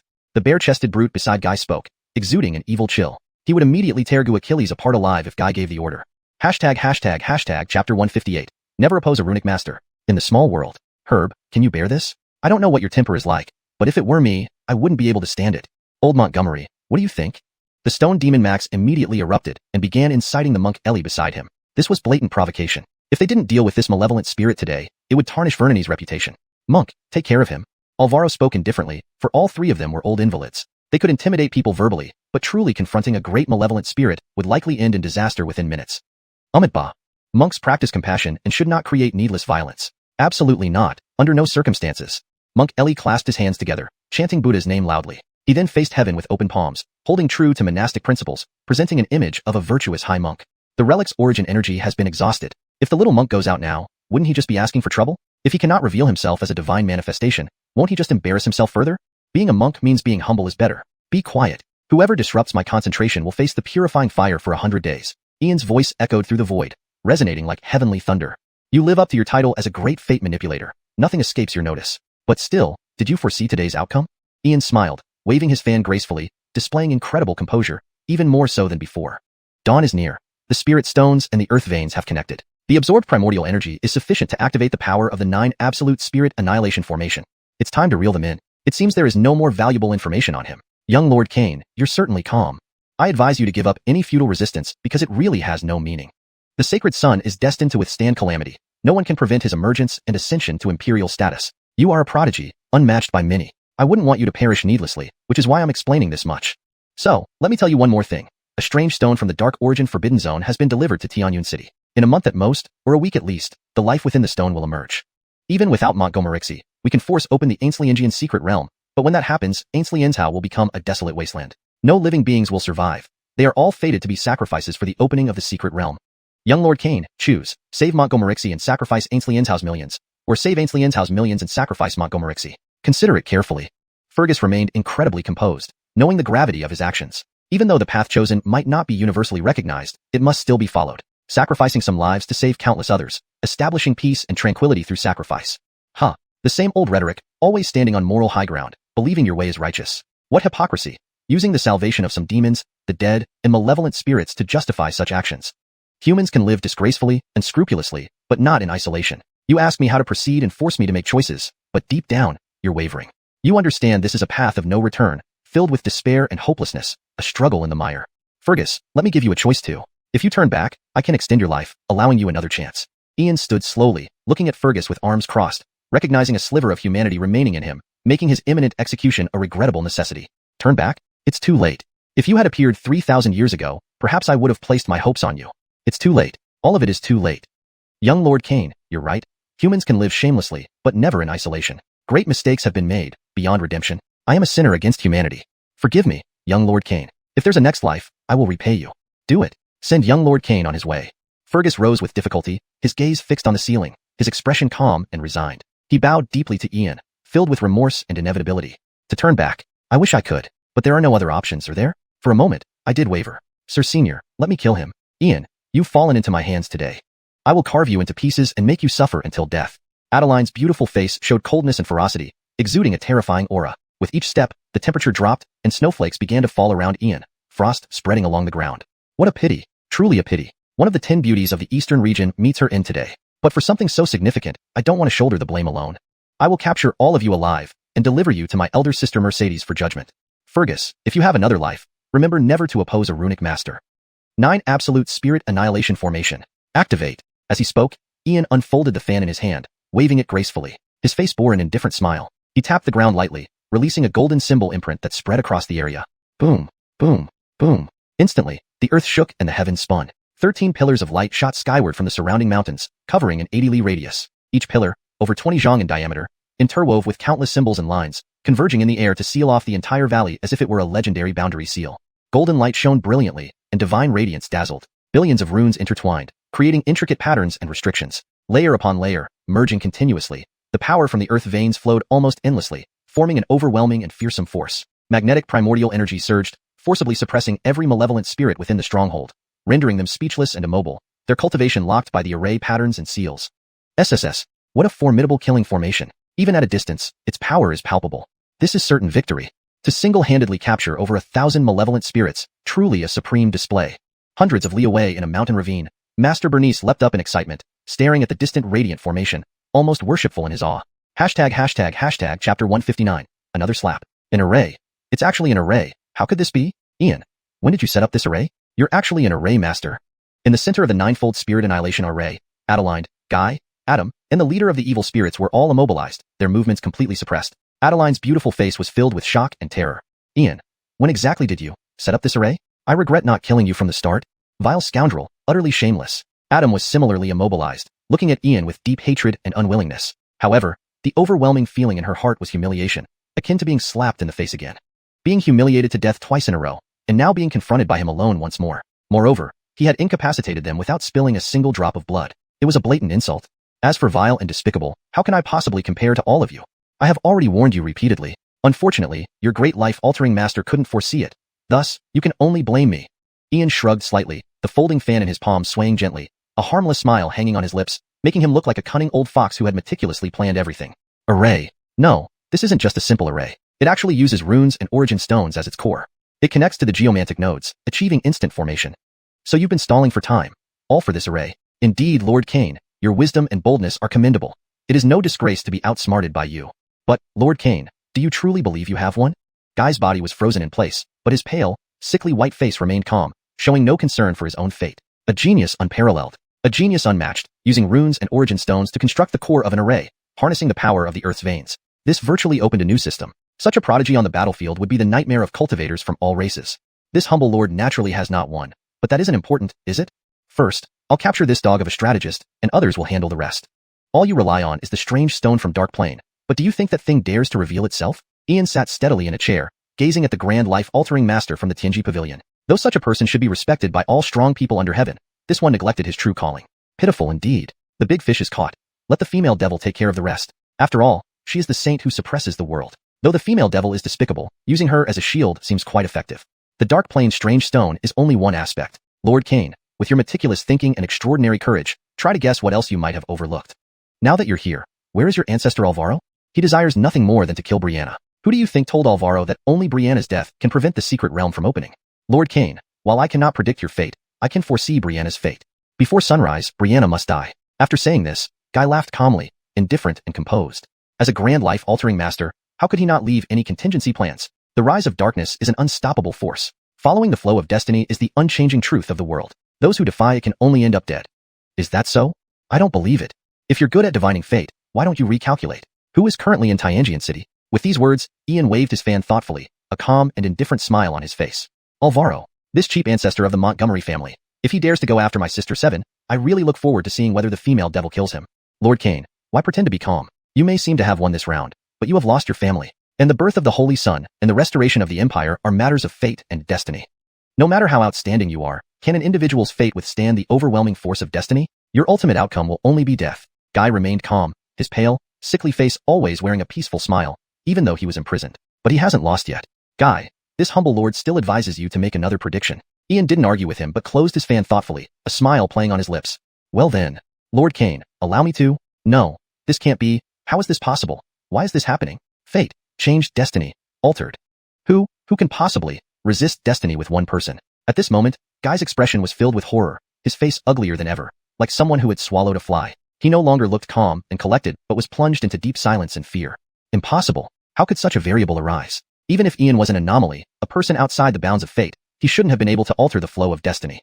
Who intervened with fate? Guy Braden, looking so ugly now? What happened to your calm demeanor and mountain-like composure? Fate and destiny, laughable. Do you think you can foresee everything after 3,000 years of reincarnation, and then plan ahead and calculate accordingly? Through the long river of time, countless intertwined fates mean there will always be individuals who can change their fate and reverse the future. I'm very sorry to inform you that there is such a person in Xianxia City, someone who didn't appear in the original timeline but appeared because of this humble lord. Braden, surprised? Shocked? Ian unfolded the fan in his hand, a dazzling smile spreading across his face, resembling a great devil from hell. Yanis faltering masters. It's not hard to kill them, but it's difficult to defeat them in their strongest domain. Only by doing so can we trample on their pride and shatter their confidence. Spit. Montgomery. Ian, who are you? And who is in Xianxia City? Tell me. At this moment, Guy's mind suffered a severe blow, spitting out blood violently, his face turning even paler, filled with questioning as he looked at Ian. Guy, listen carefully to avoid dying from shock later. She relies on half a scroll of ancient scripture, enlightenment in a day, perfect through 100 calamities, instantly becoming a saint. Renowned as the youngest saint in history, sweeping through the 5 domains of the Canglan Great World's ancient sanctuaries, clans, and ethnic halls, undefeated to this day. Not to mention, she is this humble lord's sworn elder sister, Brenda. Ian suddenly stood up, closing the fan in his palm slowly, invoking Brenda's name on the spot. Fate and destiny? Rubbish. Brenda. She is the reincarnation of the Matilda, suppressing the 3,000 great worlds, invincible inside and out, long having transcended time and fate. Do you seriously think you can pull something over on the Matilda? You've had enough living. Spit. Heaven. Forsake me. Forsake me. Upon hearing this, Guy spat out more blood, his mind severely shaken. He never imagined it would turn out this way. An anomaly, Ian, plus Brenda, failure. 3,000 years of planning, all destroyed in one fell swoop. Heaven has abandoned me. Chapter 160. A new shocking turn of events. Guy, it's not heaven that is against you, but your own misdeeds that led to this fate. Trey Master, bind them all and take them back. Ulysses' sleeve flicked out, creating a sharp, powerful sound. His dark eyes emitted a terrifying aura, as if he were an immortal true king. Yanistal friend Montgomery, they are all bound, exactly 1,043 of them. Do we really have to take them all back? They are all evil spirits here. Aren't you afraid of causing chaos in Heavenly Cloud City? Gerald appeared before Ulysses, his expression revealing some doubt. After all, just the 2 of them escorting so many evil spirits. If anything went wrong, it could be disastrous. Master, don't worry. I have a plan. If we can't suppress these few thousand evil spirits, how will we ever achieve greater things? This time, I intend to publicly execute them. Those who dare cause trouble in Heavenly Cloud City will meet the same end. Let's go. Let's set off. Ulysses' gaze swept over the crowd, radiating an intimidating light. With the female devil master overseeing everything, what is there to fear? Moreover, this place was only about 6,000 miles from Heavenly Cloud City. With such a commotion, the strong figures in Heavenly Cloud City must already be alerted. Max 7 must be on his way to intercept us. Fine, Yanistal friend. I'll leave this to you while I drive the evil spirits away. Gerald left, glancing at Ulysses with a mix of respect and admiration. Since their first meeting, Ulysses had shown remarkable qualities, extraordinary lineage and noble blood. But he accomplished feats that others only dreamed of with an ordinary body. Subduing 1,000 evil spirits without spilling blood wasn't just due to runes and formations. Courage, confidence, and wisdom were all crucial. The potential of an emperor. The demeanor of a supreme ruler. Ulysses, just give me a swift death. Guy slowly raised his head, his pale face like ashes, his eyes devoid of any life. Now, he only wished for death. Defeated. Completely defeated. Despite his utmost efforts, human strength has its limits. He didn't lose to Ulysses, but to fate. Wanna die? Not so easy. Your life and death will be judged by my elder sister Kirsty. Please, though we are enemies, I don't wish to humiliate you. I will still give you the dignity befitting a human. Ulysses lifted his hand, and dozens of runes appeared in midair, swiftly descending into Guy's body, suppressing his soul, energy, physique, and bloodline completely. Dignity? Guy murmured, his pale face revealing bitterness. Did his actions even warrant calling himself human? Fate is unpredictable. Irony indeed. Irony. Ulysses, kill me. Lyra's beautiful face was filled with anxiety and horror, knowing full well what awaited her if taken back to Heavenly Cloud City. Endless torment. Catastrophe for her entire clan, leading to extinction. Hmph. Now you're afraid? Why didn't you think of that earlier? Lyra, you will pay for the blood debt you owe. Prepare for the annihilation of your clan. Ulysses's gaze was cold and filled with murderous intent. Although he was not descended from the Wong clan, the Montgomery family had raised him for 18 years, a fact that couldn't be ignored. 3,000 years ago, because of the Azure Cloud's secret realm, the Montgomery clan fell to its current state. Any race involved 3,000 years ago would meet the same fate. One by one, they would be exterminated until none remained. Ulysses, suppress. Silence. You have no right to speak. Adam, do you have anything to say? Your soul has little sin, indicating you haven't harmed human citizens, so I will give you a chance to reincarnate. But if you resist, I will strip away even your chance at rebirth. Before Lyra could respond, she was suppressed by runes, deprived of the chance to speak. Ulysses then turned to Adam, sensing hidden secrets within him. Darkness Adam, Darkness Empire.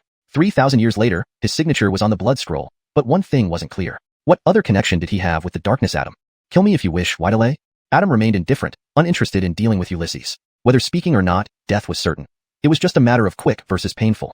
Intransigent, giving you a chance, yet you refuse to cooperate. You think your silence can protect you? Soul capture technique. Ulysses shook his head slightly. His fan waved, and dark purple light gleamed in his eyes. Ancient runes shimmered deeply within, and a strange dark purple mark appeared between his eyebrows. Dark purple light swirled around him, exuding an eerie, demonic aura like that of a true demon. True demon soul capture technique? No, this isn't just a simple demon technique. That mark true demon. Guy watched Ulysses' transformation in shock. This was pure demonic chi, with the demon mark on his forehead representing the unique imprint of the original true demons. Demon? Ulysses actually has ties to the true demons? What is his true identity? Wasn't Ulysses connected to that forbidden ancient race? At this moment, Adam's gaze was hollow, fully controlled by Ulysses' soul capture technique despite reaching the core-hugging realm as a Confucian disciple. Adam, reveal your secrets. Ulysses' voice echoed in the hall, filled with power that was hard to resist. Adam, I am not the real Adam. The real Adam died 3,000 years later. Who am I? I've forgotten. I am a wandering soul adrift in the river of time. My duty is to maintain the stability of the time river, killing those who try to alter the past, but I no longer wish to return. I no longer want to aimlessly drift in the time river. So, I consumed Adam's soul, replacing him in this era. For 20 years, I carefully concealed myself to avoid exposure. I am close to my goal. If I can obtain the human Fabian seal, I can use its luck to erase the time river's mark and stay in this era forever. Adam didn't know that when he activated the forbidden array to reverse time, he wasn't alone. Many more returned. Bang! A loud explosion erupted as Adam's head burst open, sending blood and tissue flying over a meter high. His headless body slumped to the ground, and his soul hovered in the air, surrounded by black mist, emanating ominous and eerie vibes. Hashtag chapter 161. Strange and sinister beings. A dark shadow crossed the sky, exuding icy malevolence. The pitch-black mist enveloped everything, spreading an aura of misfortune and eeriness that chilled one's heart to the core, invoking a deep sense of despair and coldness from the depths of one's soul. At this moment, the scene was deathly silent, filled with an oppressive atmosphere as if it could suffocate one in endless darkness. Heaven above. What is this thing? Old Montgomery, bald monk, have you seen this before?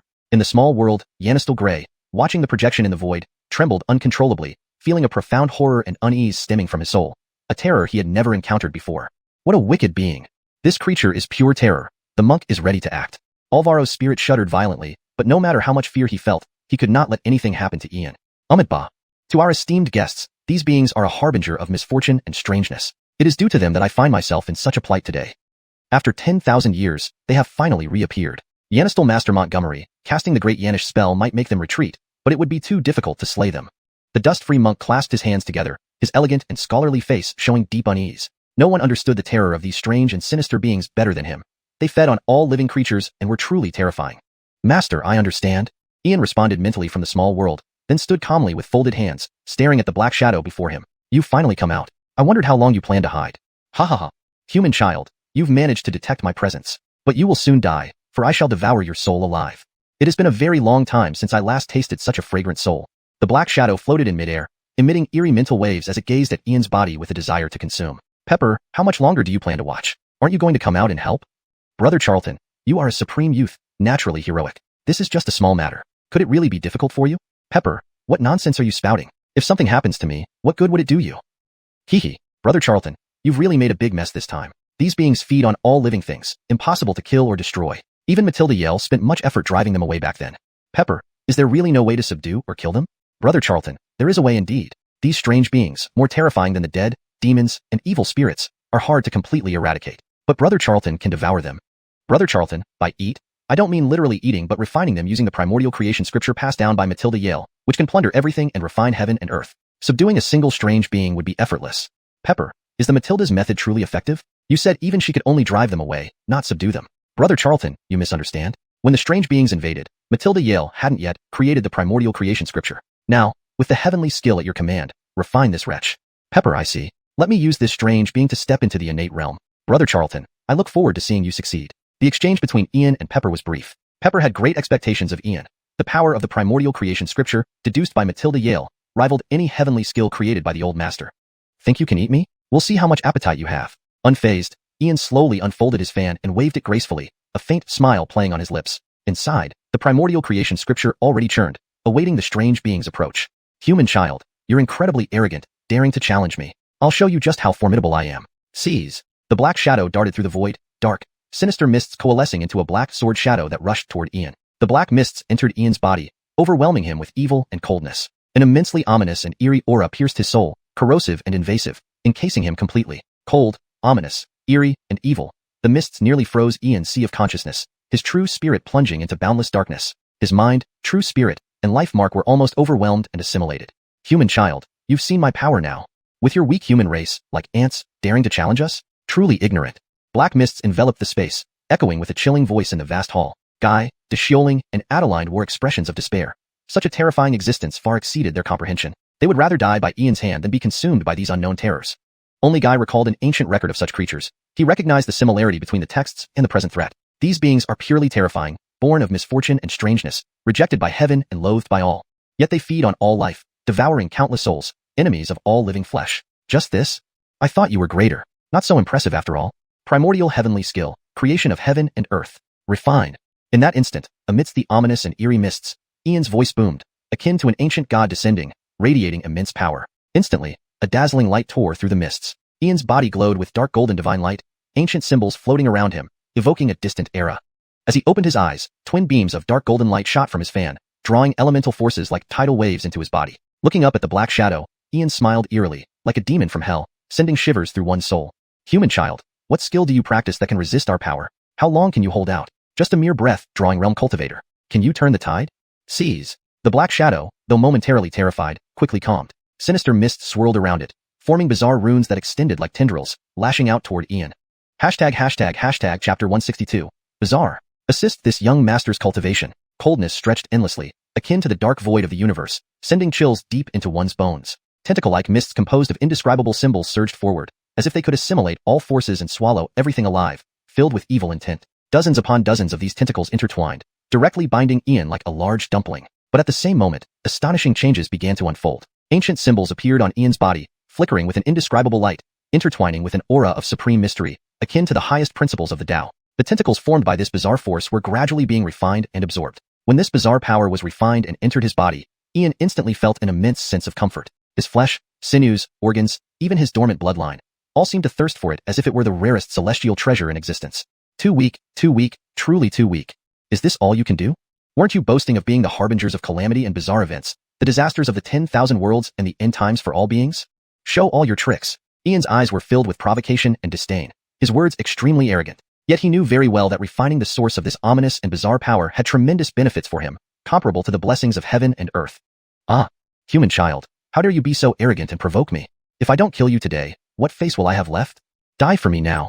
Bizarre flame burn. Black flames spread across the void, terrifying power intertwining with boundless ominous and bizarre mists, forming symbols that converged in midair into a fist-sized black flame. Instantly, it expanded to several dozen feet and rushed toward Ian's body.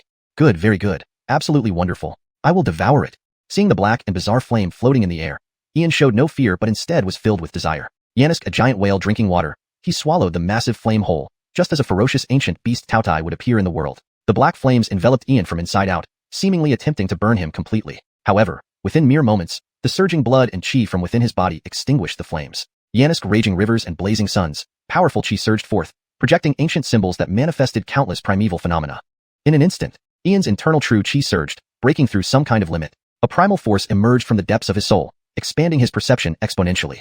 Time and space seemed to stop in that moment, leaving only Ian. His skin, muscles, bones, organs, all broke through to new levels, even his life force experiencing a significant leap.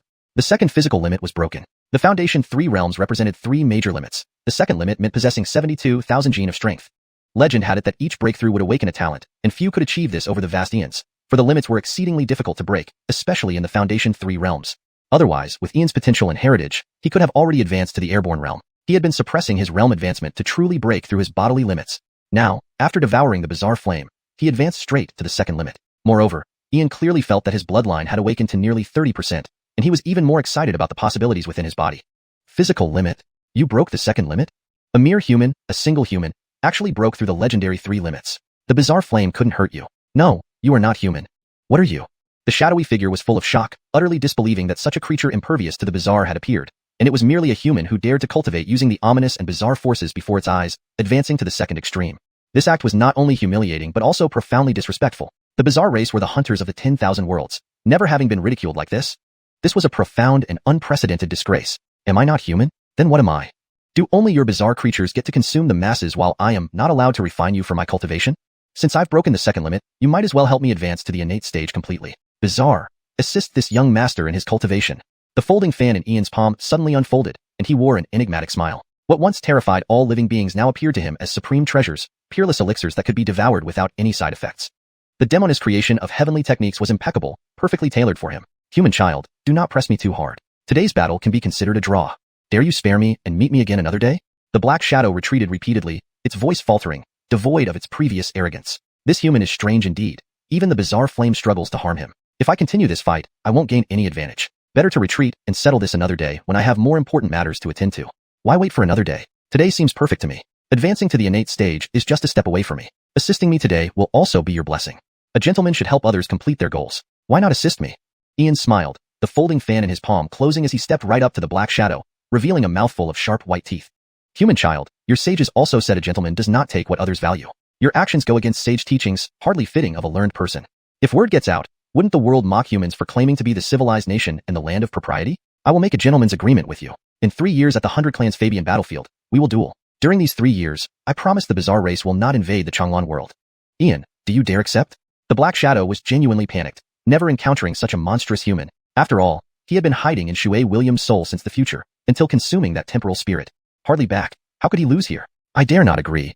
Because I am going to eat you. No, I should refine you to aid my cultivation. Refine. With that, Ian's smile froze, and an overwhelmingly powerful aura erupted from him, dark golden radiance emitting from his body as ancient symbols appeared in the air. Chapter 163, The True Surrender. The Small World. Yannistal Grey was dumbstruck. Alvaro's mouth dropped open. Monk Ellie's eyes were wide with disbelief, nearly turning to stone. Bald Monk, are you sure this is the terrifying and eerie being you mentioned? I feel like our Lord Vernon looks more like an eerie creature. Reasonable. Brianeohang does indeed look more like an eerie creature. Umitba, this little monk also feels the same. After a long while, Yannistal Grey, Alvaro, and Ellie stared at each other, filled with deep shock and silence. They couldn't describe their inner turmoil. It was simply as if they had been thoroughly stunned. Great terror. It symbolized misfortune and eeriness. The end of all beings. A disaster of the 3,000 great worlds. Is this truly an eerie creature? Did we not encounter a fake eerie creature? Ian is the real eerie one. Eerie creatures feed on all living things, yet Ian hunts them for cultivation. Eerie, help me cultivate. Yannison, just listen. This isn't something humans would say or do. Even extraterrestrial demons and primordial true devils wouldn't dare to act like this. Though we 3 are heretics, compared to you, we are as pure as holy maidens. Whoever raised such a monster can be imagined. But in the future, when eerie creatures appear, if they encounter Ian, Ellie, Yannistal Grey, and Alvaro felt so shocked that even Guy and Adeline outside, along with the great evil spirit, felt as though millions of llamas had rushed past. The great evil spirit and Adeline didn't know about eerie creatures, but Guy did. However, these sources of great terror behaved almost like obedient babies, creating an illusion. Who is the true eerie one? Alright, today, they fell into Ian's hands without complaint. Compared to him, they were fortunate. Look at how this eerie creature has been forced by Ian. They almost felt sympathy for it. Hold, human child, no. Ian, let's talk. My lord thinks we can still negotiate. My lord finds nothing negotiable. Assisting me in cultivation is your destiny. Ian, hold on. In war, one doesn't kill messengers. Don't break the rules. There's room for discussion. No, there's nothing to discuss. I'll refine you today for your own good, so you don't harm others or yourself. Cease pointless resistance. Ian, there's still something to discuss. Since ancient times, only knowledge and secrets are priceless. My lord offers a secret for my life. Eerie, stop struggling. Refining you will naturally reveal your secret. Ian, don't push me too far. We're all here to live. Do you follow any code? More friends mean more paths. Are you going to shut all doors? Wow, Eerie, you understand quite a lot, even the underworld codes. But my lord follows a different path. Your only value is helping me cultivate. You, Ian, clever move. My lord knows where other Eries reside. If you spare me, I'll tell you about a hidden nest. Oh, a nest? How many exist? Ian, a few hundred, possibly over 1,000. Though low level, their numbers suffice for your needs. If you swear a demonic blood oath, my lord will reveal its location. SK, Eerie, do you take my lord for a 3-year-old? What if you deceive me after I swear? Wouldn't I lose big? Ian, my lord proposes an equal pact. Any breach results in punishment. Can you trust me now? Eerie, your so-called equal pact is likely a soul-stealing trick. Do you think my lord is unfamiliar with your kind? Still, killing you doesn't matter much. Answer my question truthfully, and I'll spare you. Ian, ask away. If I can answer, I will. Otherwise, even death won't make me speak. Eerie, relax. My question doesn't involve eerie secrets. Since you're from 3,000 years later, what happened in that era? Ian stood, his gaze reflecting dark golden light, growing increasingly curious about the events of those 3,000 years. Someone had paid a heavy price to reverse the 3 irreversible laws and return directly to the Green Cloud's secret realm, which must hide unknown secrets. After 20,000 years of darkness, what really happened? Ian, my lord will help you cultivate. The dark shadow paused, then changed its fear of death stance, preferring to die rather than divulge any secrets. 3,000 years later, is it the future? Better to die and have peace. Fine, my lord obliges you. Refine. As he spoke, Ian emanated ancient symbols radiating primal and mystical energy, embodying an ancient, timeless will. Hiss. This pain is unbearable. Ian, if you wish to kill, do it. Why prolong my agony? Just give me a swift end. Secret or life. Death or agony. My lord prefers death, but my lord doesn't want such a painful demise. Determined to protect, yet powerless. Eerie, no choice here. If you choose honor, my lord grants it. Just bear with it. It will pass soon. To clarify, after refining you, my lord will still uncover your secrets. The ancient sects of the 3 teachings possess a soul summoning technique. Have you heard of it? It gathers partial souls temporarily but allows asking anything. Ian's innocent smile lingered as more dark golden symbols enveloped the shadow. Sis, stop. My lord confesses. 3,000 years later, there's no future. A catastrophe started in Canglan World, sweeping across 3,000 worlds. My lord is among the survivors of that great disaster. Reversing the 3 irreversible laws, my lord fled for survival. The dark shadow, restrained by 2 golden symbols, revealed its deepest secrets to face a merciful end. Hashtag chapter 164, Mercy. What is the cataclysm? Ulysses knew he had touched on the core issue. This truth was about to be fully revealed. In the future, 3,000 years later, it wasn't just Edison wreaking havoc in the world. Even the strange race had to flee for their lives, indicating just how terrifying the cataclysm truly was. I don't know. Not only do I not know, but probably no one does. It's a dark and tumultuous future, with rivers of blood and mountains of corpses, where even creatures like us cannot escape its grasp. The cataclysm rises from Canglan. Ulysses, I'm telling you a secret. Those who return from the future aren't just me. Someone wishes to destroy the great world of Canglan to sacrifice all beings within it, in exchange for peace in the 3,000 great worlds. I smuggled myself back, but some have reversed time beyond just 3,000 years, perhaps 10,000 or even 100,000 years before. The dark shadow fell silent because this was an extremely frightening secret. Some monsters who lived for hundreds of thousands of years took advantage of the weakening laws of nature in the future, finding loopholes in time and forcibly reversing time. Strange one, thank you for the information. This gentleman will now send you on your way. I won't take long before I come for you at this point in time. Refine. Ulysses' eyes gleamed with dark golden light as he conjured 9 horrifying runes, sealing them into the strange creature's body. Amidst endless cries of agony, the 9 ancient runes ruthlessly subjugated and refined the creature, returning its essence to Ulysses' body. The moment the runes re-entered his body, Ulysses felt his true chi surge like waves crashing against cliffs. A vast amount of acquired true chi instantly transformed into innate true chi, making him feel as if the flow of energy inside him was unceasing, infinitely powerful, and full of life. Each breath felt deeper and more profound than ever before. Primal creation scripture. The heaven-defying technique created by the female demon was indeed unparalleled, almost complementing the great primal chaos technique. The primordial true chi embraced all techniques and adapted effortlessly. Primal creation scripture. Plundering everything, refining heaven and earth, nourishing oneself, strengthening infinitely, breaking into the innate realm. In the innate realm, both the quality and quantity of true chi far surpass those of others in the same realm by several times over. Killing a void realm practitioner would be like slaughtering a dog. Of course, this was under conditions without using runes, weapons, or armor, engaging in hand-to-hand combat alone. After all, starting so high could be considered unmatched. In the 3,000 great worlds, there were 2 unprecedented and invincible figures whose power transcended that of emperors. Who could possibly compare to him? Break. Ulysses, you. Guy, take Adeline and go. Ulysses lifted the rune seal and waved to activate part of the array, deciding after careful thought to spare Adeline and Guy. He couldn't entirely trust the words of the strange race, but couldn't disregard them either. Guy was a grand fate-altering master. His living usefulness far outweighed death. As for Adeline, she was just an accessory. Given Guy's weakened state, he would surely die without care. Ulysses, don't act as if you're merciful. If you don't kill me today, I'll definitely kill you in the future. Though terrified deep down, Adeline maintained her defiance, having been humiliated multiple times by Ulysses and once nearly crushed to death by him. A humiliation too great to bear. Adeline, if anything happens to my friends and family, I guarantee that this crystal-clear image will spread across every corner of the Eastern Domain. I'm sparing you today only because Guy needs care. Guy, you've heard what the Strange One said. Consider carefully whether you want to stick with Edison or live honestly. Ulysses stood with folded hands, exuding immense steadiness. More future entities were returning, sacrificing a world. For the tranquility of the 3,000 great worlds. One mustn't easily believe the Strange One, yet they speak the truth in their final moments. Sir Kane, 3 days hence, I will visit Tianyun City and provide you with a satisfactory answer. Can I take this great evil spirit along? I am willing to exchange this war stronghold. It can be enlarged or shrunk at will, containing 137 arrays that are difficult to breach even by a half-saint. Additionally, all these years' treasures stored in the stronghold are yours. I only ask for the life of this great evil spirit. Guy didn't want to easily give up on a subordinate who had served him for over 1,000 years and acted as one of his guardians. Release. Anonis, Golara, Vaza.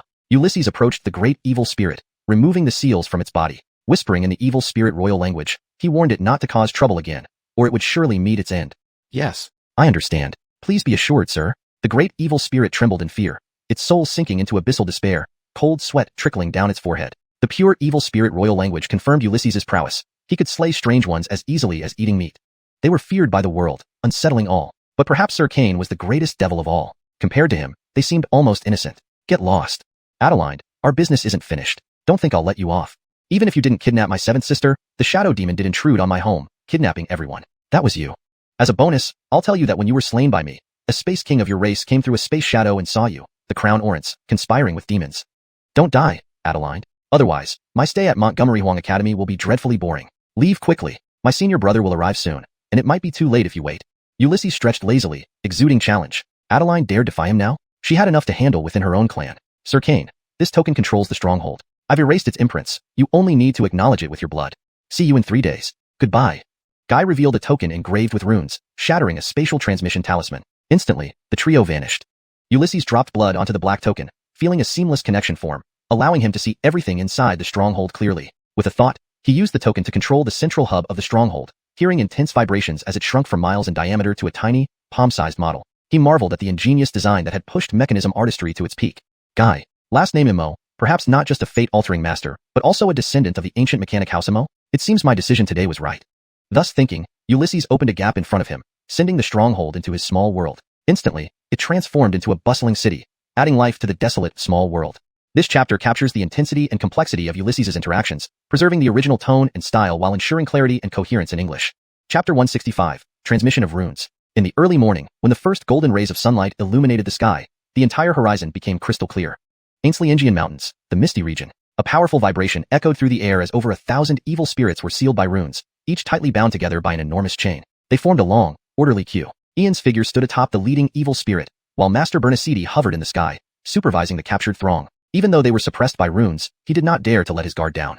As for the greater evil spirit, Guy, Adeline, and the vanished war fortress, Master Bernacidi was intensely curious but said nothing. Having lived for over a century, he was wise enough to know what questions were worth asking and which were better left unasked. Capturing over 1,000 evil spirits was already a monumental achievement that would grant him both fame and fortune. But these were small matters. Most importantly, when Ian eventually became a saint, people talking about this day would remember how he subjugated thousands of evil spirits without spilling a drop of blood. And naturally, they would also mention Master Bernacidi, a great deed that would immortalize him in history and give him a lifetime of boasting rights. Most of all, it would allow him to stand tall before that old witch. At this thought, Master Bernacidi felt elated, despite his usually steady demeanor. This was truly a highlight after hundreds of years. By dusk, Tianyun City was within sight. Though the distance was several thousand miles, it was insignificant for the evil spirits who had been sprinting relentlessly throughout the journey. What on earth is that monster? That's not young Lord Montgomery of the Montgomery family, is it? Don't just stand there. Hurry and inform the Montgomery family. For a moment, chaos erupted at the northern city gate. Passers-by, merchants, and even the guards rushed to notify the Montgomery family on horseback, having never seen such a monstrous sight. What had happened? What astonishing feat had young Lord Montgomery performed? 10 miles outside Tianyun City, the 1,000+ evil spirits sat sprawled on the ground, utterly exhausted from the long run, even for them. Yanistal friend Montgomery, we have arrived. Should I return ahead and inform someone? Master Bernacidi descended from the sky, standing beside Ian with a face beaming with joy. After today, Ian would undoubtedly become famous across the Eastern Domain. Master, remember this. You are a hero. A hero deserves a hero's welcome. They should line up to greet us. After all, we have safeguarded the safety of an entire city. Ian lazily stretched, his voice lethargic. He half opened his eyes, looking at Master Bernacidi, who was still too inexperienced to handle such a small scene. Cough, cough. Yanistel friend Montgomery, this is all you're doing. I haven't done much, Master Bernacidi coughed awkwardly, blushing slightly, knowing well that Ian had faced the greatest dangers while he hadn't done much. Master, between us, there's no need for such formality. I know you're curious, but this matter is very complex and involves many parties. I can't tell you everything. You've been stuck at the intermediate rune master level for many years, haven't you? I have here an intermediate rune analysis compiled by my teacher. If you can understand it, advancing to a great rune master will be just around the corner. Seal. Ian imprinted a blue rune directly into Master Bernacidi's soul, imparting a scroll of rune analysis. Though it contained only low-level runes, they were carefully organized by his master, making their value immense. In the 3,000 great worlds, knowledge and intelligence are priceless. Master Bernacidi was naturally gifted, but had stalled in advancing due to the lack of proper heritage. Whoa! Heaven! Yanistel friend Montgomery, teach this? With such a great favor, I cannot repay you. Please accept this humble bow from me. Master Bernacidi was overwhelmed with emotion and immediately bowed to Ian. Thousands of runes. Every possible combination, change, and evolution of each rune was thoroughly explained. In 3 years, at most 3 years, he could advance to the rank of a great rune master. This knowledge could establish his own school and elevate him to the extraordinary realm. The grace of transmission outweighs everything. Senior, please, do not. It's merely a basic rune analysis. When you become a great rune master, I'll give you another advanced rune analysis. Let's not stand on ceremony. In the future, don't call me Yanistel friend Montgomery. Call me Grant directly, and I'll address you as Uncle Bear. Ian stepped forward and gently raised Master Bernacidi's arms, helping him up. Without Master Bernacidi's assistance, Ian might have died at the Montgomery family. He owed this man a debt of gratitude.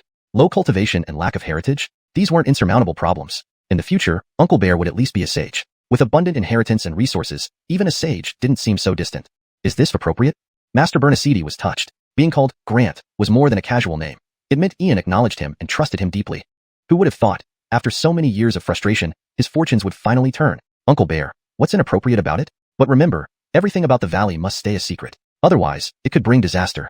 Ian warned Master Bernacidi secretly, knowing that capturing thousands of evil spirits was already shocking. If others knew that the Heavenly Secrets Pavilion was involved and strange creatures had appeared, it would complicate things further. The xiuxian secret realm needed a temporary pause. His current strength wasn't enough to delve deeper. But this matter was far from over. When he ascended to kingship, he would uncover all of xiuxian's secrets. Heaven above. Yanistel brother Jean, where did you capture all these evil spirits? Suddenly, a crowd surged out of the city gates led by Clark, followed by members of the Montgomery family, Lon family, and others like Laney, Fedori, Hussein, Montgomerixi, Misty, as well as 4 half-saints from the June Ancient Clan and Tai Su Holy Land, and Master Milton. Everyone stood in stunned silence upon witnessing the scene. Over 1,000 evil spirits, more difficult to handle than demons or undead, had been captured alive by Ian, with average cultivation levels ranging from core formation to soul concealing. 1,000 evil spirits. How did he do it? Chapter 166. The Humble Master Montgomery. Jedediah, it's a trifling matter, not worth mentioning. Ian unfolded the folding fan in his palm and waved it gracefully, a serene smile on his face that exuded calmness and steadiness. Yanistel brother Montgomery, how can this be a trivial matter? Capturing over 1,000 evil spirits is an incredible feat. Tell us more about it quickly. Yanistel brother, humility is admirable for scholars, but excessive modesty can be perceived as pride. Yanistel Lord Montgomery, this accomplishment should be proclaimed to the world so that all human citizens know of your heroic deeds. Infinite Heaven Fabian, Yanistel Lord Montgomery, don't delay. Tell us now. The elders, the burly man, the beautiful woman, and the Taoist. All their eyes sparkled. Capturing over 1,000 evil spirits was a deed that would surely shake the world once it became known. The human race, whether in the eastern or western regions, had not seen such a prodigy for a very long time. One who could surpass all races, stand out among contemporaries, and rival ancient monsters at a young age. Even the emperors and supreme beings in their youth were no match for such brilliance. The legendary Mercedes of the divine era, with her unmatched talent and perfect cultivation through 100 calamities, suppressed an entire era, but her tales only circulated within the great sanctuaries, holy halls, and ancient clans. In contrast, Ian, merely in his early 20s, subdued over 1,000 evil spirits by himself. Such valor would greatly boost the morale of the human race. Seniors, there's really nothing much to it, Ian replied humbly. I went to the Azure Cloud Mountain range with Uncle Bear, and we happened upon these evil spirits. We laid down some runes and captured them all. Ian closed the fan in his palm, recounting the incident in utmost simplicity while maintaining his humble demeanor, showing no desire for credit. A good reputation was always better than a bad one. Those tyrants, with blood-stained hands and a reputation to dread, could not thrive despite their supreme powers. Hence, it was wise to establish a noble reputation first to make future endeavor smoother, just as his master did. Yanistel Lord Montgomery, I doubt it was that simple. Capturing 1,000 evil spirits requires exceptional courage, superb mental strength, iron will, fearless courage, and an unwavering resolve to face death. Ask any person here. If they were your age, even as a great runemaster, how many would dare do this? If Yanistal Lord Montgomery does not wish to say, then Trey, please tell us. Master Milton stroked his beard vigorously, visibly agitated. Here was a young genius capable of becoming an emperor, who had accomplished an extraordinary feat yet remained so humble. He was still young, indifferent to fame and wealth, composed, and commendably rare. Who knew which sage had taught him? Supreme elegance. This. All right. President, seniors, the story begins from yesterday when Master June left. Gerald looked around, seeing everyone eagerly awaiting, decided to spill everything. He recounted the events from yesterday in vivid detail, making it feel like you were there. He elaborated without missing a word, adding dramatic flair but omitting what should not be said. Amazing. This was what it felt like to have all eyes on him. No wonder King Xiuxian loved being recognized. It truly was exhilarating. Yanistal Brother Montgomery, you are both intelligent and courageous, truly impressive. Yanistal Brother Montgomery, I can only give you 2 words, godlike. Yanistal Lord Montgomery, your poise rivals that of Sage Emperor Mercedes. Infinite Heaven Fabian, Yanistal Lord Montgomery, at your young age, you faced danger alone to subdue demons, saving countless lives. This is true righteousness.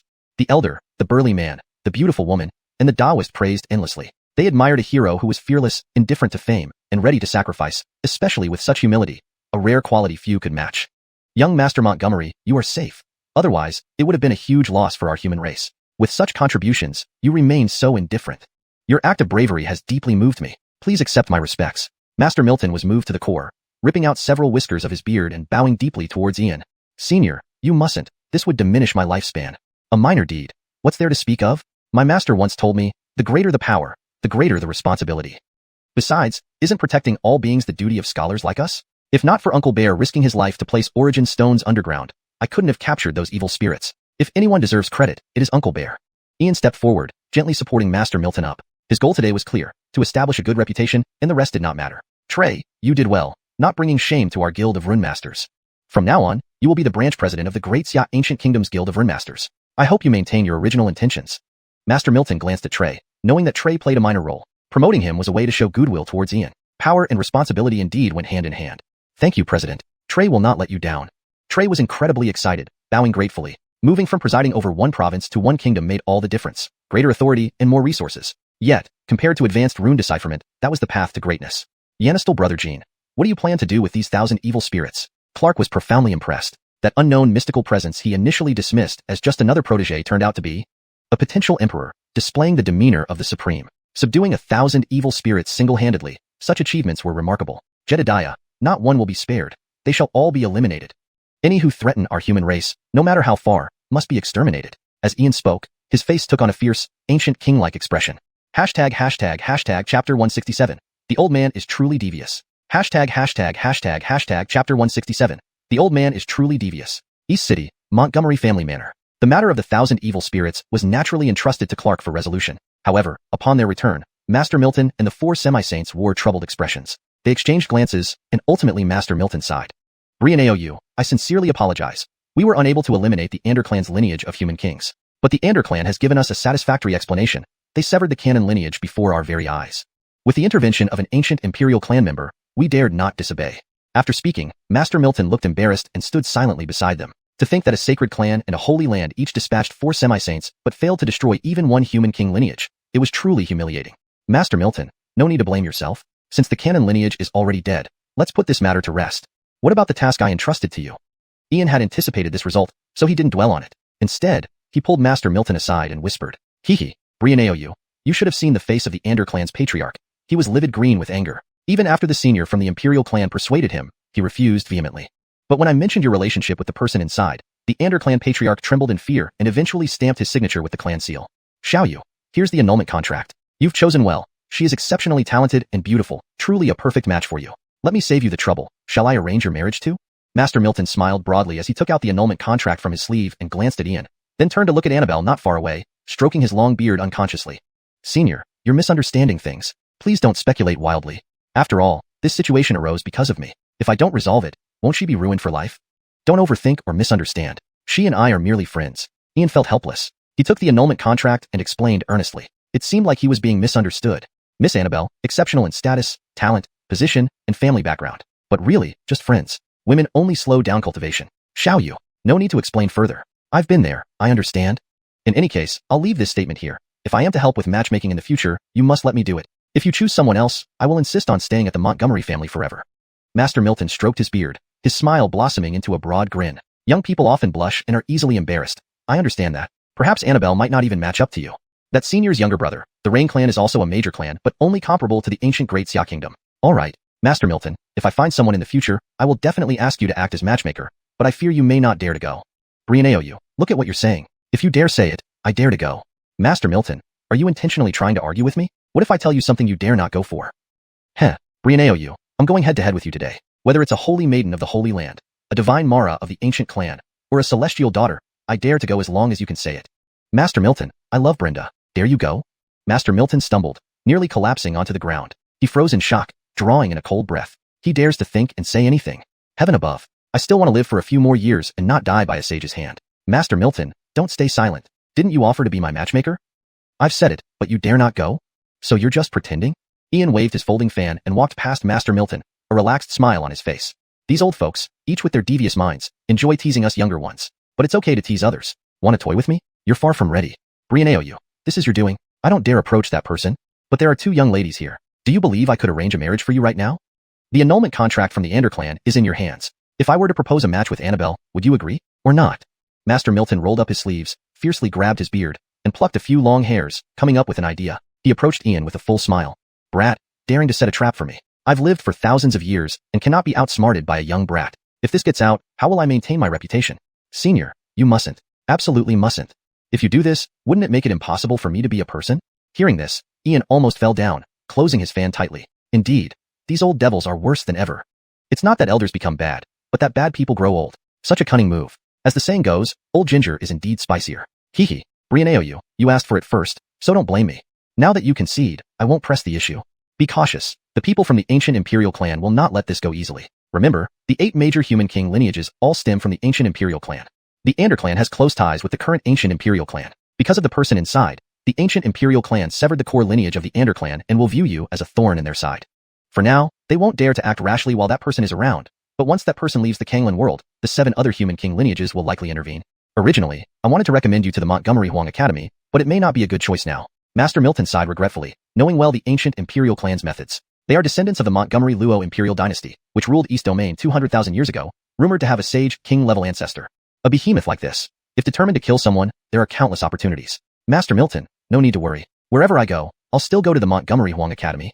The ancient Imperial clan is currently most concerned about the Xianxian secret realm. Ian closed his fan, a faint smile on his lips. So the Montgomery Luo Imperial dynasty did not perish but became the ancient Imperial clan. If they dare to provoke me, I will open the Xianxian secret realm and release the dark sacred sun. There are no eternal friends or enemies, only eternal interests. Translation complete. Note: I have adhered to the structure and style of the original text while ensuring the translation is fluent and grammatically correct. The names have been transliterated according to Pinyin. Chapter 168. Do you really think they are mediocre? Old Milton, you shouldn't meddle in this matter. If the ancient royal clan has come forward to protect the Ander clan, they wouldn't dare do something so shameless. If anyone dares to, well, that person isn't one to be trifled with. Yanistal Master Ian, regarding the 3 treasures for tribulation transcending and the demisage armors. The middle-aged beauty swayed gracefully, her face adorned with a flower-like smile, though her heart was equally tense. After all, what Ian had at his disposal could be called a strategic-grade treasure. The 3 treasures for tribulation transcending, demisage armors. Whichever faction obtained them would gain immense power. She was an elder of the Great Void Holy Land, and also a 3rd tribulation demisage. Every 1,000 years, the demisage tribulation hung over their heads like a sword. Just a century ago, a 6th tribulation demisage of the Great Void Holy Land met a horrifying demise. Senior, the 3 treasures for tribulation transcending and the demisage armors are not an issue. I will certainly help you all get through the next tribulation. Moreover, the quickest among your 4 to face the demisage tribulation is still 200 years away, so there's no need to worry too much. After I advance to the spirit-nourishing realm, I can refine them for you. I don't think the seniors here mind waiting a few more years. Ian clasped his hands toward the 4, determined not to break his word. After all, how significant were just a few sets of demisage armors? Brother Montgomery, then I thank you in advance. Should anything happen in the future, feel free to contact me. Haha, Yanistal brother, then I won't be polite. When you have time, visit the western regions, and I'll show you a good place.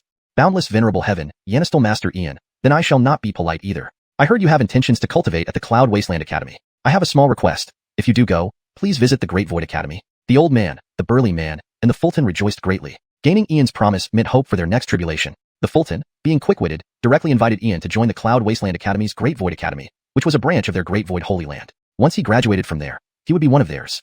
Pa, Fulton priest, aren't you sly? Who doesn't know that the Great Void Academy is established by your Great Void Holy Land? If little brother goes there, he would become your disciple. Yanistel Fulton, you usually seem honest. But who knew you had such bad intentions, wanting to lure Brother Montgomery? Can your great void Holy Land really teach Brother Montgomery? Old June 7. Old June 11. How do you talk? What do you mean our great void Holy Land can't teach? I think you're just jealous. Even if you try to pull people, you can't reach here. It's called getting opportunities first due to proximity. Boundless Venerable Heaven, Senior Jacqueline 3, Yanistel Master Ian, hasn't agreed yet? The old man, the burly man, and the beauty argued until they were red-faced, almost ready to fight on the spot. Although the old man and the burly man felt indignant, they had no other options. After all, their factions were in the western regions. But upon reflection, it made sense. Nine Abyss Orlando and Ian were sworn brothers. Seniors, please stop arguing. I only have intentions to go to the Cloud Wasteland Academy, but I might not necessarily choose it. Master Milton, with the vast eastern domain having 3,000 continents, is the Cloud Wasteland Academy the only option? Ian feared these people causing trouble, lest he disturb the female demon. So he changed the topic. Yanistel friend Montgomery, the eastern domain has many academies, but none compare to the Cloud Wasteland Academy. Annabelle, Aubrey, and Adeline all cultivate there. The top 10 positions on the Eastern Domain's Young Genius list are always occupied by Cloud Wasteland Academy disciples. At least half of the Eastern Domain's top 10 beauties also come from there.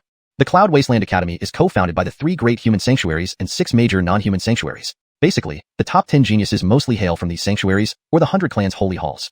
Whether in resources, prospects, or status, it is undeniably the best in the Eastern Domain. Yanistel friend Montgomery, if you want to cultivate, the Cloud Wasteland Academy is naturally your top choice. As for which branch you choose, it's up to you. Annabelle is in the Ethereal Academy, and Aubrey is in the Dark Branch. I believe you already have an idea of how to choose. Master Milton stroked his beard, smiling faintly. The last sentence was indeed designed to trap Ian, equivalent to a soul interrogation. Annabelle didn't need to be mentioned. There must be some history between the two. And Aubrey, the Heavenly Illusion Clan's lady. Rumor had it that even Haley Tower was demolished by Ian. Yet there was no retaliation. Instead, she moved into the Montgomery family. Sure enough, at Master Milton's words, both Annabelle and Aubrey simultaneously looked at Ian. Despite their calm exterior, they secretly competed. Annabelle remained serene, indifferent to whatever academy Ian chose. He wouldn't join the 100 Clans Holy Hall as a human. Initially nervous, Aubrey soon relaxed. Ian definitely wouldn't join the 100 Clans Holy Hall. If he went to the Cloud Wasteland Academy, chaos would ensue. Master Milton, aren't you the 3rd president of the Rune Artisans Guild? How do you know so much about the Cloud Wasteland Academy? Aren't guild matters enough? Ian ignored the girl's gazes, knowing this was a setup. 2 months from now, the next recruitment would begin. Time was of the essence. Geniuses appear every year, but prodigies with the potential of an emperor-level existence are rare. Hey, Yanistel friend Montgomery, I am indeed the 3rd president, but I'm also the honorary dean of the Cloud Wasteland Academy. Although I don't involve myself in internal affairs, I do teach runes at the academy. Even though I only lecture once a month, I represent the Rune Pavilion. There's no need to hesitate. Even she inside would agree to you cultivating at the Cloud Wasteland Academy. Whatever conditions you have, just ask, and if it's within my means, I will arrange it. Master Milton stroked his beard smugly. However, this little wanderer wasn't easily deceived. Master Milton, for me, cultivation can happen anywhere. But given your sincerity, I could consider the Cloud Wasteland Academy. May I bring 2 people along? One is my 7th sister Brianna, and the other is Orlando. If you agree, I have no objections, and I won't ask for any special treatment. I'll pass through normal assessment.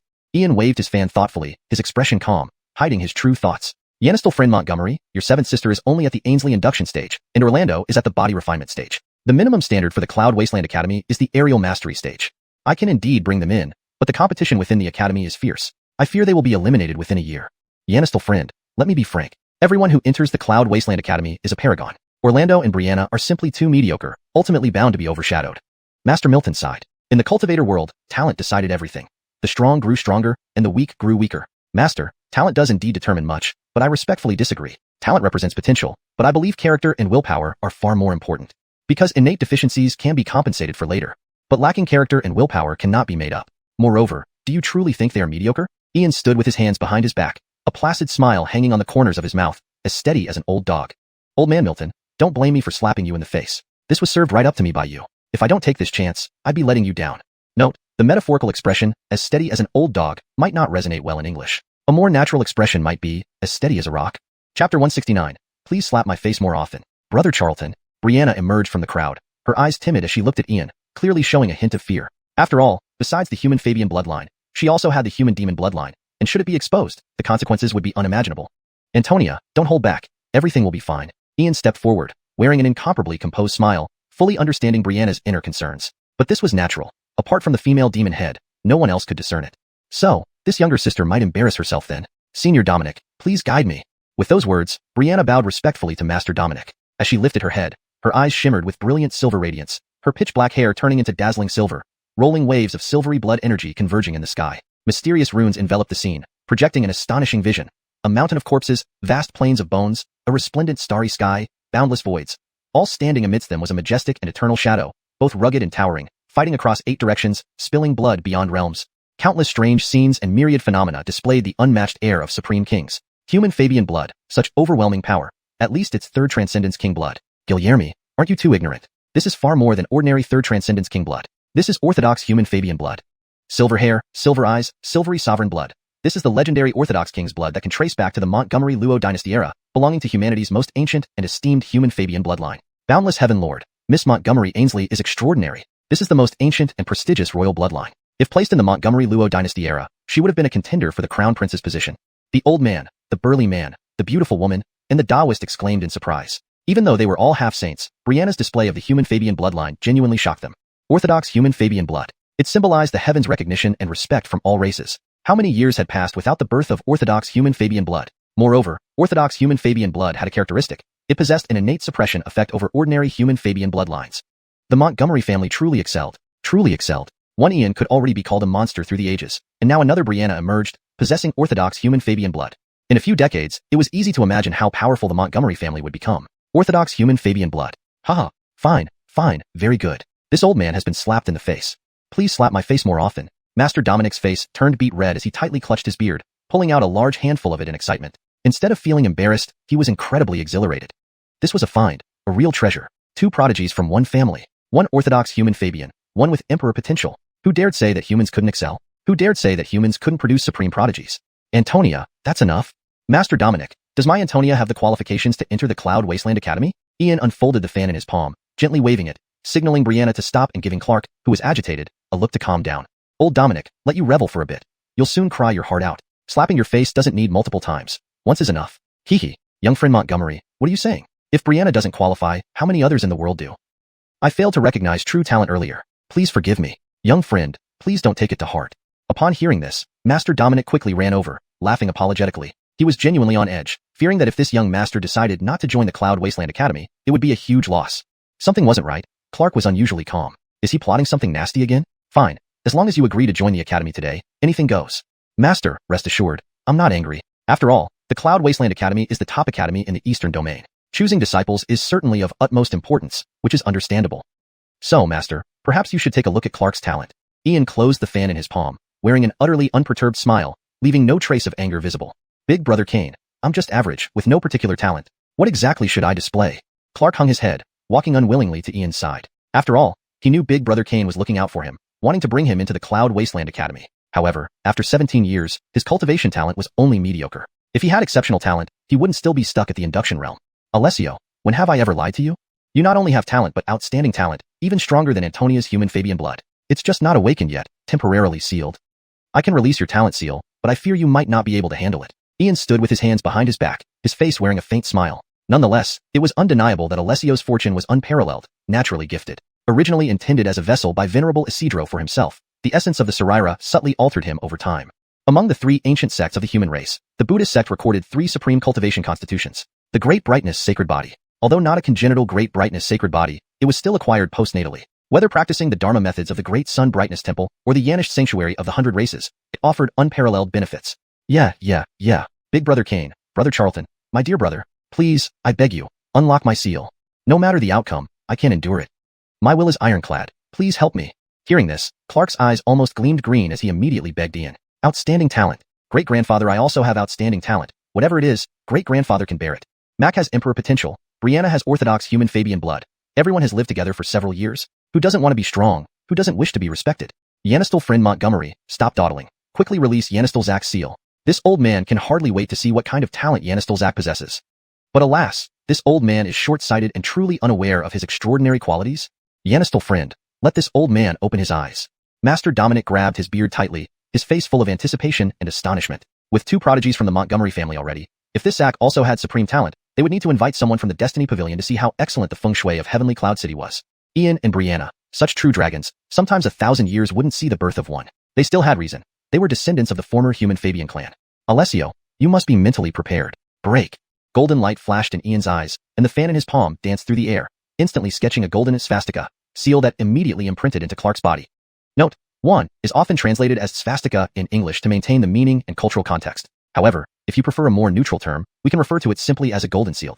For better readability and fluency, here's an alternative. Golden light flickered in Ian's eyes, and the fan in his palm swirled through the air, instantly tracing a golden swastika seal that immediately embedded itself into Clark's body.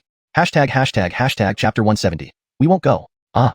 As the golden swastika imprint entered his body, Clark let out a wretched cry, almost like a howl of agony. Inside his body, 9 golden runes appeared intermittently. Each rune was composed of dense characters intertwined together, exuding an incredibly terrifying aura, as if sealing a great demon from the human world.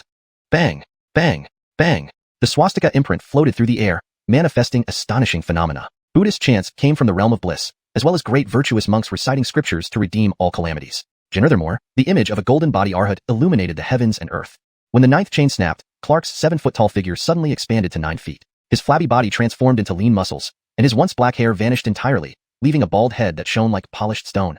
Above him, a massive swastika imprint hovered while a faint shadow of a golden body Arhat loomed behind him. From a cultivator at the 9th level of body tempering, he instantly broke through to the Ainsley induction stage. Radiant light shimmered over his body, ancient characters appearing one by one, forming a monk's robe that floated above Clark's body. This is... Could it be the legendary bright saintly body? One of the top cultivation physiques of the Buddhist sect among the 3 ancient human teachings. Guilherme, you didn't see wrong. Indeed, it's a saintly body, not just the Buddhist sects, but also one of the supreme saintly bodies that the Brightness Saint Temple has been searching for.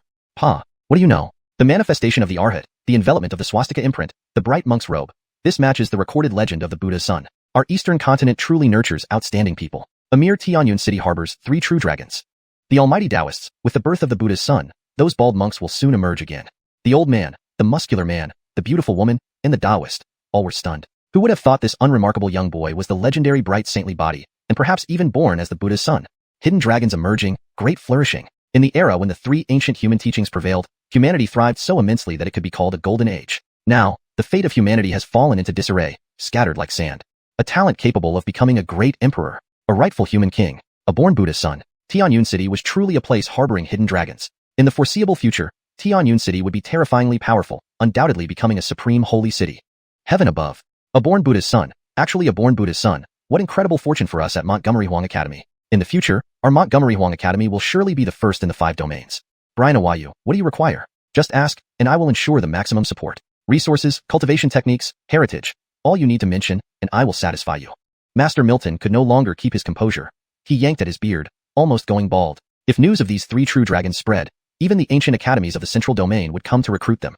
We must not let the elite talents of the eastern continent be poached. With any of these 3 joining a sacred land, they could revive its glory in the future.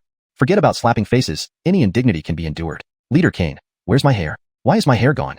What does it mean to be a born Buddha's son? Am I supposed to become a monk now?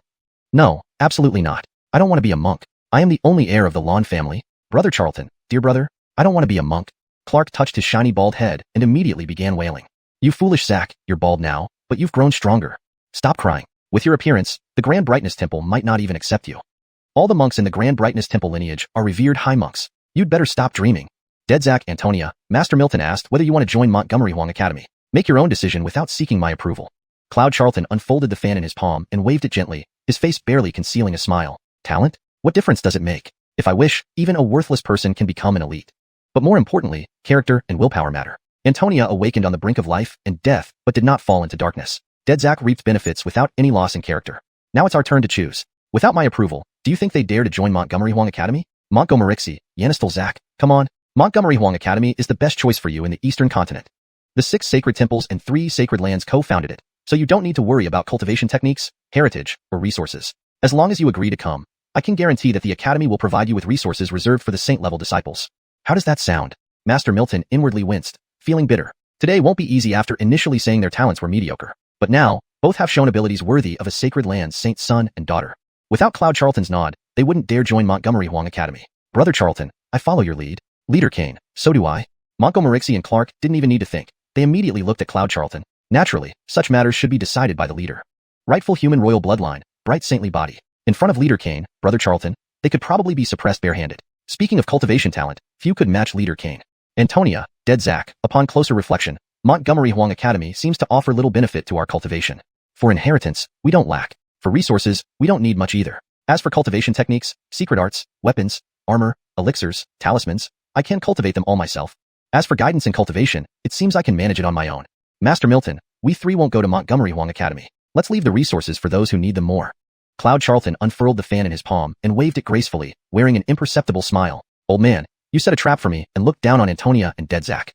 Now I'll not only slap your face, but make you regret it deeply. Haha, young brother, that makes sense. Yanistal brother, you hit the nail on the head. Indeed, Montgomery Huang Academy offers little for you. How about coming to Baidu College instead? The beauties in the western regions are no less than those in the eastern continent.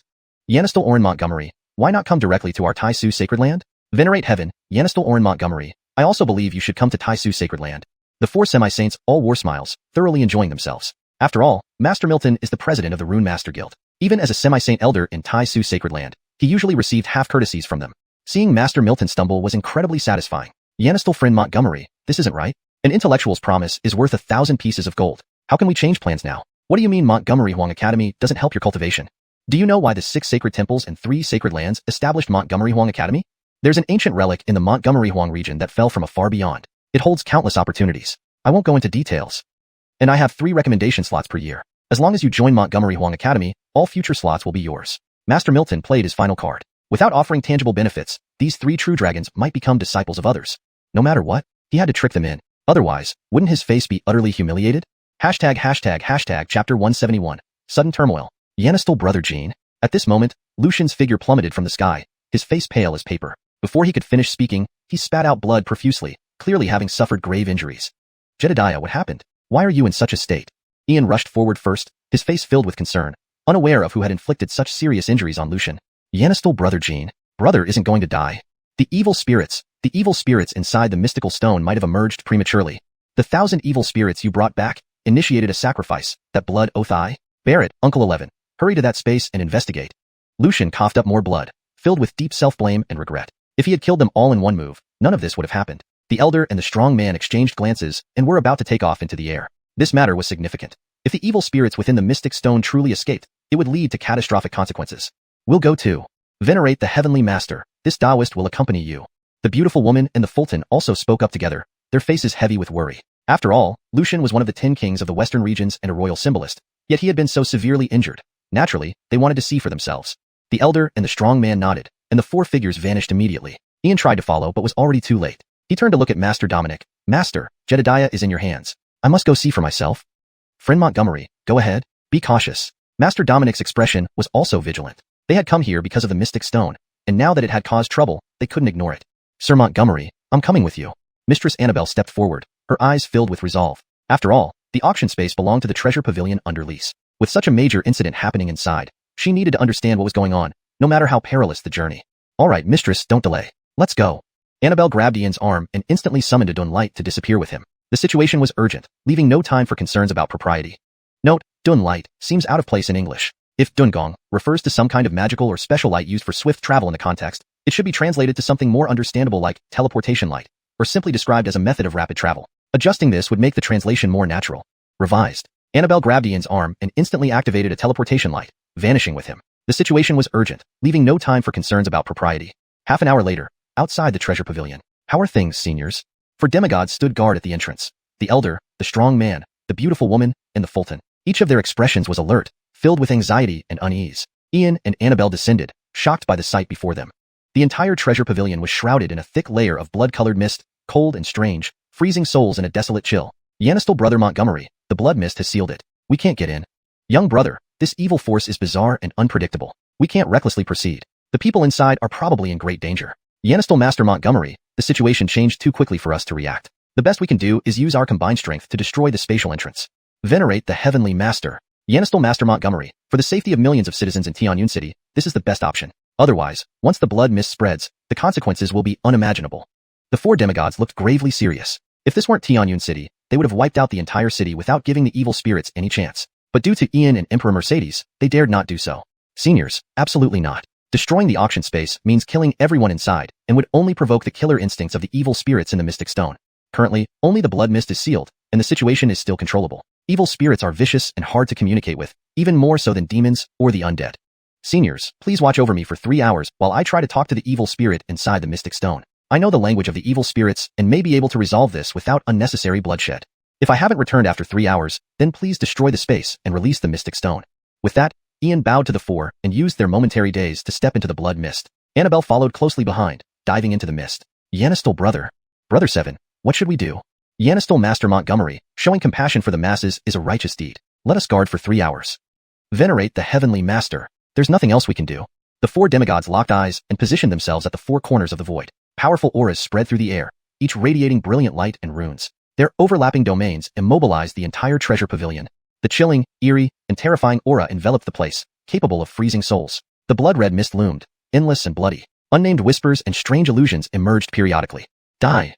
Annabelle trembled in the blood mist, her palm sword flashing wildly. But everything around her was just illusions, making her unable to break free. Mark. Mistress, it's me. Ian avoided Annabelle's sword glow and pressed a mark into her forehead, pulling her out of the illusion forcefully. Master Montgomery, thank you? Annabelle's eyes dimmed, breathing heavily, beads of sweat on her forehead. She looked shaken. Mistress, the evil spirit's methods are extraordinary. You shouldn't underestimate them. Let me take you out first. Master Montgomery. No. As the owner of the treasure pavilion, I must understand what's happening. It's my duty. Mistress, don't be unreasonable. If anything happens, how can I explain it to Fedori? Master Montgomery, it's my decision. You don't need to explain. Mistress, why are you more stubborn than a mule? Don't forget, you owe me a life? Master Montgomery, you're mistaken. Now it's 2 lives. You saved me again just now. Forget it, I can't argue with you. Stay close, no more than a meter away. Yes, Master Montgomery, I'll listen to you. Ian led the way, with Annabelle following closely. Her bright eyes shimmered with a sense of security. They moved towards the entrance of the auction space, surrounded by blood mist. Despite the haze, it couldn't hide the tragic corpses strewn everywhere, adding a gruesome and bloody atmosphere. At the entrance of the auction space, Ian paused, sensing an overwhelmingly sinister mental wave, as if an ancient, supreme evil spirit had awakened.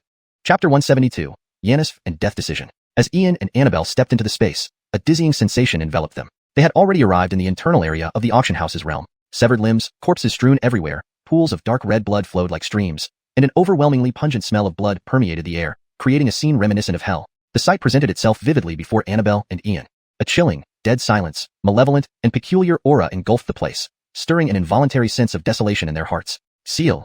Ian inscribed 2 runes that blended into both their bodies, isolating their presences. Inside, the cold mental waves intensified even more. Annabelle's delicate body trembled, her hands quivering slightly as this terrifying willpower made her feel suffocated from the soul, prompting an irresistible urge to flee. Ian held onto her fair wrist, pulling her step by step forward. From the current situation, it seemed there were hardly any survivors. But the good news was that the evil spirit inside the strange stone remained dormant. This massacre appeared instinctive. 1,000 evil spirits sacrificed themselves, awakening the strange stone's evil spirit. This misstep could have dire consequences. If the evil spirit fully revived, no one in Tianyun City might survive. Ultimately, he too bore some responsibility. But fortunately, most people in the auction house's space were already dead. At least no one knew what happened. Even if someone investigated later, they could pin it on the Tianji Pavilion. Yet, this evil spirit couldn't be spared. At Ainsley's Pavilion's headquarters, dense crimson mist intertwined. Faint particles formed strange symbols amidst the fog, radiating an intense blend of malevolence and coldness, with a hint of sinister aura. Big Brother Charlton, don't get any closer. This is beyond your control now. Shayna, are you finally willing to come out? Since we entered Ainsley Indian Mountain Range, you've been silent. Now you're telling me not to go further. What do you know? Big Brother Charlton, if you venture deeper, you're surely going to die. Whatever's inside isn't an ordinary evil spirit, or an ordinary abnormality. If you force your way in. Shayna, are you going to spout something about rules preventing interference? If so, shut up. Big Brother Charlton, you're really a pain. This isn't the time to be reckless. Your Jedediah is severely injured. You'll likely meet certain death. Shayna, certain death is better than doing nothing and waiting to die. I won't blame you for being restrained. Can you at least tell me what's inside? Big Brother Charlton, it's a creature born from an evil spirit and an abnormality, truly a being that heaven and all beings despise. It's called an evil wraith, a forbidden life form that can neither be killed nor eradicated. Only sealing it is possible. Shayna, truly unkillable or just can't kill? Big Brother, it seems it's not unkillable, but it can't be killed. Tell me how to kill the evil wraith, and I'll bear the consequences afterward. Humph. Big Brother Charlton, what can you do? Yanistel's sister has one last question for you. Are you really determined to kill this evil wraith, irrevocably set on it? Shayna, stop stalling. We must kill it. Sigh. Big Brother Charlton, you're just like the old master. You're right. It's not unkillable but cannot be killed. This is a young evil wraith whose parents are still alive. One a supreme existence among abnormalities, the other a powerful entity among evil spirits. Initially, this evil wraith made a pact with the Dark Saint Sun, but the human emperor's edict suppressed Dallas and sealed him in the dark original forbidden zone. The evil wraith inherited abilities from abnormalities and evil spirits. To kill it, you need humanistic luck. Specifically, 10,000 units of humanistic luck along with a humanistic treasure that suppresses virtue and requires a true human king. Shayna, you're saying it can't be done then? Big Brother Charlton, it's very difficult. Even the human emperor of Montgomery Luo dynasty failed to suppress this evil wraith. On one hand, there were concerns. On the other, it couldn't be killed. Shayna, is there really no other way? Master once mentioned the Primordial Chaos Pagoda. Could it seal and kill it? Big Brother Charlton, wake up. You think you can use the Primordial Chaos Pagoda? Its power would drain you dry. As for other methods, there are none. Killing the evil wraith will certainly draw its parents' wrath. So, Big Brother Charlton, the best option is to return. With little sister here, I can protect you even if the sky falls. Shayna, shut up. At that moment, Shayna hovered in midair, obediently silent but held a box of candies with a teasing smile. Her aim was to let Ian turn back without delving too deep into these matters, while also testing his resolve. Big Brother Charlton, don't blame me for staying aloof. You've already involved yourself in this. I don't want you entangled, but you resemble the old master and Matilda, nature too much. For those you care about, you'd risk everything. Your starting point far surpasses theirs. You possess their legacies, destined not to be ordinary. Wherever you go, you will inevitably be embroiled in events. Fate is capricious and unpredictable. This decision is crucial because your involvement has already significantly altered the future. Should you forge ahead and break all obstacles or retreat? The turning point of destiny. Orin Montgomery, what's wrong? Seeing Ian's silence, Annabelle approached with concern. Taking this step means our lives and fates are no longer in our control. But turning back might save our lives. But what about those behind us? Miss, what will you choose? Ian turned to Annabelle. Ahead lay a path of certain death. Advance and face near certain death. Retreat, preserve your life, but burden your conscience. Orin Montgomery, you decide. Whatever happens, I will stand by you till the end. Annabelle's eyes shone with an unusual brilliance as she tightly gripped Ian's hand, showing her unwavering determination. Miss, aren't you afraid of death? Ian sighed internally, feeling the profound trust Annabelle placed in him, entrusting her life and death to him. Afraid. But with you, I'm not. Annabelle lowered her head, her voice barely audible. Good. Let's see if fate grants us a way out. With that, Ian grabbed Annabelle's arm and stepped into the depths of Ainsley's Pavilion, where within the boundless crimson mist, a cold and bizarre blood-red eye emerged. Chapter 173. The Bloody Colosseum. Cold. Bone-chilling cold, as if the soul were frozen, unable to resist the overwhelming, frigid will that crushed everything in its path. Clang. Ian and Annabelle's figures were forcibly restrained by the blood-red eye that appeared in midair, dragging them before the strange stone. The vast area was littered with dismembered limbs and corpses that had died in horrific ways. Though they seemed haphazardly strewn about, they formed a massive blood-colored array. The three-zhong strange stone had shed its black-brown surface, seeping blood from all sides. Dim golden runes flickered across it, but were on the verge of destruction. An irresistible force oppressed Ian and Annabelle, a purely spiritual will that left them powerless to resist. The blood-red eye in the air was cold, merciless, devoid of any human emotion. Only absolute rationality, like the eye of an eternal sovereign. Thud. Another wave of immense pressure swept over, forcing Ian and Annabelle to brace their arms against the ground, barely resisting the urge to kneel. Heavenly Star Banner. Star Protection. At this moment, Ian unleashed his full power. A bright blue star seal spread from his forehead, and boundless starlight interwove from within him. An ancient and damaged battle flag emerged from his brow, gathering countless beams of starlight, weaving into a resplendent stellar river. Instantly, the pressure on them decreased significantly, forcefully breaking through the spirit will of the blood-red eye, causing even the bizarre blood eye in the void to dim slightly. Heavenly Star Banner. The ultimate inheritance of the Star Clan has fallen into the hands of humans. Ian, you are truly extraordinary. No wonder you have thwarted our plans so many times. You are indeed the wild card, born with the mandate of humanity. Instantly, hundreds of eyes appeared on the blood-red stone, filled with solitude, coldness, savagery, and mercilessness like an immortal sovereign, shaking one's soul to the core. Evil trickster, now that you know I am the son of fate, you should know what happens when you oppose me. I'm curious, what did Edison promise you? To make you follow him to the bitter end? Ian stepped forward, the heavenly star banner floating above his head, star patterns forming a star ring around him, protecting Annabelle behind him. Though he appeared calm, inside he was terrified. What did he promise? It doesn't matter. What matters is that you've delivered yourself here. Once I devour you, no one can stop us from emerging. For long ages, I have seen many who do not fear death, but never someone who seeks death willingly. Do you really think the mandate of humanity can protect you? A cold, emotionless, and eerie mental wave spread, full of terrifying pressure, as if from an undying sovereign. Evil trickster, confidence is good, but too much confidence can turn good things bad. How can you be sure I came here to die, and not to kill you? I bet you a Scindian stone you can't kill me. Ian walked out of the protective range of the heavenly star banner, his star ring dissipating, strolling casually to the strange stone. Damn it, I'm going all in.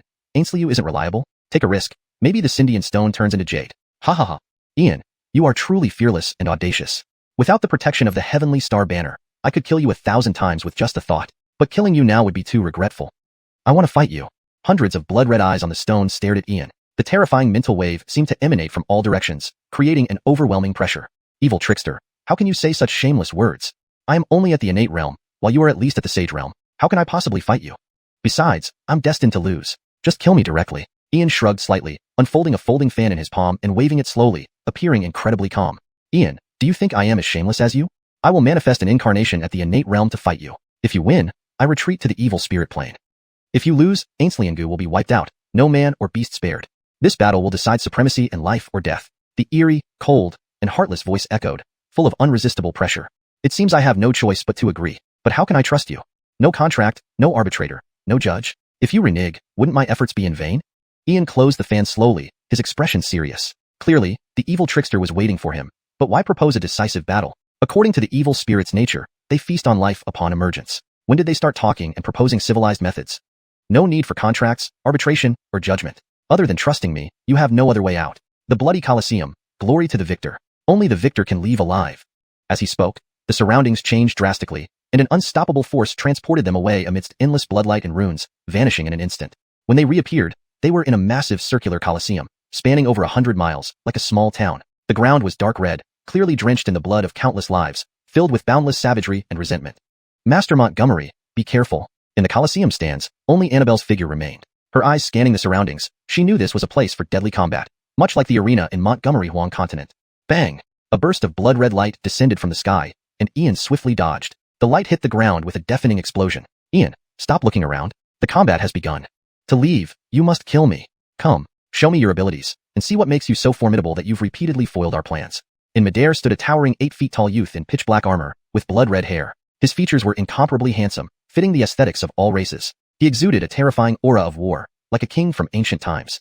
The son of human fate. Only by killing him could they truly escape, deciding supremacy in life or death. As you wish. Come on. Ian's gaze locked onto the void, a fearsome war intent filling his eyes. His vital energy surged, unleashing a terrifying might. Chapter 174.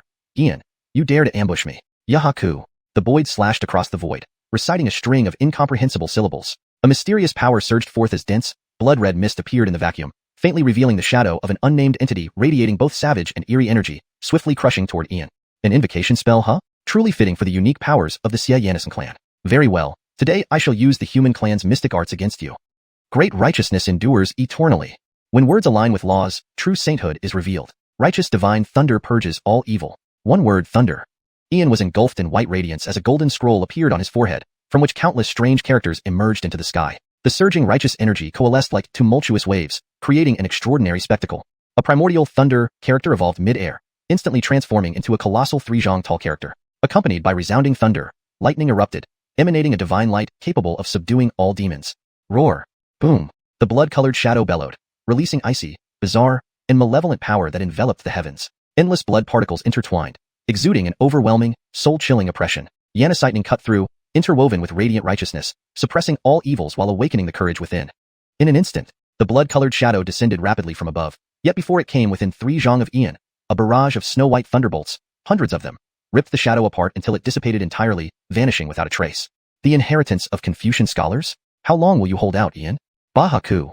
The boy floated in the air, his red hair fluttering wildly. Strange symbols flickered in his blood-red eyes as he intoned even more obscure and peculiar syllables. Dense clouds gathered from all directions, converging within a 10-li radius. Instantaneously, the blood cloud twisted and writhed into a grotesque giant face made up of thousands of merged souls, evoking a deeply disturbing sensation. The massive blood face let out a horrifying scream, stirring the arena into torrents of storms capable of tearing objects apart and piercing souls, rushing towards Ian's body. Great righteousness endures eternally. When words align with laws, true sainthood reveals itself. With 1 million divine troops, demons are severed. One word, sword. Ian lifted his head, fixing his gaze on the void. His black hair danced as the golden scroll atop his head shone with divine light. Countless ancient characters filled the sky, gathering a vast pool of righteousness into a 9-zhang-tall golden sword. Thousands of pale golden sword lights filled the sky, merging into layers like a spiral, forming a colossal sword curtain. Crack! The ugly face's screams tore through the sword curtain, shattering layer after layer. Under such powerful sound attacks, the curtains were no stronger than paper. Crack! The 8th layer was torn, turning into scattered golden light. At this moment, Ian's eyes caught a glimpse of the void, seizing a flash of golden light. Sever! A voice like thunder roared as the sword light sank into the ground, unleashing a terrifying sword intent, full of sacred brightness. 1, 2, 3, 10. Until the 99th beam of sword light converged into the sky, bursting into blinding flashes, resembling a primordial dragon piercing through the massive human-like face, rending the trapped souls. Shortly after, the giant face vanished completely, along with the golden sword light. Ian's face turned pale, his breathing heavy, indicating near exhaustion. Boom. Brilliant, truly brilliant. The legacy of Confucian scholars is indeed extraordinary, befitting one of the ancient 3 teachings of the human race. Unfortunately, Ian, forcefully using word Dao magic has depleted your true chi. While I remain at my peak, now is the perfect time to kill you. It's a pity there are no spectators for this bout. Go to hell, Ian. Spirit sword. The boy descended from the sky, a cold smile on his face as he approached Ian, his palm glowing with a bloody sword light aimed directly at Ian's heart. Clang! The spirit sword was halted by Ian's finger seal, preventing it from penetrating further. Ian smiled, appearing like a primal beast, his blood boiling fiercely. With a punch, the air exploded in a deafening boom, covering 15 zhang of space. the force erupting like volcanic lava. At 72,000 caddies of strength, the Boyd had no time to evade. Only a protective crimson glow shielded his body. Bang! The defensive aura crumbled, armor cracking under the impact. An immensely powerful blow struck the Boyd's chest, launching him back 15 zhong, landing like a broken kite, bleeding profusely. Ian, you dared to ambush me. The Boyd rose from the ground, his chest caved in, his eyes burning with fury and murderous intent. What is real is concealed, what is hidden is revealed. War is the domain of deception. You allowed yourself to use invocation spells to deplete my true chi. Did you think I wouldn't exploit your vulnerability? In life and death combat, there are no rules, only victory. Isn't this the rule of the brutal arena? Ian stood calmly, his expression composed and indifferent. Ian, how long can you stay defiant? Break seal. The Boyd was shrouded in blood mist, a sinister force exploding outward, pushing his innate realm cultivation into the aerial stage. Behind him sprouted a pair of pitch-black wings, formed entirely of dark energy.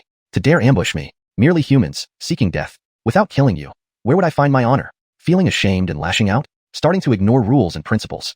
Indeed, just a group of wicked spirits. So be it. To me, there's no difference between aerial and innate realms. After all, if you're too weak, killing you would be uninteresting. Ian flicked his sleeve nonchalantly, standing hands clasped behind his back, his demeanor utterly calm. Chapter 175. Elder Jacqueline Mercedes, someone is bullying your brother. Arrogant. Deceptive sword, thousandfold kill. The Boyd floated in the air, his handsome face filled with darkness. The black wings behind him flapped violently, emitting waves of ominous and mysterious sword lights that instantly formed a blade storm sweeping across a 20-mile radius, grinding toward Ian's body. The power of the deceptive race. Truly a mongrel. Gold armor charm, rock charm, water curtain charm, fire shield charm, greenwood charm, 5 elements illusion, perpetual cycle, jints, fix, great 5 element seal. Ian's palm fan shimmered with golden light, instantly outlining 5 runes in the air, quickly combining and arranging into an ancient and mysterious seal, brimming with profound power, enveloping his body to form a colorful light imprint. At the same moment, the bizarre sword lights gathered from a 20-mile radius swept in, causing earth-shattering explosions. The densely packed, nearly infinite sword lights tore through Ian's body, but only met with metallic clinks and stone-piercing sounds, as if colliding with 10,000-year-old deep-sea dark iron. Within the great 5-element seal, Ian stood smiling, calm, leisurely waving his fan, displaying complete ease. Clank. As the last wave of sword light passed, Ian remained unscathed, while the symbols on the great 5-element seal dimmed. The Boyd's expression became even more grim, but his murderous intent intensified. All runic masters must die. Ian, I'll dissect you piece by piece. Let's see how long your runes can hold out. Deception technique. Soul annihilation spike. The Boyd's eyes turned pitch black, faintly oozing black liquid. Tiny particles emanated from his body, forming a black mist suffused with ominous and strange energy, coalescing into an evil rune in the void, exuding bone-chilling and oppressive soul vibes. This sinister rune evolved in the void, giving rise to black spikes existing between reality and illusion, swiftly engulfing Ian's body. Soul attack? If I don't use my true skills today, do you really think the power of deceptive beings is invincible? All races view you as plagues, natural disasters, claiming you are unbeatable, indestructible. Today, your myth of immortality ends by my hand. In that instant, Ian abruptly dismantled the protection of the great 5-element seal. Facing the sky-filling soul annihilation spikes, he rapidly retreated with one heavy step, golden light swirling around his fan as he swiftly drew a radiant symbol a foot long, resembling both script and runes. Ancient, mysterious, primal, evoking the aura of eternity's end. In a flash, a golden character a foot long illuminated the void, intertwining with brilliant light, instantly expanding to over 90 feet, radiating sacredness, brightness, harmony, righteousness, and primeval antiquity. Vaguely, one could clearly perceive the Confucian righteousness, the harmonious Buddhist wisdom, the upper ancient Taoist purity, and the ancient, primordial symbol fusing together to produce an enigmatic power. The heavens shook, the void resounded. It seemed a will of the Tao was manifesting. The massive golden character obliterated the soul annihilation spikes, creating an unseen restraining force, preventing the void from escaping. Ah, what kind of rune is this? It hurts so much. Ian, you're so despicable. Pain, too much pain. The void, unable to escape, was covered by the colossal rune, torched by an unimaginable force. His exquisite features were burned away, revealing his true form. One half swollen and decaying with red fur, the other half covered in scales, parts of him reduced to skeletal remnants, exuding decay, cold, silence, and intense misfortune. Born from a union of demonic spirits and deceptive entities, representing great terror and misfortune, they were abominations rejected by the universe. Now under Ian's fusion of runes from ancient teachings and the origin creation scripture, specifically designed to suppress such entities, it created a new and formidable method. Can't handle a bit of pain? I already said, Tianyun City is my turf. Whoever messes with me forfeits their life. A hybrid of demonic spirits and deception, you filth, spurned by all and loathed by countless souls, dared to harm my Jedediah and send me to the blood arena. Too bad there's no audience to witness this. Refine. With that, murderous intent surged in Ian's eyes. He raised his hand, and golden flames erupted from the huge rune, enveloping the Boyd's body. Ian, don't be too cocky. Just a mere avatar. I can afford to lose it. My father and mother will descend soon. They will grind you to dust. The void was ultimately refined into ashes by the golden flames, leaving only a dark red crystal falling, which Ian directly drew into his palm. Suddenly, the world spun. The scenery around changed drastically. Ian and Annabelle returned to the Rare Treasures Pavilion, while a bloody, chilling light shot up from the Crimson Stone, tearing apart the auction space barrier, entering an unknown realm. My son. Who dares hurt my son? A puny human, like an ant, daring to harm my child. Mother will slay 10 billion humans. Above the auction space, two fearsome auras erupted. One was a black shadow, akin to an ancient hell, reeking of blood and slaughter. The other was a blood-red single eye, emanating cold, merciless, and terrifying supremacy. Malik, Mother. It was this human. The spirit within the stone burst with vengeful intent, originally intending to kill Ian and use his blood to empower the runes for total unsealing. But boasting had backfired, resulting in humiliation and loss of an avatar. Such profound disgrace, defeated by a mere human. Heske, have seen shameless, but not this shameless. Unable to beat this young master, now running home to mommy? Since so be it, I shall also report home. Elder Jacqueline Mercedes, someone is bullying your little brother. Ian snapped shut his fan with a smile and immediately raised his voice. Female devil, it's your turn. You, the Matilda reigning supreme across all realms, suppressing the 3,000 worlds. Hashtag chapter 176, Kirsty's might. Ian, even if the bard himself came today, it would not save your life. Die obediently, you lowly human. Malik, please help me escape this predicament. I want to flay him with my own hands. The mental fluctuations within the blood-red strange stone grew increasingly intense, like an immortal deity from ancient times, sending shivers through one's soul.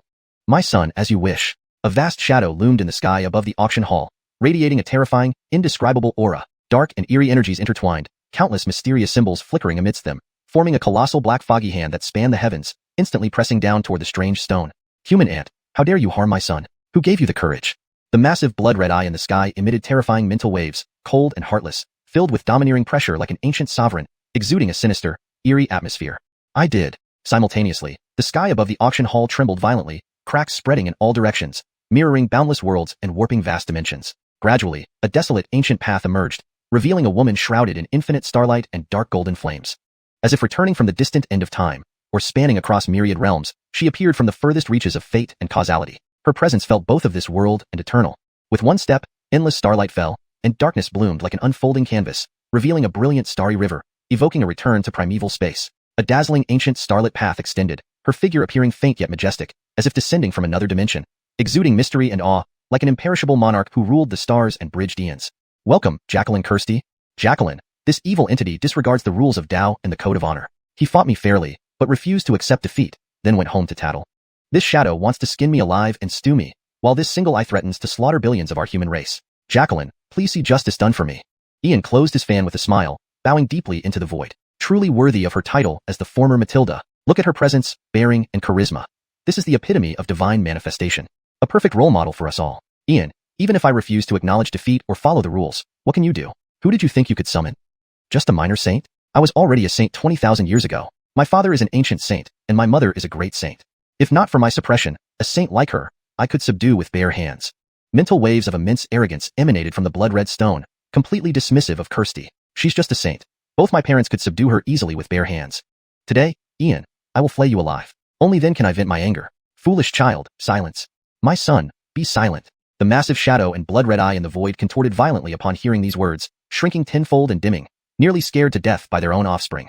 This wretched son, how could he bring such shame upon us? 20,000 years ago, he caused trouble in the 3,000 worlds, and the human emperor planned to execute him. Our ancestral patriarchs intervened, changing the sentence from immediate execution to 20,000 years of sealing. And now, he causes trouble again. Wretched son, we've warned you countless times to check someone's background before provoking them. You once provoked the Montgomery Luo dynasty, and now you dare provoke Kirsty.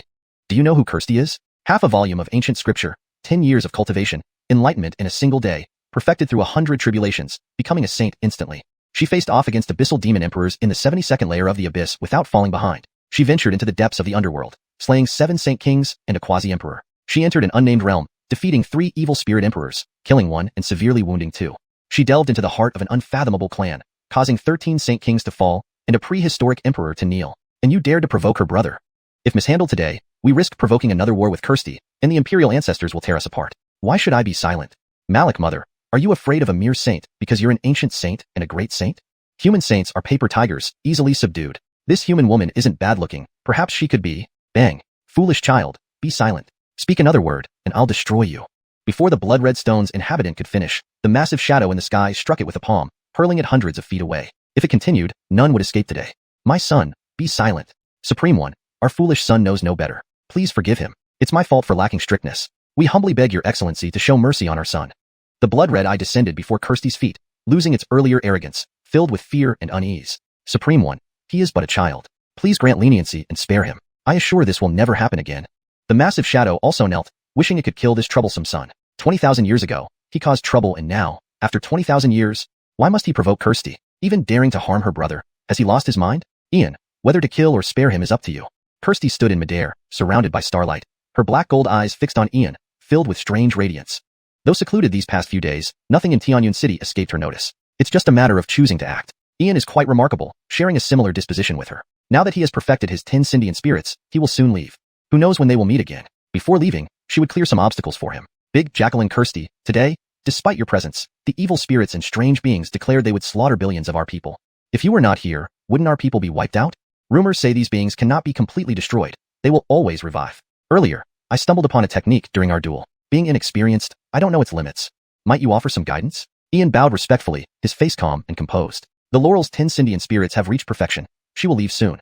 Better to use this talisman to junser yisha xieling yurgui yi. Correction. Better to use this talisman to intimidate the evil spirits and anomalies. For consistency and fluency in English, it's better to translate xieling yurgui yi as evil spirits and anomalies. This maintains the meaning while ensuring the text reads naturally in English. Sure. Kirsty withdrew her divine light, her black golden eyes filled with anticipation. After all, Ian's talent is evident. Chapter 177. Supreme One, spare us. At this moment, the surroundings fell silent, the air heavy with an intangible pressure that threatened to suffocate everyone present.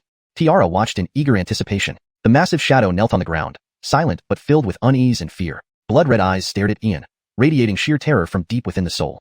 Only Annabelle's bright eyes were filled with surprise, as she knew exactly what Ian was about to do. The ancient symbols he had just invoked could expose the true forms of the sinister entities and incinerate them alive.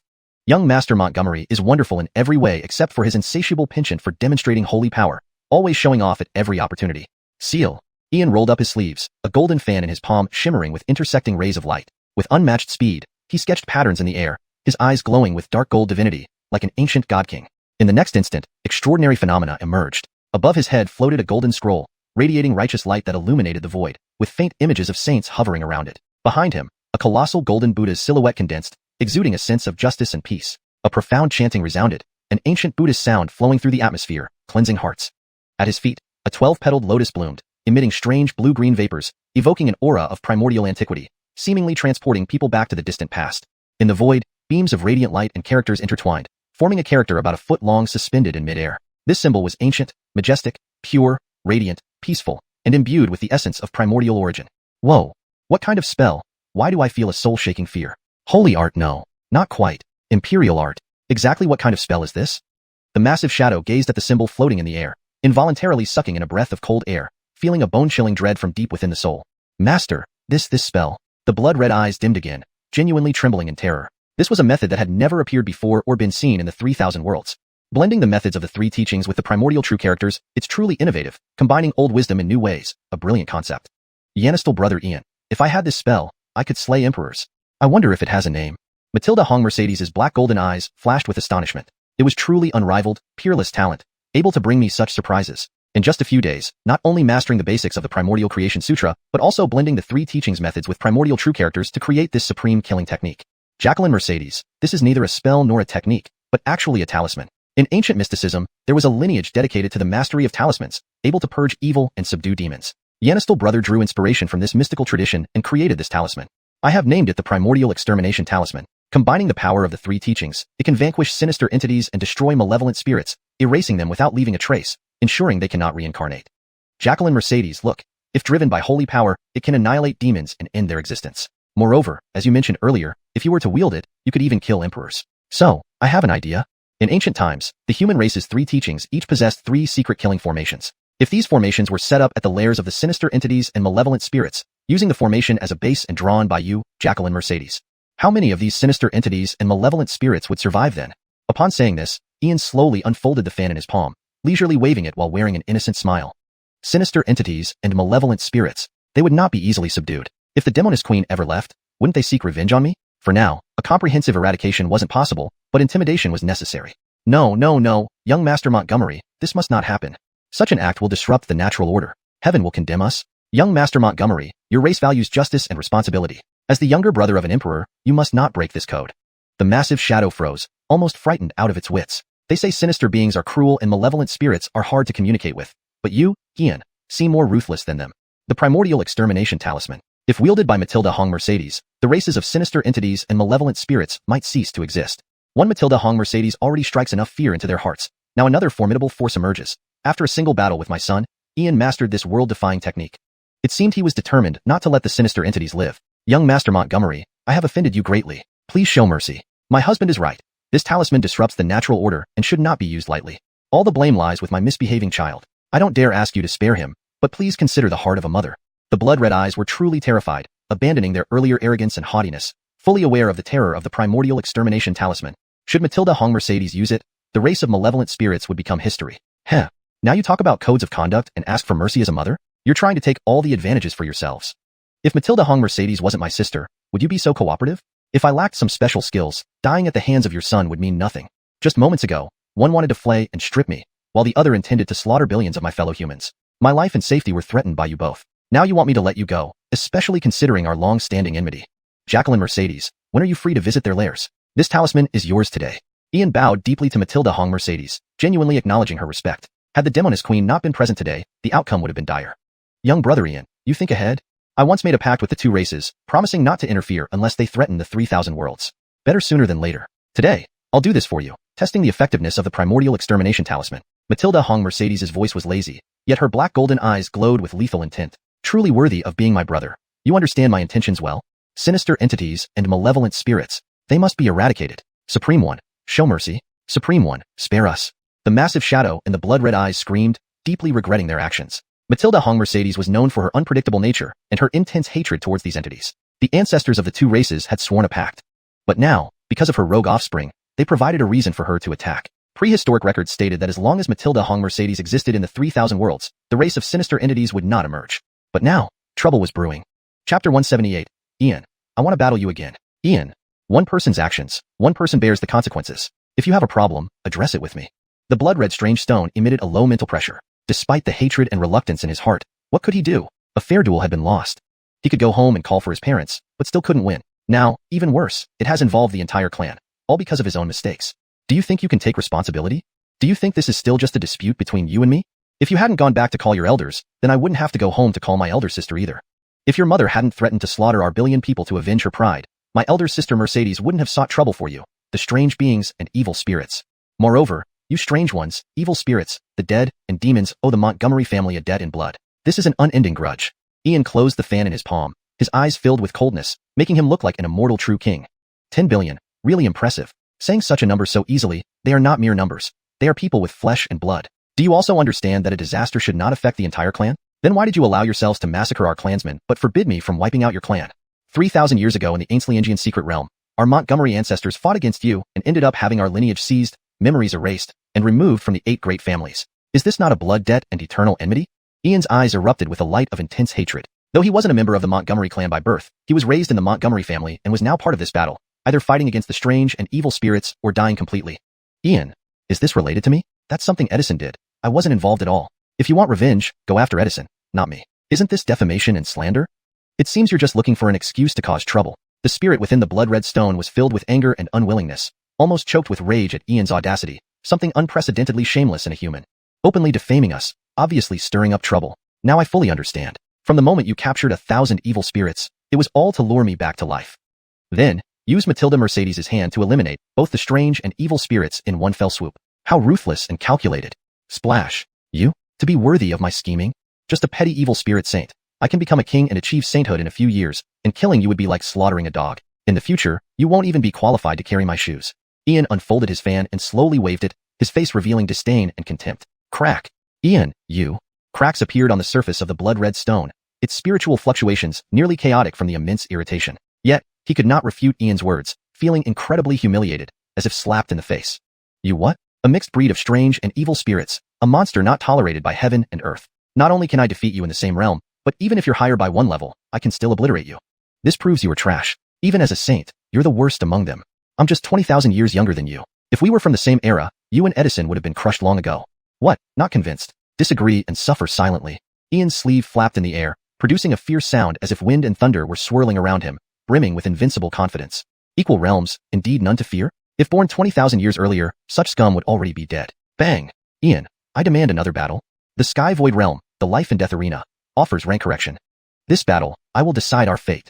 The blood-red stone exploded open, revealing a youth with a single horn on his forehead, black wings on his back, and a head full of blood-red hair. His handsome features seemed tinged with a layer of greenish mist, making him appear incredibly hideous. Never had anyone dared insult him so, nor disgraced him so thoroughly. Because of his one careless decision, his parents knelt and his entire clan's lives were jeopardized. Once a dominant figure 20,000 years ago, he was called trash by Ian. Not killing Ian meant losing face. Master Montgomery, don't agree to him. The Sky Void Realm, life and death arena, does offer rank correction. But he's a saint, while you are only at the innate realm. No matter how corrected, it remains highly unfavorable. This battle is too unfair. Annabelle, her bright eyes dimming, tried to dissuade him, knowing that Ian harbored murderous intent toward the evil and strange creatures. The life and death arena was a huge threat, incomparable due to the disparity between a saint and an innate realm practitioner. Miss, stay calm. Strange one, monster not tolerated by heaven and earth, you finally showed yourself. You staying hidden wouldn't stop me, but since you couldn't resist coming out, your time has come. I warned, whoever causes trouble in Tianyun City will pay with their life. Ian crossed his arms behind his back, smiling calmly and steadily, hiding countless deadly schemes under that smile. Finally brought out, after killing so many and severely injuring 7th Master Brother. Heaven may forgive you, but I won't. Ian, without the intervention of the Supreme, dreaming about killing me? Weren't you boasting you could suppress me in the same era? Now in the life and death arena, dare not enter? The boy's eyes glowed chillingly, his face alternating between green and white, presenting a terrifying image. If not for the Supreme here, Ian would have been pulverized. 20,000 years ago, who else except the human emperor did I fear? Breaking the seal costs some power, but no matter what happens today, I will kill him eventually. I don't believe the Supreme can always protect him. Defeated by me, where's the face to challenge again? No need for my elder sister Mercedes' help, I can't end you myself. Ian slowly closed his fan, his smile freezing, his demeanor icy and lethal. One word, silence descended. The blood-red eyes, giant shadow, silent, unable to speak. A situation far beyond control. This son might need to be abandoned as bait, or Matilda Mercedes and the imperial ancestors of both clans would tear them apart. Matilda Mercedes watched curiously, saying nothing, letting Ian handle things freely. Annabelle was stunned, unsure what to say. At this moment, Dottie also appeared in the air, holding a crystal box of candies, watching intently, enjoying the spectacle. Big brother Charlton, getting carried away. Real skill or bluff? Didn't call for help, so must have something. Primitive symbol of annihilation indeed powerful, rivaling the old master. Let's see how much strength you display this time. Chapter 179. If you don't believe, just look up. Has heaven ever spared anyone? Arrogant. Ian, I am here, waiting for you to come and kill me. The youth with blood-red hair flicked his sleeve as well, emitting a thunderous boom that conveyed an incomparably formidable will, like a foreboding and eerie king. What a delusion. If even the Supreme doesn't take action, you think you can defeat me with bare hands? Do you really believe I'm made of paper? Even with my cultivation diminished, I still possess the combat power equivalent to around the 50th tribulation in the 100 tribulations realm. Don't worry. I guarantee you won't even have the chance to reincarnate. If I were you, I'd hide away and wouldn't dare to stir up trouble. If you don't believe, just look up. Has heaven ever spared anyone? After speaking, Ian extended his palm into the void. A fist-sized, yellowish-brown gem was instantly cast into the void where the original anomaly-extinguishing seal was about to fade out. Crack! The gem shattered, filling the sky with intertwining yellowish-brown chi that rekindled the original seal, making it shine like the radiant sun bursting with dazzling light. In the next moment, the yellowish-brown chi surged through the void, tearing through the auction space, spreading toward the far reaches of the unknown void. Above the heavens, the original anomaly-extinguishing seal expanded from its original 9 zhong to 999 zhong, covering an area 100 times larger. The rolling yellowish-brown chi intertwined in the void, ancient characters evolving once more, an invisible pressure descending, filled with boundless might, as if the will of heaven was manifesting. Boom, boom, boom. Heaven and earth changed dramatically. Dark thunderbolts rumbled endlessly from the distant universe, each carrying oppressive force and destruction, akin to the apocalypse descending. 1, 2, 3, 9. A total of 9 pitch-black thunderbolts entwined together, merging into the void's yellowish-brown chi that transformed the anomaly-extinguishing seal. Black lightning enveloped the entire symbol, forming a terrifying symbol that could destroy the world and subdue the universe. Annihilation. Yanisightning. It's actually annihilation Yanisightning. Lord Montgomery, we know we were wrong. Please stop and spare this child's life. Supreme, please be merciful. The large shadow and bloody eyes were in panic. With their knowledge, they understood what Ian had done. He infused at least 10 units of luck into the original anomaly-extinguishing seal, turning it into an unknown symbol that seemed capable of invoking the will of heaven, bringing down Annihilation Yanisightning. Annihilation Yanisightning was known as the End of Days Thunder, also called the Wrath of Heaven, comparable to the world-purifying crystal fire. For countless years, they had never seen Annihilation Yanisightning, but now Ian had summoned it down, just to kill their offspring, though they weren't only one. But apocalyptic thunder. Ian, you cheated, playing dirty. Malik mother, save me, save me. I don't want to die. The face of the youth with blood-red hair changed drastically, his body trembling uncontrollably. Fear overwhelmed him as he realized Ian had invoked Annihilation Yanisightning using luck. Tricked. How ruthless the calculation. How cruel the method. Deliberately provoking me to break the seal from within the stone. Evil ones who emerge must face heavenly punishment. Damned Ian, if I survive this, I will massacre the human race. You can't choose whether to die or not. In Tianyun City, I call the shots. Regardless of whether you're a demon, deceased spirit, evil spirit, or anomaly, if you cause trouble here, I'll end your life. Rest assured, your parents cannot escape either.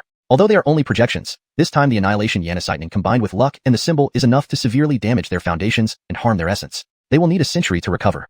Mara, let's retreat. After speaking, Ian stepped up beside Annabelle, disregarding propriety, picked her up, and darted away like a ghost. Ian, I'll take you with me to death. The blood-red-haired youth shrieked, opening a pair of black wings, releasing ominous and eerie forces that formed two terrifying chains to bind Ian's body. Rumble. Thunder descended, mixed with terrifying annihilation energy, as if coming from the end of ancient times, cleansing all sins from the world, slaying demons and evils. Within a 999 zhang radius, a massive sea of thunder formed, interweaving destructive lightning with yellowish-brown chi. The power released was incomparable.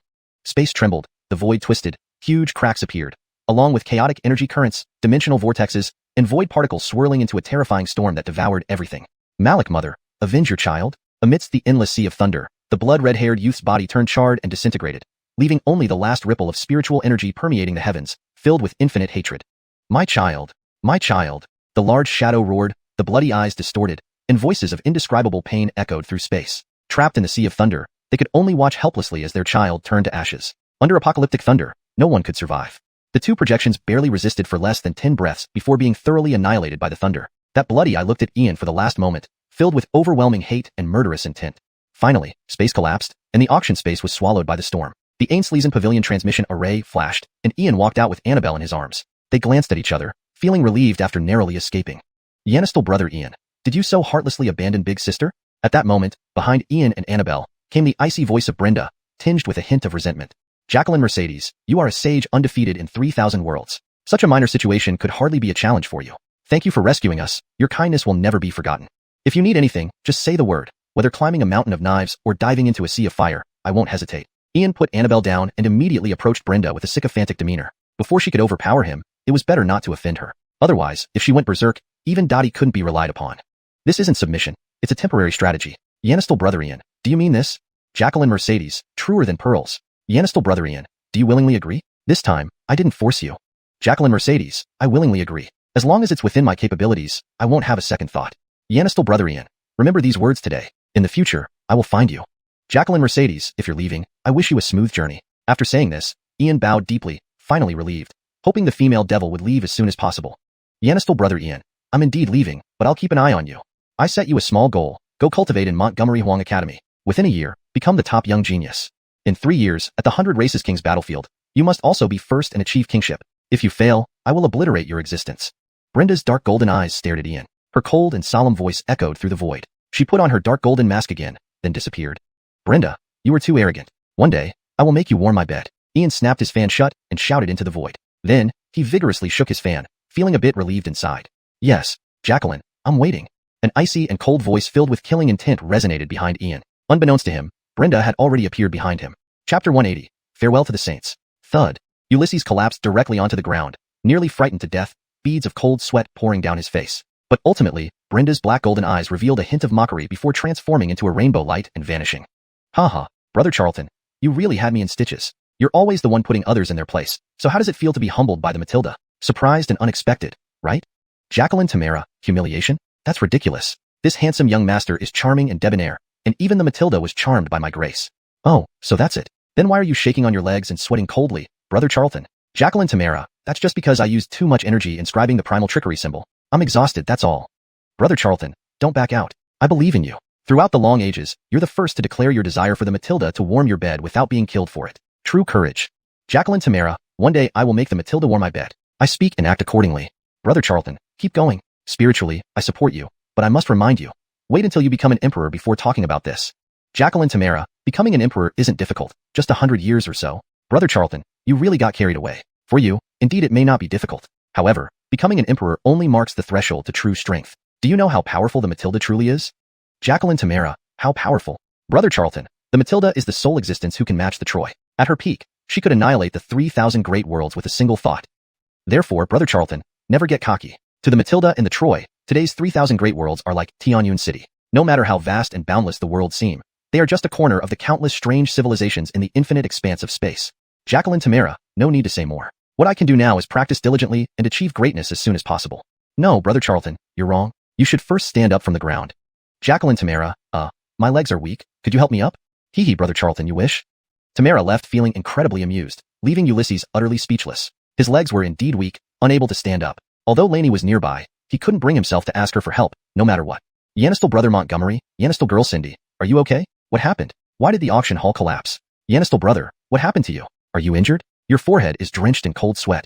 Yanistel Young Master Montgomery, quickly get up, don't sit on the ground. Infinite heavens, this humble Fulton has checked, the evil spirits have disappeared. Did you, Yanistel Young Master Montgomery, slay them? At this moment, the elder, the strong man, the beautiful woman, and the Fulton descended together. The massive commotion earlier caused them to check inside, but nothing unusual was found, only a collapsed space. Seniors, I'm fine, just overexhausted. Don't worry, the evil spirits have been eliminated. Of course, it was the hands of that female devil. I must thank the 4 seniors for buying me time, or Tianyun City might have turned into a dead zone. I'll remember this kindness. If there's anything in the future, please let me know. Struggling, Ulysses stood up from the ground, still feeling weak all over, almost falling back down. Fortunately, Lainey reacted quickly, holding him up. Master Montgomery, be careful, Lainey whispered softly, her bright and captivating eyes filled with concern. Only she knew what truly transpired, understanding the extent of what Ulysses endured. But he didn't mention a word about it, attributing all the credit to St. Mercedes. Master Montgomery, on the surface, you seem indifferent to everything, yet your heart is guarding the human race with your life. If even half of the 7 great Wong clans were like you, the human race wouldn't have fallen to such a state. Demons, the dead, evil spirits, anomalies, darkness factions, underworld factions, evil factions. You've offended them all, ensuring your future path will not be smooth, potentially facing endless crises. Supreme Youth, these 4 characters come with Yanistel Brother, that's good, very good. Yanistel Brother, we must take our leave. We also need to report the results. Yanistel Young Master Montgomery, we have received orders from the Holy Land regarding the events in Tianyun City. Don't divulge a single word. Infinite heavens, in 2 months, the Montgomery Huang Academy opens its doors. When choosing a division, consider our Abdurrahman division first. Our Abdurrahman Holy Land comes from an ancient mystic sect and won't bury your talents. The elder, the strong man, the beautiful woman clearly understood the severity, while only the Fulton didn't forget to recommend himself. After all, opportunity knocks at the nearest door. Senior, my sister saw a memory when reviving the Wong bloodline. 260 years ago, our ancestors' memories were erased, and the Wong bloodline taken. Jacqueline told me an elder said if any descendants of the Montgomery clan awakened the Wong bloodline, they need to carve out the path to revive the Wong lineage. I want to ask who this elder is and which faction they belong to. Ulysses bowed to the Fulton, his dark eyes reflecting solemn intent, knowing this elder is one of the Montgomery clan's enemies. The Fulton hesitated, looking towards the beautiful woman, the strong man, and the elder, unsure if he should tell Ulysses. Old goat, what can't you say? The injustice faced by the Montgomery clan is known worldwide. We just couldn't interfere from the western regions.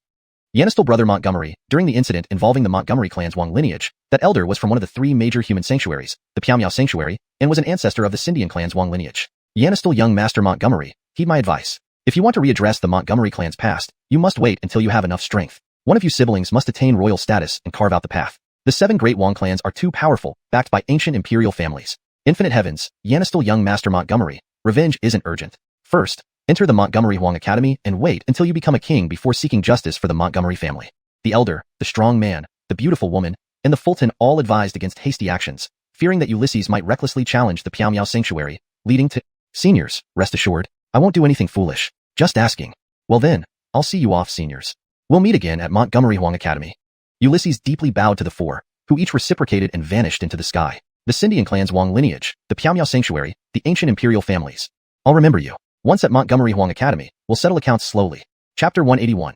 Explaining the reasons. East City, Montgomery family residence. Several days have passed since Rico and the 4 venerable half-saints left. The Montgomery family had long returned from the Lawn family, but Master Milton and Clark did not leave.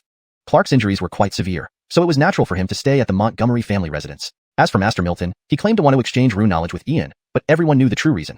He was worried about Ian, Brianna, and Clark being poached by others. He would feel uneasy if he didn't see Ian for half a day, always fearing to lose them. There was also Misty, who stayed claiming her building had been demolished by Ian and she had nowhere else to go. No matter what Ian said, she couldn't be driven away. Of course, there was also Trey Master, who explained that since the Rune Masters Guild had no one around, he might as well live here comfortably. Besides, the Montgomery family estate was big enough. Eventually, even Fedori and Lainey decided to stay indefinitely. Ian's daily task was to give Clark various intensive trainings until Clark felt like he was dying every day. Ian employed every means to exploit his potential. Eventually, on the 3rd morning, Clark advanced to the Ainsley induction realm. Although he remained overweight, his hair never grew back, and he now sported a bald, shiny head.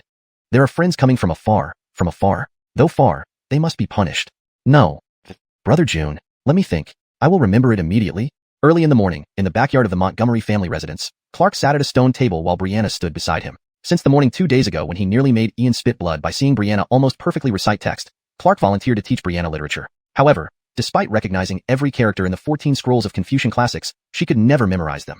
At first, Clark thought Brianna was deliberately misbehaving, but after 3 whole days, this peak Fabian realm expert almost went berserk trying to figure out why.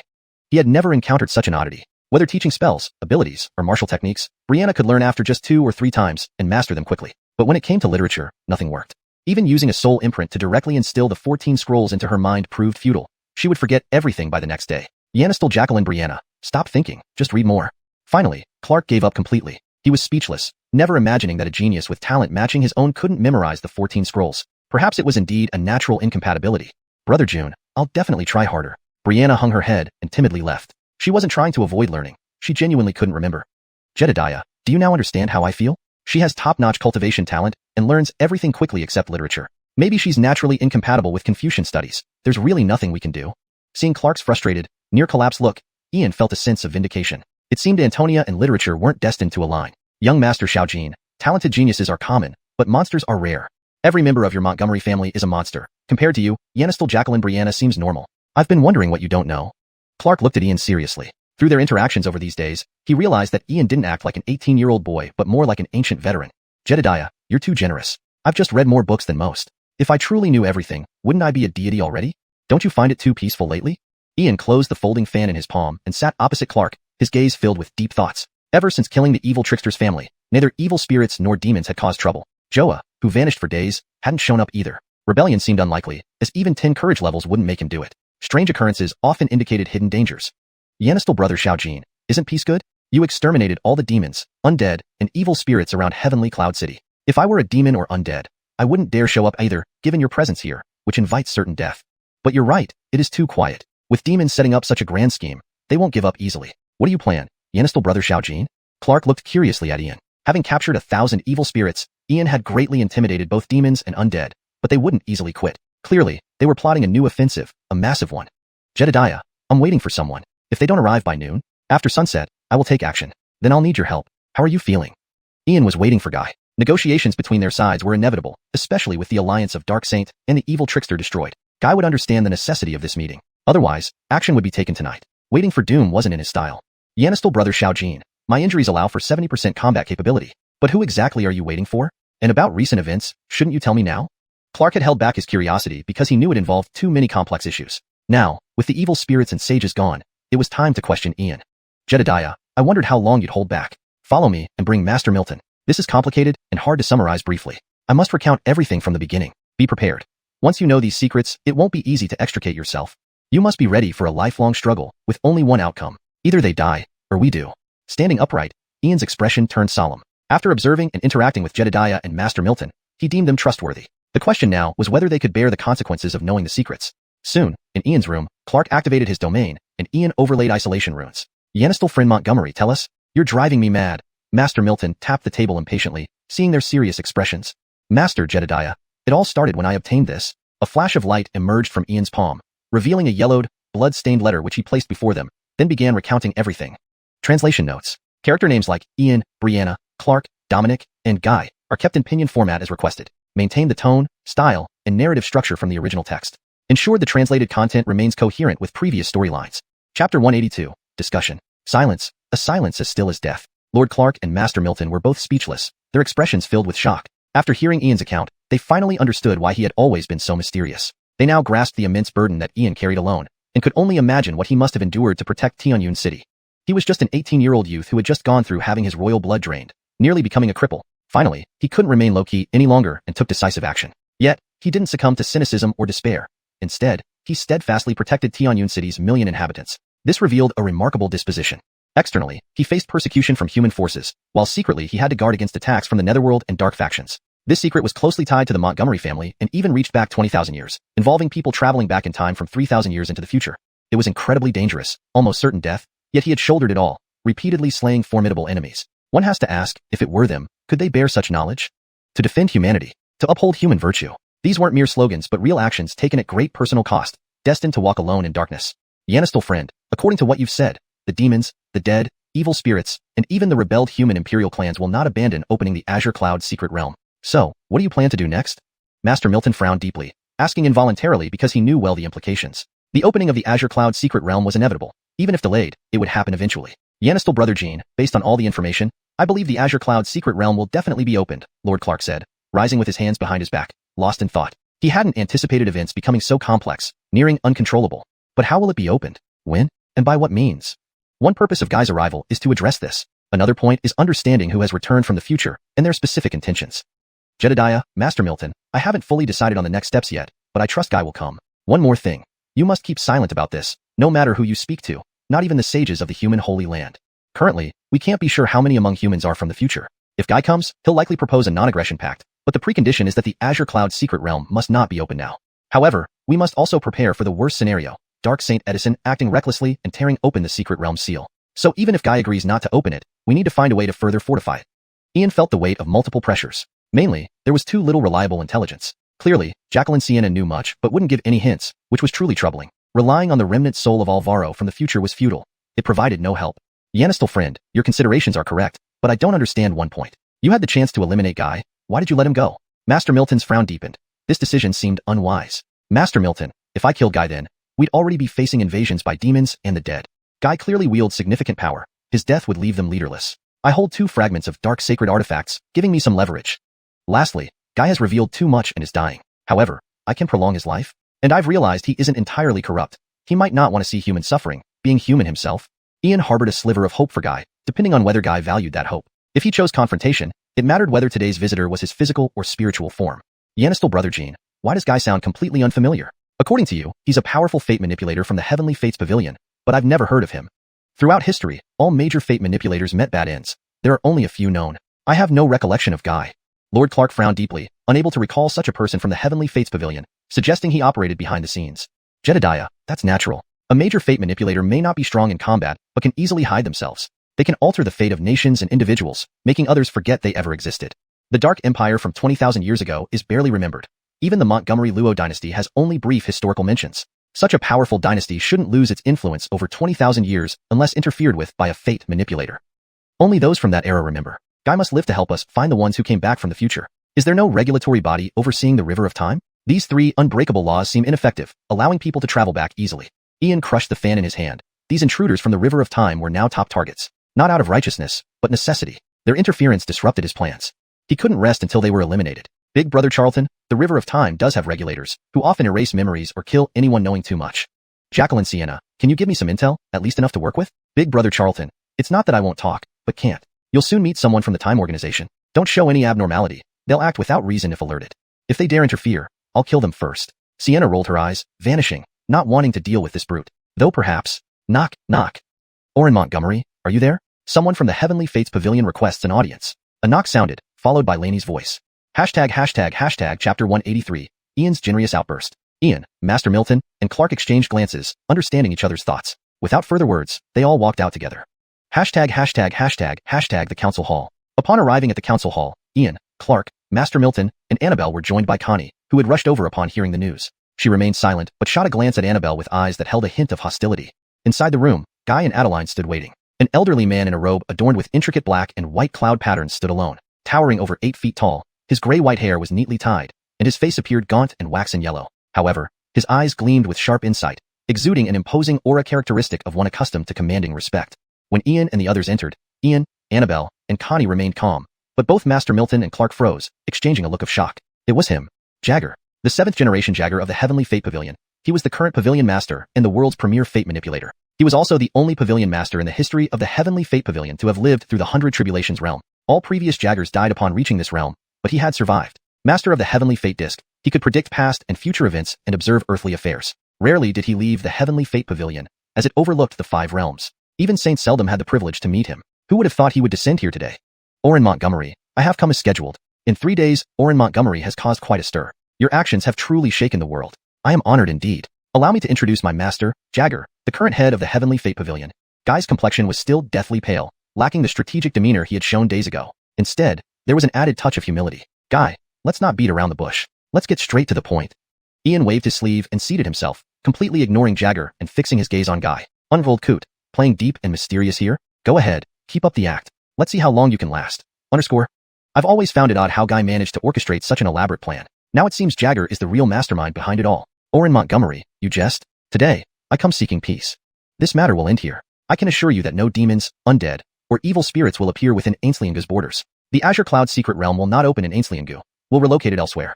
But first, Oren Montgomery, you must cease opposing us. Guy spoke directly, as the plan in Ainsliangu was already ruined. The Dark Saint had lost a fragment of his soul and pieces of holy relics, and even the malevolent being had been killed. The course of fate had veered too far off track. If they continued to tangle with Ian, the inspectors might take notice. With the arrival of the Pavilion Master, it was evident how serious the situation had become. Very well. If you want me to stop, then wipe out the 3 major human clans that brought my Montgomery family to ruin, and bring me the head of the Dark Saint. Ian closed his fan thoughtfully, a faint smile lingering on his face. A peace offering. Huh? It seems killing the malevolent being has really shaken them. Do they think I'll stop now? Young man, leave room for negotiation. It's better for all of us. Be too harsh, it's not good. Otto's eyes shone with power. An overwhelming pressure filled the hall, emanating an air of supreme authority like a god surveying humanity. Who do you think you are, lecturing me on negotiation? I'll give you 3 breaths to retract your aura. Otherwise die. Ian's smile froze, his gaze growing deep, as if a storm was about to break. Young man, watch your words. Beware of disaster coming from your mouth. My personal visit should be taken as a sign of sincerity. To persist in this manner, do you truly believe you can defy destiny? Young man, learn to listen to elders. Otto didn't pull back but intensified his pressure, slowly standing up, his face cold as he looked at Ian. Thump, thump, thump. At that moment, Connie and Annabelle couldn't bear the pressure and knelt down, the ground cracking under the strain. Even Milton Master knelt, leaving only Clark barely holding on. Bang! The chair Ian sat on shattered, throwing him backward into the wall, causing cracks to spread widely, making the entire hall shake as if it were about to collapse. Young man, see what happens when you don't listen? So will you heed the advice or not?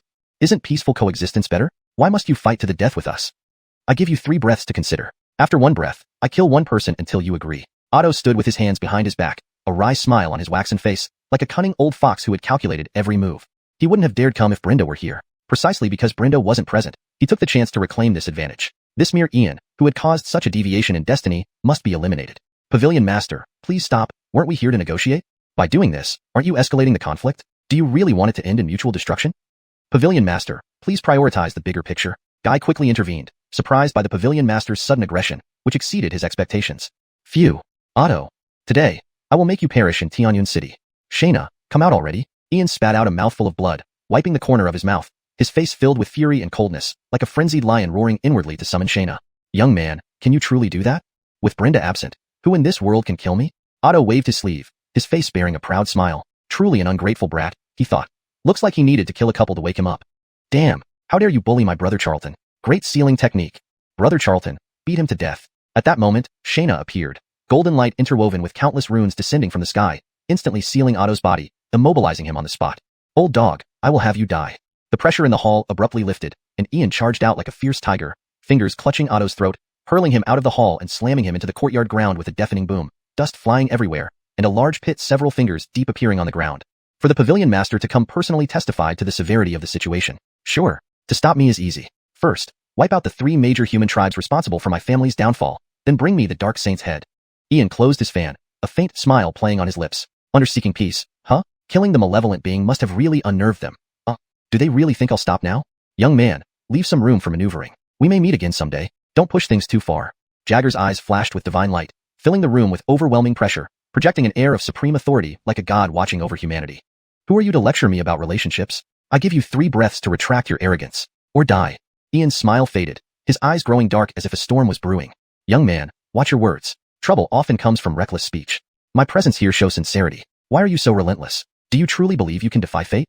Young man, learn to listen to your elders. Jagger intensified his aura and slowly rose, coldly observing Ian. Plop, plop, plop. At that moment, Connie and Annabelle could no longer bear the pressure and fell to their knees. Cracks began to spread across the floor, and even Master Milton bowed down. Only Clark managed to hold on.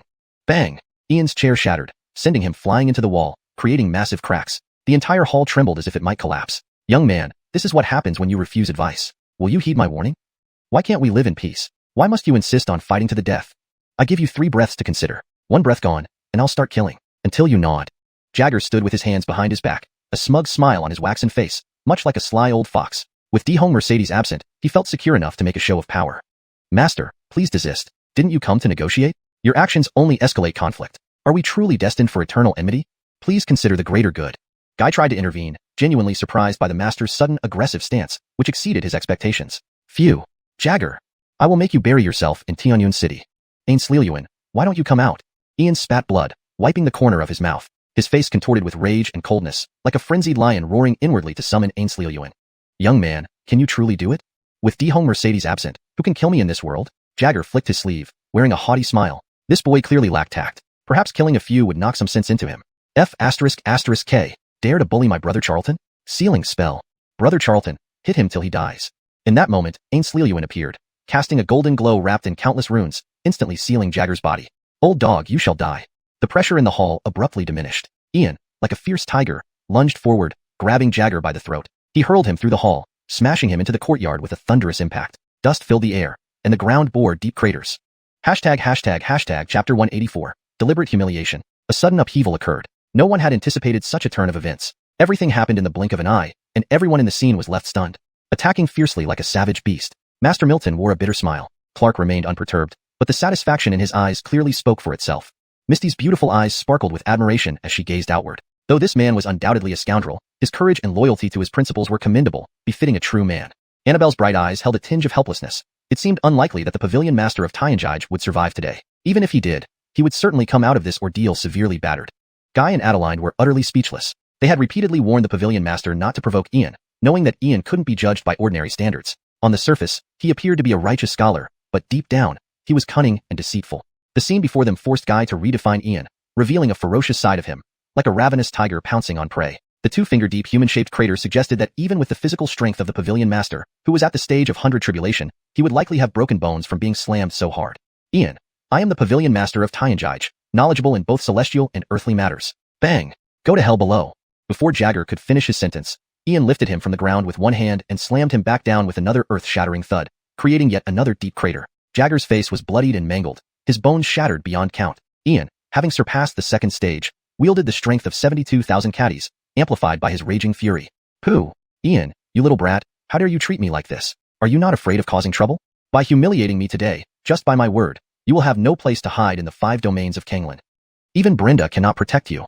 Jagger gritted his teeth in agony, almost all of his bones fractured. He spat out several mouthfuls of blood before he could continue. Having always been revered from his lofty position at Tianjai, overseeing all phenomena in Canglan, he had never been beaten so brutally.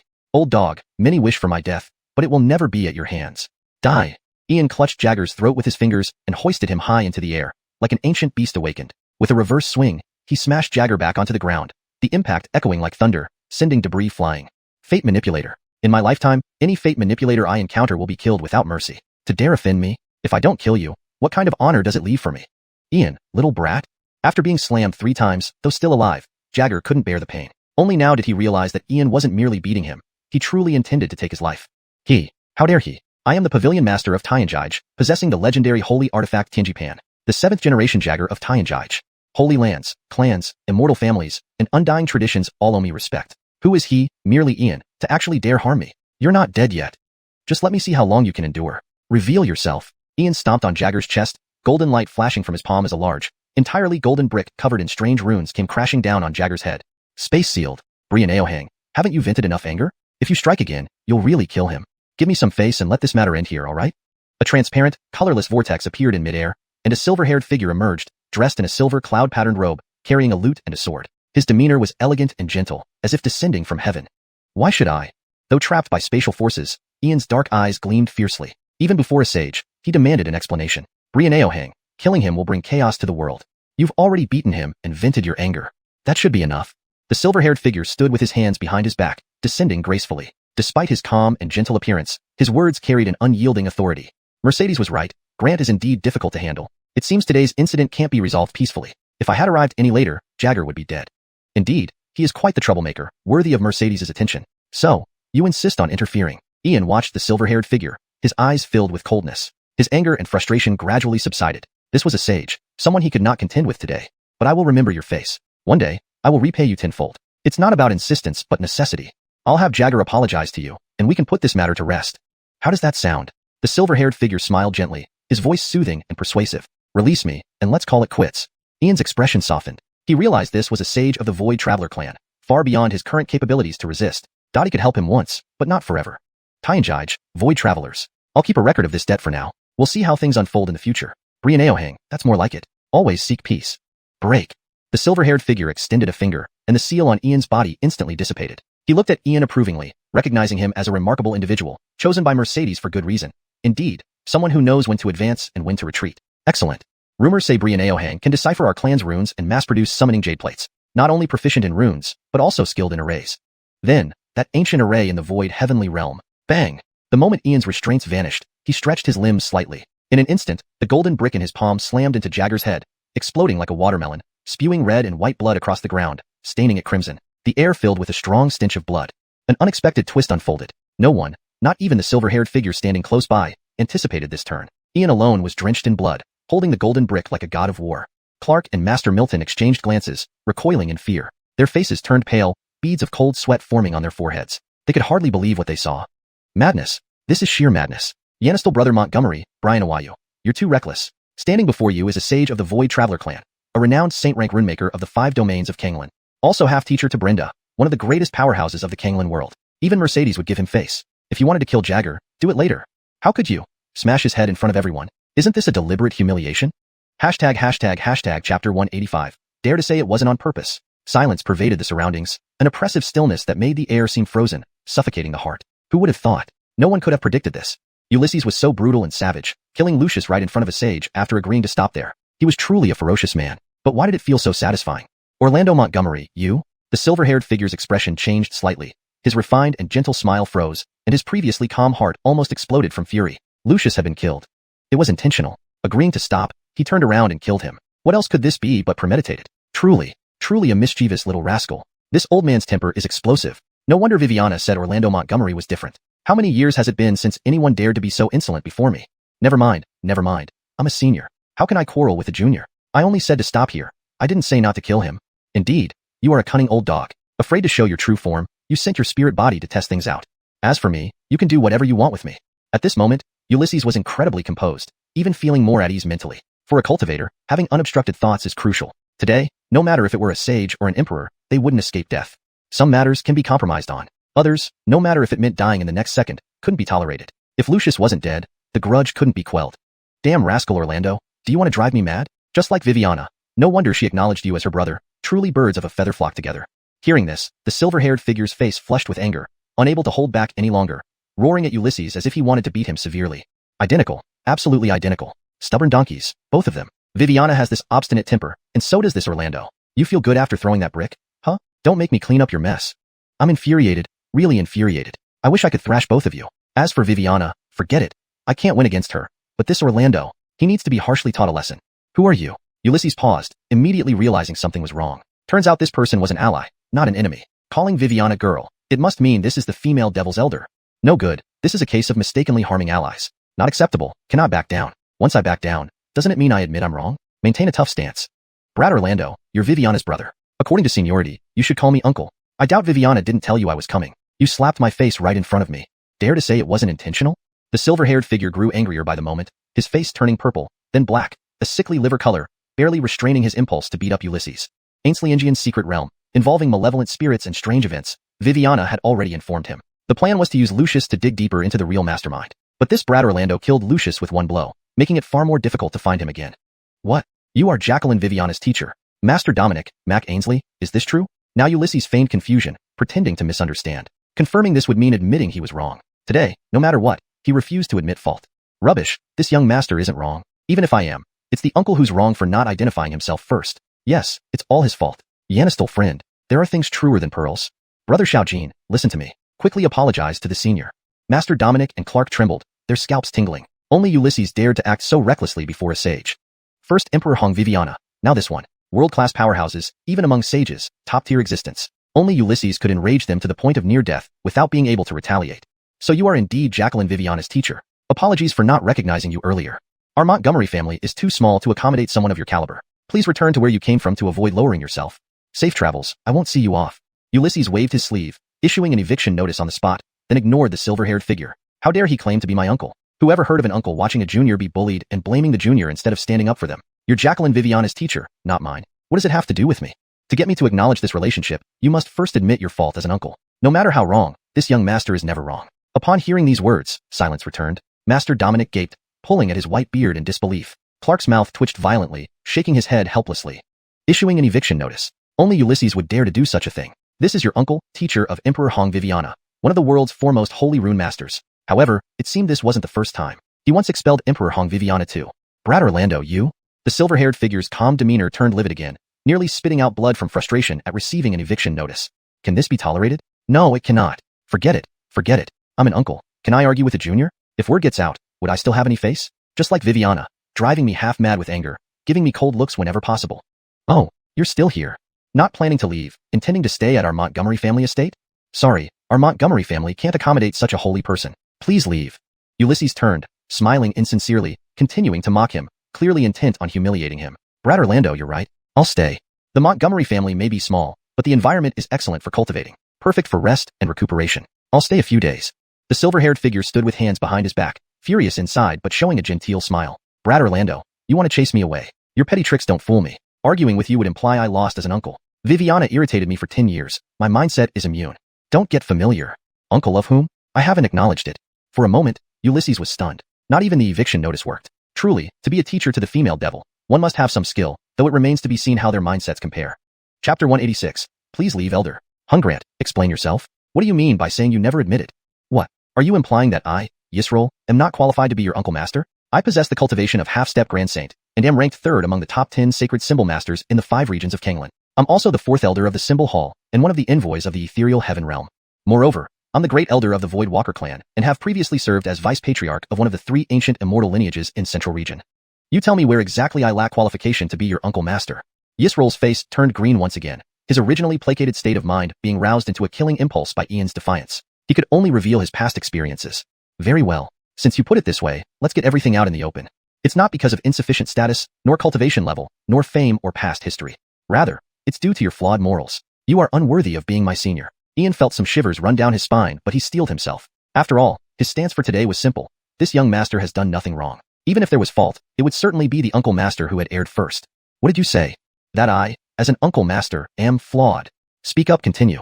If you can't give me a convincing reason, Hungrant, just watch how I will deal with you. Hearing this, Yisroel's expression worsened even more, anger almost bursting his heart, forcing him to suppress the urge to kill. His gaze, however, turned stern. Grandmaster Dominic and Clark exchanged looks. One yanked out some of his beard while the other smacked his forehead, only feeling bleakness. It was truly audacious and reckless behavior. To dare claim Yisroel has flawed morals, it could only be you, Ian. If anyone else said that, they wouldn't even leave bone fragments behind. In the future, staying away from Ian is necessary, or they might die of sheer fright without any chance of survival.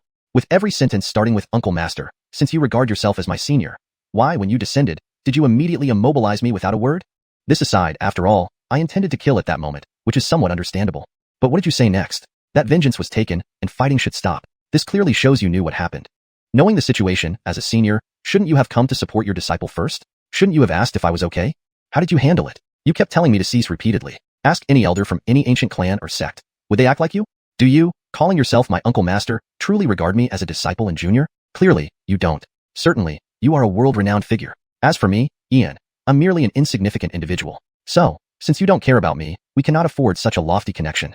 Ian initially planned to twist logic but decided otherwise. It's true he is among the world's top-notch strongmen, but does he need anything from him? Given time, even a half-step Grand Saint doesn't count. I will transcend and become an emperor. Maintaining distance from alien races is better. At this moment, silence fell over the scene as everyone mulled over Ian's words, each feeling differently. Clark and Grandmaster Dominic, though coming from different backgrounds, both belonged to the human race. They were fully aware of the complex relationship between the alien races and humans, face harmony but no peace in heart. Large-scale wars didn't happen often, but minor skirmishes never ceased. Each triennial king battlefield for 100 clans results in countless casualties, rivers of blood flowing. The Void Walkers, outwardly neutral, inevitably cause the most deaths among human geniuses during these battles. But being a holy race, the Void Walkers remain untouched even if human forces know they were slaughtered, as casualties on the battlefield incur no grievances, relying solely on individual prowess. Yisroel, the renowned powerhouse and teacher of Tiara, finally met his match today. Ian's aggressive nature made it clear that touching his bottom line invited death. As an uncle master, not supporting one's own disciple first, but aiding an outsider showed partiality and moral flaw. The fault lies with me today. But Hungrant, saying I don't treat you as a disciple goes too far. Mercedes already told me about this matter. Stopping you from killing Jagger was naturally to uncover the true mastermind behind the incidents. So be it, allow me to apologize. Yisroel sighed inwardly. Indeed, the issue was identity-related. Even back then, Mercedes resisted being his disciple. Facts proved he lacked qualifications to be her teacher. But despite that, he protected her for 10 years, helping her achieve sainthood. There's no need. Your actions are justified from your perspective, but everyone has their own standpoint. Different perspectives eliminate judgments of right or wrong. Jagger died in spirit form only, likely not reappearing anytime soon. As for the Xianxian secret realm matter, it ends here. No need for you to worry further. Ian spoke reasonably and respectfully, having no intention of entangling much with Yisrael. Talking about arrogance, a mere nod and calling Uncle Master would make him unrivaled in Canglan. But consider this. Using others' prestige and power comes with a price, repaying every cause and effect. Hungrant, aren't you relentless? I've already apologized. Don't you want me to kneel before you? To call you Uncle Master really is that hard? Yisrael was genuinely irked now. He, a prestigious half-step Grand Saint, had apologized multiple times, accepting insults silently, yet he still persisted. Don't, absolutely not. You Void Walkers are supreme holy races, while we humans are but lowly mongrels to you. If my existence tarnished your noble lineage, wouldn't I bring calamity to humanity? Let's not force connections based on different standings and identities, alright? You be your holy figure, and I'll remain a humble human, keeping our waters separate. Isn't that best? See the vortex behind you? Please leave, Elder. Ian bowed respectfully, clearly dismissing the powerful half-step Grand Saint without giving him any face. Offering respect implies expecting something in return. Dare say Yisrael came without intentions? Without today's incident, considering the demoness, I might have found it hard to refuse. Now is perfect timing to sever ties once and for all. Ache. Yisrael sighed deeply, leaving abruptly, vanishing into the vortex. Even if his skin were thicker, being repeatedly dismissed lost him all face. Would a prestigious half-step Grand Saint tolerate this forever? Striking another day is always possible. After all, he must visit Montgomery Huang Academy eventually. Time will provide ample opportunity. Rushing isn't necessary. I swear, I will make you change your tune and call me Uncle Master one day. Chapter 187. I cannot give you any promises. At this moment, every figure in the scene could only be profoundly impressed by Ian. To openly confront a renowned sage to the point of making him leave with a sweeping gesture, humiliating him throughout, was something they had never witnessed before. Who would dare kill in front of a sage? Who would dare criticize the morality of a sage? And who would have the audacity to expel a sage? It was obvious that if he had just lowered his head and called the sage Uncle Teacher, he could dominate the 5 realms of Canglan, and unless he courted disaster, he would almost not die. Even if he did court disaster, he would likely still be protected. But instead of recognizing the authority, he left the sage speechless, refusing to lower his head or address him as Uncle Teacher. Despite an opportunity to reach the pinnacle instantly, he chose to abandon it completely. Today, they all witnessed what true strength of character and supreme pride were like. Even Fitz, Master Milton, and Gerald Hammond admitted they fell short compared to Ian's mental fortitude. If they were in Ian's position, they would likely have respectfully addressed the sage as Uncle Teacher, rather than choose resistance. Alishahi and Laney's eyes shimmered with strange light. They had never seen anyone like Ian. Even among their peers on the prestigious list, none could match Ian's charisma and presence. The young supreme ruler, the unparalleled true dragon, would one day soar through the 9 skies, surveying the heavens and earth below. And now they had the fortunate chance to meet him. Perhaps in the future, they would just be fleeting figures in his life. Everyone, why are you staring at me like that? Do I have a flower on my face? Gerald Hammond, there's no longer anyone hindering us now. Your appearance today proves you can still be saved. Shouldn't we talk candidly? Miss Tatiana, please step back for a moment. Ian walked up to Gerald Hammond and spoke, then turned back to look at Laney and Alishahi. After all, these matters should not be known by them. Bluntly put, this could be as dangerous as licking blood off the edge of a sword or hanging one's head from a belt loop. Braden Gomery, do you really think I can stay out of this? Alishahi, you should step back. After saying that, Laney looked meaningfully at Alishahi. After all, only Alishahi knew nothing about what was happening. Laney had experienced events in the auction house space, met legendary evil spirits, and seen ominous things already being drawn into it. It wouldn't be easy to extricate herself. Laney, why can you stay, but I have to step back? Alishahi's beautiful eyes widened angrily, her pretty face turning cold. She became extremely irritable. Although she didn't know what had happened, ever since this arrogant rogue returned with Laney, the two of them clearly grew much closer. Why? She, with her figure, looks, talent, and status, didn't fall short of Laney in any way. Every young genius of the Montgomery Huang Academy would fawn over her. Yet this arrogant rogue always lashed out at her with harsh words, often calling her a Tatiana. This bastard first demolished her building and then humiliated her. He even knocked her unconscious behind her back and carried her on the street for an hour. Tatiana, are you done causing trouble? Just get lost and don't interfere. Ian glanced at Alishahi, reprimanding her outright with complete disgust. He did it for her own good. These things were too dangerous for her to know or bear. If she got involved, it would endanger not only her life but also her entire clan. Damned Ian, you only bully me. I hate you to death. I never want to see you again in this lifetime. With those words, tears welled up in Alishahi's eyes, and she fled through the door. She felt deeply wronged and especially hurt being reprimanded by Ian in front of Laney. Yanistal brother Jean, you should hurry after her. We can wait. Fitz walked up to Ian with a smile. Everyone in the Montgomery family knew Laney and Alishahi liked Ian, yet only Ian remained unaware. If a girl didn't like someone, would she spend so much time hovering around him? Destineth brother, why chase after her?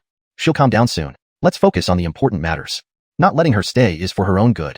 Ian hadn't thought too deeply about it. Although Tatiana's temper was bad, she'd cool off eventually. What was the point in worrying about her? Women truly were unreasonable. Not only did they affect his cultivation speed, but they also distracted him from serious business. Meanwhile, Fitz emitted an aura, his mouth twitching slightly, but he kept silent. Indeed, Yanistal brother Jean remained single for good reason. At least there was one thing he couldn't understand. Such a wooden brain. When would he finally get it? Well, matters of the heart were best left for him to sort out. Ah, Braden Gomery, what more is there to discuss? My master has been killed by you. Even if I agree to any terms, my master would never approve. Moreover, as a man nearing death, I cannot give you any promises. Gerald Hammond sighed deeply, sitting down in resignation. Today's events were unforeseen. He hadn't expected his master to act so recklessly, ultimately getting himself crushed to death by Ian. It could only be considered what he deserved. Gerald Hammond, things have reached this point. Why play the part? Since you and Corina came here today, it shows you've prepared everything. But by engaging in intrigues with me and withholding the truth, it will be too late once the inspectors come knocking. To show my sincerity, I'll give you a piece of information for free. The inspectors have already arrived. Ian stood hands clasped behind his back, playing a bold bluff with no sign of hesitation or nervousness. Inspectors? So they've come indeed. Ian, what do you really want from me? I've told you clearly that the trap I set has been destroyed by you, and even the evil spirit has been slain. Now I cannot contact the Dark Saint's son, thus giving no guarantees. Gerald Hammond's sickly pale face flashed with surprise. He couldn't imagine what else Ian might covet. Initially, he thought he would be killed with one brick. With the inspectors arriving, escaping seemed impossible. They were all smugglers, and the inspectors had ways to track them down. Gerald Hammond, Corina, help me enter the Xianxian secret realm, and I will assist you in evading the inspector search. Don't question how I know or doubt whether I can do it. Gerald Hammond, Corina, I won't ask about your motives for following Lou Montgomery blindly, nor will I lecture you about righteousness. I just want to ask you both.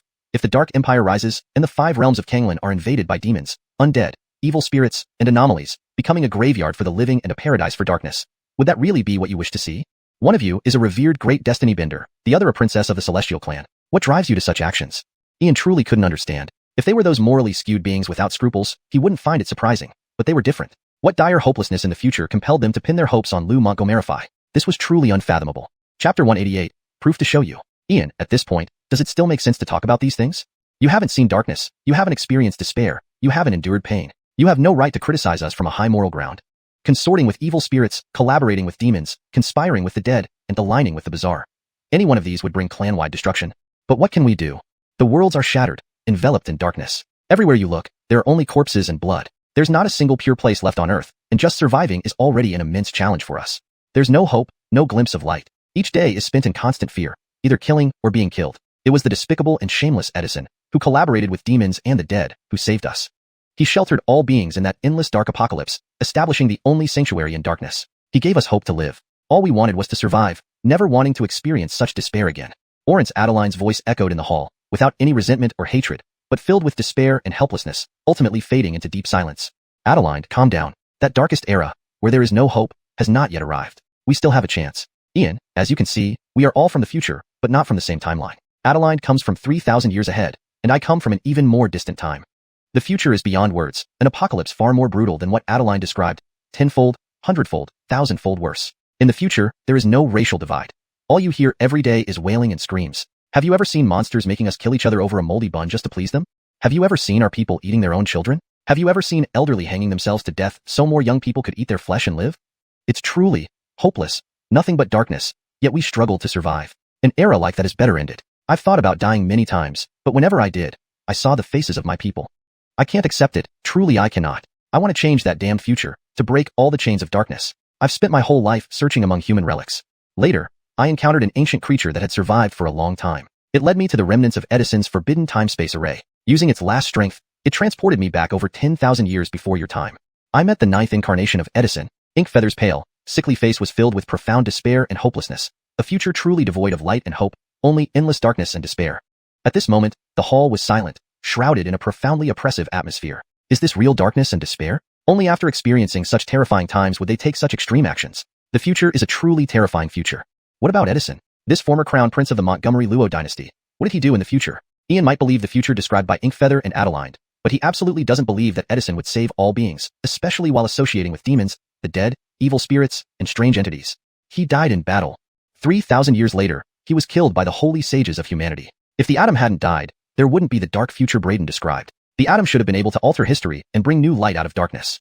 The various holy lands of humanity are the true culprits behind the dark future. Adeline had no doubt about Edison and firmly believed he could change the future, preventing darkness and apocalypse. Adeline, how can you be sure Edison really died? Don't forget, this crown prince has lived since 200,000 years ago, reaching his 9th incarnation 13,000 years ago. A senior from the Buddha sect once said that the dark atom's 9 lifetimes were perfect, unmatched in power. How can you ensure Edison isn't using you, treating you as dispensable pawns? I can confidently say that the future's darkness and despair were orchestrated by Edison. Ian looked down on Edison, not believing he would save the future or stoop to consort with demons and the dead. Such a scoundrel could not be trusted. Impossible. Ian, you can kill me, but I will never allow you to defame the Atom's honor. Adeline's expression changed, her cold eyes burning with fury, ready to fight Ian to the death. Don't you believe it? No problem, I can prove it. Let's see exactly what this former crown prince truly is. The truth will soon be revealed. Ian stood with folded arms, his face calm, only a faint smile lingering at the corner of his lips. Reina, it's your turn. Isolate the space so they can see but not speak, and ensure Edison's residual soul can't perceive anything. Brother Charlton, why go through the trouble? Just kill these two traitors. Reina, it's easy to kill them, but hard to change their hearts. Their trust in Edison is like that of fanatics. Without showing them the truth, how can we correct their warped views?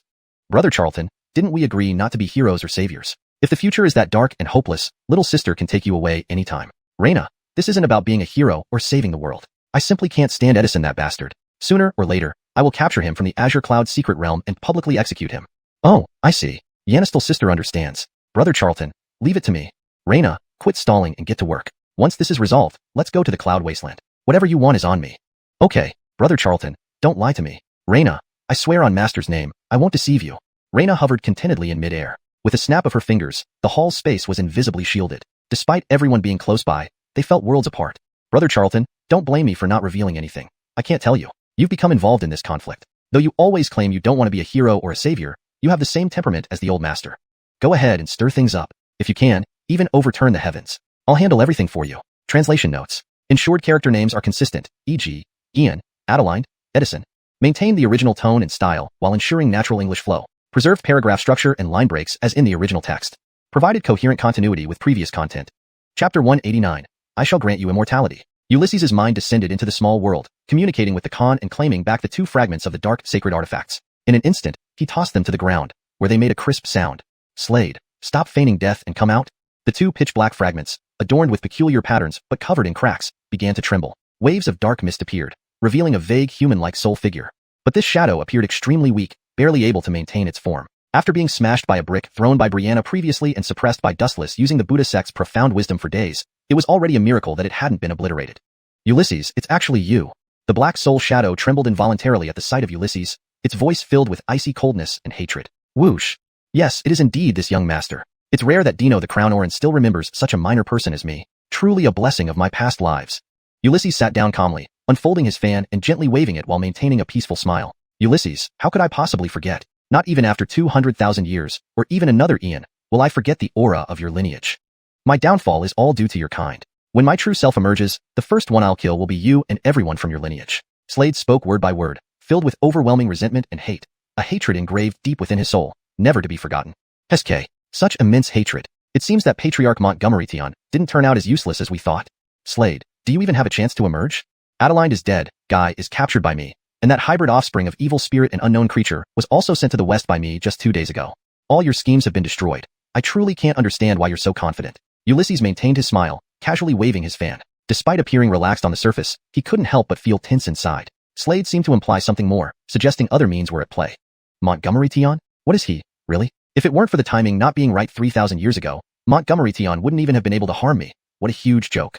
Ulysses, I speak of your lineage, but it seems you don't know much about it. What a pity for the imperial bloodline you carry. Guy and Adeline, mere pawns that can be discarded anytime. On the contrary, it's pitiful for you, Ulysses, who doesn't even know which lineage you belong to, yet fights against me. Slade's voice was filled with mockery and arrogance, almost sympathetic towards Ulysses. Clearly unaware that they both came from the ancient human imperial family, Ulysses obviously had no knowledge of this. Fate was capricious and life full of irony. The true imperial powerhouses lived luxuriously in their secret realms, overlooking the rise and fall of humanity. Yet this outsider, carrying their royal blood, fought ceaselessly against him. A great irony indeed. Slade, where I come from is none of your concern.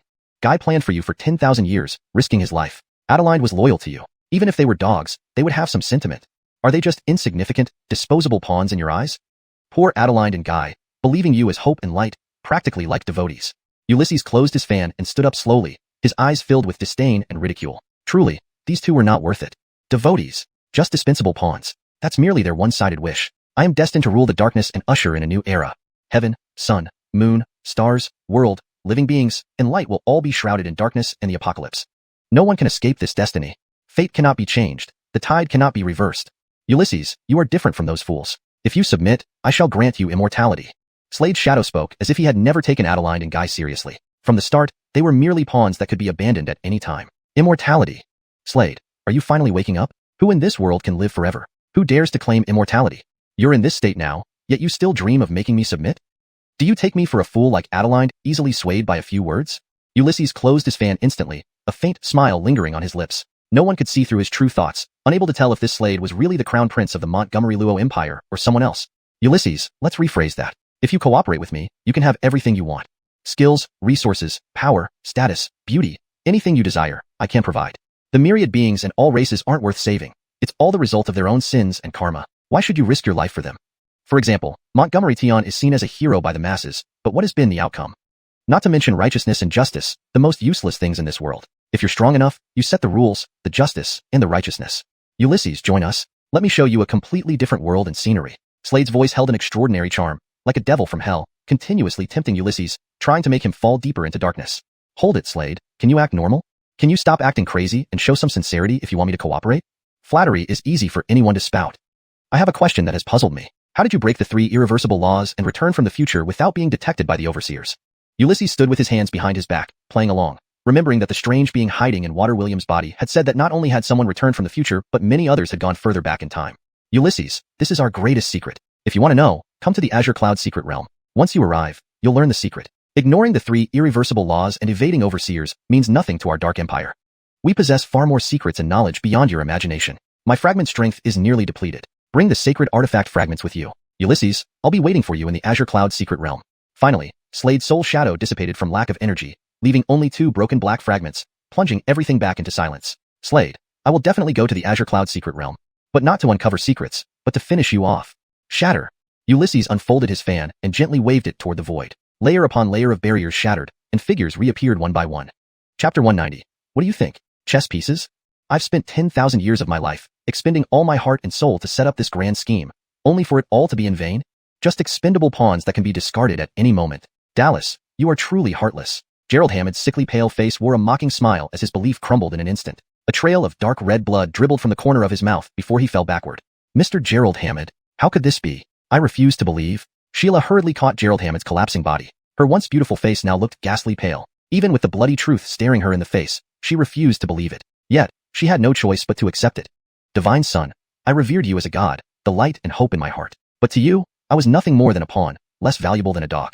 In this life, I betrayed my own race and gambled everything on you, only to end up like this. I refuse to accept it. I really refuse to accept it. Sheila, I don't want to believe it either, but this is the truth and reality. For 10,000 years, my hands have been stained with the innocent's blood. My death would be well deserved. But you're different. You still have a choice, a chance to turn back and live a good life. Sir Montgomery, please let Sheila go and give her a chance to reform herself.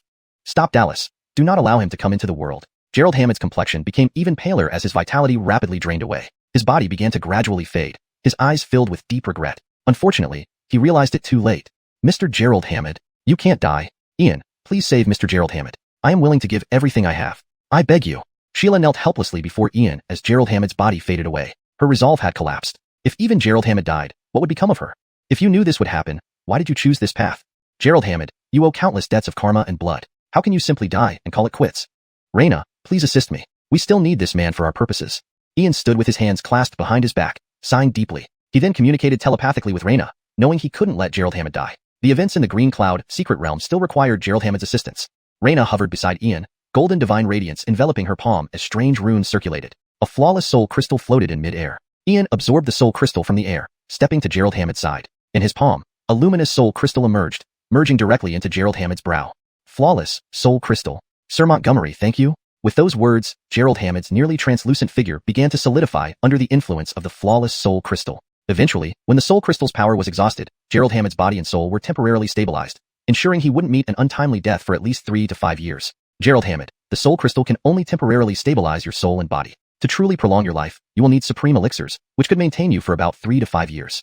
People are not afraid of making mistakes, but of repeating them endlessly without ever seeking redemption. In the matter of the Green Cloud secret realm, I still need both of your help. This is your opportunity to redeem yourselves and make amends. So, where do you plan to relocate the Green Cloud secret realm? Ian sat calmly in his chair, looking at Sheila and Gerald Hammond with a serene expression. Despite their flaws, they retained a shred of humanity. Sheila had been completely deceived, not a purely evil villain. He wanted Dallas to understand that the 2 insignificant pawns in his eyes would ultimately be the reason for his downfall. People lived to gain recognition from others, yet they received none, merely being regarded as mere pawns. The Cloud Wasteland, Dark Plains Forbidden Zone. Originally, the specific plan was to open it within the Green Cloud Mountains, utilizing the forces of the malevolent beings, but now that the malevolent beings have been eliminated. If the Green Cloud's secret realm opens, it will surely cause celestial phenomena, drawing the attention of the Imperial clans. The Dark Plains Forbidden Zone is one of the 4 major restricted areas in the eastern region. There are formidable entities stationed there, ones even sages dare not easily interfere with. If the Green Cloud's secret realm opens there, it would buy us enough time to develop. This was always one of our backup plans, and we've prepared for the possibility of failure, with the next opening scheduled in about 3 years. But my master was killed by you, Sir Montgomery. I fear master may act rashly and attempt to open the Green Cloud's secret realm regardless of consequences.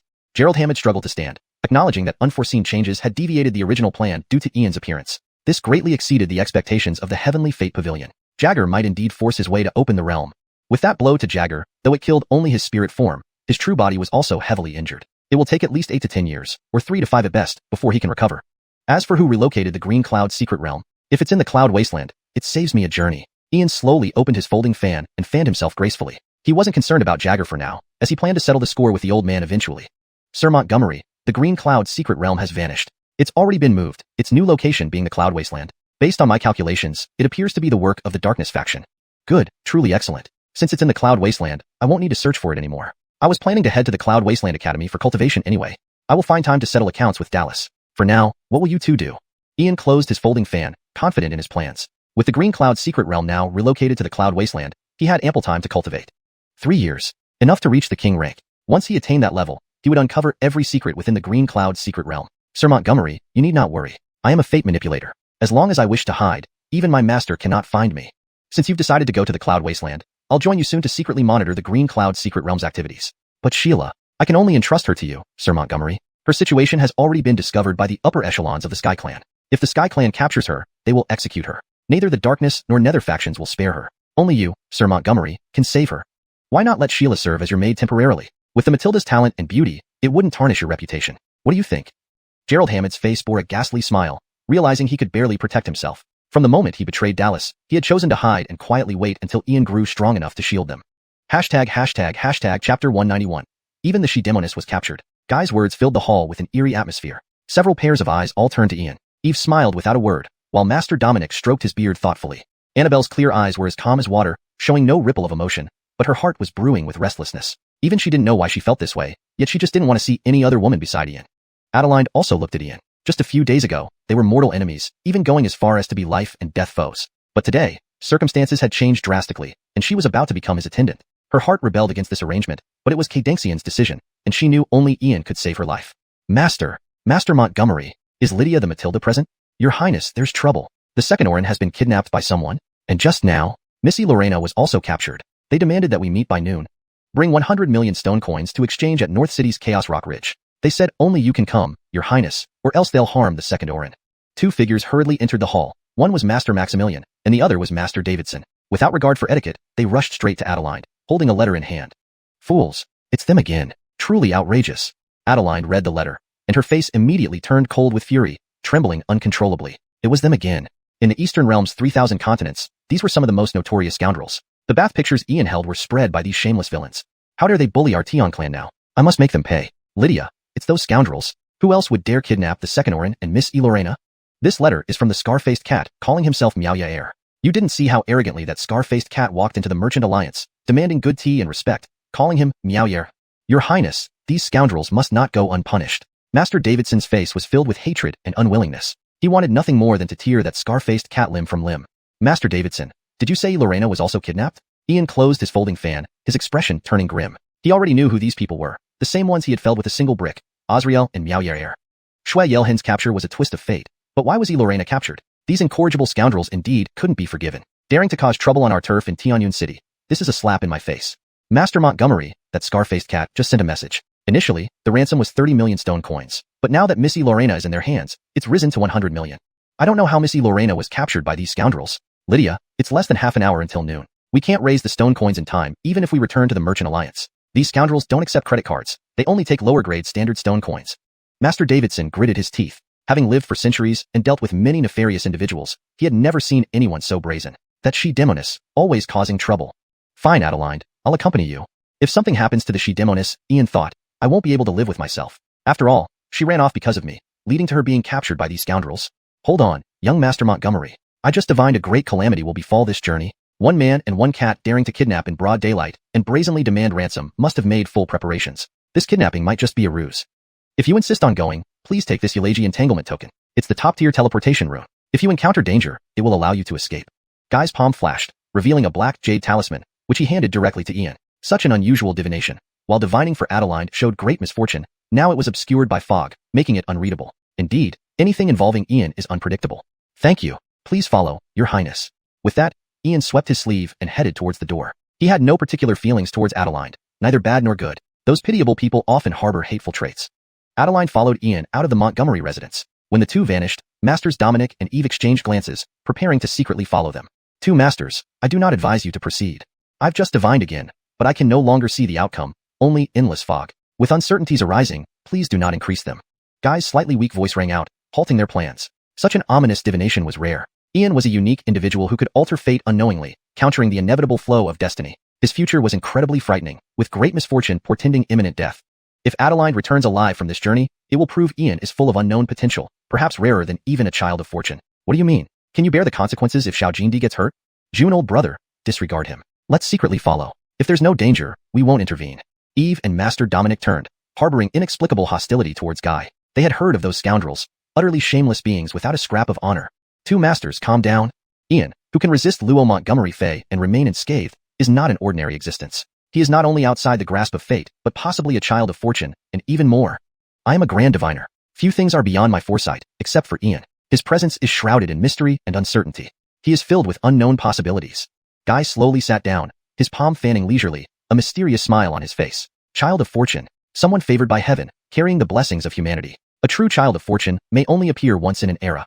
June, brother, it seems, perhaps, maybe, young Montgomery is indeed a child of fortune. Children of fortune turn misfortune into good fortune, but they cannot change the cosmic laws or alter the course of fate. It seems he is the legendary favorite of destiny.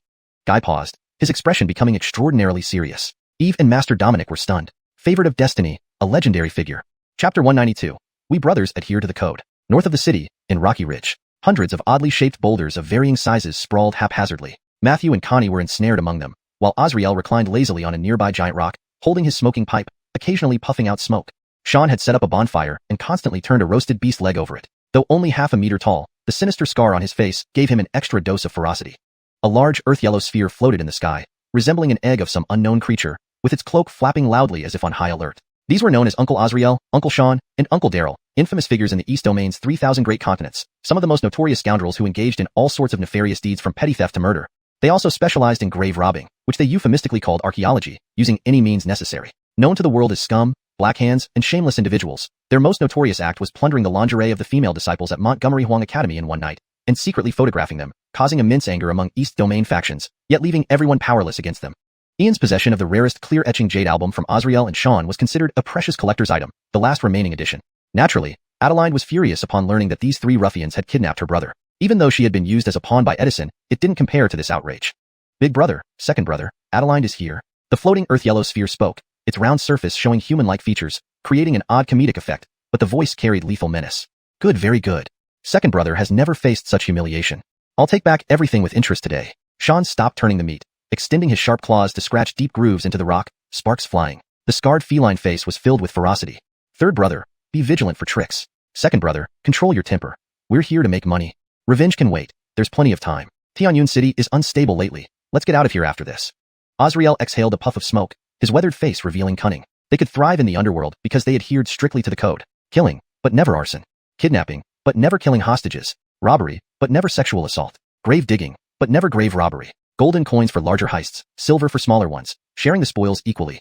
Loans and debt collection were also conducted according to the rules. In the underworld, righteousness came first, and reputation mattered most. Breaking the code was forbidden. Hell, big brother, you always talk about the code and righteousness, but last time we got betrayed and robbed blind. We lost all our dignity. You follow the code, but others don't. Though proven not done by Matthew, it must be connected. Damn you, second brother can't swallow this. Sean walked back and forth, his narrow pupils gleaming menacingly. You vile scum, kidnapping me? Wait until my man comes and skins you alive. You're dead. Connie, though restrained, showed fierce anger, glaring at the three scoundrels. She wished she could flay them alive. Damian, I hate you so much. Would I be in this predicament if you hadn't angered me? Bad guy, you come save me, and I won't be mad. But if you don't, I'll hate you forever. Missy, please stop provoking them. Don't upset them. If they change their minds, it could get worse. Hope they keep their promise, but if revenge is needed, escape first. Matthew whispered, fearing further provocation might escalate matters. SK, Vixen, you dare defy me now? Want to see what happens if I strip you and sell you to a brothel? As the daughter of the Heavenly Illusion clan, you'll fetch a good price. Your looks and figure are excellent. No wonder you're among the East Domain's 10 beauties. Pity I lost those clear etching albums. Azriel approached Connie, eyeing her body, his pipe rotating. Scum, I'll tear you apart. Connie's eyes blazed with rage, her whole body trembling. Vixen, shut up. One more word, and I'll disfigure you. Sean brandished his claws, eyes full of ruthlessness. Women, such a pain. Should rip her apart. Connie fell silent, still furious but afraid of being disfigured by the fat cat. Damien, where are you? If I die today, it's all your fault. These scoundrels, I'll make sure you rot in pieces if I escape. Without trace, Nora. Here's the origin stone, release them. Adeline approached, holding a spatial bracelet, eyeing the scoundrels cautiously, barely containing her fury. Orance, truly honorable. Hand over the bracelet. I need to check the ransom. Azriel lit his pipe, confirming no one followed or hid, feeling relieved.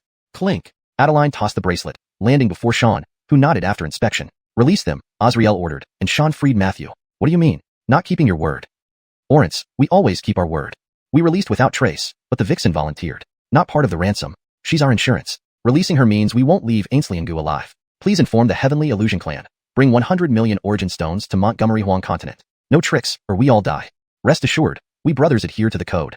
Azriel flicked his disheveled hair, the filthy grin spreading across his grimy face, embodying the look of a villain whose schemes had succeeded. Hashtag chapter 193. Cindy Yling, I advise you to release them immediately. Otherwise, not only will you not leave Xianxia, but you won't take a single step out of here. Adeline's gaze was as cold as the biting winter wind. Although she didn't want to save Aubrey, she couldn't bear to see her fall into the hands of these scoundrels. Besides, she wasn't alone. Ian was a monstrous presence. Ever since they left the city gates, he had been lurking in the shadows, long vanished without a trace. A great runemaster, even if his cultivation realm was slightly lower, could trap even a king realm expert given enough time to set up. TSK Tisk. Lydia the Grand Orance, it seems you're not here alone. Let this old man guess who from the Eastern Domain has come. Since your excellency has arrived, why not show yourself? While Elliot Day appeared incredibly relaxed on the surface, inwardly he became wary. Anyone who could escape the surveillance of the third brother must be extraordinary, though it most likely just a king realm expert. Daring to kidnap the second prince of the Celestial clan, they were naturally well prepared. The three brothers thrived in the Eastern Domain partly because of their third brother's extraordinary talent, his ability to flee being the primary reason. Mac, there's no one here. Adeline is just trying to bluff us. The floating earth-yellow sphere emitted a deep voice, giving an intensely commanding will. Even a spatial traveler expert adept at space manipulation would be hard-pressed to escape the perception of Lord Third Brother. Clearly, no one was there. If a powerhouse had come, Lord Third Brother's talents would allow for immediate escape. Rip. Mac, catching one or two more won't matter. Let's grab all of them. By the time we get to Montgomery Huang continent, let the Celestial clan ransom them again.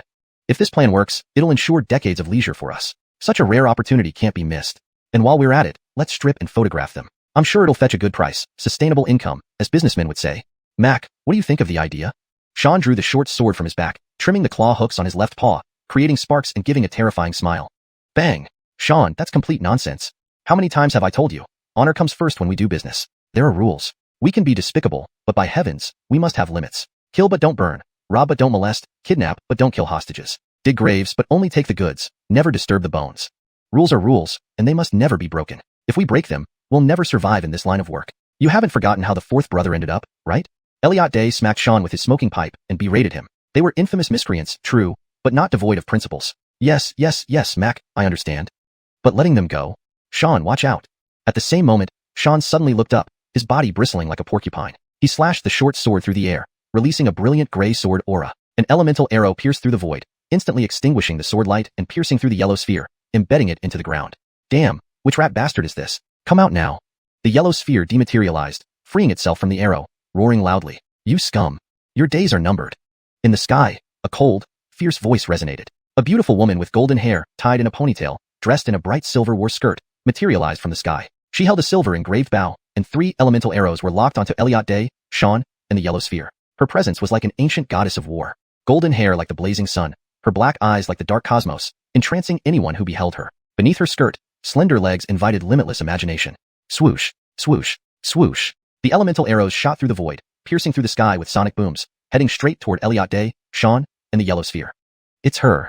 Sean, Meow-san, trouble ahead, let's retreat. The girl, we'll see about this another day. With the elemental arrows approaching, the yellow sphere enveloped Elliot Day and Sean in a protective glow, causing them to dematerialize and vanish on the spot, leaving only their harsh words behind. Worthless scum, You'll pay for this eventually. Adeline, Soreo, Yelhin, are you alright? The golden-haired woman descended, concern evident on her face. Adeline is unharmed. Thank you for your rescue. Elder Cindy? Yelhan greets Elder Cindy. Soreo greets Elder Cindy. Thank you for rescuing us. Adeline, Steve, and Soreo bowed respectfully, admiration and respect evident in their gazes. Cindy Yiling, half-bird and half-human, her mother was from the Lloyd clan. She possessed both Lloyd and Bird King bloodlines, reaching the 7th stage of law transformation at 26. Supposedly, she could ascend to the king realm but had suppressed her cultivation to await the opening of the 100 Clans King battlefield.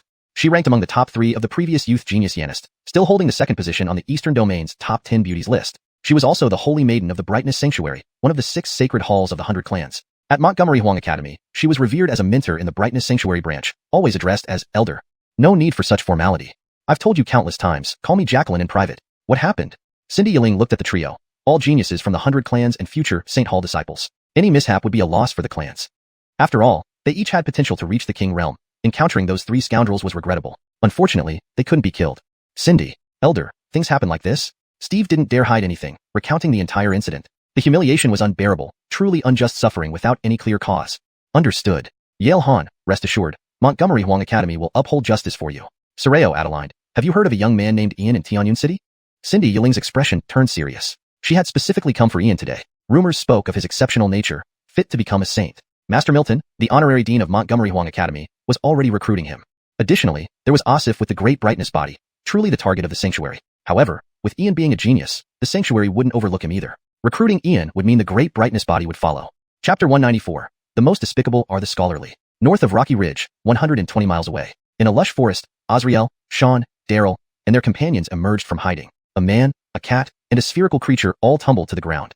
Azriel trembled as he lit his smoking pipe, inhaling deeply several times, his expression revealing unease. Sean's obese body lay sprawled on the ground, its fur bristling like a porcupine's quills, with its hind legs twitching spasmodically. Daryl, an enigmatic, ball-like creature, rolled several meters after landing. Panic, anxiety, shock, fear. These 3 notorious outlaws from the eastern 3,000 continents were overwhelmed by feelings of having barely survived a disaster. It was truly terrifying. What was initially a risk-free deal turned unexpectedly because of Cindy Yiling, one of the 10 beauties and ranked 3rd in the previous generation's list of heavenly prodigies. The sacred maiden of the Yanished sanctuary. These 3 scourges had roamed the eastern 3,000 continents, clearly distinguishing who they could provoke and who they couldn't. While Montgomery Huang Academy's disciples were notable, they were no match for forces associated with the 3 holy lands and 6 sacred halls. Not even under duress would these 3 dare to challenge someone like Cindy Yiling, who possessed the dual bloodlines of the Renwang clan and the Feathered clan and was also the sacred maiden of Yanished. Her combat prowess was extraordinary. It was rumored that she could easily overpower ordinary king-rank experts. If she focused her attention on them, it would mean certain ruin. Times were tough. This generation of young people from Montgomery Huang Academy were more formidable than ever. If not for their unique abilities, they might have suffered the same fate as their 4th brother, being skinned and boiled alive. Damn, Miss Cindy Yiling, you've really made an enemy, said Sean, suddenly leaping up from the ground. His claws scraped against a broken short sword, producing sparks. Big brother, I'll definitely make her my servant when I perfect my divine art. If not, I won't be able to release this grudge, he added, his eyes gleaming viciously. Big brother, not to dampen your spirits, but we'll be dead long before you perfect your divine art, remarked Daryl floating into the air with his yellow cloak fluttering. Being able to escape is already a miracle. In the future, we must investigate our targets thoroughly to avoid running into hard cases. Yellowish spheres swayed through the air, filled with thought and anxiety. Second Mac, Granville brother, we can't stay in Ainsliangu anymore. We need to get back to our territory quickly. In 2 months, Montgomery Huang Academy will hold its once-a-decade opening ceremony, attracting child geniuses from the eastern continents. According to Montgomery Huang Academy's tradition, these youths will be thrown into the 80,000-li Montgomery Huang Mountains. Heske, that's when our opportunity to prosper arises. Azriel exhaled several smoke rings, tossing aside his disheveled hair with a sinister smile on his face. Saga, big brother, no one can beat you in cunning. Oh yes, big brother, this plan is brilliant. Sean and Daryl looked at each other and chuckled, as if already seeing themselves raking in the riches. However, Azriel, Sean, and Daryl had no idea that just a few dozen feet away, Ian was secretly observing them. Brother Charlton, what are you waiting for? Smash these 3 scoundrels with bricks, bind them, and take them back for the fox spirit to deal with. You can gain favor again, and you're not far from winning her over. Pepper Nien, what's always on your mind? These scoundrels only steal, not capture. That's called sustainable development, do you understand? Brother Charlton, they're just 3 scoundrels. Why let them go? This is righteousness, eliminating evildoers for the greater good. No. Pepper Nien, capturing them means certain death for us. Although they act despicably, they aren't major villains. Smashing them and bringing them back would give us fame, but letting them go until next time they fill their pockets, then striking again. We'll make money repeatedly. Brother Charlton, this is what they call sustainable development. Clearly, it's like the fishermen benefiting from the clam and the sandpiper fighting. The old master was right. Scholars' hearts are the dirtiest. Pepper Nien, you're wrong again. How can it be the dirtiest? This is guiding people to virtue, achieving infinite merit. It's the principle of Taoism, doing nothing yet accomplishing everything. And in Confucian terms, teaching without discrimination and adapting methods to different people. Brother Charlton, scholars' words can deceive ghosts. It's obvious you're the hidden predator, speaking grandly. Even the old master wouldn't dare be so righteous. You truly surpass him. Pepper Nyin, stop talking nonsense. We should work. As usual, 50-50 split. Brother Charlton, got it. Leave it to me. With that, Pepper Nyin tapped the air lightly, causing a thread of golden light to merge with it, sealing off the space. Dense white fog began to fill the forest, unnoticed by the three. Ghostly, how can there be fog in broad daylight? Strange indeed. Big brother, don't be alarmed. Isn't this how forests are? Let's rest a bit longer and set off. It's not right. Big brother, second brother, this fog is odd. Don't let your guard down. Azrael, Sean, and Daryl instantly became alert. Their bodies were encased in protective energies, forming a triangular defensive position, eyes wary. Time ticked on, the fog thickening, almost obscuring everything within arm's reach. The man, cat, and spherical creature grew increasingly uneasy. Azrael's forehead glistened with sweat, fear creeping into his soul. Sean and Daryl fared no better. An unseen enemy was the most terrifying, especially when they couldn't identify it as human or ghost. Though they had dug up graves and faced zombies, skeletons, and malevolent spirits before, they had never felt so uneasy as they did now. Big brother, why are you pulling my ear? Second Mac, cut it out. When did I pull your ear? As soon as he spoke, Azrael stiffened, and Sean straightened up, first standing on end. They trembled as they slowly turned their heads to see a horrifying figure behind them. A long-haired, blood-covered specter dragging a foot-long tongue. Chapter 195. Encountering the strange again. Big brother, did it? Be big brother. Second and third, shut your mouths. A chilling silence enveloped the area. Sean shivered uncontrollably while Daryl's teeth chattered. They never imagined encountering these eerie things in broad daylight. Azrael's hairs stood on end, cold sweat streaming down his back. Despite being experienced grave diggers, they never thought they'd come across such strangeness in the day. Indescribable, beyond comprehension, this was sheer terror. Ordinary methods were useless against it. Usually, strange phenomena were rare in grand tombs, but encountering them in broad daylight, how could it not be horrifying? Azrael, Sean, and Daryl dared not move recklessly. Even with their extensive experience, they felt only deep fear and unease when facing such oddities. The human, cat, and yellow orb turned their heads in unison, as if making a collective decision. In an instant, each fled in different directions, vanishing into the white mist. Hee. From deep within the white mist, countless shadows drifted, accompanied by spine-chilling laughter that seemed to come from all directions, or whisper directly in each one's ear. Silence, coldness, foreboding. A great terror loomed. Big brother, save me. Big brother, second brother, quick, come save me. Second, third, save yourselves in this dire situation. Deep within the white mist, Sean's and Daryl's terrified voices resounded along with Azrael's desperate roars, yet escape was impossible in this ominous, eerie mist.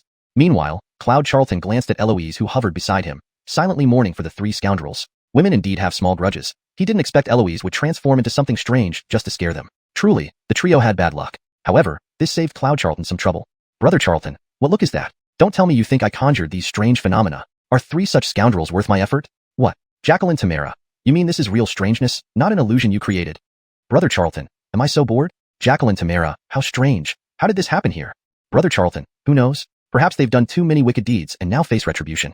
Jacqueline Tamara, since there's strangeness, I can't hold back. Eloise stifled a yawn, utterly bored. These were mere low-level strangeness, not even worth her attention. But for Cloud Charlton, these phenomena were precious resources for cultivation. Cloud Charlton stepped into the mist. Compared to the strange phenomenon inside Water William, these were far inferior, not even in the same league. Low-level strangeness merely disturbed the mind and exploited dark thoughts, incapable of tangible harm or interfering with reality. Fear stemmed from the unknown. Once recognized, it wasn't so terrifying. Yet, strangeness differed from ghosts and malevolent spirits. It inherently embodied anomalies and misfortune, representing great terror. Some could cast curses, perform bizarre techniques, and wield strange powers, killing invisibly and without warning. Regardless, upon encountering strangeness, mercy is misplaced. As soon as Cloud Charlton appeared, a shadow hung behind him, full of blood, long tongue dragging, hair disheveled, a manifestation of the unknown and bizarre. Yanistal Master, do you find me beautiful? A voice, icy and sorrowful yet mesmerizing, rang out from behind Cloud Charlton, drawing listeners into primal instincts, exuding inexplicable power. Whoosh! Upon hearing your voice, I know you must be a heavenly beauty. Mara, why not reveal yourself? Cloud Charlton's lips curled slightly, his fan waving gracefully, remaining calm and collected like an old dog. Hee. Yanistal Master, don't listen to him. Turn around and you'll see me. The voice, enchanting yet ghostly, resonated like an ethereal celestial maiden. Yanistal brother, don't look back. This is a soul-stealing strangeness. Specializing in capturing souls through sound. Turn back and you'll lose your soul. From the white mist emerged Azrael, eyes tightly shut, clutching a large black donkey hoof. Countless shadows swirled around but dared not approach. Hee. Yanistal Master, don't listen to him. How could I be strange? Pleading, resentful voices intertwined, invoking a protective urge from within. Naturally, I won't heed a beggar's mad words. With such heavenly tones, you must be a celestial maiden. Mara, Forgive my rudeness. Cloud Charlton closed his fan, slowly turning to reveal a ghastly shadow covered in blood, dragging a long tongue, disheveled hair. Yanistal Master, do you find me beautiful? The chilly, bone-chilling voice made the temperature plummet as the shadow solidified. The foot-long tongue lunged towards Cloud Charlton's neck, but was blocked by white light, causing the tongue to emit black smoke. So ugly. Who gave you the nerve to show your face? Who granted you the courage? Vast righteousness, eternal. Words manifest true sages. Bright sun banishes all evil. One word, sun. Strangeness, be vanquished. Surrounding Cloud Charlton, vast righteousness gathered, characters forming a golden scroll. Pages flipped open, weaving countless ancient characters into a radiant sun symbol. Brilliant light erupted, like an ancient mini-sun piercing the sky. Divine light, blinding. Righteousness surged. The glowing sun shattered the white mist like winter snow under summer sun, melting a large area. Ah, ah, ah. From all directions, shadows were eradicated by the sun's radiance, screaming in agony. Scholar, don't mock us. Strangeness technique, soul-stealing sound. The female form raised her head, hair sweeping out like a curtain, piercing the sun's glow. Countless ominous particles emerged, creating a dark mist. A terrible, hateful, bloodthirsty sound attack tore through the air, causing waves of disturbance. How dare you? A mere strangeness technique. Watch me break it. Righteousness abides. Words manifest true sages. Righteousness tames chaos. Seal. Cloud Charlton's eyes flashed with brilliant gold, inner energy surging like tidal waves. His sacred, luminous voice echoed like ancient scriptures subduing myriad evils, or teachings from revered scholars promoting righteousness, or the chants of virtuous ones guiding others toward good. Note: the paragraph structure and line breaks have been maintained as closely as possible to the original text. Chapter 196, The Ferocity of a Scholar. Radiant righteousness illuminated the void. The world sparkled, and all things thrived or perished. The ancient scriptures cast by the sages of the Confucian school were imbued with an endless aura of antiquity. Only Ian's figure remained in the universe. The ancient principles, supreme righteousness, had the effect of educating the masses from above and subduing demons and monsters from below, like saints descending from the distant past to the world. The sound technique formed by the soul-stealing wraith was instantly suppressed by the righteous celestial sounds. The characters that evolved from countless scriptures possessed unparalleled intimidation power. The soul-stealing wraith roared, with countless black strands resembling surging tides, attempting to seal everything away. But before the radiant righteousness, all resistance seemed futile. Azrael, Sean, and Daryl stared wide-eyed at the situation before them, dumbfounded, perplexed, horrified. They could hardly believe it was real. This was a wraith. A soul-stealing wraith. Although not classified as a high-tier wraith, it was one of the more troublesome existences among wraiths, especially with its unpredictable soul attacks. Yet, before this disciple of the Confucian school, it seemed too young and inexperienced. Even they felt a sense of disbelief. When did these scholarly fellows become so formidable? Though righteousness could restrain evil spirits, it didn't mean they could suppress wraiths so easily. Big brother, third brother, we can't afford to wait any longer. If we don't leave now, when will we? Heske, second brother, saying such despicable and shameless words. How can we run away today and still face the underworld afterward? Second brother, what third brother said is right. A gentleman knows his limits. As outlaws, we must uphold the code of chivalry. Scarface Cat Sean faced opposition from Azrael and Daryl. Indeed, such disgraceful actions were too despicable, even for their kind. They might be ruffians, but they still had their bottom line. Confucian scholars, I swear eternal enmity with you. Wraith technique, wraith flame. Under the suppression of radiant righteousness, the soul-stealing wraith roared into the void. Its blood-stained face was twisted with rage, and particles of ominousness and mystery gathered into a pitch-black flame existing in the form of dark mist, exuding bone-chilling coldness and a sense of death. Yanisk, an ancient dragon, it surged fiercely towards Ian's body, consuming the surrounding righteousness with its dark mist flame, spreading boundless misfortune and terror. Yanistal brother, be careful. That's wraith flame. Even a touch would be fatal. Yanistal brother, on the 1st and 15th day of each month, I'll burn incense for you.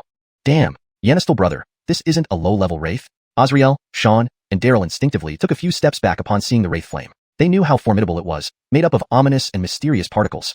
Any wraith capable of mastering wraith flame wasn't merely a low-level wraith but marked a boundary. Only high-level wraiths could wield it. Few beings, even disciples of the three teachings, could withstand it. Is that it? Got nothing new? The lowest grade wraith flame dares to show off before me? Truly naive. Swallow. Ian's palm fan spun and unfolded instantly. Facing the dark mist flame, he seemed like a colossal whale swallowing water, engulfing the dark mist into his belly. Dark golden divine light surfaced on his body, drawing symbols filled with primeval and mysterious energy. Gulp. Second brother, third brother, am I hallucinating? Did that little brother really swallow the wraith flame? Be big brother. You're not imagining it. He did indeed swallow the wraith flame. Big brother, second brother, let's make a strategic retreat. Azrael was stunned. Sean panicked, and Daryl was dumbfounded. These notorious scoundrels watched Ian swallow the wraith flame, feeling as if millions of alpacas trampled their hearts. They couldn't describe how terrifying this was. Really terrifying. This guy is human? Originally, a one-on-one duel with a soul-stealing wraith was shocking enough. To actually swallow wraith flame, was this human or a disguised wraith? When did scholars become so ferocious? Not enough, not enough. Is that all the wraith flame you've got? It's not enough for me to ascend to the second level of innate realm. Got more wraith flames. Release them all. Ian opened his eyes, revealing dark golden divine light in one and countless symbols in the other, emanating primordial and ancient energy. The soul-stealing wraith was speechless. Its bloodied face froze, as if it had suffered 10,000 points of damage. It couldn't describe how astonished it was.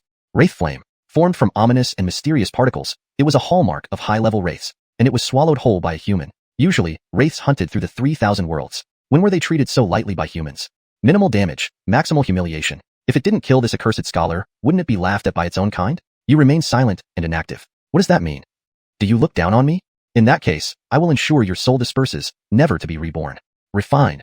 Ian's gaze swept across the void like an ancient god, his palm fan intertwined with the space, emitting dark golden brilliance, outlining a character-like symbol, about a foot long, reminiscent of ancient mystic runes. Bright radiance surged, unusual phenomena danced. The primal wraith purging rune revealed immense pressure, forged from the ancient human 3 teachings and primal true runes. It was both a rune and a spell, embodying profound mystical power. Humans, Confucian, we wraiths will not forgive you. So painful. What is this spell? Under the primal wraith purging rune, the soul-stealing wraith emitted a sharp and agonized cry. Endless divine light enveloped it, purifying and refining its ominous and mysterious particles. Bit by bit, almost rapaciously, these particles were purified into pure energy, transmitted through the rune back to him. Time passed minute by minute, until after 300 breaths, Ian's cultivation ascended directly to the second level of innate realm and stabilized. Yet the soul-stealing wraith wasn't completely refined. It remained as a dim, translucent shadow, no longer hideous and bloodstained, but ethereal and divine, almost like a celestial maiden descending. Interesting. A mere low-level wraith survived Shay's rune, instead having its ominous and mysterious forces refined. This wraith seems to have some background. Shay, don't kill her yet. Rosie, my thoughts exactly. Let's interrogate her. Shay, your primal wraith purging rune is extraordinary. Even the Matilda praised it, and it can refine the powers of wraiths. The version you used isn't the simple fusion of the 3 teachings, right? Rosie, excellent observation. This version is dominated by Holy Yanished. Unexpectedly, it worked superbly. Shay, the wraith is awakening. At this moment, even Rosie couldn't help but be curious. To survive the purging rune and even benefit from it. Chapter 197. Bridget. The figure was shadowy and ethereal, her grace transcendent, as if a celestial maiden had descended from the heavens. Even though she was only a phantom, it was hard to overlook her unique aura, cleansed of any ominous and eerie powers, as if all pretense had been stripped away. Second brother, third brother, don't you find this silhouette somewhat familiar? Colby, aren't you getting senile? It's an eerie being, nothing more. Regardless of its disguise, it's still an eerie creature. Second brother, stop spouting nonsense. I feel it's familiar too. Azriel, Sean, and Daryl were filled with horror, all sensing that this eerie being seemed familiar, yet unable to pinpoint where they had seen it before. But regardless, eerie beings were the eternal enemies of all living things.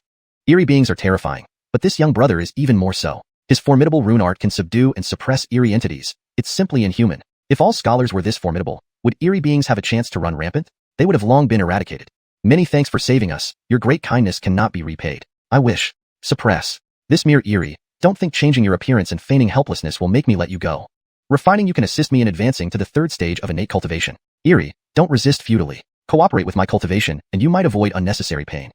Ian spoke calmly, his palm fan radiating light as he sketched an ancient symbol that immediately integrated into the primordial rune of eerie suppression, unleashing immense power.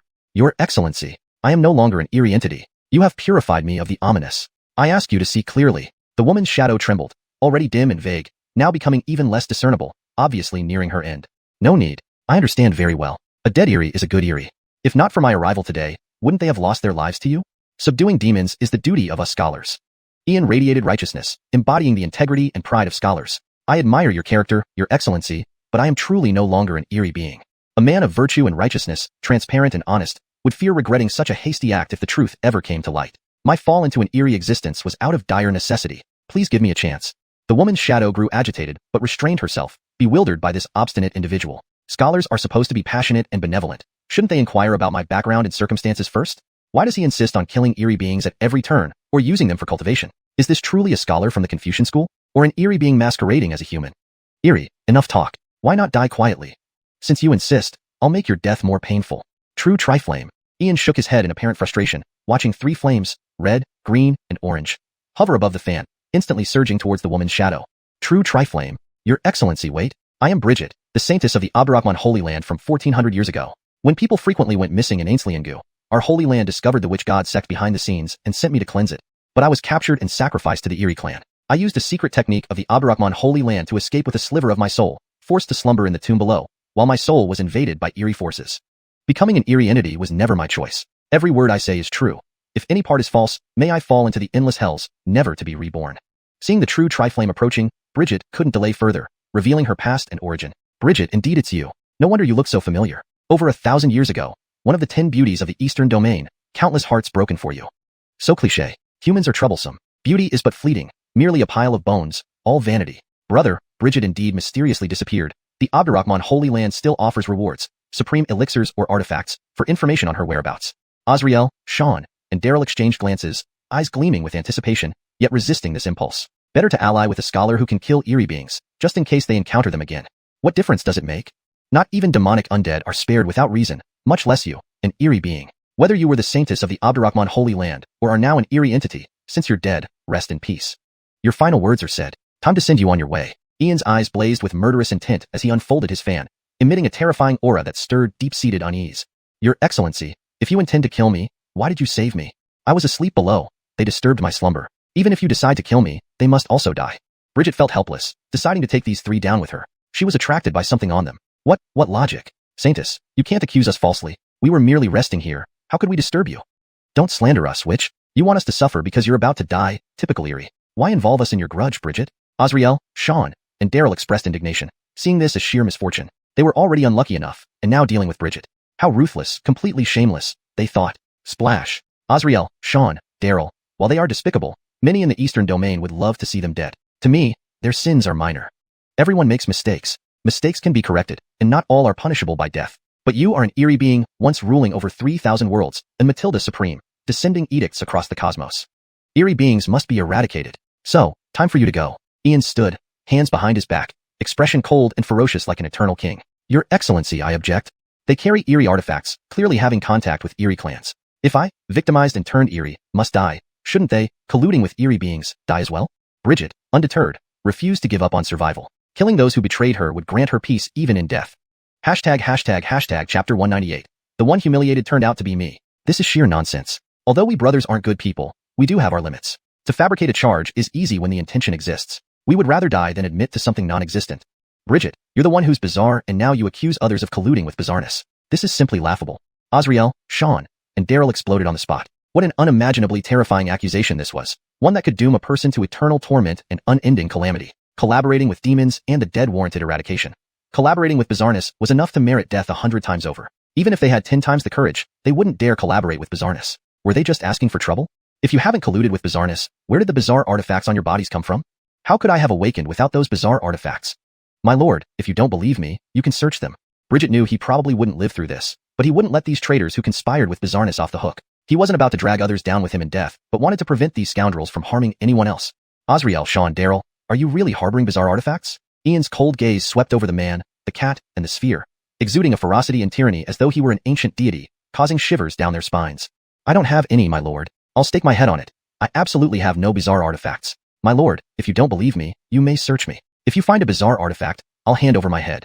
Yes, we're willing to let my lord search us. Azriel, Sean, and Daryl didn't know Ian's background. Though he was only at the innate realm level, his ability to suppress bizarreness barehanded was enough to chill them to the bone. Therefore, they were willing to let him search.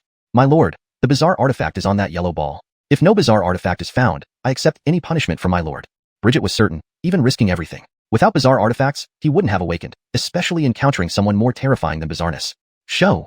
My lord, here is everything I own. Please grant us justice. Daryl opened his mouth, revealing a glow of earthy yellow light. On the ground appeared yuan stones, materials, medicinal herbs, and a pile of corroded objects, accumulating like a small hill. Damn it, third brother, you have so many treasures, yet you've been complaining about being poor? You're truly despicable. Third brother, you sly bastard, wait until I deal with you. Azriel and Sean were shocked. They never expected the typically honest and straightforward Daryl to hide so many treasures. Even their collections before being robbed didn't match half of what Daryl had.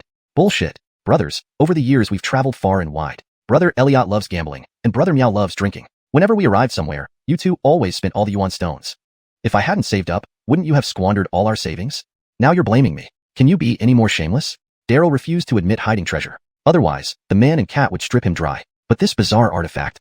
It's here, my lord. This is the bizarre artifact. It's actually a 7th rank bizarre bone, equivalent to a quasi-royal weapon. Only higher tier bizarreness possesses 7th rank bones. Yet you dare say you haven't conspired with bizarreness. Bridget's ghostly form floated to Daryl's treasure hoard, pulling out a black leg bone about a foot long. The bone was riddled with cracks and mysterious patterns, evoking a sense of coldness and death. Oh, it really is a bizarre bone. Daryl, how do you explain this? Bizarreness below 7th rank cannot manifest physically. Only 7th rank or higher can reshape their bodies using ominous energy and bizarre particles. Hard evidence leaves no room for excuses. Ian glanced, confirming it was indeed a bizarre bone. Higher tier bizarreness often had half red fur and half rotten flesh. Encountering such a level of bizarreness meant running for your life. My lord, I didn't know it was a bizarre bone. I unearthed it 20 years ago from a large tomb in Montgomery Huang continent. I have not conspired with bizarreness. Please investigate, my lord. Daryl panicked, transforming into an egg-like state, nearly losing his wits. Azriel, Sean, Daryl, people say you're scoundrels, wishing you eradicated. But I know you follow a code, not entirely evil. At first, you kidnapped Steve and Misty. I was watching from the sidelines, ready to kill you easily, but now you harbor bizarre bones. Even if I were to favor you, I cannot bend the rules. Ian slowly unfolded a fan, smiling faintly. My lord, they colluded with bizarreness and deserve extermination. If you intend to kill Joseph, they must also die. Do you delay execution to show favoritism? Bridget seized the evidence, immediately accusing him under everyone's watchful eyes, challenging Ian's integrity as a Confucian scholar. My lord, there must be a misunderstanding. Third brother wouldn't dare collude with bizarreness. We are scoundrels but still have principles. My lord, third brother has misbehaved due to our lack of strict discipline. Please spare us and consider these gifts as our respect. Second brother, what respect? Who do you take my lord for? Everything we have might be tainted by bizarreness and ominous energy. Hand them over for my lord's purification. Azriel, Sean, and Daryl, having roamed the underworld for years, understood Ian's words. They'd been targeted after kidnapping Misty, and Ian intended to kill them. Now he offered a chance for redemption, demanding the ransom and loot. Otherwise, they faced immediate execution for justice. With a swift motion, the trio threw out everything they owned. Apart from Snow Fairy's yuan stones, the three scoundrels possessed tens of millions in yuan stones, plus various herbs and materials, amounting to several million. Whoosh! Confession and reform can mend great wrongs. Since you choose righteousness, I will give you a chance to redeem yourselves. Azriel, Sean, Daryl, if anyone learns of today's events, you will disappear silently. Ian waved his fan, the yuan stones and treasures disappearing into a crack before him, entering his small world. Hiss. Thank you, my lord. We will reform and never forget your teaching. My lord, truly virtuous. A blessing for Canglan and its people, Sean admires. My lord's insight saves me from execution. I'm grateful. Azriel, Sean, and Daryl bowed deeply in gratitude. Internally, however, their hearts churned like trampled goats, almost dying from shock. For in that moment, they saw Ian's small world, a realm reserved for saints at minimum. Damn it, this saint was pretending to be ordinary. You, utterly shameless. Seeing this, Bridget almost spat blood, seething in indignation. Witnessing such blatant corruption was unprecedented, openly accepting bribes right before everyone's eyes, thoroughly humiliating her. After all, the one humiliated turned out to be me. Hashtag chapter 199. We are professional archaeologists. Shameless, who's shameless? Bridget, you can eat things at will, but not talk nonsense. You are the one being weird and try to drag my brothers into this. It's clear your intentions are wicked. Fortunately, young master can distinguish right from wrong. Otherwise, wouldn't we brothers have been harmed by you today? Azriel lit his tobacco pipe and took a deep puff. Surrounded by clouds of smoke, he grinned, revealing his discolored yellow teeth. That's right. You woman who has degenerated into an eerie entity now wants to slander us brothers. You truly deserve death many times over.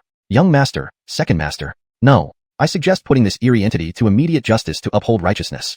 Sean drew out his short sword from behind his back, sharpening it with his claws, creating sparks that added a fierce aura to his scarred face. Lord Vernon, I, Daryl, also agree with my elder brother's suggestion. Eliminating eerie entities is everyone's responsibility. Not a single eerie entity should be spared. Daryl hovered in midair, circling around Bridget while maintaining a righteous demeanor. You all are eerie entities. Your entire families are eerie entities. Three shameless scoundrels. In my life and afterlife, I've never endured such humiliation. Isn't it just bribery? Sir, for 1 million premium essence stones, please hand these three shameless scoundrels over to me for disposal. Bridget was furious, nearly losing control even as a soul. Clearly, these three scoundrels were responsible for her awakening, and now they were accusing her of being an eerie entity, trying to defame her in front of Lord Vernon. She couldn't let this pass. How could she vent her anger without eliminating these scoundrels? Wasn't it just essence stones? There were plenty in the tomb below. 1 million premium essence stones. Do you know how much that is? Deceiving sir is an even greater sin. Master Vernon, this eerie entity must die. It cannot be allowed to live. Everyone can talk big, but daring to make such grandiose claims, you're the first. Azriel, Sean, and Daryl didn't believe her. After all, 1 million premium essence stones was an astronomical sum. One premium essence stone officially equated to 10,000 lower-grade essence stones, and on the black market, it could reach 12,000 or even more. Premium essence stones were rare, sometimes even non-existent in a mine, only found in regions where primordial energy was abundant. Splashing sound. Bring them out first, then we'll discuss the matter. Ulysses's gaze turned serious, his folding fan unfolded in his palm, his eyes calm. 1 million premium essence stones was indeed no small sum, enough to expand a minor world several times over. Could this mere millennium-old eerie entity really possess so much treasure? Sir, the grand tomb below contains premium essence stones, precious spirit minerals, peerless great medicines, everything imaginable. Even our Tai Su Holy Land's collection pales in comparison. If Sir doesn't believe me, come down with me to see for yourself. Just wondering if Sir has the courage. At this point, Bridget had calmed down. The ancient tomb below was of unknown origin. Even after her 1,000-year slumber, she hadn't fully explored it. but just a glimpse was enough to be astonishing. Nonsense, why would I fear? Why shouldn't this sir follow you into the tomb? Lead the way. Ulysses closed his folding fan, unafraid. Even if danger lurked, he had 3 formidable protectors in his minor world, not to mention Dottie. If what Bridget said was true, this could be a treasure trove rivaling any nation's wealth. It was strange, though, that such an ancient grand tomb existed within Tianyun City's territory. Ainsliangu was a border region, the smallest and poorest among the 30,000 large continents of the eastern domain. Sir, if we are to enter the tomb, please take us brothers along. Yes, sir. Our brothers have explored countless grand tombs, thoroughly understanding their structures, traps, and arrays. Master Vernon, tomb robbing? No, we are professional archaeologists. Upon hearing about the grand tomb, Azriel, Sean, and Daryl's eyes immediately lit up. Though their cultivation levels were mediocre, their experience in archaeology was unparalleled. So be it. Bridget, lead the way. Ulysses's folding fan swept through the air, dispelling the original town-sealing talisman. He looked at Bridget. Sir, the tomb is perilous. The area I've explored accounts for less than 10% of the entire tomb. All I can guarantee is the safety of the area I've explored. If we're transported elsewhere, I take no responsibility for what happens. Bridget despised these scoundrels deeply. She didn't know the origin of the ancient tomb below, some areas of which were extremely dangerous. Even when she was an eerie entity, she dared not step lightly into those parts. Don't waste time. Lead the way. Ulysses's folding fan waved gently as he approached Bridget's translucent figure, growing increasingly interested in the tomb below. Bridget cast a spell, revealing a bottomless, pitch-black pit extending into the unknown depths. As her translucent figure descended, Ulysses jumped in after her, followed by Azriel, Sean, and Daryl, who each pulled out a black donkey hoof before jumping in as well. The tunnel was dark and seemingly endless. Daryl radiated light, serving as a guide, but it barely illuminated a small area. After an indeterminate amount of time, Ulysses landed on solid ground, having fallen at least 60,000 feet, possibly even further. Thud. Daryl, Sean, and Azriel all landed face-first on the ground, looking up at Bridget, who wore a smug expression until she saw Ulysses's gaze, floating aimlessly in the air. Bridget, you eerie entity, dare to deceive us like this. Bitch, so treacherous. You really wanted to kill us. Shameless eerie entity, just see if Third Master doesn't. They were all severely injured and looked at Bridget with rage, ready to fight to the death. You fell yourselves. What does it have to do with this sacred maiden? Bridget felt secretly pleased, her mood improving considerably. She planned to deal with these scoundrels harshly when the opportunity arose. Enough, all of you shut up. Azriel, Sean, Daryl, find a safe path for us. With that, Ulysses closed his eyes, extending his soul force to sense his surroundings, but it was suppressed to its lowest point. Strange, very strange. What kind of peculiar tomb is this? Sir, the 5 elements here are chaotic, yin and yang reversed, directions hard to discern. This place has unknown forces suppressing us. My positioning disc is ineffective. A compass appeared in Azriel's palm, its needle spinning wildly, filled with enigmatic energy. In an instant, just as everyone was perplexed, the originally pitch-black area suddenly lit up with numerous emerald-green flames, stretching out to form a broken ancient path. Chapter 200, The Path of Yin Fire. Brother, Yin Fire. Brother, this tomb is dangerous, filled with great terror. We must not go deeper. The Yin Fire guides the way, the path for the deceased, and a forbidden zone for the living. Bailey and Daryl looked at Azriel, their hearts filled with horror. Even Azriel stood rooted to the spot, swallowing saliva repeatedly, unable to imagine that a legendary cursed tomb would reappear here today. The Yin Fire guides the way. It is said to lead the dead into the underworld. But if the ancient tomb's entrance has the Yin Fire guiding the way, could it mean the end of this path leads to the underworld? Great peril and great terror. Since we are here, regardless of whether it is hell or a forbidden zone, we should take a stroll. If you're scared, stay here and wait. Ulysses closed his fan with one hand and stepped into the ancient path enveloped by Yin Fire. Instantly, he felt an overwhelmingly sinister aura, like low whispers in the wind or the cursing voice of an unknown existence. Dying is nothing, young master, I will accompany you. Azriel gritted his teeth and resolved himself, quickly following. Bailey and Daryl naturally followed too, with Xianxia's ethereal figure floating last. 2 humans, a cat, an egg-shaped being, and a soul. Such a bizarre combination was treading on the fabled path of Yin Fire, allegedly leading to the underworld. A chilling wind penetrated bones and pierced souls. On both sides of the ancient road, the emerald Yin Fire flickered unpredictably, alternating between light and dark, filling the air with unsettling and eerie sensations. At times, it resembled the whispers of the wind or strange murmurs, as if ancient malevolent thoughts hovered around. Outside the range of Yin Fire, shadows of mysterious entities seemed to gather in the unseen darkness. However, whenever they tried to approach the area enveloped by Yin Fire, light beams shot up, dispersing these unknown figures. Ulysses walked forward calmly and easily, without any sign of tension. Xianxia floated beside him, scanning the surroundings, feeling some fear. Azriel's scalp tingled. He smoked furiously to mask his unease. Bailey held a short sword, his fur bristling, constantly looking back with slit pupils filled with vigilance. Daryl ceased flying and instead hopped on the ground, sometimes swaying awkwardly like a toy. Everything was shrouded in mystery and uncertainty. The vast experience of the 3 notorious tomb raiders was utterly useless here. They were just forcing themselves forward, biting the bullet. Splash. Soon, the sound of rain-like water echoed from the front. The area covered by Yin Fire was limited, suppressing everyone's soul energy and perception, making it impossible to discern what lay ahead. Be careful, young master. Based on my years of archaeological experience, there are malevolent spirits ahead. Older Dean, get ready. As Azrael spoke, a basin of faintly glowing holy water appeared in Bailey's paw. His plump body instantly turned agile, leaping over 3 pillars of fire and splashing all the water out. Squish! Intense black mist erupted from the front of the ancient path, revealing hideous creatures longer than 10 feet, their bodies rotten and foul-smelling, with human heads and animal bodies. The faint holy water forced them to reveal their true forms, breaking their concealment. These monstrous creatures roared terrifyingly, like evil spirits from hell. Each showed its fangs and rushed towards the group at incredible speed, their sharp claws gleaming ominously, the decaying stench intertwining in the air, adding to the terror. Old 3, clear the path. Azrael took a deep puff of smoke, his disheveled hair flaring wildly as he pulled out a small cloth bag from his waist and sprinkled blue powder. Magnetic earth essence, suppress. Dean, ignite. Dozens of the evil creatures approached, and around Daryl, a frightening gravitational force crushed them onto the ground, immobilizing them. Snap, snap, snap. Bailey's claws sparked with fire, igniting the blue powder floating in midair, forming a strange azure flame that incinerated the dozen creatures within 45 paces in front of them. The process was swift and well coordinated, indicating they had dealt with such creatures before. Truly didn't expect you 3 scoundrels to have some skills. Such coordinated teamwork. You indeed haven't spared many graves. You rascals, you'll have no good end. Xianxia watched the 3 scoundrels with increasing displeasure, sarcastically mocking them. Spit. Wicked woman, even if our brotherly acts are unrighteous, we're better than your weird self. Second brother speaks the truth. You're red-haired and call others monsters? Utter shamelessness. Second brother, third brother, be quiet. Young Master Vernon, this tomb is perilous, filled with great terror. We can't delve deeper. Azrael didn't join Bailey and Daryl but approached Ulysses, having barely walked half the distance, encountering such dangerous creatures, who knows what else lies ahead. Their apparent ease only meant they faced low-level beings. Against seasoned ones, they'd barely fill a mouthful. No matter. We continue forward. If we encounter something we can't handle, I will step in. What's at the end of this path? Ulysses looked at Xianxia, his fan still waving gracefully, his face calm, almost unnervingly steady. Master, my name is Xianxia. Please don't call me weird. I'm not a spirit anymore. I also don't know what lies at the end of the fire path. I haven't explored this area. If you're afraid, let's turn back. Xianxia clearly felt displeased. No one enjoys being called weird constantly, especially when he's now a normal soul. Retreat? I want to retreat, but can we? Look behind us. Ulysses turned involuntarily, only to find that the fire pillars behind them had vanished, replaced by darkness and silence, as if an endless abyss. The path is gone. Hiss. Master. What's happening? Stay calm. Listen to Master. Bailey's fur bristled while Daryl trembled. Azrael equally panicked, looking to Ulysses for guidance, their only hope. How did the path disappear? Xianxia's soul also quivered.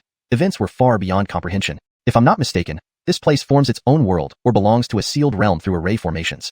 We've already walked 470 paces, past 47 pairs of fire pillars. When I entered, I deliberately placed 2 essence stones at the first pair as markers. Look, those 2 pillars still have the essence stones intact. This means we've been walking in place. If we don't find a way to break the cycle, we'll be trapped indefinitely. Ulysses smiled, his fan continuing to wave gracefully, calm as ever, showing no hint of panic, as if he held all the cards. Chapter 201. Boss, shut up. Master, is there a way to break it? Ford, you're joking, right? Master surely has a way to break it, or he wouldn't have said so. Yes.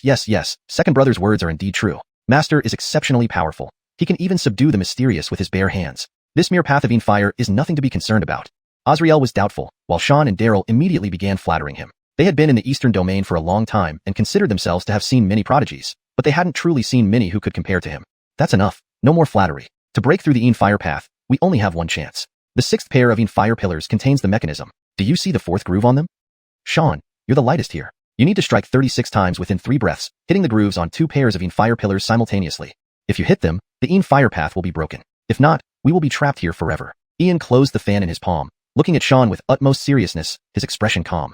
Hiss. Lord Brant, this is quite challenging. Striking 36 times within 3 breaths isn't difficult. The challenge lies in hitting both grooves simultaneously. It's not that I'm afraid of dying, but I'm scared of harming you. Sean hesitated, lacking his usual bravery. His ears drooped, and he didn't dare look Ian in the eye, knowing that if he failed, it would all be over. Fearful coward. For a cat to have the heart of a mouse. Master, let me try. Bridget mocked sarcastically, naturally unwilling to miss this opportunity to humiliate them, and also eager to show off before Ian, since his fate rested in Ian's hands. Wicked woman, who do you call a mouse? Second sir doesn't bear down. You think I'm sick? Master, rest assured, even if it costs my life, I will succeed. With that, Sean drew the short swords from behind his back with his paws. His plump body suddenly became incredibly agile as he took light steps and quickly leaped in front of the fire pillars. Bam bam bam.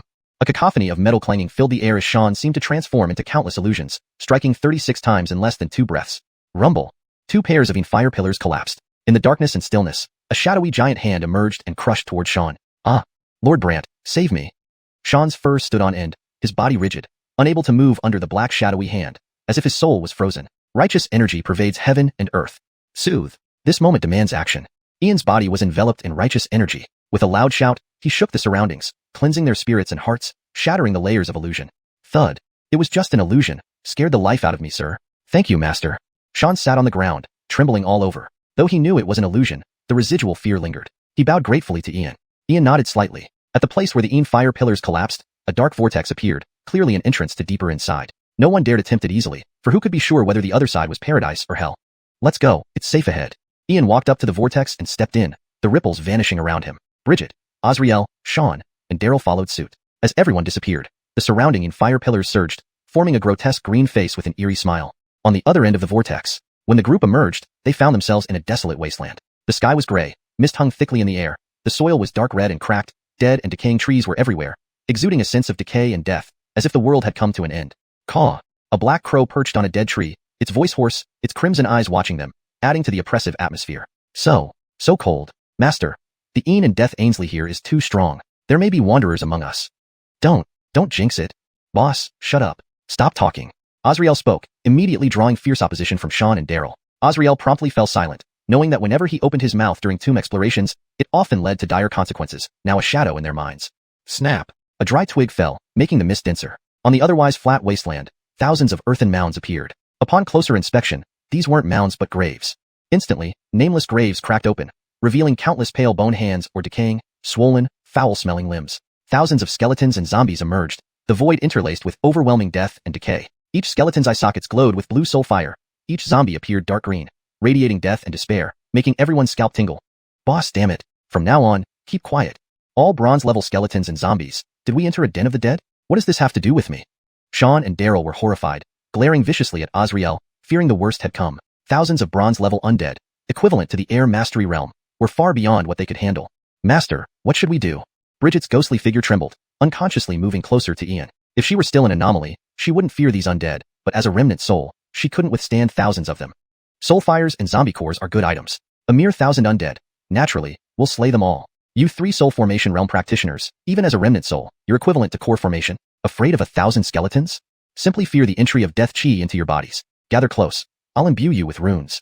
Ian slowly closed his fan, his eyes filled with a fighting spirit. He wasn't afraid of large battles. Before rune masters, numbers meant nothing. Master, Ian, Sha, and death chi intertwine here. Ordinary runes won't work effectively. With so many bronze-level undead, there will likely be casualties. Bang! Boss, shut up.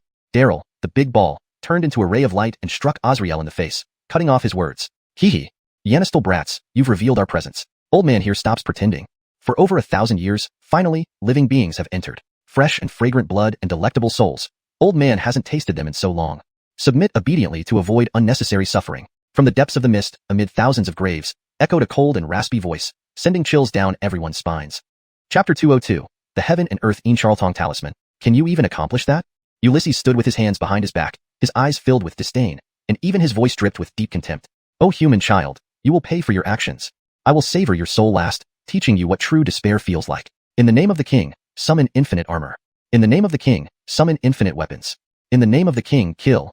The hoarse, raspy, and dark voice echoed across the desolate wilderness. Under the mist, the skeletons and zombies slowly raised their heads, their green soul flames shining brightly. Worn-out iron armors and rust-covered weapons appeared in their hands. In an instant, hundreds of skeletons and zombies burst into rapid motion, spreading a wave of death and decay that dispelled the fog, resembling a horrifying calamity from legend. What the hell? Since when were these zombies and skeletons this fast? What kind of potent medicine did they take? And they actually have weapons and armor. Boss, if you don't talk, no one would think you're mute. Dean, have you finished bickering yet? Brant, there are too many enemies. We should retreat strategically. Azriel, Sean, and Daryl felt a chill run down their spines. If it were just the 3 of them, they would have fled long ago. 1,000 zombies and skeletons could crush them into dust. Retreat is a joke. In my world, Ulysses, the word retreat does not exist. I will twist off that necromancer's head. Borrowing the power of Tai-In, transform all 8 directions into evil aura. Transform the essence of the sun. Blend with the splendor of heaven and earth. Tai-In Ainsley symbol. Merge. Sun symbol of all things. Transform.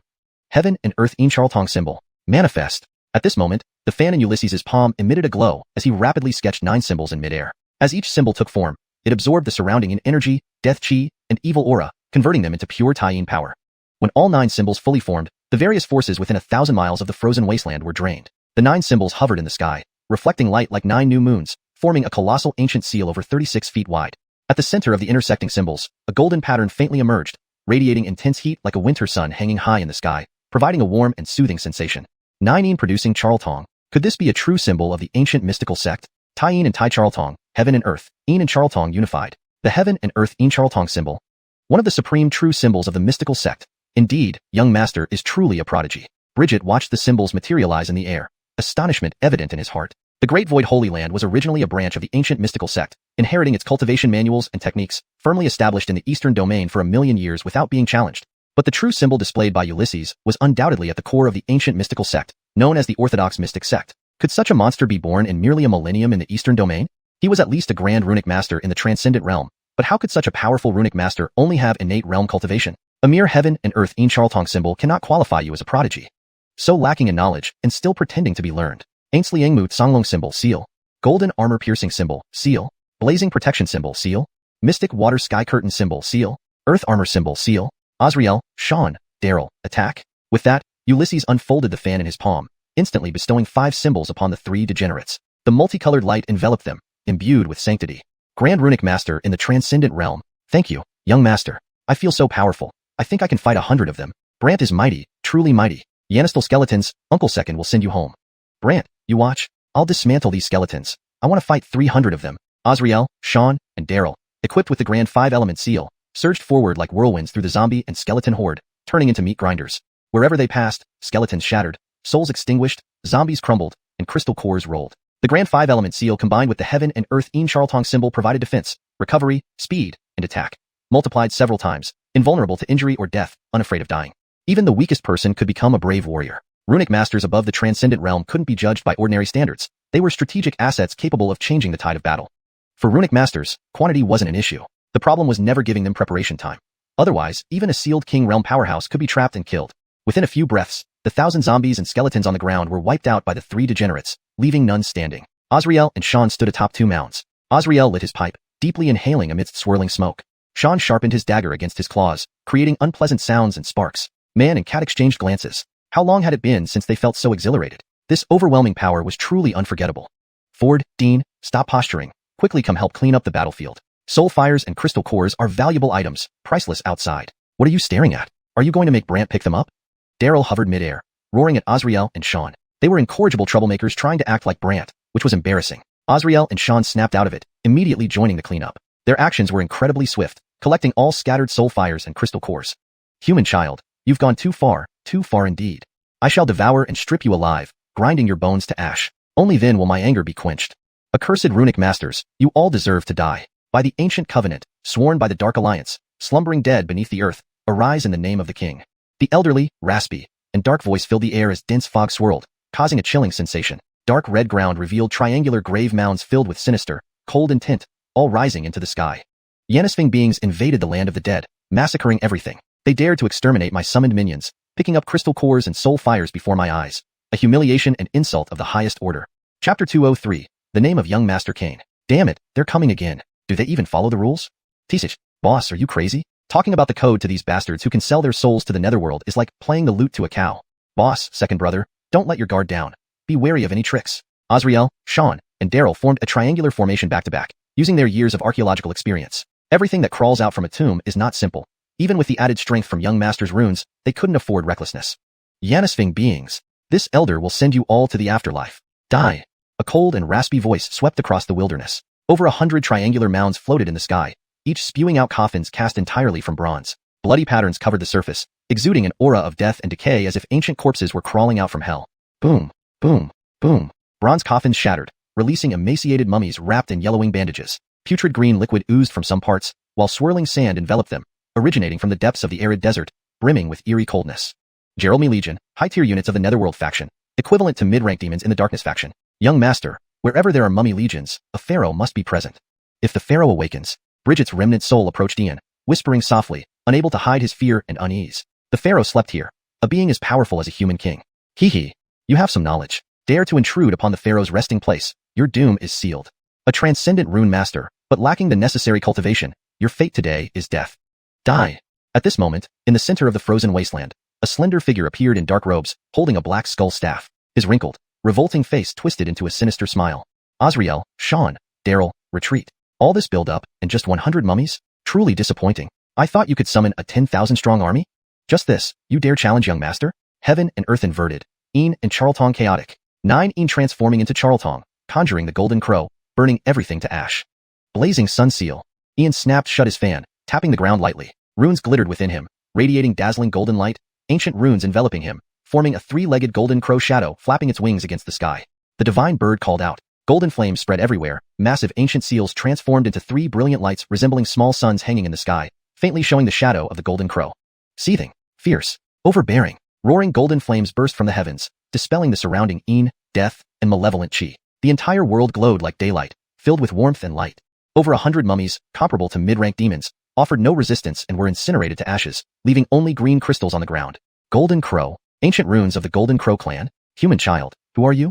Rune Master, cursed Rune Master, you must all die. Far away, the Dario seethed, his grotesque face twisting in fury, tempted to bash Ian with his staff.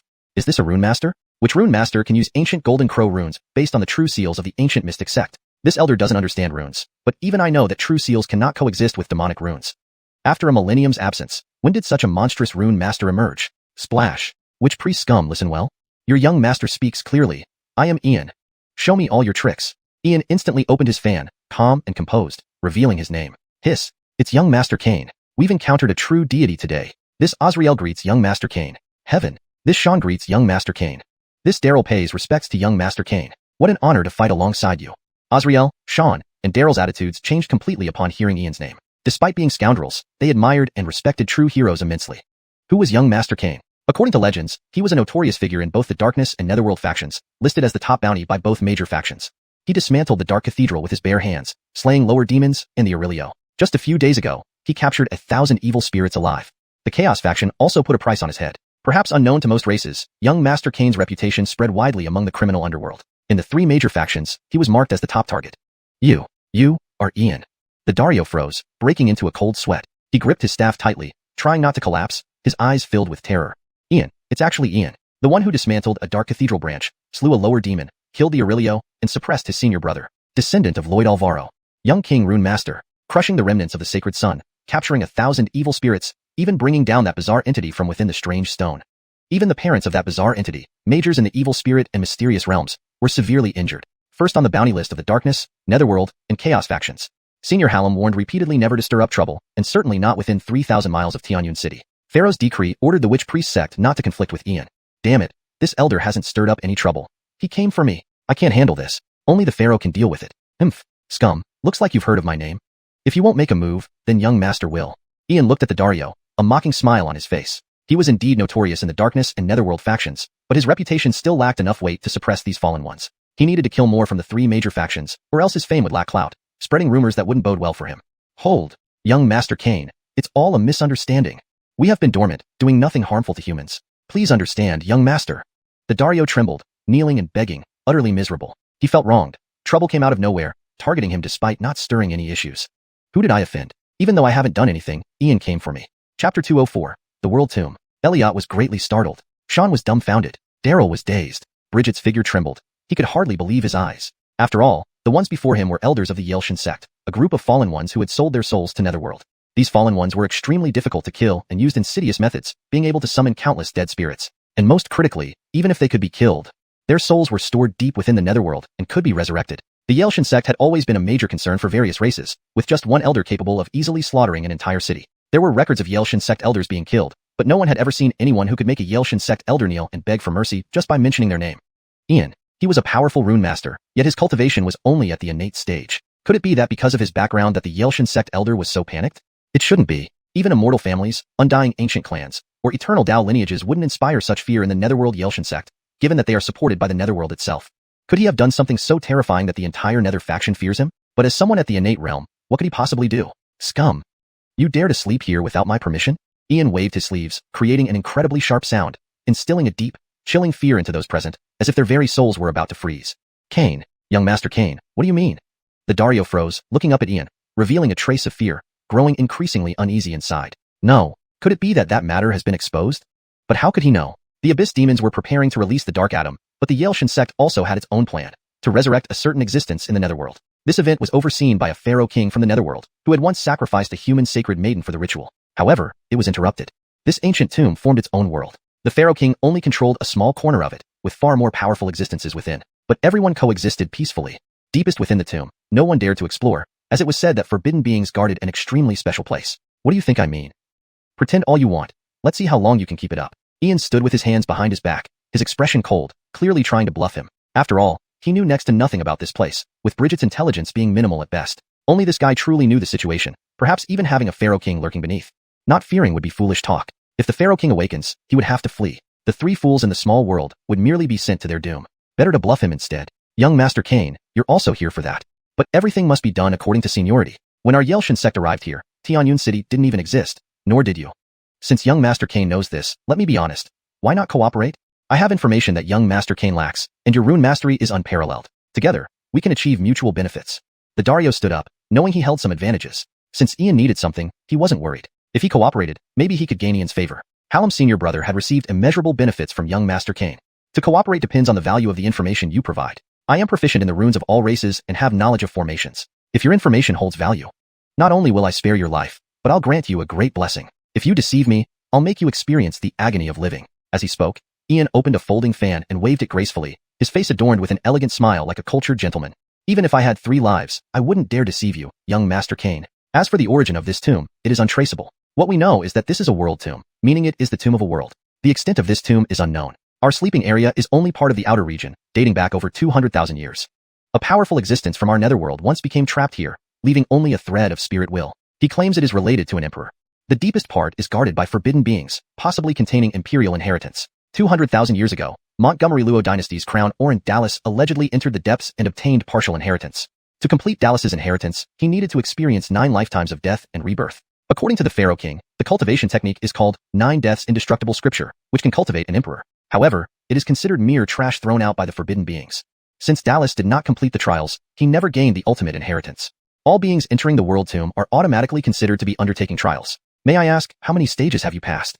The Dario did not hide anything, sharing all known information. This young Master Kane was not someone to trifle with, and one wrong move could lead to his fiery demise. He couldn't take chances.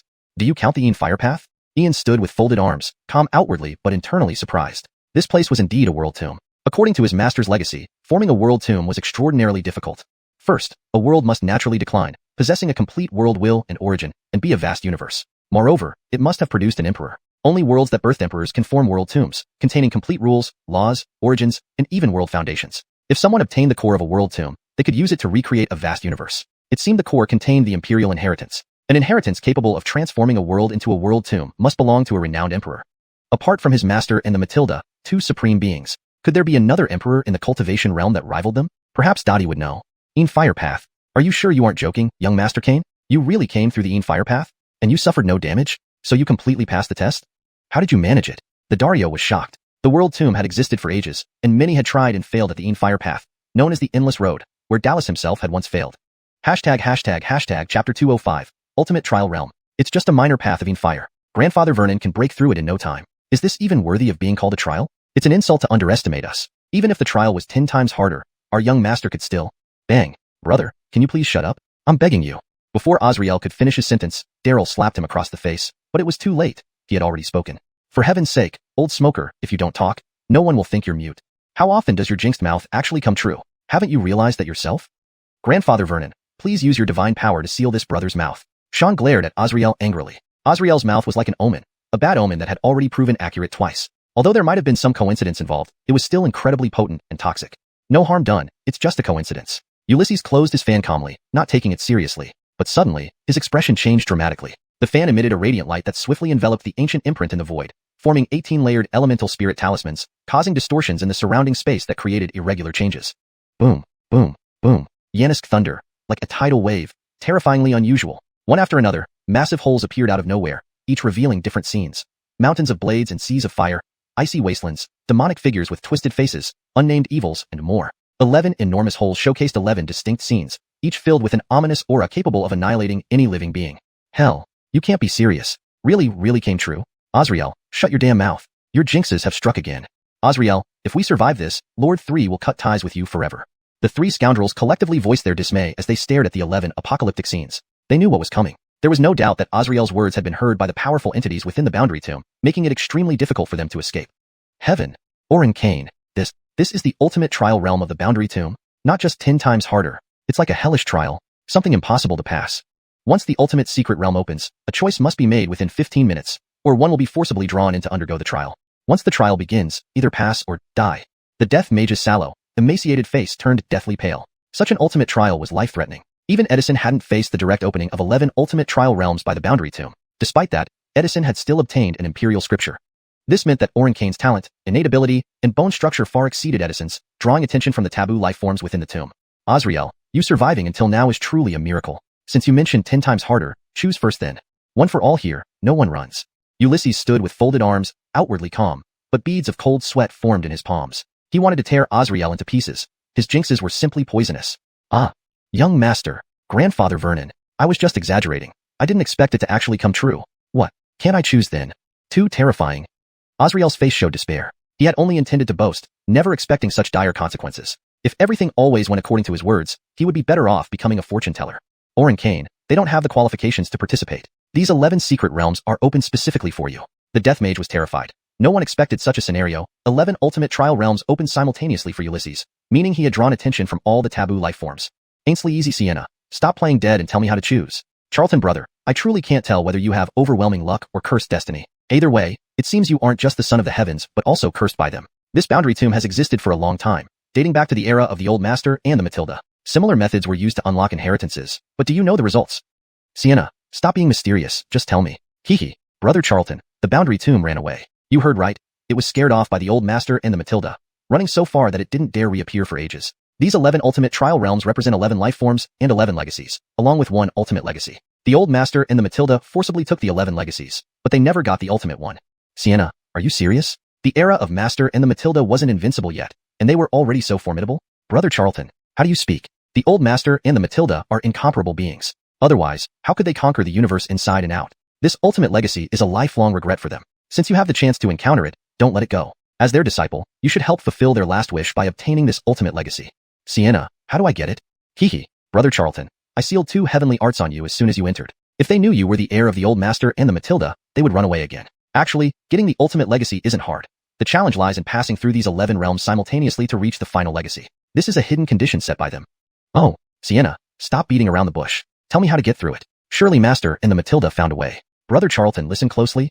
Brother Charlton, don't be speechless. This is the safest and most reliable method. Remember, this Boundary Tomb comes from prehistoric times, coveted even by the Old Master. At the very least, it won't be inferior to the heavenly arts created by the Matilda and the Old Master. You want to save the Old Master and make the Matilda warm your bed. Don't you want to avoid being embarrassed? So, you understand. Sienna, why do I feel like you're setting another trap for me? But you're right. I don't want to be dominated by Dihongqing Anderwang. Brother Charlton, that's the right mindset. To be exalted before others, you must endure suffering behind the scenes. You must seize the ultimate legacy and claim the entire Boundary Tomb. Though the means may be dishonorable, what did you expect from scholarly minds? Ainsley Easy Sienna's persuasion successfully ensnared Ulysses, who couldn't help but smile widely. Boundary Tomb. This time, you can't run. As long as Brother Charlton breaks through the 11 realms, I'll bind you and pull you into the Primordial Tower. We want the inheritance, and we want the Boundary Tomb. Everything belongs to us. Chapter 206. My name Ian is the qualification. Time ticked by slowly. 11 secret realm entrances displayed various strange phenomena, adding an eerie atmosphere to the desolate and cold wilderness, making people instinctively feel a shiver of fear deep in their souls. A quarter of an hour, not too long, yet not too short. Everyone present was under intense strain. Once the secret realms opened, there was no stopping them. Either one would pass or perish within. The choice was important, but Ian's decision was critically significant. Time's up, the inheritance trial is about to begin. Have you made your choice? The 11 secret realm entrances erupted into 11 powerful voices, all uniformly cold and lifeless, devoid of emotion, only filled with absolute reason. No. Only children make choices. I will participate in all 11 secret realms. Ian unfolded his fan in his palm, waving it leisurely with a mysterious smile on his face. Young Master Kane, you must not be rash. Choosing all 11 secret realms is extremely difficult. A single misstep could lead to eternal doom. Dario stiffened, his waxy, shriveled face full of shock, never expecting that Ian was so bold and reckless. My decision is final. No more chin urging. Correction. My decision is final. No more urging. However, to make it read more naturally in English, my decision is made. There's no need for further persuasion. In fact, if I'm not mistaken, choosing among the 11 secret realms is just like in Fire Road. The moment the secret realms appear, the trial has already begun. No matter which one I choose, the result will be failure. Because these 11 secret realms are one whole, just mixed to confuse the senses. Ian closed his fan, placing his hands behind his back, appearing calm and steady. Naturally, this information came from Dottie, as her mentor and the Matilda had once destroyed all 11 secret realms by hand. Without their power, he relied on Dottie's help. Remarkable. Truly remarkable. Indeed worthy of being the third examinee to pass the Fire Road unharmed. Young man, since you have uncovered the hidden rules of the trial, do you dare accept the ultimate trial? The 11 secret realm entrances vanished, replaced by a gigantic human face composed of emerald green flames floating in the void, exuding a terrifying aura. To ask bluntly, what is the ultimate trial? What will I have to pay, and what will I gain? Ian displayed extraordinary poise and steadiness. Even though Dottie had told him that the ultimate trial represented inheritance, he still acted as if he knew nothing. Upon passing the trial, everything will be revealed. If you fail, you will be doomed to remain here forever. In all worlds, knowledge and secrets are priceless, and clearly, you are not yet qualified to ask me questions. The emerald green flame-formed human face spoke again, its tone absolutely rational, completely devoid of emotion. You are right. Knowledge and secrets are indeed priceless. Since I am not qualified to ask questions, then I also have the right to refuse the trial. Ian made a decision that left everyone astonished. Even Dottie, floating nearby, almost fell to the ground. At this moment, everyone looked at Ian. No one expected him to refuse. Even Dottie was confused. She had given him the cheat code. Why did he suddenly refuse at this crucial moment? Brother Charlton is too unpredictable. Indeed, scholars' hearts are the dirtiest, with countless tricks. Refuse the trial. Do you think you can refuse? I make the decisions here. The emerald green flame-formed human face spoke, still cold and merciless as ever. Of course you decide, but without my consent, you cannot force me to take the trial. You overlook the most critical detail. The appearance of she outside and the ability to control the tomb's entrance made me suspect. When I reached the Fire Road, my suspicions were confirmed. At this point, Ian unfolded his fan again, his face showing a sly, experienced smile, unlike that of an 18-year-old youth, but rather that of a cunning old fox. Oh, what kind of suspicion? Why don't you tell me?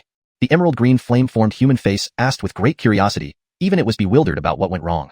First, Jerry appeared silently on the ground, claiming she was drawn by the bone of guile. But initially, her consciousness was disoriented until I expelled the guile force. Second, Jerry could open the way into the boundary tomb, but did not recognize the fire path, remaining ignorant of everything inside. Third, I left 2 essence stones on the Fire Road as a diversionary tactic. Letting Sean destroy the Fire Pillar was to confirm my suspicions. All these signs indicate one thing.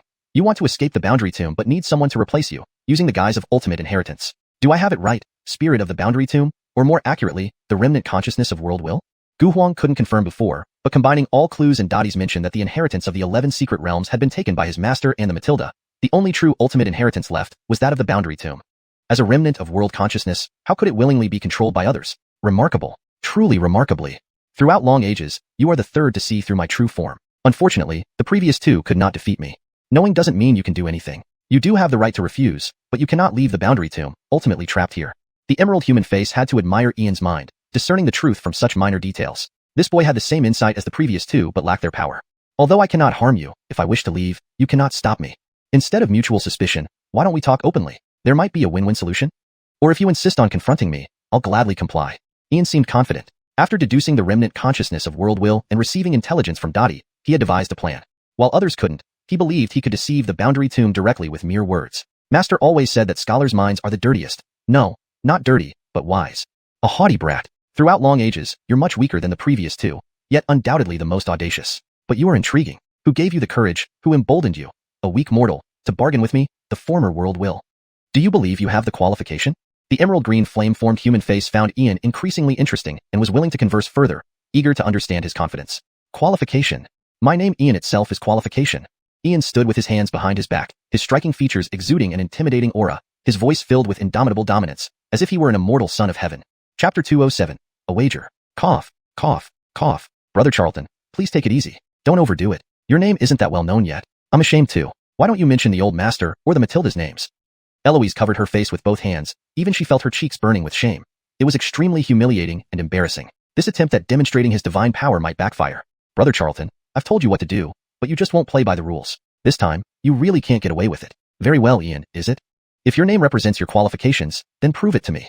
60,000 miles north of the wastelands, there's a strange nest containing about 1,600 creatures. Near them are a group of evil spirits numbering around 3,600. The evil spirits and strange beings fight small skirmishes every 3 days and big battles every 5, creating chaos and unrest in the area. I'll give you 7 days to settle the conflict between the evil spirits and strange beings. There are no restrictions on your methods, except that none of them must die. I will be watching you all along. If you can do this, then you'll have the qualification to sit and talk with me.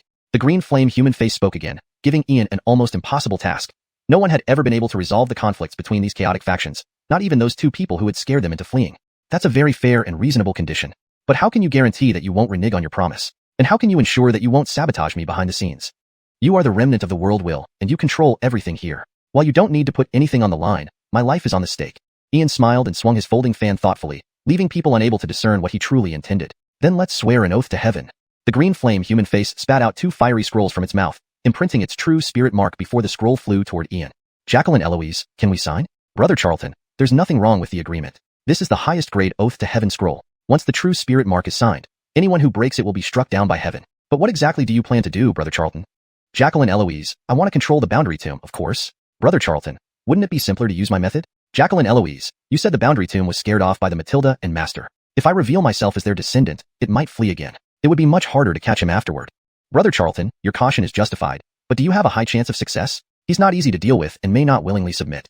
Jacqueline Eloise, leave it to me. I'll make him beg me to accept the boundary tomb. Oh, Brother Charlton, I will wait and see. Ian signed his true spirit mark on the scroll directly, shocking Eloise. She couldn't fathom where Ian got such confidence from. Well, let's see what tricks he has up his sleeve. If things go awry, they could always force him down. Human Orlando, you've got some guts. Weren't you afraid I'd set a trap in the scroll? The green flame human face looked at Ian with renewed respect, not expecting such decisiveness from a human. Huh. I actually hope you would set traps, but what benefit would it bring you if you tricked me? You said yourself that over Ian's, I am the weakest yet most arrogant human. Weak or arrogant, aren't I your only hope for liberation? Even the abyssal demons, whose minds are made of stone, wouldn't do something so stupid. Gerald Schlesiu, a remnant of the world will. Ian's smile made him seem more commanding, instilling a sense of trust in everyone. Interesting, you're quite the interesting human Orlando. Then, go prove your worth. Remember, you only have 7 days. The green flame human face twisted space, opening a vortex gate leading 60,000 miles away to the territory of the evil spirits and strange beings. Do any of you wish to come with me, or stay here and wait? Ian folded his fan, symbolically asking. Whether they came or stayed didn't matter much, especially since it might end up being futile against the evil spirits and strange beings. Azriel, Sean, and Daryl exchanged glances, each remaining silent. They lacked Ian's prowess to engage with the strange beings and evil spirits. Besides, it was one thing to fight, another entirely to mediate their disputes. Lord, Ainsley and Long wishes to go. Master Kane, if you don't mind, I'd like to join as well. Purple Ainsley and Long and the Death Sorcerer chose to go, having witnessed many miracles along the way. They wanted to see how Ian planned to settle the disputes. Grandfather Brant, I'll go too. Dean, Brother 3, are we lesser than Purple Ainsley and Long? A defector turned soul seller to the underworld? Elder 1 makes sense. Grandfather Brant, I, Sean, am willing to go. Yes, while we are rascals, we are far brighter than defectors. Azriel, Sean, and Daryl didn't want to be outshined. Furthermore, if Lord Kane dared wager, he must be confident. Besides, this opportunity could secure their futures. 3 scoundrels, who said I was a strange being. I'm the holy maiden of Tai Su's sacred land. Don't dare call me strange, or I'll rip your mouths apart. Lord, can you settle them?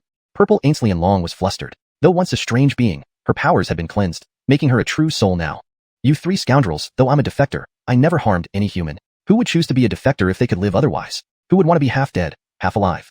At least I'm better than you 3, digging up graves, stealing female disciples' undergarments, and filming people bathing. The Death Sorcerer, despite long slumber, had heard of their antics, truly bizarre. Enough. Everyone shut up. Since you're coming, follow my lead. Whoever ruins my plans will regret it deeply. Let's go. Ian unfolded his fan, interrupting their argument, stepping through the vortex gate. Hashtag chapter 208. The past of Nicholas and grandmother Yu. In Tianyun City, the Yun family residence. Bam. It's been 3 days now, 3 full days, and no sign of him alive or dead. MOU. Didn't you say young Master Yun was unharmed? So where is he? Bring him to me, old man. Inside the courtyard of the Yun family estate, Master Ainsley was seething with anger. He smashed a stone table with one palm, glaring at MOU while his facial expression was visibly agitated. Master Ainsley, please calm down. Yun Yanistal brother has an unusual destiny. I cannot predict his whereabouts, but I swear on my life that he will be safe. In the courtyard, MOU held a feather fan in his hand, his pale face exuding calmness. However, inside, he felt somewhat uneasy as he couldn't fully understand Glover's fate either. Since the day Glover went to rescue Xiao and Xue Wuhan 3 days ago, he had vanished without a trace. Nobody present had seen Glover since then. A living person simply disappeared. Now, the Yun and Lan families were searching within the city, while Ju and Joyo, Nicholas, grandmother Yu, Xiao, Xueji, Xue Wuhan, Yu Yiling, and others were responsible for the search outside the city. 3 days had passed, expanding the search area from 100 miles to 5,000 miles. Everyone agreed to send updates every hour, yet there were still no clues, no trace of him, as if he had evaporated. How could this not make people anxious and frantic? A genius proficient in runes and possessing the potential of an emperor was incomparable, rivaling even Kenna. If they failed to find him, or something truly terrible happened. If Kenna found out, everyone here would be uprooted, along with their respective races and forces. Bullshit. Your life can't compare to Yun Yanistal friends. MOU, listen up. If the next update still doesn't bring news of Yun Yanistal friend, I'll personally go to the Void Sky Realm and report this matter to Senior Zhudianqiang. Then your Tianji Pavilion can just pray for mercy. After speaking, Master Xianxia flung his sleeves and furiously pulled at his beard, breaking off another handful. He paced back and forth, completely frazzled. Seeing this, Mou chose to remain silent. The third president of the Human Rune Master Association truly considered Glover as a nephew. Poking fun now would only invite unnecessary trouble. Time ticked by slowly, and the courtyard was deathly silent, filled only with the sound of Master Xianxia pacing. It was oppressive and tense. Swoosh. About half an hour later, several dozen signal talismans gathered in the Yun family courtyard. Master Xianxia swept them all into his sleeve and examined each one, but disappointment soon followed. Upon finishing the last one, his expression suddenly turned elated. There's a clue. Come with me. Without further ado, Master Xianxia grabbed Mo's shoulder and both figures shot off towards the north like streaks of light. North of the city, about 300 miles away, Masters Nicholas, Grandmother Yu, and Cindian stood amidst the chaotic, desolate area. Old ghost miss, how did you determine this is where young Master Yun last appeared? Grandmother Yu asked, puzzled. There were indeed signs of a battle, but it wasn't certain that it involved Glover. Old hag, don't ask. You wouldn't understand. Let's wait until Braden Yu and Senior Xianxia arrive. Braden Yu must confirm this. I'm also curious, how did you determine this, Xiuxian? The men remembered Glover's strict instructions, so he dared not reveal what had transpired those few days ago involving eerie creatures. Master, residual rune power, though very faint, can still be identified by me. Miss Xiuxian's bright eyes darkened with worry. She was one of the first witnesses to the events in the auction house space. The residual wave from the original extermination charm still lingered, a fusion of powers from the ancient human three teachings, a unique technique created by young Master Yun. Clearly, young Master Yun must have encountered eerie beings here. Miss Old Ghost, what are you talking about? Can someone explain this to an old woman? Grandmother Yu tapped her peachwood cane on the ground, utterly confused. She had no idea what was happening, but they weren't saying a word, causing her to become increasingly anxious. Old hag, don't ask what you shouldn't know. Old ghost, you want to say that again? Old hag, after living so long, tone down your curiosity. It's no wonder no one wanted you this lifetime. Spit. Old ghost, who are you to talk? Aren't you single too? Huh. Old hag, I've been alone because of you. Spit. Old ghost, blaming the past? Who promised to propose to my family, but never showed up? Old hag, when I came to your door, your father, Destiny, and Ambria's great-grandfather showed me your handwritten breakup letter. That's impossible. Amen pulled out a letter from his sleeve and tossed it at Grandmother Yu. Upon reading it, she almost fainted on the spot. Grandma? Miss Xiuxian sighed, steadying Grandmother Yu. She knew they were old acquaintances but hadn't expected such twists. Malik, you've wronged me. Old ghost, why didn't you say anything sooner? Grandmother Yu, tears streaming down her face, shouted to the heavens. Looking at Amin, she felt immense guilt and regret. Alas, old hag, I knew the letter wasn't from you. Back then, I was just a common grade rune master, and your family, the Rain Clan, has a heritage spanning millennia. How could I have qualified to match you, the 11th princess of the Rain Clan? I secretly vowed to become an extraordinary rune master within 10 years and propose to your family. But I was too naive. After wasting a century, I remained a spirit grade rune master, delaying my cultivation. Old hag, don't feel guilty. You did nothing wrong. I only blame myself for not being strong or diligent enough. Everything is in the past. Amin sighed, filled with resignation. Over a century had passed. He had already let go. Old ghost, past is past. But this isn't over. You must come to the Rain Clan and propose, whether it takes 100 or 1,000 years. I'll wait forever. For you. I became a laughingstock in the Rain Clan, losing all dignity and reputation. I demand you restore my honor. Tears streaming down her face, Grandmother Yu smiled at Amin. Her nearly century-long heartache dissolved, and she felt relieved, acting more like a young girl throwing a tantrum. Old hag, aren't you making things difficult for me? If I could do it, would we be in this situation today? Amin shook his head helplessly, laughing bitterly. Nicholas, you can do it. Find your Yanistal friend, and I'll personally go to the Rain Clan to vouch for you. What's your clue? Master Xianxia and Mou descended from the sky, anxiously asking. He was already pulling at his beard, almost balding from the stress. Chapter 209, to repay with her hand in marriage. President, this place has remnants of a rune, and this particular rune is Ian's exclusive secret tradition. Yanistal Annabelle has also seen it before, and Mr. Caden should be quite familiar with it as well. This should be the last place Brianeo appeared. As a great fate manipulator, can you deduce Brianeo's whereabouts from here? Amin did not hesitate to share all the clues he had discovered, but dared not reveal the purpose of the rune. Yes, it's indeed Montgomery Master's exclusive rune. I will try, but don't have too high hopes. Brianeo's destiny is uniquely peculiar, something I've only encountered once in my life. Ainslien for sky, Kuin for earth. Borrowing the power of heaven and earth to trace the path of myriad things. Heavenly Secret's Eye. A turtle shell with an 8-trigram pattern appeared on Guy's palm. Chanting complex incantations, the shell hovered in midair, projecting a massive shadow of the trigrams. With constant changes in position, mysterious energies permeated the air. Guy's eyes glowed with a divine light, as if they could see through the eternal mysteries of all things. Puff! An extraordinary phenomenon occurred. Within mere moments, the trigrams in the air dispersed, and the turtle shell fell to the ground riddled with cracks. Guy took several steps back, spitting out mouthfuls of blood. His lifespan was already limited, and now it grew even shorter. Mr. Caden, you? Amin voiced his concern as everyone gathered around, filled with worry. After all, the backlash from a great fate manipulator indicated that the result must be unimaginably dire. No problem, the Heavenly Secret's backlash hasn't killed me yet. I apologize for not being able to find Lord Montgomery. but he should be safe. You don't need to worry too much. If my predictions are accurate, Lord Montgomery should encounter significant opportunities. Guy gently waved his hand. He had little time left anyway. A few fewer days wouldn't change much. However, his astonishment was evident. What incredibly powerful fate can counterattack me and shatter the mystic turtle shell? Ian, who exactly are you? Reincarnation of some great being? To forcefully alter the grand destiny and heavenly will with sheer personal effort. It's something not even a son of fortune could achieve. For us, it may be a disaster, but for you, it is an opportunity. Meeting someone like you truly was Luo Yunfei's fatal encounter. Perhaps you really can turn darkness into light. Confronting that opportunity? Are you sure, Guy? Master Ainsley and I stared at Guy, full of doubt. Though Guy had been affected by the backlash, it couldn't be fake. Master Ainsley and I, what does a dying man have to lie about? Guy wiped the blood from his mouth, standing up with Eamon's support. For now, finding Lord Montgomery wasn't possible. They could only wait for his return. If so, let's go back to the Montgomery family. Nicholas Xiaohong, send them the message to return. Lord Montgomery has great opportunities. We shouldn't worry too much. Master Ainsley and I took out a pill, forcing it into Guy's mouth. At least until Lord Montgomery returns, Guy must stay alive. President, the transmission rune has been sent. There's one more thing I'd like to ask. Yu Yiling, she is the sacred maiden of the Yanished Holy Temple and also belongs to the Yu clan, one of the strongest among the 100 clans, surpassing the Human King clan in comprehensive strength. You've already extended an invitation on behalf of Montgomery Huang Academy to Brianeo. Why is she here now? Is it really just to recruit disciples for the Yanished division, or is there more to it?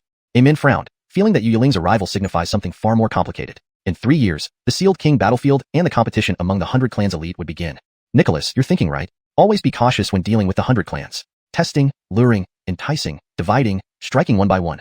The 6 holy temples excel at these tactics. How many human young geniuses have defected to join the 6 holy temples? And how many talented individuals have vanished without a trace? But Brianeo is no ordinary person. Their tactics won't work on him. Ambria, since there's no one else here, old man needs to warn you. With your easygoing and non-competitive nature, you might miss out, and then it'll be too late to regret. With that, Master Ainsley and I stroked his beard and teleported away with Guy, reassured that Ian was unharmed. Granny Master, Senior Ainsley and I. What did he mean? Annabelle's bright eyes showed curiosity and confusion. She didn't understand a single word, completely bewildered. Silly girl, Master Ainsley and I made it clear. Why didn't you catch on? He's worried about you, afraid you're too shy to say it outright. Which Granny? Stop beating around the bush. Ambria, what do you think of Ian? Old Granny didn't say more, but Amin broke the silence. Anyone could see that Annabelle admired Ian, and Ian seemed to feel the same. Ah, Master. Why ask this suddenly? Lord Montgomery is youthful and supreme, possessing the potential of an emperor. He will surely dominate the universe, ruling an era. Annabelle's bright eyes sparkled with admiration but inwardly sighed, wondering if only imperial beauties like Dihong Qinghuang could stand beside Ian. Silly girl, do you like Lord Brianeo? I've never seen you praise anyone so highly. Granny, yes, I like Lord Montgomery, but he? Don't be coy. If you like him, say it. No use being indecisive. I do like Lord Montgomery, but, silly girl, President just told me that your engagement has been annulled. Now you're free. If you like him, go for it. No need to carry a burden. Granny, is that true? Who annulled my engagement? Of course, it was Lord Brianeo. Well, now I owe him another favor. I may never repay him. Annabelle lowered her head shyly, her beautiful eyes shining with joy and her heart filled with sweetness. Ha ha ha. Ambria, if you can't repay him, then offer yourself. Which Granny, isn't that right? Amin laughed heartily, looking at old Granny. If he had even a fraction of Yanai Xiaohong's skill, they wouldn't have misunderstood each other for 100 years. Hashtag chapter 210. Unnamed aberration, boundary tomb, wilderness, the dim sky, the dark red and cracked earth, the decaying and withered trees. Everything was shrouded in an eerie atmosphere. A blood-red moon hung high in the void, surrounded by mist that intertwined crimson and pitch-black hues. The air was filled with coldness, death, evil, misfortune, and darkness. Ian, Bridget, Azriel, Sean, Daryl, and the Dario emerged through a vortex gate. Sean and Daryl volunteered to scout the area ahead. Sean shrunk drastically into a fist-sized form, swiftly moving through the fog while Daryl stood on his head, guiding the way. Both were protected by Ian's enchantments for speed and invisibility, so they had no fear of being detected. After traveling several dozen miles, Daryl suddenly struck Sean's forehead sharply, causing him to halt abruptly. Daryl signaled Sean to look ahead. About 100 meters away, a pitch-black figure floated in midair, absorbing the power of the blood moon in some unknown manner. It was enveloped in a mist formed from black particles. Its face was obscured, but its hair, nearly 10 meters long, bound 3 desiccated corpses. Each corpse had wings on their backs, horns on their heads, for arms, and grotesque features, clearly drained of both blood and soul. Sean and Daryl shivered, feeling an icy chill down their spines and a deep sense of dread. Sean's fangs chattered as he stood upright and bit into his paw. Daryl trembled too, but without hands or feet, he clamped onto Sean's ear, causing him to flinch and recoil 2 steps, landing on his buttocks with a slight thud. In an instant, the floating black figure twisted its head unnaturally to look behind, revealing a pale, bloodless face with hollow, lifeless eyes and a ghastly smile that made crying seem pleasant in comparison. Sean and Daryl quivered violently as the chilling aura spread, locking onto them despite the invisibility charm. Fried Pan. This thing is difficult. Daryl, my brave brother, this challenging mission falls upon you. Stand firm, Grandpa Meow will bring reinforcements. With that, Sean returned to his original size, pressed Daryl into the ground, and launched him toward the aberration before fleeing without looking back. Sean, may your ancestor curse you, you fat cat.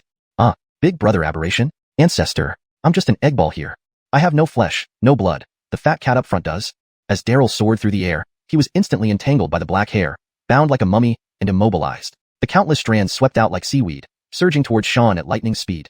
Sensing the danger, Sean dashed swiftly, claws pounding the ground, not daring to turn back. Harnessing his energy, he moved with cat-like grace and speed. Unfortunately, before running 20 miles, he felt himself lifted into the air. Turning his head, he almost wet himself in terror. The unnamed aberration now floated behind him, one pale hand lifting him off the ground and holding him close, petting his head rhythmically. Sean's body tensed, ears drooping, afraid to move lest he provoke the aberration into tearing him apart. Floating slowly but covering vast distances with each step, the unnamed aberration stared at Sean with its tear-streaked face, stroking his fur as it headed toward Ian's location. Within moments, they crossed tens of miles, and Ian and company came into view. Seeing this, Sean struggled to escape and scream for help, but the aberration silenced him with a finger to its lips, freezing Sean in place. Master Vernon, save me. The aberration is killing cats. A loud, earth-shattering cry tore through the silence of the wilderness. Sean's desperate plea for help. The unnamed aberration, with its pale, empty gaze, threw Sean aside and ensnared him in black hair suspended in the sky. Its pitch-black figure landed on the ground, still wearing its grimace, watching Ian and the others from afar. Gee, gentlemen, run fast, run quickly, don't stop. It's too late if you don't leave now. Seeing the black figure, Bridget's complexion paled, her soul trembling with fear and unease. Swallow. Gulp. Gentleman Vernon, this is a major aberration.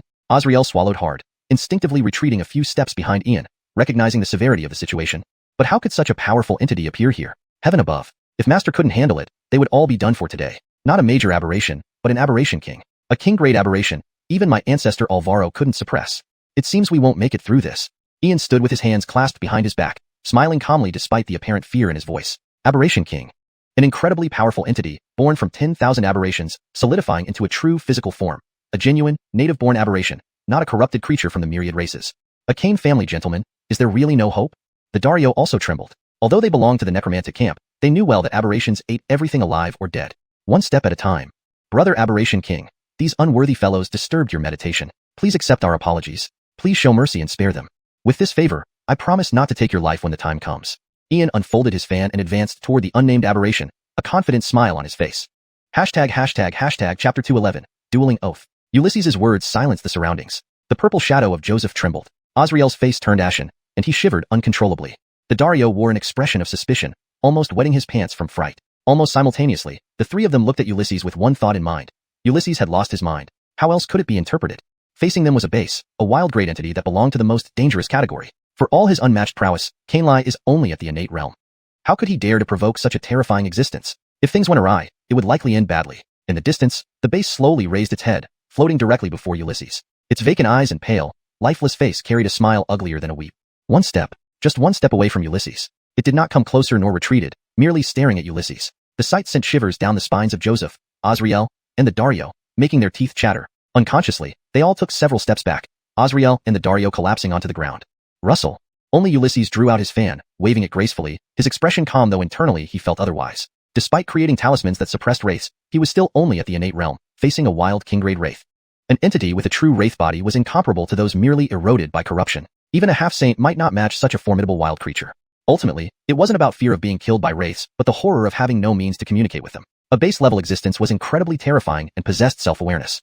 Fight. The black figure's hair danced, carving a single word on the wasteland. It clearly indicated a challenge for a battle with Ulysses. What? I say, brother base, whether human or wraith, can you uphold some semblance of honor in this chaotic world? You're at least a titled king, and I'm just an innate realm cultivator. Do you seriously have the nerve to challenge me? But if you insist, don't blame me for disregarding honor. Closing the fan in his palm, Ulysses folded his arms behind his back, looking at the base calmly, feeling a sense of reassurance internally. I'm not afraid of communication. I'm afraid of inability to communicate. With communication, things are manageable. Not so. Not so. The black figure waved its hand slightly, its black hair dancing again, carving more characters on the ground. Suddenly, hundreds of mist-covered figures appeared from all directions, varying in power from the lowest to the highest levels, but the weakest was equivalent to an airstride realm cultivator, and the strongest to a spirit nourishment realm. Brother, what do you mean? Ulysses forced himself to remain calm, looking at the wild base. It seemed there was no way to avoid a fight, but there were rules. He couldn't let any wraith die. Choose one. Win. Release him. Lose. Death. The black figure's black hair continued to carve characters on the ground. The eternal mournful smile grew more intense, exuding an even more terrifying aura. If I win, what if you renege? Naturally, Ulysses wouldn't easily trust Wraiths. If he negotiated without being cautious, he would be no different from sharpening skin off a tiger. Human child, I shall be the arbitrator. Duel oath. The victor gains everything of the loser, including their life. The Chaos faction only follows one rule, the strong rule. If both parties agree, sign the true spirit seal. At that moment, a crowned skeleton enveloped in black flames floated in the sky, exuding waves of evil and death, spreading boundless pressure. 2 scrolls of beast hide covered in black flames appeared, hovering before the base and Ulysses. The characters on them writhed like venomous snakes, radiating a chilling presence. Dueling oath. My lord, that's the dueling oath of the darkness, chaos, and nether factions. Legend has it that whoever signs the contract will be transported to the blood arena. In our 3,000 great worlds, entities have the void heaven realm, while the darkness, nether, and chaos factions have the blood arena. Their significance is similar. Once signed, it's a fight to the death. Only the survivor can leave. The Dario approached Ulysses, trembling, never expecting Ulysses to be targeted by the blood arena. This was unprecedented. Dueling oath. Brantley, do you think this young master would fall for your trick again? Last time in the blood arena, you people reneged after losing to me, and none of you intervened. Your oaths and promises are nothing but worthless. This is my private agreement with Brother Base. What does it have to do with your blood arena? Ulysses fanned himself disdainfully, having already figured out that he was under the protection of the world wills pact with Jimma's world. They couldn't directly harm him and now wanted to kill him this way. Clearly, wraiths, malevolent spirits, dark beings, and the undead coveted this boundary tomb. He was an outsider who had to be eliminated first. Ulysses, last time you didn't sign the dueling oath. Anyone who signs it cannot break it. Otherwise, what's the point of the blood arena? The arena keeps records of all victories. And since you're a human, not a creature of the 3 factions, you're on the top bounty list. As Ulysses, you're a hot ticket. Many will come to watch you, and I can also set up a betting ring. If it weren't for you, I wouldn't personally appear. With my signature, no one dares defy it. Young man, the greatest record holder in the blood arena has a streak of 1,080 wins. And it's another human. Don't you want fame across the 3,000 worlds? Wealth, honor, prestige, status, all await you in the blood arena. The flaming black skeleton spoke enticingly, stirring desires and leading to decadence. Gambling. Can I bet on myself winning? What are my odds? Closing the fan, Ulysses moved close to the black skeleton, eyes practically gleaming green at the prospect of earning money. Certainly. News is out, the odds are 1 minute and 2.3 seconds, because many in the 3 factions want you dead. Each win earns points exchangeable for treasures in the blood arena. If you sign, I guarantee that the 3 factions won't actively trouble you outside the arena, but you must win 10 straight matches. Deal? The burning black skeleton seemed to laugh, radiating decadence. Fine, this young master agrees. But let's be clear, I despise breaking rules. If your blood arena breaks them, I'll find you, Brantley, even if your true form slumbers in the river of death. Ulysses grabbed a scroll and signed the true spirit seal, whispering to the old skeleton. Chapter 212. Return to the bloody arena. Ian, I must remind you again. You and I have an agreement. Resolve the dispute with the evil spirits and aberrations within 7 days without killing a single one. The rule of the bloody arena is that only one person can leave alive. You have already lost. The will of Jed Gerald communicated through the previous contract directly into Gu Achilles' soul. After finally finding such a scapegoat, it was now being thwarted by the bloody arena. Don't worry, this gentleman has a plan. For mere aberrations, I have ways to ensure a loss without death, which wouldn't violate our agreement. Do you want to place a few bets? This gentleman guarantees you'll win big. Through the contract, Ian's voice conveyed his intent, naturally pulling the will of Jed Gerald along. The bloody arena indeed was a great place for gaining fame, slaughtering beings from the 3 major factions, and making substantial profits, all things hard to find elsewhere. The will of Jed Gerald fell silent, clearly not believing that Ian could win or make the aberrations lose without dying. It seemed utterly impossible. Very well, both parties have signed the oath. Ian, you may choose your opponent now. The black-flamed skeleton put away the contract and looked at Ian. The deep blue soul flame in its eye sockets moved restlessly, clearly intrigued by Ian. Let's start with 10. So that if we lose later, you can't deny it. Brantley, take us to the arena. Ian's voice was extremely lazy, as if he didn't care either way. To him, the number of aberrations had no meaning. Only higher-level aberrations with formed corporeal bodies could cause him concern. Ian, are you sure? 10 aberration entities. No one has ever dared to challenge even within the same faction. I need to confirm again. Have you really thought this through? The black-flamed skeleton paused for a moment before responding. The blue flames in its eye sockets surged brightly, almost doubting what it heard. Brantley, stop wasting time. Are we fighting or not? This gentleman says again, start with 10. After this, if the aberrant king isn't satisfied, they can continue to challenge. Ian squinted his eyes, seemingly not taking it seriously. He had plenty of methods to kill aberrations, but today's goal was to educate them. Scholars should aim to teach all beings under heaven. Education knows no bounds, treating everyone equally regardless of race. If he couldn't manage 2 aberrations, what kind of scholar would he be? Fine, let's meet in the bloody arena. The black-flamed skeleton disappeared, and blood-red beams of light descended, transporting Ian, Bridget, Azrael, the Dario, Aberrant King, Sean, Daryl, and 10 shadows of aberrations. At the same time, dense blood-red beams of light appeared in Jed Gerald, carrying countless figures to the bloody arena. Hashtag the bloody arena. Spanning 100 miles, it was an open-air circular arena, beneath a cold and dead sky, on a dark red earth stained with countless lives lost. The Aberrant King and 10 aberrations were teleported to the southern end, while Ian's group was transported to the northern end. Just as everyone was in shock, blood-red beams appeared around the arena, revealing zombies, skeletons, and malevolent spirits from the underworld, demons of various forms from the abyss, and evil spirits from different dimensions, all representatives of ill omen and aberrations. But without exception, they all belonged to the three major factions. Except for Ian's group, there wasn't a single human or member of any other race in or outside the arena. Gulp. Master Brant, it's all people from the three major factions. Can you handle this?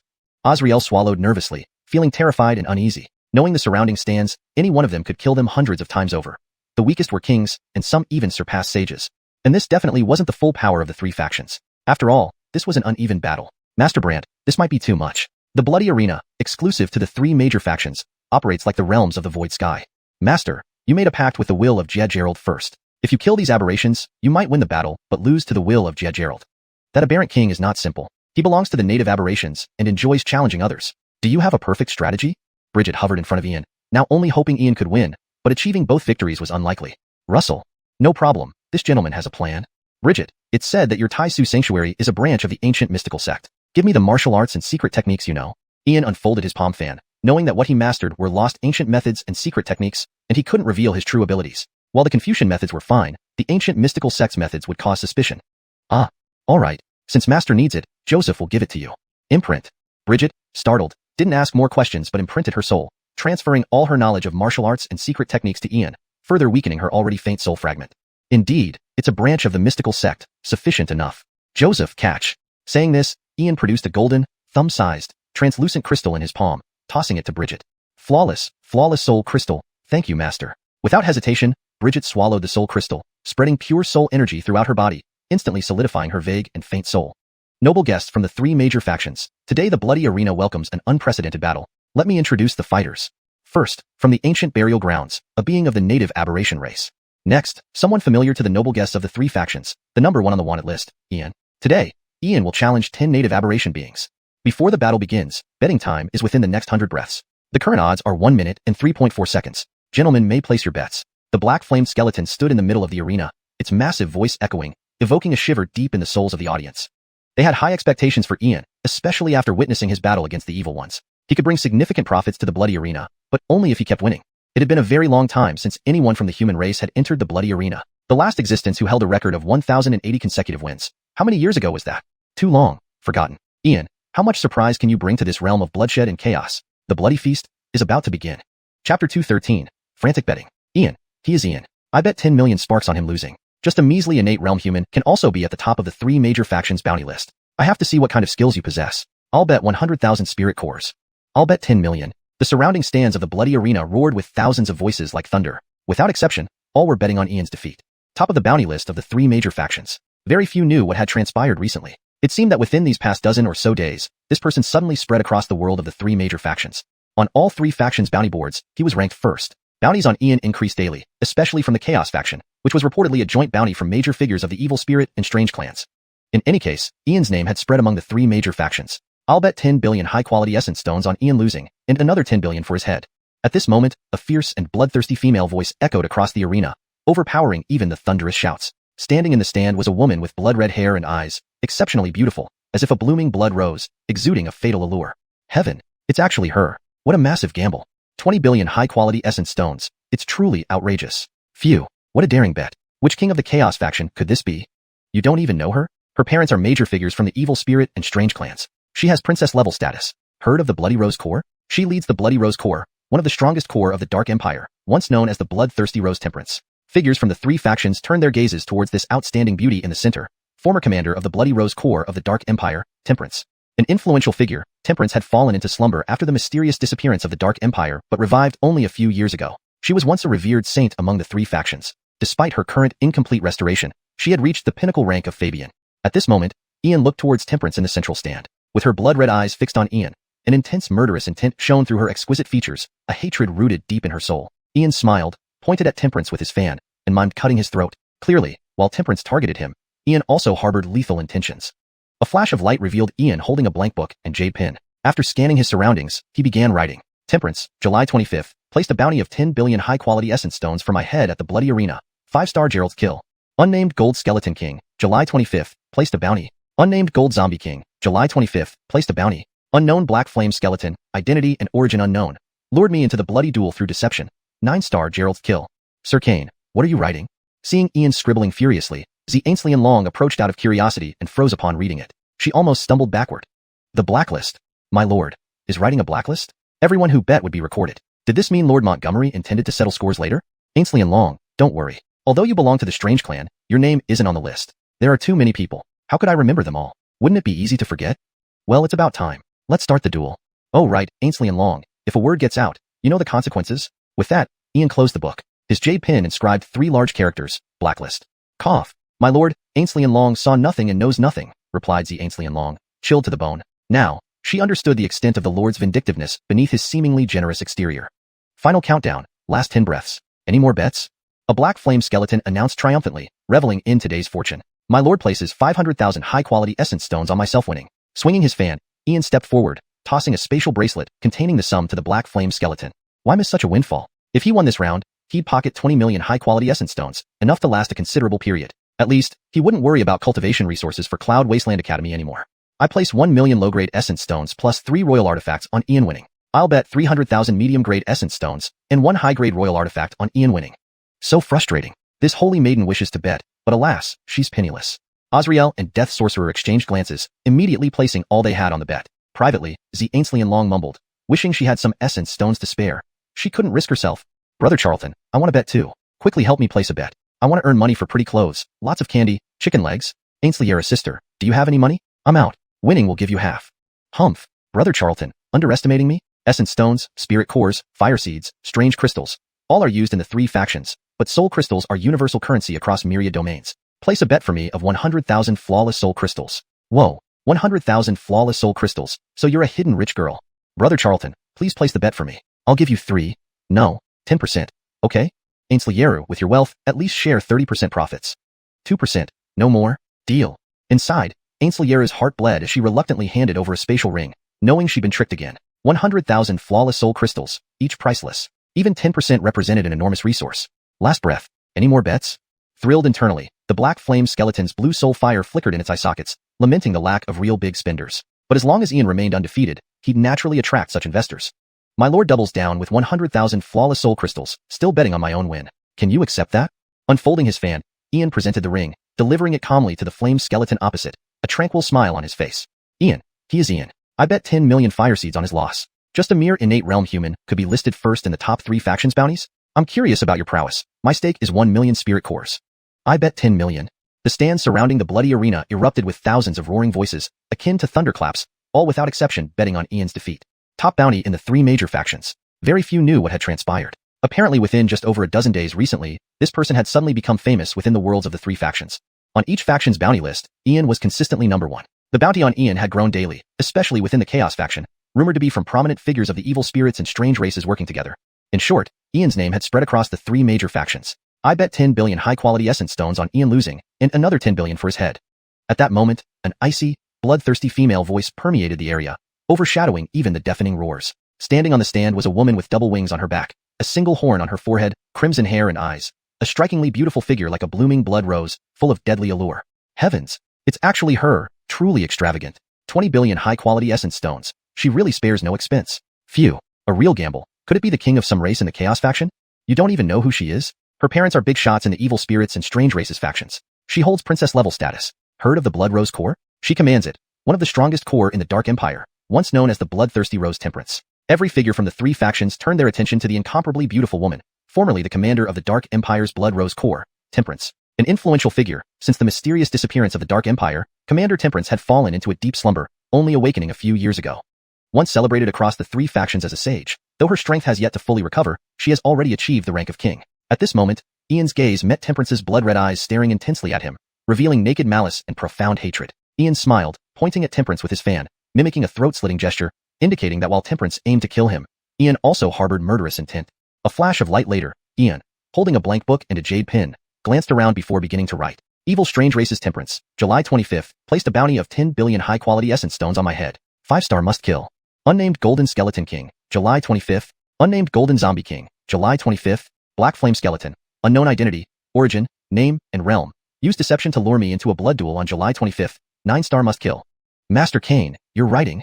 Seeing Ian furiously writing, Bridget curiously looked over and froze momentarily, nearly fainting. B. Blacklist. He's making a blacklist. Doesn't this mean master plans to settle scores with him one by one? Joseph, don't worry. Though you were strange, your name isn't on the list. There are too many people. How could I remember them all? Won't I forget? Well, it's time. Let's start the duel. Oh, right, Joseph. If a word leaks out, you know the consequences? Finishing, Ian closed the book, with jade pinlight forming the words blacklist on its cover.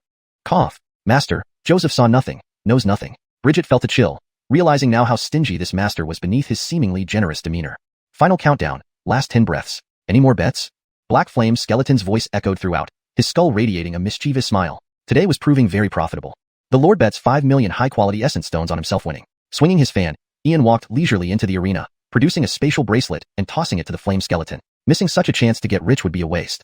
If he won this round, 20 million high-quality essence stones would secure him a comfortable future, ensuring no lack of cultivation resources at Cloud Wasteland Academy. I bet 10 million low-grade essence stones plus 3 royal artifacts on Ian winning. I'll add 3 million mid-grade essence stones and a high-grade royal artifact on Ian winning. How frustrating. This holy maiden wishes to bet but has no funds. Azriel and the Dario exchanged glances, staking all they had, while Bridget muttered that she couldn't bet herself either. Brother Charlton, I want to bet too. Please place a bet for me so I can earn money for pretty clothes, lots of candy, and chicken legs. 7 Charlton, do you have any money left? If I win, I'll give you half. Brother Charlton, you doubt me? Essence stones, spirit cores, fire seeds, strange crystals, all circulated among the factions. But across the cosmos and countless civilizations, soul crystals are the hard currency. Help me place a bet of 10,000 flawless soul crystals. 10,000 flawless soul crystals? You're a little heiress. Brother Charlton, help me bet. How about 1/10, no? 3/10 for you? Too stingy. At least 3/10 dividend. 2/10, that's my limit. Deal. 7 Charlton felt heart-wrenched, reluctantly handing over a spatial ring, knowing she'd been tricked again. 10,000 flawless soul crystals were rare commodities. Even a 10th share was a massive amount of resources. Last breath. Any more bets? Black Flame Skeleton's heart raced with joy, his eye sockets filled with floating blue spirit flames. Unfortunately, there were no more significant backers, only regretting that true major investors hadn't come. Yet, if Ian remained undefeated, these big spenders would eventually come. I'll place one more bet, 10,000 flawless soul crystals, again on myself. Do you dare accept? Opening his fan, Ian revealed a ring, calmly offering it to the flame skeleton. Chapter 214, stunned by the scene. As soon as the words were uttered, silence descended from all sides. Whether it was the black flame skeleton or the onlookers around the arena, each and every one of them was utterly stunned. Even Temperance, who harbored deep resentment towards Ian, fell into silence. 100,000 flawless soul crystals. It wasn't just extravagant, it was extravagantly inhuman. Across the 30,000 great worlds, alternate planes, voids, netherworlds, abysses, regardless of any race or sentient beings with the systems of cultivating body, chi, blood, and soul. Souls were the most critical yet challenging aspect. All knew that only the Soul Clan could produce soul crystals, and these were highly sought after yet rarely available. A fingernail-sized, flawless quality soul crystal could be used to refine soul pills, forge soul weapons, set up soul arrays, or inscribe soul runes, all vital for healing soul injuries, enhancing quality, unlocking potential, breaking through realms. The applications of soul crystals were boundless and suitable for all life forms. The resources required for a single flawless soul crystal were truly immeasurable. Accept. The bet of 100,000 flawless soul crystals, this seed accepts. So, let's start the duel. The black flame skeleton extinguished the flames in his palm, then scanned the ring containing the soul crystals. Confirming there were indeed 100,000 flawless soul crystals, he momentarily considered eliminating Ian but quickly suppressed that impulse. Someone who could produce such an amount was no ordinary existence. His emotions were now exceedingly complex. If Ian won, even compensating everyone else's bets wouldn't cover a fraction of the cost. He might have to reveal his own secrets. But if Ian lost, the soul crystals would belong to him, a one-time deal. No, how could he be so short-sighted? He couldn't abandon long-term interest for a momentary gain. In the south end, the king of deception, Alita, nodded. 10 enigmatic figures hovered amidst dark and ominous particles and swiftly entered the arena, releasing countless black particles that immediately formed a dense fog, sealing off a radius of several miles and imprisoning Ian within. Deception technique, flame cage. Deception technique, thousand blade slash. Deception technique, desert sands. The 10 figures emerged from the fog, unleashing their lethal moves, each a native deception entity with no intention of letting humans live. The endless fog, filled with eerie flames, sword lights, and sandstorms, employed high-level deceptions. Regardless of whether Ian was at the innate stage or the sealed king stage, blocking them would be virtually impossible. Under the fog, which spanned over a dozen miles, Ian's figure was completely obscured. A breath passed, 10 breaths, 100 breaths, 1,000 breaths. A quarter of an hour passed. The fog remained, shrouding everything. No fluctuations indicated life within, suggesting total annihilation. So this is the human youth, top of the 3 factions bounty list. How did he ascend to that position? Just this? Challenging 10 deceptions? Truly overestimating himself. Humans are becoming weaker with each generation. Since the reign of the Montgomery Luo dynasty, no emperor has been born in the Canglan Great World. What does humanity even count as now? When our empire emerges, the Canglan continent will become our hunting ground. This revision ensures that the translation reads more naturally in English while maintaining the original meaning and consistency in terminology. Onlookers from the three factions grew bored. It seemed too easy. They died without a fight. Could someone really be the top bounty? No, it's not that simple. He's actually cultivating. Temperance's bloodshot eyes revealed ancient runes. Though hidden by the fog, she sensed the human chi pulsating deep within. Heaven for sky, earth for land. Charltong above, Yin below. Boundless heaven and earth, balancing yin and yang. Command, grand clarity divine thunder spell, descend. Amidst the fog filled with ominous and enigmatic particles, Ian sat cross-legged in midair, surrounded by swirling black and white energies forming a massive yin-yang diagram. This diagram reflected the balance of all creation, transcending into a realm of invulnerability. A thunderclap tore through the silence. Above the arena hovered a colossal yin-yang diagram casting two intertwined energies. Especially notable was the clear energy evolving into a vast green thunderbolt that shattered the dark fog with overwhelming might. The rolling thunder enveloped the area, devastating the fog and exposing the shadowy figures. These original deceptions had nowhere to hide, bombarded by the divine thunder. What kind of thunder technique is this? And what is that yin-yang diagram? The Taoist school, one of the three ancient human schools, its thunder technique known as the rightful path of the mystical school, which excels in slaying all evil spirits. Ian is a disciple of the mystical school, but hasn't it secluded itself for eons, even its core teachings disappearing? Upon hearing the grand clarity divine thunder spell, all the spectators stood. During the era of the three ancient human schools, humanity achieved its zenith, subduing demons, the dead, malevolent spirits, and deceptions. That era had passed, leaving only the Confucian school among the 30,000 worlds today, while the mystical school and Buddhist sect splintered. But now, Ian possessed the mystical school's thunder technique, a hallmark of its true lineage. Grand clarity divine thunder spell. Young master, what kind of being is he? This technique is among our Great Void Sanctuary's 7 secret arts, accessible only to saints and princesses. In just a quarter of an hour, he mastered it. Young master is truly extraordinary.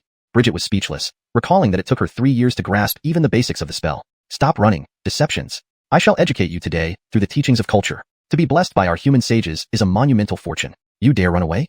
Heavenly righteousness persists. As I speak, my laws manifest. One word can suppress all evil spirits. One word, trap. Sitting in the void, Ian pointed his fan, inscribing the word trap, which glowed brightly, capturing the deceptions incapacitated by the divine thunder. A radiant light emerged from his forehead, revealing a mysterious golden book floating above his head. Myriad phenomena and saintly figures shimmered around him, making him resemble an ancient sage returned from the heavens. The Sacred Book of Sainthood. The Golden Sacred Book, the highest true teaching of the Confucian school. Hiss, heaven above, what kind of being is this Ian? No wonder he ranks first on the bounty list. True disciples of the mystical and Confucian schools, well done, human Ian. We remember you. When we meet again in the greater world of Canglan, you shall be annihilated. The creatures of the three factions trembled internally, finally understanding why Ian, seemingly ordinary, held the top spot on their bounty list. With his lineage from both the mystical and Confucian schools, he was destined to be their greatest enemy. As long as Ian lived, he would be their future nightmare. Hashtag chapter 215.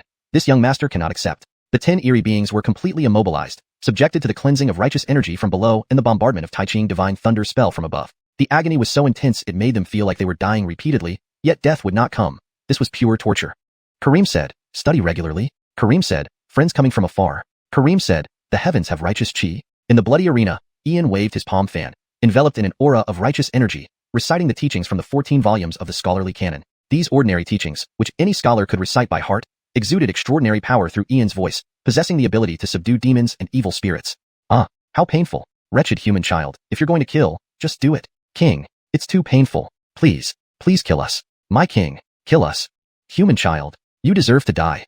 Above was the Tai Ching divine thunder spell, below was the righteous energy. The 10 eerie beings screamed in agony as each line recited by Ian carried immense power, especially the righteous energy that penetrated their very bones and souls. They truly felt despair, as if plagued by an unshakable curse. You, eerie beings, are truly barbarians. The ancient teachings created by the sages of my Confucian school aim to enlighten all people. Today, you had the chance to hear the sacred doctrine but showed no gratitude. Although our Confucian school adheres to the principle of teaching without discrimination, we also advocate teaching according to one's abilities. Since you refuse enlightenment, don't blame me. Thunder, come. Ian smiled gently, but then his smile faded as he closed his fan. Immediately, 10 arm-thick green thunderbolts descended from the void and struck the 10 eerie beings. Human child, you are so despicable. If you want to kill, just do it. Why torture us? Wretched child, my eerie lineage will never forgive you. Ian, may you not meet a good end. King, please, kill us. The 10 eerie beings suffered immensely. Whether it was the righteous energy or the Tai Ching divine thunder spell, these forces should have obliterated them into nothingness, but they were left alive to endure this torment, a clear act of humiliating ridicule, not only embarrassing them but also the three major factions. Bang!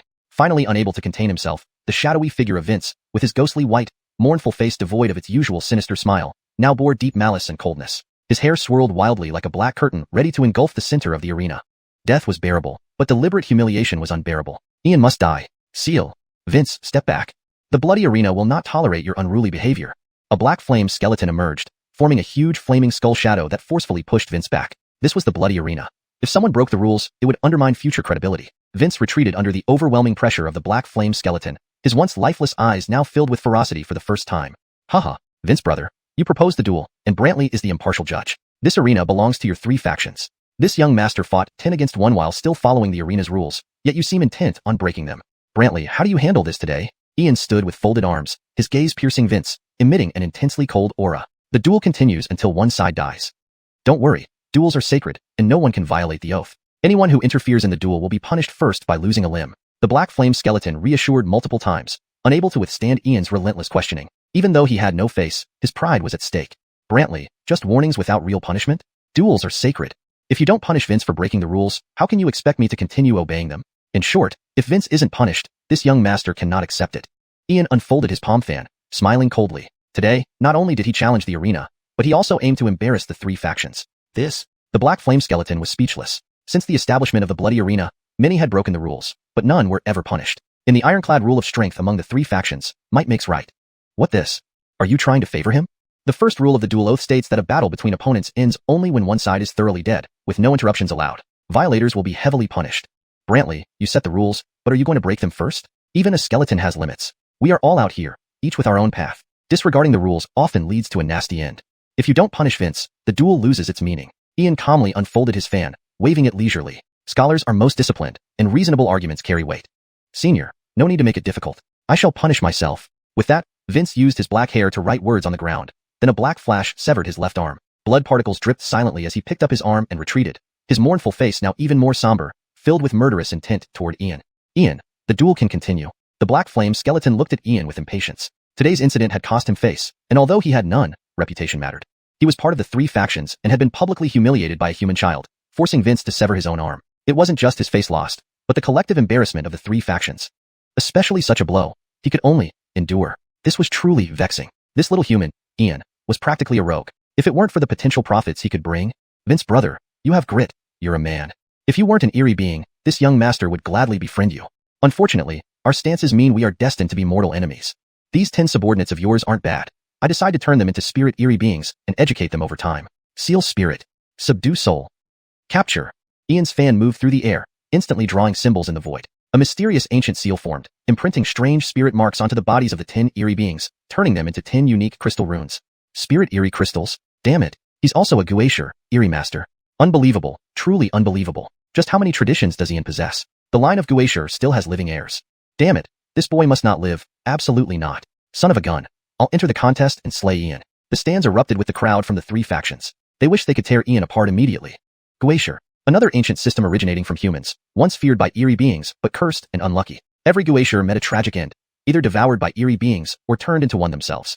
But Guaisher possessed powerful means to suppress eerie beings, making them natural counters. It had been a long time since the last appearance of a Guaisher. Now, Ian revealed himself, causing fear and hysteria among the 3 factions. Chapter 216. Mysterious girl, your underwear is showing. Humiliation. Raw humiliation. The entire arena erupted, with all 3 factions nearly going berserk. Never before had the 3 camps united so unanimously to want to kill a human. In the bloody Colosseum, Ian sealed 10 mysteries publicly, turning them into his own spirit mysteries. Needless to say, this act was an unimaginable insult and slap in the face for the 3 camps. This was their territory, and now their dignity was trampled upon by a mere human. How could they possibly face anyone else in the future? Russell. What? Not convinced? Not convinced or not, you have to swallow it. This young master enjoys seeing your gritted teeth as you are powerless against me. This young master isn't targeting anyone, but is saying that each of you here is trash. Ian unfolded his fan and swung it calmly, continuing to address the demons, undead, evil spirits, and anomalies seated on all sides of the stadium. His words were extremely arrogant. Young man Ian, such audacity, truly belittling our 3 camps immensely. I must enter the contest? Count me in. A puny human being so arrogant, let's kill him. With my hot temper, if I don't kill this child today, how will the 3 camps survive hereafter? Kill him, we must kill him. The crowd's anger surged like thunderous roars, almost tearing apart the bloody Colosseum. If it weren't for the rule-formed defensive barrier around the area, they would have rushed in and torn Ian to pieces long ago. How long has it been since they encountered such an insolent, arrogant, and overbearing human? If he didn't die, the grudge could not be relieved. Really could not be relieved. Today this young master is tired. Next time, I'll come back to deal with you. Old skeleton, settle the bill. Ian snapped his folding fan shut, naturally wanting to make a quick getaway. Only a fool would continue entangling with them. The worst in this stadium were kings. With the dueling oath constraint in place, Brantley couldn't play favorites. But if truly entangled, who knew what Brantley might be thinking? Knowing when to quit and escape quickly. Beneath contemptible humans, indeed shameless. Humans really lack guts. Behind Temperance, her blood-red wings unfolded instantly, soaring above the rule barrier of the Colosseum. Her pair of bloodshot eyes, filled with murderous intent, exuded coldness and disdain. Her eldest brother should have been dazzling and outstandingly martial, meant to shine brilliantly throughout his life. But he was suppressed by this human, Ian, through despicable means.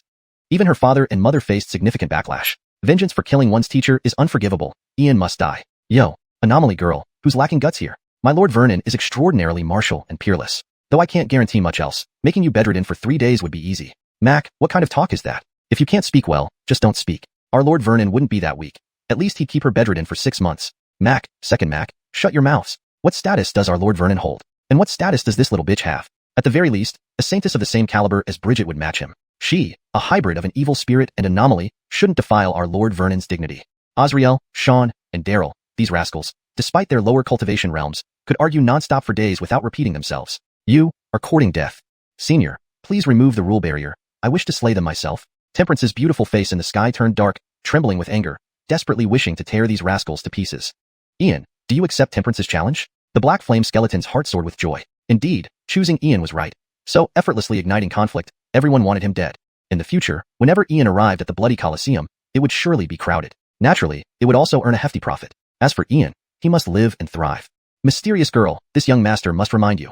Wear skirts higher in the future. Flying too high can lead to revealing undergarments. Ian closed his fan and looked up into the sky where Temperance hovered, from this angle clearly viewing the scene beneath her skirt. But as a cultivated scholar, he felt obliged to remind her. Ian, wherever you go, I will personally kill you. Temperance's figure transformed into a red glow and vanished, leaving behind a voice brimming with hatred and murderous intent echoing in the void. Despite being born from an anomaly and an evil spirit, she was still a woman. Such shame left her no face to stay. Anomaly girl, I wait for you in the Canglan World. Just dare to come. Aoda, Sean, Daryl, hand them over. Ian teleported in front of the 3 rascals, unfolding his fan directly toward them, a mysterious smile on his face. Azriel, Sean, and Daryl instantly understood, each tossing out a jade charm. They couldn't hide anything from Lord Vernon. Another fortune-making opportunity lost. And the rest? Ian collected the charms, looking at the 3 rascals again. Given their style, they wouldn't leave only one copy. Lord Vernon, you know me, how could I hide anything from you? There's really nothing more. Lord Vernon, you know me, I'm just a cat with no interest in humanoid girls, absolutely wouldn't hide anything. Lord Vernon, you know me, I don't even know what I am. That thing would be useless to me. Azriel, Sean, and Daryl put on a pitiful expression, trying to bluff Ian. Anomalies were rare, and anomaly girls even rarer. Returning to the Canglan World would undoubtedly bring another windfall. Russell. So, you 3 aren't willing to hand them over? If that anomaly girl comes knocking, this young master will hand you over first. Setting aside that anomaly girl, what about Annabelle, Connie, Adeline, Montgomery Ruoshi, Cindy Yling? They wish to dismember you piece by piece. If this young master doesn't protect you, then what will happen? Ian walked up to the 3 rascals, the mysterious smile still on his face, whispering softly. Upon hearing this, Azriel, Sean, and Daryl were taken aback. Without hesitation, they handed over the clear and unmarked memory talismans to Ian. Lord Vernon, please protect us brothers. Otherwise, we're doomed. Lord Vernon, these 20 pounds depend entirely on you. Lord Vernon, henceforth at your command, will brave any flames or mountains of knives without flinching. On the spot, Azriel, Sean, and Daryl pledged their loyalty. Long-term players in the game, every one of them knew better than to miss out on this golden leg up. If Lord Vernon wasn't happy, no one else needed to show up. They'd be exterminated instantly, without leaving a trace. Chapter 217. Brantley, really don't push your luck. Brantley, stop procrastinating and settle the accounts quickly. Ian glanced at the black flame skeleton and already had an idea. While essence stones were manageable, the old skeleton was eyeing 10,000 flawless soul crystals. Ian, I've included both principle and interest here, and converted everything into top-grade essence stones for you. However, regarding these 10,000 flawless soul crystals, the amount is simply too large. Please allow me some time to calculate. By the time you come next, I promise to return both principle and interest. How does that sound? The black flame skeleton moved closer to Ian, with 2 blue soul flames swirling intensely in its eye sockets. 10,000 flawless soul crystals could significantly expand his operations. Seeing as this young man wasn't easily deceived, even if he borrowed them, it would just be a matter of paying more interest. Brantley, your intention is to swallow both principle and interest. Ian's face remained calm, even bearing a faint smile, showing no signs of anger whatsoever. Ian, how can you say such things? Is this skeleton capable of such deceit? Even if I borrow it from you, what difference does it make? According to human customs, 9 out, 13 back. I'll borrow it for a few days, and upon your next visit, I will certainly return it with interest. The black-flamed skeleton wore an eerie smile, knowing well it couldn't renege on the debt. Soul crystals being valuable and scarce, he would repay it with something else when Ian came again. After all, the soul crystals were now in his possession. How could they just vanish? Today, including principal and interest, It totals up to 440,000 flawless soul crystals. First, you should return the original 10,000 flawed soul crystals, while the remaining 340,000 as interest I'll lend to you. 9 out, 13 back, that's the way loan sharks operate. The interest is 1% per day. Brantley, are you satisfied with this arrangement? Ian stood with his hands behind his back, smiling warmly, appearing almost foolishly generous. Brantley, accept this or face serious consequences. One can steal from anyone, but messing with Dottie, the little miser, spells trouble. That's a misconception. Ian, broaden your perspective. 10,000 soul crystals are mere possessions. Young men traveling far and wide need not carry so much money. Wealth should not be flaunted. Today you made a public wager and have caught the attention of the 3 major factions. Allow me to hold on to it for safekeeping. I'm willing to give you 3% daily interest until you come next time. Do you doubt my sincerity? The black-flamed skeleton spoke, feigning concern, fully intending not to hand over the soul crystals today. 10,000 soul crystals could boost his business greatly, though he wouldn't offend this young man excessively. He still needed him as a draw for the bloody Colosseum. Brantley, do you really think a lowly Shantan realm cultivator like me could casually come up with 10,000 soul crystals? I won't hide the truth from you. These 10,000 soul crystals were entrusted by an elder from my sect to place this bet. What I said earlier was on their behalf. The interest can be used by you, but the principal must be returned. If you dawdle and upset my elder, she might become angry. My elder has a bad temper, and once enraged, even my master cannot control her. I sincerely advise you not to push your luck. Ian sighed thoughtfully, his handsome face exuding helplessness, also pretending to act for the other's good. Oh, your elder from the sect, may I inquire about their name? The black-flamed skeleton didn't believe it. He knew Ian well, this was just bluster. Anyway, since the soul crystals were in his possession, if they could be forcibly taken, then he admitted defeat. An elder who did nothing when forced to enter the bloody Colosseum couldn't possibly be powerful enough to threaten him.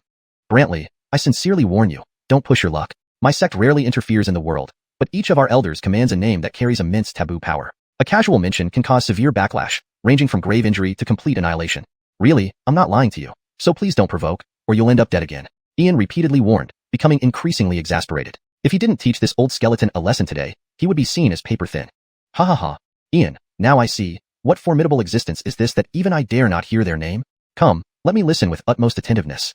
The black-flamed skeleton laughed wildly, completely fearless, believing no name could intimidate him. Indeed, there were a few names that could shake even him, but they were either long gone or had transcended beyond reach. If he couldn't withstand a mere name, what kind of a mortal would he be? Rosie Jacqueline, I don't know your temperament, but if it were me, I couldn't tolerate this. If I didn't dismantle this fellow, I'd lose face. Brother Charlton, this is unbearable. How dare he get so arrogant after a few eons? If I don't destroy him today, I'll never show my face again. Rosie Jacqueline, that's right. So, do you have any fearsome and mighty names? Brother Charlton, you're trying to pry my name out for future benefit. But fine. Once, in the 3,000 great worlds, people called me the Blood Sword Fairy. Jacqueline, will that name suffice? We wouldn't want an embarrassment. Pa, Brother Charlton, I am a divine beauty. You think I earned the title Blood Sword Fairy for nothing? Though I can't match the former lord or the Matilda, it's still a name that triggers heavenly phenomena. See the marks on the black skeleton's head? Those are from my past sword strikes. Oh, Rosie Jacqueline, since you know this guy, isn't this simple? Where and how did you strike him with your sword? SK, Brother Charlton, you want to appear magnanimous again. Ask the little skeleton if he remembers the blood sword that tore apart the river Styx. Rosie Jacqueline, I understand. At that moment, everyone focused on Ian. Even the old skeleton watched expectantly. Ian stretched lazily and wore a harmless smile. Brantley, my elder asks if you remember the blood sword that split the river Styx. Plop. As soon as Ian spoke, the black-flamed skeleton collapsed to the ground. All its black flames extinguished, its bones scattered, and the blue soul flames in its skull dimmed considerably. His elder is, heaven above. Wasn't that person supposed to be dead? The blood-colored sword that sliced through the river Styx. That was the ferocious figure who eradicated the 7 emperors of the river Styx. She is still alive. Ian, he is actually a descendant of her lineage. How dared I try to embezzle her money? I must be tired of living. Chapter 218. Lord Vernon's Extraordinary Might. The scene fell into a deathly silence. Everyone present was petrified, including the distant base, who looked utterly stunned. This senior from the bloody arena wasn't unknown. He was one of the towering figures among the 3 major factions. Yet, a mere word from Ian had him so terrified that his dark fire extinguished and his bones shattered to pieces on the ground. What did this signify? What kind of background does Ian have? To make such a big shot almost die of fright? Brantley, I've warned you repeatedly, but you chose not to listen and insisted on challenging me. Who else could you have embezzled money from? You just had to embezzle from my elder. Now my elder is very angry, and the consequences are going to be dire. Ian crouched down, looking at the scattered bones on the ground, shaking his head in apparent helplessness, though inwardly he was truly astonished. That naive Reyna actually held such significant influence. Misunderstanding, all misunderstandings. Cloud, no, Noble Kane, this matter was all a misunderstanding. I offer you 100,000 soul crystals and all the earnings from this arena, plus a black lotus of the netherworld, which is the pinnacle sacred medicine of the river Styx. Please intercede for me with your superior, Master Kane. I will never forget your kindness. In the future, within the territories of the 3 major factions, no one will dare to harm Master Kane. 2 bone claws of the black skeleton now bore rings, a spatial bag, and a box made of black jade containing a 3-leaved black lotus. Brantley, it's not that I don't want to help you, but what you've done today is too serious. Not only is my elder intent on punishing you, but even my dozen or so uncles in my sect are furious. Do you think you can settle this matter with just a black lotus? Events like those from several eras ago on the river Styx may repeat, leading to catastrophic consequences. Ian sighed in resignation, shrugging slightly, adopting an air of helplessness. What dozens of uncles? How? Noble Cain, I fail to recognize a true god. Please, master, you must help me.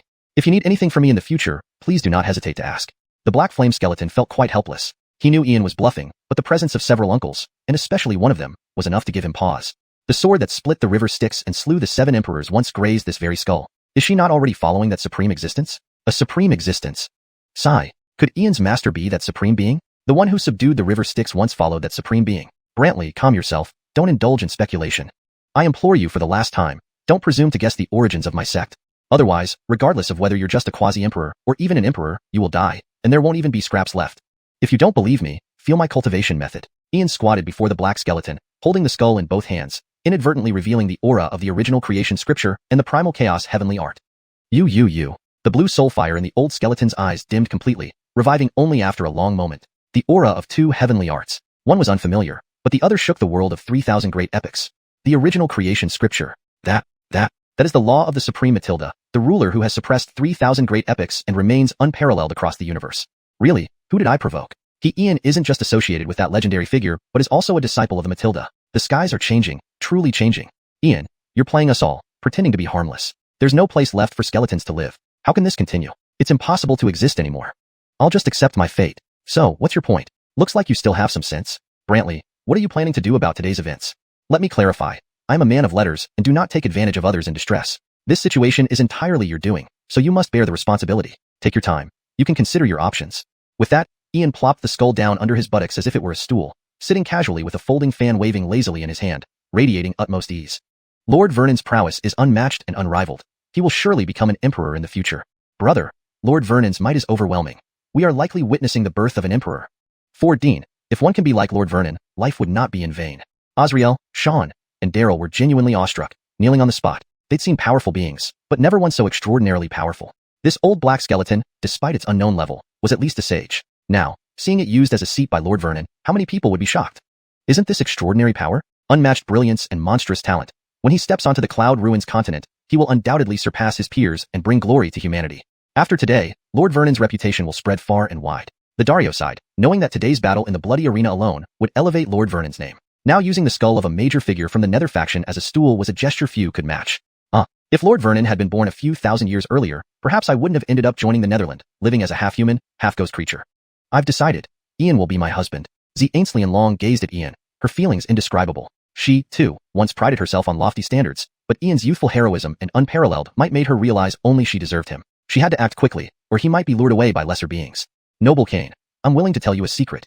In all the heavens and worlds, knowledge and intelligence are priceless. Thus, I offer this secret as compensation. A secret about Edison and the Dark Empire. Though the black skeleton resented being used as a seat by Ian, he didn't dare resist. To save his life, he had to betray Edison and the Dark Empire. Edison Orlando, sacrifice your friend rather than yourself. It's not that I lack loyalty, but you provoked someone beyond my ability to handle. Fine, Brantley, I'll trust you. But this isn't the place for conversation.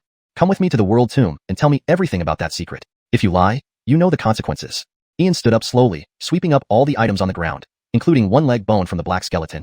Noble Cain, I understand. Hey, why is one of my leg bones missing? The black skeleton was at a loss, knowing his leg bone had been taken by Ian but dared not demand it back, resigning himself to his misfortune. Chapter 219, The Brantley Secret. In the grave boundary, amidst the barren wilderness, beams of blood-red light emerged. Ian, the 3 ruffians, the Death Wizard, Bridget, the one-armed Ghost King, and the legless pitch-black skeleton were all teleported back. Ian, you lost. At the same time, an ugly face formed from emerald green flames appeared, its words filled with a sense of smugness. According to the Blood Arena's rules, unless one side is utterly annihilated, the other cannot possibly leave. The side with oddities has clearly suffered damage, so naturally, Ian has lost. Without killing oddities, there's no way to exit the Blood Arena. Who says I lost? Manifest. Ian unfolded the folding fan in his palm, revealing 10 spirit oddity crystals which he instantly threw into the void. The seals automatically unraveled, and 10 oddities reappeared. This can't be. Yanistel Bradian, you cheated. The face formed by the emerald green flames roared out in shock, refusing to believe what was happening before him. But the truth was undeniable. Old man, how did this little lord cheat? The oddities couldn't defeat me, so I sealed them. They became my personal possessions. Does this count as cheating? If I had really cheated, wouldn't the Blood Arena's rules have declared me the loser? And the dual oath wouldn't have failed me. Brother Oddity King, hear your people. Such pitiful beings don't qualify to be my spirit oddities. Ian closed his fan and twirled it in his palm several times, appearing as calm and composed as an immortal deity. Lord Cain, indeed, it doesn't count as cheating. Regarding this matter, I can vouch for it. Will of Grave Boundary, brother, may I borrow a secluded place? I wish to have a private conversation with Lord Cain. The pitch-black skeleton clasped his hands towards the emerald green flame face and made his request. Sure. Ian, listen carefully, our wager isn't over yet. You have 7 days. Manifest. The emerald green flame face stared at Ian as a spiral of dark green fire opened, clearly leading to some unknown realm. Old man, I won't forget this. Brother Oddity King, their safety is entrusted to you. If a single hair is harmed, I'll make you truly turn into a ghost. With that, Ian stepped into the fire vortex, his figure gradually vanishing within it. The pitch-black skeleton also jumped into the vortex. In an instant, the figures of one person and a skeleton appeared in a stone chamber, empty and dark, exuding an eerie silence. Suddenly, strands of emerald green fire materialized in the air, illuminating the entire stone chamber brightly like daylight. An emerald green flame figure appeared. Brother, why are you here? The pitch-black skeleton slapped its skull with a black bony claw, the blue fire in its eye sockets dimming. Old skeleton, this is my territory. Why shouldn't I come?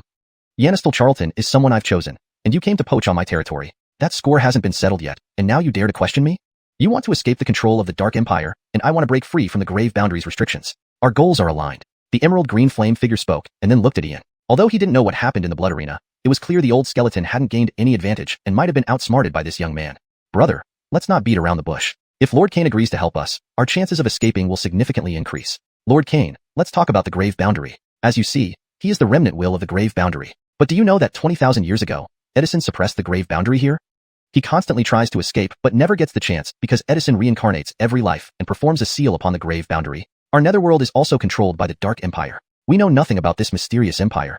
As you see, even though I am a nether river deceased, I do not wish for the 30,000 worlds to fall into darkness and bloodshed. After all, the cycle of birth and death, the order and balance of the universe, must be maintained. If this balance is disrupted, the 30,000 worlds will fall into silence and desolation. 20,000 years ago, Edison betrayed the Montgomery Luo dynasty and led the Dark Empire into existence.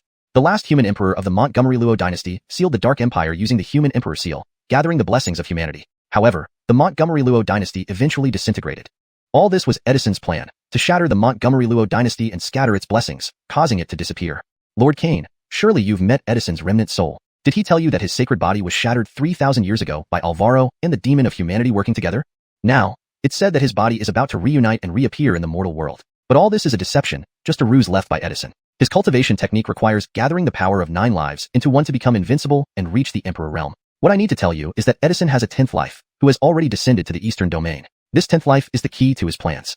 But I apologize, I don't know who Edison's 10th life is. It's an absolutely secret plan, even unknown to his remnant soul. It's said that only at a critical moment will Edison's 10th life awaken and descend into a mysterious region to integrate the memories and cultivation of the previous 9 lives. The pitch-black skeleton dared not conceal anything, revealing all known secrets. This decision was bold and risky, but it was worth trying because they saw hope in Ian. Old skeleton, aren't you fearless? Revealing such a secret, aren't you afraid of being wiped out? I find it curious that such a cowardly being would risk everything. Ian, what makes you so extraordinary? The emerald green flame figure was curious about this significant secret. He knew a bit about it, but didn't expect the old skeleton to be so daring. Brother, I have survived countless ages in fear, never doing anything right. I want to give the little ones in the netherworld a fighting chance. I'm not that selfless either. If anyone can deal with Edison and the Dark Empire, it could only be Lord Cain. Let Lord Cain demonstrate his technique, and you'll understand why I did this. The pitch-black skeleton sighed deeply, risking his life. But what choice did he have? Provoking Edison and the Dark Empire was dangerous, but provoking Ian was even more so. Oh, is that so? Ian, quickly let me feel your technique's aura. I want to see what technique could make the old skeleton risk his life. The emerald green flame figure was intrigued. What technique could be stronger than the ultimate inheritance of the Grave Boundary, something even Edison coveted? Old man, better not. Seriously, this little lord is doing you a favor. Otherwise, you'd be scared to death. Ian closed the folding fan in his hand, his face wearing an incomparably mysterious smile. Knowing that Master and the Matilda names could be so useful, he wished he had used them earlier to intimidate them. Chapter 220. Young Master Cain shows his might. Scaring this venerable to death. This venerable sees that you are just too scared. Come on, come on, come on. If you can make this venerable retreat one step, the ultimate legacy will be unconditionally yours. The emerald green flame figure simply did not believe, his words laced with disbelief. In this world who? Actually, there were 2 people. But those 2 don't have any legacy left in this world. Cough. Brother, be cautious. To be honest, my old bones were shattered from fear just now as well. Trust me, it's really not an exaggeration. The black skeleton hopped over to the emerald green flame, the blue fire seed in its eye sockets constantly spinning. It had decided to drag this brother into its scheme, even if it meant losing face. A good brother shares both benefits and risks. Old skeleton, you're a coward. Don't compare yourself to this venerable. Ulysses, the ultimate legacy is right here. If you can make this venerable retreat one step, the legacy is yours. The ancient ultimate legacy. Lo Montgomery tempted this venerable 9 times, but I never gave in. If you don't trust me, let the old skeleton keep it for now. The emerald green flame figure, filled with indignant disbelief, directly through the book symbolizing the ultimate legacy into the black skeleton's hands. Pity, what a pity. Why does this young master tell the truth and you refuse to believe? Good advice falls on dead ears. This is all your own doing, and you cannot blame this young master. Old skeleton, step back. I'm afraid of harming the innocent. Let me shatter you once more. Jacqueline Dottie, I'm about to start. Help me create some momentum. Ulysses closed the fan in his palm, immediately connecting with Dottie mentally, then he shut his eyes. Given the boundary tomb will to offer itself and the legacies neither teacher nor the Matilda had obtained, this spectacle had to be grand. Ideally, it should scare him to death. Hee. Brother Charlton, the area is sealed by your little sister. You can reveal your power now, and she has granted you 1/10,000th access to the Primal Chaos Tower. My only request is to beat him to death and reclaim what was owed to the old master and the Matilda. Back then, this fellow nearly drove the old master and the Matilda to their graves. If they could find him earlier, he would have been destroyed long ago. No room for negotiation. Take him down. Dottie floated beside Ulysses, her cheeks puffing up slightly out of anger. But today, finally, they had a chance to wash away past grievances. Ulysses, do you have what it takes? Stop posturing. Use whatever tricks you have. I'm waiting for you to scare me. Hurry up, don't stall. Showcase it already. Seeing Ulysses didn't move, the green figure grew impatient, shouting arrogantly. Old man, as you wish. With those words, Ulysses's eyes slowly opened. One glowed with golden brilliance like the eye of an ancient deity, the other showed faint dark gold runes, as if revealing the mysteries of the universe and eternal truths. The aura of primordial chaos celestial technique and primitive creation scripture spread as Ulysses's body seemed enveloped in a halo of dark gold divine light. Countless ancient symbols interwove around him, his black hair moving without wind, reflecting radiant light, like an ancient deity reincarnated. In an instant, a towering 9-layer golden battle tower formed above his head, radiating billions of divine beams, appearing like an almighty Tao artifact, capable of suppressing the cosmos and sealing eternity. Next moment, an ethereal image of a vast primordial land appeared behind him, the silhouette of a majestic, mysterious, immortal entity slowly revealing itself, echoing through time. Rustle, rustle. An awe-inspiring aura, akin to the will of heaven, spread, making the black skeleton scatter once more, its skull rolling to the corner, the blue soul fires flickering like candles in the wind. As for the emerald green flame figure, it couldn't maintain its human form, scattered under pressure into tiny flames drifting in every direction. Cain, young Master Cain, you? This servant submits, truly submit. Young Master Cain, please withdraw your aura. The green flames transmitted intermittent mental waves, showing genuine fear and trembling. What he feared most came true. Ulysses turned out to be the successor of those two. Heaven be praised. Those two suppressed 3,000 worlds, unmatched within and outside the universe, supreme and invincible entities. Also the most feared existence by this venerable.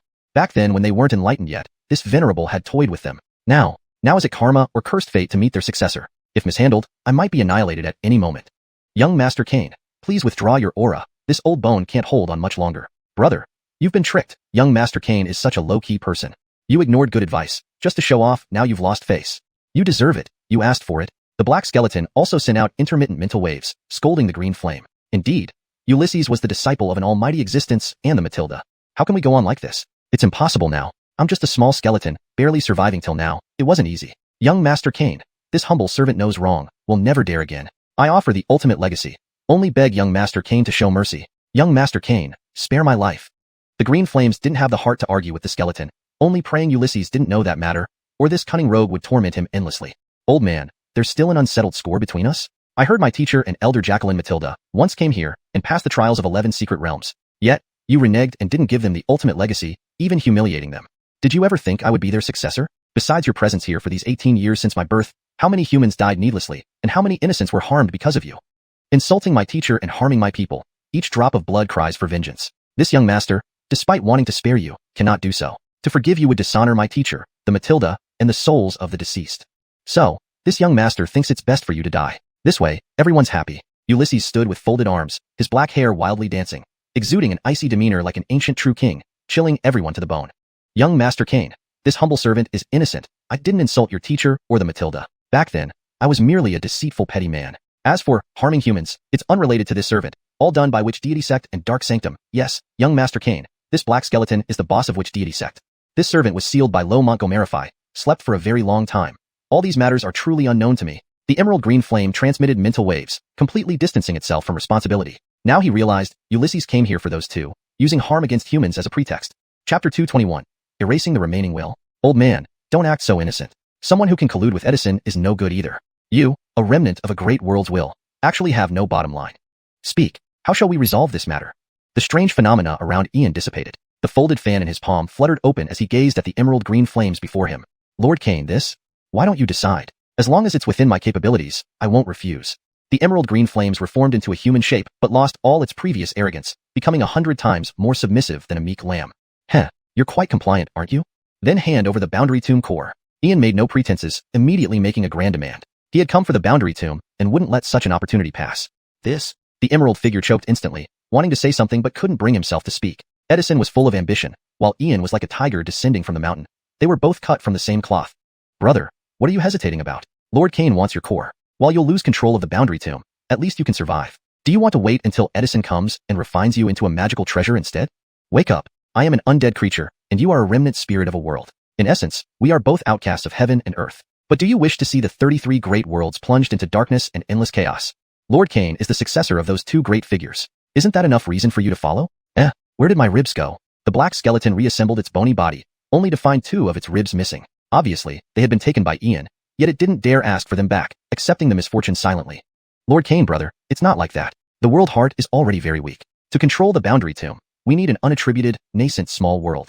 Only a nascent small world can contain the world heart, allowing the small world to grow with it and eventually advance to a greater world. If nascent worlds weren't so rare, Edison would have plundered the world heart long ago instead of merely reinforcing the seals each time. The emerald flame figure shook its head helplessly. Once the world heart extinguishes, the boundary tomb would be utterly destroyed. Ever since the world's destruction, it has drifted through space seeking a nascent world. A nascent small world, this gentleman possesses one. With these words, Ian willed a golden rift to appear before him, revealing misty, dark interiors, a sign it was still in its growth phase. A small world, a genuine nascent small world. Heaven above, Lord Cain, if you had said you possessed a nascent small world earlier, there wouldn't have been so many issues. I would have eagerly sought your aid. My lord truly has profound fortune to obtain such a nascent world. Here is the boundary tomb's remnant world heart. Integrate it deeply into your small world, and it will generate all elements necessary for a world. But your cultivation is still shallow. If you trust me, I will manage the small world core on your behalf. The emerald flame figure presented a rainbow crystal, nail-sized but exuding a mysterious aura. World foundation stone, also known as the world heart, the powerful core of a great world. Only after a great world dies, there's an infinitesimally small chance a world heart can be born. As for remnants of world wills, they are even rarer. Agreed. Dottie, once the core integrates, attack. Ian unfolded the fan in his palm, fanning it gracefully with an innocent smile, issuing a death sentence to Dottie. Brother Charlton, a great world capable of spawning will is too rare. To eradicate it seems too wasteful. Jacqueline Dottie, how can you ensure he is indeed a world will and not some malevolent entity? Better to err on the side of caution and eliminate any threat. Jacqueline Dottie understands, Brother Charlton. Jacqueline Dottie, Master is trapped, the Matilda has reincarnated, and you are bound by rules, unable to act freely. Surrounded by powerful enemies, any wrong step could lead me to ruin. I can't take risks. I don't have the luxury. Brother Charlton, no explanation needed. Jacqueline understands and is glad you remain clear-headed, unaffected by outside influences. My worries were unfounded. Jacqueline Dottie, if I don't stay vigilant, I might die before you awaken. People say demons are brutal, and the dead are terrifying, but compared to the ruthlessness of the human heart, enough, let's move on. Brother Charlton, it's in the past. Though Jacqueline is bound and can't intervene, anyone who dares harm you will see their entire clan wiped out. So, should this skeleton be killed? Jacqueline Dottie, this old skeleton is trustworthy. We shouldn't kill him but reward him. I'll gift him a cultivation method, ensuring his gratitude. SK, Brother Charlton, this is diplomacy and strategy. Indeed, scholars have hearts like dogs. Ian could only sigh at Dottie's barb. He wondered if his master harbored a grudge against scholars, calling them dogs, though perhaps it held some truth in this world of cultivation. Deep within the small world core, when the emerald flame placed the 7-colored crystal, brilliant rainbow light erupted, countless mystic symbols and lines reflecting outward. Just as the emerald flame tried to merge with the crystal, Dottie formed a golden hand and crushed it down.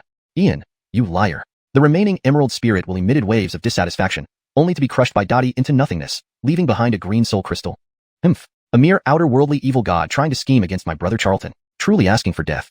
The world heart will remain sealed for now, waiting for brother Charlton's cultivation to advance. It will unlock gradually, aiding his cultivation and enhancing the world.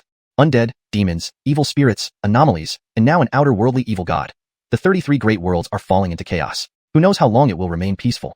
In the small world core, Dottie appeared, countless treasures emanating from her palm as she sealed the rainbow crystal. At the same time, through the world heart, Ian could sense every part of the boundary tomb, becoming one with the small world but in a dormant state. All he felt was intense death and darkness, devoid of any vitality. Lord Cain, the boundary tomb will. You killed it. The black skeleton recoiled in horror, its blue soul fire flickering almost to extinction. It hadn't expected Ian to be so ruthless, killing it despite having control over the boundary tomb. Would it be next? End of chapter 221. ####chapter 222. In hand, return. Snap out of it. Brantley, do you really think that thing is the remnant will of the world? That is a projection of the will of an extraterrestrial evil god, lurking in the 33 great worlds to steal our knowledge and intelligence. He escaped from my teacher and the Matilda back then. Now that I've encountered him today, how could I let him live? Brantley, you are one of the dead. I am among the living. Regardless of our enmity, these are internal conflicts. But the extraterrestrial evil gods are our common enemy. No matter how we struggle with each other, we won't destroy the world. But if an extraterrestrial evil god invades a world, it will devour all life and even consume the world itself. I've played along with him for so long just for this final blow. Ian closed the fan in his palm slowly, looking at the black skeleton with a grave expression that exuded immense solitude. Extraterrestrial evil god? Mr. Kane, have you been deceiving me? The blue soul flame in the black skeleton's eye sockets flickered slightly but remained uncertain, sensing something was not quite right. Brantley, what can I deceive you about? What value do you hold that would make me lie to you? If it weren't for your relatively decent character, you might not be here now. Ian cast a contemptuous glance at the old skeleton. Indeed, the old skeleton had a straightforward nature, sincere without pretense, retreating when he should, and standing firm when necessary. Mr. Kane, since there's nothing worth deceiving me about, please return the leg bone. Missing a few ribs doesn't matter much, but lacking this leg bone is truly unsightly. The old man still has some reputation in the 3 factions. If I return like this, people will laugh at me. Upon hearing this, the black skeleton lost any fear and boldly asked Ian for the leg bone, knowing that if Ian wanted to kill him, there would be no need for such explanations. Here, take it. Look at you being so petty. Relax, I always treat my own well. Here are 3,000 flawless soul crystals and an ancient ghost cultivation technique, one of the 5 major orthodox cultivation methods.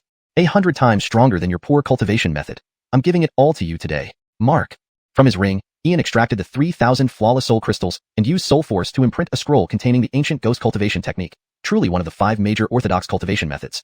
What is orthodox? It is recognized by heaven and earth and endorsed by the rules. In ancient times, there were 5 major orthodox methods and 800 side paths, with 3,000 left ways. The 5 orthodox methods included Taoism, Buddhism, devilry, demony, and ghostery. When the deceased transitioned to ghost cultivation, they were recognized by heaven and earth, not rejected as undead beings.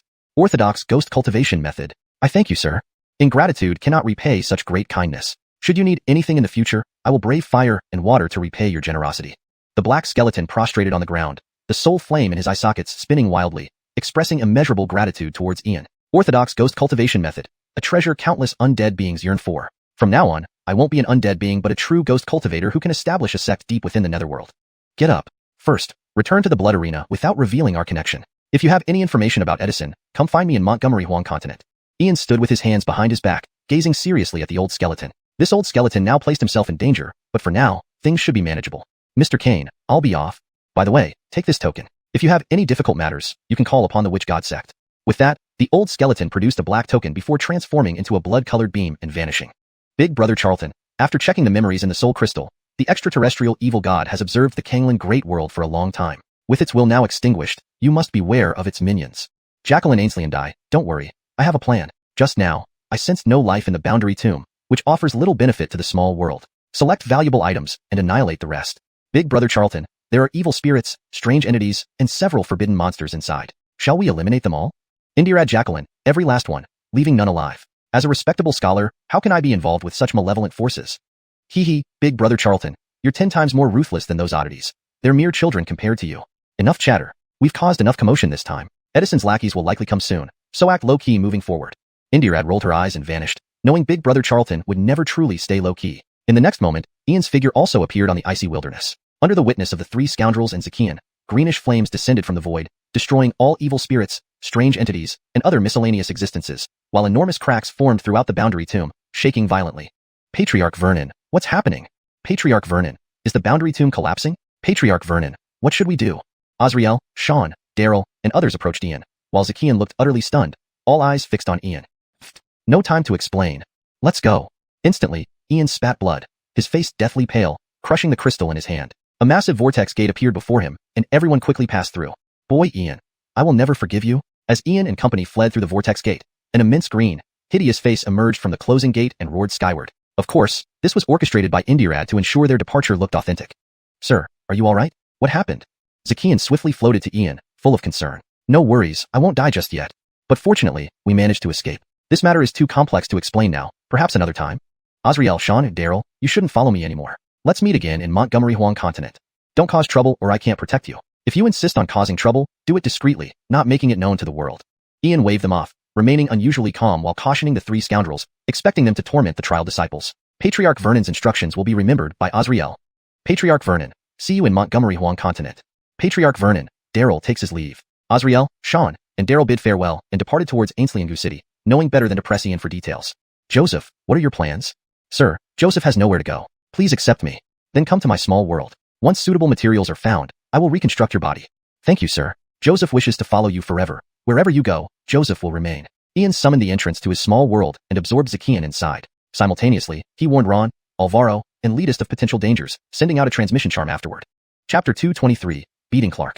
In an instant, a portal appeared before Ian, and figures emerged from it. Leading them was Yisrael, the sage of the ancient Void Walker clan with silver hair and eyes, carrying a lute and sword on his back. Big Brother Charlton. Brianna was the first to rush into Ian's arms, her voice trembling, even her eyes showing tear stains. After nearly half a month, Big Brother Charlton had finally returned safely. It's all right, Seven Jacqueline. I'm fine. No need to worry.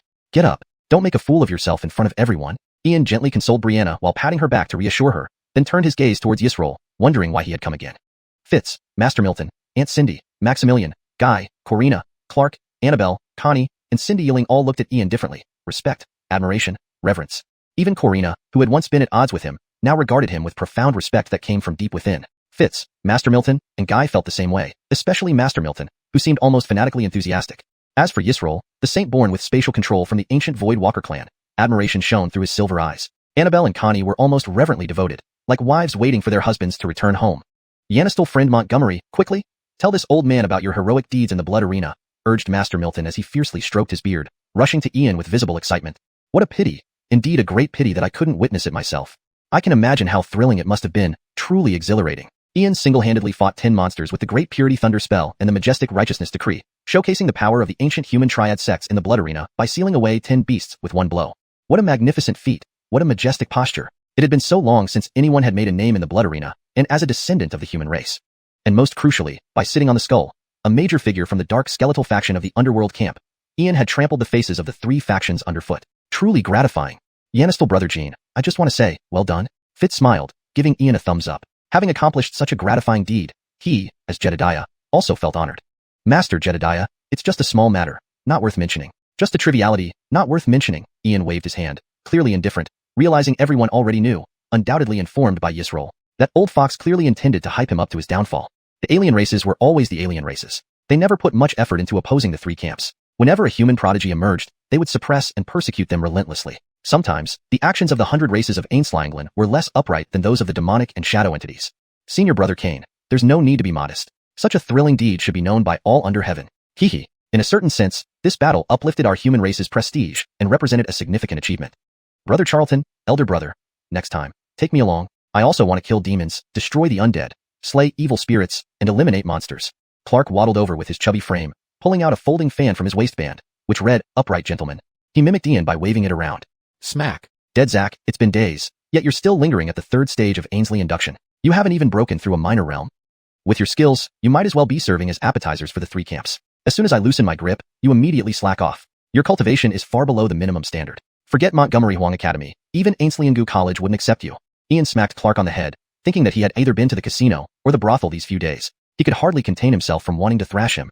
Ouch. Brother Charlton. Senior Brother Kane. Mac, can you please be gentler? If you kill me, you'll lose a powerful ally. Why bother? Didn't Master Milton say we can enter without exams? And didn't Tutor Cindy mention that the Yanished holy body is extremely rare, perfect for cultivating the Yanished temple's methods? If I agree to join the temple, I'll instantly become an atom. Bang! Before Clark finished, Ian kicked him in the chest, sending him flying dozens of feet, crashing hard into the ground, disoriented and coughing blood. Yanistal friend Montgomery, Yanistal brother Gene, Master Milton and Fitz were about to intervene, but upon meeting Ian's icy, cold gaze, they dared not object. They exchanged glances, bewildered by what triggered such fury. Brother Charlton, why? What did I do wrong? Clark suffered immensely, struggling to breathe, blood trickling from the corner of his mouth, filled with confusion and doubt. Dead Zach, you feel pain, which means there's still hope for you. Pride in yourself, laziness and cultivation, willing to fall into decline, forgetting the beating you took from joking 5 years ago. Forgetting when the shadow demon severed your legs 2 weeks ago, and forgetting the worries and despair Favio, Catherine, and eldest Jacqueline Lawn endured for you. Dead Zach, this is the world of cultivation. There's no principle of justice here. Only strength matters. You think having a Yanished holy body gives you reason to slack off? This world is full of talented people who work 100 times, 1,000 times harder than the average person. Master exempted us from exams, but did you see it as a crutch? If one day I die in the greater world of Canglan, or at the hands of the three camps, who will protect our families, who will safeguard the people? A few words of praise have blown your mind. If you weren't my brother, your words alone would have earned you a beating. Ian grabbed Clark by the collar, his gaze piercing with cold electricity, exuding a frightening aura. The final sentence was conveyed via mental telepathy to dead Zack. Senior Brother Kane, I understand. I'm sorry. I promise, before reaching Montgomery Huang Continent, I will reach the innate realm. Clark's pupils contracted, his voice trembling with fear, finally fully awake. He felt nothing but gratitude towards Ian, no resentment. If Ian didn't consider him a brother, he wouldn't humiliate him publicly. Alien words cannot be trusted. From now on, I will work hard and never slack off. Dead Zack, if you want to shine in front of others, you must endure pain behind the scenes. Afterwards, I will teach you the Buddha sect's methods. Master them, and you can slay demons above, destroy the undead below, subdue evil spirits, and exterminate monsters. It will be effortless. Dead Zack, I set you a goal. Reach the aerial realm before arriving in Montgomery Huang Continent. If you fail, mark my words, you will never walk again. As he spoke, Ian sketched a series of runes on his finger, which instantly melded into Clark's dantian. Brother Charlton, Mac, dear brother, this is too harsh, isn't it? Clark wanted to cry, lamenting aloud, but he knew very well that Ian wasn't joking. If he failed, he would indeed never walk again. Hashtag chapter 224, immediate rejection. Uncle Bear, Auntie Cindy, I have caused you both concern. This is entirely my fault. This matter is too complicated to explain now. Please allow me to explain everything later. Miss, the soul-nourishing tribulation is imminent. Do not attempt to transcend it for now. Hold off for a few days so I can prepare something for you. The soul-nourishing realm opens the Sea of Souls, merging the 3 souls and 7 spirits to form the Primordial Spirit. The size and quality of the Sea of Souls are closely related to the Primordial Spirit, and the Primordial Spirit determines the future law body and King Ascension. One could say that the soul-nourishing realm is crucial. Ulysses walked up to Maximilian and Auntie Cindy, bowing to them with clasped hands. He also glanced at Miss Annabelle beside them. He could not let her phoenix true blood go to waste, and since they were friends who had been through life and death together, he decided to help her once more. May I ask young Master Montgomery, what do you mean by this? I've never heard that the Sea of Souls, Primordial Spirit, and Law Body, King Ascension are related. Could you please enlighten us, young Master? Auntie Cindy was immensely convinced by Ulysses. Without being formal, she asked directly, as this concerned Miss Annabelle's future. Elder Witch, why so many questions? Can't you see that Grant has injuries? Young people's matters, let them solve it themselves. You old woman, over 100 years old, yet you keep talking non-stop. Master Maximilian, well over 100 years old, already understood Ulysses's intentions. He knew that not only Annabelle but also Adeline, Connie, and even Cindy Yiling would soon break through to the soul-nourishing realm, and all needed preparation. Any knowledge Grant possessed could benefit others immensely, such as his intermediate rune mastery which could elevate someone to an extraordinary great rune master. The earlier thrashing of Orlando demonstrated Ulysses's wariness of other races, and was a message to certain individuals present. Ah, how forgetful I am. Young Master Montgomery, forgive me. One grows old and forgetful. Let's discuss everything upon our return.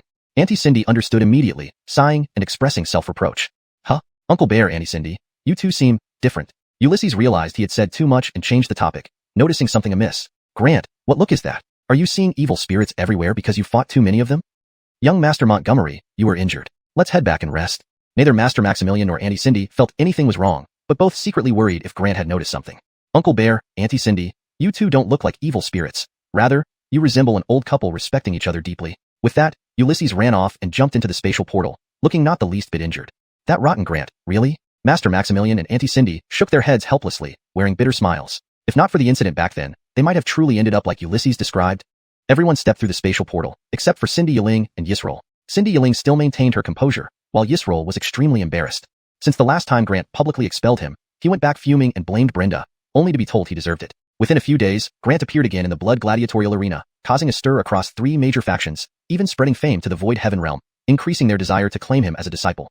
However, when Grant appeared, he ignored Yisroel completely, even though Yisroel was a half-step great sage, an elder of the Void Walker clan, and Brenda's teacher. Grant treated him like air, and the more Yisroel tried to deny their connection, the more he insisted on it. It's strange, I won't believe I can't make him call me uncle. With this thought, Yisroel stepped into the spatial portal and arrived at the Montgomery family courtyard, finding Ulysses examining Guy's body. Brother Mo, did you use heavenly mechanism recently? Originally, you should live for 5 more years, but now a year is optimistic. Originally, only the 7 extremes Yanis prolonging pill would have cured you, but now you need the Great Providence pill and the 9 revolutions Yanis prolonging pill to fully recover. I advise you not to use heavenly mechanism again, or even a deity couldn't save you. These are the required medicinal herbs and materials. You must gather them within 3 months. Beyond that, I can't help. With that, Ulysses sat at a stone table, quickly writing a list and handing it to Guy. This, Master Montgomery, I will strictly follow your instructions. It's just that the 5-leaved green lotus is considered a sacred medicine. As far as I know, only the Yanis Sacred Temple possesses one among the 6 sacred temples.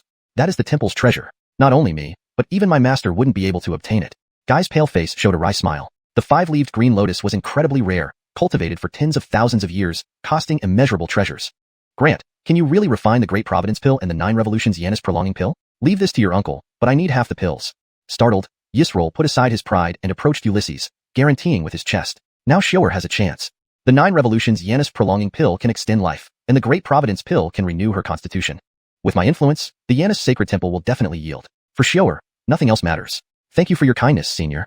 Brother Imo, it doesn't necessarily require the 5-leaved green lotus. It merely increases success rate. A Tirwang sky blue fruit or 3-leaved snow orchid will work. These shouldn't be hard to find, and the effect is the same. Using these, there's a 50% chance, while using the 5-leaved green lotus increases it to 70%.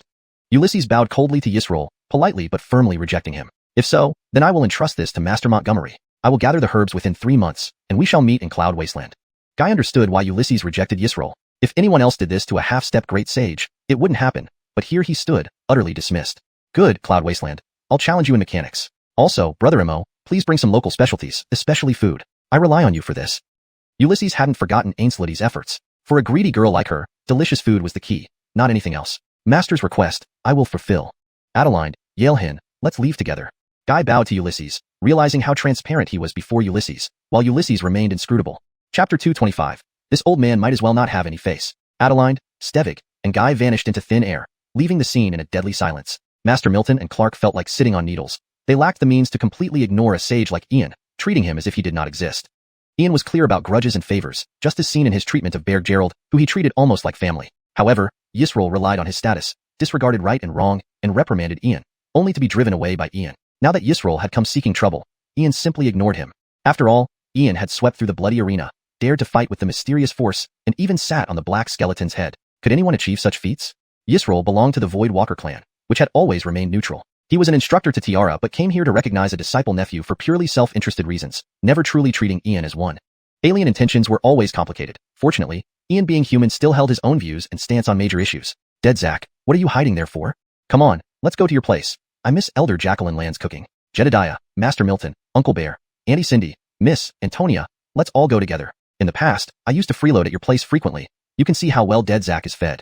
Liv, all you do is watch from the side. You didn't even bother helping me up. Can't you see this gentleman is injured? How do you serve as my maid? Do you believe I might sell you right now? Ian glanced at Misty and roared, naturally to save Liv some embarrassment. Bastard Ian. Who is your maid? Misty, who was originally looking down, instantly raised her head, her beautiful eyes carrying hidden anger. But she felt a peculiar sensation within. Although this bastard never treated her kindly, he also considered her feelings. Damn bastard, couldn't you be nicer to me? Am I, in terms of looks, figure, and talent, inferior to Laney in any way? I said Liv, you lost to me that day. Are you thinking of going back on it now? Don't want to be my maid? Would you rather be my wife then? Ian opened the fan in his palm, waving it leisurely with a smile on his face. Bastard Ian, do you dare marry me if I agree? If you dare nod, we will get married today. Enraged, Misty decided to go all out. Ready to take the risk, she faced this young supreme, the future emperor. She wouldn't regret this. Liv, you should not eat indiscriminately or speak recklessly. If I take you seriously, you can't change your mind. Ian closed his fan, walked up to Misty, a mocking smile playing on his lips. Liv, to challenge me? You're far from matching me yet. You actually dare flirt with me? What a joke. Bastard Ian, who is joking with you? I am serious. If you are a man, marry me today. But do you dare? Misty's eyes sparkled brightly like a proud phoenix. She was thoroughly committed. Emotions could develop over time, but first, he must belong to her. Leader Kane, Brother Charlton. Such a beautiful bride is sent to your door. Hurry and agree. Once this village is passed, there'll be no end. Missy, should I start calling you? Bang. Dead Zach, get lost. Before Clark finished speaking, Ian kicked him away, making matters difficult for himself. He did not expect Liv to be so serious. This round, it wasn't fun. Jacqueline Mercedes, I apologize. I can only use this shield. Yanistel Montgomery, Nora is nice. If you agree, I'll personally go to the Heavenly Illusion clan to propose. You're 18, it's time to marry. A man with a family has something to tie him down, providing more motivation and cultivation. Yisroel enjoyed stirring things up, but he was sincere. Ian and Misty were quite compatible. Senior, for the sake of Jacqueline Mercedes, I call you Senior. But are you sick? When have you ever had the authority to interfere in my life? Who I love and marry, does it concern you at all? I just chased you away last time. How did you come back so soon? Aren't you supposed to be a sage? Show some dignity. Rest assured, Ian will never set foot in the Void Sky Realm nor in the territory of the Void Walker clan. I beg you, my family is too small to match up to someone of your stature. We've had no entanglements in the past, and let's keep it that way. So, I step back one more step, wherever you are, I won't appear. How is that? Ian's speech made the atmosphere heavy. The crowd was silent, none daring to speak. A stifling pressure filled the air. Feeling pale and trembling with cold sweat, Cindy Yiling was terrified, witnessing Ian daring to insult Yisroel to his face.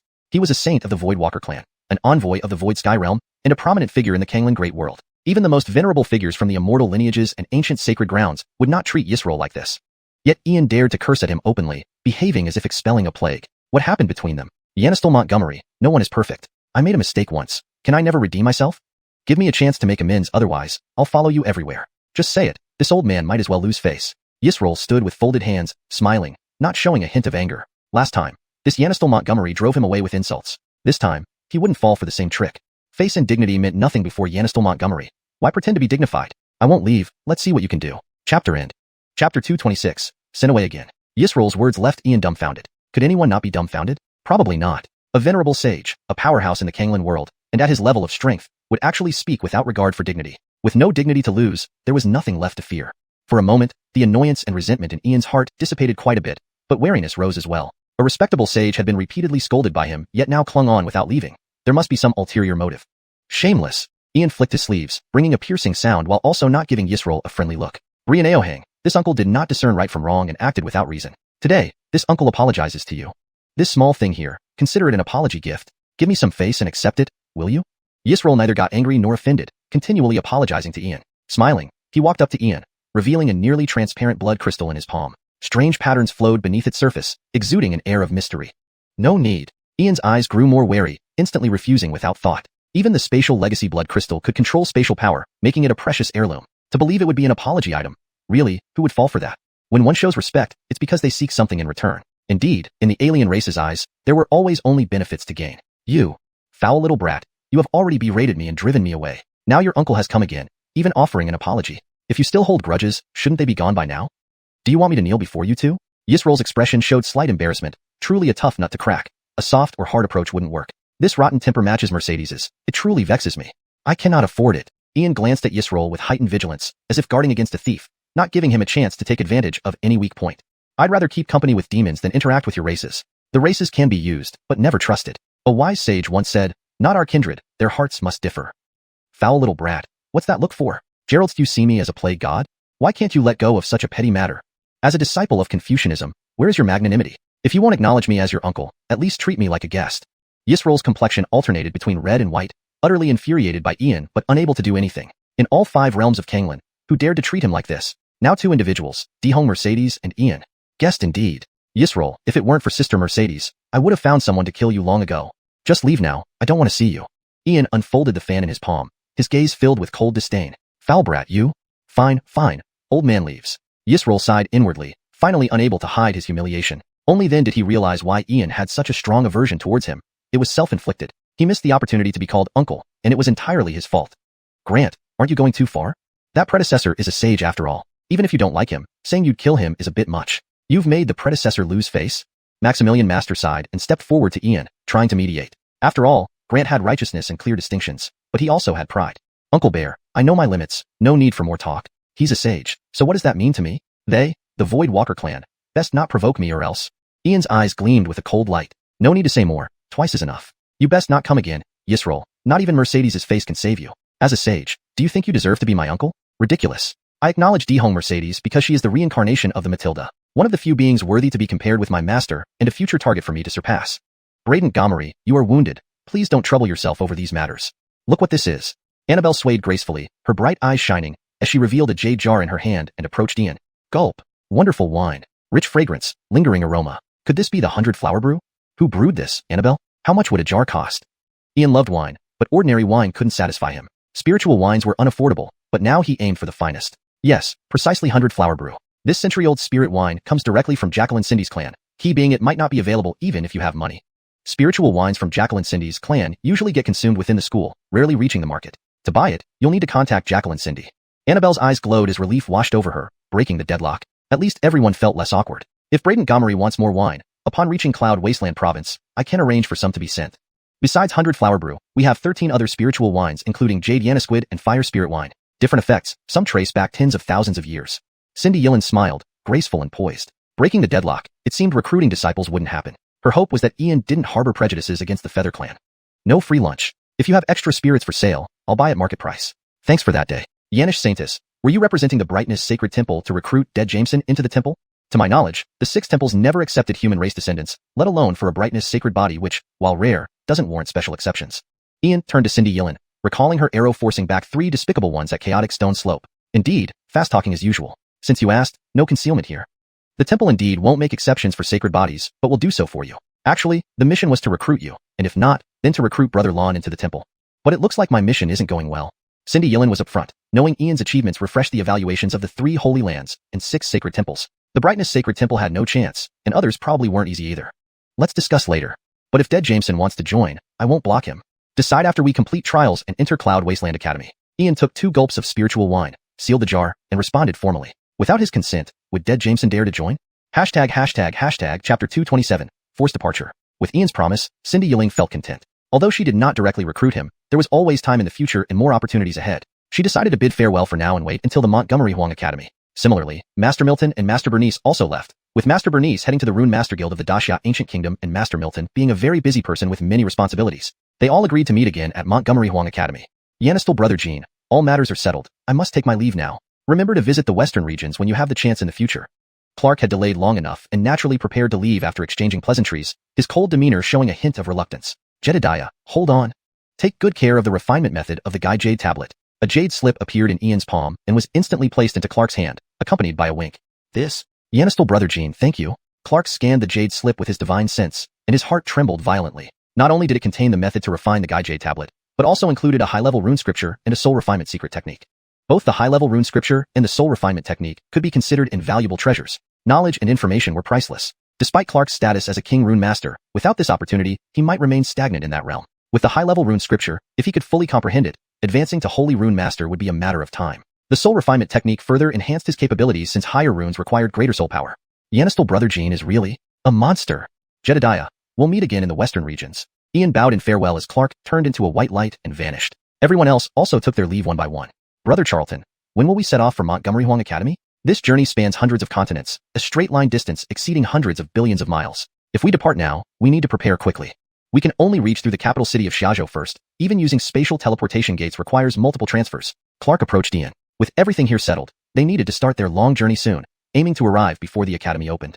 Why complicate things? Just head to the Void Sky Realm and use it as a shortcut to Montgomery Huang Continent. It only takes 3 days. Connie's beautiful eyes looked at Ian, hoping he would adopt her suggestion. If possible, traveling together would be better. Montgomery Huang Continent was indeed far away. Even with spatial teleportation gates, it still required significant time. However, through the Void Sky Realm, it only took 3 days. The Void Sky Realm is indeed an efficient method, but I have already promised never to step into the Void Sky Realm in this life. Even if I had to borrow passage through the Bloody Arena, I would never set foot in the Void Sky Realm. Tatiana, it's time for you to leave too. Ian stood with his hands behind his back, shaking his head gently. His words were not a momentary outburst but a well-thought-out decision. The influence of the Void Travelers extended everywhere, and the Void Sky Realm was one of their main strongholds. Whatever Void Tianxiong's intentions were, he aimed to minimize contact with them. Kirsty may know about this, but since she didn't interfere, it meant no special consideration was needed. Regardless of the allure of the Void Sky Realm, he had no interest. Damn you, Ian, do you despise me so much? You keep chasing me away. Do you think I care? Farewell. Never see you again. Connie trembled in anger, her eyes burning like flames as she stormed off. What a jerk. You deserve to be alone forever. Come back, call me back. If you call me back, Missy will forgive you. Jacqueline Nora, don't go. Brother Charlton, why are you sending Jacqueline Nora away? Did you forget she was kidnapped just recently? What if something happens to her? You'd regret it too late. Jacqueline Nora, don't be angry. Brother Charlton has a stubborn personality. He's just trying to provoke you. Brianna felt helpless, pulling Connie and urging Ian to retain her. Ian seemed clueless about Connie's feelings. Antonia, let her go. She isn't capable in cultivation, yet she has such a big temper. Let her return to the Tianhuan clan and act like a little princess. No one here indulges you. Ian flicked his sleeve, making a chilling sound, reminiscent of wind and thunder, causing everyone to shiver. He was sending her away for her own good. Her attitude would only lead to trouble. Moreover, the upcoming journey wouldn't be peaceful. Traveling with Connie would bring many inconveniences. Do you want to chase me away because then no one will disturb you and Annabelle?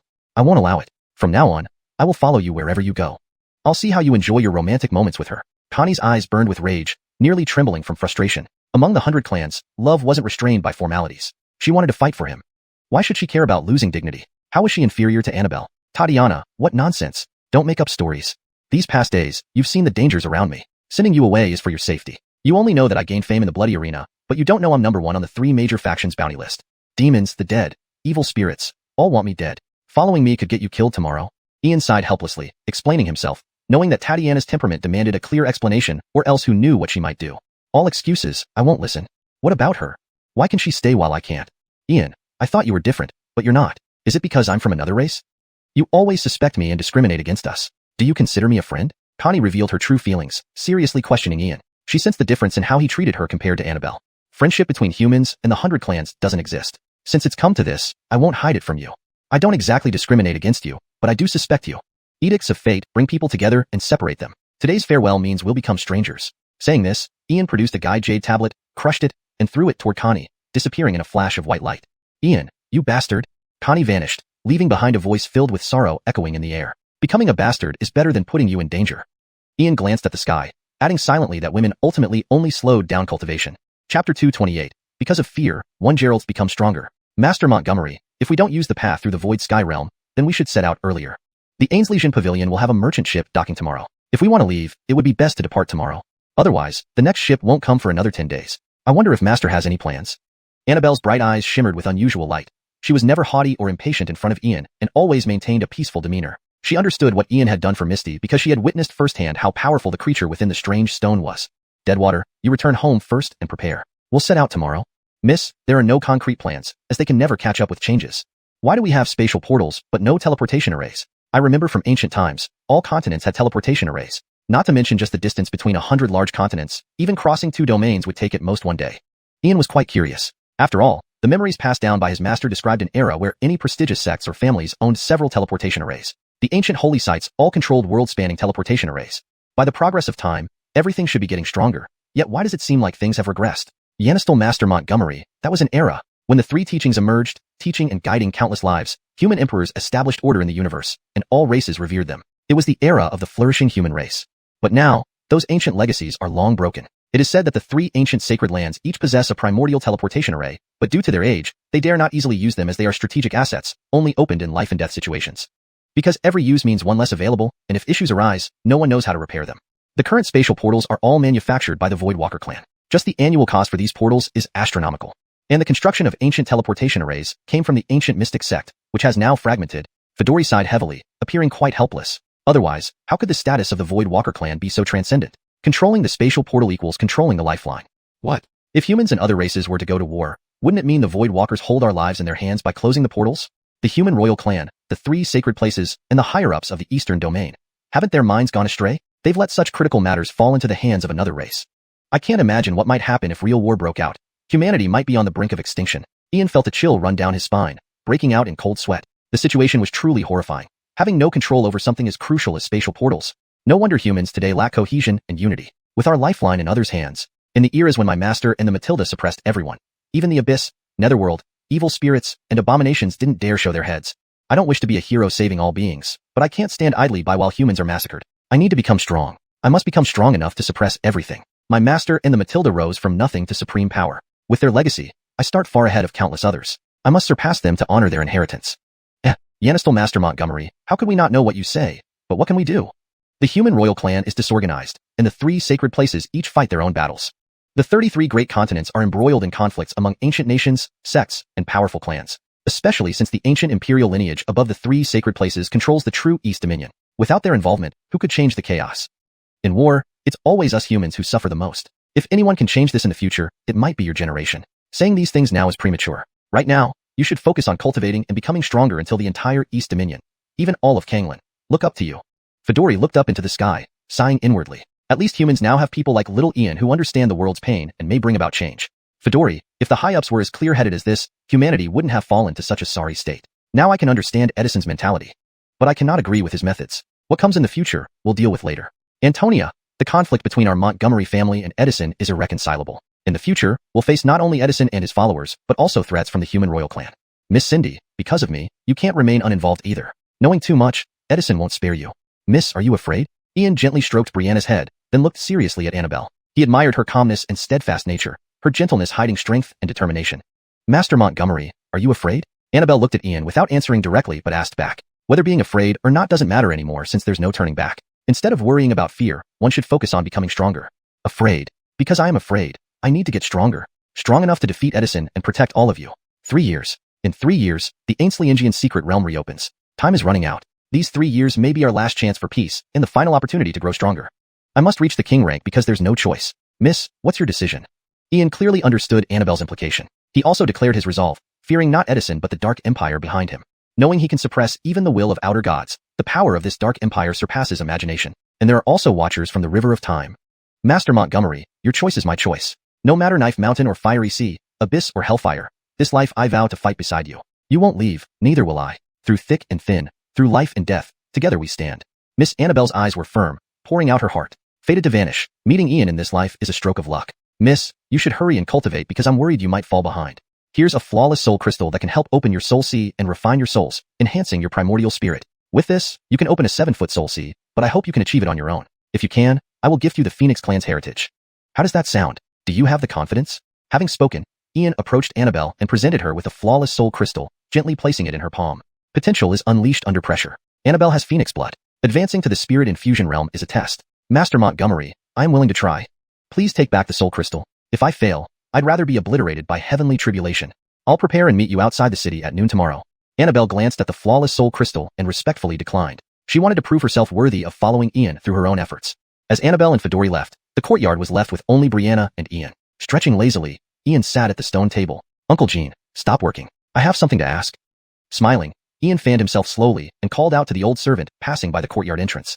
Chapter 229, Revelation and Confrontation. Second Young Master, 7th Mississippi. May I ask why you summoned me, Second Young Master?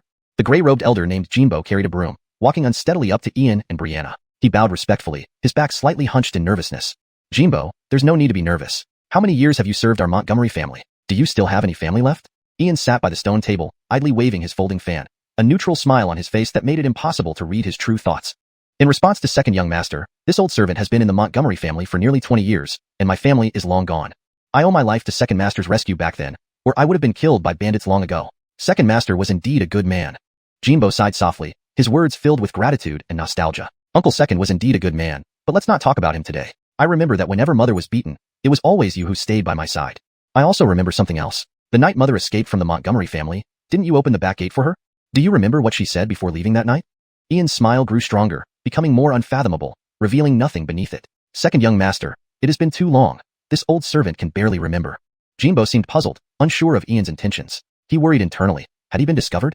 Jimbo, only 15 years, and you've already forgotten? It seems you are getting old. But I should tell you that 15 years ago, it wasn't you who let my mother go. She escaped over the wall at night. Besides, you've been deaf for 3 years and can't hear anyone speaking. Normally, you only take care of Fifth Elders and Tomas's courtyards and never come to the central or front yards. You've been here quite frequently these past few days.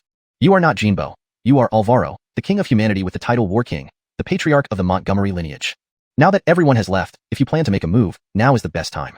Ian closed his fan, the smile freezing on his face. Perhaps others might not notice this detail, but who in the Montgomery family could hide anything from him? The remnant soul of Alvaro from 3,000 years later was now in the small world.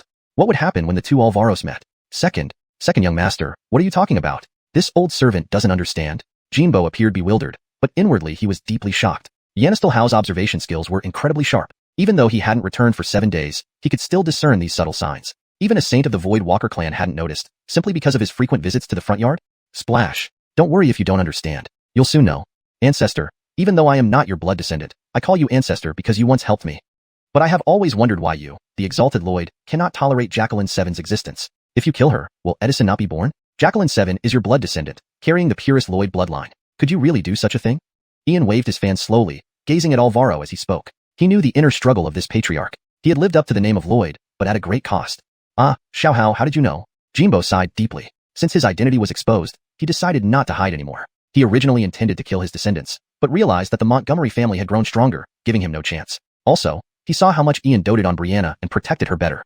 Thirdly, Ian had been rectifying his mistakes step by step since the battle with the lions. Alvaro had been secretly observing Ian, seeing that he achieved what he had always wanted but couldn't accomplish.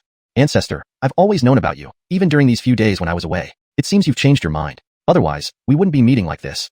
Jacqueline 7 carries half the bloodline of the Lloyd and half that of the human demon. I used runes to conceal it, but Rico already saw through it. Instead of exposing her, she even gave Jacqueline 7 a holy artifact for protection. Actually, I understand your plight. Jacqueline 7 is the key to the Xianxian secret realm. You wanted to eliminate her for a final solution, but isn't it ironic? You once fought for humanity and allied with the human demon against Edison, leading your lineage to endure for 3 millennia. Your lineage's suffering must fill you with hate. If you could endure for 3,000 years, can you not bear a few more? Trust me, the Montgomery family's lost honor, glory, and dignity. I will retrieve them with Jacqueline 7. All you need to do is wait until the time of saints.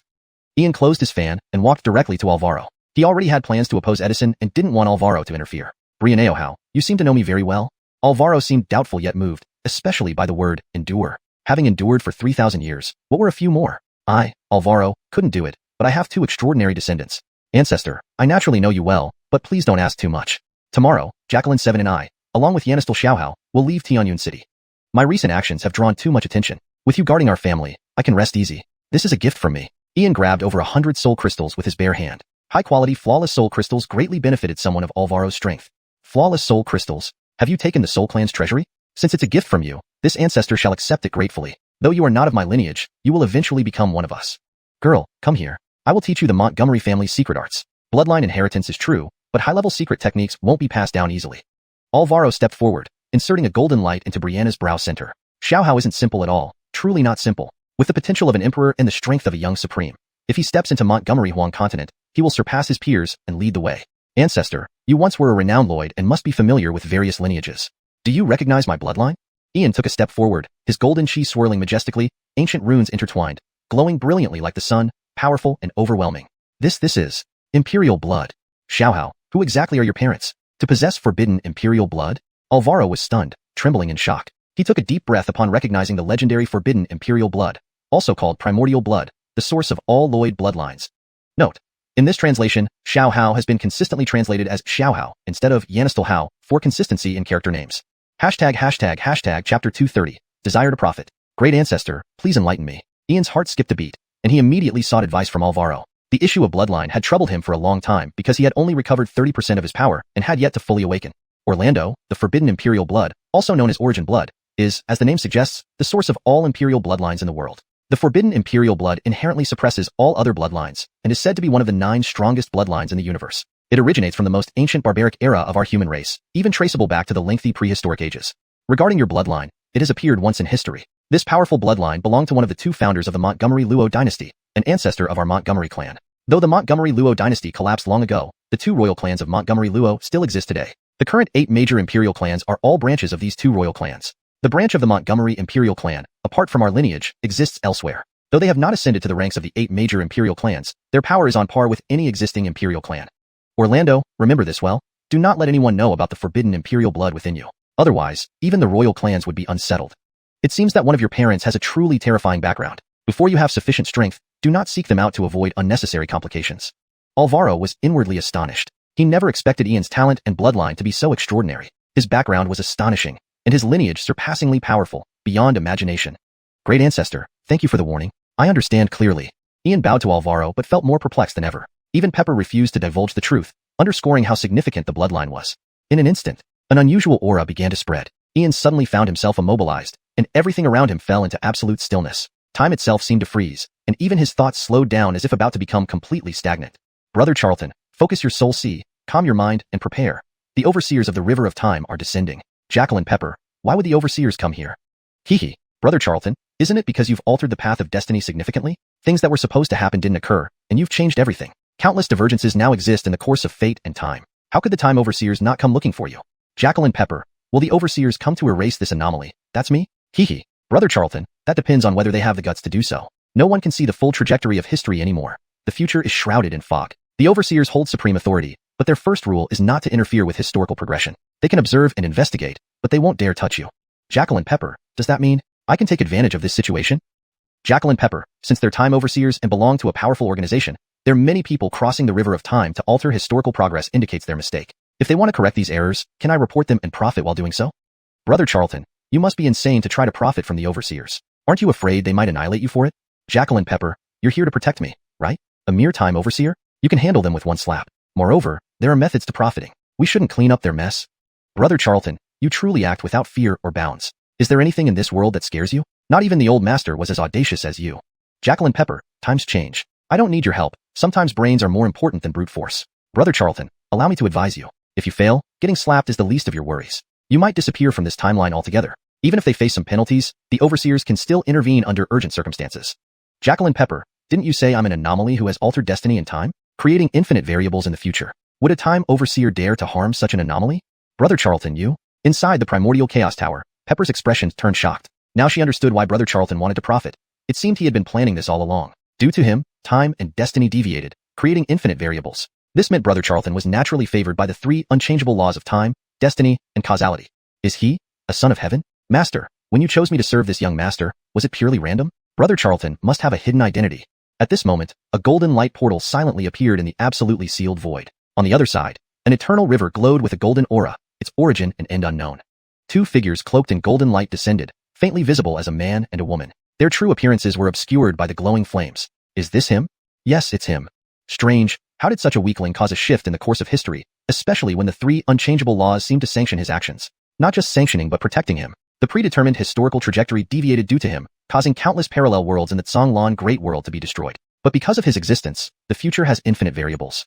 How peculiar. Why would the three unchangeable laws protect him? We don't know. We cannot act recklessly. We can only watch and wait. Our task is to capture those illegal immigrants, then proceed upstream. Do we need to report this to the Lord? Never have we seen any entity protected by the three laws. This matter is too strange. No, if we report it, the Lord cannot keep it a secret. There is still a chance to correct the mistakes, as the Lord has already suppressed the situation. Fine, let us capture the immigrants first before reporting to the Lord. The two cloaked figures exchanged glances and prepared to step through the golden portal, continuing their journey against the flow of time. You two, leaving just like that? At that moment, Ian lifted his head and called out to the figures, a mysterious smile on his face. A bird passing over should leave behind a feather. A tree passing by should leave behind bark. Coming into my territory and expecting to leave without a scratch? You think too simply. Not taking advantage of this situation would be a disservice to both of us. Chapter 231. I fear losing face in the Jincher. Silence, an eerily dead silence. Two beings shrouded in golden light had one foot already stepping into the gateway of light, but abruptly pulled back, turning their heads sharply towards Ian. Shock, surprise, doubt. The two figures exchanged glances. If it weren't for the smile on Ian's face and the fan waving in his palm, they would have thought they were hearing things. They were time supervisors, naturally endowed with the power to control the laws of time. They could seal entire realms, let alone a single individual. This mere mortal named Ian, who was still weak, had somehow broken free from their constraints and could even see them. How terrifying and astonishing. Even with the recognition and protection of the three irreversible laws, it was impossible to ignore the might of these laws. For countless eons, this had never happened before. Was this not an anomaly? A time supervisor being discovered by a mere mortal must not engage in conversation because no one knew what chain reactions it might cause. The future's uncertainties were already too numerous. Adding more was unthinkable. Both of you, since you've come all this way, why don't we sit and talk? Of course, you can also turn around and continue retracing time. Just remember, every time you descend upon a time node, from the moment you step in, you're already altering the normal historical course. If I were in your position, I wouldn't want to add unnecessary burdens to your lord. Instead of hunting down illegal immigrants one by one, consider how to solve this issue once and for all. Perhaps we can cooperate. Ian closed the fan in his hand, fixing his gaze on the two golden light-shrouded figures before him. He was determined to extract something from them, but needed to carefully decide how much and how to do it. To gain from them, he had to show goodwill and make them willing participants.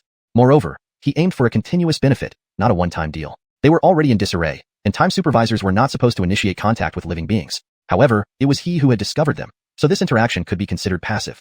The two shadowy figures exchanged glances, appearing calm on the surface, but inwardly panicked. This situation was unprecedented, and the most challenging yet. The future of this world was nearly destroyed, and the Lord had been preparing to withdraw. But an unexpected change at this time node altered the predestined future, causing the rivers of fate, time, and causality to branch out infinitely. Everything pointed to Ian. No matter how they investigated, his past and future remained obscured, protected by the three irreversible laws.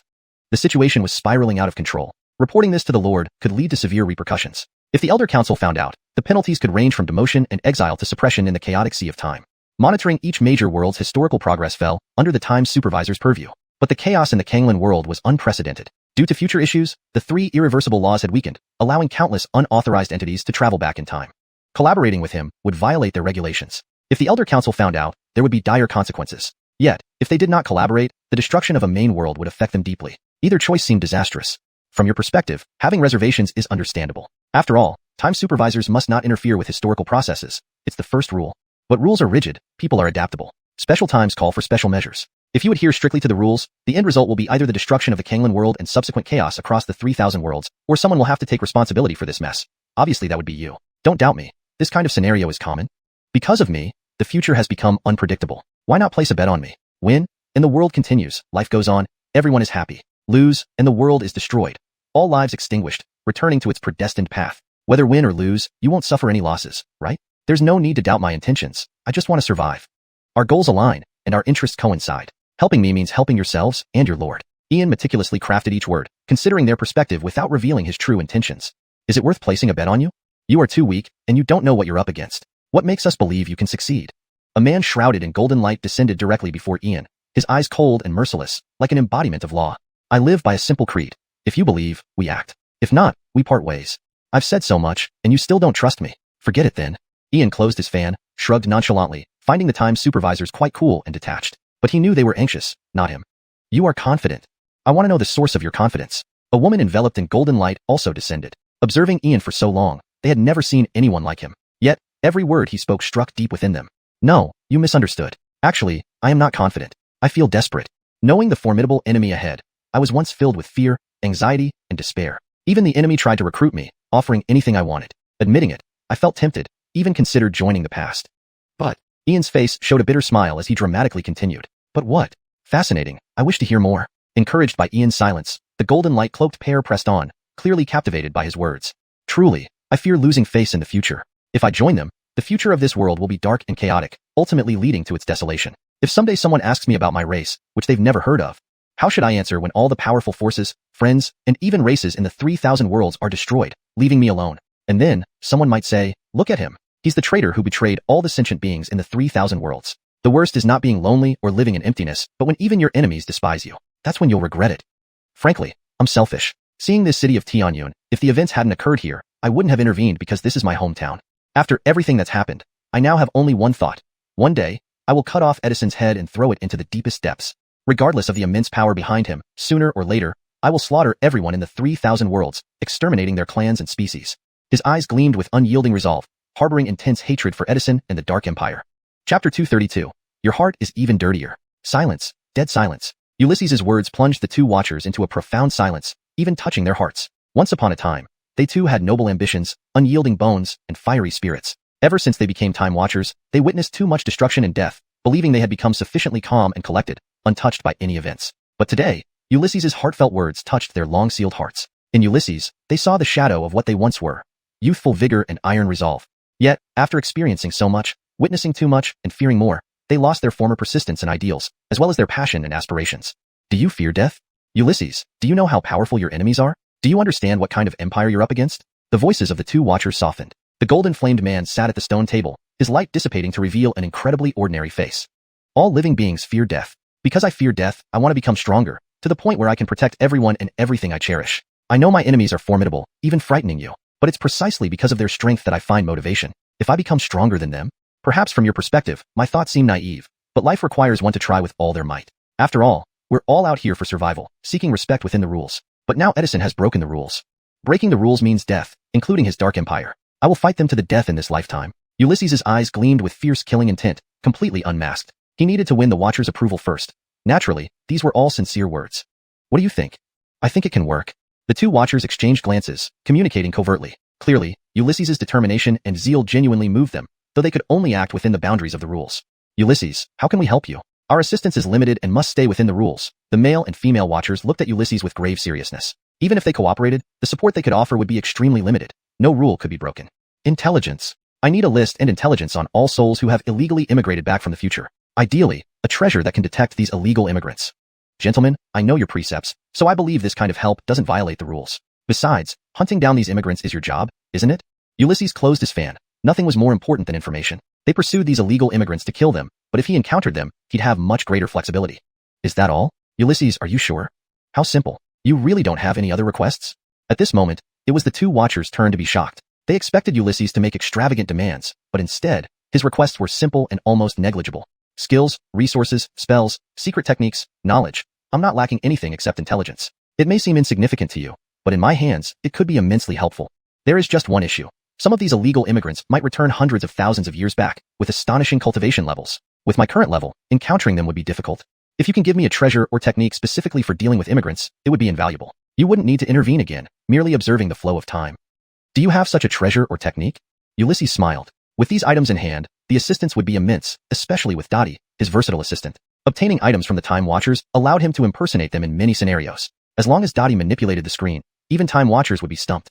Ulysses, here's the list of immigrants, along with a warning artifact. Any illegal immigrant will appear automatically. This is called the Chain of Law, containing the powers of space-time, fate, and causality laws. Regardless of cultivation, illegal immigrants will be bound by the Chain of Law. But the Chain of Law only works on immigrants, not on regular historical entities. Remember this, and execute each captured immigrant on site. Ulysses, during this extraordinary time, our handling involves significant risk, But your resolve and willpower have made us take this gamble. As you said, if the Canglan World is destroyed, we will be blamed. Our end would be worse than death. We owe you this favor. If you transcend the 3,000 worlds in the future, we will repay you. Lord will remember this. The man looked at Ulysses with utmost gravity. This matter was indeed critical. Their very existence was now intertwined with Ulysses. The spatio-temporal node from 20,000 years ago until now has been in turmoil due to illegal immigrants. Only through Ulysses did changes occur. May I ask, what realm are you both currently in? Ulysses bowed, a mysterious smile on his face. It was impossible for them to step aside now. Once aboard his boat, there was no getting off. The first step was successful. He had made a perfect impression on the two watchers. The continuous sheep-shearing plan began now. Ulysses, become an emperor first, then discuss this further. Ulysses, the emperor level is the pinnacle of the 3,000 worlds, but also the beginning of cultivation. You'll understand when you reach that stage. Ulysses, cultivate and enhance your skills. We cannot linger. Ulysses, let's witness a miracle together. To sustain the 3,000 worlds, we will meet again. The two watchers rose and stepped into the void, vanishing into the golden light without looking back. The void rippled like water, finally smoothing out all traces. Big brother Charlton, after all this trouble, this is your sheep-shearing plan? Others avoid it, yet you willingly get involved. You've always said I'm foolish, but I think you're even more foolish. Sis Dottie, if I weren't foolish, how would I gain the trust of the Time Watchers? Don't underestimate these things. They will truly be helpful. Big brother Charlton, stop making excuses. What help could they provide? Illegal immigrants? My little sister can identify them at a glance, crush them with a breath. Are they not stronger than your weak artifacts? I think you're a big fool being used by others. Not true, Sis Dottie. You think it's nothing because you're too strong. What I truly care about isn't these items, but the illegal immigrants. For example, if you were an illegal immigrant trapped by the chain of law, what would you do? Big brother Charlton, are you trying to impersonate a Time Watcher, with these immigrants as your true targets? Were all those words about protecting everyone just an act? Sis Dottie, they aren't an act, they're genuine. On the surface, I might seem to be losing, but in reality, I'm gaining immensely, because everything I do next is legal. I have the Time Watcher's permission, and they'll clean up after me. Charlton Gidge, scholars may have hidden agendas, but your heart is even dirtier. At this moment, Dottie understood Ian's true intentions. Given Charlton Gidge's lawless and unrestrained character, he was bold enough to invoke higher authority for his own ends. Now that he had a legitimate identity, he would likely turn the 3,000 worlds upside down. No matter how big a mess he made, the two Time Watchers and the Time Lord behind them would have no choice but to clean up after Charlton Gidge, gritting their teeth. The paragraph structure and line breaks have been maintained as requested, ensuring continuity with the previous content while preserving the original tone and style. The translation remains natural and fluent in English. Hashtag chapter 233. Perish, Jameson, and strive. The next day at noon, outside the southern city walls, a massive merchant ship, 130 zhang long and 17 zhang wide, with a completely green hull, docked. This was the trade vessel from the Curious Treasures Pavilion, making round trips every 10 days, stopping at various large and small cities in the Ainsliangu region. A bronze-grade merchant ship, if not counting the consumption of primordial stones and running at maximum power, could travel 100,000 miles in a day. And this was still a merchant ship. If it were a specialized void battleship, even at the bronze grade, it could cover millions of miles in a single day. The more advanced ships, like silver and gold grades, would be even faster. Moreover, the only family in the entire eastern domain capable of building warships was the ancient mechanist family. Farewells are always emotional. Almost everyone from the Montgomery and Lon families who could come had gathered, all teary-eyed, as this journey would span hundreds of major continents to reach the most prosperous Montgomery Huang continent in the eastern domain's 3,000 major continents, which was also near the center of the eastern domain. This journey would be filled with trials. Amidst the bittersweet farewells, Ian, Brianna, Lon Jameson, Annabelle, and Fedori boarded the merchant ship, which then slowly ascended into the sky, heading towards Xia Prefecture, the capital of the ancient Xia Kingdom. Ha ha ha. Brother Charlton, Chief Kane, I'm finally free. I finally escaped Elder Jacqueline's clutches. From now on, birds will fly freely in the vast skies, and no one can restrict me anymore. Freedom feels amazing. Lon Jameson stood on the deck of the merchant ship, beaming with immense satisfaction. After all, it was his first time traveling far from home, and everything seemed incredibly new and exciting. Freedom, Parrish, Jameson, let me tell you this regretfully. Your nightmare is just beginning. Cultivation is like rowing against the current. If you don't advance, you will retreat. I will personally train you. The first step in cultivation is body refinement. Before reaching the skyward realm, your physical strength must reach 30,000 gene, with the toughness to withstand mid-grade spirit artifacts, and speed that covers 100 zhong in a single breath. Heavy gravity charm. As he spoke, Ian drew a set of runes with his fingertips, instantly embedding them into Lon Jameson's body, which then vanished in a flash of golden light. Thump. Kane. Chief Kane. You cheated. My body has already 10,000 gene of strength. Even if I train until death, I won't reach 30,000 gene. The offspring of fierce beasts and pure-blooded descendants, their limits do not exceed 30,000 gene. Us humans have our limits. Even fierce beasts can't achieve what you ask. Lon Jameson fell flat on the ground, completely immobilized by the pressure, feeling as if a mountain was crushing him, making it difficult to breathe. Parrish, Jameson, it's merely a double gravity charm. If you can't endure this, how can you accompany me to kill demons, slay the dead, purge evil spirits, and eliminate oddities? On this journey to Montgomery Huang continent, there will be geniuses from all races. Do you want to be outshone? Do you want the events from 5 years ago to repeat themselves, where you lose both legs? And Montgomery Huang Academy has countless beauties, opening its doors once every 10 years. And it's also time for the Youth Talent Board and Beauty Yanis to be refreshed. Don't you want to make the list and be noticed by the beauties? Tell me, do you want to show off in front of others, surpass your peers, and be unparalleled in this era? Ian similarly cast 3 different charms, collapsing straight onto the ground as well, enduring the equivalent of 72,000 Gene of force under 10-fold gravity. It felt like carrying a mountain, making even breathing difficult. Despite his face turning pale, he gritted his teeth to endure it. Chief Kane, I dream of this every night. Fabio here is also a man standing 7 feet tall. How can I collapse here? I want to be in the top 10 on the talent board. I want to become famous in Montgomery Huang continent.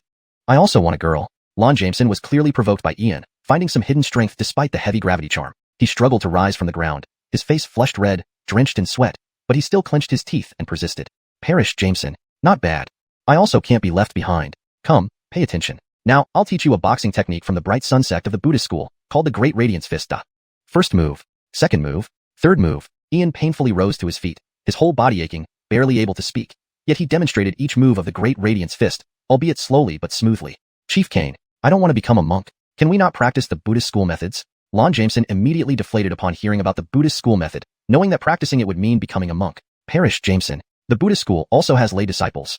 With your habits, drinking, gambling, whoring, you wouldn't be accepted even if you wanted to join the Buddhist school. Stop talking nonsense. Within 3 days, adapt to the double gravity charm and master this fist technique. If you fail, I'll throw you into the poison mist canyon. Perish, Jameson. Strive. Ian wasn't going easy on Lon Jameson. Though this fatty looked unfit, he was the only son of the Lon family, having consumed countless elixirs since childhood, all of which had stagnated within his body. Now, the goal was to release these stagnant elixir energies to nourish his physical body and refine his organs. Chief Kane, as long as I don't have to become a monk, I'll practice. But should we refine our bodies while Brianna is watching? She, without using the Emperor bloodline, isn't much stronger than us. Chief Kane, you're clearly favoring her. Lon Jameson's eyes darted around, realizing he needed to drag someone else down with him. He dared not provoke Mara Annabelle, but Brianna was a different story. Perish, Jameson. Forgot to tell you. Antonia is responsible for supervising you. Antonia, if Perish, Jameson dares to slack off, you may use any means necessary.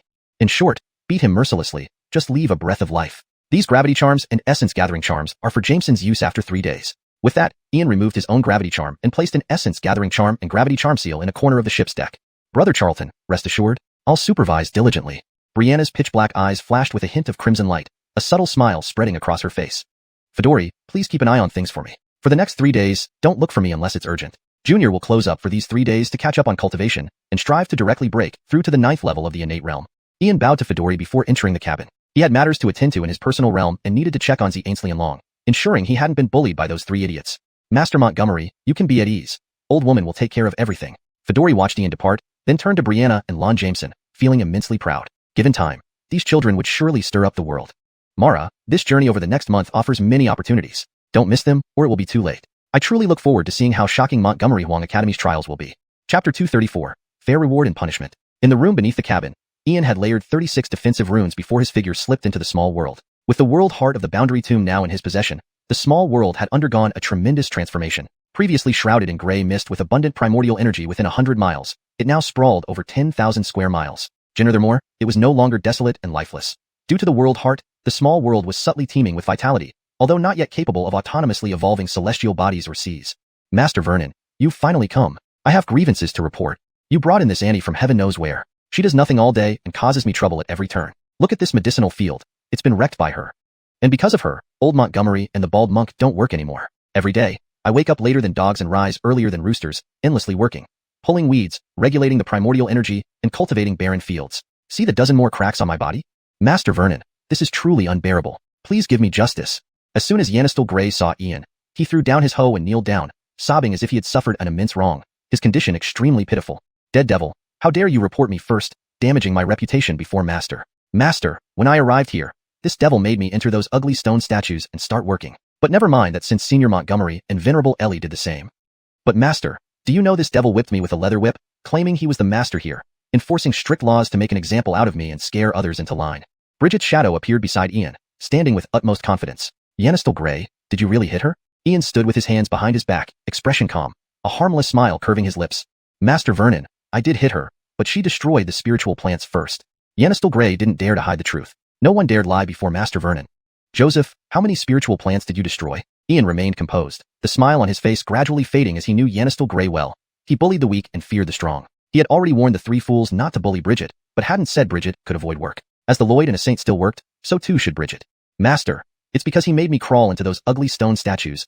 Only a few plants were ruined. Joseph, exactly how many did you destroy? Master, about several acres. Joseph, for the last time. How many? Master, around 30 acres. Bridget realized things were amiss, her shadow trembling slightly as she lowered her head, afraid to speak. Had she really angered Master? Old Montgomery, bald monk, is that true? Ian surveyed Alvaro and Venerable Ellie, who were watching the commotion, his face again breaking into a smile. Younger brother, leave me out of it. I remained silent. Bah. Young Master Montgomery, this monk also chooses silence. Alvaro and Venerable Ellie understood the situation clearly. They would stay out of it to avoid trouble. Burning sun, blazing sky. Flames of golden crow, melt. Activate. Refine. Seal.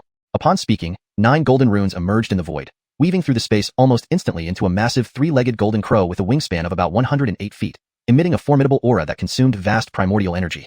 3 more giant golden crows appeared, the sky covered in runes radiating terrifying destructive power. 4 suns in the sky. Golden crow incineration rune. Younger brother Montgomery. Why involve me? Bah. Young Master Montgomery, this monk has done no wrong.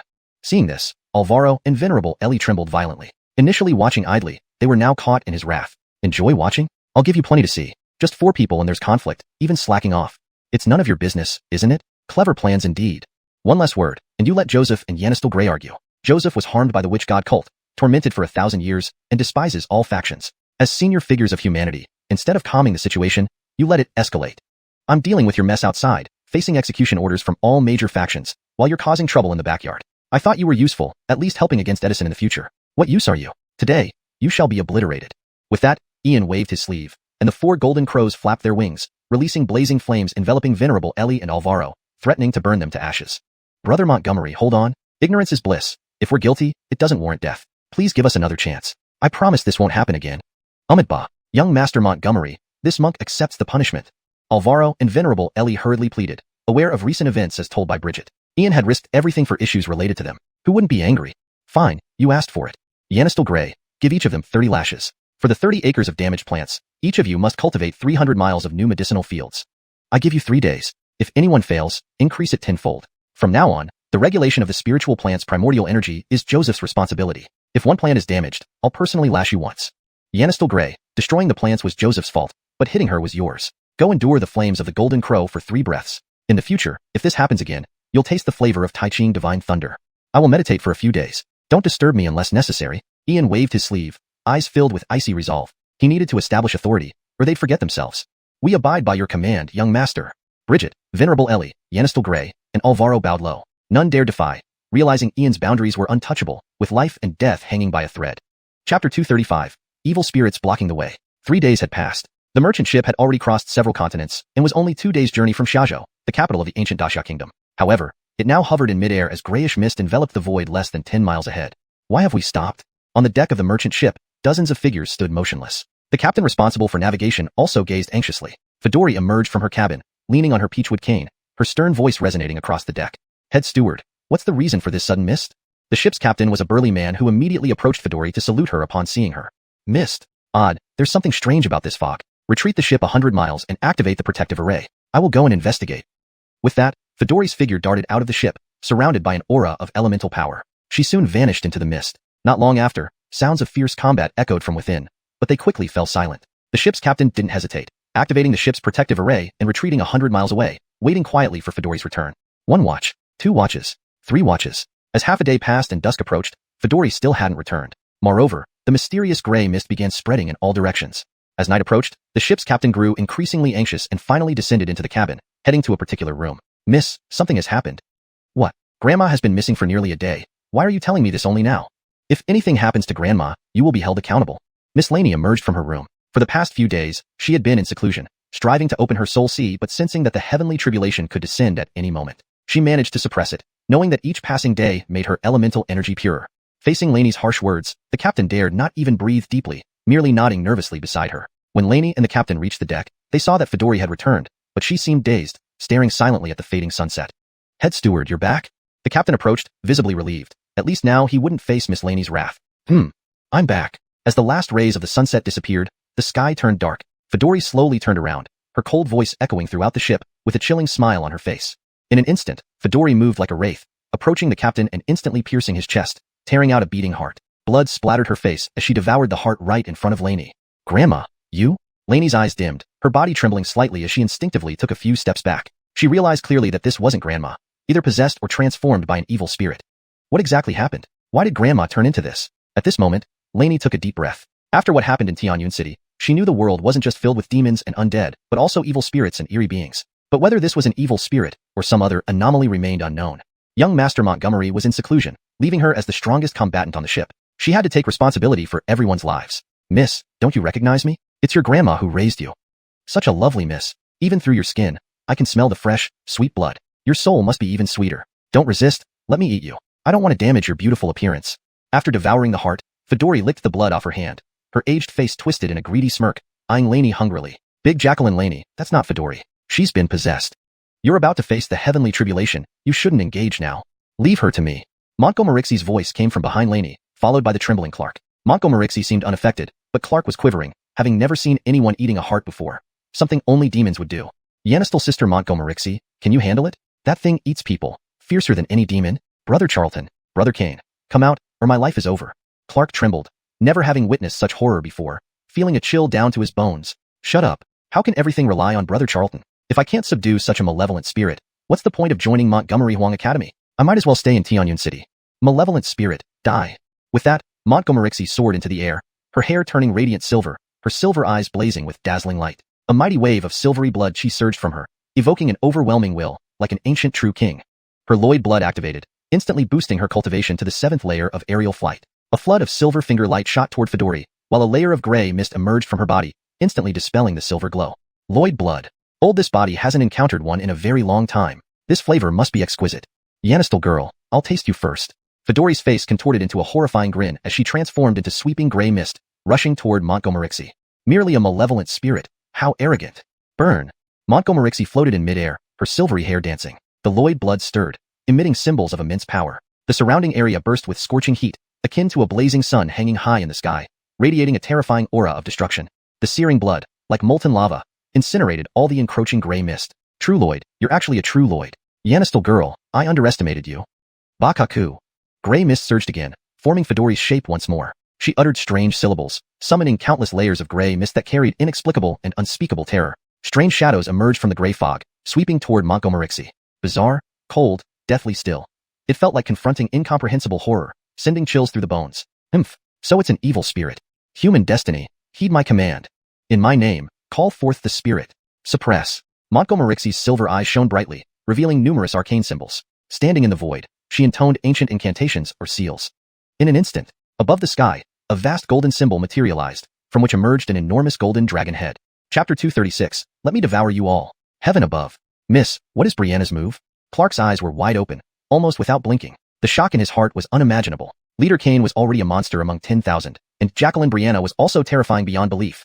The dragon spirit of providence is an embodiment of our human race's fortune and can also be called the Akash. Only the blood of a legitimate Lloyd can summon the dragon spirit. Legend has it that during the era of the Montgomery Luo dynasty, the embodiment of human fortune manifested as a purple golden divine dragon over 30,000 feet long.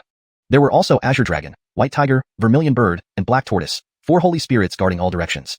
The magnificent human providence exerts pressure on all fronts, forcing away any demonic forces. They do not dare to step across the boundary.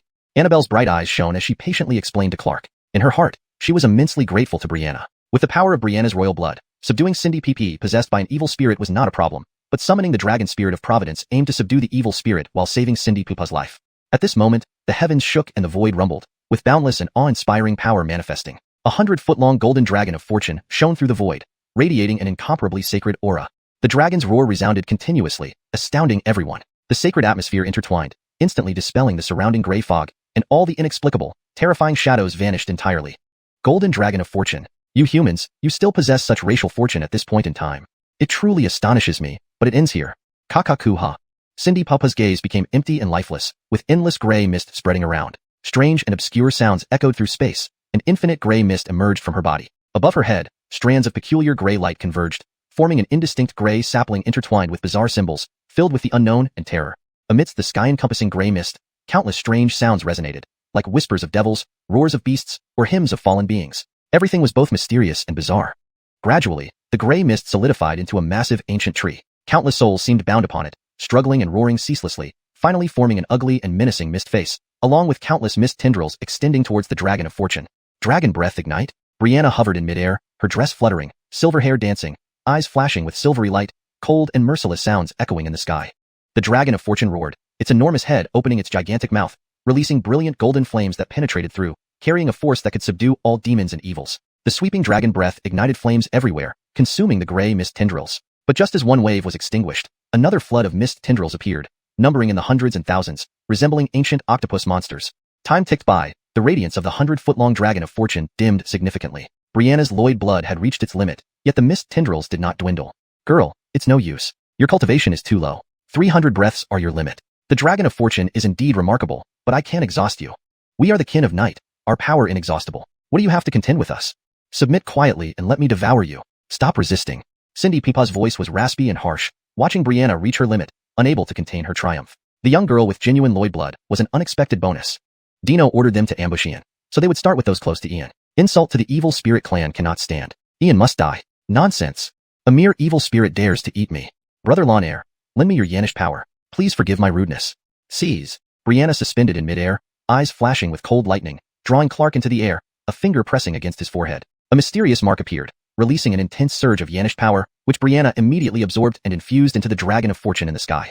In an instant, holy, vast, and warm Yanish power surged into the Dragon of Fortune, unleashing a formidable pressure that startled the 9 skies, generating a new kind of power. A white golden dragon breath emerged, resembling judgment fire from the heavens, emanating a trembling aura, tearing apart the gray mist tentacles completely. At the same time, the terrifying ancient tree of mist floated with boundless strange sounds, like sacrificial chants of ancient times or songs of battle at the end of immortality. Desolate, empty, silent, and icy, the floating ugly face instantly grew to a size of 3,000 feet, revealing razor-sharp shark-like teeth, rushing towards the Dragon of Fortune. The Dragon of Fortune weaved through the sky, shaking the 9 heavens, majestic power radiating outwards, snow-white lightning spreading around. Within a radius of several thousand feet, a horrifying sea of thunder formed abruptly. Yanis lightning and flames tore through the sky, causing the gray mist-formed human faces to emit ear-piercing screams, thoroughly shattered in the endless sea of lightning.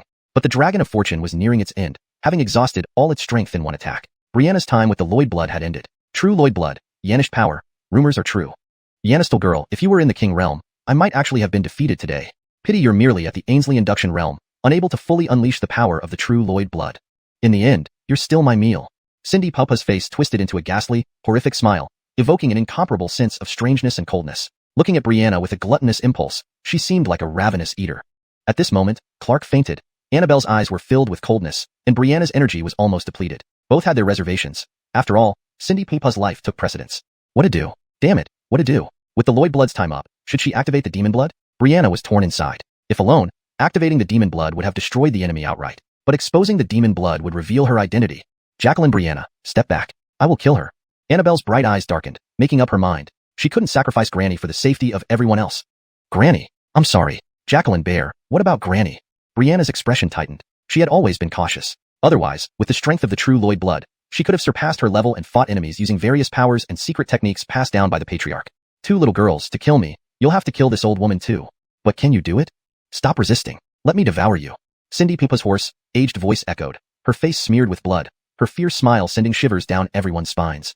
Chapter 237, The Deal. In the microcosm, Fortress City, Ian opened his eyes, dark golden divinity radiating from within. Due to the microcosm's time ratio of 10:1, 3 days in the outside world equated to a month here. His cultivation had advanced to the 9th stage of the innate realm, just 1 step away from breaking through to the void mastery realm, which truly marked the gateway to the extraordinary domain of cultivation. Breaking from the innate to the void mastery realm required surviving a lightning tribulation. Above the void mastery realm, each major realm breakthrough demanded passing through another lightning tribulation. Cultivation was defying heaven, every step like walking on thin ice, with no shortcuts whatsoever. Even though Ian possessed the legacies of 2 ancient supreme human experts and could use runes to kill enemies above his rank, he did not slack off in refining his own realm. His physique, true chi, bloodline, and soul were developed step by step, foundation laid solidly, making full use of the abundant primordial chi and true chi after a month's cultivation in the microcosm. However, he still couldn't reach the 3rd physical limit of 108,000 caddies, which was necessary for his bloodline to recover to 50%. Currently, his physique had reached 99,000 caddies. 1 punch could crush a void mastery expert, but without breaking the final 9,000 caddy limit, everything would be in vain. Brother Charlton, you've finally emerged. If you don't come out, your 2 future wives might have to feed themselves to the evil spirits. Indira, what happened? Brother Charlton, nothing much. Just some evil spirits blocking the way, trying to kill you. That old woman went to investigate, got possessed by an evil spirit, and is now flaunting herself outside. Just some minor spirits, clearly unaware of their fate. Looks like I didn't strike hard enough. Jacqueline, connect me to the bloody arena. Project the entire process, and let all 3 factions see how I slaughter these evil spirits. Brother Charlton, a few minor spirits won't make much difference. Projecting will exhaust my strength. Quickly take care of them and move on. I think this journey will not be peaceful for you. We'll encounter more significant threats ahead. We can project when that happens. Alright, Indira, do as you say. Ian then cast 3 runes on himself. Invisibility, concealment, and stealth. He appeared silently in the cabin, walking slowly onto the deck. Evil spirits, show yourselves if you dare. Annabelle's clear eyes brimmed with murderous intent, emitting a frightening aura, clearly at her wit's end. If not for worrying about the old lady's life, she would have activated her phoenix true blood and incinerated the evil spirits. Annabelle, remain calm. The evil spirit possessing Claire belongs to the black spirit lineage, skilled in soul control, known as the Children of the Night. The black spirit usually stays within 10 miles of its controlled body. Temporarily hold it while I find the main entity. Once the main entity is neutralized, Claire will be safe. Ian whispered close to Annabelle, explaining that only finding the main entity of a black spirit ensured certain death. Annabelle's face showed relief but remained expressionless, ensuring the evil spirit detected no changes. Annabelle's eyes flashed with a phoenix illusion, revealing a colossal red phoenix silhouette behind her. Fiery phoenix flames engulfed the area, sealing a 50 zhang radius and evolving into a soaring phoenix, exuding terrifying power. Phoenix true fire. Each one of you is outstanding. Humanity has produced such extraordinary talents. If I had a few years, I would make each of you kings, but you have no chance today. I've decided not to eat you but to kill all of you. The evil spirit possessing Claire was shocked, not expecting Annabelle to possess phoenix blood, a legend thought extinct for 3,000 years. Dream on. True fire domain trap? Annabelle's eyes flared with flames, and the phoenix behind her shrieked, vibrating the air. Her hands formed seals, closing the phoenix true fire into a prison around the spirit. You little girl, thinking you can trap me? You are delusional. I am of the Knight's favored, the black spirit lineage. Soul control is just our regular trick. Wait, I'm summoning the main entity. This is impossible. My main entity? What did you do, girl? Initially, the evil spirit was smug, but instantly lost contact with its main entity, turning grim-faced. Bang! It's right here. On the deck, a short, scaly creature with a grotesque face, black wings, and sharp fangs was slammed down. A figure followed, stomping on its head. Ian, you boy. Cursed child. I am of the Knight's favored. Our hiding techniques rival those of shadow demons. How did you find us? The evil spirit looked vicious, having accepted a mission to behead Ian but was instead foiled by him. Black spirits excelled in soul control and hiding, but their souls dissipate with the main entity's death. Enough talk. Leave Claire's body, and I'll spare your main entity. If she suffers any harm, I swear to annihilate your entire lineage. 3 seconds to consider. Ian was cautious, given Claire's relationship with Emin, unable to let her get hurt. If the spirit released her, it wouldn't escape within 10 miles. Do you think I'm foolish, Ian? Everyone knows you are a rune master who can even suppress bizarre creatures. You must have tampered with me. If I release her, I die first. Have this girl withdraw her phoenix true fire, and let me call my kin for assistance. Otherwise, I'd rather die fighting. The evil spirit remained stern, distrustful of Ian's intentions, knowing his reputation for cunning and ruthlessness. Dealing with him required utmost caution. Fine, Annabelle, withdraw the true fire. Evil spirit, you may summon your kin. If you betray me, I will exterminate your kind. Ian signaled Annabelle to release the spirit, a plan aimed at capturing hidden evil spirits all at once. Chapter 238. Evil Spirit Meets Its End. Cage Cuckoo. A strange and complex series of sounds cut through the silence of the night. The evil spirit possessing Fedori watched Ian and Annabelle with extreme caution. One had the bloodline of a phoenix, and the other was a disciple of one of the 3 ancient schools from the human race. Both were prodigies unseen for thousands of years among humans. They could not be killed today. But there's always tomorrow. There will be opportunities in the future. The most urgent thing now is to escape. Under the cover of darkness, grotesque figures emerged from the mist onto the merchant ship. They were all Black Spirit Clan members, mostly at the core formation realm. Ian, return my body, or I'll kill the old woman immediately. The evil spirit possessing Fedori spoke. Now that its kin had arrived, it felt more confident. Even if Ian were a runic master, the old woman would die first before he could complete his rune inscriptions. Take it. Release her. Ian kicked the body towards them, his expression cold and menacing, instilling fear in onlookers. Hehehe. Ian, you are truly naive. Did no elder warn you never to trust an evil spirit, or make deals with us? Our kind never follows agreements. Next life, remember to be smarter. The evil spirit laughed wildly, its face filled with mockery. It couldn't believe Ian had fallen for its trick so easily. Ian, today is your death day. We can devour his essence and soul, and claim the reward set by the princess. No. There's also the bounty from the 3 major factions. We'll become rich. Why did you have to provoke us evil spirits, Ian? Anyone but us. The group of black spirits relaxed their guard completely, believing that the legendary Ian who had made the 3 major factions grind their teeth would soon be their meal. Whoosh. Trash. No one insults this young master like this. Never has anyone dared to tear up a deal in front of me. I wanted to spare you, but now I must send you to the underworld. Ian slowly unfolded the fan in his palm, emitting an aura of murderous intent as if he were a king from hell, exuding unmatched ferocity and authority. Yanistal boy Ian, even you can't deal with me alone. My clan has all descended upon you. With just a mere inborn realm practitioner, you're being too presumptuous. The old woman's life is in my hands. A thought from me, and she dies. What do you have to fight me with? The evil spirit, full of arrogance, showed utter disdain. It doesn't matter. Fedori is my elder. If I kill her, it won't be held against me. The fate of those who break their word will be terrible. You creatures of the night, have you ever seen the blazing sun fill the sky? As Ian finished speaking, he gradually opened the fan, revealing a fan-shaped beam of light shooting into the heavens.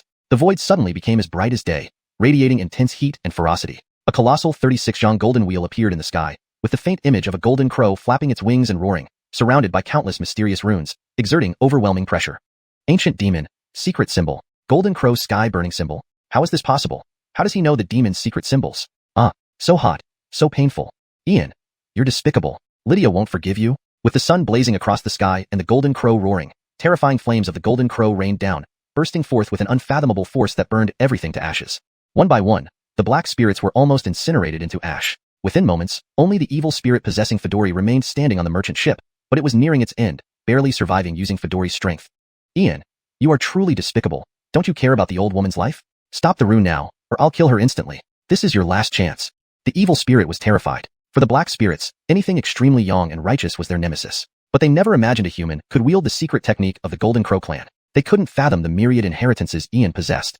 Scum, you have no chance. Star Chain Lock Soul. A shimmering blue pattern spread from Ian's forehead, transforming into a peculiar chain imbued with the brilliance of 10,000 stars. With blinding speed, it bound Fedori's body, dragging out a shadowy figure glowing with dark, evil light from within her soul. Soul technique. Just an inborn realm practitioner. Actually able to perform soul techniques. Have you opened your soul sea already? Ian, who are you really? The black, shadowy figure was shaken to its core, trembling in fear. It couldn't believe Ian had mastered such advanced soul techniques, legendary soul techniques, something only the soul race, born with soul bodies, could naturally perform. For ages, no one had ever seen any creature outside the soul race achieve this in the inborn realm. What sort of monstrous existence had humanity birthed? Annihilate. A glittering star river flickered in Ian's eyes, and a single word echoed, causing the black shadow to vanish into nothingness. He then walked to Fedori, whose eyes shone strangely as he performed several hand seals, infusing strands of soul power into her body, soothing her spirit and erasing memories of eating hearts. Master Montgomery, how is Fedori? Annabelle's eyes filled with worry as she approached Ian with deep concern. She will live, but her spirit was affected by the magic. She needs some rest. Antonia Annabelle, dead Jameson. Regarding Fedori's memory of consuming hearts, I've erased it. Remember, do not speak of this to anyone. Ian glanced at the trio sternly, knowing the gravity of the incident on Fedori, knowing this might cause her severe mental turmoil. Annabelle and Brianna nodded in agreement, while even the unreliable dead Jameson stood silently, clearly impacted by the events of the day. They realized how far they lagged behind. An evil spirit's methods are unpredictable. If Ian were not around one day, facing an evil spirit alone could lead to complete destruction. They needed to get stronger. And strong enough not just to help Ian, but at least to not be a burden. Whoosh! Why are you all silent? Are you all shocked? Demons, dead ones, evil spirits, their methods are endless and hard to guard against. Even I can't claim to fully understand them. The world's races possess various talents, strange techniques, and bizarre powers, like grains of sand in the Ganges. Having seen our shortcomings, let's strive to become stronger. Ian reopened his fan, looking at the few before him without blame or condemnation. After all, performing this well in their first encounter with an evil spirit exceeded most expectations. Hashtag chapter 239.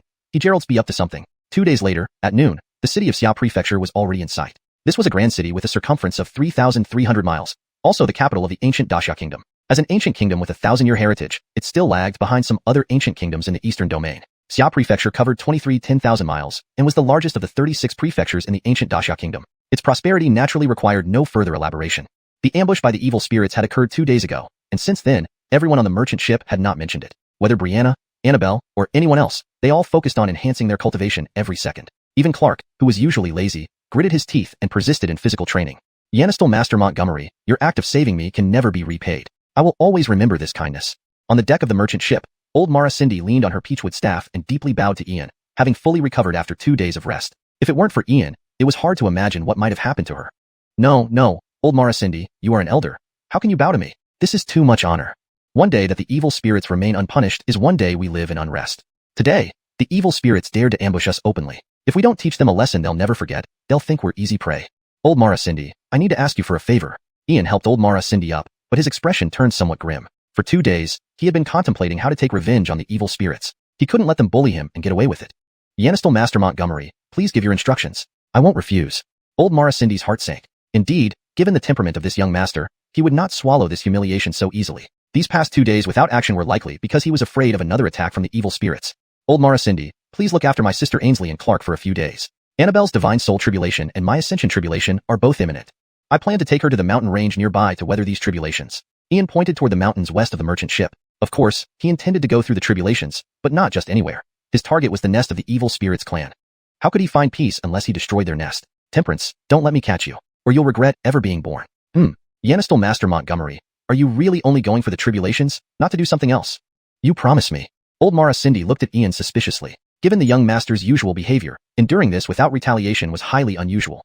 Old Mara Cindy, tribulations are serious matters. How can I treat them as trivial? Do you doubt me so much that you fear I'll abduct Miss? Ian shrugged helplessly, a bitter smile on his face. Did he really lack trustworthiness? These old folks were far too shrewd. It was impossible to deceive them. Doing nothing was not an option. Yanistal Master Montgomery, I am relieved. Do you have any impression of our young mistress?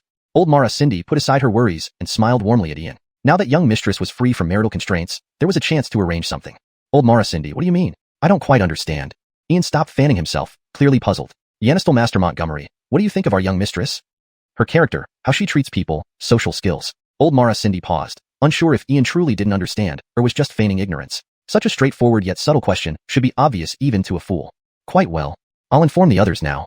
Ian replied indifferently, giving no hint of his true thoughts. Even if he were naive, he should know what old Mara Cindy was implying. Old Mara Cindy was speechless, silently sighing. Indeed, she had seen many reserved ones, but none as reserved as him. Fine. Let the youngsters sort it out themselves. Unfortunately, one was wooden, and the other two indifferent. Young mistress, I've done all I can. If you don't take the initiative, someone else might get ahead of you.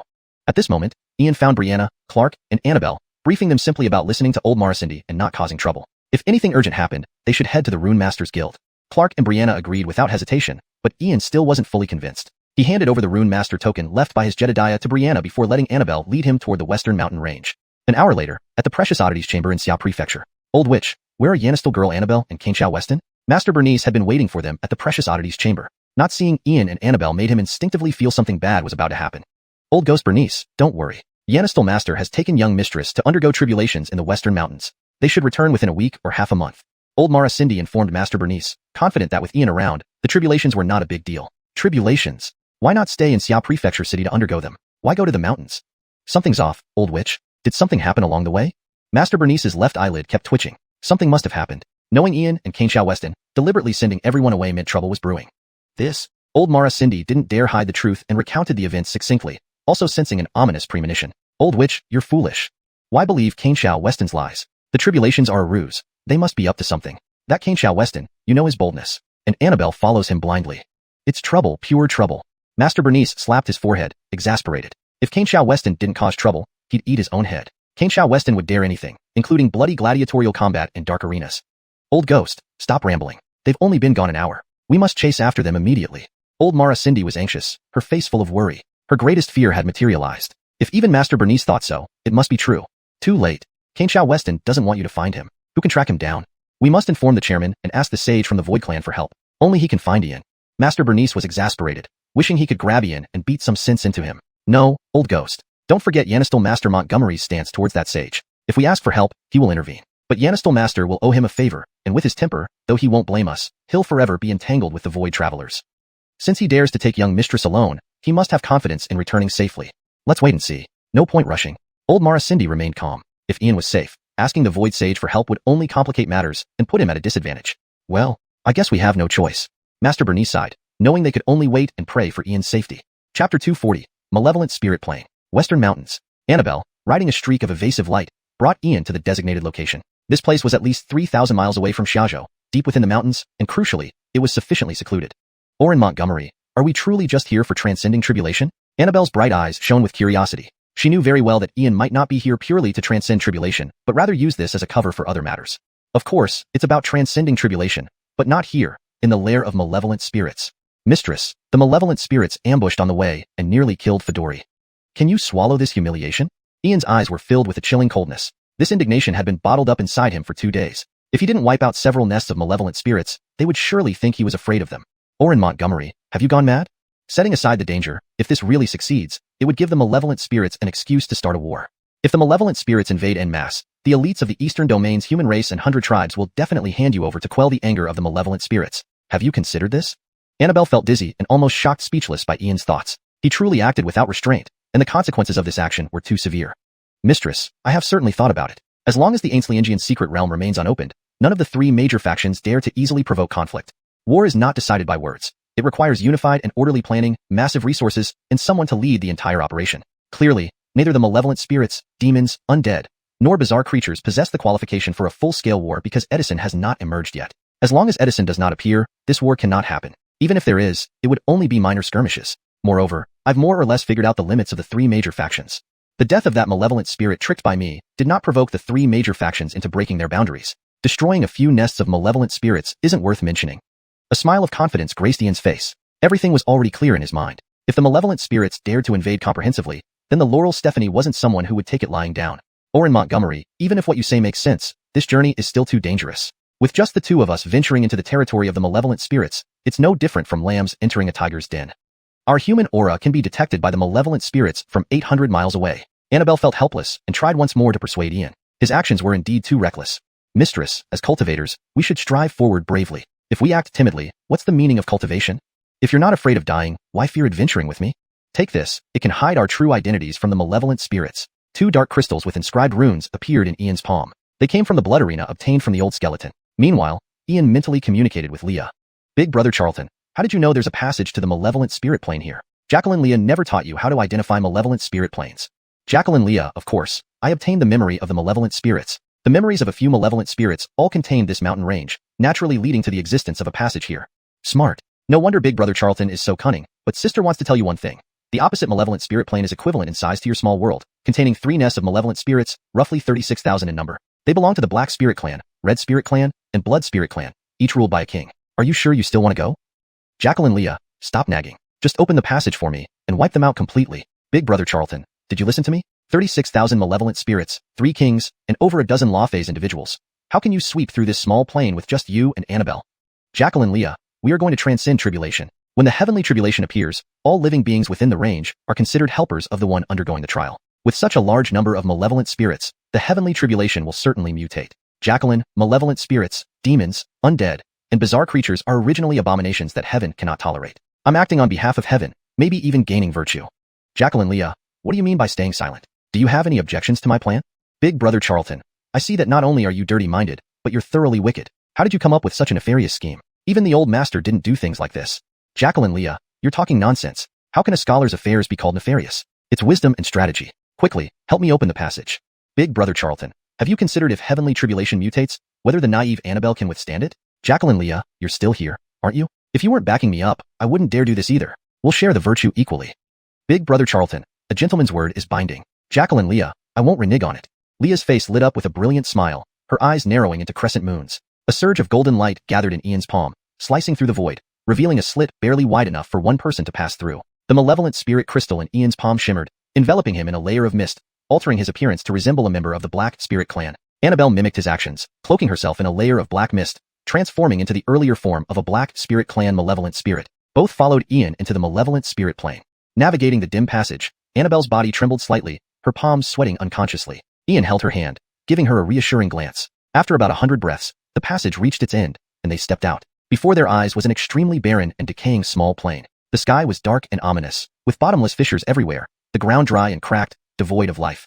In the distant mountains, numerous pitch-black cavities were visible, the nests where malevolent spirits dwelled. There was no beauty, no civilization, only endless conquest and plunder. The Black Spirit Clan, Red Spirit Clan, and Blood Spirit Clan were lower-tier groups among malevolent spirits, just like abyssal demons with strict hierarchical divisions where rank meant everything. From their environment, it was evident that the true upper-tier groups, even royal clans, lived in dimensions comparable to great worlds. Or in Montgomery, is this the living environment of malevolent spirits? Annabelle looked around and understood why malevolent spirits were called such. In such a desolate environment, benevolent races would have long perished. Yes, malevolent spirits live across various planes, but the hierarchy among them is strict. Lower-tier races live here.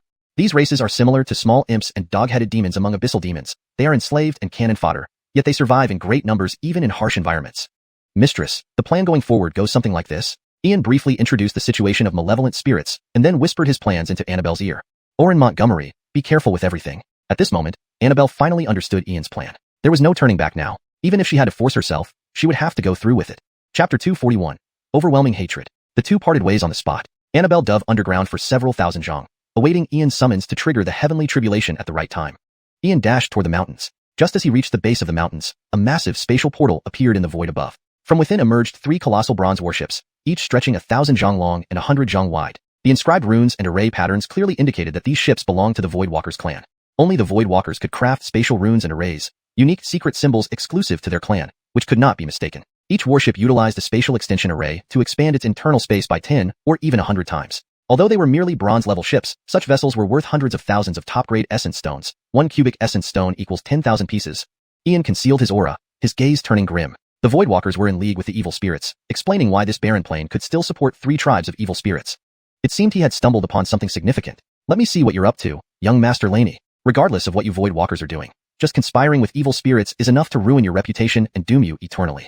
Jacqueline Mercedes, even if you step forward now, it's too late to protect the Voidwalkers. Though I, Ian, am no saint who saves the world, nor do I possess the greatness of my master, I will never coexist with those evil spirits. That is my principle.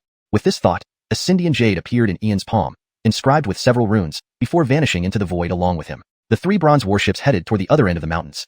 3 evil spirit kings flew out from deep within the mountain's lair. Unlike the lower races, these rulers had distinct features: colored hair, eyes, horns on their heads, and wings on their backs. Otherwise, they resembled humans. They weren't as hideous and terrifying as the 3 evil spirit tribes residing here. Leading them was a burly man in black armor with copper-colored skin. Seeing the descending warships, all 3 evil spirit kings bowed deeply. This scene piqued Ian's curiosity. Even the Voidwalkers wouldn't command such respect from the evil spirit kings. The people on the ships must hold exceptional status, and the situation was far more complicated than he imagined. The ships landed in a relatively flat area, and the spatial array shields vanished, revealing 3 figures stepping out: an elder, a youth, and a woman.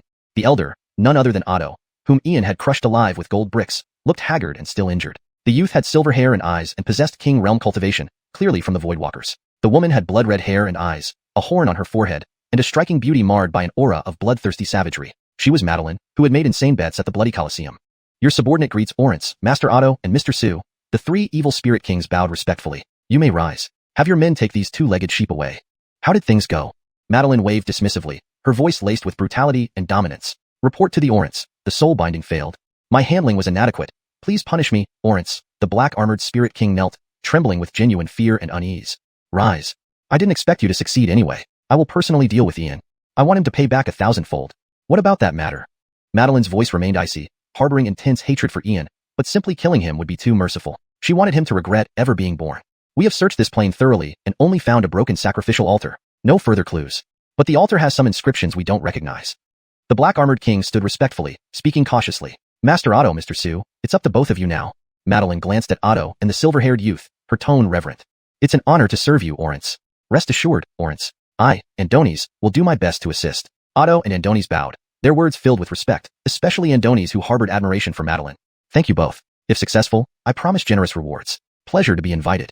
Madeline returned the bow, inviting them to follow. The black-armored king led the way, while the other 2 evil spirit kings remained stationary. Meanwhile, dozens of Voidwalkers appeared, driving forward countless human girls aged between 14 and 20. Their eyes were lifeless, clearly under a soul spell, walking like puppets. Tens of thousands of these girls were present.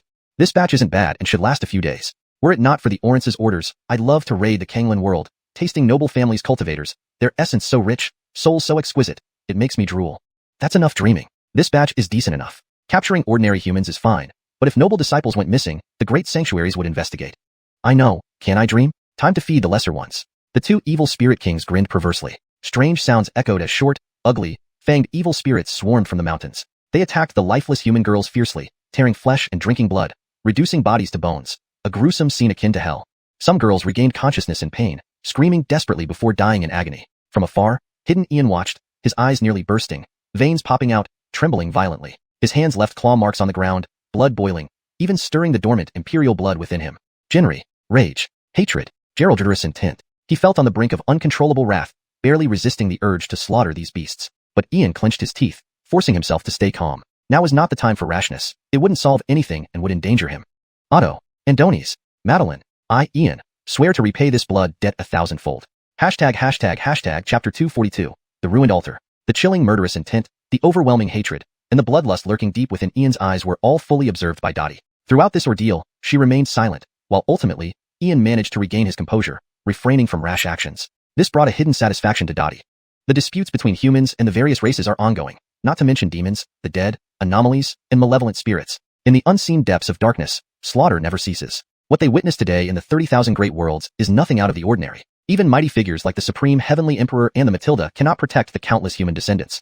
Brother Charlton, you've matured. If you had rushed out just now, I could have helped save those people too. But what about after 1 time, 2 times, 10 times? Protecting the people. That's correct, but the prerequisite is to ensure your own safety first. Acting blindly will only put you at a disadvantage. Preserving your life allows you to do more things. Most importantly, don't let hatred cloud your judgment. Transform it into motivation to grow stronger. You came from a tragic background and faced unfairness, which has given you a stronger resolve than anyone else. Your yearning for freedom is more intense than anyone's. You have forced the future to deviate from its course, drawing the attention of the time inspectors. If you want humans to truly be free from oppression, you must become much stronger. Strong enough to change the whole situation. Today, by not rushing out, you appeared weak, but it showed the maturity of your character, something even better than the old master did. Today's restraint is for greater future eruption. Note, I've replaced balfa directly with eruption to better convey the meaning and ensure it reads naturally in English.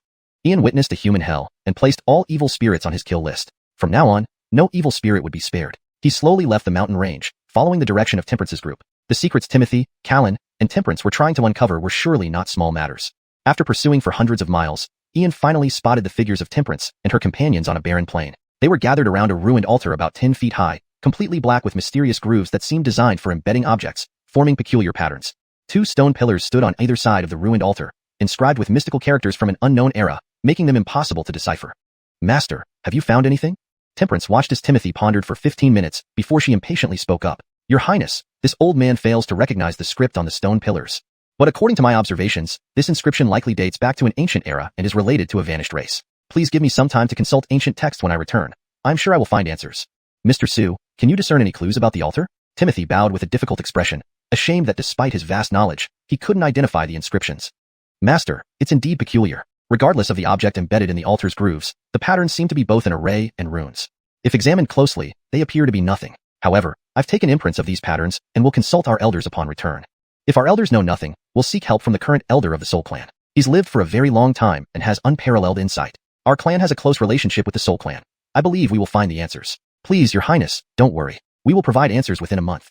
Canglan also bowed to Temperance, gazing at her unparalleled beauty, knowing she was an anomaly born from an evil spirit and an anomaly, yet loving her deeply since their first meeting. To gain her attention, he, a genius of the Void Traveler clan, betrayed his race and harmed many interests. Though he knew it was wrong, he was already deeply entangled. All he wanted was to be by her side for the rest of his life. 10 days. Mr. Su, Master, I don't have much time. You must decipher it within 10 days. I will not forget your kindness. Temperance's blood-red eyes brimmed with urgency. The entire minor world had been overturned, but only this ruined altar held the key to the secret they sought. Even the Dark Empire searched for this secret long ago. The altar was the sole clue. Your Highness, we will spare no effort to assist you. Canglan and Timothy bowed, eager to aid this princess of the Chaos faction, disregarding any harm or betrayal to their clans. With the emergence of the Dark Empire and Edison reigning supreme, the future would be dark and filled with bloodshed. This is the inevitable trend, unchangeable by fate. A mere child like Ian might have delayed Edison's emergence, but only for a few years. It was folly to think he could oppose the 3 factions single-handedly. Thank you both. Farewell. If you have news, please inform me at Montgomery Wangsu. I will tear Ian apart to avenge my older brother. Temperance's blood-red eyes were filled with bloodlust and hatred. How dare a mere human kill her brother and insult her in the blood arena? This enmity could not be reconciled. After the 4 of them departed, Ian didn't move until the bronze warships vanished from the minor world. Only then did he approach the ruined altar. Brother Charlton, revenge isn't urgent. Humans have suffered oppression for ages, but the 30,000 great worlds are vast. Even the Old Master and the Matilda, who dominated the worlds, couldn't save everyone. Jacqueline Dottie, there's no need to console me. I'm not so fragile. If I hadn't learned restraint, I wouldn't have waited for your awakening. Jacqueline Dottie understands your resolve. I'm not advising against it, but want you to realize that I've seen humanity suffer worse fates. Some things can be changed, others cannot. Our priority is ensuring the survival of our race. You're wrong, Jacqueline Dottie. There's no question of whether it can be changed, only if we want to. One day, I will alter the fate of humanity, make heaven and earth bow, and annihilate all enemies of humanity. Thus, I aim to achieve the esteemed position that no one has held for 20,000 years. Brother Charlton, you aspire to unify humanity and subdue the 30,000 worlds, becoming an emperor unmatched among millions. No, Jacqueline Dottie. Unifying humanity isn't necessary. My mentor and the Matilda once suppressed the worlds, invincible inside and out, but they were too lenient. If I reach that height in the future, I will use every means to exterminate other races, starting with the 3 factions. Brother Charlton, seeing you so determined reassures me. I will help you. Hee. Brother Charlton, don't be so serious. Come, let's see what these strange symbols are. Jacqueline Dottie, you don't recognize them? Seeing Dottie's demeanor, Ian's hatred diminished somewhat but remained buried deep within, waiting for the day it would erupt, shaking the great worlds. Chapter 243, Tribulation Manifestation. Brother Charlton, of course I don't recognize it. I'm not omniscient. It looks like neither writing nor symbols. What else could it be if not nonsensical scribbles? Sienna did not even bother to look and showed utter disdain for the altar, thinking that such a desolate and barren minor plane could hardly hide any supreme treasure. Jacqueline Sienna, this is not some random scrawl. The inscriptions on these two stone pillars are from an era long gone. So many people today wouldn't recognize them because they are ancient star texts. They originate from the Star Clan's language, and even within the Star Clan, only a few might still recognize them. If we trace their origin, it seems related to the very beginning of the Star Clan. The meaning of the text says that this place is an ancient stargate, which descendants of stars can open to find the land of their ancestors. Summoning the stargate requires the blood of a star child. I would have overlooked the characters if not for obtaining the inheritance of the Star Clan. Ulysses looked at the characters on the two stone pillars and roughly translated the meaning. The history of the Star Clan was far older than he had imagined. According to the Star Clan's inheritance he had obtained, there were descriptions about stargates, unique methods used by the Star Clan to traverse space. Amidst the boundless sea of stars, the Star Clan once dominated as the masters of the stars, constructing countless stargates in space to travel between different regions of the star sea. Compared to teleportation arrays and spatial gates, these were equally powerful. Stargate?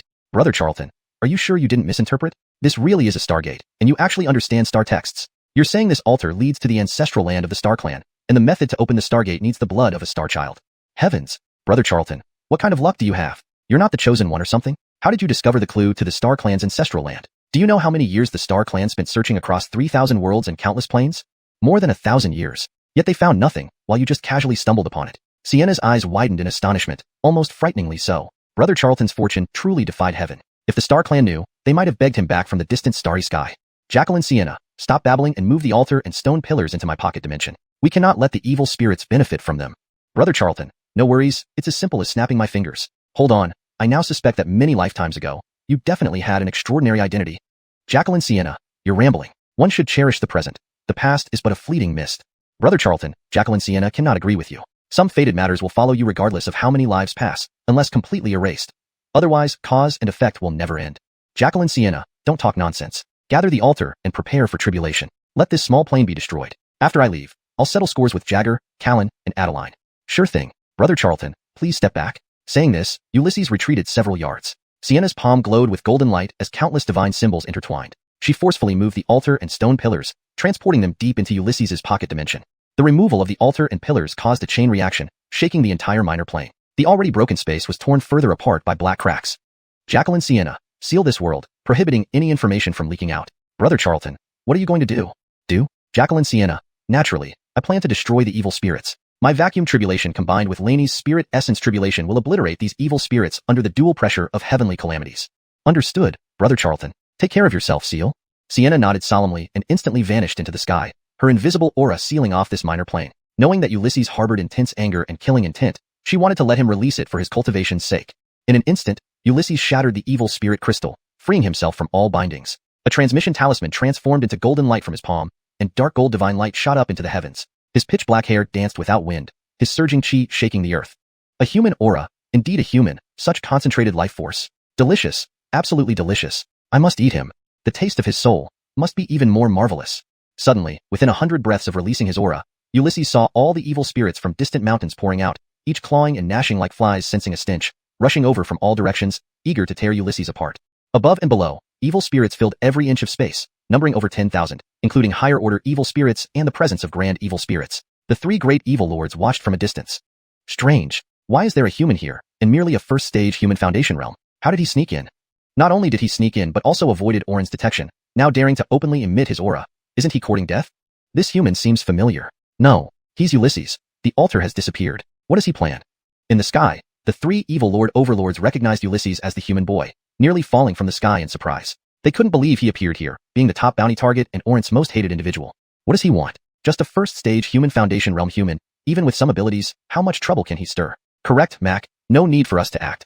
Just these lower races can rip apart this boy, then inform the princess for a grand merit. Silence. Something is wrong. Beware. First-stage human foundation realm. Oh damn, everyone scatter. Ulysses is initiating vacuum tribulation. Seeing Ulysses's aura rise rapidly to the peak of the human foundation realm, the black armor giant felt ominous vibes. Thunder echoed through the sky, illuminating the gloomy firmament with purple lightning. Within 100 feet, a purple thundercloud emerged, spreading endless electric bolts emitting horrifying energy. As more evil spirits gathered, the thundercloud expanded, enveloping all living beings in its range, considering them allies aiding the tribulation crosser. Damn, this Ulysses boy is insane. Doesn't he know tribulations can mutate? Retreat, Mac. Leave this minor plane, or if locked by the tribulation, divine punishment may descend. Ulysses boy, today you win, but next time, I will definitely kill you. The black armor giant's eyes were filled with coldness, but he had no choice but to retreat. Losing a few low-rank races was nothing compared to risking their noble status among evil spirits against Ulysses's madness. Go? Can you escape? On a distant mountain peak, Lainey removed her disguise. Wearing a snow-white dress, she stepped into the void, revealing a massive phoenix shadow behind her. Her peak Ainsley condensation realm power surged as her piercing eyes filled with lethal intent. Hashtag chapter 244. Heaven's tribulation refines the body. Boom. The earth-shaking, soul-rending thunder exploded in the void. Silver lightning tore through the gray sky, exuding an endless, terrifying, and ominous aura, as if manifesting the will of the heavens with the authority to judge. 100 zhong, 300 zhong, 500 zhong, 700 zhong. In just 100 breaths, the silver thundercloud had expanded from 100 zhong to 25 li in diameter, with countless silver bolts crisscrossing, spreading an aura of destruction and terrifying oppression. The void rumbled. The earth trembled. A silver and purple cloud intertwined in the sky, locking down an area of 30 li. Whether on the ground or in the void, both the evil spirits and the three great evil spirit kings were all enveloped by the heavenly tribulation. Damn it, there's another one. He actually dared to undergo his tribulation here. Is he not afraid of death? Crazy fools, two crazy fools. These damned humans are hellbent on dragging us down with them. We probably can't escape. No matter what, we must send the news out, to inform Lydia the Grand Orance. The black-armored man glanced at the sky, now sealed by the heavenly tribulation. Even with spatial techniques, it was impossible to escape the tribulation's tracking until death. The Grand Orance was right. If Ian wasn't eliminated, he would be a disaster for our three factions. Just a mere Xianxian realm could dare to do such reckless things, using the power of heaven's tribulation to kill us. If one day he truly grows up and reaches the peak of power, the three factions will be wiped out by him. No matter what, the news must be sent out. Ian, you won't live either. The Grand Orance will definitely wait for you outside. With this thought, the black-armored man pressed a message talisman in his palm, which vanished into the void, only to be instantly crushed by LOEs in the sky above. Boom, boom, boom. Heavenly thunder descended from the void, filling the earth with its terrifying aura.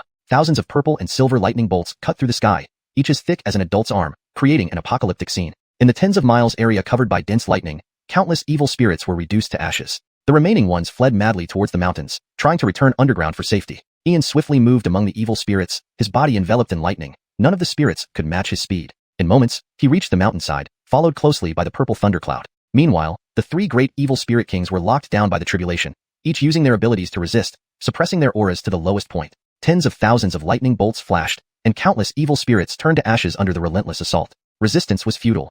These malevolent beings were naturally shunned by the heavens. Moreover, the tribulation evolved according to cosmic rules, inherently suppressive against evil beings, leaving no evil spirit unafraid of thunder. Miss, increase your aura to its peak. I need to refine my body with the next wave of lightning. I'll come assist you once I break through to air manipulation and subdue these three evil spirits. Hurry. Ian himself was struck by the heavenly thunder, but at this level, his physique remained unshaken. However, he sensed an opportunity for breakthrough, needing external pressure, thus choosing to use the heavenly thunder to strengthen his body, breaking through physical limits. Divine Phoenix Rebirth. Annabelle no longer suppressed her aura, unleashing her peak bowed in strength like tidal waves. Behind her appeared a pair of golden phoenix wings, countless strange light symbols encasing her body, as if an ancient celestial phoenix descended, radiating overwhelming, invincible aura. Boom. At that moment, more thunder roared in the sky. The purple and silver thunderclouds merged, compressing from 30 li to less than 5, the aura becoming even denser and more terrifying, like harboring an ancient great calamity within. The silver and purple clouds rotated in the void, forming a strange circle resembling Yin Charltong fish, slowly turning as if evolving the rhythms of the universe. Bad Mac, quickly attack Ian and this girl. This level of mutated tribulation resembles the legendary forbidden, heavenly tribulation. What a nightmare. Yin Charltong tribulation from the 10 variant tribulations. I'll kill Ian. You deal with the woman. Absolutely don't let them live. The three evil spirit kings were horrified, nearly petrified. It was indeed one of the legendary 10 variant tribulations, Yin Charltong Thunder Tribulation, almost unceasing until the tribulator perished, specifically targeting everything malevolent with Yin and Charltong Thunders. Wanna kill Annabelle? Dream on. Let's see how you resist the suppression of Yin Charltong Thunder. Miss, run fast. Ian's eyes flickered with dark gold light, transmitting his final words directly to Annabelle. After all, they were fighting against three evil spirit kings, literally risking their lives. Annabelle responded by slashing through the air with Yao Sheng Anderfeather, darting at incredible speeds, buying time for Ian. Wanna run? Dream on. Die. Two evil spirit kings attacked, pursuing Annabelle from front and back. But instantly, thunder erupted in the void, dozens of massive lightning columns descending directly towards Annabelle, Ian, and the three evil spirits. The three evil spirit kings, originally intending to ambush Ian and Annabelle, were forced to release king-level artifacts to resist the lightning, unable to dodge. Annabelle's speed peaked, relying on Phoenix True Blood, darting through the void without daring to resist the lightning. Come on. Primal Chaos Heaven Art, refine. Primordial Creation Sutra, refine. Ian roared, confronting a bolt of lightning, activating the two supreme arts. Instantly, he sensed the immensely destructive will of the thunder, causing excruciating pain throughout his body. Even with the protection of the two supreme arts and nearing the third limit of his physique, he still couldn't withstand it. The might of the heavens, how terrifying. Thunder surged into his body, almost destroying Ian. In his sea of consciousness, the celestial star's banner trembled, casting starlight forming an extraordinary star ring, protecting his soul. Pain, rending. Agony. Submerged in the thunder, Ian gritted his teeth, refining the thunder with the two supreme arts, cleansing his skin, flesh, tendons, bones, and organs, experiencing indescribable agony. But gradually, impurities hidden deep within his body were purified. If observed internally, mysterious runes faintly flickered on Ian's bones, clearly the ancient symbols recorded in the Primordial Creation Sutra, filled with divine energy. After thorough refinement, Ian fully adapted to the Incharltong Thunder's power. His inner energy transformed into essence, yet it wasn't enough for a breakthrough. This can't be. Yanistal Bradian didn't die? What the hell? What kind of monster is this? Enduring Incharltong Thunder without dying. This Ian cannot be allowed to live. He's using the thunder to seek a breakthrough. Don't hold back. Release all auras. The next wave of thunder, even if we perish, will drag Ian down with us. The black-armored man watched Ian meditating, heart-pounding fear coursing through him. This was truly a monstrous being that made souls tremble, sparking a deadly urge to take him down.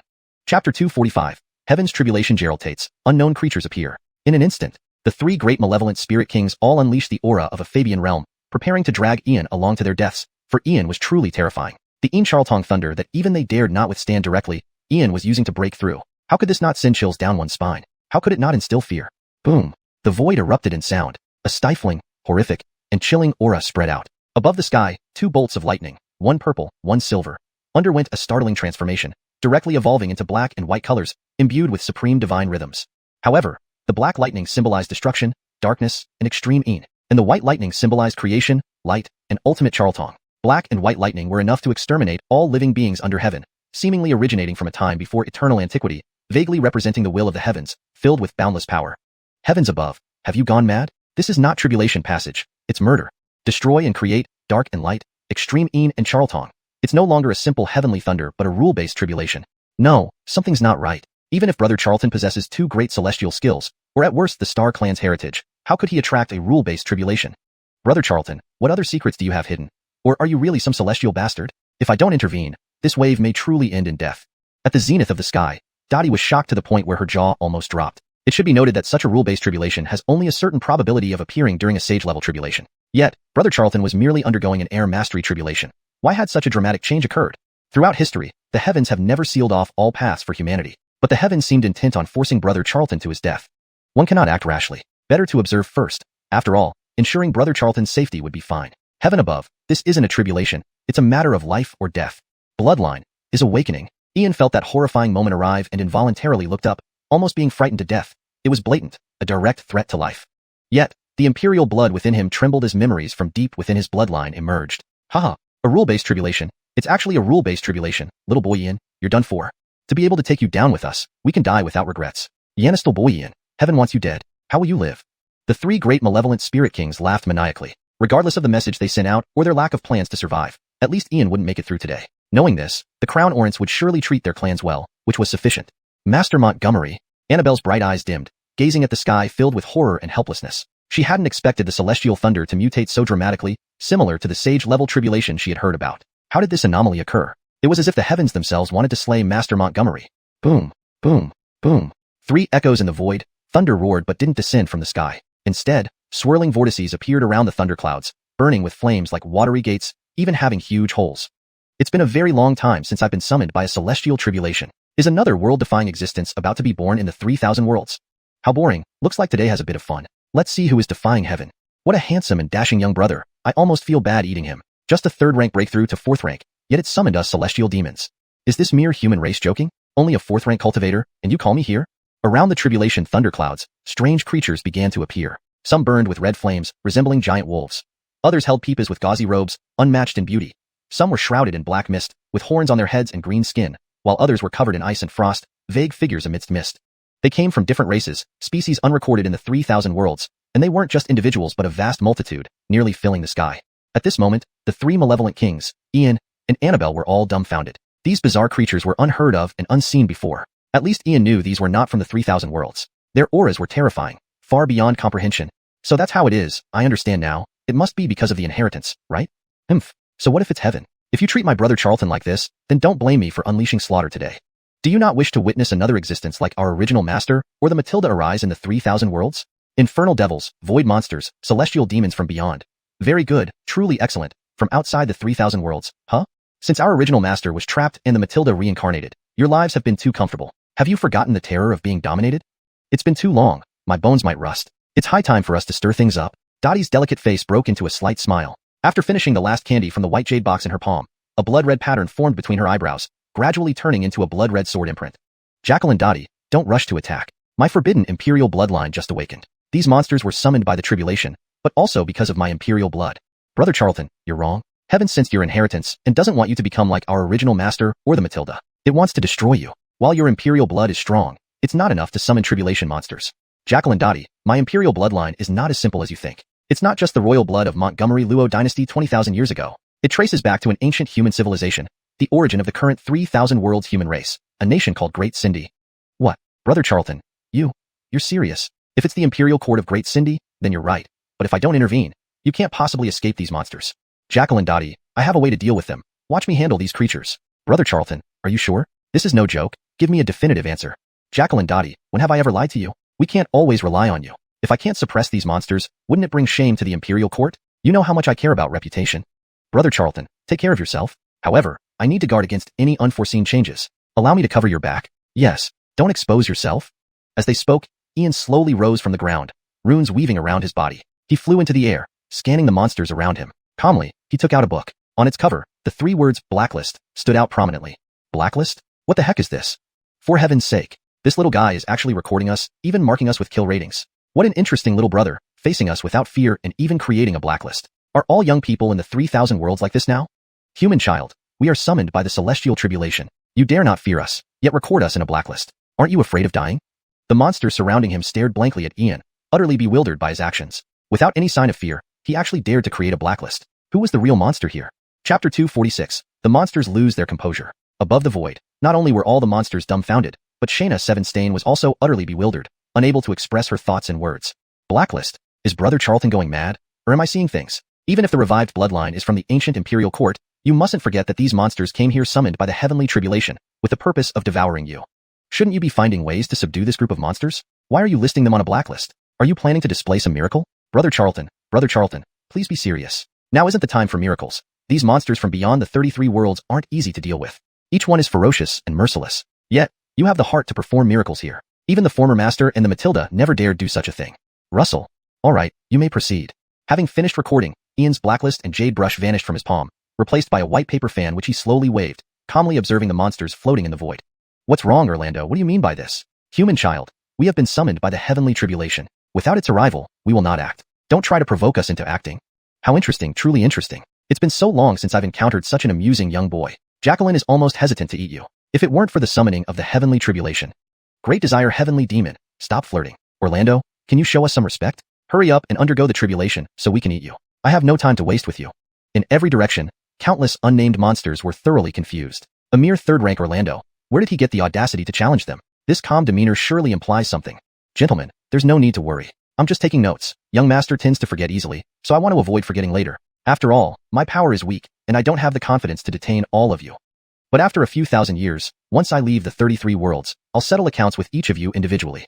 Of course, it might not take that long. As cultivators, from Air Control Realm onwards, we face tribulations per realm. At 100 Tribulation Realm, we encounter 3 disasters, 9 calamities, and 100 tribulations. We have plenty of chances to interact. So, it's best if you finish me off completely, soul and body, without leaving any trace. Otherwise, your days ahead won't be pleasant. Ian stood with hands behind his back, staring at the swarm of monsters without fear. On the contrary, he appeared quite confident, making it hard to fathom his true intentions.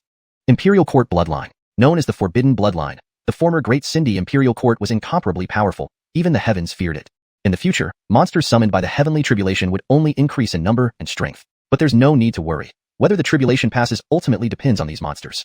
Once this group is dealt with, future tribulations will be far easier. Human child, you're too arrogant. With merely a third-rank cultivation, how dare you defy us? If not for the rules of the heavenly tribulation, I could crush you 100 times with just one finger. Orlando, we always threaten others, but no one dares threaten us. You're the first in the history of cultivation. Human little brother, sister is becoming more reluctant to kill you.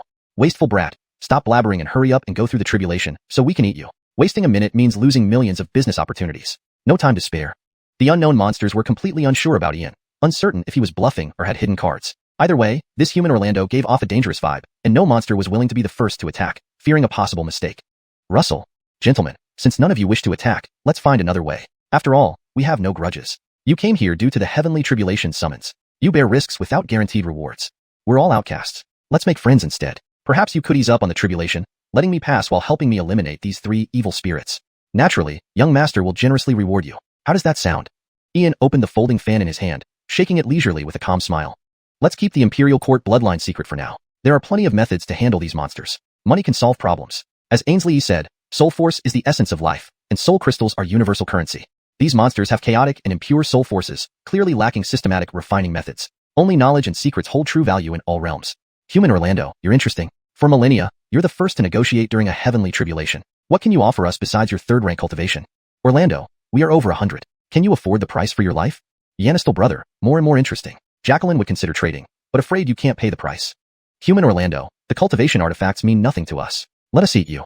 Monsters showed keen interest. Meeting a cultivator who could summon them was rare. Now meeting one willing to negotiate, it's audacious. Gentlemen, how about this?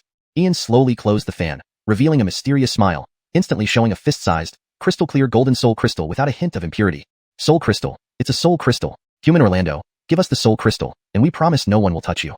Heaven, such pure and flawless soul crystal is priceless. We accept this trade, as long as you remain unharmed. Yanistel brother, give the soul crystal to Jacqueline, and she'll ensure safe passage through future tribulations. Move aside, Human Orlando, quickly hand over the soul crystal. I guarantee you a swift death. The monsters stirred greedily. Such pristine soul crystals were invaluable treasures, rare even in the boundless void. Never expected Orlando to possess one. This trip was indeed worthwhile. Chapter 247. The monsters were shocked. 3 of you. Here are 30 flawless soul crystals. Now, I ask for your help with a small favor. Please give this frost monster a beating until it shuts up.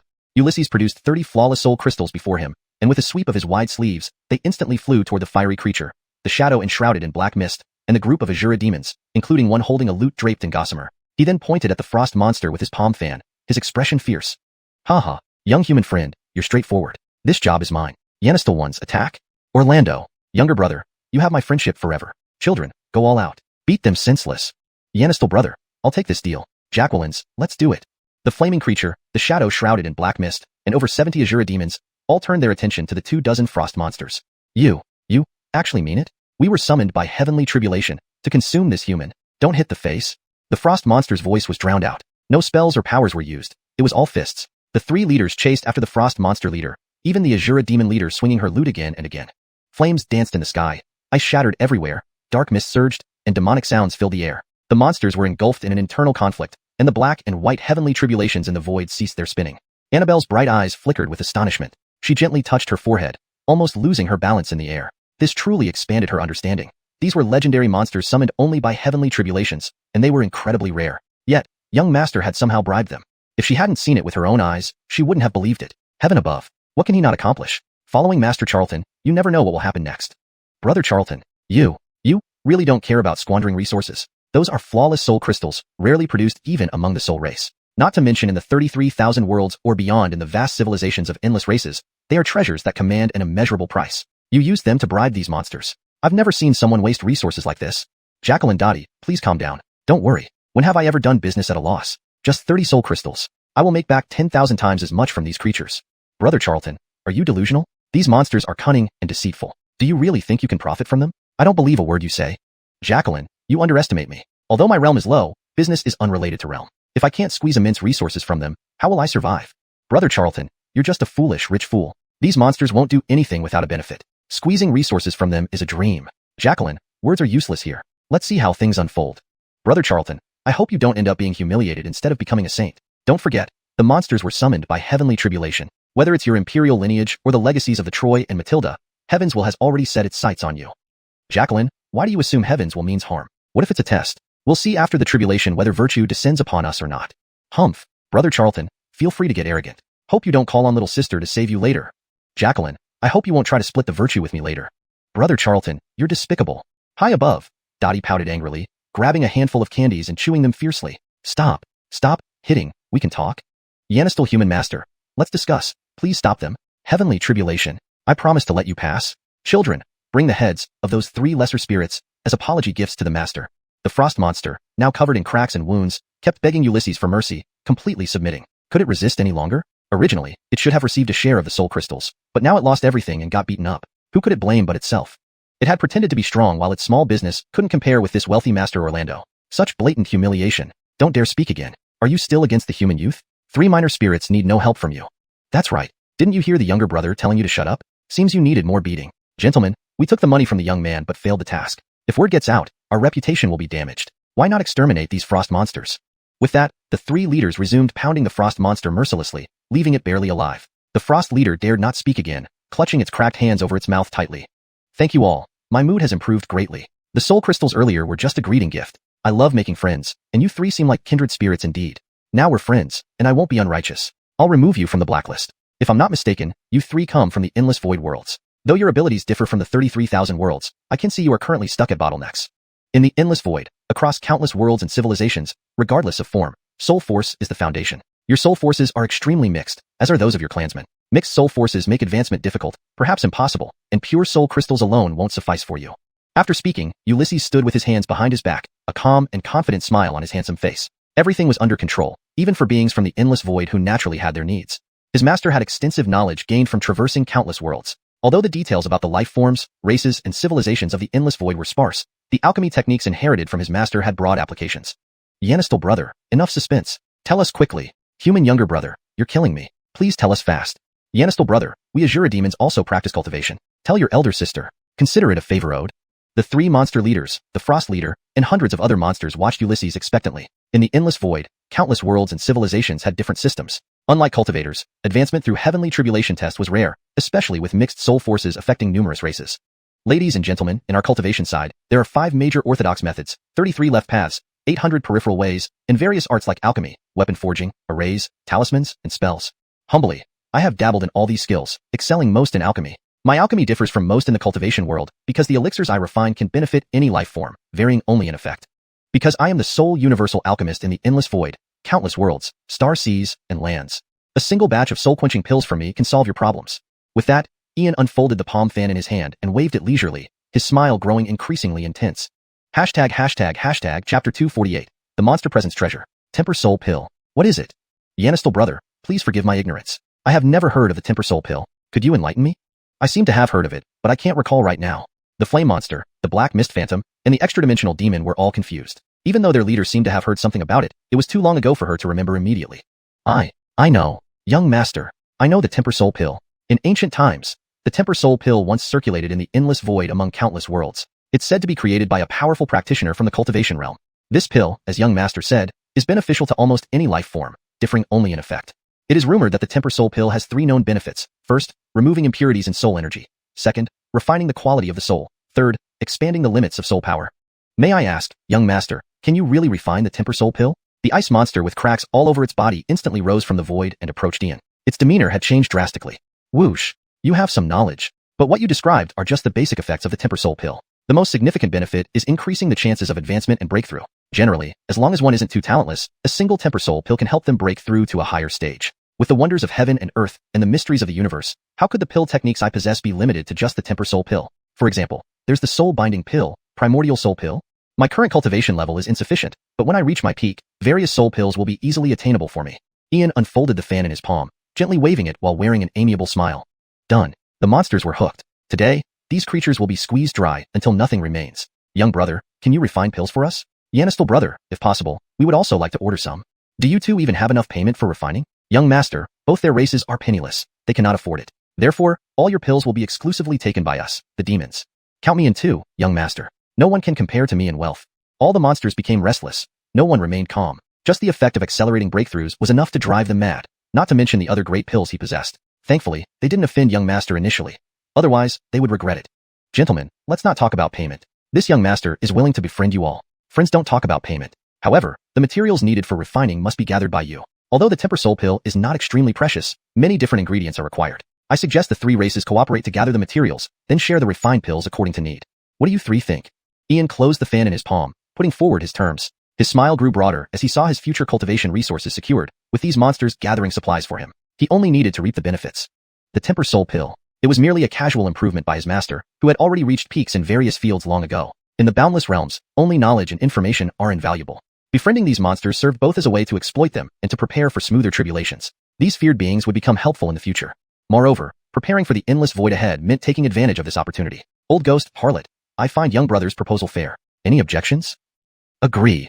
Young master, this arrangement is reasonable and fair. But call me a harlot again, and I'll never forgive you.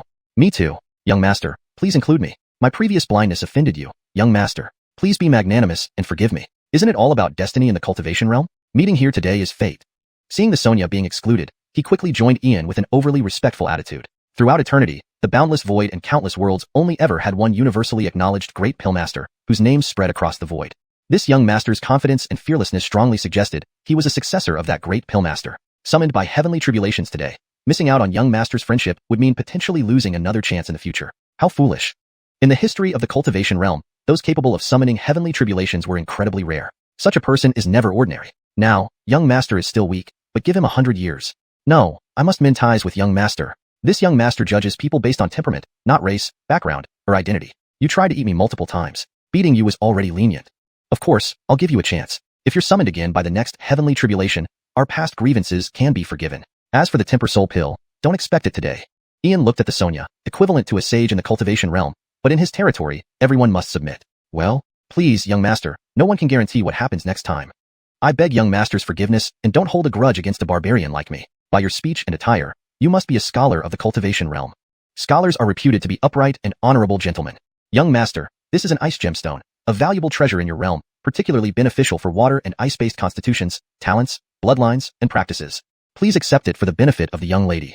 The Sonya presented a blue gemstone, emitting intense cold, seemingly able to freeze the void. Tisich, ice monster, how stingy. Does Yanistal brother look like someone who needs your ice stone? If you're sincere, offer the frost jade marrow instead. Agreed. Yes. The three monster leaders reveled in stirring trouble. Watching the Sonya's embarrassment would be a 1,000-year laugh. All right, if young master forgives me, the frost jade marrow means little. Young master, this is a pound of frost jade marrow. Its benefits are self-evident to someone of your knowledge. This treasure belongs to our ice clan. Please accept it. The ice monster, biting the bullet, offered this priceless item. A pound of frost jade marrow takes 1,000 years to grow naturally and is rarely used even by their clan. It was only to buy peace. Frost jade marrow. Brother Charlton, what are you waiting for? Take it. It's invaluable even in the endless void. A pound of frost jade marrow is worth over 1,000 flawless soul crystals. Reina, be patient. Watch your brother's performance. Hehe. Brother Charlton, I'm impressed. Truly the heir of the old master. You've mastered the art of manipulation, at least emotionally. Translation completed with attention to tone, style, and natural fluency while ensuring coherence with previous content. Paragraph structure and line breaks maintained as per the original text. A smile appeared on Reina's face, and she was leisurely watching the scene unfold again, truly not peeking at Brother Charlton. If the old master were to know of today's events, he would likely be shocked as well. Note, I've maintained the original tone and style, ensuring the translation is natural and fluent while keeping the paragraph structure and line breaks as per the original text. The names Reina and Charlton are used as specified. Chapter 249, Deep and Far-Reaching Arrangements. Wish. Since you know that I am a learned scholar, you should also know what kind of people we, the scholars, are. Though I do not consider myself a humble gentleman, I am certainly not a petty person. You wanted to devour me today, but now you wish to bestow treasures upon me. If I were to accept your offerings, how would these esteemed individuals view me? Wouldn't it imply that Ian is a despicable, shameless hypocrite without principles? Take back your items. You mentioned that cultivation relies on fate. If our paths cross again during the next heavenly tribulation, we can then discuss the essence tempering pill. Ian waved his wide sleeves, and the void echoed with the sound of wind and thunder, showcasing a noble demeanor of integrity and righteousness. This? Yanistal Master, we hail from the void world. To survive here, one must display strength and authority, said the Frost Beast leader. My words about eating you merely emphasize my presence. I never intended to harm you. Ask them if anyone dares to eat the Yanistal Master. Throughout history, those who have been summoned by heavenly tribulations have all been formidable beings ruling across realms with revered titles. Yanistal Master, my intentions are purely to befriend you. As you mentioned, more friends mean more paths forward. To restore your honor today, let me offer this gesture of apology. With that, the Frost Beast leader abruptly descended from the void and slammed his face into the ground, creating a pit several thousand feet deep. Damn it, this old ghost. That's brutal. Huh, shameless indeed. The other three beast leaders were taken aback. None anticipated such an act of penitence, a full-bodied prostration. Considering their saint-level status in the cultivation realm, such reverence was surely honorable enough. Well, all right. Given your sincerity, let's call it even. But please take back the Frost Jade Marrow. Matters concerning the essence tempering pill should be discussed between you and the three clans. If they agree, I have no objections. One batch of essence tempering pills can produce up to 18 pills, depending on the quality and quantity of materials used. Ian hadn't expected the Frost Beast to perform such a profound apology. Despite its audacity, it was still a saint-level existence. Thank you, Yanistal Master. Gentlemen, what about the essence tempering pills? No way. Not possible. Go away. Emerging dust covered from the pit, the Frost Beast bowed towards Ian and then looked at the three leaders, only to receive harsh refusals. I'll supply all materials. Regardless of the number of essence tempering pills produced, I will divide them equally with everyone. Ridiculous. Even though my hell realm is barren, we aren't poor enough for this. Yanistal Master set up to 18 pills. It's insufficient for us three clans. Wait for the next time. Indeed. Go away. The Flame Beast, Black Aura Phantom, and extraterrestrial demon outright refused the Frost Beast's proposal. The potency of essence tempering pills made them coveted resources, usable for trade or self-enhancement. Brother Charlton, what exactly are you planning? You refuse the Frost Beast's treasure and watch them feud. How do you intend to profit? Jacqueline Shayna, be patient. Watch closely. There's an expression, scarce goods command higher value. Who else besides Master can refine the essence tempering pill except me? Brother Charlton, that doesn't seem right. You help them with alchemy yet refuse any payment. How does that make sense? Jacqueline Shayna, think long-term. We can't exploit the beasts ruthlessly. For instance, refining the essence tempering pill will aid their advancement. Word will spread across the endless void, drawing more monsters to future tribulations, potential clients. While it may appear like a loss now, it's actually building my reputation and network. Brother Charlton, I didn't realize your plans are so far-reaching, but have you considered the danger? Our former master once had immense renown in the endless void, but also many enemies. Once your identity is known, how can we be sure future arrivals will be customers, not adversaries? Jacqueline Shayna, so what if they are enemies? Who will refine the essence tempering pill if I'm dead? These monsters won't let me die. Instead, they'll protect me zealously. In the endless void, a master alchemist commands respect. Many would extend goodwill towards me. Brother Charlton, are you really just 18? Sometimes I wonder if an ancient monster possessed you. Our former master planned 9 steps ahead, but you planned 12. Jacqueline Shayna, if circumstances allowed, I wouldn't engage in intrigue. However, Edison and the Dark Empire forced my hand. Demons, undead, evil spirits, and strange entities I meet greedily. Without allies, my path would be untraversable. Brother Charlton, do you already know everything? Jacqueline Shayna, deducing the Dark Empire's nature isn't difficult. Their knowledge and system far surpass mine. Only forces beyond the 3,000 worlds could dismantle an empire, stripping its fortune and utterly defeating it. Brother Charlton, given this knowledge, the Dark Empire's power might intimidate even these beasts. Have you considered this? Jacqueline, thus returns the topic. Essence tempering pills as rare goods. What about the one who refines them? Isn't that rarer still? No question of daring or not, only of offering sufficient incentives. Master's inherited memories are my greatest asset. Jacqueline, if Edison reconciles with you, would you cease opposing him? Jacqueline, prior to arriving in this minor realm, I might have considered your question. But witnessing events here, as long as I breathe, I will oppose the Dark Empire until the end. They seek our racial annihilation. Jacqueline, you haven't misjudged me. With that, Shayna's voice faded. High above, her face bore tear marks, her heart filled with boundless admiration and emotion. Brother Charlton, thankfully, humanity has you. Hashtag chapter 250, entering the Void Mastery realm. Ultimately, the dispute among the monsters ended when the Ice Monster signed a series of unequal treaties to agree on an equal share of the soul tempering pills. Ian naturally saw all this. It was merely an exchange of interests. Go. This is the list for refining soul tempering pills. Bring the materials during your next tribulation crossing, and I will refine them for you on site. We have a long future ahead. We will be dealing with each other frequently. Ian wrote out a material list which instantly flew to the front of the monster leaders. It not only detailed the various materials, but even included illustrations to ensure these monsters wouldn't get it wrong. There were more than 100 types of materials listed, though soul tempering pills would use only 1/10 of these. Young Master, no rush, we have plenty of time. Young Master, we owe you greatly this time. Our presence here is nearly over. Please stand still and let us touch you once, and this tribulation shall be considered past. Young brother, just stay still, touching you once will suffice. Yes, young master, let us touch you, and this tribulation will be deemed as past. The 4 monster leaders had received what they needed. Naturally, this celestial tribulation should now become easier. After all, while the tribulation summoned them to deal with the tribulation crosser, there were no specific rules about how to do so. Everyone, wait a moment. I have one more question. In the boundless void, countless worlds, and vast civilizations, there must be many races that can wield spatial power. May I ask if any of you know of a method to counteract spatial spells? I ask for your guidance. I will remember this favor. Ian cupped his hands towards them, his expression becoming extraordinarily serious. Once he left this place, he would inevitably confront the spatial walkers, and their conflict would surely end in a battle to the death. Time is divine. Space is supreme. Spatial power is swift and sharp, making it difficult for most formations and runes to suppress. If they flee, it's nearly impossible to kill them. His master's lineage contains countless spells, but at his current level, very few could counter spatial powers. Young master, why worry? I come from the 99th layer of hellfire. See the flames burning on my body. It's hellfire. Even spatial power can be consumed by it. I can impart a strand to you. Once assimilated, killing will be effortless. Young master, the old devil's hellfire indeed holds great power. I also have a soul-based seal that can subdue any target wherever they may be. Young brother, since the old devil has hellfire and the elder ghost has a killing seal, allow me to teach you a tracking secret art. No wielder of spatial power can escape its trace. Old devil, elder ghost, slutty Mara, your spells are insidious and hard to master in a short time. Why don't you try our clan spells? Even spatial power can be frozen solid. Absolute ice sealing everything, including legend says even time. Seeing Ian seeking help, the 4 monster leaders each revealed their secret arts and treasures. Every monster strived to connect with Ian, fearing not that he asked but that he didn't. Thank you all. If I ever need anything in the future, and it is within my power, I will not hesitate. So, let's start the tribulation crossing. Ian didn't show preference. He intended to learn every spell: Hellfire, Soul Sealing Seal, Demon Pursuit Spell, Frost Essence. Each would temporarily boost his strength, giving him the power to contend with the spatial walkers. Although spatial power was formidable, it wasn't invincible. With deliberate preparation, none of the spatial walkers could escape. At that moment, over 100 monsters each came before Ian, gently tapping him, then returning to their respective passageways with clasped fists. The 4 monster leaders left their respective spells behind and bid farewell to Ian. It was a mutually satisfactory outcome. When all the monsters disappeared, the black and white heavenly tribulation in the void also dispersed. Only 2 beams of spirit aura descended, enveloping Ian and Annabelle. Boom! Ian's body erupted in sounds as energy surged through his meridians, flesh, sinews, bones, skin, and organs. His body shimmered like morning dew, with mysterious symbols flashing faintly across his body. An overwhelming and fearsome aura emerged. The arrival of the spirit aura propelled Ian beyond the 10,000-8,000 pound limit. His blood boiled, muscles grew powerful, life force surged to extremes, and internal essence became dense and pure. His whole being transcended into a new realm. Physical training, chi induction, innate state, all were foundational stages. Reaching the Void Mastery realm marked entry into the extraordinary domain, allowing faster comprehension of various divine arts, spells, and martial techniques. From gaining the first beginning Emperor's inheritance and stripping away Wong blood, only a few months had passed. Yet, he had advanced from physical training to Void Mastery. Truly experiencing this realm allowed him to understand its might fully.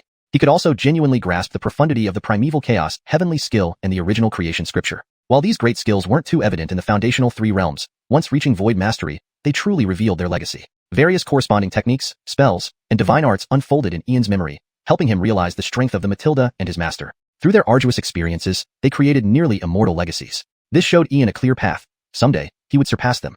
Instantly, a phoenix's cry echoed through heaven and earth. Annabelle was encased in brilliant light, with a colossal phoenix illusion hovering behind her, bathing her in spirit light. She looked like an ethereal immortal. Brother Charlton, your future wife is exceptionally gifted. She has opened a 7'6" soul sea and condensed a primordial spirit, even forming her Dharma phase. Hurry and claim her, or she might be taken by someone else. Jacqueline Donna, nonsense. I have no time for romantic entanglements. Women only hinder cultivation. Brother Charlton, stop being coy. You deny having feelings for Annabelle? If not, why teach her the Phoenix Clan technique? If you had no feelings, you'd keep things separate. Enough, Jacqueline Donna. Leave it to fate. Currently, I have no time to think about these things. Once I complete these spells outside, I'll make the spatial walkers pay 1,000-fold. Brother Charlton, given the Matilda and the spatial walkers connection, sister suggests investigating whether it's their collective action or just an individual act. Jacqueline, does it matter? Whether individual or racial, one reason is enough for me to act. For harming my commoners, they're doomed to extinction. Brother Charlton, since it's like that, choose a time for me to teach you spatial power. Unismatations are best countered by spatial power itself. Jacqueline Donna, you know spatial power? Why not impart it earlier? Brother Charlton, spatial power isn't easy to master. Plus, you were only in the foundational realms. If taught earlier, would you focus on strengthening your body? After speaking, Donna removed the seal, vanishing with a smile as the plane violently shook and cracked. Ian rushed to Annabelle, lifting her up and diving into the vortex. Chapter 251. Standing by. Xiaozhou City, Ainsley's Pavilion. Annabelle and Ian had returned, inevitably facing a round of scolding from Fedori and Master Bernice. Eventually, after Ian repeatedly assured them, Master Bernice and Fedori's anger subsided. Clark snickered on the side, only to be dragged into the courtyard by Ian under the pretense of training, where he was thoroughly thrashed. Only when Ian felt refreshed did he leave, leaving behind a wailing Clark weighed down by a 5-fold gravity rune. Brother Montgomery, you are truly low-key. You've already come to Xiaozhou but didn't even notify us. If not for Brother Gerald's notice, wouldn't I have missed out? I've booked the top floor at Yippenlu to wash away your travel dust, Brother Montgomery. No matter what, please grace us with your presence today. At that moment, 2 youthful figures appeared at the door, none other than Theodore, the 7th Prince of Daxia Ancient Kingdom, and Carrie, the 3rd young master of the Gerald family from Ainsley's Pavilion. Brother Xia, Brother Gerald, it's good to see you both since our parting in Tianjian City. Since you two have invited me, it would be impolite to decline. Ian returned their greeting with a respectful bow, feeling reasonably well disposed towards Theodore and Carrie. Both were of noble birth, yet lacked the vices often associated with such pedigrees, making them worthy of association. Brother Montgomery, why wait? Let's invite Jacqueline Brianna and Brother Lon as well. Today, we shall drink until we're thoroughly intoxicated. Carrie also chimed in, recalling how Ian had been at the Ainsley induction stage when they parted ways in Tianjian City. Now he had advanced to the aerial control stage. Even Annabelle seemed to have reached the soul accumulation stage. The soul accumulation stage was no trivial feat. Countless people got stuck here. Only by reaching this stage, opening the soul sea, and condensing one's primordial spirit could one qualify for admission to the 3 holy lands, or the 6 sacred halls. It was foreseeable that among this generation of prodigies at Montgomery Huang Academy, Ian would definitely rank first, if not at least in the top 3. Indeed, comparing people could really kill someone, but if you couldn't admire them, you would die trying. Ian was a great ally, and they must latch onto him. Brother Xia, Brother Gerald, my sister and Clark will gather another day. It's only over a month until the academy opens, and their cultivation hasn't met the minimum requirement for entry. Let them continue practicing. There's no need to rush things. Shall we go then? Ian smiled faintly and declined on their behalf. After all, the minimum entry requirement was the aerial control stage. Although they could enter via connections with Master Milton, it was better to rely on personal capability rather than nepotism. Brother Montgomery, I heard that Brother Lon and Jacqueline Brianna possess exceptional talent. One is a radiant saint body, the other a human emperor bloodline. They can bypass the trial and enter Montgomery Huang Academy directly. Even with lower cultivation levels, it doesn't matter. Based on their talent, every branch academy will vie for them. Why must they endure such a perilous trial? Do you know that each trial has a 60% elimination rate and allows open combat once started? Summer and Carrie expressed their confusion. Why put themselves through such intense competition when they could enter Montgomery Huang Academy directly? The trial is indeed harsh, but it can hone one's mentality and strengthen one's resolve, helping them adapt more quickly to the environment. Talent is only one aspect. Character, willpower, and perseverance are far more important. Without enduring trials of blood and fire, how can one truly grow strong? One must be strong enough to protect oneself and others, and to guard the purity within one's heart. Having said this, Ian strode out of the Ainsley's pavilion, hoping his words might awaken something in these young masters. Cultivation defied the natural order, challenging fate and destiny. Amidst the furnace of heaven and earth, only those who fought for a sliver of hope emerged victorious. Theodore and Carrie followed, Ian's words resonating deeply within them. Now they understood the message of Montgomery Huang Academy's instructors. Talented individuals aren't frightening.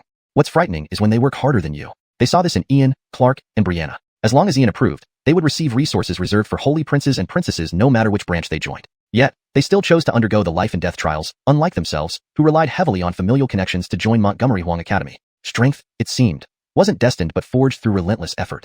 Stop. Don't run. Suddenly, a menacing voice echoed through the street. A black-clothed girl was chased by a dozen burly men. Pedestrians scattered to avoid trouble. Sir, please save me. Vicious men are trying to kill me. The girl, pale and terrified, rushed into Ian's arms, trembling as she begged for help. How dare you seize women in broad daylight? Don't be afraid, miss. I'll ensure no one touches you today. Before Ian could react, Theodore and Carrie stepped forward, their core formation realm auras overwhelming the thugs and knocking them flat. Thank you, sirs. The girl calmed slightly, bowing in gratitude, though her eyes remained anxious. Hold off on thanking us. We need to understand what happened. Who are you, and why were they chasing you? Ian stood calmly, but no one noticed a subtle smile flicker across his lips. My name is Alicia, and I'm from Xiaozhou City. Today, while walking on the street, I was targeted by these villains. They insist I'm an escaped slave from Andoryu Tower. Please, sirs, do justice for me. I'll serve you as a cow or horse to repay your kindness. The black-clothed girl named Alicia cried bitterly, as if suffering immense injustice. Seventh Orin, young Master Gerald, she is truly a slave from our Andoryu Tower. No matter how daring we are, we would never abduct women in the capital. Seventh Orin, young Master Gerald, if you doubt us, you can check the slave registry. The thugs bowed, their leader recognizing Theodore and Carrie and presenting their case. Brother Montgomery, what do you think we should do? Theodore and Carrie looked to Ian for advice, uncertain whose account to believe. Brother Gerald, Brother Xia, return the girl to them. I trust what they say more than Miss Alicia. This isn't our business. With that, Ian moved forward, his pace brisk, a faint smile lingering on his face. Come on, I'll see what tricks you have up your sleeves. I have time to wait this out. Note, the original Chinese text uses several literary techniques and references that I have attempted to preserve in tone and meaning while translating. If you have any specific preferences or adjustments you'd like to make, feel free to let me know. Chapter 252, Ian's Yanistary Talent. The words had barely left his mouth when silence fell all around. Theodore was stunned, and Carrie was equally surprised. The two exchanged glances, completely at a loss for words. Why would Brother Montgomery stand by idly today? It wasn't like him. Remember, back in Tianyun City, he dared to battle even demons. What happened that he chose not to act today? Even if Alicia is indeed a slave, so what? Just a humble brothel. Any of them could have freed this young lady from her servitude with just a word. Could it be Brother Montgomery finds it troublesome? These matters only need a word from him, and someone else will take care of it. Odd. Truly odd. At that moment, they couldn't figure out why Ian didn't offer help. When something unusual happens, there must be a reason. Could it be there's something wrong with Alicia? Sir, please save me. Alicia immediately kneeled to beg. She couldn't believe he would really ignore her plight. Her carefully prepared speeches were now utterly useless. Ian turned a deaf ear and strode forward. Despite their many questions, Carrie and Theodore followed Ian. Only a group of burly men and Alicia remained. Until Ian's trio vanished down the street, the dozen burly men hurried over and helped Alicia up. A bunch of good-for-nothings. Can't even convincingly play the villain. What use are you? Alicia's expression darkened. Her mental power exploded within the souls of the dozen men. Deep within her black eyes, a blood-red gleam flashed as she gritted her teeth watching the direction where Ian's three figures disappeared. Ian, I don't believe your vigilance can remain so strong forever. We'll see who comes out on top. On the second floor of the tavern, after several rounds of drinks and courses, the three enjoyed a pleasant conversation. Brother Montgomery, I still don't understand why you stood by earlier. Yes, Brother Montgomery, is there something wrong with Alicia? Carrie and Theodore couldn't hold back their questions any longer. Leaving this puzzle unresolved felt like having a thorn stuck in their hearts, truly unbearable. Swish. Brothers Gerald and Xia, one being the seventh Orin, the other the third master of the Gerald family, yet you lack such basic judgment. Have you ever seen a slave wearing such elaborate makeup? And Alicia's show of fear was too forced. And the most obvious point, how could a real slave outrun a dozen robust men? When Alicia approached me, she didn't sweat at all, and her hands were smooth and unblemished, lacking calluses. You two need more experience. It's easy to be deceived due to lack of expertise. Unfolding the fan in his palm, Ian gently waved it, a peaceful smile on his lips. Not only that, but it's quite possible she's not human. Her aura is very strange, likely hidden by a treasure or formation, but it doesn't matter what she intends. Brother Montgomery, you're truly observant. I didn't notice anything unusual at all. Reflecting on it now, it is indeed peculiar. Brother Montgomery, since it's so, Alicia is probably not simple. She may have come after you, and after this failed attempt, she won't give up. Please be cautious. Upon hearing this, Theodore and Carrie immediately understood. Clearly, it was a crude ploy, but thanks to Brother Montgomery's sharp instincts, they avoided falling for it. Had it been them, they might have already fallen into her trap. No worries. Facing soldiers with soldiers, flooding water with water. What is there to fear? Let's continue drinking. Ian didn't elaborate further, as some things couldn't involve them. They weren't capable of handling such matters. Their drinking session lasted from noon until dusk. Even though they were cultivators, they all felt slightly tipsy. They swayed as they headed towards the Rare Treasures Pavilion. Of course, with their cultivation levels, dispelling alcohol effects took but a moment. But if they did that, what sense would drinking have? After all, the three were old acquaintances. Brother Montgomery, Brother Gerald, I need to go relieve myself. Who's coming? Go. Let's go together. All right, let's all go. Theodore, Carrie, and Ian slung their arms around each other, turning into a secluded alleyway, accompanied by the sound of tinkling. Brother Montgomery, I've heard you topped both exams on the Xianxian Yanist back then. Your literary talent must be impressive. How about showing us? Yes, Brother Montgomery, rare is the chance for such elegance. Improvise a poem that fits the scene. Well, since you two are interested, give me a moment. All were tipsy but kept a certain level of clarity. Carrie and Theodore watched Ian expectantly, wondering what spontaneous poetry he would produce. I've got it. Listen carefully. Pee when you gotta pee. Don't wait till none's left, then shake for naught. After a brief pause, Ian blurted out these astonishing lines. Haha, good. Fits the scene perfectly. Brother Montgomery, I didn't know you had this side. If the scholars heard, they'd surely denounce you harshly. Direct, simple, pure, fitting. If the scholars heard, they'd surely berate us as vulgar and unrefined, unworthy of polite company. Brothers Xia and Gerald, you're mistaken. Yanisving happily is most important. Do as you please and live genuinely. That's the stance we cultivators should have. Aren't we inherently crude? Yanisving freely and without constraints, why worry about public opinion? Embracing the tipsiness, Ian finally let loose a bit. After all, it wouldn't do to suppress oneself too much. Mental state is paramount. Brother Montgomery, well said. I concur wholeheartedly. Brother Xia, we seldom get out, and without elder supervision, let's find some fun. Indeed, Brother Montgomery. We'll take you somewhere incredible, guaranteed to broaden your horizons. Brothers Xia and Gerald, lead the way. Theodore and Carrie exchanged delighted glances. Normally, they sneaked around for such escapades, but today, with Ian leading, they could go openly. Even if elders questioned, Ian could shield them, leaving them blameless. Brother Montgomery, the place we're heading is Xiaozhou City's top pleasure den, filled with beautiful women, the famous Haley Tower in Dongyan. Haley Tower. Isn't it the one I tore down? Brother Montgomery, indeed, it's the same one. However, compared to Tianyun City's Haley Tower, the one in Xiaozhou dwarfs it. Guaranteed. You won't be disappointed. Theodore and Carrie dragged Ian along to Xiaozhou's bustling central district, home to the renowned Haley Tower. Chapter 253. Pay for your sins with your Yanisves tonight. The Yanising Rain Tower. Illuminated brightly, opulent and magnificent, bustling with people and filled with incessant clamor.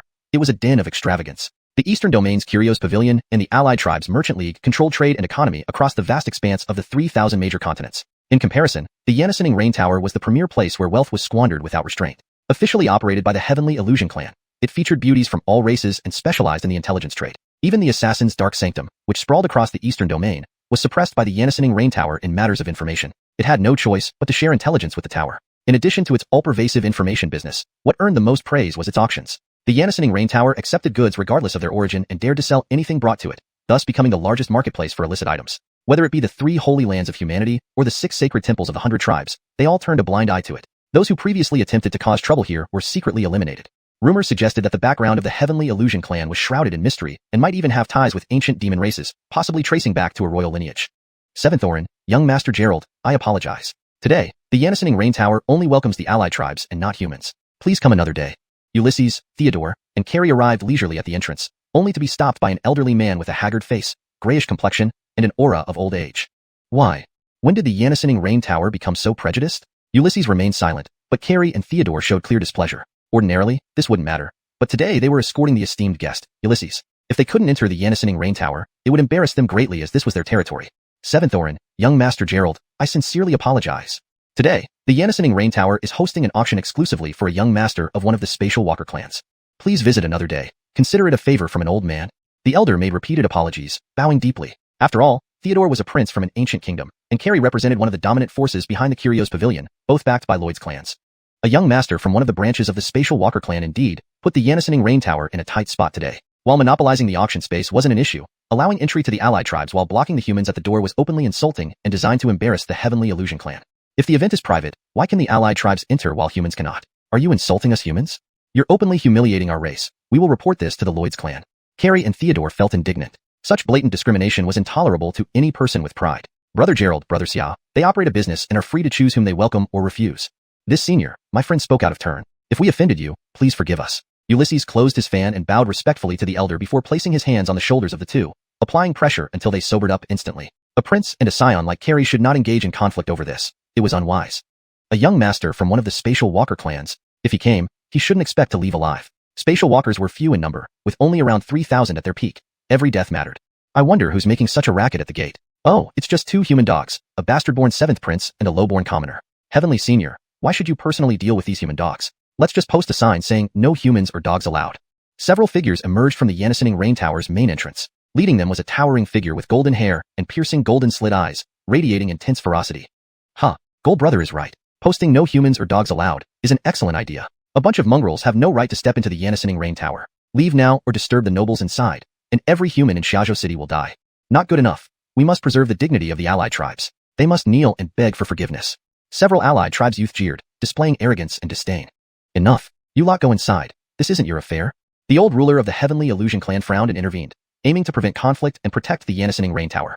3 mongrels, you're lucky today. Out of respect for our senior, we'll let you off. Yes, we owe the senior a debt, and you better watch where you tread in the future.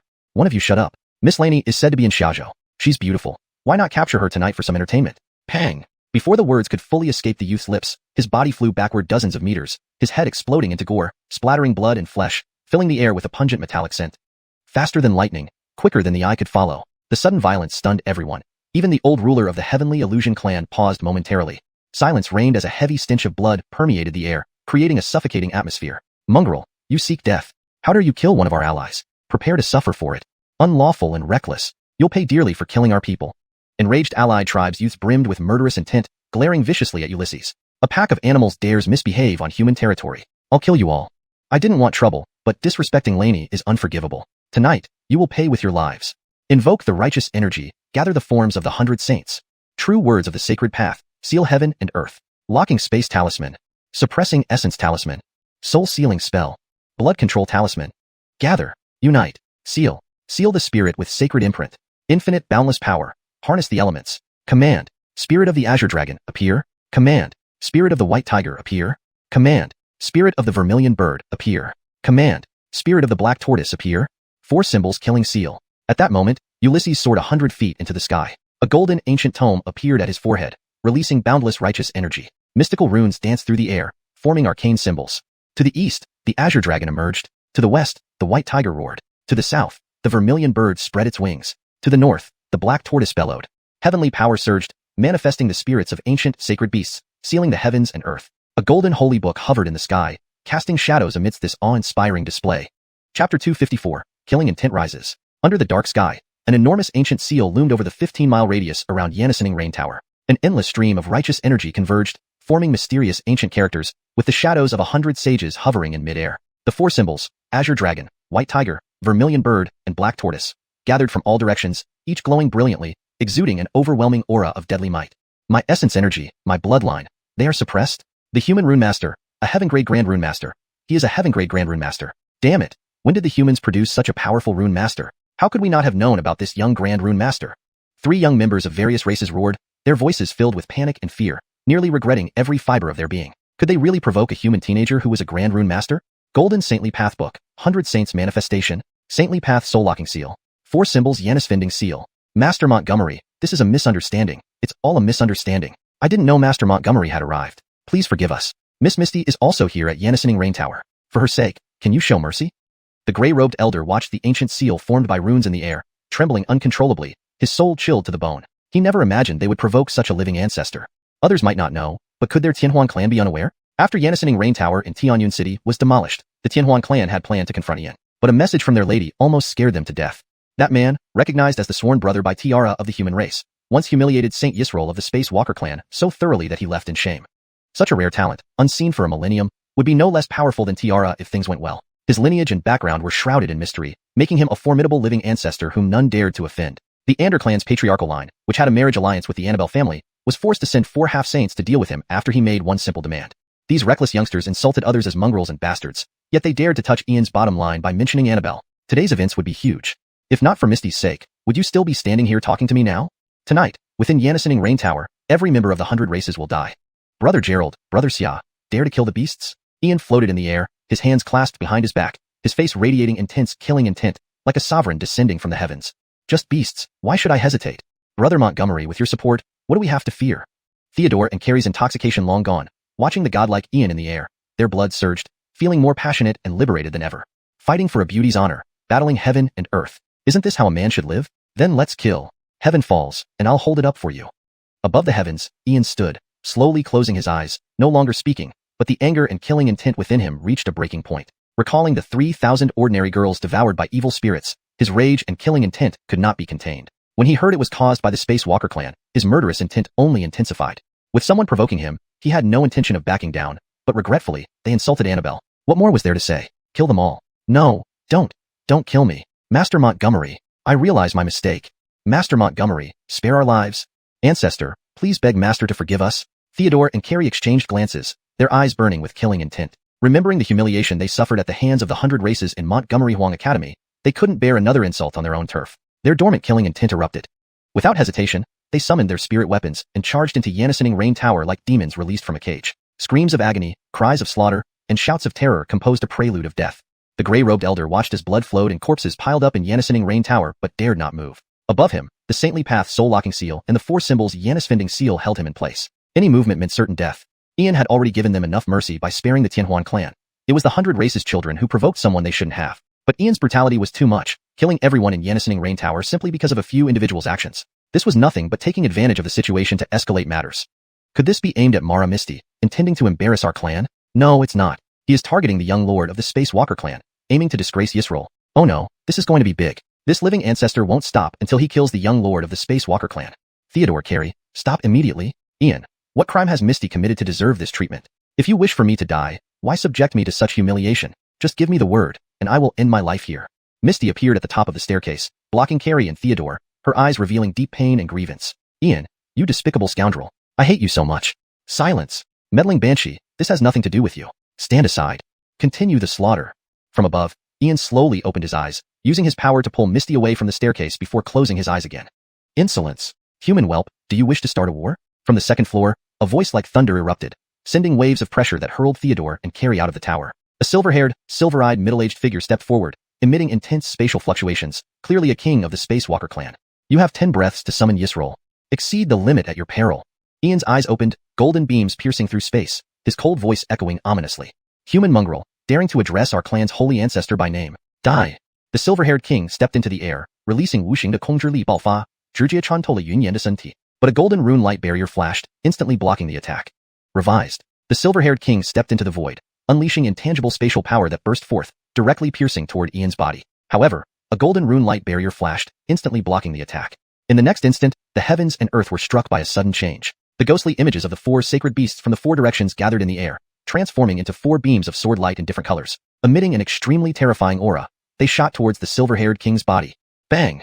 The silver-haired king's figure suddenly disappeared as he instantly reappeared behind Ian, jabbing a finger towards the back of Ian's head.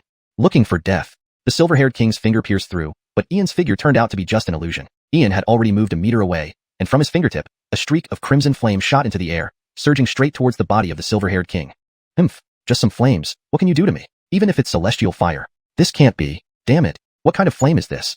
The silver-haired king saw the crimson flame and tried to extinguish it with a wave of his sleeve, but instead of putting it out, it clung to his body. He immediately used spatial power to isolate it, but the flame instantly devoured him, growing over an inch tall, burning on his chest like a parasitic insect. Bang! The translation of the onomatopoeic sound kong can be rendered as bang, in English to convey the sudden and impactful sound naturally. Bang! The Yinfa Wangjura's figure vanished in an instant, reappearing behind Ian. A finger thrust aimed straight for the back of Ian's head. Looking for death. The silver-haired king's finger pierced through, but Ian's figure was merely an illusion. Ian had already appeared a meter away, a thread of crimson flame flicking from his fingertip into the void, surging directly towards the silver-haired king's body. A mere flame. What can it do to me, even if it is celestial fire? This can't be. Damn it. What kind of flame is this? Seeing the crimson flame, the silver-haired king tried to extinguish it with a wave of his sleeve. However, not only did he fail to extinguish it, but it clung to his body. He immediately attempted to isolate it using spatial power, but the flame instantly engulfed him, growing to over an inch high, burning like a leech on his chest. Just as the 4 colored sword beams were about to pierce through the body of the silver-haired king, his figure suddenly vanished, reappearing instantly behind Ian, a finger thrusting straight towards the back of Ian's head. Looking for death. The silver-haired king's finger pierced through, but Ian's figure was just an illusion. Ian had already appeared a meter away. A thread of crimson flame shot from his fingertip into the void, surging directly toward the silver-haired king's body. Humph, a mere flame. What can it do to me? Even if it were celestial fire. This is impossible. Damn it. What kind of flame is this? The silver-haired king tried to extinguish the crimson flame with a flick of his sleeve, but instead of putting it out, it clung to his body. He immediately used spatial power to isolate it, but the flame instantly devoured him, growing to over an inch tall and burning on his chest like a parasite. As the silver-haired king's finger pierced through, he discovered that Ian was merely an illusion. Ian had already appeared a meter away, and from his fingertip, a streak of crimson flame shot into the void, hurtling straight towards the silver-haired king's body. Humph, a mere flame. What can it do to me, even if it were celestial fire? Note: I have adjusted the translation to ensure it reads naturally in English while preserving the meaning and style of the original text. This can't be. Damn it. What kind of flame is this? The silver-haired king saw a wisp of crimson flame and instinctively waved his sleeve to extinguish it, but not only did he fail to put out the flame, it clung to his body instead. He immediately tried to isolate it with spatial power, but the flame instantly engulfed him, growing over an inch tall and burning on his chest like a parasite. The silver-haired king saw a wisp of crimson flame and waved his hand to extinguish it, but the flame did not go out. Instead, it adhered to his body. He immediately used spatial power to isolate it, but the flame instantly engulfed him, transforming into an eerie flame over an inch tall that burned on his chest. Invisible spatial force erupted, directly piercing through Ian's body, but a golden rune barrier flickered, instantly blocking the attack. In the next moment, heaven and earth changed dramatically as the phantom images of the four sacred beasts gathered in the sky, forming four beams of differently colored sword lights, radiating an overwhelmingly terrifying aura, and heading straight for the silver-haired king. Bang! Bang! Bang! Just as the multicolored sword lights were about to pierce through the silver-haired king's body, his figure suddenly disappeared, reappearing instantly behind Ian, striking toward Ian's skull. Foolishness! The silver-haired king's finger pierced through, only to find Ian a mere illusion. Ian was already a meter away, his fingertip flicking a thread of crimson flame into the void, rushing towards the silver-haired king's body. Humph! Just a measly flame. What can it do to me, even if it's celestial fire? This cannot be. Damn it, what kind of flame is this? Seeing the crimson spark, the silver-haired king tried to extinguish it with a wave of his hand. However, instead of dying out, the flame adhered to his body. Instantly using spatial power to isolate it, the flame engulfed him, turning into inch-high flames burning fiercely on his chest. Chapter 255. Even if genocide 10,000 times, they don't deserve pity. Pain, wailing, screams. The sounds were soul-piercing and echoed through the void, like those from tortured demons in the legendary 18 levels of hell, struggling eternally. But the more the silver-haired king struggled, the faster the crimson flames burned. The spatial powers that had always been effective had no impact whatsoever within the infernal flames. In a moment, the flames had already engulfed his entire body. The silver-haired king gradually fell silent, seemingly perished entirely. Ian casually withdrew the infernal flames into his hand. Greenwood power from dancing dragons of the east poured down to rejuvenate him. Though barely alive, the silver-haired king regained vitality. However, his face was ghastly pale, as though he had just recovered from a severe illness. Seeing the crimson flame flicker on Ian's fingertips, his body instinctively trembled. If there were any choice, he would rather die than go through it again. Ian, what? No. You? Kill if you want. Why this humiliation? The spatial walkers will never forgive you? With a blank stare, before the silver-haired king could react, he was once again enshrouded by the infernal flames, penetrating his very bones like an unshakable infestation, causing another round of agonizing screams. Long night, very boring. Might as well have some fun. As if I would let your race off so easily. A little pain and you can't endure? Compare that to the harm your kind has inflicted on humans. It's not even 1/10,000th of that. Hovering above, Ian's hands were clasped behind his back. Though restrained, he couldn't hide the bone-deep hatred. Just thinking about the 30,000 human girls devoured by malevolent spirits made his desire for vengeance flare uncontrollably. Falsely accuse someone and find an excuse to condemn them. Ian, you've repeatedly insulted our holy ancestor. That debt will settle another time. Now you dare to come here and commit murder. At the entrance of Haley Tower, a silver-haired youth in his late teens stepped out, dressed in exquisite azure silk. His features were extraordinarily handsome, but his silvery eyes glowed with a menacing killing intent and arrogance. You have no right to mention my sister Mercedes's name. Die. Ian's gaze hardened as overwhelming murderous intent erupted. Yanist, an ancient true king, an overwhelmingly tyrannical fist exploded through the air, leaving a brilliant golden imprint that cast an awe-inspiring will of suppression over all. Low-born scum, you dare think you can kill me. Space slash. The silver-haired youth, striding across the void, swung his arm, summoning formless spatial energy which carved a crescent-shaped rift towards Ian's body. Without dodging, Ian allowed the space slash to pierce his protective essence energy, cutting deep into his flesh, exposing the bone. The silver-haired youth's eyes widened in shock. He hadn't seen such a reckless human who dared to withstand his space slash, filled with intense hatred, anger, reluctance, agony, and undisguised murderous intent. What feud do we spatial walkers have with him? Bang! At that moment, Ian's golden fist penetrated through space, sending the silver-haired youth recoiling with horror, his chest collapsing inward as blood spewed from his mouth. His figure instantly vanished. Trying to run. Void-cracking fist. Ian roared like thunder, locking onto the silver-haired youth with his soul force. He leaped 100 meters away, releasing terrifying chi. A golden fist beam shot forward like a meteor. Bang! A spatial ripple flashed, revealing the silver-haired youth only to be met with the golden fist beam, tearing half his body apart. Ian, you dare kill me. Our holy ancestor will exterminate your entire clan as sacrifice. Falling to the street, coughing up blood, any remaining arrogance was replaced with profound fear and unease. Ian was utterly insane. Why did I provoke Ian just stepping out? What happened? You can ask Clive to try. If he dares exterminate my clans, then he might regret it. Ian's gaze sharpened, giving off an overwhelming killing intent like a peerless demon. Hiss. That's Josh, the young master of the spatial walkers. What happened? Why did he clash with the spatial walkers? Xiuxian, why are you still standing there? Quickly persuade him. If Josh dies, it will be a big deal. At this moment, Grandmaster Bernice, Marasindi, and Xiuxian arrived. Seeing the situation, Grandmaster Bernice almost collapsed, urging Xiuxian immediately. Master, I'm sorry, I can't persuade him. Xiuxian looked at Grandmaster Bernice helplessly. The deeds done by the spatial walkers left any self-respecting human furious. She saw what happened in the malevolent plane. Thousands of ordinary girls devoured alive. Not only did Ian bear this hate, but so did she. She lacked cultivation to do more than hide her resentment. Why? Grandmaster Bernice was baffled. Knowing the retaliation from the Spatial Walker clan would be unbearable, making Ian a target, he felt lost. Spatial Walkers, even if genocide 10,000 times, don't deserve pity. Raindrops floated around Adderley, whose clear voice echoed chillingly in the air. My lord killed demons, vanquished kings, slew evil spirits, and eradicated monsters. But the Spatial Walkers conspired with evil spirits, feeding their lives to devour. If they shouldn't die, who should? Yanistal wretch, insulting our race, you're courting death. The sky tore open, revealing a transparent vortex from which emerged several figures led by a silver-haired elder. A fearsome palm revealed immense pressure, crushing towards Adderley. Girl, be careful. Mistress. Grandmaster Bernice and Marasindi cried out, too late as the invisible spatial palm descended upon Adderley. Heaven Phoenix Fist. Adderley's eyes blazed, enveloped in golden divine light. An ancient heavenly phoenix hovered, her jade-like fist erupting in a golden imprint that transformed into a soaring phoenix. Boom. The heavens resounded, and the void echoed. The divine phoenix soared majestically, but against the spatial palm, it was crushed. The terrifying palm still bore down on Adderley. If she's harmed, I'll make him scatter into oblivion, spirit and all. An overwhelmingly ruthless voice boomed. Ian dragged Josh by the hair, treating him like a dead dog.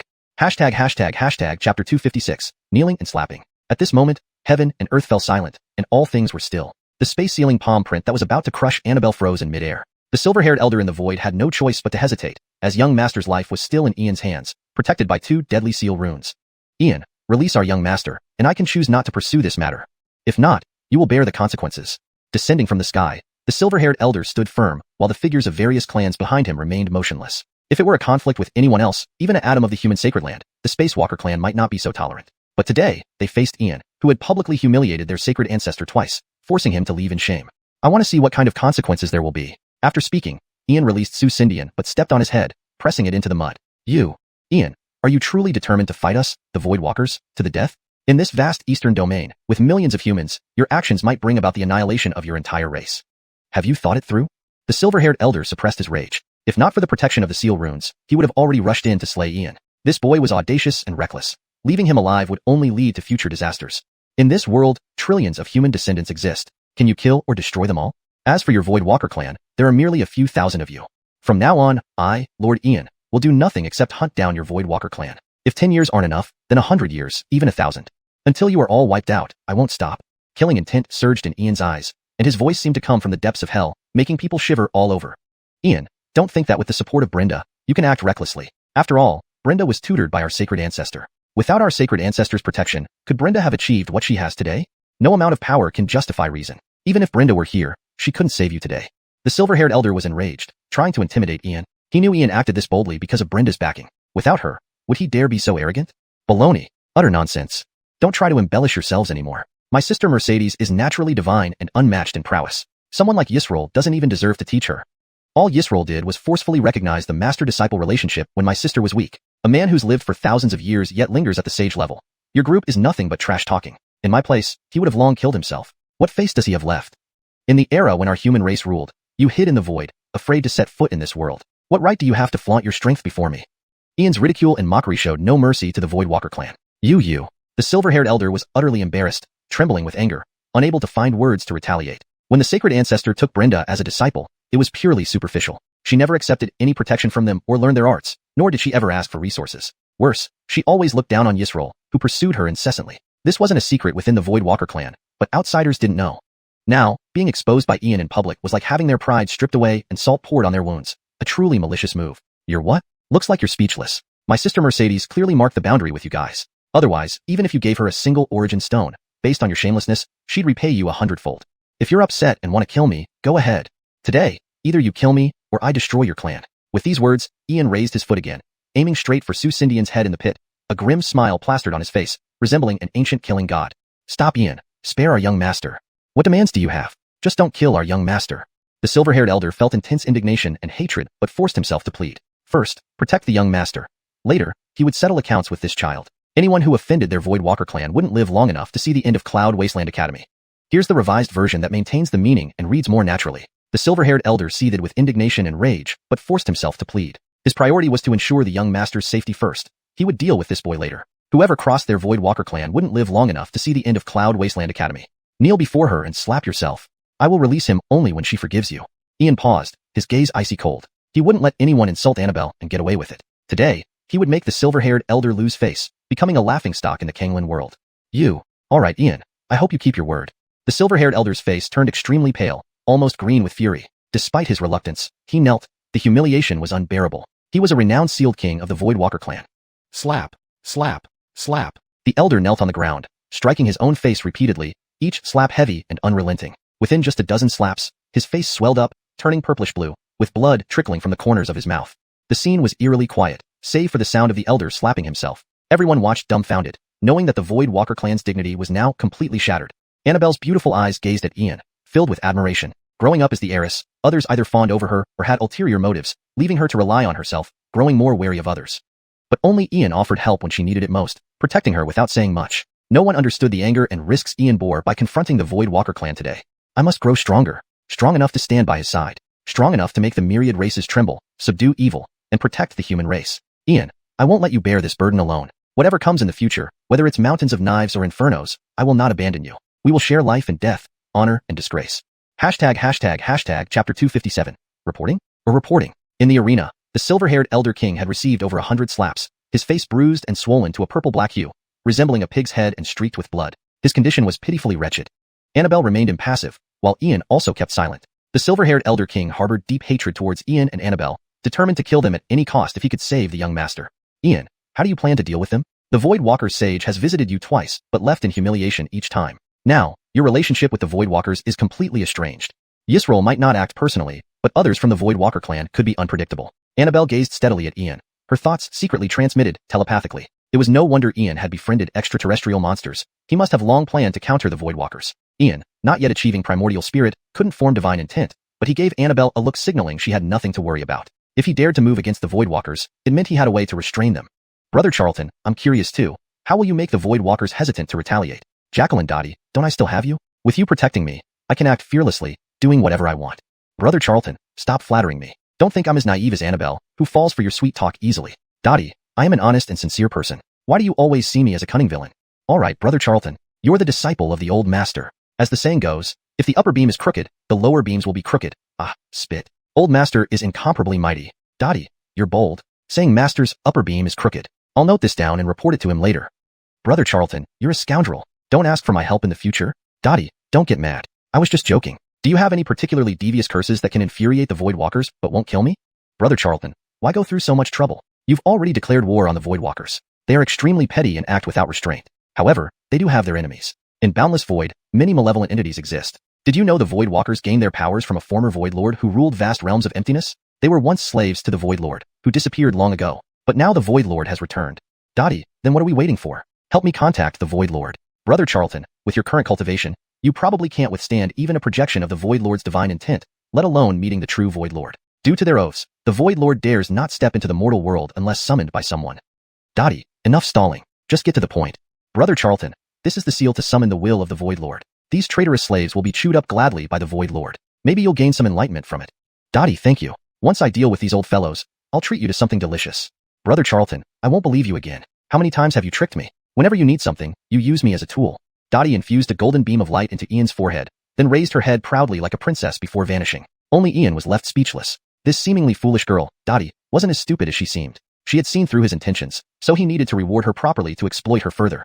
With the spell to summon the Void Lord, I'm not afraid of your threats anymore. It's good to have a counterbalance. A bunch of slaves wanting to bully their former master. It's fascinating to watch. The descent of the Void Lord's will. What spectacle will it be? Ian, This isn't compensation. You are intentionally humiliating me. The silver-haired Elder King stopped hitting himself, staring at Ian with silver eyes full of venom, sending chills down one's spine. Russell. That's right, I humiliate you. What can you do about it? Ian unfolded the fan in his hand, his face devoid of emotion. Very well indeed. In my 1,000-year existence, no one has dared to treat me like this. It seems you have no intention of releasing our young master. In that case, I won't save him either. At worst, I'll beg forgiveness from the sage ancestor. But today, I will have Xianxia City buried along with our young master. The silver-haired Elder King realized this with a burst of light healing his wounds. His expression turned dark and menacing, yearning to tear Ian limb from limb to quench his hatred. Old dog, I believe this. After all, your kind has been massacring humans for a long time. Who cares about a city like Xianxia? Given the chance, you would exterminate all of humanity. I read an ancient text once, which told a story about a lord ruling vast lands long ago. One day, the lord disappeared, never returning for a very long time. Finally, the slaves grew impatient, stealing the lord's treasures and powers, fleeing the lord's domain. They hid in some corner, living in constant fear, never daring to set foot in the lord's territory until a very long time passed. So long that the lord's realm was divided among other lords. Finally, the slaves thought they were free, openly reappearing and even daring to enter the former lord's territory. Old dog, have you read this story? As Ian swung his fan, he dissolved all the symbols in the air, then kicked Josh's body to the silver-haired Elder King. Nonsense. Daring to remove the symbols, this is your end. The silver-haired Elder King retreated several steps, his expression shifting uneasily as he stared at Ian. He felt an immense sense of danger because Ian's story mirrored the history of the Void Walkers. Even most of his clan members didn't know this, and he only learned it from the sage ancestor accidentally. Only kings knew this secret, which represented the greatest crisis for the Void Walkers. Even the sage ancestor worried their former lord might still be alive. How did Ian know this? Mentioning it here, what did it mean? Old dog, why are you so nervous? Oh, yes, look at my forgetfulness. The story isn't finished. Allegedly, the missing lord returned and offered a bounty to all other lords, seeking the capture of those treacherous slaves. Not only does the lord offer treasures, but also fulfill a wish. Old dog, if you know where these slaves are, will you report them? Or will you report them? Ian's smile widened as he slowly walked toward the silver-haired Elder King, whispering words that were impossible to fathom. Chapter 258. The sacred ancestor can no longer hold out. Thud. The silver-haired old king was so terrified that he stumbled back more than a dozen steps, finally collapsing onto the ground in a disheveled manner. His entire body trembled violently, his limbs frozen cold as if cursed, unable to muster any strength. His face was ashen like paper, cold sweat trickling down from his nose. His heart was filled with profound fear, an unprecedented sense of dread and unease. Deception, intimidation, threats. Better safe than sorry. Ian dared to remove the rune and appeared before him without hesitation, clearly indicating he had nothing to fear. This implied not only did Ian know their clan's history, but also hinted that he could contact the Void Lord. They survived in the 33,000 worlds because cultivation realms were forbidden territory for all void life. Any creature exceeding a certain boundary would be hunted down by unknown powerful forces. The sacred ancestor had once said that as long as they did not leave the 33,000 worlds, they would be absolutely safe. However, this safety hinged on no one summoning the Void Lord. It would not be considered an invasion. If Ian had contact with the Void Lord, their former master, even a mere fraction of its will could exterminate their Void Walker clan in seconds. Damn it. Ian. What kind of being is he? How can he contact the Void Lord? What should I do? What on earth should I do? Who can tell me what to do? Silence enveloped the surroundings, oppressive and dead. Only the sound of Ian occasionally unfolding and folding his fan broke the quiet. No one knew what Ian had said, yet it frightened the old king of the Void Walkers so profoundly. In short, standing before him, Ian was untouchable. Everyone was curious, but no one dared to make a sound or interfere. Today's conflict had transcended personal grudges, escalating to the level of racial strife. The Void Walkers were already at a disadvantage. They had no leverage against Ian. Ian, what do you really want? The silver-haired old king struggled internally, finally raising his head and slowly looking at Ian. Remaining silent was not going to solve anything. To collect a debt. The blood debt of massacring our human descendants. Ian closed his fan, his smile freezing into an expression of fierce and chilling resolve. False accusations. It's a trumped-up charge. Ian, our Void Walker clan, has always been a neutral force, never intervening in disputes between races. How could we have slaughtered your humans? If you wish to kill us, just do it. Why defame us? At this moment, Josh on the ground had awakened, completely enraged. In the world of cultivation, strength was supreme, and justice lay with the strong. But that did not mean false accusations could be made without consequence. Ian, this is utter nonsense. Even if you fabricate a charge or simply dislike us, it would be better than this false accusation. Slaughtering your human descendants, I can swear an oath to the heavens, vowing that none of our Void Walker clan have ever killed humans. If there were skirmishes, disputes, or deaths of human cultivators, I cannot guarantee otherwise, but the humans you speak of must refer to untrained mortals. In the 33,000 worlds, among the myriad tribes, we are not demons who would slaughter mortals. You can kill me, I have nothing to say, but I will never admit to this crime.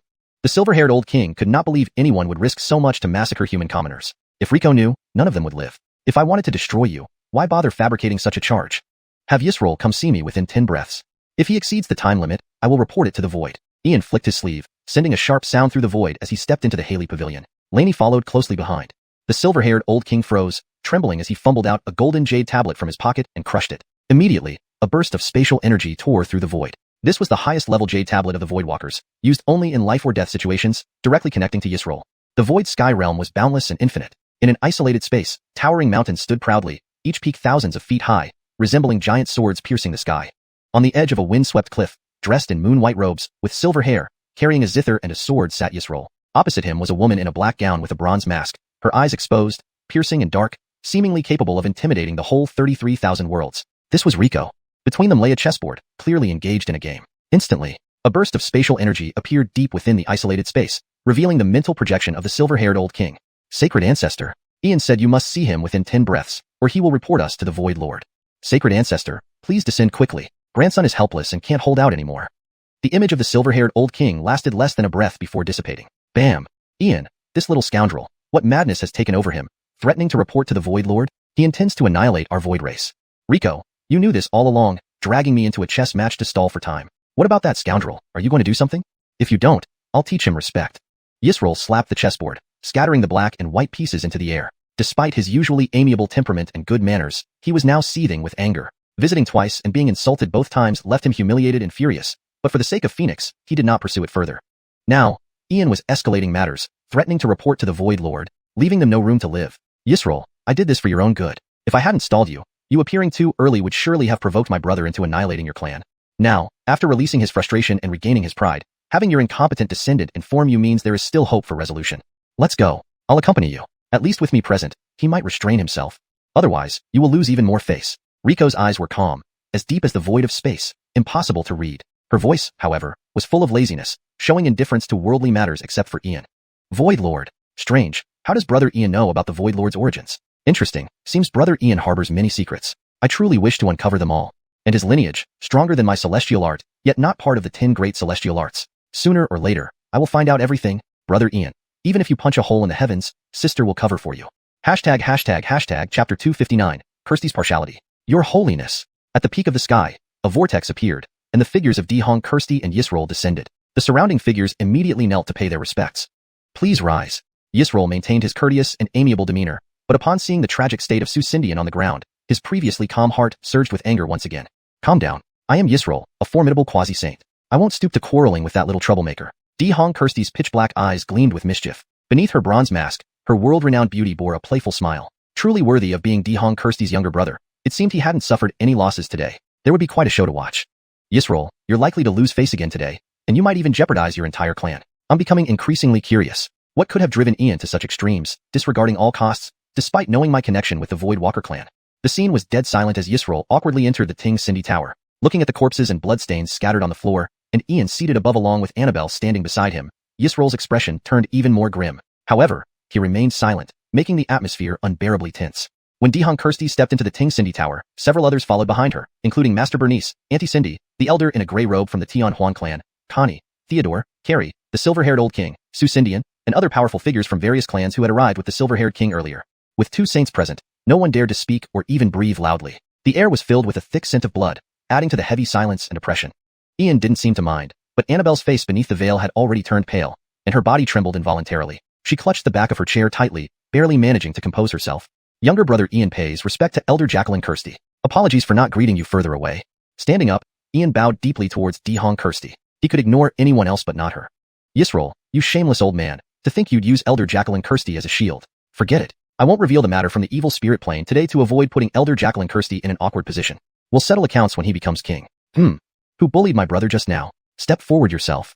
Nidhogg Kirsty's cold and stern voice spread across the room, exuding an overwhelming aura that gave everyone an ominous feeling, like facing an ancient immortal emperor. Silence fell over the room. Everyone looked at the silver-haired old king, clearly aware that Nidhogg Kirsty wasn't here to mediate, but to stand up for her brother.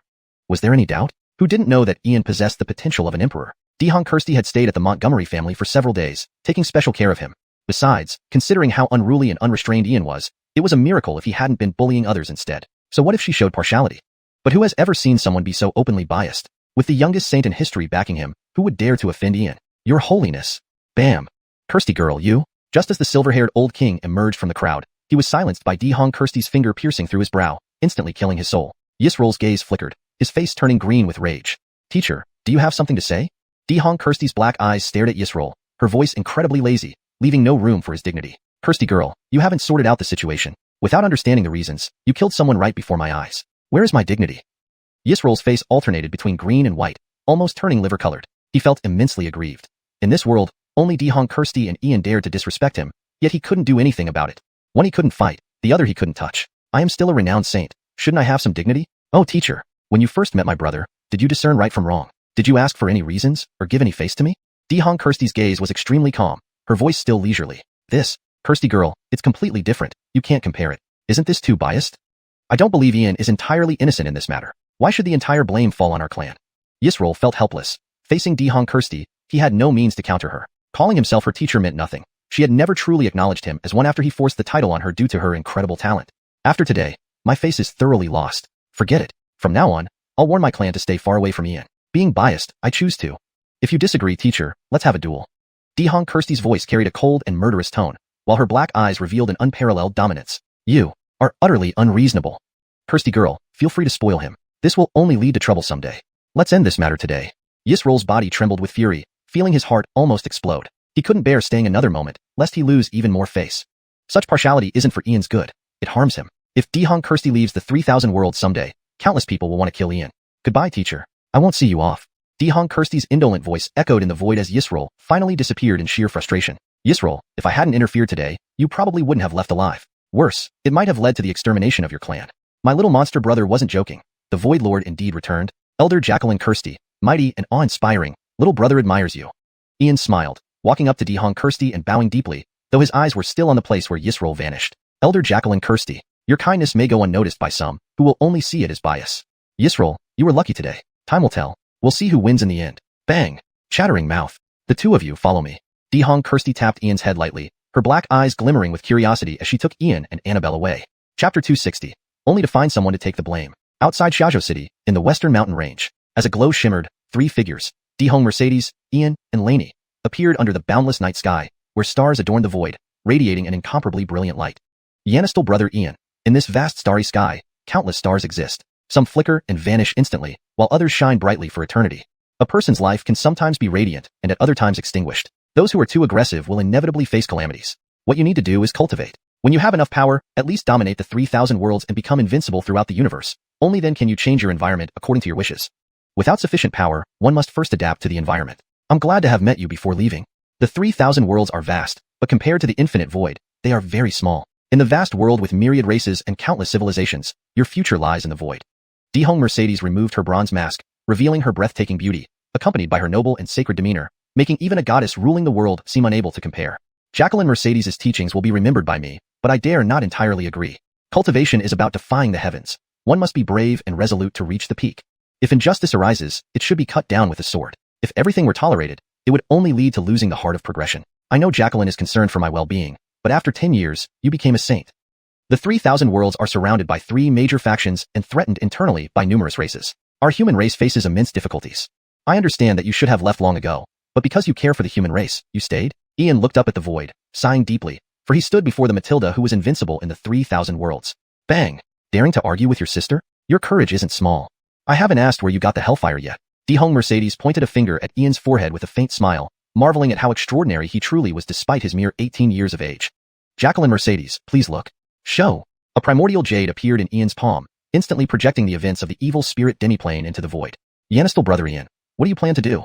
Nidhogg Mercedes watched Ian calmly, curious to see how he would handle the matter. Blood debts must be repaid in blood. Canglan Mercedes, had you not arrived today, I would have wiped out the Voidwalker clan. But if you intervened, there must be a deeper meaning. Please enlighten me. Ian bowed to Nidhogg Mercedes, knowing she seemed overprotective but had a profound reason. Yannistal brother Ian, do you really need me to teach you? Nidhogg Mercedes smiled, deliberately feigning ignorance to see if Ian could figure it out on his own. Why are you also playing the Oracle, Canglan Mercedes? You're speaking in riddles with me. With limited information, I speculate the Void Lord is watching over the vast territory and eyeing the 3000 worlds. Given this context, the Void Walkers entering these realms might be part of the Void Lord's plot, providing a legitimate excuse to enter. It's clear that within the Void Walkers, there must be an avatar of the Void Lord to implement the next step. Moreover, Canglan must have known about the Void Lord's scheme long ago. You remain here to confront him. Is my analysis correct, Canglan Mercedes? Ian analyzed calmly based on the available information. Compared to spirits, demons, and undead, the Void Lord poses a greater threat. Almost, but not entirely right. The Void Lord's divine body descended a year ago and was destroyed by me. At least one point you made is correct. The Void Walkers are indeed part of the Void Lord's plan. Who told you the Void Lord returned? Who taught you the incantation to summon him? I hope you tell me truthfully without any omissions. This person harbors sinister intentions and deserves punishment. Nidhogg Mercedes's gaze was icy cold, her voice filled with menace, sending shivers down everyone's spine. Indira, what should we do? If I don't speak the truth, this female devil might torture me. Brother Charlton, no, absolutely not. If you expose me, Matilda will slap me dead, and you'll lose me. Indira, what should we do? This Matilda rivals Master, I can't stand it either. Boo-hoo, Brother Charlton, I've helped you multiple times, how could you betray me? You usually come up with endless tricks. Enough crying. No matter what, I won't betray Indira. Master's name will protect us. Cough, cough, cough. Brother Charlton, if you don't want to die by the Matilda, better not mention the old master. Once, Matilda traveled back in time and met old master, fighting together against an overwhelming force. Both failed. Old master ran away, leaving Matilda alone. Indira, such a big deal. Why didn't you say earlier? We mustn't let the female devil know. Yes, Brother Charlton, keep quiet about it. The best option is to find someone to take the blame. Indira, stop teasing me, just tell me. Brother Charlton, nobody remembers his name now. He's an old guy from before Master attained enlightenment, wandering the 3,000 worlds. Known as a Marco, an immortal who calls himself unkillable. Marco? Are you sure the female devil will believe this? Brother Charlton, trust me, she will definitely believe. I've never lied to you. Indira, my life is in your hands. Don't mislead me. Trust me, it'll work. Indira hid deep in the primordial chaos tower, not daring to emit a single breath, fearing detection by the Matilda. Canglan Mercedes, I recently returned from the evil spirit demiplane and encountered a senior in Xiaozhou City. He kept mumbling that I faced a great disaster. I ignored him, but he chased me and Laney, insisting on forming a bond. Without my consent, he touched my forehead, causing dizziness. When I regained consciousness, he was gone. Ian fabricated the story confidently and seamlessly. Laney, is this true? Nidhogg Mercedes eyed Ian suspiciously, clearly disbelieving his story, finding it full of flaws. Laney's heart trembled, nearly causing her to stumble, and she could only nod vigorously. It seems it's true then. Xianxia brother Ian. What was that person's name? Canglan Mercedes, the senior did good without leaving a name. I really don't know. Xianxia brother Ian. I'm giving you one last chance. Speak the truth quickly, or you'll suffer. Canglan Mercedes, don't be angry, I'll confess. The senior said he had forgotten his own name and called himself the Marco.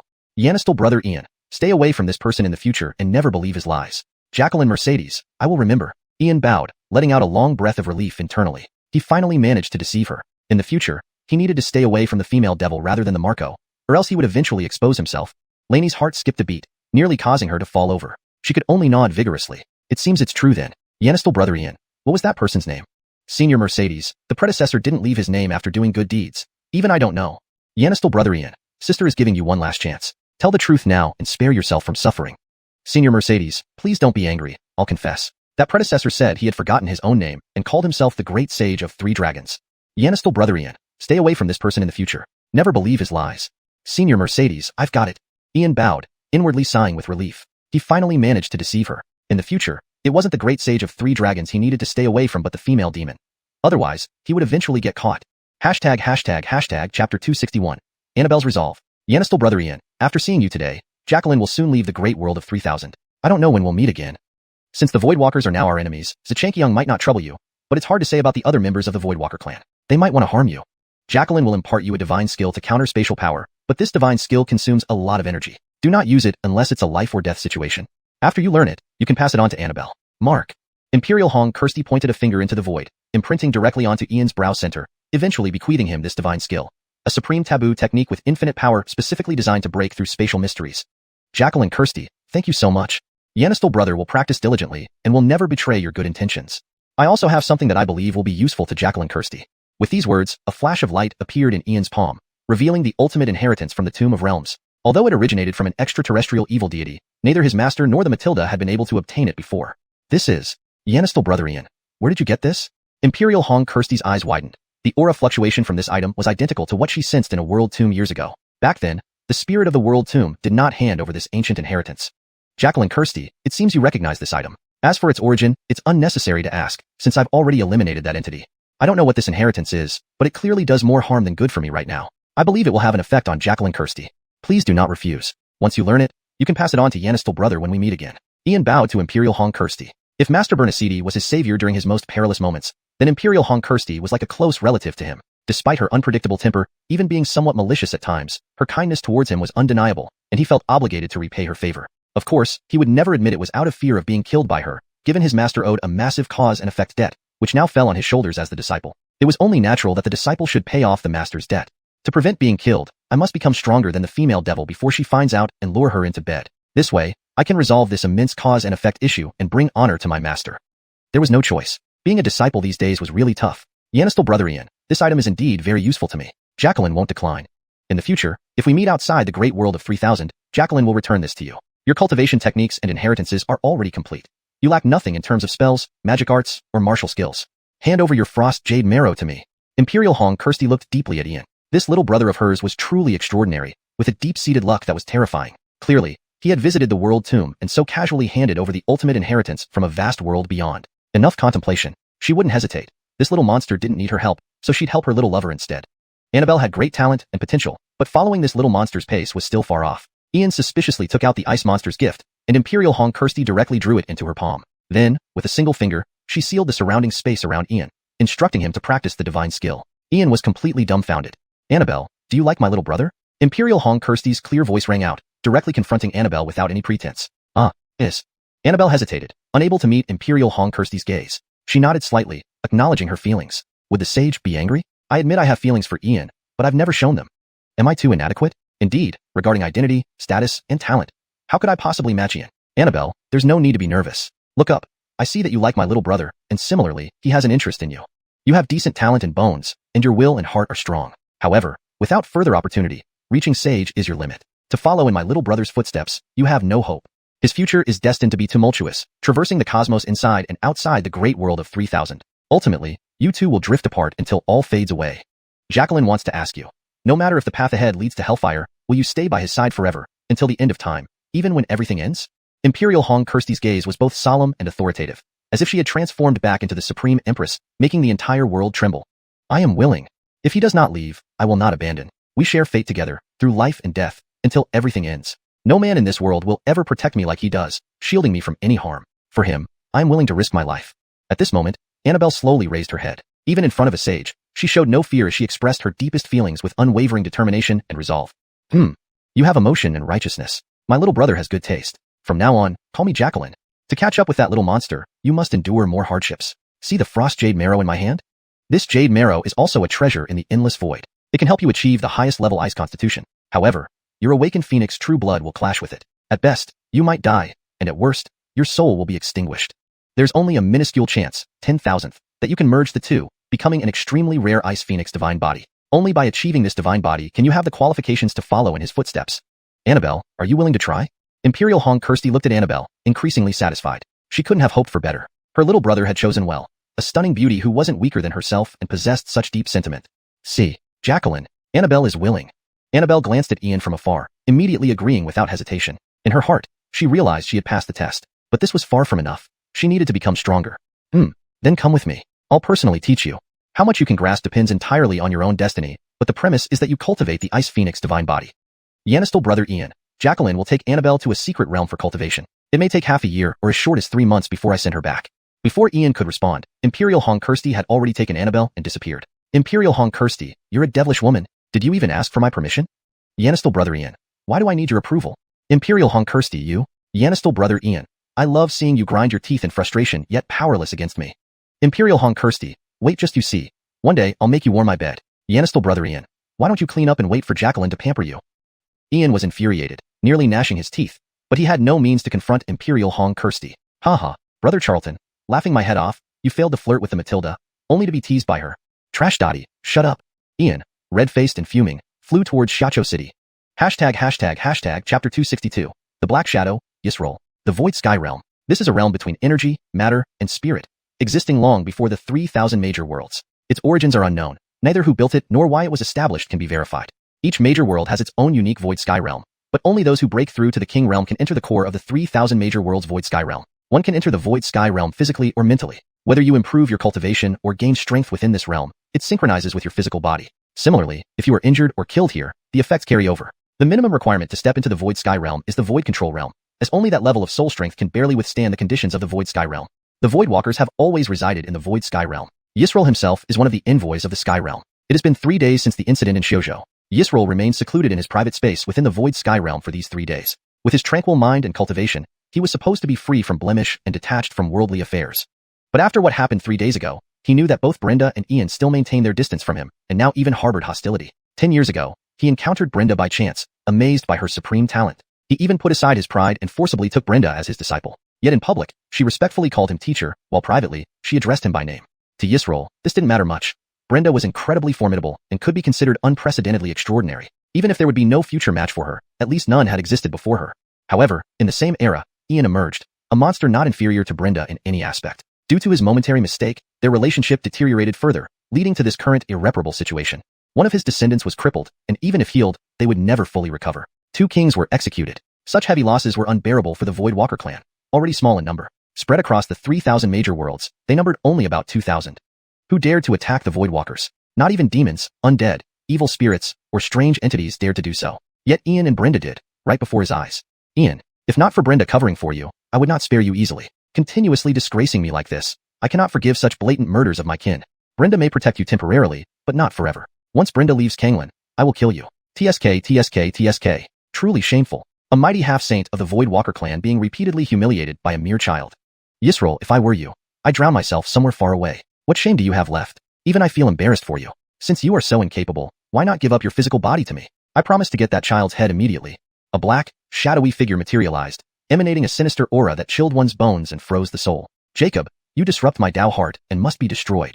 Yisroel's gaze hardened, and silver light radiated ominously, sweeping out with terrifying power. Shut up. Yisroel, stop pretending in front of me. I am your brother, not some Jacob. I merely manifested through the Jacob. You know very well what you are. Your actions have ruined Lord Void's carefully laid plans and cost us an avatar. Lord Void already hates you deeply and will eventually infiltrate the Canglan World. Then you won't escape, especially since Ian holds the means to summon Lord Void. If he doesn't die, we all will. Why do you hesitate? The voice of the Black Shadow grew cold and harsh, loudly rebuking Yisroel. Initially, seizing the Void Walker clan aimed at acquiring Lord Void's treasures, but now plans were continually thwarted. Fool. The real fool is you. You rant constantly about making moves but have done nothing substantial. The Canglan World isn't as simple as you think. As long as Brenda remains, Ian stays untouched. If anything happens to Ian, unforeseen consequences will arise. Ian who can alter fate trajectories, delay the Azure Cloud secret realm by 3 years, render Edison helpless, and eliminate an evil entity. How simple do you think he is? Killing Ian must be planned meticulously, without rash action, or disaster will follow. Yisroel remained calm. Ian, who could rewrite destiny, possessed far more strength than appeared. If he were truly eliminated, wouldn't Edison reap the benefits? Yisroel, if you don't kill Ian, your clan will be wiped out. I'm here to warn you. The time given by our master is limited. Failure to complete his task will have severe consequences. Do you know why Ian killed your kin? Yisroel, I advise you to thoroughly investigate your descendants' actions. In the 3,000 major worlds and boundless void, there are unspoken rules that must never be violated. These unwritten laws are absolute, and what your descendants have done is beyond my limits. With that, the Black Shadow vanished silently, as if it had never appeared. Yisroel frowned. What did the Jacob mean by taboos and unspoken rules? What have the Void Walkers done? Investigate. Thorough investigation is necessary. Determined, Yisroel disappeared, heading to find his remaining kin in the Canglan World. Only they could have indirectly clashed with Ian. TSK, TSK, TSK. The drama is about to begin. Yisroel, my dear brother. You're on the path to darkness, and only you can fulfill this. I've coveted your body for a long time. Collaborating with evil spirits and trafficking humans, your descendants really have guts. Such taboo violations are unimaginable even for me. The human race is strong, especially with the royal families intact. Engaging commoners in conflicts is strictly forbidden. Humans remain the central figures of the 3,000 major worlds, blessed by heaven. Both Brenda and Ian bear the fortune of the human race, protected by celestial favor and mortal luck. Challenging them is courting death. Yisroel, you've utterly ruined what could have been a good hand. Had I acted, I'd have pulled Ian into darkness, avoiding confrontation. Your Void Walker clan is doomed, and your body will soon belong to me.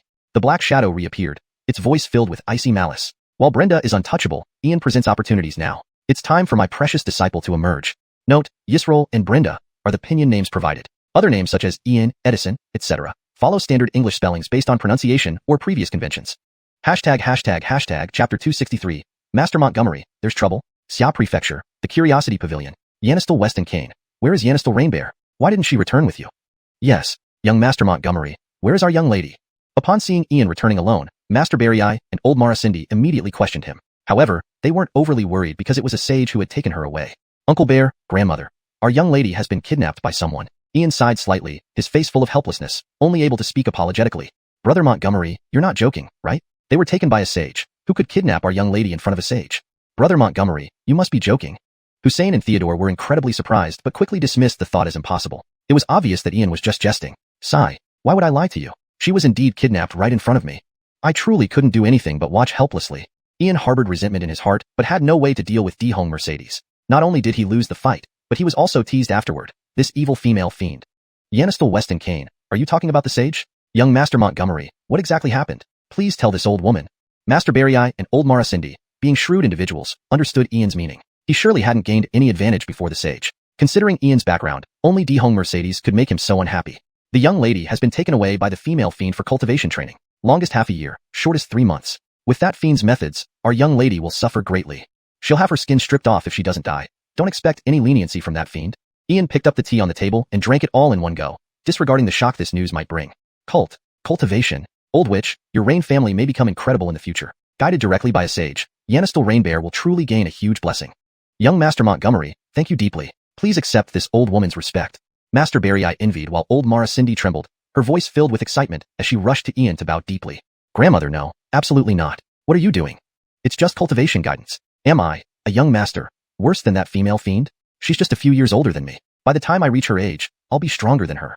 What kind of blessing is this? To me, it looks more like suffering. Ian immediately stopped old Mara Cindy, dismissing Nidhogg Mercedes outwardly. Yet, deep down, he admitted that Rain Bear indeed possessed an extraordinary blessing. After all, the one guiding her was once the Supreme Matilda who had subdued 3,000 worlds and was unparalleled in the universe. Such a training would surely make her a true heir of the Matilda. Sibilance. Could my lineage have been discovered by the fiend? Did she pretend not to know, taking Rain Bear for cultivation as an excuse to groom a real disciple? Possible. Very possible. The fiend could definitely do this. Even if she's the Supreme Matilda, I mustn't back down. In the future, I must surpass her. Brother Montgomery, probably only you would say such things. To receive guidance from a sage is an immense blessing. If I had such an opportunity, I wouldn't mind suffering or even facing hellish trials. Brother Montgomery, lineage and opportunities aren't easily available to everyone. Moreover, it's personal guidance from a sage. Not everyone can be a prodigy like you. Hussein and Theodore envied, but also felt the need to cling tightly to Ian. With their own talents, reaching the king realm might be their limit. Brother Hussein, Brother Xia, why should you envy? I am your chance. If you encounter difficulties or questions in cultivation, come to me. There's no need for formality. Your bravery tonight against the 100 clans makes us friends. But I also warn you, being closely tied to me will attract targeting from various forces, not just the 100 clans but demons, undead, evil spirits, strange entities, and even worse enemies. So, I acknowledge you as friends, but please consider carefully. Ian wouldn't casually bond with people just on impulse. While Hussein and Theodore had good character, he knew too well the numerous enemies he faced. Better to clarify potential consequences. Brother Montgomery, if I were afraid, I wouldn't have swung my sword tonight. Brother Montgomery, since childhood, my father, grandfather, and clan elders taught me to endure everything, never provoking powerful forces or offending certain races. Even at Montgomery Huang Academy, I treaded carefully, fearful of angering 100 clan members. Our human race has holy lands and royal clans, yet we live humbly. Why? Today was the most exhilarating day of my life. Brother Montgomery, what Hussein said resonates deeply with me. A friend of ours, a prince from an ancient country, died at the hands of Dave just for obstructing him. Afterwards, none from the 3 sacred sites or 7 royal clans stood up for us. How humiliating it was for us human cultivators, how suppressed we felt. But today taught me something. Only by striking fear into them can we deter them. Brother Montgomery, the 8 former royal clans have now become spineless cowards. Only your Cloud clan, despite losing bloodline and memories, remains the true embodiment of the royal clans. Theodore and Hussein released their inner suppression and recognized the necessity of resistance for dignified living. Sigh. Everyone understands the logic, but how many dare to step up? Dignity is fought for, freedom claimed through struggle. The royal clans have long rotted away. King Grant, you must understand. Once on this path, you will bear the entire future of the human race. You cannot afford to make mistakes, or countless people will criticize and defame you, pushing you from your pedestal. Worse still, some will use you for their interests. Your Cloud clan's ancestors were once famous royals, but after sealing demons, their descendants lost bloodlines and memories. Being a hero isn't easy, being a royal is harder. Uncle Bear has seen through humanity's nature after over 100 years. Uncle Bear, your teachings are noted, but do you think I can be restrained? Who decides what I want or don't want? If the 100 clans leave me alone, I won't bother them. But for the 7 remaining royal clans, do you think I'll let them off? Within 10 years, or shorter, I will personally dismantle their strongholds. Ian opened the fan in his palm, waving it slowly, his face revealing coldness and menace. Master Montgomery, there's trouble. Just received news. The 6 holy temples Aurelios, along with Montgomery Huang Academy, pressured to revoke your admission. Due to this incident, Chairman Milton was demoted from Deputy Armin and expelled from the Rune Chamber, losing his title as the 3rd president of the Human Rune Master Guild. The 3 human holy sites, Piao Miao and Barry Holy Land remained silent, while the 4 half-saint elders of Tai Su Holy Land stood up for you, resisting the 6 great holy temples. They almost came to blows. To appease the masses, the 4 half-saint elders of Tai Su Holy Land were sealed and confined. The Wind, Ji, and Sindian Great Clan of Humans has already reported to the 3 holy sites, demanding your execution to quell the wrath of the 100 clans. The 3 human holy sites remain silent. But in my estimation, the final outcome will likely be a compromise. Master Montgomery, you can't stay in the Eastern Domain anymore. You need to flee right away. Master Davidson of the 3-Eyed Clan rushed over hastily, not daring to pause for a moment, explaining everything with an anxious demeanor. The Ander, Ji, and Sindian great tribal kings have reported to the 3 great holy sites, demanding that Master be executed to quell the wrath of the 100 clans. The 3 great holy sites of the human race remain silent. But based on my estimation, the final outcome will likely be a compromise. Master Montgomery, you can't stay in the Eastern Domain anymore. You should run away immediately. Master Davidson of the Three-Eyed Clan rushed over without a moment's hesitation, revealing his immense anxiety as he relayed all the information. The 3 great human sanctuaries, Piao Miao, Berry Eye Sanctuary remained silent, while the Taisu Sanctuary's 4 half-saint elders nearly came to blows with the 6 great saintly halls for your sake. To calm the public anger, Taisu Sanctuary sealed and confined the 4 half-saint elders. The Wind, Ji, and Sindian 3 great human royal clans have reported to the 3 great sanctuaries, demanding your execution to quell the fury of the 100 races. The 3 great human sanctuaries remain silent. But I estimate that, in the end, they will likely compromise. Master Montgomery, you can't stay in the Eastern Domain any longer. You must flee immediately. Master Davidson of the Three-Eyed Clan rushed over hurriedly, not daring to waste a moment, as he relayed all the news, his demeanor filled with anxiety. Chapter 264, Urgent Situation. What? Davidson, brother, is the news accurate? Gerald was stunned upon hearing the news and helplessly slumped into his chair. The thing he feared most had finally happened. The 6 holy temples, 3 holy lands, and 7 great clan tribes were going to crush Yanistal Haokane. Brother Trey, for such a major matter, would I dare joke? This intelligence was specially delivered by young Miss Misty. I was also taken aback when I received it. Something this big actually happening. Master Montgomery, what on earth is the reason that they need to massacre the Haley Tower, resulting in the death of 2 royal members from the Spatial Walker clan and their young master half disabled? Master Montgomery, we really can't stay in the Eastern Domain any longer. You should prepare as early as possible. Master Berluo could do nothing but sigh. He knew very well that Ian's actions were always calculated and never without purpose. Slaughtering hundreds of ethnic clans' offspring, many of whom were geniuses from powerful families, would cause the elites of the Eastern Domain's human race and ethnic groups to join hands against him, even with the backing of deity Hongqing. Bang! Shameless, utterly shameless. The 3 holy lands, 6 holy temples, a den of snakes and rats, a bunch of despicable people. Their actions appear aimed at suppressing Yanistal Master Montgomery, but in reality, they are pressuring the holy beings. As for the Ander, Ji, and Sindian clans, they would undoubtedly wish for Yanistal Master Montgomery's demise since they were the main culprits who exterminated the Montgomery lineage's Lloyd line back then. They fear Yanistal Master Montgomery will one day seek retribution. Old Mara Rain pounded her peach wood cane heavily on the ground, cursing loudly. Only they could act so shamelessly. Brother Montgomery, you can't go to Cloud Desolate Academy. You'd better temporarily leave the Eastern Domain and return after becoming a king or saint. Brother Montgomery, Long Kong is right. We cannot stay in the Eastern Domain. Let's evade the situation first. Under no circumstances should you confront them. Hussein and Theodore were full of worry. Their best action now was to persuade Ian. The 6 great ethnic clans, 3 sacred grounds of humans, and 7 major Lloyd tribes were all united against Ian. If he did not flee, he might only be waiting for his end. Russell, why panic? Not only will I not leave the Eastern Domain, but I will also openly step foot into Cloud Desolate Continent. Cloud Desolate Continent has more than just one academy. I don't believe every single one will turn me away. I am unafraid of demons, dead, evil spirits, and mysteries. Why would I fear these despicable people? Ian showed no anger. Instead, he smiled calmly. The result tonight was predictable. Whether among the ethnic groups or the human race, ultimately, all were beneficiaries of power and interests, unwilling to see another deity Hongqing who could ignore the rules they set. In Canglan World, it wasn't just the human race that was decaying. The ethnic groups were equally rotten to the core. Now, this young master understands why Slade acted the way he did. But alas, I differ from Slade. I will never abandon my principles.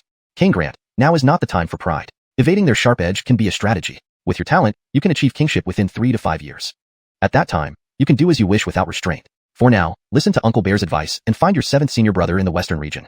Master Bernice felt helpless too, but he knew his persuasion might be in vain because from the first meeting with Orlando, he understood how stubborn his character was, someone who wouldn't bow down easily. Uncle Bear, knowing my nature, you must know I cannot leave. In 3 to 5 years, everything might be too late.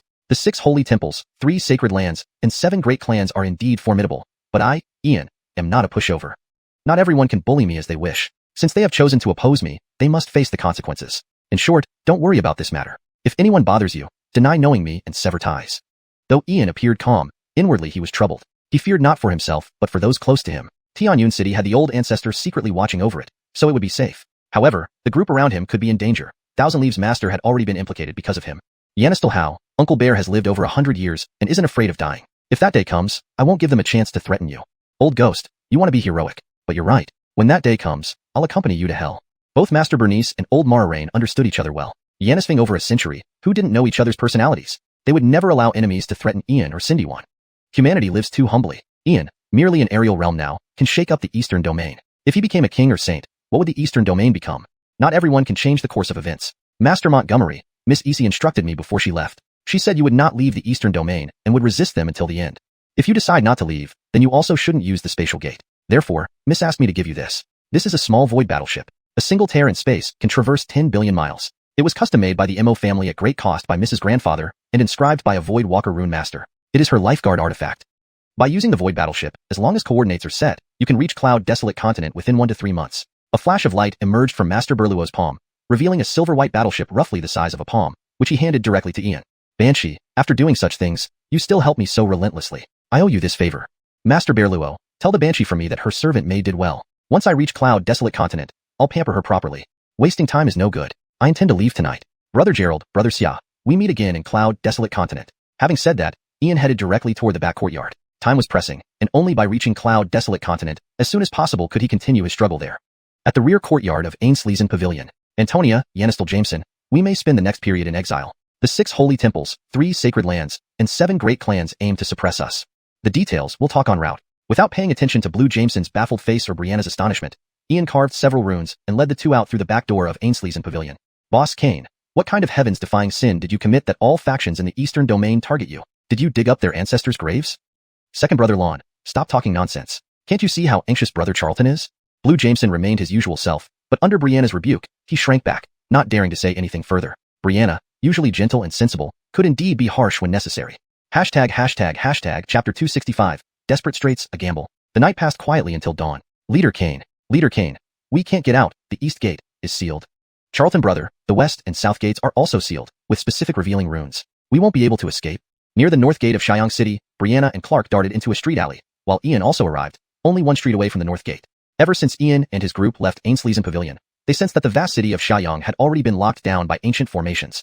Just as they left, the Renwang clan arrived with Gerald, personally sending the message. With great formations sealing from above and all 4 city gates blocked, daylight was breaking soon. Once it was light, the Renwang clan would search from all sides. The 3,000-li city might seem huge, but in the divine sense of an Anderwang realm expert, there was nowhere to hide.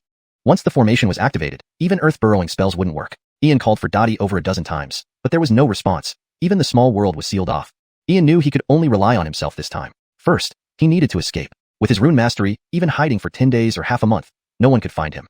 But what he feared most was that the Renwang clan would use the lives of everyone at Ainsleeson Pavilion to threaten him. Don't expect these people to have any bottom line. Those who could ally with demons and the dead weren't good folks. Since we can't leave, then we don't leave. We kill all the Renwang clan members, and we'll naturally be able to leave openly. Antonia, Zach, you 2 are new faces. The Renwang clan doesn't know you, so they won't pay much attention. This is the array disc I modified from Haleen City's Haley Tower. Even Anderwang realm experts will be trapped. I'll give you the control spell. Here are 2 illusion runes to immediately change your aura and appearance. Take them along. Go plant the array disc near Ainsleeson Pavilion and activate the formation upon my signal. Ian glanced at the sky, took out an array disc, and replaced all the stones with top-grade ones. This time they were truly gambling, making sure the Renwang clan would choke on their own greed. Brother Charlton, be careful. Leader Kane, do you really intend to kill the Renwang clan?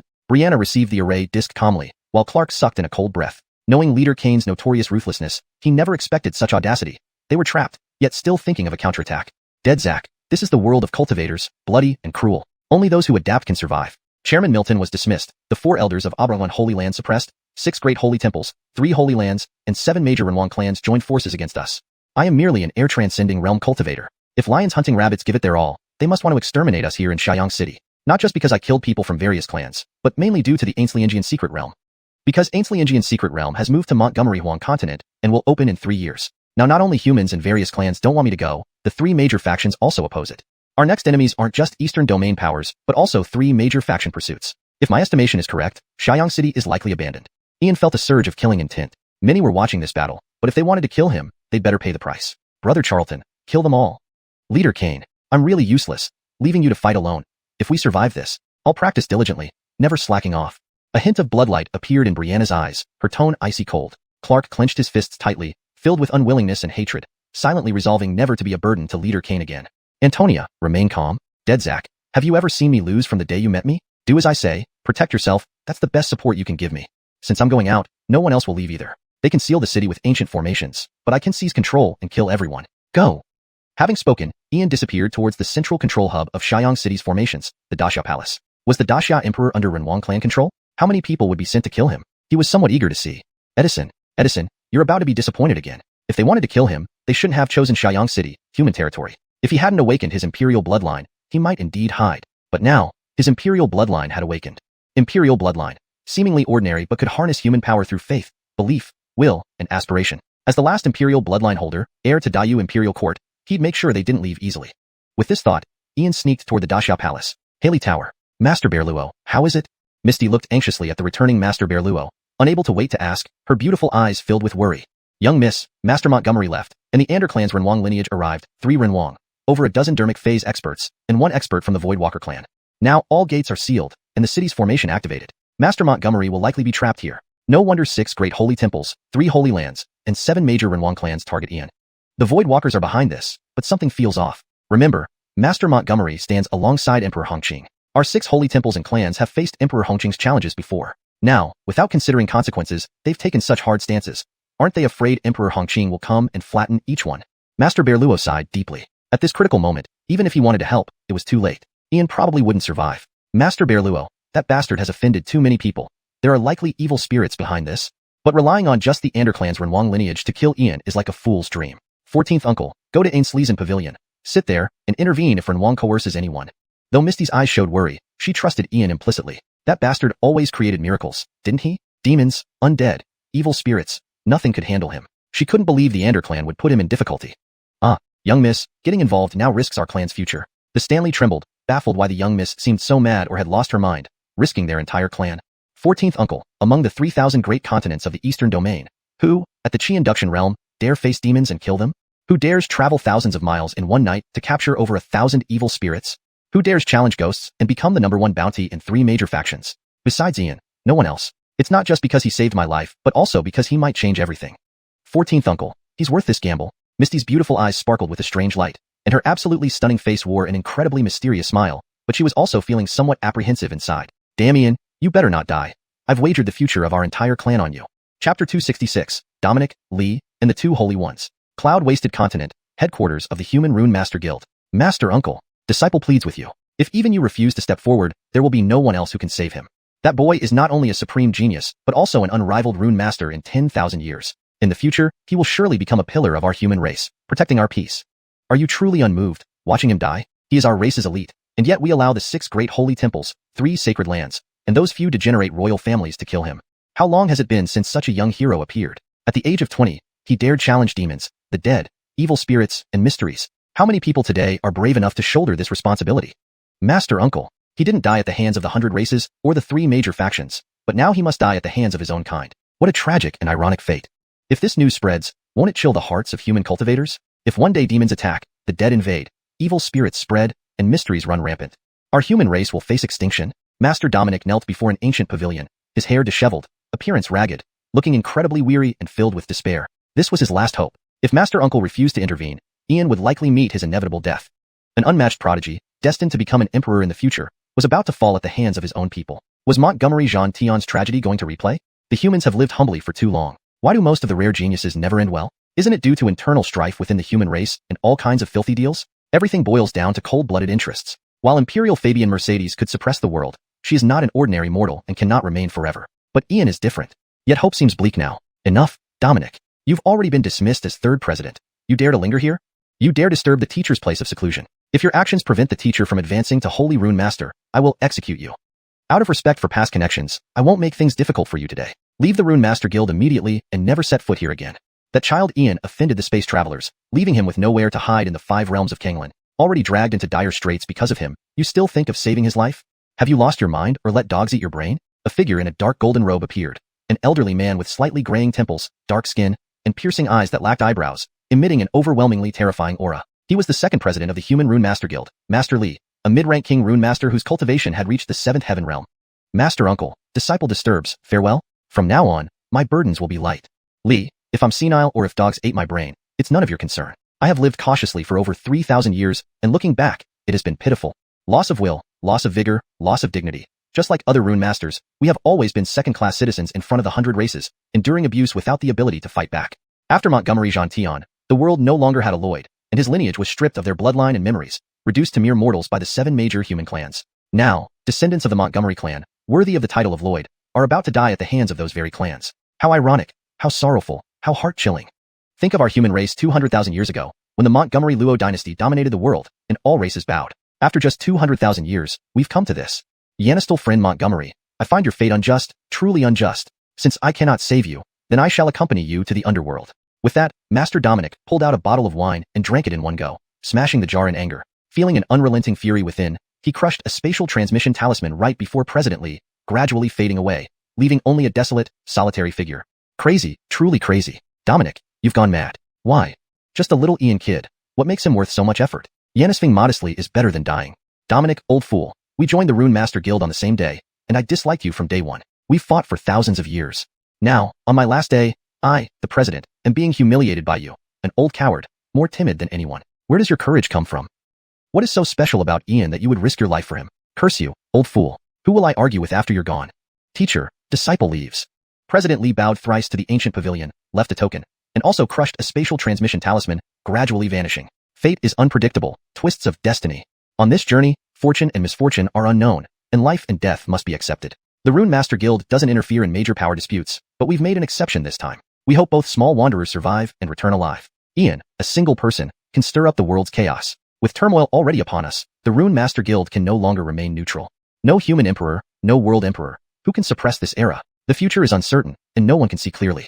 It's been 3,000 years since the Montgomery clan sacrificed themselves for the human race. Our guild watched as they were nearly exterminated. Everything has its destined cause and effect. As Dominic said, the same tragedy should not occur again. If Ian dies at the hands of the royal clans, who will dare wield a sword against the 100 races or challenge the 3 major factions? These old bones should move once more. Cindy and Shang, how long do you intend to watch? I hear that little wanderer possesses the highest Confucian legacy and once summoned images of 100 sages. Shouldn't you be heading to Xia State immediately? Above the ancient building, a gaunt old man with snow-white hair floated, his eyes staring blankly into space, full of grim determination. Not quite, old friend, you're wrong. I wouldn't dare act alone while you stay hidden. We can't withstand the 6 great holy temples and the 3 sacred lands. But now that you've emerged, I'll join you. A figure in green robes appeared, appearing simple yet exuding a scholarly charm, with a sincere smile. Cindy and Shang, you haven't changed a bit, always dragging someone else into trouble. A man of integrity often becomes a butcher, and a faithless man is usually a scholar. Scholars, useless in everything but with black hearts. The white-haired elder scorned the green-robed elder. Geraltual criticism indeed. Old friend, you aren't wicked. Remember Venerable Deadwood's cat? The green-robed elder shook his head without anger, smiling faintly. Penniless scholar, if you don't leave soon, you'll be gathering Yanistal Wanderer's remains. The white-robed elder glared fiercely and vanished instantly. In this chapter, the deep-seated tensions within the human race are laid bare through the dialogue and actions of Dominic and Li. Despite their differences, they ultimately recognize the urgency of the situation and decide to take action, setting the stage for potential significant changes in the human realm. Chapter 266, The Means of the Ander Clan's Lloyd Yanisnich. Ian. I am Old Man Porter, the 3rd king of the Ander Clan's human king lineage. I know you're hiding in Xiacho City. Don't even think about escaping or hoping for rescue, and don't dream of using your petty tricks. If you dare to make any move, the 3,000 Li Xiacho City and its millions of humans will die because of you. You didn't just dismantle the Dark Holy Hall by yourself, fought lower demon lords, captured thousands of evil spirits, gained fame in the blood-stained Colosseum, and became the #1 bounty across the 3 major factions. In your prime, renowned throughout the world as a young hero who slayed hundreds of races and eliminated 2 elders from the Voidwalker race, truly a youthful hero, you're an unparalleled prodigy of our human race. Today, you have this one chance to continue being a great hero. How about trading one life for a city? Your single life could save Xiacho City's 17 million commoners. Before sunrise, if you do not show up, Old Man here will massacre Xiacho City to apologize to the Voidwalker's elders. In Xiacho City, these divine messages echoed and spread in all directions. They reached not only Ian's ears, but also every citizen within the city. Unexpected changes were occurring, with events growing urgent. The situation had escalated to a level of extreme crisis. Everyone fell silent. Whether it was Ian or anyone else hidden in Xiacho, they all trembled at the sudden voice. They've gone mad, absolutely mad. The Ander clan's human king lineage wants to massacre the city. Struggles among cultivators never involve ordinary citizens. What are they trying to do? The 3 great sanctuaries can't just let them act recklessly, can they? What did Canglan do wrong? If he wasn't tolerated by the various races, why isn't he accepted by our own human race? He fought for the dignity and spirit of the human race for trillions of human beings. What right does the Ander clan have to call themselves kings? Traitors, a group of traitors. Heaven, how unjust you are. How terribly unjust. At the Ainsleason Pavilion, Master Bernice raged with anger, filled with rage and frustration. Yet, he could do nothing to change this outcome, blaming his lack of strength and inability to help Canglan. The royal clan must be exterminated. How can such outrageous words be spoken so boldly? Not contributing to the human race is one thing, but to slaughter a city, to apologize to another race? If this continues, how can our human race stand tall and live with heads held high? Yanistal Master Montgomery, I pity you greatly, truly greatly. Fedori trembled with fury, unable to quell her resentment, coughing up blood as her face turned ashen. Indeed, the greatest sorrow comes from a dead heart. The human race was too humble. Its bloodline spirit vanished, dignity lost. Heroes once revered were now mocked. Lloyd clans. Since the fall of the Montgomery clan's human king lineage, there had been no true human king left in the world. At one time, human kings defended humanity, died in foreign lands, their bones buried in starry skies, souls interred beyond realms. Lloyds. Once revered not only by humans but also respected by other races, they now bore the shame of their predecessors. Brother Montgomery, don't come out. Even if Xiaoqiu City falls and millions perish, you mustn't succumb to their scheme. Chongkong, given Brother Montgomery's character, he probably won't watch the city be destroyed. It seems the Ander clan's human king lineage has grown bold enough to openly threaten mass murder. There must be powerful backers behind them. Hussein, doesn't it seem obvious? On the surface, it's the Void Walker race, but on closer inspection, someone is stirring things up. They despise Brother Montgomery immensely, yet they wouldn't dare massacre a city outright due to their reputation. Brother Chongkong, what are you implying? Hussein and Theodore seemed to connect the dots but hesitated to say more, as it wasn't likely the Void Walkers who aimed to kill Ian but possibly operatives from the three major factions pushing him towards destruction.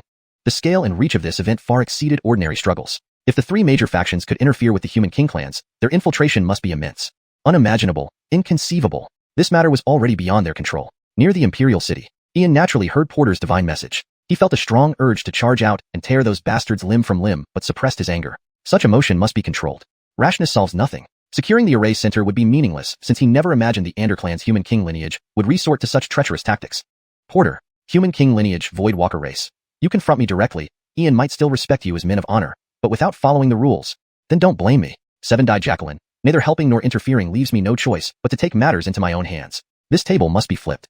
With that thought, Ian revealed a black token in his palm, a gift from the Black Brantley at the blood-stained Colosseum. If possible, Ian wished never to use it, but given the current dire situation, he couldn't worry about righteousness and rules. Brantley, come out. Looking at the token, Ian called out loudly, Master Kane, my revered ancestor, why summon me now? This matter is unrelated to me. I didn't get involved. It was the little girl from the evil spirit race. Revered ancestor, you killed her elder brother. She's now retaliating against you. The black skeleton didn't appear but responded through the token, sounding worried that his revered ancestor had finally sought him out. Temperance, indeed her. I knew she had a hand in this, but now I have no time for her. Brantley, do something for me. Within half an hour, capture 30,000 core members of the Ander clan's human king lineage and 300 from the Voidwalker race. As a quasi-emperor, this shouldn't be difficult for you. No excuses. Ian spoke straightforwardly, knowing the old skeleton was his last ace. Yet, he showed no urgency. Revered ancestor, capturing people is easy, but nothing else? The old skeleton sounded puzzled. Such a simple request didn't fit the personality of his revered ancestor. Brantley, would you rather go after Temperance's parents? Can you do it? Stop procrastinating. Bring me the captives within half an hour. I'll create chaos this time, blood running in rivers. After this task, I won't forget your kindness. Ian knew this demand was trivial for the old skeleton, but it also meant forming ties with the netherworld. In times like these, unconventional methods must be used. No need for half an hour, 15 minutes is enough. Temperance's parents, the old skeleton cannot fetch, but I have intel for you. All races, 6 holy halls, human 3 great sanctuaries, 7 great human king clans, including Temperance, target you. But you should guess their goal. They aim for Daehong Mercedes, as you're their sole weakness. The old skeleton's voice faded, having revealed all he could. Brantley, thank you.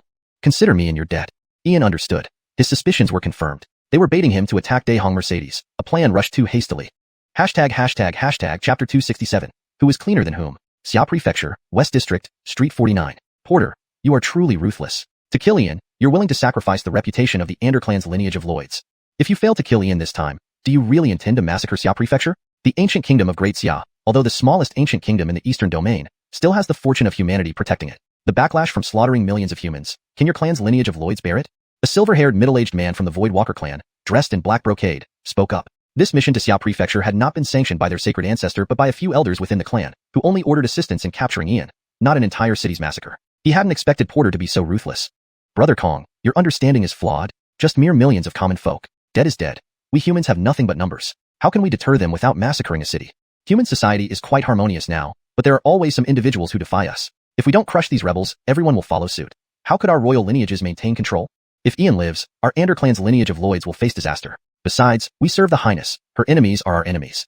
Hyder, you lost 2 kings, and even left your young master crippled. Now, if we don't seize this chance to kill him, would you wait until he grows stronger? Porter, draped in a gray robe with piercing eyes and sallow complexion, stated that regardless of Ian's fate, Xia Prefecture must be purged. As for the alleged backlash from humanity's fortune, he no longer believed in such intangible things. Humans did not need heroes, bloodline pride, or dignity. Only survival was essential. The sole purpose of commoners was to become food for the esteemed evil spirits, raw materials for the strange masters, and livestock for the various noble lineages. Using their lives to secure the nobility's stability was a profitable trade-off. Over tens of thousands of years, a few exceptional individuals occasionally emerged. But no true prodigies were allowed to grow. They were snuffed out immediately. Daehong Mercedes was an exception, a slip-up, but Ian would not be given such a chance. He must be utterly destroyed in Xia Prefecture. Porter, don't lump me with you. You seek vengeance for private grudges. No need for lofty rhetoric. The Highness ordered you to capture Ian alive to force Daehong Mercedes into submission, not to massacre the city. The three major factions and myriad races follow unwritten rules. Cultivator conflict should never involve ordinary people. Porter, I advise against this. The consequences may be more than you can handle. The black-robed figure was also deeply shocked. The noble Lloyd clans treating their own race with such disregard. It was no longer just cooperation with evil spirits, but outright genocide. Humans could indeed be ruthless beyond measure. But this was an internal matter of the human race, unrelated to his Void Walker clan. TSK. Hyder, stop pretending to be righteous before me. How many humans have you captured over the years to offer to the evil spirits? Do you think we don't know? We all turn a blind eye because we're merely trying to survive. So why wear a false veneer? Is it necessary? Daihong Mercedes could kill your people openly. Don't you want to exterminate her? She just doesn't know. If she did, she would have already wiped out your clan. Don't judge each other when you're both red-haired. Who's cleaner than whom? Porter sneered at Hyder, his disdain evident. Everyone played the hypocrite, but only some tried to look virtuous. Royals ignored, sacred grounds disregarded. The title of Lloyd was outdated. Resisting the three major factions led only to destruction. Knowing resistance was futile, why fight back? Joining them was far better. Only someone like Alvaro, a fool, fought for some nonsensical racial pride and interests. What did he gain in the end? Porter, you are shameless. Don't drag us into this mess. While we collaborate with evil spirits, we still have principles.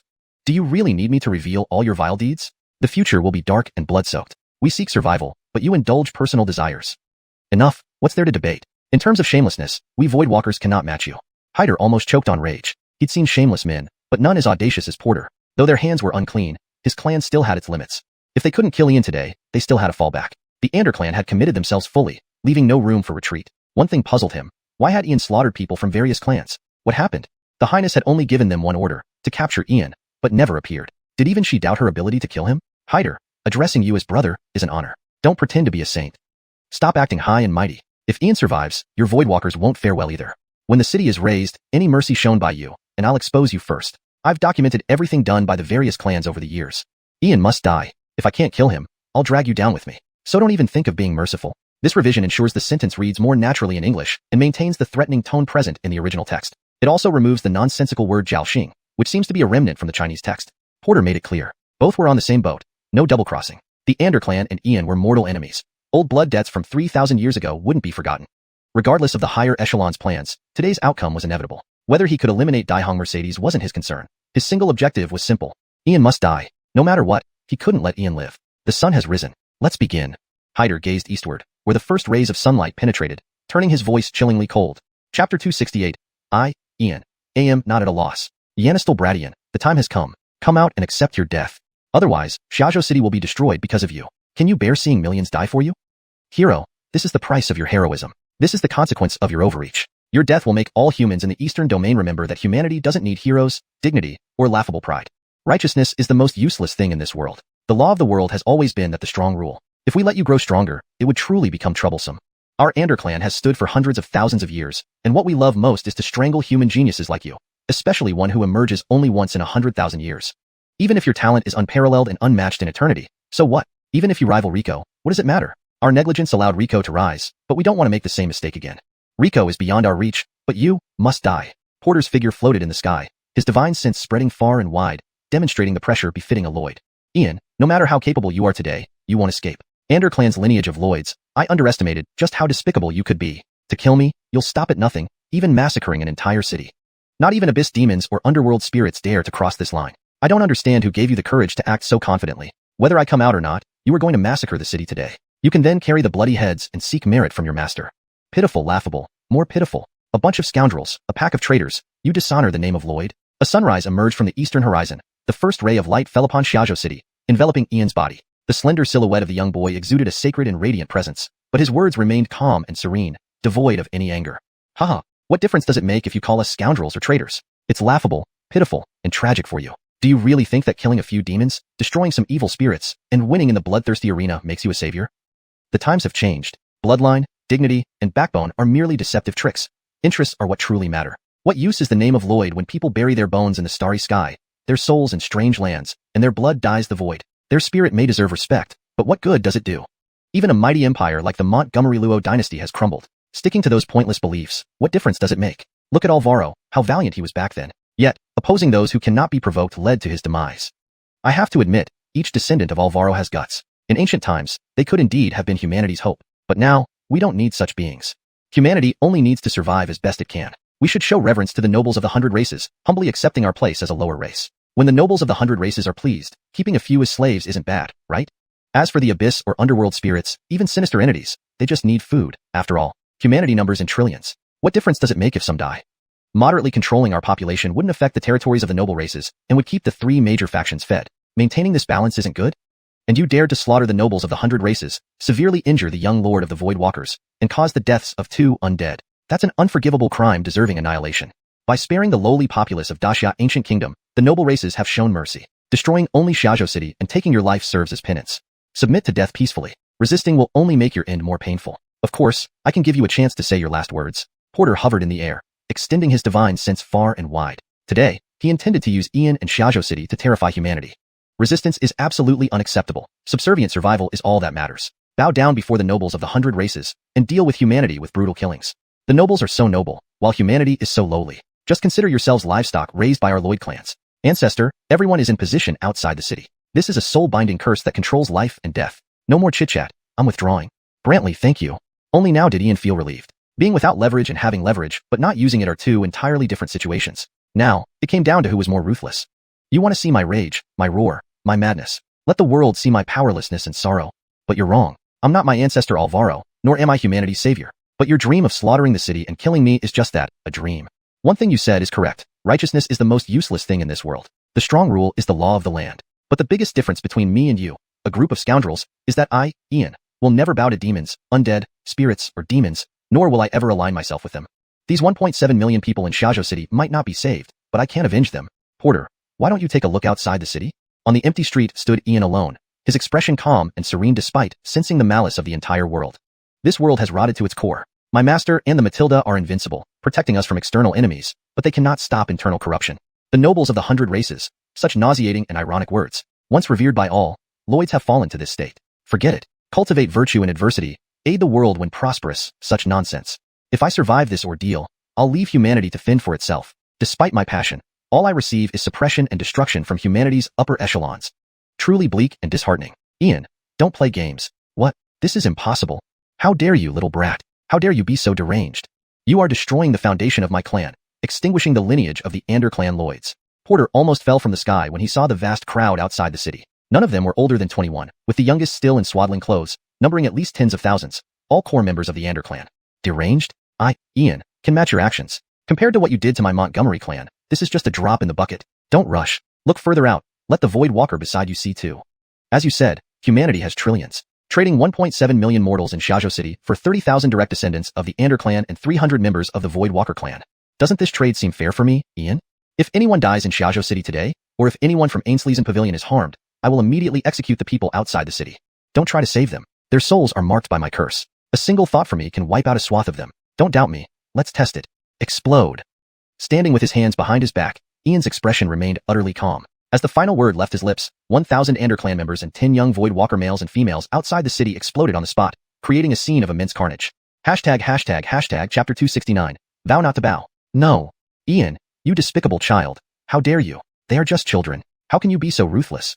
What have they done wrong? Why did you do this? Who is helping you? You vile bastard, traitor to humanity. These children might awaken the bloodline of the human king. You're cutting off the future of the Ander clan. Bastard, you dared to kill the noble Void Walkers. You will bring disaster upon our human race. You evil sinner. Just like Alvaro, you are insane. Porter's fury raged uncontrollably, his face turning an iron-gray hue, nearly devoid of all color. He was a living, terrifying demon, his heart burning with uncontainable rage and murderous intent. Yet, he dared not act. Even if he could kill Ian in one strike, it would mean the end of the remaining clan members. If that happened, there would be no point in killing Ian, and the other 6 major human king clans would gain the upper hand. Enough, Porter. It's your bad ideas. From now on, keep silent. Ian, tell us your conditions. As long as you release the captives, we can discuss anything. If you persist in this madness, I swear I will kill everyone associated with you. Hyder descended from the sky, his expression grim as he looked at Ian. The Void Walkers numbered only 2,000 people, and these children were the future of their race, making up a tenth of their population. This loss was insurmountable for him, and even the ancestor saint. Do you even deserve it? By deciding to slaughter mortals, there's no room for negotiation. He made it clear, whether I show up or not, Xiaozhou City is doomed today. You noble races will be paying the price. Well then, I'll join you. Those outside the city from both clans are also destined to die. I, Ian, will drag tens of thousands into death with me. On my way to the netherworld, I won't be lonely. Ian stood with hands behind his back, his eyes fearless and filled with unparalleled ferocity, showing the resolve of someone willing to die for a cause. You, Ian, let's step back. Release the captives, and I promise Xiaozhou City will be safe. As for you, you must die. This decision comes from the 6 great holy temples, 3 holy lands, and 7 major clans. Only your death can quell certain people's anger. Once you're dead, I can assure you, no one will harm your family. Hyder became agitated. Whether Xiaozhou City is razed isn't important. What matters is that Ian must die. Only then can Dino, anger be appeased. Haha, what a lofty reason. Where does your confidence come from to think you can kill me? It's not you who want me dead, but Temperance, right? Your proud Void Walker clan serves evil spirits like dogs, truly disgracing the name of the Void Lord. Besides, my family has already fallen to this situation. Why should we fear your threats? I am destined to die today. Let's see who can last until the end. Explode? Ian's face was cold and menacing. With a thunderous roar, another 3,000 Ander clan members and 30 Void Walkers outside the city exploded. Bodies scattered chaotically, blood splattered everywhere, and the air reeked of gore. Stop, Ian. Release the captives, and I'll ensure your safety. This matter ends here. No one will pursue it further. At this moment, a massive vortex appeared in the sky, revealing Clive with an expression as dark as night, incomparably grim. No wonder Yannistel Weston is so furious. Andoni's colluded with Orant's evil spirit, selling countless mortals to please her. Regardless of whose shoes you put yourself in, anyone would be infuriated by this. Everyone in the Void Walker clan knew about this except for him. Now, because Brenda killed members of his clan, Orant's evil spirit secretly instigated the destruction of Ian. Yannistel Weston possesses the summoning spell of the Void Lord. If pushed to the brink, he would call forth reinforcements regardless of consequences, leading to great calamity. Brenda never showed up but surely watched from the shadows, ready to pounce when the time came to ensnare all involved. Clive, you finally showed up. I thought you'd hold back forever. 300 lives of the Void Walkers. Do you think that can repay this blood debt? Yes, our human race is weak compared to your talent-rich races. We've been enslaved, bullied, and sold as blood meals to evil spirits. With Jacqueline Mercedes' abilities alone, she can't protect trillions of humans. She refused to be corrupted by you, so you sought to destroy her. But she has no weaknesses. You mistakenly believe I am her weakness. Killing me won't break her spirit. You are ignorant. Clive, I'm not your match, and from now on, Canglan Continent will no longer have a place for me. But I prefer standing tall in death over kneeling in life. Our lost citizens cannot return. All I can do is seek revenge. Today, I, Ian, will descend into hell and drag your Void Walker clan down with me. In the boundless eternal void, ruler of myriad realms, according to the everlasting covenant. Seal. The sage says, is it not delightful to have friends come from afar? Yannistel one, don't go to extremes. Us old-timers are still around. Clive, do you still have any shame? A mighty sage repeatedly oppressing human youth. Do you think Confucians lack capable people? Clive interrupted Ian's incantation, and a figure of an elderly man in green robes slowly emerged from the void, radiating boundless righteousness and immense pressure. Clive, we may not involve ourselves in worldly affairs, but that doesn't mean we stand idly by. As a quasi-great sage, is this oppression of our descendants too much? Old scholar, shall I take action, or you? I haven't moved in ages. My bones are getting rusty. Then another ancient figure, dressed in white, stepped forward, freeing Dominic and Lee. They had observed for some time, wanting to see Ian's character. They were not disappointed. Friend, I leave it to you. Only a rune master can deal with a rune master. I'll remain a spectator. Brianeohang, don't worry. You are a disciple of Confucianism. No one will oppress you. If you have grievances or injustices, speak freely. The elder in green descended beside Ian, sighing internally, having not seen such a resolute and fearless youth in a long time. Thank you for your assistance, elders, but please do not intervene in today's matter. Today, I intend to exterminate the Void Walker clan and the root of the Ander human king lineage. Either you kill me, or there's no way I'll compromise. Ian bowed to them. Things had escalated too far to be resolved. Not even the arrival of a human sage or Brenda could change that. Yannistel Weston, quite the intense killing intent. What's your reasoning? The elder in white narrowed his aged eyes, sensing Ian's indomitable resolve. Curiosity grew within him about what drove Yannistel Weston to this extreme. This translation maintains the original tone and style while ensuring fluency and grammatical correctness in English. It keeps the paragraph structure and line breaks consistent with the original text. Hashtag chapter 270. You shall all die. Senior experts, please forgive my impoliteness. We had no prior connection or conflict. Why do you come to intervene? The matter at hand today is beyond your capability and jurisdiction. I understand your intentions, senior experts, that you merely wish to mediate, but this is impossible. Either I die, or the two clans cease to exist. Ulysses remained calm, regardless of these two figures standing among the human race or their identities. There were some consequences they couldn't afford. 3,000 years ago, the Montgomery clan was annihilated, and they stood idly by. Now, 3,000 years later, they try to play peacemakers. Why bother? My old friend, this is troublesome. Yisrael, what exactly have you done? The older I get, the more curious I become. The 6 great sanctuaries, the 3 holy lands, the 7 major clans of the Lloyds, including your Void Walker clan, are all making it difficult for Orlando. If this news spreads to the other 4 domains, will the Eastern Domain's various races still have any face? Brianeohang, release the captives first. Speak your grievances. How would we know if you don't? The green-robed elder wore an amused smile. Forcing Orlando into a life-or-death struggle must not be a trivial matter. Senior expert, why should I release them? Do all of you senior experts of humanity act so rashly? You repeatedly ask me what happened. Why don't you mention the city massacre they planned? It has been almost 3 hours since you two arrived. Haven't you heard Lao Anderbalion's words? 17 million humans are like livestock to him. meant to intimidate humanity and apologize to the 100 tribes. He even publicly said there are so many humans, letting some evil spirits eat them wouldn't matter. Why can you all turn a blind eye, yet come to ask about my grievances and tell me to release the captives? On what basis? What are ordinary humans in your eyes? They are living individuals, nurtured by parents, not plants or stones, and certainly not livestock. I don't understand. I really don't understand. Is it that cultivators, in the end, become as cold and unfeeling as you, abandoning all humanity? Then what's the point of cultivation? No wonder demons run rampant, the dead rampage, evil spirits flourish, and strange phenomena persist. When a race loses its backbone, kneeling for too long until it can no longer stand. Now I can empathize with our ancestors' helplessness and sorrow back then. Alone, I am but a small force. Since none of you care, why should I hold on to that belief? Boom. At this moment, Ulysses felt indescribable desolation and heartache. 2 human saints had arrived, yet they remained indifferent, high above and ignoring the lives of commoners. His frustration turned into boundless rage. Outside the city, the remaining Ander clan members and Void Walkers died with their heads exploding, blood splattering everywhere, and corpses littering the ground, leaving only a thick scent of blood. Presumptuous. Ulysses, who gave you permission to kill? If you have grievances, come forward directly. We can speak on your behalf. The fate of ordinary humans is predestined. Having reached the Void Realm, you are already extraordinary, separated from the masses. Yet, you butcher countless lives over some ordinary humans. No matter your grievances, death is unavoidable today. Yisroel, we won't interfere further. You handle it. We thought you were extraordinarily talented, a prodigy destined to become a pillar of humanity. Unfortunately, your penchant for killing decides your fate. Truly a waste for us to make this trip. Stubborn and ignorant Orlando. The white-robed elder's expression darkened as he scolded Ulysses, showing only indifference and callousness. Just some ordinary humans. Dying doesn't change much. Protecting ordinary humans? Utter foolishness. Such stubborn youth deserve death. Once reaching the extraordinary realm, distinctions become clear. Sacrificing your future for a bunch of ordinary humans. Worth it? You could have become a king, a saint. Instead, you ruin yourself. In this vast world, endless ordinary humans cycle through life and death, a natural balance. Sometimes, some deaths contribute to this balance, yet you slaughter so many. Even if I wanted to protect you, I cannot.